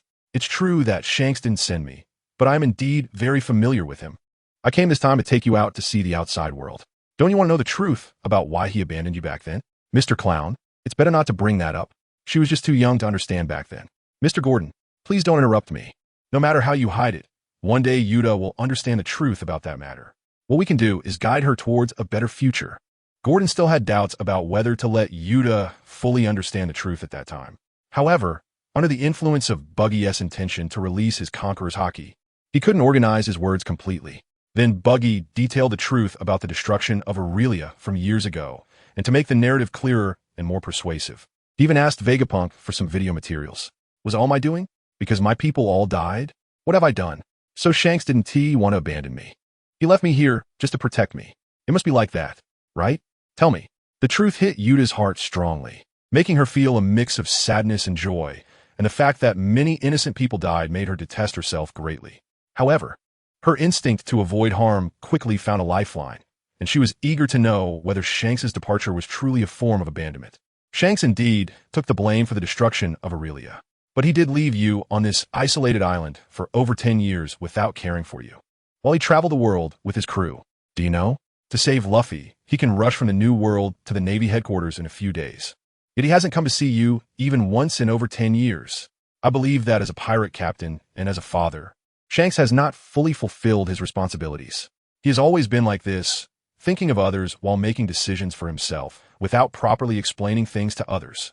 Buggy also showed Yuta footage of the Marineford War, allowing her to see Shanks's face again after many years, emphasizing that red-haired Shanks specifically went to save Luffy, thus stirring Yuta's inner imbalance. That idiot Luffy, he is not even a member of the red-haired pirates. Why hasn't Shanks come to see me in over 10 years? Has he forgotten that I'm a singer of the red-haired pirates? Did he abandon me because I caused so many deaths? What should I do now?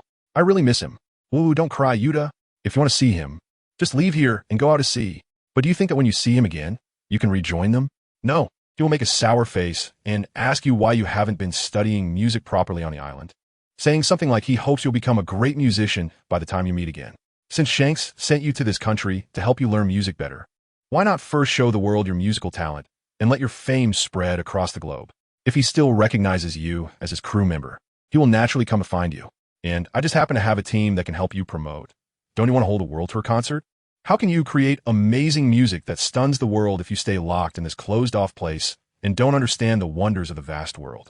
Wait until you become the world's best singer, and there will be a chance to bring back the glory of this musical nation. That should be enough to comfort the souls of those who perished here, right? Speaking of which, the real culprit is that music monster. You were just used by it. I'm here to help you solve this problem. Before coming here, Buggy prepared a set of talking points to persuade Yuta. He is becoming increasingly adept at this skill of pulling off a con and painting a rosy picture. The protective equipment surprisingly didn't work completely. Perhaps it was an issue with the frequency settings. Completely altering sound and color should be able to create a shield, but if that's the case, we won't be able to hear the beautiful singing, which is really a shame. I thought it was some extraordinary ability. It's just singing and hypnosis. It's not as powerful as you all say. Just block your ears, and it should be fine. That so-called monster probably isn't that formidable either. Although Lilith is just a clone of Vegapunk, she is passionate about collecting funds. However, she is also obsessed with research and immediately began adjusting her shielding equipment after recovering from Yuta's musical world. Doflamingo was just caught off guard, feeling a bit embarrassed, and was muttering to himself to make up for it or to encourage himself, lest he start questioning life. Since we're going to have a banquet, how can we lack good food? Buggy, take me back to Shambody first, and I'll have Pora prepare some delicious food. We won't finish everything here today, so let's have a banquet to liven things up. Yerlita, you go back and prepare. Have Machi, Marianne, and the others come over, and we must call Galdino too, so our future popular diva can experience the entertainment atmosphere of our group, which is definitely much more cheerful than Shankside. Yerlita didn't have so many thoughts. Relying on the beauty effects of Asuna no Mi, she is still a food enthusiast and very supportive of Yuta's idea of holding a banquet, eagerly wanting to start preparing. Buggy also thought that compared to mere verbal persuasion, a banquet was a good way for Yuta to rekindle her desire to set sail. His crew might not compare to Shanks in terms of strength, but when it comes to throwing a banquet, the Buggy pirates are certainly talented. Without further ado, Buggy took to the air, opened a spatial door, and began calling for his crew, performing what it means to make a grand transformation. Soon, the once quiet castle became bustling with voices. Galdino was in charge of decorations. Wax figures appeared out of nowhere, and Marianne painted them to become lifelike. Machi and Kabeji also did not want to be outdone, bringing the veterans of the Buggy pirates to hang lanterns and decorations, while Yerlita and Pora set up the dining tables, and Jeem set off colorful fireworks outside the window. For a moment, the entire small island seemed to return to that prosperous era.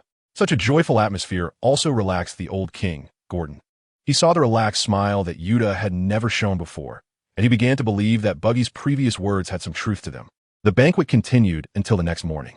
When Yuta's excitement finally began to fade and she had to prepare to enter dreamland, Buggy and the others were still busy. Galdino, Use your ability to create a ship, then organize the crew to set sail. Before we leave, seal this castle with wax to ensure that no sound can affect the inside, and then roam the seas. Stop any ships approaching the island, including the Navy. No matter what happens on the island, just ignore it. Take this snail phone. When things are over, I will contact you. Dr. Lilith, I hope your protective equipment is ready, because our great adventure is about to officially begin. Ladies and gentlemen, the mysterious ancient ruins are beckoning us. Perhaps today we can face other dimensional creations and uncover some secret connections between demons and the awakening of abilities. Buggy announced the start of the adventure like an opera announcer, feeling as if a pair of eyes were eagerly anticipating the performance of this show. The group descended the stairs to the underground of the castle, where there was an ancient palace with a tall dome and intricate murals that made it seem extraordinarily mysterious. There was even a voice-activated lighting system.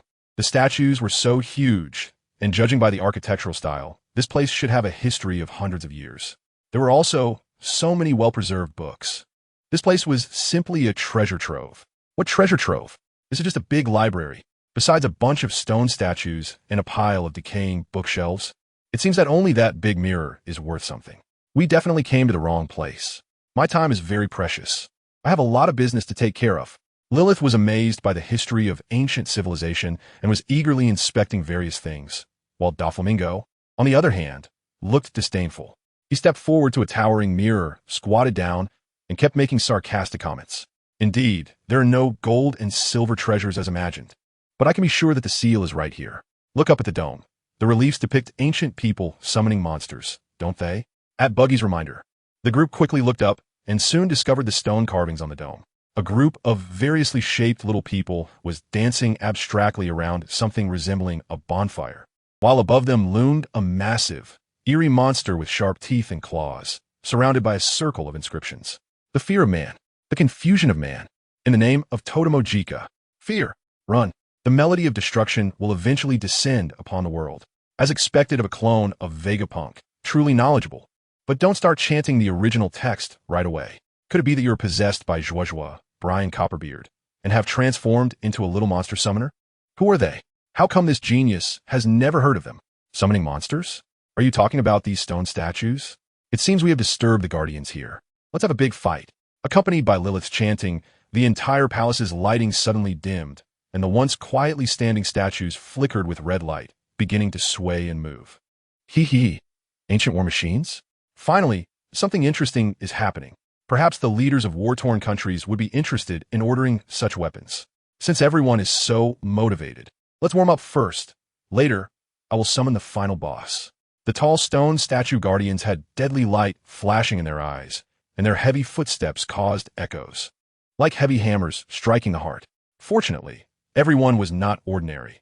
Doflamingo leaped high, and the threads in his hands moved between the statues, instantly cutting one statue into pieces. Heavy pressure cannon. You all take it easy. Just make sure these statues lose their ability to resist. They have high research value. S-Bear, watch out for the bookshelves nearby. Those are all precious materials. While Lilith shot at the distant statues with a rifle, she also reminded everyone to protect the ruins, completely forgetting the purpose of validating the new peacekeepers. The statues weren't too strong, but there were indeed quite a few of them. If the battle continued, who knows when they would be cleared out? If only we could find the control facility and shut down their energy. Leave this to me, genius. There's a room behind these statues. Perhaps the control room is there. You all cover me in S-Bear while we go take a look. Guys, I have two discoveries to tell you. One good news and one bad news. The good news is I am very sure this is indeed the mechanical master control device, and it is very easy to crack. Bad news, this is a one-time trigger system. Simply put, once the guardian mechanism is activated, it cannot be stopped until the energy is depleted. Now we only have one choice, to destroy all the machines by force. The group, under the attack of the stone statue guardians, finally reached the control room. After a meticulous examination, Lilith casually stated a conclusion that left everyone speechless. This is not the time for jokes. Are we just wasting our efforts here? With such a level, you still claim to be the world's #1 intellect? You can't be a fake brought in by Vegapunk to deal with the world government, right? Enjoy this boring adventure at your own pace. I have many businesses to take care of, and I don't have time to play house with you. After confirming that Lilith had no better solution, Doflamingo frowned. His expression twisted, and he gritted his teeth as he muttered a few words before turning to rush towards the outskirts, seemingly planning to escape alone. Previously, Doflamingo could still manipulate the statues in a playful manner. However, when Lilith accessed the control room and all the large doors opened, the activated stone statue formations became densely packed, making him feel a chill down his spine. A single stone guardian indeed has average combat power, barely comparable to the first-generation pacifista and even somewhat weaker. But facing hundreds or thousands of stone guardians, he had no confidence of not being overwhelmed here. Although Doflamingo's words were harsh, your clone of the world's #1 intellect is indeed disappointing. But it seems like it's too late to leave now, Doflamingo. You might as well stay and witness the power of world destruction with us. As he spoke, Buggy took out the final movement that he had found from Gordon. Of course, he had no talent for singing. What he wanted to do was activate his ability and completely shatter the score. He speculated that this score contained part of the consciousness of the music devil totem Nika. Otherwise, it wouldn't have actively appeared beside Yuta, triggering that past disaster. The score gradually turned to dust in Buggy's hands, and just when he doubted his assumptions, musical notes appeared in midair, glowing with a dark light, and a monotonous, chaotic melody filled the entire room. Destruction is salvation. Rage, gather, sing. This anthem of destruction. With the music's rise, the murals on the dome began to glow, and a massive humanoid creature gradually emerged. It had a pale face, a long nose, fluffy golden hair, topped with a top hat, resembling a gentleman, with piano-like arms that exuded an artistic flair. But its wide, sharp-toothed grin and the dangerous red light in its eyes, along with the 5 burning skulls on its neck, made it appear terrifying and twisted. At the same time, Yuta, who had been sleeping, suddenly showed signs of pain, which transformed into extreme anger. Her wide-open eyes emitted a black light as she hummed an inexplicable tune and mechanically walked towards the door, only to be blocked by the candle wall set by Mr. 3. Clown, what have you awakened? Why did the protective equipment malfunction? Clearly, this genius made perfect settings based on previous data. Forget about your protective devices. Those are only adequate against fruit users. Now the Demon King's true body has descended. This place should have already been pulled into a different dimension. If you don't want to remain here forever, find a way to defeat this guy. Once the different dimension fully interferes with the real world, we won't be able to go back. While Buggy dealt with the monsters summoned by the Demon King Totem Nika, he calmly explained the current situation. Strangely enough, Buggy felt a familiar sensation regarding this different dimension, but he couldn't quite recall why. However, he had a premonition that the Demon King's true body was very important to him. Hey, you speak so lightly. Thousandly transformation. I'd rather fight those stone statues than be worn out by these undying monsters. I hope you can deal with that creature quickly, otherwise, I'll have to find that ability user girl. Killing the demon's host should be the fastest way to handle this. Doflamingo laughed in anger, sarcastically saying the opposite. Although he was about to break free, the monsters summoned by the Demon King dragged him back again. He now regretted accepting Buggy's invitation to wade into this murky water on a whim. I advise you to give up that idea. Once the host dies, we will be trapped in this space forever. However, you're right about one thing. We must act quickly to defeat the Demon King before it fully descends. Then awaken Yuta and evacuate from this island. If we fail, the Demon King will completely control Yuta and assimilate the world. But in that case, it should be the world government's headache. Now, let us give it our all. If those 5 burning skulls or eyes are this guy's weaknesses, leave those small monsters to you. I don't believe 2 awakened ones can't deal with a confused monster. Despair or fear. Under my power, everything will be torn apart. Appear. Realm of Shattering. Buggy activated his awakening ability while charging towards the Demon King Totem Nika, clearing the surroundings in an instant. Even the giant piano-like arms attacking it broke apart inch by inch, becoming floating steps. Thousandly transformation. Understand that I am not your subordinate. Don't lecture me like a leader. I am Tenyasha, meant to stand above the heavens. The wild white line. Doflamingo was very dissatisfied with Buggy's finger-pointing.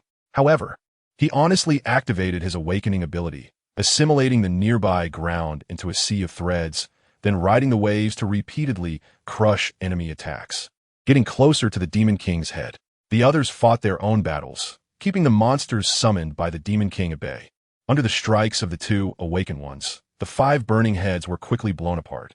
Just when everyone felt victory was within reach, a strange melody sounded again, stronger than before, causing everyone to feel unsettled. See Origin White Wave. Doflamingo activated his skill again, but the target was not the Demon King itself, but behind the group. At that moment, everyone realized that Yuta had somehow arrived underground, and the song they heard was coming from her mouth.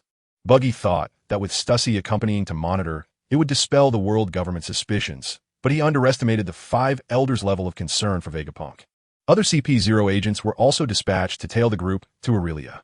The intelligence was relayed in detail to Mariehua by Bruno, who possessed the Door fruit. When the image transmission was interrupted, the 5 Elders easily speculated the development of the situation. That arrogant clown, how did he know about that thing? He actually let out just like that. Doesn't he know how to write the word death? Damn Vegapunk. Talking about testing the Seraphim ability, but really wanted to study ancient history.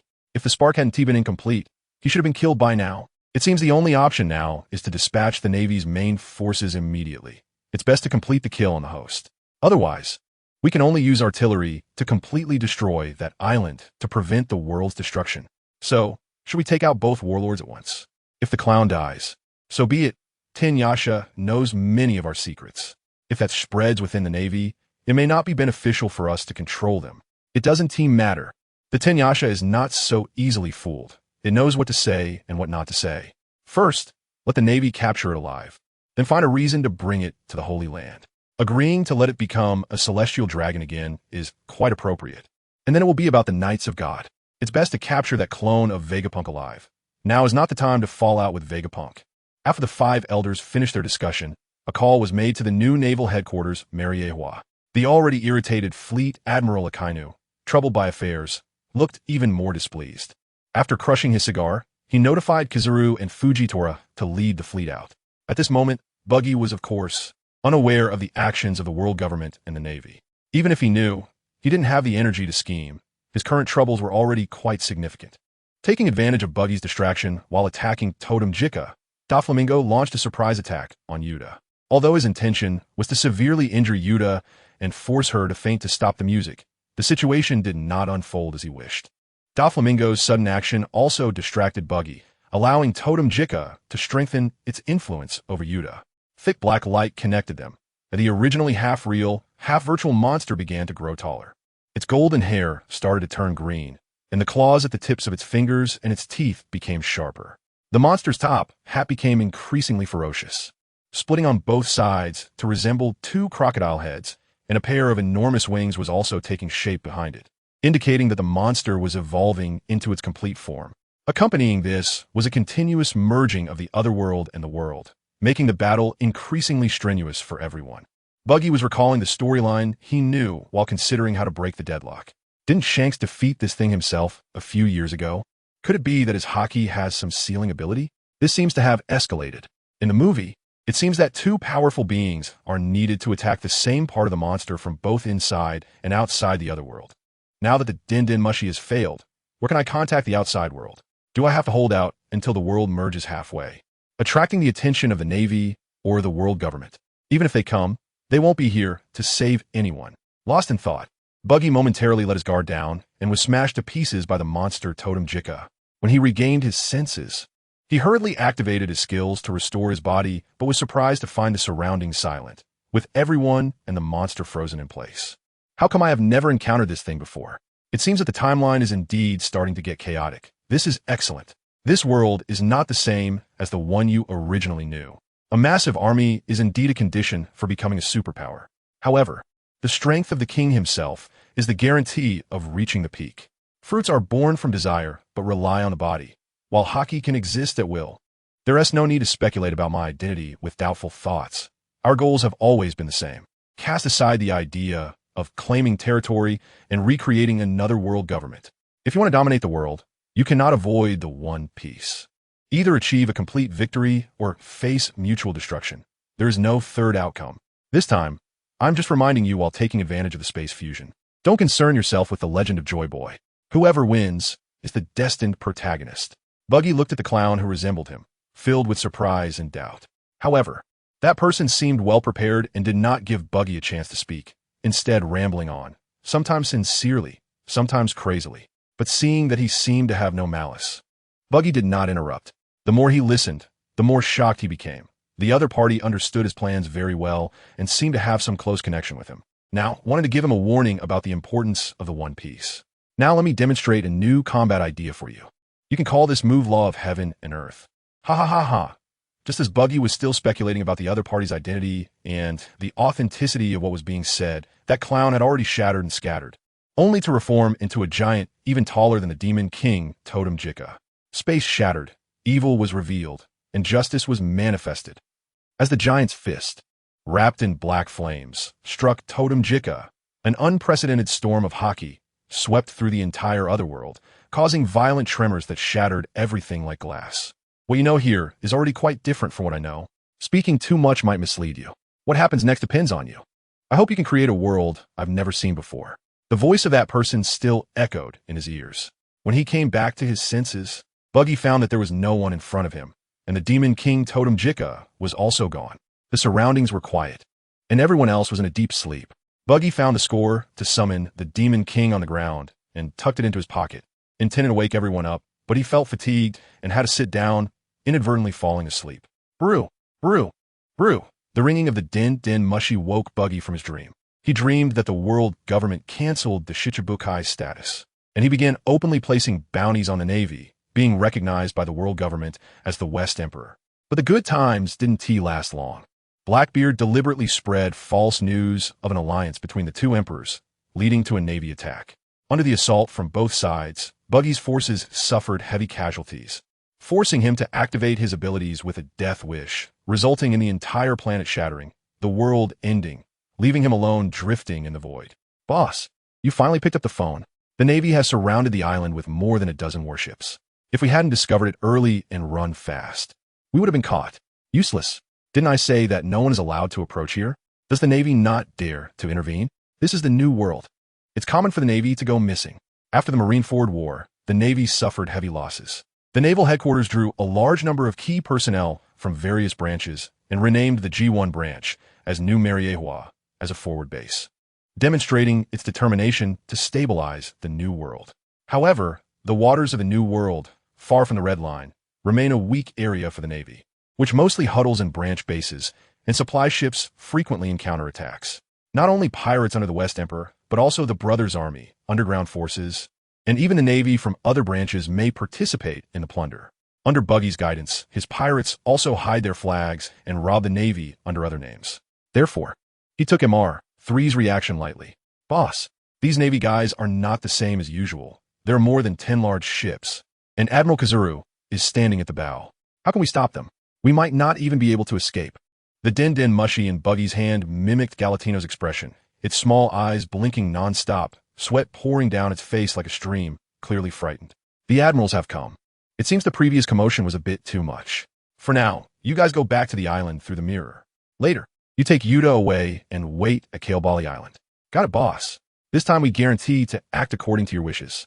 Seeing the mirror world open, third brother relaxed a lot, patting his chest to assure Buggy while hurrying his subordinates to escape. Admiral Kazuru, an unknown ship has been discovered on the backside of the island. It has no flag, and, judging by its appearance, it seems to be a pirate. Should we capture it or sink it? Such a trivial matter also requires instructions. Fujitora, what do you think? The orders we received are to take control of Elijah, control the Song King, and prevent unknown disasters. It did not mention how to handle the others. Since that's the case, let's not worry about the passing ships, whether they are merchant vessels or pirates. The first step is to drive them away. Let's do it this way. Order the fleet to bombard the town, covering the soldiers' landing, and then search the entire island. I will set out first, and you all just follow Admiral Fujitora's commands. After Huang Yuan finished speaking, he jumped onto the turret and approached the cannon. The next moment, the naval cannon fired, and Huang Yuan leaped with the cannonball flying towards the town. I didn't expect the usually slow-talking Huang Yuan to be so impatient. I can't be so leisurely anymore. However, I'm not very good at commanding, so you all can search on your own. Just be careful to avoid being accidentally injured by our own people. After slurping up the ramen in his bowl, Fujitora slowly stood up, issued the landing orders, and then suddenly drew his sword, leaping into the air and slashing behind him, also flying towards the center of the island. I was wondering how the news leaked. It turns out you, a big shot, were monitoring nearby. Such power in CP0 is indeed a bit dangerous. Next time, give me a stage to show off. And stop living in the shadows. Just as the main naval force landed on the island, Buggy also discovered CP0 Bruno, who had revealed his presence due to entering a dream. He had Mr. 3 control him with his wax ability and take him away to modify his memory and recruit him as a subordinate. How strange. I clearly sensed many people in this direction earlier, and now there are only a few of you. Forget it. Hand over that song of the Demon King, and I'll be able to report back. As for the world government holding you 7 warlords accountable, you can communicate that yourselves. What song of the Demon King? We haven't seen it. There's only a dead old guy on this island who claims he was the king here. You can go find him. You still want to hold us 7 warlords accountable? We worked hard to help you test the human-shaped weapons, and we shouldn't be held accountable for that. It's just unreasonable. But since you're here, please take Lilith and the others back with you. We'll take our leave now.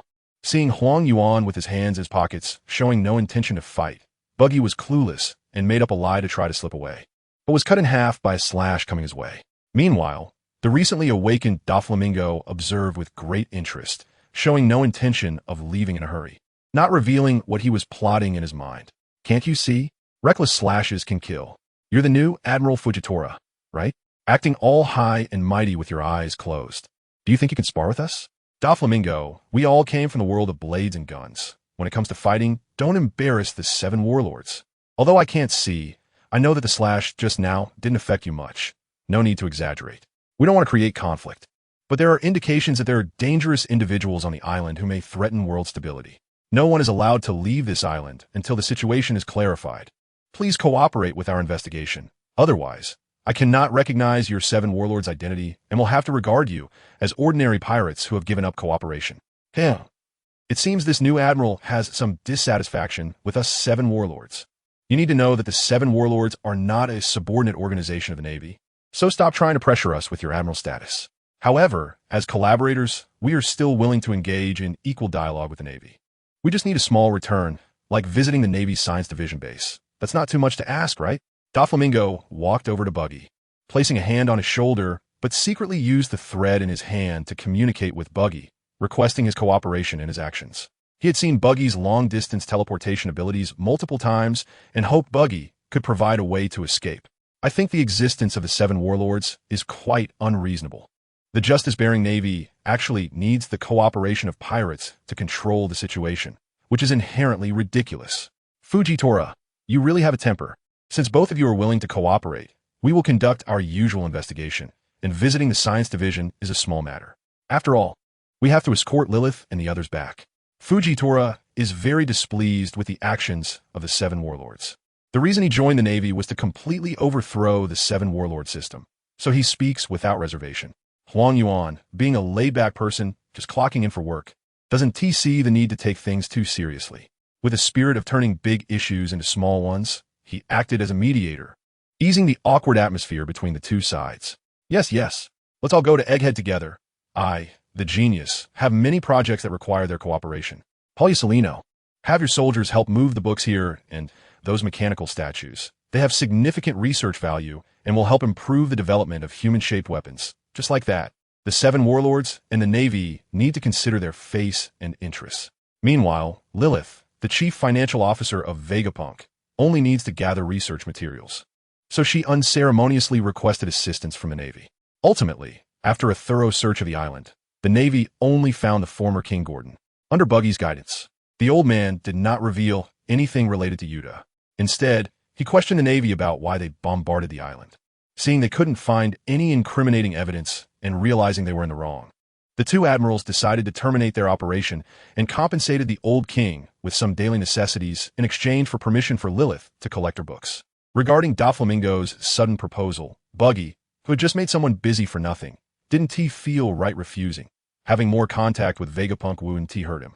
During the time the 2 7 warlords accompanied the Navy to Egghead, a chaotic battle was about to erupt not far away on Hive Island, involving one of the most notorious generations, Trafalgar Law, Blackbeard Teach, and the future hero of the Navy, Kobe, known as the Deserter King. Speaking of which, this incident has quite a connection to Buggy. After Teach captured Moria, he spread the word that he wanted to buy anyone who wanted to become a 7 warlord for 1 billion berries. However, most pirates with such ambitions fell into traps, either killed for their devil fruit abilities or surrendered and became Blackbeard subordinates. Law also heard such rumors, and with Buggy's advanced intelligence support, He proactively contacted Blackbeard, expressing his willingness to wager Hive Island for the right to control Moria. Teach was very interested in Law's proposal. As a fan of rocks, he had long coveted Hive Island, but hesitated due to the strength of the Pirate King. Thus, he quickly agreed to Law's wager. Kobe's involvement with the Navy was quite coincidental. He was tasked with investigating Zeta's new navy, which is why he came to Hive Island. As someone in the know, Buggy certainly wouldn't have no arrangements. Perona and Absalom had already infiltrated Hive Island, just waiting for the grand show to begin to take advantage of the chaos to rescue their boss Moria. This was also one of the reasons Buggy didn't oppose going to Egghead. After all, the two places were very close. As soon as anything happened, he could call Buggy for support. Buggy even felt quite confident about luring Teach to his doom on Hive Island. Wong Defa, fan Oka ISNT with you? My world's #1 genius brain. That guy's always being tortured by Seastone. How could he escape? He was indeed captured, but that person was very polite and cooperative. I was just researching bubble guns, and he voluntarily offered to conduct testing experiments, and I didn't notice and let him escape. Sorry about that. Baki's extreme micromanipulation didn't last long in his mind, as news from Vegapunk tore a big hole in his perfect plan. With Van Oka's abilities, even if they cornered Teach, he still had room to escape. Doctor, ignore this clown. Can you help me check if this fruit can be purified to make it more complete? I'm willing to provide the necessary funding. Doflamingo took out a heart-shaped fruit, and strangely, only the upper half had patterns, resembling a semi-finished product. It was unclear whether it was obtained from someone who consumed the half-baked surgical fruit provided by Baki, or if it was a replica researched by Caesar. Is this a synthetic imitation of the surgical fruit? It looks a bit familiar. It can't be something that Caesar Clown made, can it? The technology is still as clumsy as before. With his brain, this was the best he could manage. Even a genius like me wouldn't dare to say I could replicate it 100, unless you can provide me with the ability, user holding it for long-term research. Like I did with Kaido in Punk Hazard. That fruit replicating Kaido's ability took 5 years and consumed billions in resources, yet only produced a failure. And with your Warlord of the Sea financial resources, it's hard to afford such consumption. However, this genius now has a new idea and is very close to success. But that is a project funded by the world government, and I don't have the authority to provide it. I heard the Celestial Dragons have a bounty of 5 billion on the surgical fruit. Does that fruit have something special about it? It's really intriguing. Money is not a problem. I will do my best to provide other resources, and there shouldn't be any issues with the world government, since the final product will also be sold to the Celestial Dragons. However, it needs to be kept confidential until success. I promise to help you get a good price. As for what is special about the fruit, Dr. Vegapunk, curiosity can be deadly. Knowing too much won't benefit your research. Although Doflamingo didn't understand the working mode of the Seraphim, having seen Esper, he still had great confidence in Vegapunk's technology. In the face of the temptation of immortality, money was trivial. First, he would coax the other party to research it. As for the need for Law's cooperation in the research, Doflamingo also had his own calculations. Just thinking about the prospect of immortality made Doflamingo feel great, and he laughed more recklessly, but behind his sunglasses, his eyes were filled with a fierce light. Already considering how to kill and silence, destroy the evidence. One immortal is enough. At this moment, Trafalgar Law, unaware that he was being targeted, felt an inexplicable chill and involuntarily shivered. Grabbing the famous sword beside him, he walked out of the tavern towards the dock at Rocky Port. Zoro, has there been any movement from Blackbeard's crew on your side? Even without our bet, just the treasure and slaves that the captain snatched should be enough to attract his interest. I wonder where the Ghost Princess and that transparent freak have gone. I hope Blackbeard and the others will come. I heard there's a very strong swordsman among them. Zoro looked around in confusion. The scenery felt somewhat familiar, and Perona, who was originally in front of him, had disappeared at some point. He appeared here because of the trial given by Mihawk. Although it was called a trial, it felt more like father worrying about his goddaughter Perona's safety. Sending Zoro to be her bodyguard. You directionally challenged idiot. We're on Blackbeard's ship. Blackbeard's crew only left Shiryu to guard Lord Moria. The others don't know where they went. Wait there. I'll come over and guide you, Perona said as she put away the transponder snail, transforming into a ghostly form, and floated away through the cabin towards the direction she came from. I didn't expect to be a pirate and still have to do guard duty. Teach said I'm the most reliable guard. Isn't he just afraid I'll kill too many slaves and lower their price? Just now, it seemed like a mouse ran onto the ship and then it disappeared. How strange. Forget it. I might as well take a good nap to pass the boring time. Just as Perona left, Shiryu picked up the sword resting on his lap, muttered to himself for a moment, then put it down again, lowered his hat, and closed his eyes, seemingly unaware of anything unusual. Click, creak, creak. The crisp sound of a lock opening and the rusty iron door creaking came from behind Shiryu, but he showed no sign of movement, which made the invisible Absalom put his racing heart back in his stomach. He tiptoed to Moria's side. Lord Moria, wake up. I'll unlock the chains and get you out. Huh, Absalom? What are you doing here? Hurry up and leave. It will be too late. While carefully unlocking the chains on Moria, Absalom softly called to wake him. But who knew that when Moria saw Absalom's face, he showed no joy but instead urged him to leave quickly. Want to leave? It's too late now. Since you're here, just stay and keep your boss company. Hearing Shiryu's cold words, Absalom, knowing it was bad, quickly gave up the rescue, re-entered invisibility, and changed position, trying to escape using his fruit ability. Agreed to stay and guard teach wasn't a mistake. Such an interesting ability should belong to me. Run, little bug. Let's see how long you can hide. Shiryu's terrifying power made Absalom tremble with fear, completely lacking the thought of fighting back. He just wanted to use the invisibility of the transparent fruit to leave first and wait for support before coming back to rescue Moria. Absalom quietly moved out of the cage, heading for the cabin door. Just as he was about to make his escape, a sword light struck from behind without warning, leaving a deep wound on his right leg, blood spraying out and staining a large area of the floor red. The hand of the dead. Absalom stumbled, gritted his teeth, and turned around, firing the hidden rocket launcher at his back. He knew that such an attack was almost useless against the top swordsman, hoping to use the smoke from the explosion to obscure his exposed figure, while he himself burst forth with a speed far beyond usual to close the cabin door tightly. The intense pain nearly made Absalom faint. He understood that escaping under such conditions was akin to dreaming, and his only choice was to find a hidden place to hide and wait for support. In a moment of panic, Absalom first ran up the stairs, then tightly wrapped the wound with his coat before activating his ability, taking off his blood-stained shoes and returning to the upper cabin, finding a box to hide in. Huh, the bloodstains actually disappeared here. Looks like someone wants to play hide and seek. Better hide well.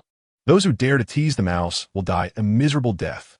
In fact, Shiryu shouldn't have lost track of Absalom, but due to a moment of malicious fun, he deliberately slowed down to pass the time with Absalom. After casually slashing a few times on both sides of the deck, he re-entered the cabin, using observation hockey to check each room. Soon, Shiryu found a transponder snail that Absalom had intentionally dropped in a room. It was both a way to delay being caught and a prearranged warning method. When Shiryu answered the transponder snail, Perona's voice came through. Absalom, how is Lord Moria's situation now? I will arrive soon with that directionally challenged swordsman. It's that invisible mouse's companion.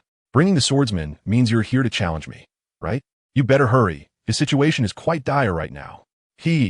After saying this, Shiryu threw the phone bug on the ground and stomped on it hard. He was ready to get serious and finish this hunt quickly, then properly entertain the new batch of prey, utilizing his observation hockey and keen sensitivity to bloodlust. Shiryu quickly located Absalom's hiding place. After a fierce battle, Absalom was easily defeated. Fortunately, Shiryu had to wait for Blackbeard to help him extract the fruit's ability. He only left Absalom severely injured and did not kill him outright. Absalom, you're still alive, right? Hold on, we'll come to rescue you. Negative ghost. This must be a trick. How can a non-corporeal ghost be cut by a blade? This guy seems even stronger than Lord Moria. As Shiryu stepped onto the deck with Absalom in tow, he saw Perona and Zoro had already boarded the ship. Upon seeing Absalom's miserable state, Perona immediately released Negative Ghost in an attempt to rescue him, but Shiryu easily countered it. Fortunately, Zoro reacted quickly and took Shiryu's attack. Otherwise, Perona would have been seriously injured or worse. Such heavy bloodlust. Could this also be a cursed sword? Looks like a decent opponent. Former Chief Warden of Impel Down, Shiryu of the Rain. You're the swordsman of the Straw Hat Crew, a pirate hunter. Three-sword style? I've never heard of it. It's really strange. However, the swords you have look quite good, and I'm planning to collect them all. Want to collect my swords? Then come take my head. A swordsman who can escape from that guy's grasp is indeed worth a slash. Don't let me down. In their exchange, the two swordsmen had already clashed several times. Blades meeting, sword energy spilling forth, sparks flying, forcing Perona to float high into the air to avoid being caught in the crossfire. Meanwhile, the atmosphere in Rocky Port was lively, with pirates cheering and eager to share in the glory of the great pirate's bountiful return. especially with the rumored capture of the celestial dragon, the world aristocrat, which heightened everyone's expectations. This unfortunate celestial dragon was returning from a leisure trip to the golden city of gilded Tezelo when he was rammed by the king's head. Seeing there was no marine admiral present, the king's head decisively made a big score. For a pirate of his level, the world government's secret agents were nothing to fear. As for how to treat the captives, of course, they would be given good food and drink while extorting bounties from the surrounding kingdoms. If they refused, they would be threatened with the celestial dragon's death. If anything happened to the celestial dragon in this sea area, and the navy couldn't take Hive Island, dealing with these surrounding small countries wouldn't take much effort. This was a disaster for the nations along the way. But which country would dare to gamble on whether these brainless ones would turn their anger towards them? So most chose to pay for peace, handing over large treasures to send these plague bearers away. At this moment, boxes of treasures were being carried toward Hive Island's main fortress by the captives, with scattered loot enticing a horde of pirates to snatch. However, when the celestial dragon passed by, even though these world aristocrats had been drugged and fallen into a deep sleep, the pirates instinctively avoided them. This sense of hierarchy had long been ingrained in their hearts. You scoundrels, I'm preparing to hold a hunting tournament, and this devil fruit will be placed on a certain captive. At that time, those slaves will be released, and whoever finds it gets to keep it. I don't know if it was inspired by the God Valley incident, but the king's head was quite enthusiastic about a battle royale game replicating the celestial dragons, hoping to boost the pirates' morale and clear the gloom brought by the new navy led by Zifa. Roar, hunt the captives, win the fruit. Just as the pirates were rejoicing over the devil fruit, a figure suddenly appeared beside the king's head. Before anyone could react, that figure had already grabbed the devil fruit and blended into the crowd. It was Van Augur, the user of the teleportation fruit who had escaped earlier. Damn it, brothers. Catch him for me. Life or death doesn't matter. Whoever catches the fruit gets it. I want to see who dares to cause trouble here. Ha ha. I didn't expect such a pleasant surprise. This should be the strength fruit. It's a pity that Burgess isn't here. It would have suited him well. Now, I can only see if Shiryu wants it. Dark Hole. With Van Augur's help, Blackbeard unexpectedly appeared among the crowd, currently admiring the newly acquired devil fruit while unleashing his abilities, conducting indiscriminate attacks on the pirates and curious civilians in the port. How bold, daring to disrupt my fun. What do you take me for? Whitebeard is old and weak. It's no surprise he got tricked into death. Kaido, that brute, is simple-minded and deserves to be deceived. But to come here and act wild, I'm more than happy to wipe their butts for those two fools. You lot, crush the invaders. Life or death doesn't matter. I have heavy rewards. Those with abilities, stay away from that fat black guy. I'll deal with him myself. The king's head's battle royale game was stillborn, choked in its cradle by Blackbeard.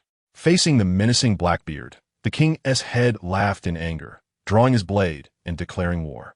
As a pirate who has survived from the old era to the present, the king's head claimed to have seen all sorts of grand scenes and would not fear Mir Jr., issuing a bounty and rallying his men. He raised his battle blade and charged at Blackbeard. Faced with the sharp edge of the king's head, Blackbeard, Teach, dared not slack off, immediately raising his arm covered in haki to block. This was a lesson learned after suffering under Whitebeard and Kaido subordinates. Any powerful haki user from the previous era should not be underestimated. Under the king's head's restraint, Teach couldn't easily use the abilities of the dark fruit, making his previously arrogant demeanor seem like a bluff. The pirates coveting the bounty from Hive Island surged forth, hoping to take a chance. Drunken fire. Captain Blackbeard, it doesn't look good for you over there. Hee hee, do you want me to help? Just change our crew's name to the Buskare Pirate from now on.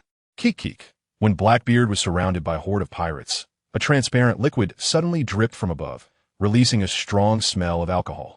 Before anyone could react, the liquid exploded, bringing intense heat and fierce flames. This was a masterpiece of Big Barrel Buskare Chote, whose flames completely engulfed the Hive Island pirates, and Blackbeard Teach was similarly affected. It seemed intentional rather than accidental. You want to kill me with pain? Go help Sound Beyond, or I'll extract your ability first. In pain, Blackbeard immediately activated his ability, transforming into a giant Yamata no Orochi, raising one head to bite down on Buskare Chote, who was sitting in an alcohol bubble suspended in the air, while another head threatened him fiercely. I'm going right away, my Captain Teach. I drank a bit too much earlier. I'm not very clear-headed. Let me down. Feeling the force of Blackbeard's giant mouth, Buskare Chote broke out in a cold sweat, instantly sobering up, no longer the drunken figure from before, and began to plead with Teach as if he truly had been tipsy before. Is this infighting? With so many heads grown, let me help you chop off these useless guys. The worldly wise King's head quickly spotted the weakness of Blackbeard's beast form, drew his knife, and struck while also mocking him, which prevented Blackbeard from dealing with his rebellious subordinate. He could only toss Buscarechote towards Van Augure's direction and focus on battling the King's head. At the same time, on Blackbeard's pirate ship, two swordsmen were fiercely engaged in battle. Seeing that she didn't need to intervene, Perona quietly slipped away, using her ghostly form to sneak into the cabin, planning to find Moria first. You are indeed strong, but how can you claim to be the greatest swordsman if you lose to a subordinate of Hawkeye? I have already promised the future Pirate King that I won't lose again. Let's make the next move a fight to the death. I'll take that cursed sword of yours. After a fierce battle, Zoro, who had been unable to gain the upper hand, suddenly broke away from his contact with Shiryu, affirming his fighting spirit with words as he tied a headband around his forehead, preparing to use his ultimate technique to win this duel. It's been a bit too long. If Moria really escapes, Captain Blackbeard will not be pleased. Initially, Zoro thought that your high bounty of 120 million was simply due to following the Straw Hat Kid. But now it seems you truly deserve the title of Supernova, perhaps even underestimated. Slash. Thunder.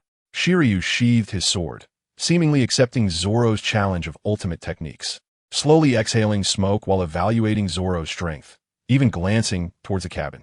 It appeared he was somewhat indifferent, but in reality, he was trying to confuse his opponent. Without any warning, Shiryu unleashed his ultimate technique, a lightning-fast draw aimed directly at Zoro's face.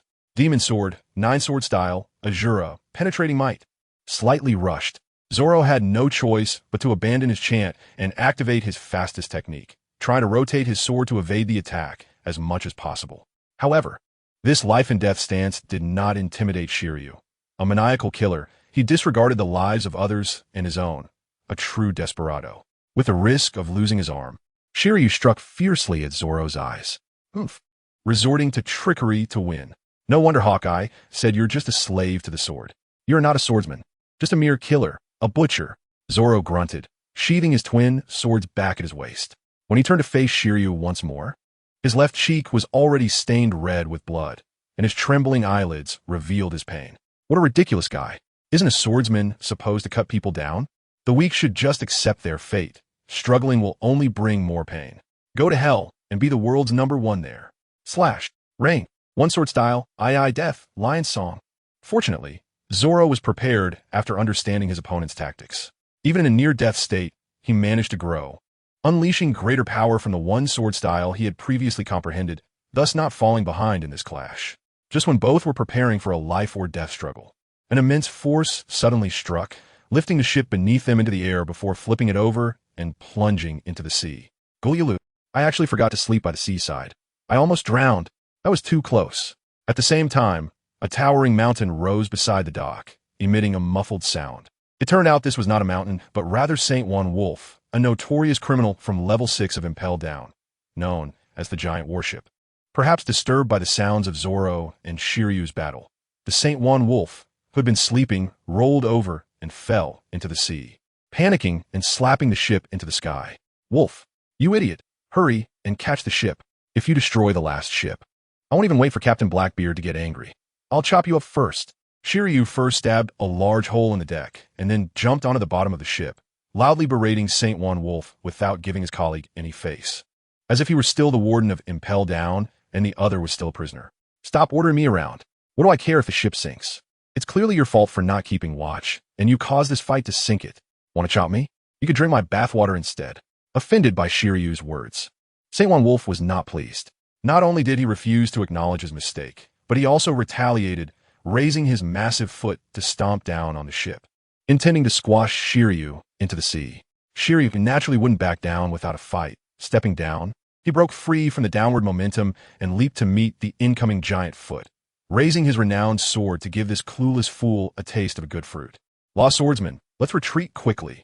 Master Moria is very weak right now. I must get his shadow to the shore before he completely sinks. Absalom, I'm counting on you. Just as Zoro hesitated whether to intervene in the internal conflict, Perona floated over, tossing Absalom to Zoro while dragging the Shadow Master away quickly, planning to switch places and take Moria with her.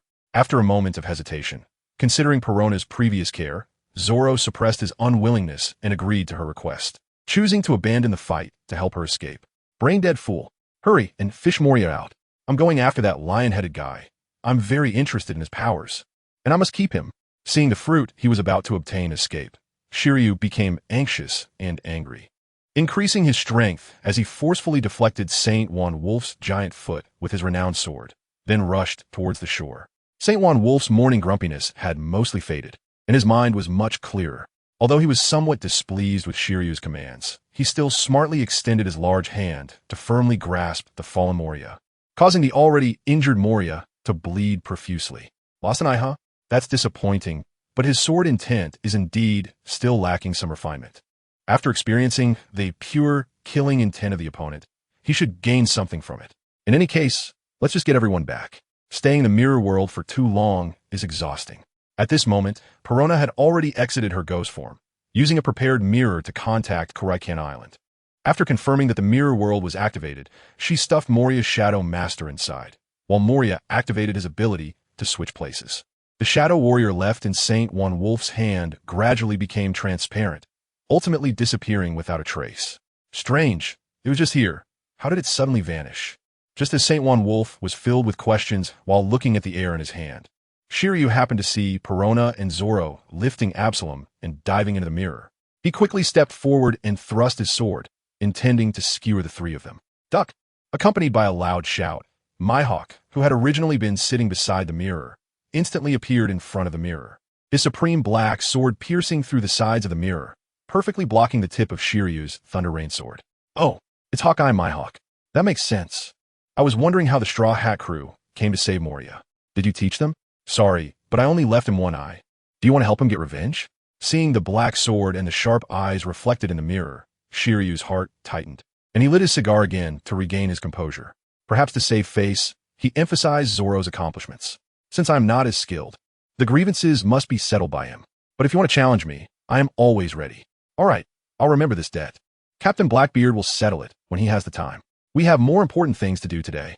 While Mihawk responded to Shiryu's provocation, he retracted the black sword to his side, and the passage to the mirror world began to close. Shiryu realized that pursuing was futile, so he let out some harsh words and called for Saint Juan Wolf to hurry and regroup with Blackbeard. Are the two of you supposed to be busy? Isn't one of you supposed to stay in Mary Geos to protect the celestial dragons? We can't let Akina do it personally. That would be too degrading for this admiral. Slurp, huh? The Navy has more than just the two of us admirals. Admiral Fujitora just returned not long ago and seems to have some issues. He's resting in Mary Geos, which is just right to accompany those idiots. On Egghead Island, Buggy is keeping an eye on the movements of Hive Island while inquiring about news from the admirals. Fujitora is unwilling to engage with the warlords of the sea and is focused on slurping noodles. But luckily, Kizaru is in a good mood and provides answers. So, your master really isn't afraid that the CP organization will report him? I heard that the king of Hive Island recently pulled off a big job, capturing the celestial dragons. Aren't you going to organize a rescue? The celestial dragons fleet isn't that easy to hijack. It's just the king acting with some non-member countries. It seems there's another batch of slaves waiting to be sold. I often deal with that side. Why don't I go take a look? So the so-called celestial dragons are actually fakes, and the royal family of nearby non-member countries is secretly trading with Hive Island, collecting wealth from their citizens to buy slaves to please the world government, hoping to become official members. The king then gets enough funds to maintain control and creates capture operations to clear out excess pirates. When the hunt ends and the captives are taken away, outsiders are rearmed as guards, and the captured pirates realize that they're the real prey. Doflamingo, as an old-time human trafficker, is naturally very familiar with these methods and seizes the opportunity to express his desire to leave while answering Buggy. By the way, we plan to nominate a new warlord of the sea, Trafalgar Law. He will prove his worth by defeating the king, and I hope the Navy will accept him. Without clear instructions from Navy headquarters, we don't want to go to a hellhole like Hive Island. There's nothing there but pirates. The cautionary tale is from 38 years ago. I plan to have another bowl of noodles, so I want to see you two off. Kizaru, who realized he almost let something slip, fell silent, while Buggy, having achieved his goal, prepared to leave. Doflamingo, who was giving up on using Trafalgar Law, chose to head to Hive Island together. On the other side, Law is directing a group to search for the whereabouts of the fleeing celestial dragons, planning to gain some leverage for becoming a warlord of the sea. The reason these people are so obedient is that their hearts have already been removed by Law's powers and stored in his pocket. As soon as Law lightly taps the ground, they will experience what it means to be in excruciating pain when they find their target. These celestial dragons are busy capturing local civilians, with one resembling a Navy officer standing in front of them, trying to protect the civilians from attacks. It's none other than Effort King Kobe, who came to investigate. The notorious supernova of the worst generation, the surgeon of death, Trafalgar Law. I saw you rescue Luffy during the Marineford War. Is he doing well now? You are the one who blocked Akainu, yet you haven't been dismissed from the Navy. Have you come here for these celestial dragons and nobles? Give it up. They are now my prey. Oh my god. One of the main culprits of the celestial dragon incident. The surgeon of death. This is bad. Please don't kill us. We're just pretending. And we have nothing to do with the celestial dragons. Moreover, these civilians have already been sold by the king. We're just doing the dirty work for the royal family. When Kobe reveals Law's identity, the imposter celestial dragon is terrified, hastily taking off the cheap spacesuit and begging for mercy in front of this fearsome figure. The title of supernova in the pirate world is only somewhat known, but in the ears of ordinary citizens of a nation, it's like thunder, extremely intimidating, coupled with the extensive media coverage. This is a character who even dares to beat up real celestial dragons. How ruthless and cold-blooded must he be? I see. Then your value has greatly diminished. You can only be used to make up the numbers. Hey, Navy over there. Right now Blackbeard is in a fierce battle with the king at the port. The quickest way to quell this chaos is to defeat the king in one blow. And I want to use this achievement to exchange for the title of Warlord of the Sea. Besides, with your alone power, escaping this island is as difficult as climbing to the heavens, let alone protecting others. So, how about acting together with me? That sounds quite reasonable. To protect the safety of ordinary residents, it is indeed imperative to quell this chaos as soon as possible. I can lend you a hand to fight against the king. But how can you ensure that Blackbeard won't turn on us after victory? You just need to contact the Navy and have them send someone to escort the civilians to evacuate. By the way, hand over my spoils to the world government. As for Blackbeard, I have my preparations. 2 warlords of the sea plus us should be enough to suppress him firmly. To leave, we must head to the port. Crossing the battlefield with a group of civilians is definitely not feasible. Law takes out the transponder snail Buggy gave him to make contact, helping Buggy locate his current position. When a door to the air opens nearby, Buggy and Doflamingo, who were just on Egghead Island, appear in front of Law. Over there are the king and Blackbeard. They are really making a ruckus. I heard from Buggy that you were willing to help after becoming a warlord of the sea, so don't go back on your word.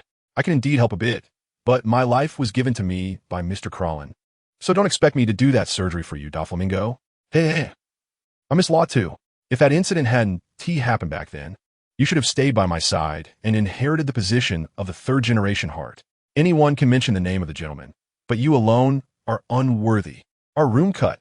Seeing Doflamingo being so shameless, Law can no longer suppress his anger and unleashes an awakened skill with Oni Cry. Although Doflamingo is not entirely unprepared and tries to block with his armed hockey-covered arms, he is shocked to find his arms being cut little by little and has to quickly lean back to avoid this life-threatening attack. Is this an awakening? What surprise! As Doflamingo shoots out threads from his severed arm to reconnect his hands, he stares intently at Law, eager for an answer. You two will have plenty of opportunities to fight later. The most important thing now is to deal with the king, right? If possible. It would be even better to take care of Blackbeard too. Clearly, Law's attack also affected Buggy, but what Buggy fears the least is slashing attacks. He separates his upper body and appears between the two, mediating their conflict. The king is not hard to deal with. It's best not to fight Blackbeard. I previously discovered that former Marine Admiral Akiji is also with him. If we fight, we won't gain any advantage. I have no grudge against Blackbeard. Perhaps there are some business discussions to be had. If you want to fight, go ahead. Don't expect me to help out. At this moment, the two of you seem to have quite similar thoughts. Let us deal with the king first, and then we'll see about Blackbeard. Meanwhile, Kobe has already taken the others into the door space, unaware of the conversation outside. Otherwise, he would likely have been silenced by the 3. The king, who is fighting Blackbeard, suddenly feels a cut at his feet, slightly stumbling. Before he can regain his balance, he gets punched hard in the face by Blackbeard. This is exactly the trick of Doflamingo, even if he can't control the actions of the king with the parasitic strings. The nearly transparent sharp threads are also a great tool for setting traps. Prepared, Law simultaneously reacted, instantaneously teleporting to the back of the king. And the Oni-Kuri that ignores defenses pierced the king without obstruction. Blackbeard, this guy belongs to me. The Hive Island belongs to you. Our bed ends here. What do you say? Not good. Only children make choices. I'll take you down too. Go keep Moria company. Watching Law take the king's heart with a swift strike. Blackbeard Teach was furious. This kid came just when he was about to win. Intercepting him like this, who can tolerate that? He must be dealt with. That, Captain Teach, Shiryu just sent word that Moria has escaped. It should be their doing. Let me just kill them all, before Blackbeard could make a move. The entire island trembled, and the skeletal castle at the center suddenly spoke. The ground began to rise, forming a giant arm hanging over everyone's heads. Look out, Noya dear. I'm still here. After this is over, I'll settle accounts with you one by one. While dodging falling bricks and debris, Blackbeard cursed Pizarro. This seasoned traitor couldn't help but reminisce about the comfortable days in the Whitebeard Pirates, lamenting that a team without unity is really hard to lead. Seeing Blackbeard being indiscriminately attacked by his own crew, Buggy inexplicably felt a bit of sympathy. His various partners all had their own agendas. Just thinking about it gave him a headache. Although watching Law and Doflamingo each dodge was quite entertaining, Buggy wouldn't hesitate to make a move when the time came. This was a good opportunity to show off. In this world, strength is the guarantee of having a voice. Split the West, break the void. Buggy flew out with one arm, constantly changing and reorganizing, finally forming a large hand that steadily caught the attack of the Tyrant King. Just as the Tyrant King was about to exert more force, the entire giant arm began to disintegrate and dissipate from the point of contact. Clown, it's you again. I knew Hawkeye wouldn't send someone to take Moria for no reason. Do you still want to fight me to the death? Teach. I just think your subordinates are impolite, and I'm not very convinced of you as captain. I'll teach you a lesson. Otherwise, let Doflamingo pull some strings for you. Come back and be a Shichibukai again. We can divide this island among the Shichibukai. We'll take a little loss. Just 70% will be enough. Ha ha. I personally announced my withdrawal from the Marineford War. Am I supposed to go back and lose face? I'm so comfortable in the new world, taking Hive Island plus most of Whitebeard's territory. Who dares deny that I am the new West Emperor? I don't have time to waste with you Shichibukai. Get lost. Leave that supernova kid and the king behind, or I'll take care of all of you. We must take the king today. This kid wants to use the king to exchange for the Shichibukai position. We can just fight it out. After all, this island isn't ours. If it sinks, then so be it. By the way, the Navy is coming soon to collect the spoils. Just don't know if it's Kizaru or Fujitora leading the team.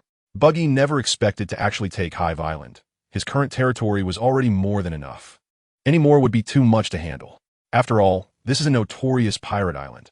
If he really claimed it for himself, the world government would probably remove him from the roster. This island was now his bargaining chip for negotiation. Buggy supported himself with one hand on the ground, commanding the earth and stones to form a chaotic barrier like surging waves in front of him, demonstrating his determination. Clown, I'm afraid you can't represent the interests of all the Shichibukai. You agree, right, Doflamingo? However, if we both end up hurting each other, wouldn't that just benefit the Navy? How about this? You can take the people, and we can leave you a piece of land on Hive Island as a contact point. I've heard you have a lot of military weapons waiting to be sold. Everyone can get what they need and make money together. Wouldn't that be great? Haha. Originally intending to unleash Blackwater and settle things with Buggy, Blackbeard suddenly changed his tone, abandoning the fight and turning his gaze towards Doflamingo, who was fiddling with his fingers, pulling a thin line back like a serpent from beside Blackbeard, clearly using it as a telephone line to secretly reach an agreement with Blackbeard. It seems Doflamingo has settled the business with you. I won't interfere further, and I wish you a pleasant cooperation. Buggy could tell, just from his instincts, that Doflamingo was trying to sell his artificial devil fruits again, lamenting that the other party was not only unreliable, but also had a small vision. At this moment, a Navy warship had already appeared near the island. To avoid friendly fire, Buggy released Kobe and others from the mysterious door space in advance. Yada mirror, a dazzling flash shot from the bow of the warship, condensing into a human form. It was none other than Admiral Kizaru. They really caught the king. The supernova of the worst generation is indeed terrifying. Is that Blackbeard Teach over there? Since I've seen him, I should at least say hello. Alala. This doesn't seem like your style, Borsellino. Just take them away and report back, right? Just as Kizaru was about to use his laser to point out each person, Akiji walked out from the shadows of the buildings. Kazan, this is getting a bit troublesome. I didn't quite believe the news of you falling into the underworld. Did you really abandon your sense of justice just because you couldn't become Fleet Admiral? Of course not. I just plan to observe the world from a different perspective and personally explore the true nature of this world. Tengaku no Tachi. I saber. Please wait a moment. Seniors, perhaps the justice in your hearts is different, but resorting to force is not the solution. There are many civilians here, and with your powers, it's inevitable that innocent people will be affected. Once casualties occur, where's the justice in that?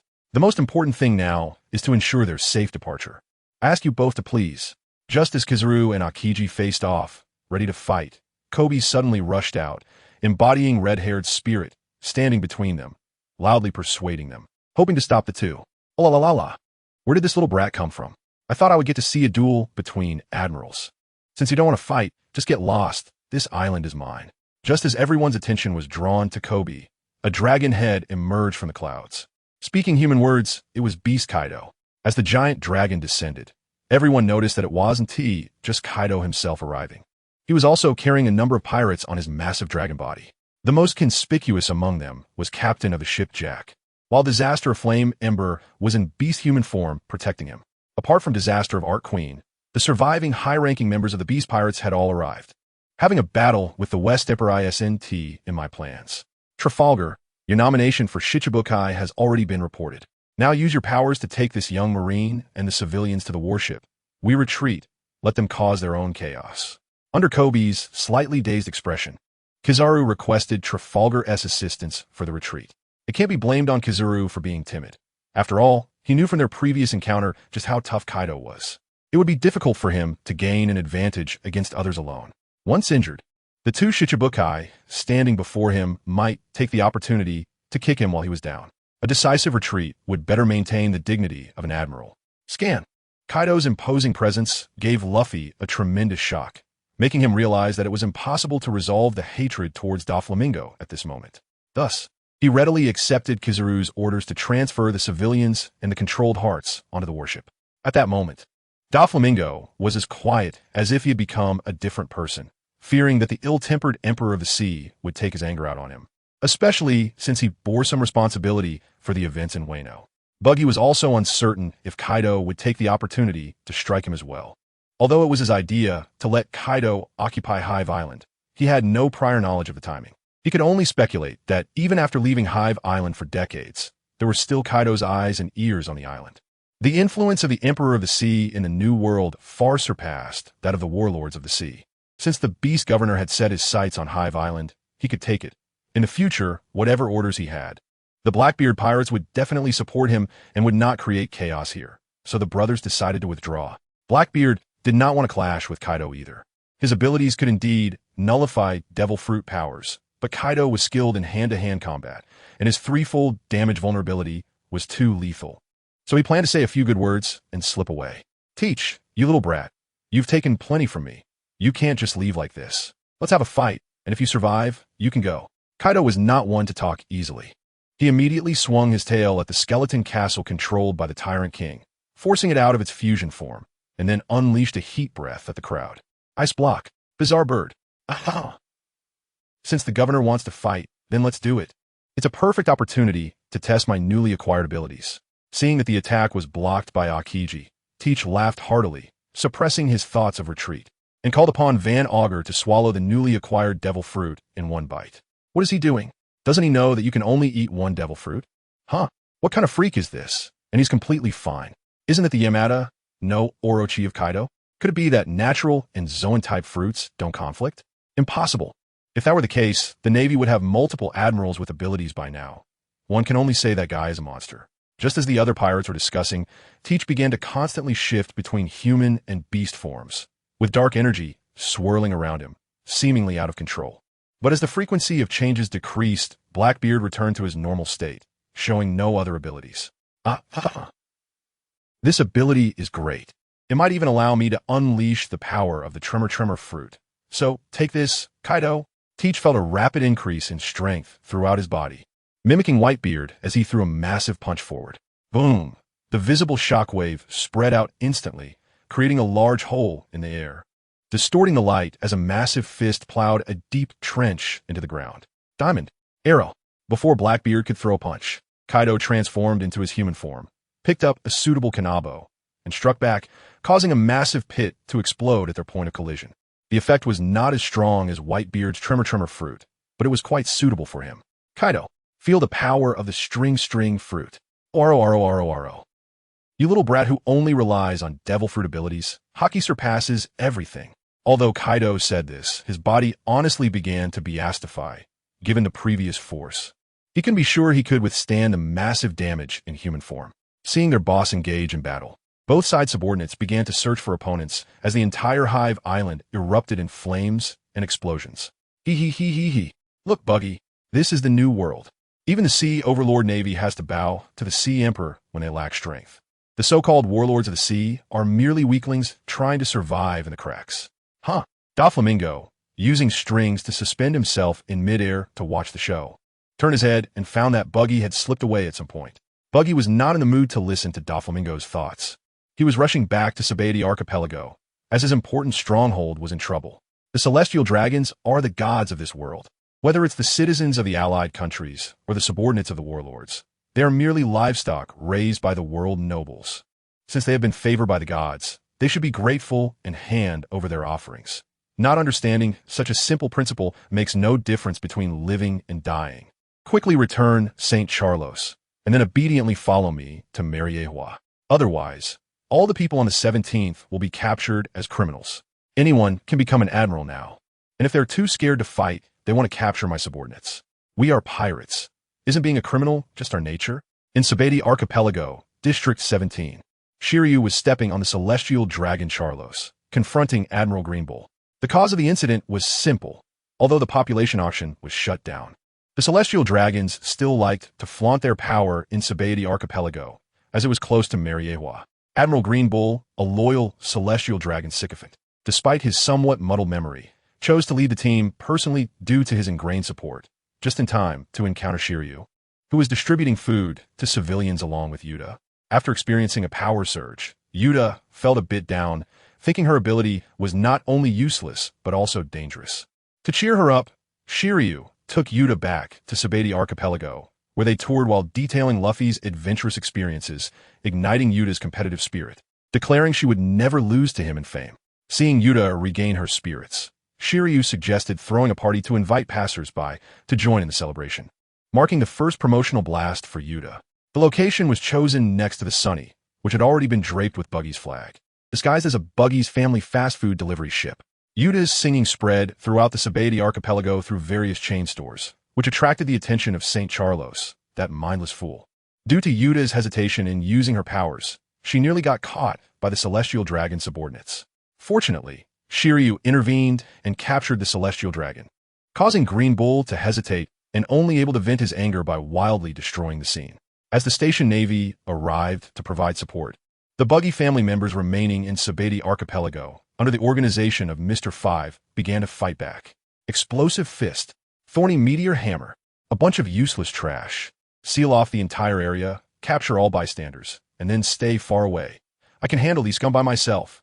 Fire forest. As ordinary Marines were taken down by Jem and Pola, Green Bull, though displeased, could not sit idly by. With a wave of his hands, he created a grove that surrounded the two. Thorny stab, air burst, cursed forest. Although Jem and Pola fought hard to break free, their speed was far outmatched by the rapid growth of the trees. In a moment of carelessness, they were bound by Green Bull's branches, and their bodies began to wither away. Death by sickle. Fortunately, Black Crow timely severed all the branches, rescuing the two, but he himself also received several wounds from Green Bull. The butler is back. Keep an eye on this fatso. I can handle this plant type admiral myself. Thunderous 8 trigrams.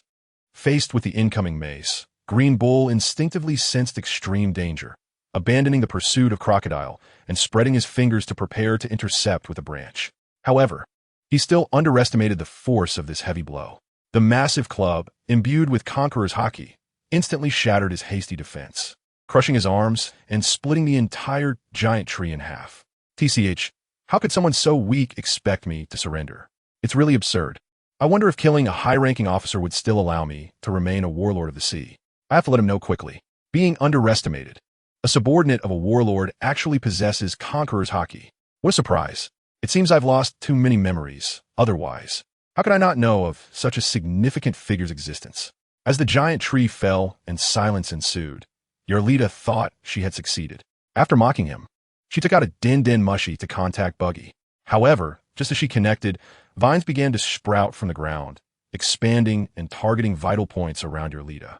Although the attack was easily neutralized by her slippery ability, she was still forced to retreat several meters, dropping the Den Den Mushy.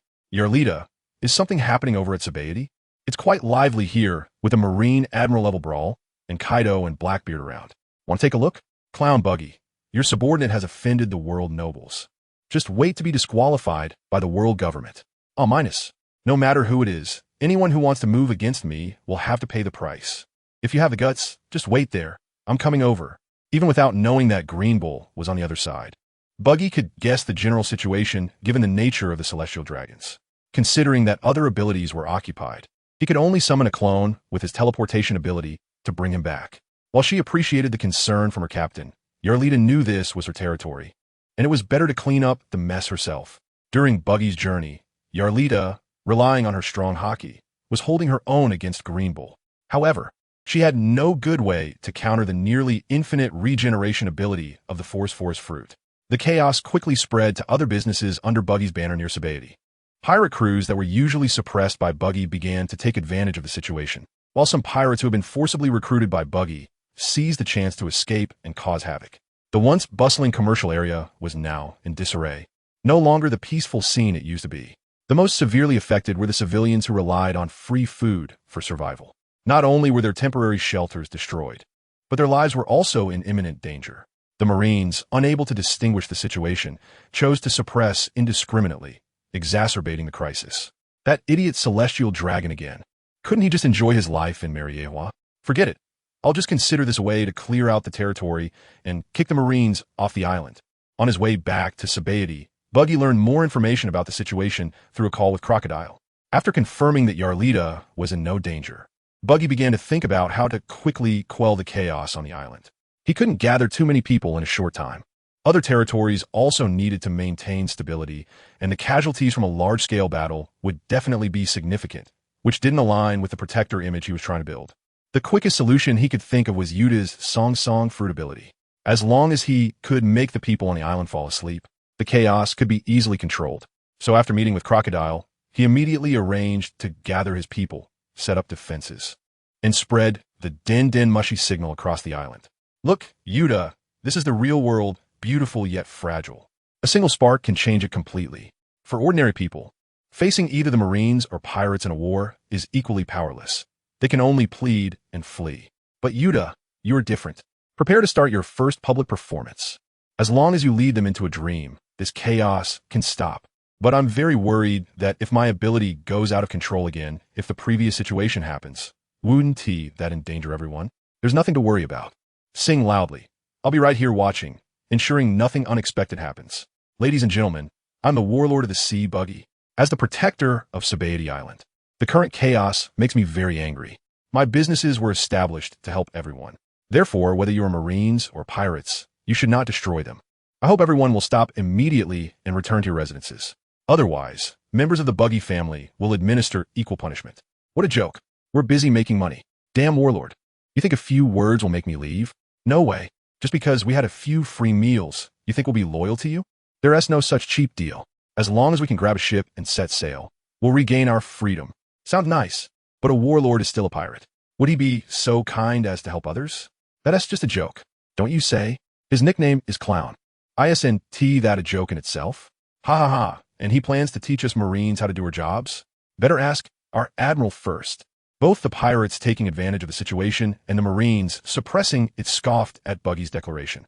Even Buggy's members, who were told to cover their ears and return to their base, doubted whether their captain had lost his mind.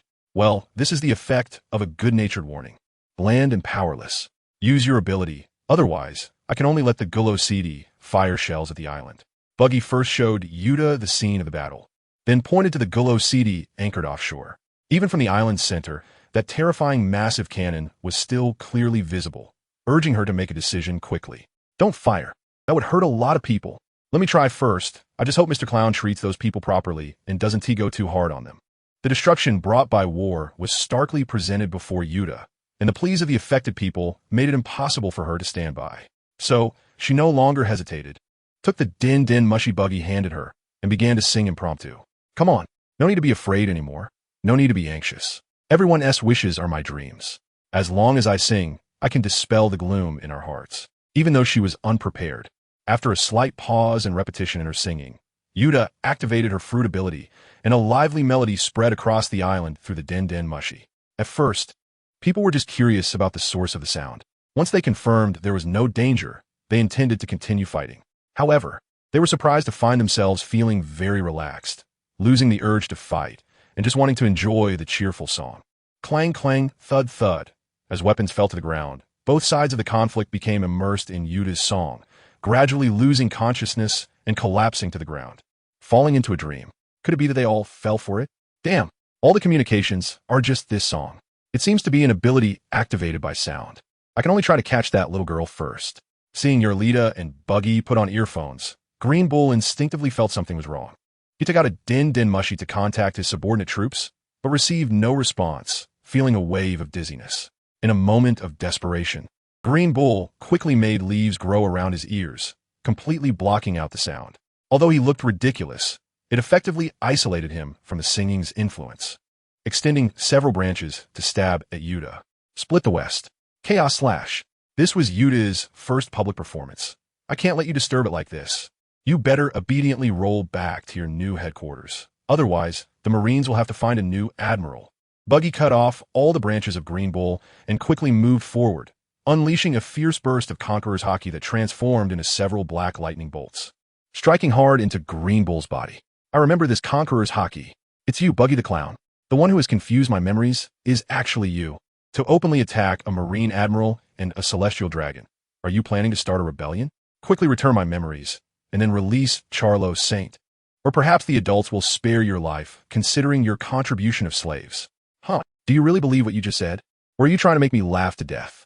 Since you're so loyal to your god, why not go and check the way to hell first? I'll send that Celestial Dragon idiot to meet his sister as soon as possible. You said, the matter with Charlie Palace was also your doing. No wonder we couldn't find any clues after searching for so long. But how dare you do that? It's too crazy. Such treason. They are all descendants of the Creator, the bloodline of gods. It's ridiculous that someone with extraordinary natural abilities would believe such foolish claims. It's truly speechless. If it weren't for the time needed to lock down the surrounding space, I wouldn't want to talk to you at all. You're insulting the intelligence of normal people. Just hurry up and die. Ultimate technique. Space shatter. Green Bull was shocked by the news that someone dared to kill a Celestial Dragon, completely unaware that during the exchange of Haki between the two sides, the surrounding forest he had spread was quietly shattering and disappearing. Only when Buggy suddenly intensified his Haki did Green Bull feel a strong sense of crisis. He instinctively launched an attack, only to find that he seemed to be trapped inside a transparent box. Forbidden Forest. Green Bull exerted all his power to break through this invisible barrier. But he found that as soon as he touched the edge of that space, he would be disintegrated into nothingness. As Buggy's hands continued to close together, Green Bull felt the space rapidly shrinking. After struggling for a moment, Green Bull prepared to use the same trick again, releasing countless flowers that continuously emitted pollen. Not only could this obscure vision, but it was also the key to his resurrection. Killing with a natural ability is truly troublesome. It seems that taking shortcuts won't work. Come out. You can't escape my observation, Haki.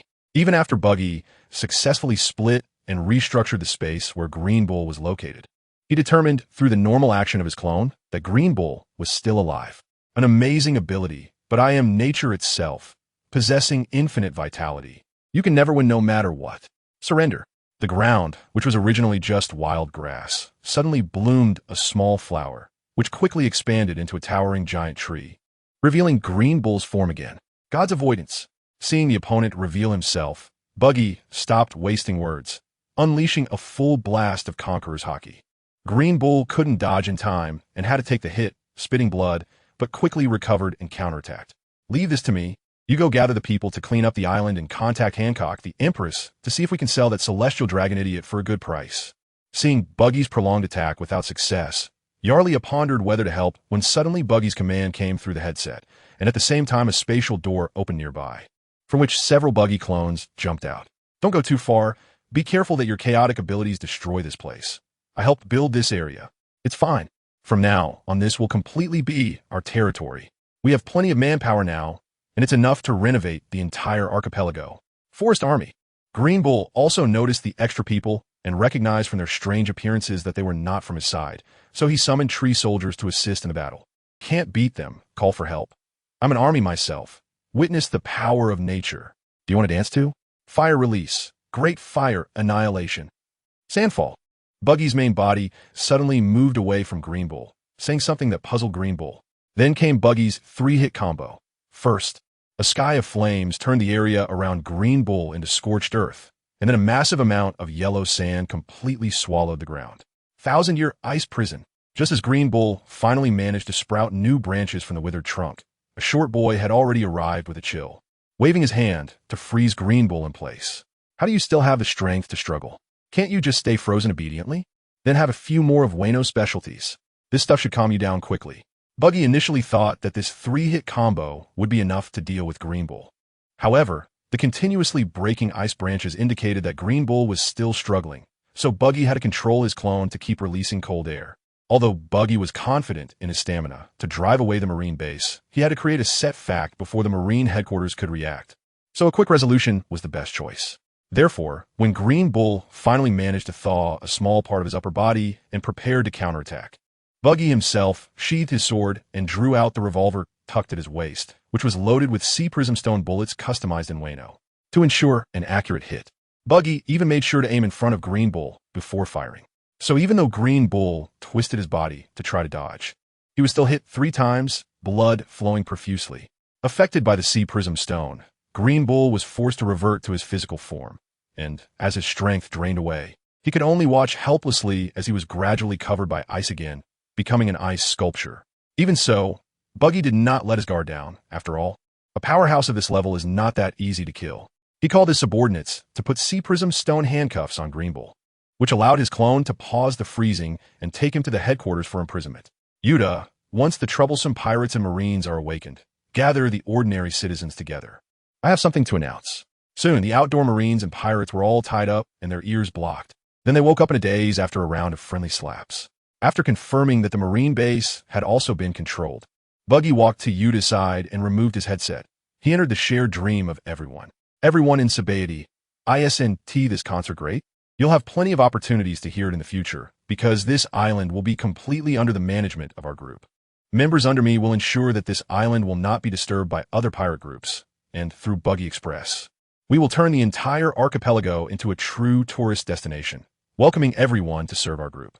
The heavenly gold that should be paid will be covered by my Warlord tax. What I ask of everyone is to exchange all the berry in your hand for the currency issued by our group within a week. After a week, the use of old currency for any transactions will be prohibited, and violators will face penalties ranging from imprisonment to sale, depending on the amount. Rest assured that our group's currency can be used in exchange for gold and silver coins on all islands under our group. Goods from the West Sea will all be concentrated here through Buggy Express, so don't worry about purchasing issues. The only thing you need to worry about is whether your wallet is sufficient. After the last song, you can go back and prepare for the exchange. From tomorrow, the first 100 people exchanging berry and dole will have a 1:1 ratio. Those after will change to 10:1. A week should be enough for everyone to consider. Whether you can get rich depends on your choice. Previously, Buggy handled the allocation issues of his territory using similar food ticket-like vouchers. However, considering that most of his subordinates were not good people, problems such as forgery and embezzlement during actual operations led to severe financial losses. As the local knife performer, Buggy serves as the primary tool for the world government to harvest the world. The annual collection of heavenly gold causes increasingly severe inflation. And even with Buggy's forgery to cover expenses, he is still in the red. To alleviate the tight financial pressure, issuing currency is imperative. With the minting technology from the Sky Island and the addition of the exclusive, non-deformable Tong alloy, there is no need to worry about counterfeiting. With the gold from Sky Island and Wayno country as reserves, Buggy should be able to manage comfortably. When Yuta stops using her powers, ordinary citizens gradually wake up in their homes, seeing the captured pirates and Marines on the streets, finally realizing that a change has truly occurred. Some immediately count their banknotes, dreaming of getting rich overnight, while others hesitate and wait. However, what people do not know is that Buggy has already planned to send 80 subordinates daily to see spots. The chaos in Sabaody Archipelago has calmed down, but Buggy still has many matters to handle, such as providing an explanation to the world government to prevent Admiral Akainu on the other side of the red line from getting furious and coming to Sabaody himself. Through the captured government personnel, Buggy easily contacts Mary Geos, and to his surprise, the one answering the phone is a familiar face, leopard head, Rob Lucci. Clown Buggy. There will naturally be someone coming to settle the score regarding Charlos Saint. I just want to know if he made a move against Bruno and Eli Gia. He is a subordinate I value greatly. If he does not receive news within 3 days, you and Doflamingo will be the prime suspects. And CP0 will not let you off easily. It turns out that even the so-called killing weapon cares about subordinates. That guy was severely injured in battle, and I saved him. I will release him in a few days, so hurry and pass the message to the Gora CI. You can't afford to delay important matters as a CP0 commander. Oof. Don't think we are unaware of what you are doing. Quickly release Bruno and think about how to keep your Warlord title. Akainu is quite furious about this incident. Once the Demon Slaughter Order is activated, I can only assume Bruno died in the line of duty, and none of your industries will escape unscathed.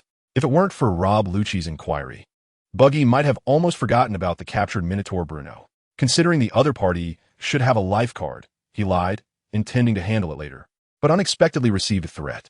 Stop wasting my time. I can't guarantee that when Bruno goes back, he won't be missing an arm or a leg due to failed treatment. Also, remember that you have the title of Warlord. I help you fight the Brothers' Army. Without that title, do you believe I will immediately lead people to rob all the heavenly gold? Clown, I hope you dare to speak like this in front of the adults. Although Lucci is somewhat displeased, he finds no reason to refute and can only rely on his backing to pressure Buggy, quickly connecting to the Gora CI's deliberation hall, hoping Buggy will continue to offend the Gora CI. Clown Buggy, even if you are a warlord, you should not offend the dignity of the world nobles. Given your substantial contributions to the world government, I will give you a chance to explain. I did not offend the world nobles. I just had a minor conflict with Admiral Greenbull, which has already been resolved. In fact, we provided excellent service to Charlos Saint, and he is very interested in whether the population auction can be reopened. He plans to stay in Sabati Archipelago for a while to select slaves at the first opportunity, to avoid unnecessary conflicts with the Navy again and disturb Charlos Saint's interest. I hope the Navy can close the bases on the island and leave the management of the Sabati Archipelago to me. I believe the pirates arriving every year can provide enough slaves for the world nobles, and I've already grasped the general location of the Brothers' Army's headquarters. I hope to get the cooperation of Cypherpole. If that is the case, you're doing well. We must meet the demand for slaves from the Holy Land, and the Holy Land will increase the number of Cypherpole personnel to watch over Charlos. We need more detailed intelligence on the movements of the Brothers' Army, and once confirmed, we will let you contribute. Perhaps accustomed to the fear and obedience of his subordinates, the Gora CI surprisingly accepted Buggy's explanation and even gave it a positive affirmation. Yet they did not mention withdrawing the Navy. However, Buggy did not haggle further. As long as he handled Greenbull, the existence of a Navy base would not greatly affect his management. In fact, the Gora CI did not fully trust Buggy, compared to the accident of a mere useless colleague. They valued the balance of the entire world situation more. In response to the current surge in the number of pirates, the warlords are an indispensable combat force. Moreover, even if they wanted to remove Buggy from the list, the Navy might not have the extra strength to conduct a punitive expedition. The Navy is primarily focused on investigating the defected former Admiral Zifa. After disappearing for a while, Zifa led the new Navy to successfully attack a Navy facility, seizing the Navy's devastating weapon, dynamite rock. This dynamite rock possesses massive power comparable to a nuclear bomb and is the true reliance for the Navy to launch the Demon Slaughter Order to destroy islands. Relying on this powerful bomb, Zifa successfully detonated several volcanoes of the new era, completely destroying the islands where they are located. Even more frightening is that the eruptions of these volcanoes are becoming increasingly frequent, closely matching the legendary description of endpoints. The so-called endpoints refer to 3 giant lava lakes in the sea of the New World. If these 3 lava lakes are destroyed, it would be enough to engulf the New World in flames, and the resulting seismic activities would affect the entire world, making it difficult for even the Red Line to escape unscathed. The reason Buggy is unaware of this event is due to the world government's blockade of information to avoid causing panic. Zifa has surpassed the Brothers' Army and pirates, becoming the focus of the Gora CEI, which is why they have limited interest in the information Buggy provided about the Brothers' Army. However, even if the event were disclosed, Buggy would not panic too much. The New World would not be destroyed in an instant, and he has plenty of time to evacuate his people. Since the world government would send people to protect that celestial dragon fool, Buggy can only put aside his plan to win over the Empress. using the memory fruit to erase the recent memories of the celestial dragon. But when he browses through Charlos's plans for Arealita and Yuta, Buggy decides to eliminate the hidden dangers once and for all, completely deleting all of Charlos's memories. To avoid a situation similar to Green Bull, Buggy even uses his splitting ability to disassemble and reorganize Charlos's brain, which also allows him to discover abilities he had not previously realized. He can actually manipulate the actions of others using his own particle essence, which clarifies the principle behind his use of others' abilities through his clones.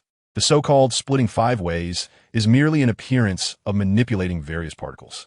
He can only control clones made from a small amount of ability users' bloodlines. Once the ability user's main body dies, the willful demon will no longer be under his control, which explains the previous situation where the clones went out of control. Having understood these, Buggy has new thoughts on handling Green Bull. He does not want to completely sever ties with the Navy for the time being, so Green Bull must be released. Since clearing memories could pose a risk, he might as well try to transform him into someone under his absolute control, avoiding the risk of being exposed while also resolving the hidden dangers of the clones going out of control. However, after Buggy tries to handle Green Bull, he finds that this control is still different from his clones.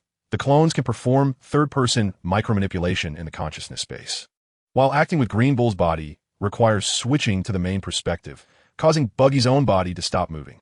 Fortunately, as long as Green Bull accepts the mission to protect the celestial dragons, he can stay in Mariehua for a long time, to avoid missing any contact from Akainu. Buggy also plans to arrange for a transparent fruit user to accompany him as an aide, since no one has recognized this clone before and it won't raise any suspicions. Indeed, after contacting the Navy headquarters through Green Bull, Akainu temporarily halted the pursuit of Buggy, and Buggy learned about the final outcome of Hive Island. In a battle of endurance, Blackbeard was defeated by Kaido and retreated under the cover of his crew members like Akiji, choosing Winter Island as his new base and intensifying his encroachment on Whitebeard's territory.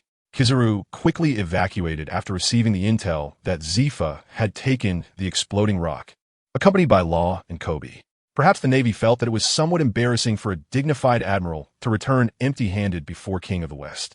Or perhaps the world government wanted to cover up the crisis facing the New World, attributing all the credit for rescuing the hostages to Kobe, who not only got promoted to colonel, but was also hailed as the new Navy hero. In reality, Akainu was quite displeased with Kobe, the coward king who prevented him from pursuing pirates, but even he couldn't deny the world government's propaganda. Of course, Akainu was still unwilling to watch this minor character gain fame and fortune under Garp's protection, rising step by step. So he arranged for Kobe to join the newly established Secret Special Forces Blade, hoping that the other party would reveal their true colors in battle and be naturally eliminated. Alongside Kobe, Trafalgar Law also gained fame, obtaining the title of Warlord of the Sea, appointed by the world government with 100 hearts as loot. If the developments above still aligned with the plot Buggy remembered and didn't surprise him, the subsequent news nearly made Buggy's jaw drop. Hearing that Green Bull had become a Marine admiral, Enel felt quite embarrassed and impulsively stormed the new Marine headquarters alone, causing a commotion, before being defeated by Akainu and sent to the underwater prison impelled down. Now Buggy understood why this guy had gone missing for no reason. However, it was good for that arrogant guy to experience some hardships. Waiting for Doflamingo to get in and rescue him should make him more obedient. Yes, Buggy had no intention of reminding Doflamingo to be careful of Luffy and Law. Doflamingo had given him no end of trouble, not only encouraging the Lone Shark King to raise interest rates, but also selling Buggy's fleet movements to the deep sea current, repeatedly jumping around, which could only be considered Buggy forcing cooperation. Reviewing Buggy's various partners, Moria had just escaped and was still recuperating. Mihawk was at most helping out when bored, and Jinbe was only considering benefits related to fishmen. As for the Empress, she was merely nominal. The only one truly contributing was Crocodile. But even if this so-called Warlord alliance was like a scattered sand, Buggy had to find a way to integrate it, as this was the only force he could control in a short time. Although the Warlords also needed to be guarded against, our energy was limited. The immediate priority was to suppress the turmoil in the New World, especially to prevent Zifa's conspiracy from causing damage, and it would be up to you to command that, right? Marshal, you are wise. I completely agree with your view on the situation, but as a newcomer in the Navy, participating in actions against former Admiral Zifa might raise objections from my colleagues. It would be better for me to stay in Mariehua, with Admiral Kizaru commanding the actions. That does make some sense. Let's arrange it this way. The Holy Land indeed needs a permanent admiral, and no one is more suitable than you. After Akainu finished venting about recent events, Buggy pulled back his thoughts and first used Green Bull's identity to give a general's insight to put Akainu in a good mood. Then, with reasonable and well-founded analysis, he tossed the task of dealing with Zifa to Kizaru. Finally, he took the initiative to request permission to guard the Holy Land. Using the excuse of Green Bull going to defend the Holy Land, Buggy withdrew more than half of the Navy from Sabeti Archipelago and ordered the garrison troops to stop patrolling, only maintaining base defense tasks, effectively controlling the islands. Tempted by the allure of sudden wealth, Buggy's currency exchange operation went quite smoothly, and a week later, the situation in Sabeti returned to normal. Under the continuous urging of the world government, Buggy had no choice but to start fulfilling his task of combating Dragon's army. Yuta, I'm going to Sky Island to handle some matters. Would you like to go see it? I plan to introduce you to a friend your age. I believe you two will get along well. Sky Island? There really are islands in the sky. That must be very interesting. I can't wait. The peer Buggy referred to was, of course, Big Eater Jewelry Bonnie. Initially, Buggy thought he had gained a powerful subordinate with a bounty of 320 million berries, and he wouldn't have to worry about managing the Sky Island at all. However, ever since reuniting with Tyrant Kuma, Bonnie not only reverted to her original appearance as a 10-year-old child, but also had a childlike mindset, spending each day having Kuma take her around the Sky Island, completely leaving the management to Buggy's clone stationed on Floating Island. However, Buggy's visit this time was not to catch Bonnie slacking off. Tyrant Kuma was his main objective. Firstly, he wanted to confirm the other party's current stance, and secondly, to understand the details of the God Valley incident to speculate on the true strength of the Five Elders. Bartholomew, this is what happened after the Marineford War. In the eyes of the world government, you have already regained your status as a slave and are no longer a warlord of the sea. So now give me a clear answer. Choose to join our Warlord Alliance Cross Guild to handle the management of Sky Island, no longer appearing on the seas, and happily living with Bonnie, or return to Dragon's army, living a life of hiding and fear with Bonnie. Of course, you have another choice. Continue to abide by the agreement with the Five Elders, voluntarily go to Mariewa, expose the clone decoy's deception, and once again become a celestial dragon slave. I believe Bonnie would try to rescue you, her foster father, again. Buggy, although I appreciate your care for Bonnie during this time, and your help to me, Dragon and Ivankov's cause needs my assistance. As long as we overthrow the celestial dragon's brutal rule, the world will settle into peace. I swore to help those suffering like the legendary liberator Nika. Bartholomew Kuma did not get upset by Buggy's mockery. Instead, he answered in a gentle tone that was not quite fitting for his massive physique. I admit that the world's most notorious criminal, Dragon, has caused a lot of trouble for the world government over the past 20 years. But that's where it ends. Dragon claims that his enemies are only the celestial dragons, not the world government or the Navy. But the world government itself is the tool of celestial dragon rule, and the Navy is their trained underlings. Think about the Sorbet Kingdom. Even if the king is driven away by Dragon, he can still rely on the Navy to return. Even if you defeat the Navy and bear the name of a tyrant, isn't the Sorbet Kingdom still relying on its status as a member state to avoid attacks from the Navy? So you guys are just swapping out one king for another. There's no disappearance of the Golden Sky, nor has the Sorbet Kingdom become the territory of Dragon's army. There's no visible change at all. But not everyone in the Navy wholeheartedly acts as the celestial dragon's underlings. Among them are some who hope for reform. Who are you talking about? Akainu, who hopes the world government reduces constraints on the Navy, as long as they provide necessary weapons and funds to maintain suppression. Fujitora, who hopes to abolish the warlord system, change the Navy's reputation, yet turns a blind eye to the celestial dragon's atrocities? You can't expect the ambiguous and perfunctory Kizaru to take the lead in initiating reforms. However, it is unimaginable to confront the celestial dragons while also facing the Navy head-on. Dragon has already done a great job. Even if he cannot overthrow all the allied countries in a short time, as long as he continues to incite resistance, the opposing forces will keep expanding. It sounds good, but most of the time, the Revolutionary Army just comes and goes quickly, taking away some young people and leaving the rest of the civilians with a worse situation. Those people can only bear the heavier gold from the heavens and pray for the Navy to fend off pirate raids. Repeatedly like this, even if you give the Revolutionary Army another 20 years, it won't shake the position of the celestial dragons. Do you have any way to help those suffering, ordinary people? ISN to your Shichibukai alliance, just another group of pirates plundering others? The world government's henchmen? After being easily rebutted by Buggy, Bartholomew Kuma fell into a brief silence before lowly posing a counter-question. You should know that Vegapunk is cloning all the Shichibukai, and once successful, the world government will abolish the Shichibukai system. Establishing the Cross Guild is merely a precaution, a way to facilitate communication in advance. What is truly operational is still the group under my command. My subordinates are secretly stealing the king of the sea fleet, and many of the supplies are sent to the celestial dragons. When I distribute the supplies to the civilians in the territories, they also benefit from this plunder. Does that mean they're also considered pirates? So plunder isn't necessarily wrong. It mainly depends on who the target is. Perhaps I could also reach some cooperation with Dragon, allowing both sides to engage in limited warfare within the allied countries of the West Sea. He can overthrow kingdoms and acquire troops, while I gain a foothold, breaking free from the world government's restrictions on the Shichibukai in the Grand Line. What do you really want? Since you anticipate the emergence of Nika, then a world-spanning war is inevitable. And I don't want to be just a bystander at that time. Rather than waiting for fate, it's better to accumulate more chips and become a person who creates history. So you also want to become Nika? But the legend of the sun god Nika is that of a liberator from Elbaf, possessing a body that can stretch and fight like rubber. Your abilities don't match at all. I can tell you clearly that Nika is merely the awakened form of the gum-gum fruit. But relying solely on Nika to combat the celestial dragons is far from enough. Otherwise, Nika would not have been defeated by the world government hundreds of years ago.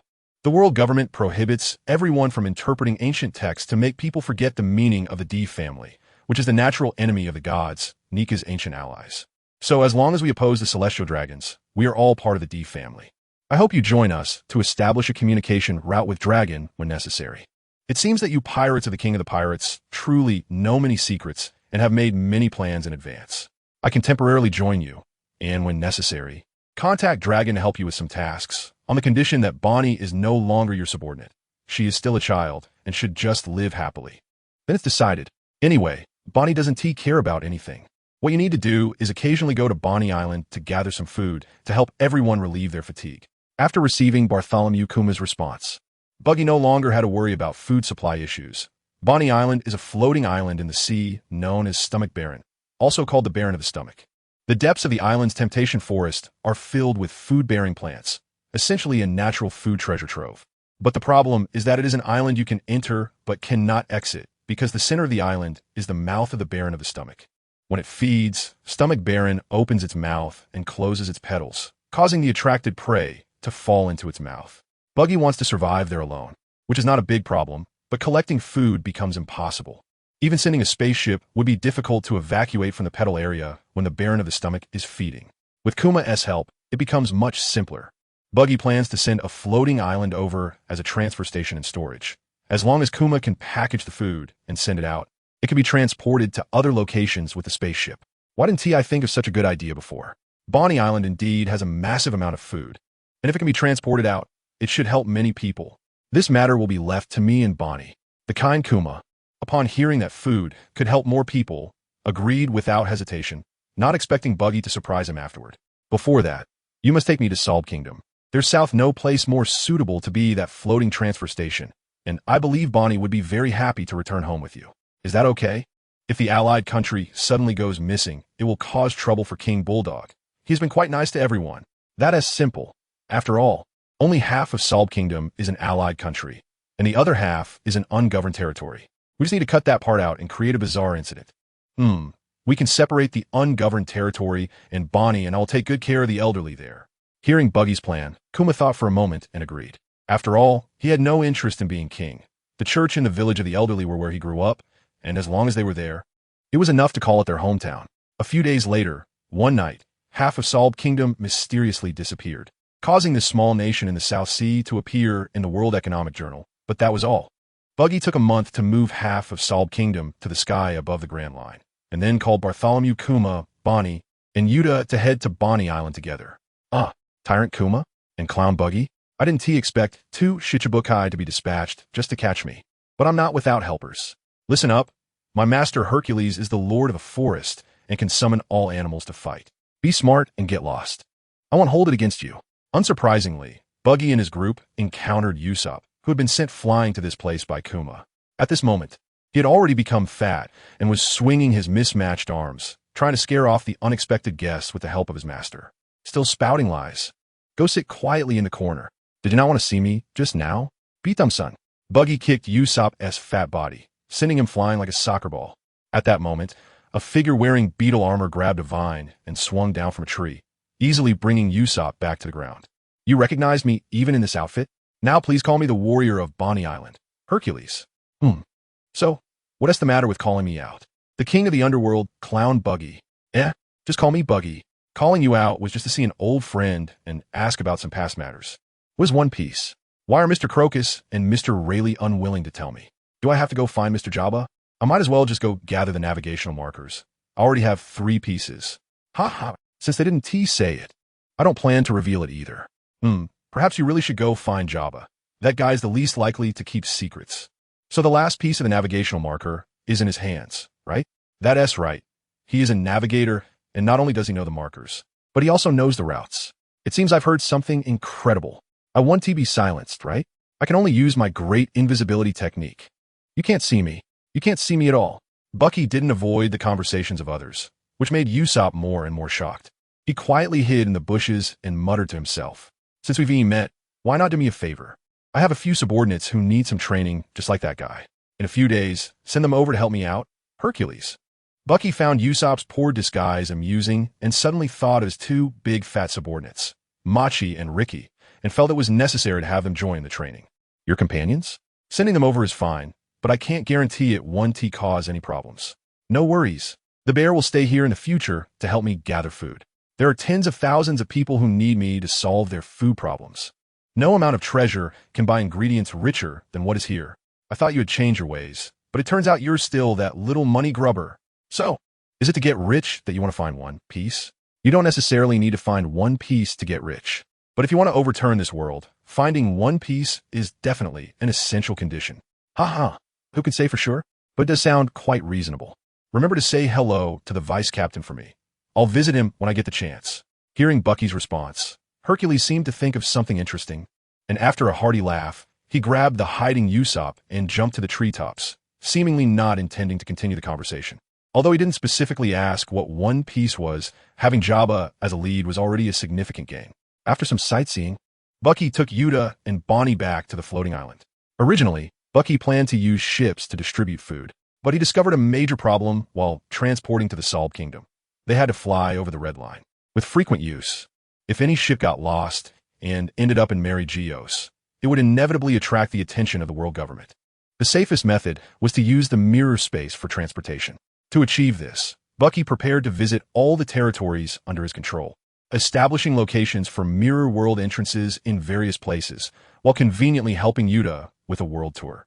The world tour will set sail from the East Blue. Yuta will definitely work hard. We'll go to the West Blue. That sounds so interesting. I want to go too. I've been busy with fast food all day, and my mind is almost filled with hamburgers and fries. So give us a break. Holding events in various places under the group can increase influence over the local populace and manage local members to strengthen control. I want to go too. What Bucky didn't expect was that when he returned to Sabati Archipelago and suggested holding a tour for Yuta, everyone was very interested in participating. Even Kuro expressed his agreement. Since everyone is so enthusiastic, let us all join in and hold a Bucky Pirate Crew Carnival. Since it's a world tour, preparation and promotion are of course essential. For promotion, having the News King Morgans as an enthusiastic hype man is enough. The tricky part is choosing locations and arranging venues. Under Bucky's mobilization, members rushed to various places with the transport fleet, including Windmill Village in the East Blue, Bar Thai Restaurant, and the world-famous Lobe Town. For the West Blue, North Blue, and South Blue, they chose Bucky's existing strongholds, mostly near the entrance of the Grand Line, to expand influence. Bucky not only claimed they could buy tickets for free transportation, but also collaborated with the World Economic Journal to popularize the transponder snails, successfully sparking a wave of mail-order popularity. As for the Grand Line, relying on eternal pointers and mature airship transport, Bucky could break free from the restrictions of the 7 routes and plan a series of routes to Magnet Island, Alabasta Kingdom, Gaia Island, Hakanosu Pirate Island, the City of Spring Queen, Water 7, and Sabati Archipelago. After more than half a month of promotional preparations, Bucky, along with some cadres, embarked on the tour. Such a large scale naturally caught the Navy's attention. They not only requested local branches to closely monitor the situation, but even issued notices persuading civilians not to participate. However, under the temptation of massive free food, many people still came to watch the performances on-site and were quickly captivated by Yuta's outstanding singing. Some even followed along to the Grand Line. When the tour reached Sabiti Archipelago, Yuta had already become a permanent celebrity in the world news. While some might not know how many warlords of the sea there currently were, they certainly knew Yuta, the dazzling singing star. What is this world's #1 diva? Isn't she just a little girl hyped up by the support of the warlords? If Senior Nami or Senior Robin came to perform, they would definitely be 1,000 times more popular than her. Oh no, it should be tens of thousands of times. Although I don't know what the seniors are doing now, just thinking about soon reaching the places where they fought makes me so excited I can't stop shaking. Guys, ahead is Sabiti Archipelago. We're going to turn everyone there into fans of the Straw Hat crew. On a pirate ship with an abstract giant straw hat representing Luffy at the bow. A fierce-looking man with a green rooster comb casually tore Yuta's promotional poster into pieces and threw them into the air, laughing maniacally after talking to himself. He was Bartolomeo, a rabid fan of Luffy, known as a supernova a year after the Summit War, with his attacks on innocent civilians and setting fires, even spreading images of pirates being tortured. His bounty reached 150 million berries, making him the most wanted pirate on the real-time ranking of those who hope he disappears. The one with the most say at the moment might be the newsbird lying behind him. If it could choose again, it definitely wouldn't have descended to this ship to promote newspapers. Captain Bucky. Oh, I should say, Your Excellency. The troublemaking pirate crew has been found. It's the Bartolomeo Club, and the captain is the supernova Bartolomeo. Captain Bellamy has just been defeated, and Director Kuro couldn't take them down either. He is still fighting them. Oh, dealing with that kind of ability is indeed tough for them. Keep an eye on the others. I'll be there soon. Even though he was on a relatively comfortable airship, 6 months of touring had made Bucky feel the fatigue of long-term travel. Taking advantage of the lack of major issues, Bucky relaxed without noticing the passage of time, and then a guy who was about to cause trouble arrived. By the way, ever since Bucky organized this grand tour, the title of captain has been privately used among the members. Clearly, the leader of the group is the title he set, applicable to all leaders of the Cross Guild, followed by director, flag captain, sub-captain, and ordinary members. Time really flies. That rabid fan has arrived, which means Luffy's training will end in a few months. It seems it's time to prepare for the arrangements in the new world in advance. It would be bad if he makes a mess of things. While Bucky contemplated how to plan and arrange, he hurried to the battlefield, whether to fulfill his warlord duties or maintain the prestige of his own power. Bucky had no reason to let this troublesome supernova go. All wood. Even if you chop 1,000 times or 10,000 times, my barrier won't have any problems. Baka, just get crushed. You sneaky, invisible bastard. Barrier ball, road roller. As Bucky was about to reach the battlefield, he first heard Bartolomeo's reckless roar and then saw him rolling around in a transparent sphere like a headless fly. From time to time, slashes struck the surface of the sphere, but without exception, they were bounced back. Both sides seemed to be in a stalemate, unable to do anything to each other. Special Buggy Cannonball. As the barrier ball pressed towards him, Buggy shot a cannonball at the ground ahead, creating a big pit that caused the barrier ball to fall into it. CLO, handle the others, leave this guy to me. As you command, Captain. CLO manifested and quickly left. Although he couldn't think of how to deal with this damned barrier, he had no doubt about his captain's victory. The barrier ball spun in the pit for a long time, unable to escape, and instead sank deeper. Force 2. Bartolomeo had to temporarily cancel the barrier and climb out of the pit with his bare hands. So you're the king of the red-nosed pirates. One of the 7 warlords of the sea. The Sunny seems to be in your hands, so hand it over quickly. It would be best if you and your crew join my Bartolomeo Club and follow the Straw Hat Luffy from now on, or die. You've really made me laugh. You idiot fan. I was even considering whether to leave you an arm to go to the new world, but it seems this is the end of your idle journey. Fireworks show Buggy's continuous cannonballs. Barrier. What kind of warlord of the sea are you? Is that all you've got? No wonder Luffy managed to defeat one with a bounty of 100 million before. I can't let my senior down. Bartolomeo crossed his arms and opened a transparent square barrier in front of him. Buggy's rain of cannonballs crashed into it and exploded, truly resembling fireworks. Easily blocked by Bartolomeo. Arrogant and conceited. You're as stupid as your subordinates. My barrier can completely defend against all attacks. Are you trying to suffocate me, you red-nosed bastard? You can't do it. Bartolomeo was initially watching the explosions in the smoke, mocking Buggy for his futile efforts, when he suddenly felt a chill run down his back and instinctively turn around. Accompanied by a scream, one of Bartolomeo's arms fell limply. A large amount of blood spraying from his shoulder, and the open defensive barrier disappeared as well. Just awaken your observation, Hockey. You're asking for trouble.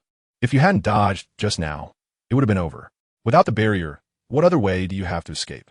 As the smoke cleared, a hand holding a long knife hovered ominously above Bartolomeo's head, suddenly slashing down, ready to split Bartolomeo in half.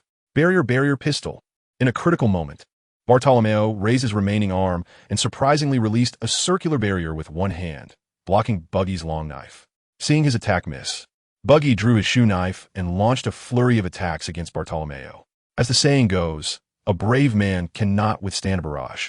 The dense consecutive attacks wore Bartolomeo down, and soon multiple wounds appeared on his body. Forced to endure the pain, he raised his injured arm and released the barrier ball again to envelop himself in absolute defense against the attacks. Barrier ball, spinning impact. Damn clown. My barrier's defense is absolute. Any attack is ineffective. You're wasting your effort. Just wait to be crushed. Bartolomeo, soared into the air, driving the barrier ball to deflect Buggy's slashes and hockey attacks away while crushing towards Buggy's main body. God avoidance. Buggy didn't dare gamble that his split ability would definitely work against the barrier, quickly retracting his arm and using a powerful attack against the approaching barrier ball. Boom! Whoosh! The long knife, wrapped in black lightning, struck the barrier ball, creating a thunderous roar. Bartolomeo lost his balance and fell into the ball, his body covered in wounds bleeding profusely. But even so, Bartolomeo maintained the gesture of releasing his ability, keeping the barrier intact. The magical fruit ability did not disappoint him. The transparent barrier ball remained unharmed, only being forcefully knocked away. Immune to all external attacks, who knows if temperature can be transmitted inside? The only thing certain is that sound is unaffected by the barrier. If only I had thought to collect DJ Apu's ability too. My strength seems to have increased a bit, Boo. How did you fly over there? If Yuta encounters you, it will be troublesome. At first, Buggy watched the barrier ball carrying Bartolomeo fly towards the sky like a golf ball, still thinking of ways to break it. However, when he realized that the landing point was actually the performance venue prepared for Yuta, he quickened his pace. Although with the Song Fruits ability, it would be impossible to harm Yuta, even if Bartolomeo were not injured. If Yuta discovered the connection between that guy and Straw Hat Luffy, Buggy wouldn't be able to strike. Just as Buggy feared, the barrier ball smashed through the venue's tent and coincidentally hit Yuta, who was practicing her song, easily subduing him. Yuta merely confined him in her mental space, and the prominent straw hat badge on Bartolomeo's chest eased the situation between them. After a brief exchange, she let him go. Yuta, stay away from here. That guy is a pirate here to cause trouble. He wants to steal the Sunny and use the Straw Hat's name to deceive people. Yuta, stay away. That guy's a Navy dog. He has occupied the Sunny and is an enemy of Senior Luffy. By the time Buggy arrived, Yuta was already bandaging Bartolomeo's wounds, and both sides immediately drew their swords, urging Yuta to leave the scene to avoid being caught in the crossfire. You must have some misunderstanding. Uncle Clown is temporarily using it to protect the Sunny. We are all friends of Luffy. There's no need for fighting. Yuta, you must have been deceived by this clown. During the Marineford War, he was with the Navy. Otherwise, Senior Luffy would have definitely saved his brother Ace. When Bartolomeo saw Yuta trying to approach Buggy, he quickly released a barrier to block them. Even though they had just fought for their lives, Bartolomeo wouldn't immediately believe that Buggy had no ill intentions, even with Yuta mediating. If you know so little, don't talk nonsense. During the Marineford War, I never laid a hand on the Straw Hat Kid, who told me I used to be his teacher. I know not only where he is now, but even the hiding places of the other Straw Hat crew members. I knew Senior Luffy must still be alive. But where is he? Can you take me to see him? Mentioning the Straw Hat Kid made Bartolomeo excited, even dropping his usual speech habit. Want to see him? Easy, just wait. Have you seen the last news about Luffy? 3D2Y? Originally, they planned to stay for 3 days last time, but now it's been almost 2 years. And the Straw Hat crew will reunite here. So that's what Luffy's arm tattoo means. If you know this, are you really not his enemy? But you clearly stood with the Navy during the Marineford War. As a diehard fan of Luffy, Bartolomeo was familiar with every piece of news about him and remembered the last photo well, thinking Buggy's words were quite reasonable. But considering Buggy's identity, he felt confused and a bit overwhelmed. Which Warlord of the Sea would genuinely stand with the Navy? Everyone was just there to join in the fun and put on an act. Do you think the Warlord of the Sea refers to the kings of the various member countries of the world government? No. We just think that our reputation hasn't reached the height of one piece. Buggy quickly split his body apart and reassembled, leaving only a huge face and two giant hands. His grotesque posture and arrogant tone put tremendous pressure on Bartolomeo, causing his thoughts to stall. Just as Bartolomeo was about to answer his choice, he suddenly realized he was suspended in midair. Even using his barrier to collide made no difference, as if he were trapped in a transparent space. Don't think I can't do anything about your abilities. Now you have two choices. Either wait obediently in Sabaody until the Straw Hat crew reunites and leaves. And if you cause any trouble, I'll take you to the Navy in exchange for 150 million berries. Or you can roll over to the New World in a couple of days. The Straw Hat crew will definitely pass through Dressrosa, and we'll see if you can meet them. Buggy shook Bartolomeo like a Rubik's Cube, making him feel dizzy and disoriented. Stop shaking me. As long as you release my crew, we'll go to the New World right away. Truly, ignorance breeds fearlessness. Wanting to go to the New World inevitably means passing Fishman Island, which is 10,000 meters underwater. It's no different from suicide. How about this? I'll be a good guy and help you coat your ship. After 3 days, help me deliver a batch of goods to Fishman Island, and we'll call it even. Buggy's conditions weren't harsh, and Bartolomeo agreed without thinking. He even secretly rejoiced, feeling that the other party was easy to fool.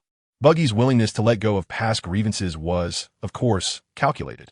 Since he couldn't openly take action, digging a pit for Bartolomeo was as easy as pie.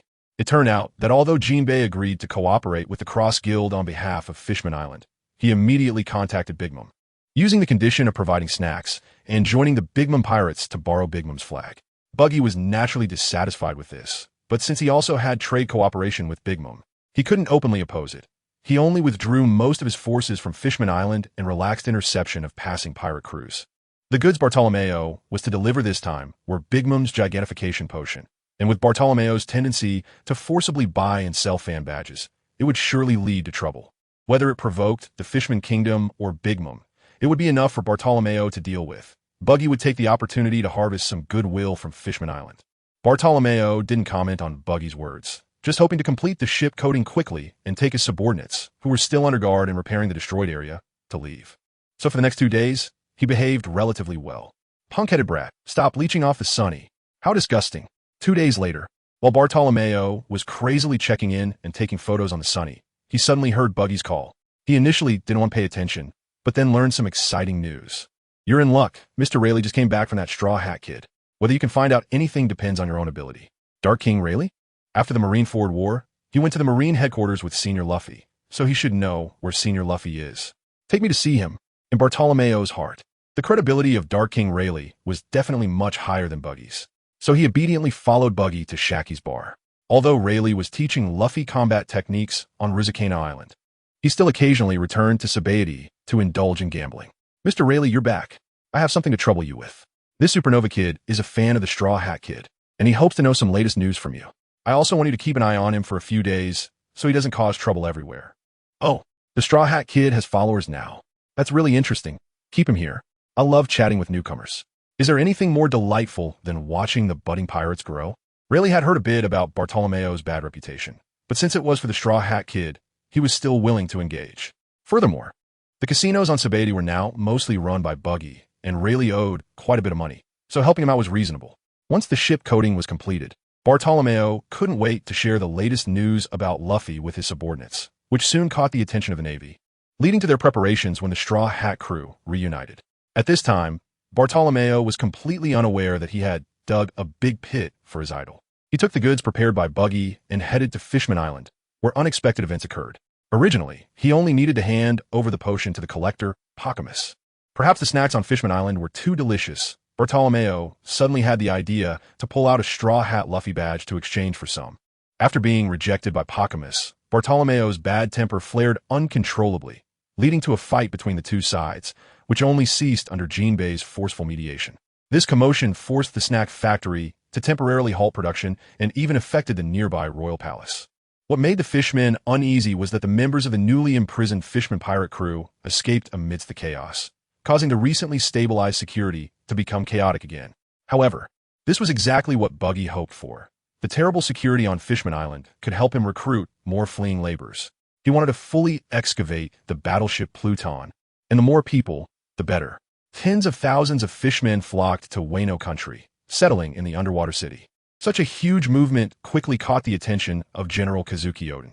Regent, driving away the evil Kaido and providing ample food for the people will restore Wano to its former prosperity, and I am naturally very grateful.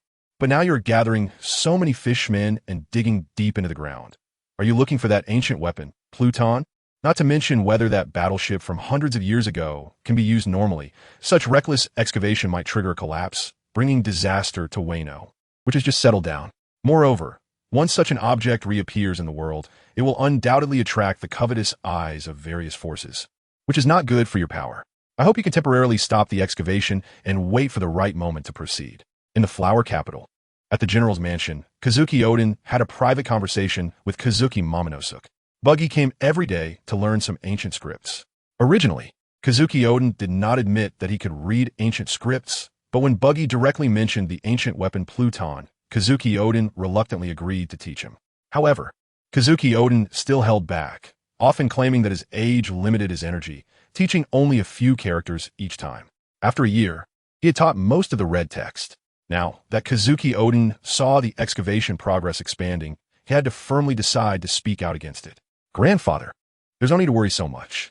I have already instructed them to use the pillars from Onigashima to support the tunnel and then dig a side passage to avoid danger. If the ancient battleship really has immense power, then there's no need to fear other forces coveting it. If it cannot be used, then it will be useless to others. Regent, there are only you and me here, so there's no need to act. I may indeed be weak in strength, not even a fraction of my son Yamato's strength. But the ability to hear the voices of all things is the same. I just didn't expose it out of gratitude for your kindness. My grandson must have long since left this world. Alas, you old man can act quite well. No wonder you were able to fake your death to deceive Kaido and Orochi. The battleship, the king of the underworld, I must acquire it, but I won't rush to take it away, so you don't need to be overly nervous. It's best not to do anything behind the scenes. Whether contacting your former subordinates or the world government, those are all paths to death. As long as you behave honestly, the position of shogun will still belong to the Kazuki family. Out of consideration for the past relationship between me and your foolish son, I'll tell you some good news. Your grandson is still alive and should appear in a few days. It seems I couldn't hide it from your spies after all, who would betray their benefactor for an old man. At this point, you don't need to deceive this old man anymore. The great fire in Oden Castle 20 years ago took away Momonosuke and his mother. I just hope you treat Hiyori well and let the bloodline of the Kazuki family continue. You can deal with the shogun's empty title as you wish. After being warned, Kazuki Sukiyaki's face turned pale and he slumped against the table, as if arranging his final affairs. TCH, believe it or not, your daughter-in-law, Kazuki Toki, had the ability to travel through time. She sent her son and his followers 20 years into the future while she stayed behind. What a waste of such a great ability. Why don't you believe it? Even if a person is turned to ashes. How do you explain the disappearance of the sword Amenotachi that day? In a few days, you should go live in Oden Castle. I've already sent someone to clean it up. Amenotachi is indeed a legendary sword, hard to destroy easily. Oden must have given 2 swords to his 2 children, which makes sense. I'll move to Oden Castle now, so please take care of the Flower Capital. Hearing Buggy's reasoning, which was so reasonable, Kazuki Sukiyaki's face finally regained some color. He deeply bowed to Buggy, and when explaining ancient texts afterward, he seemed to put in more effort than usual, as if he couldn't wait to go to Oden Castle immediately. Synopsis: start by beating an unawakened Nika. Recruit the most beautiful woman in the East Sea. Advance to the Grand Line. Become a warlord and awaken fruit powers. The false holder of the Ope Ope Nomi. Trafalgar Law. The true Ope Ope Nomi still depends on the great Buggy. All living beings are clowns. Who can rival my clown emperor?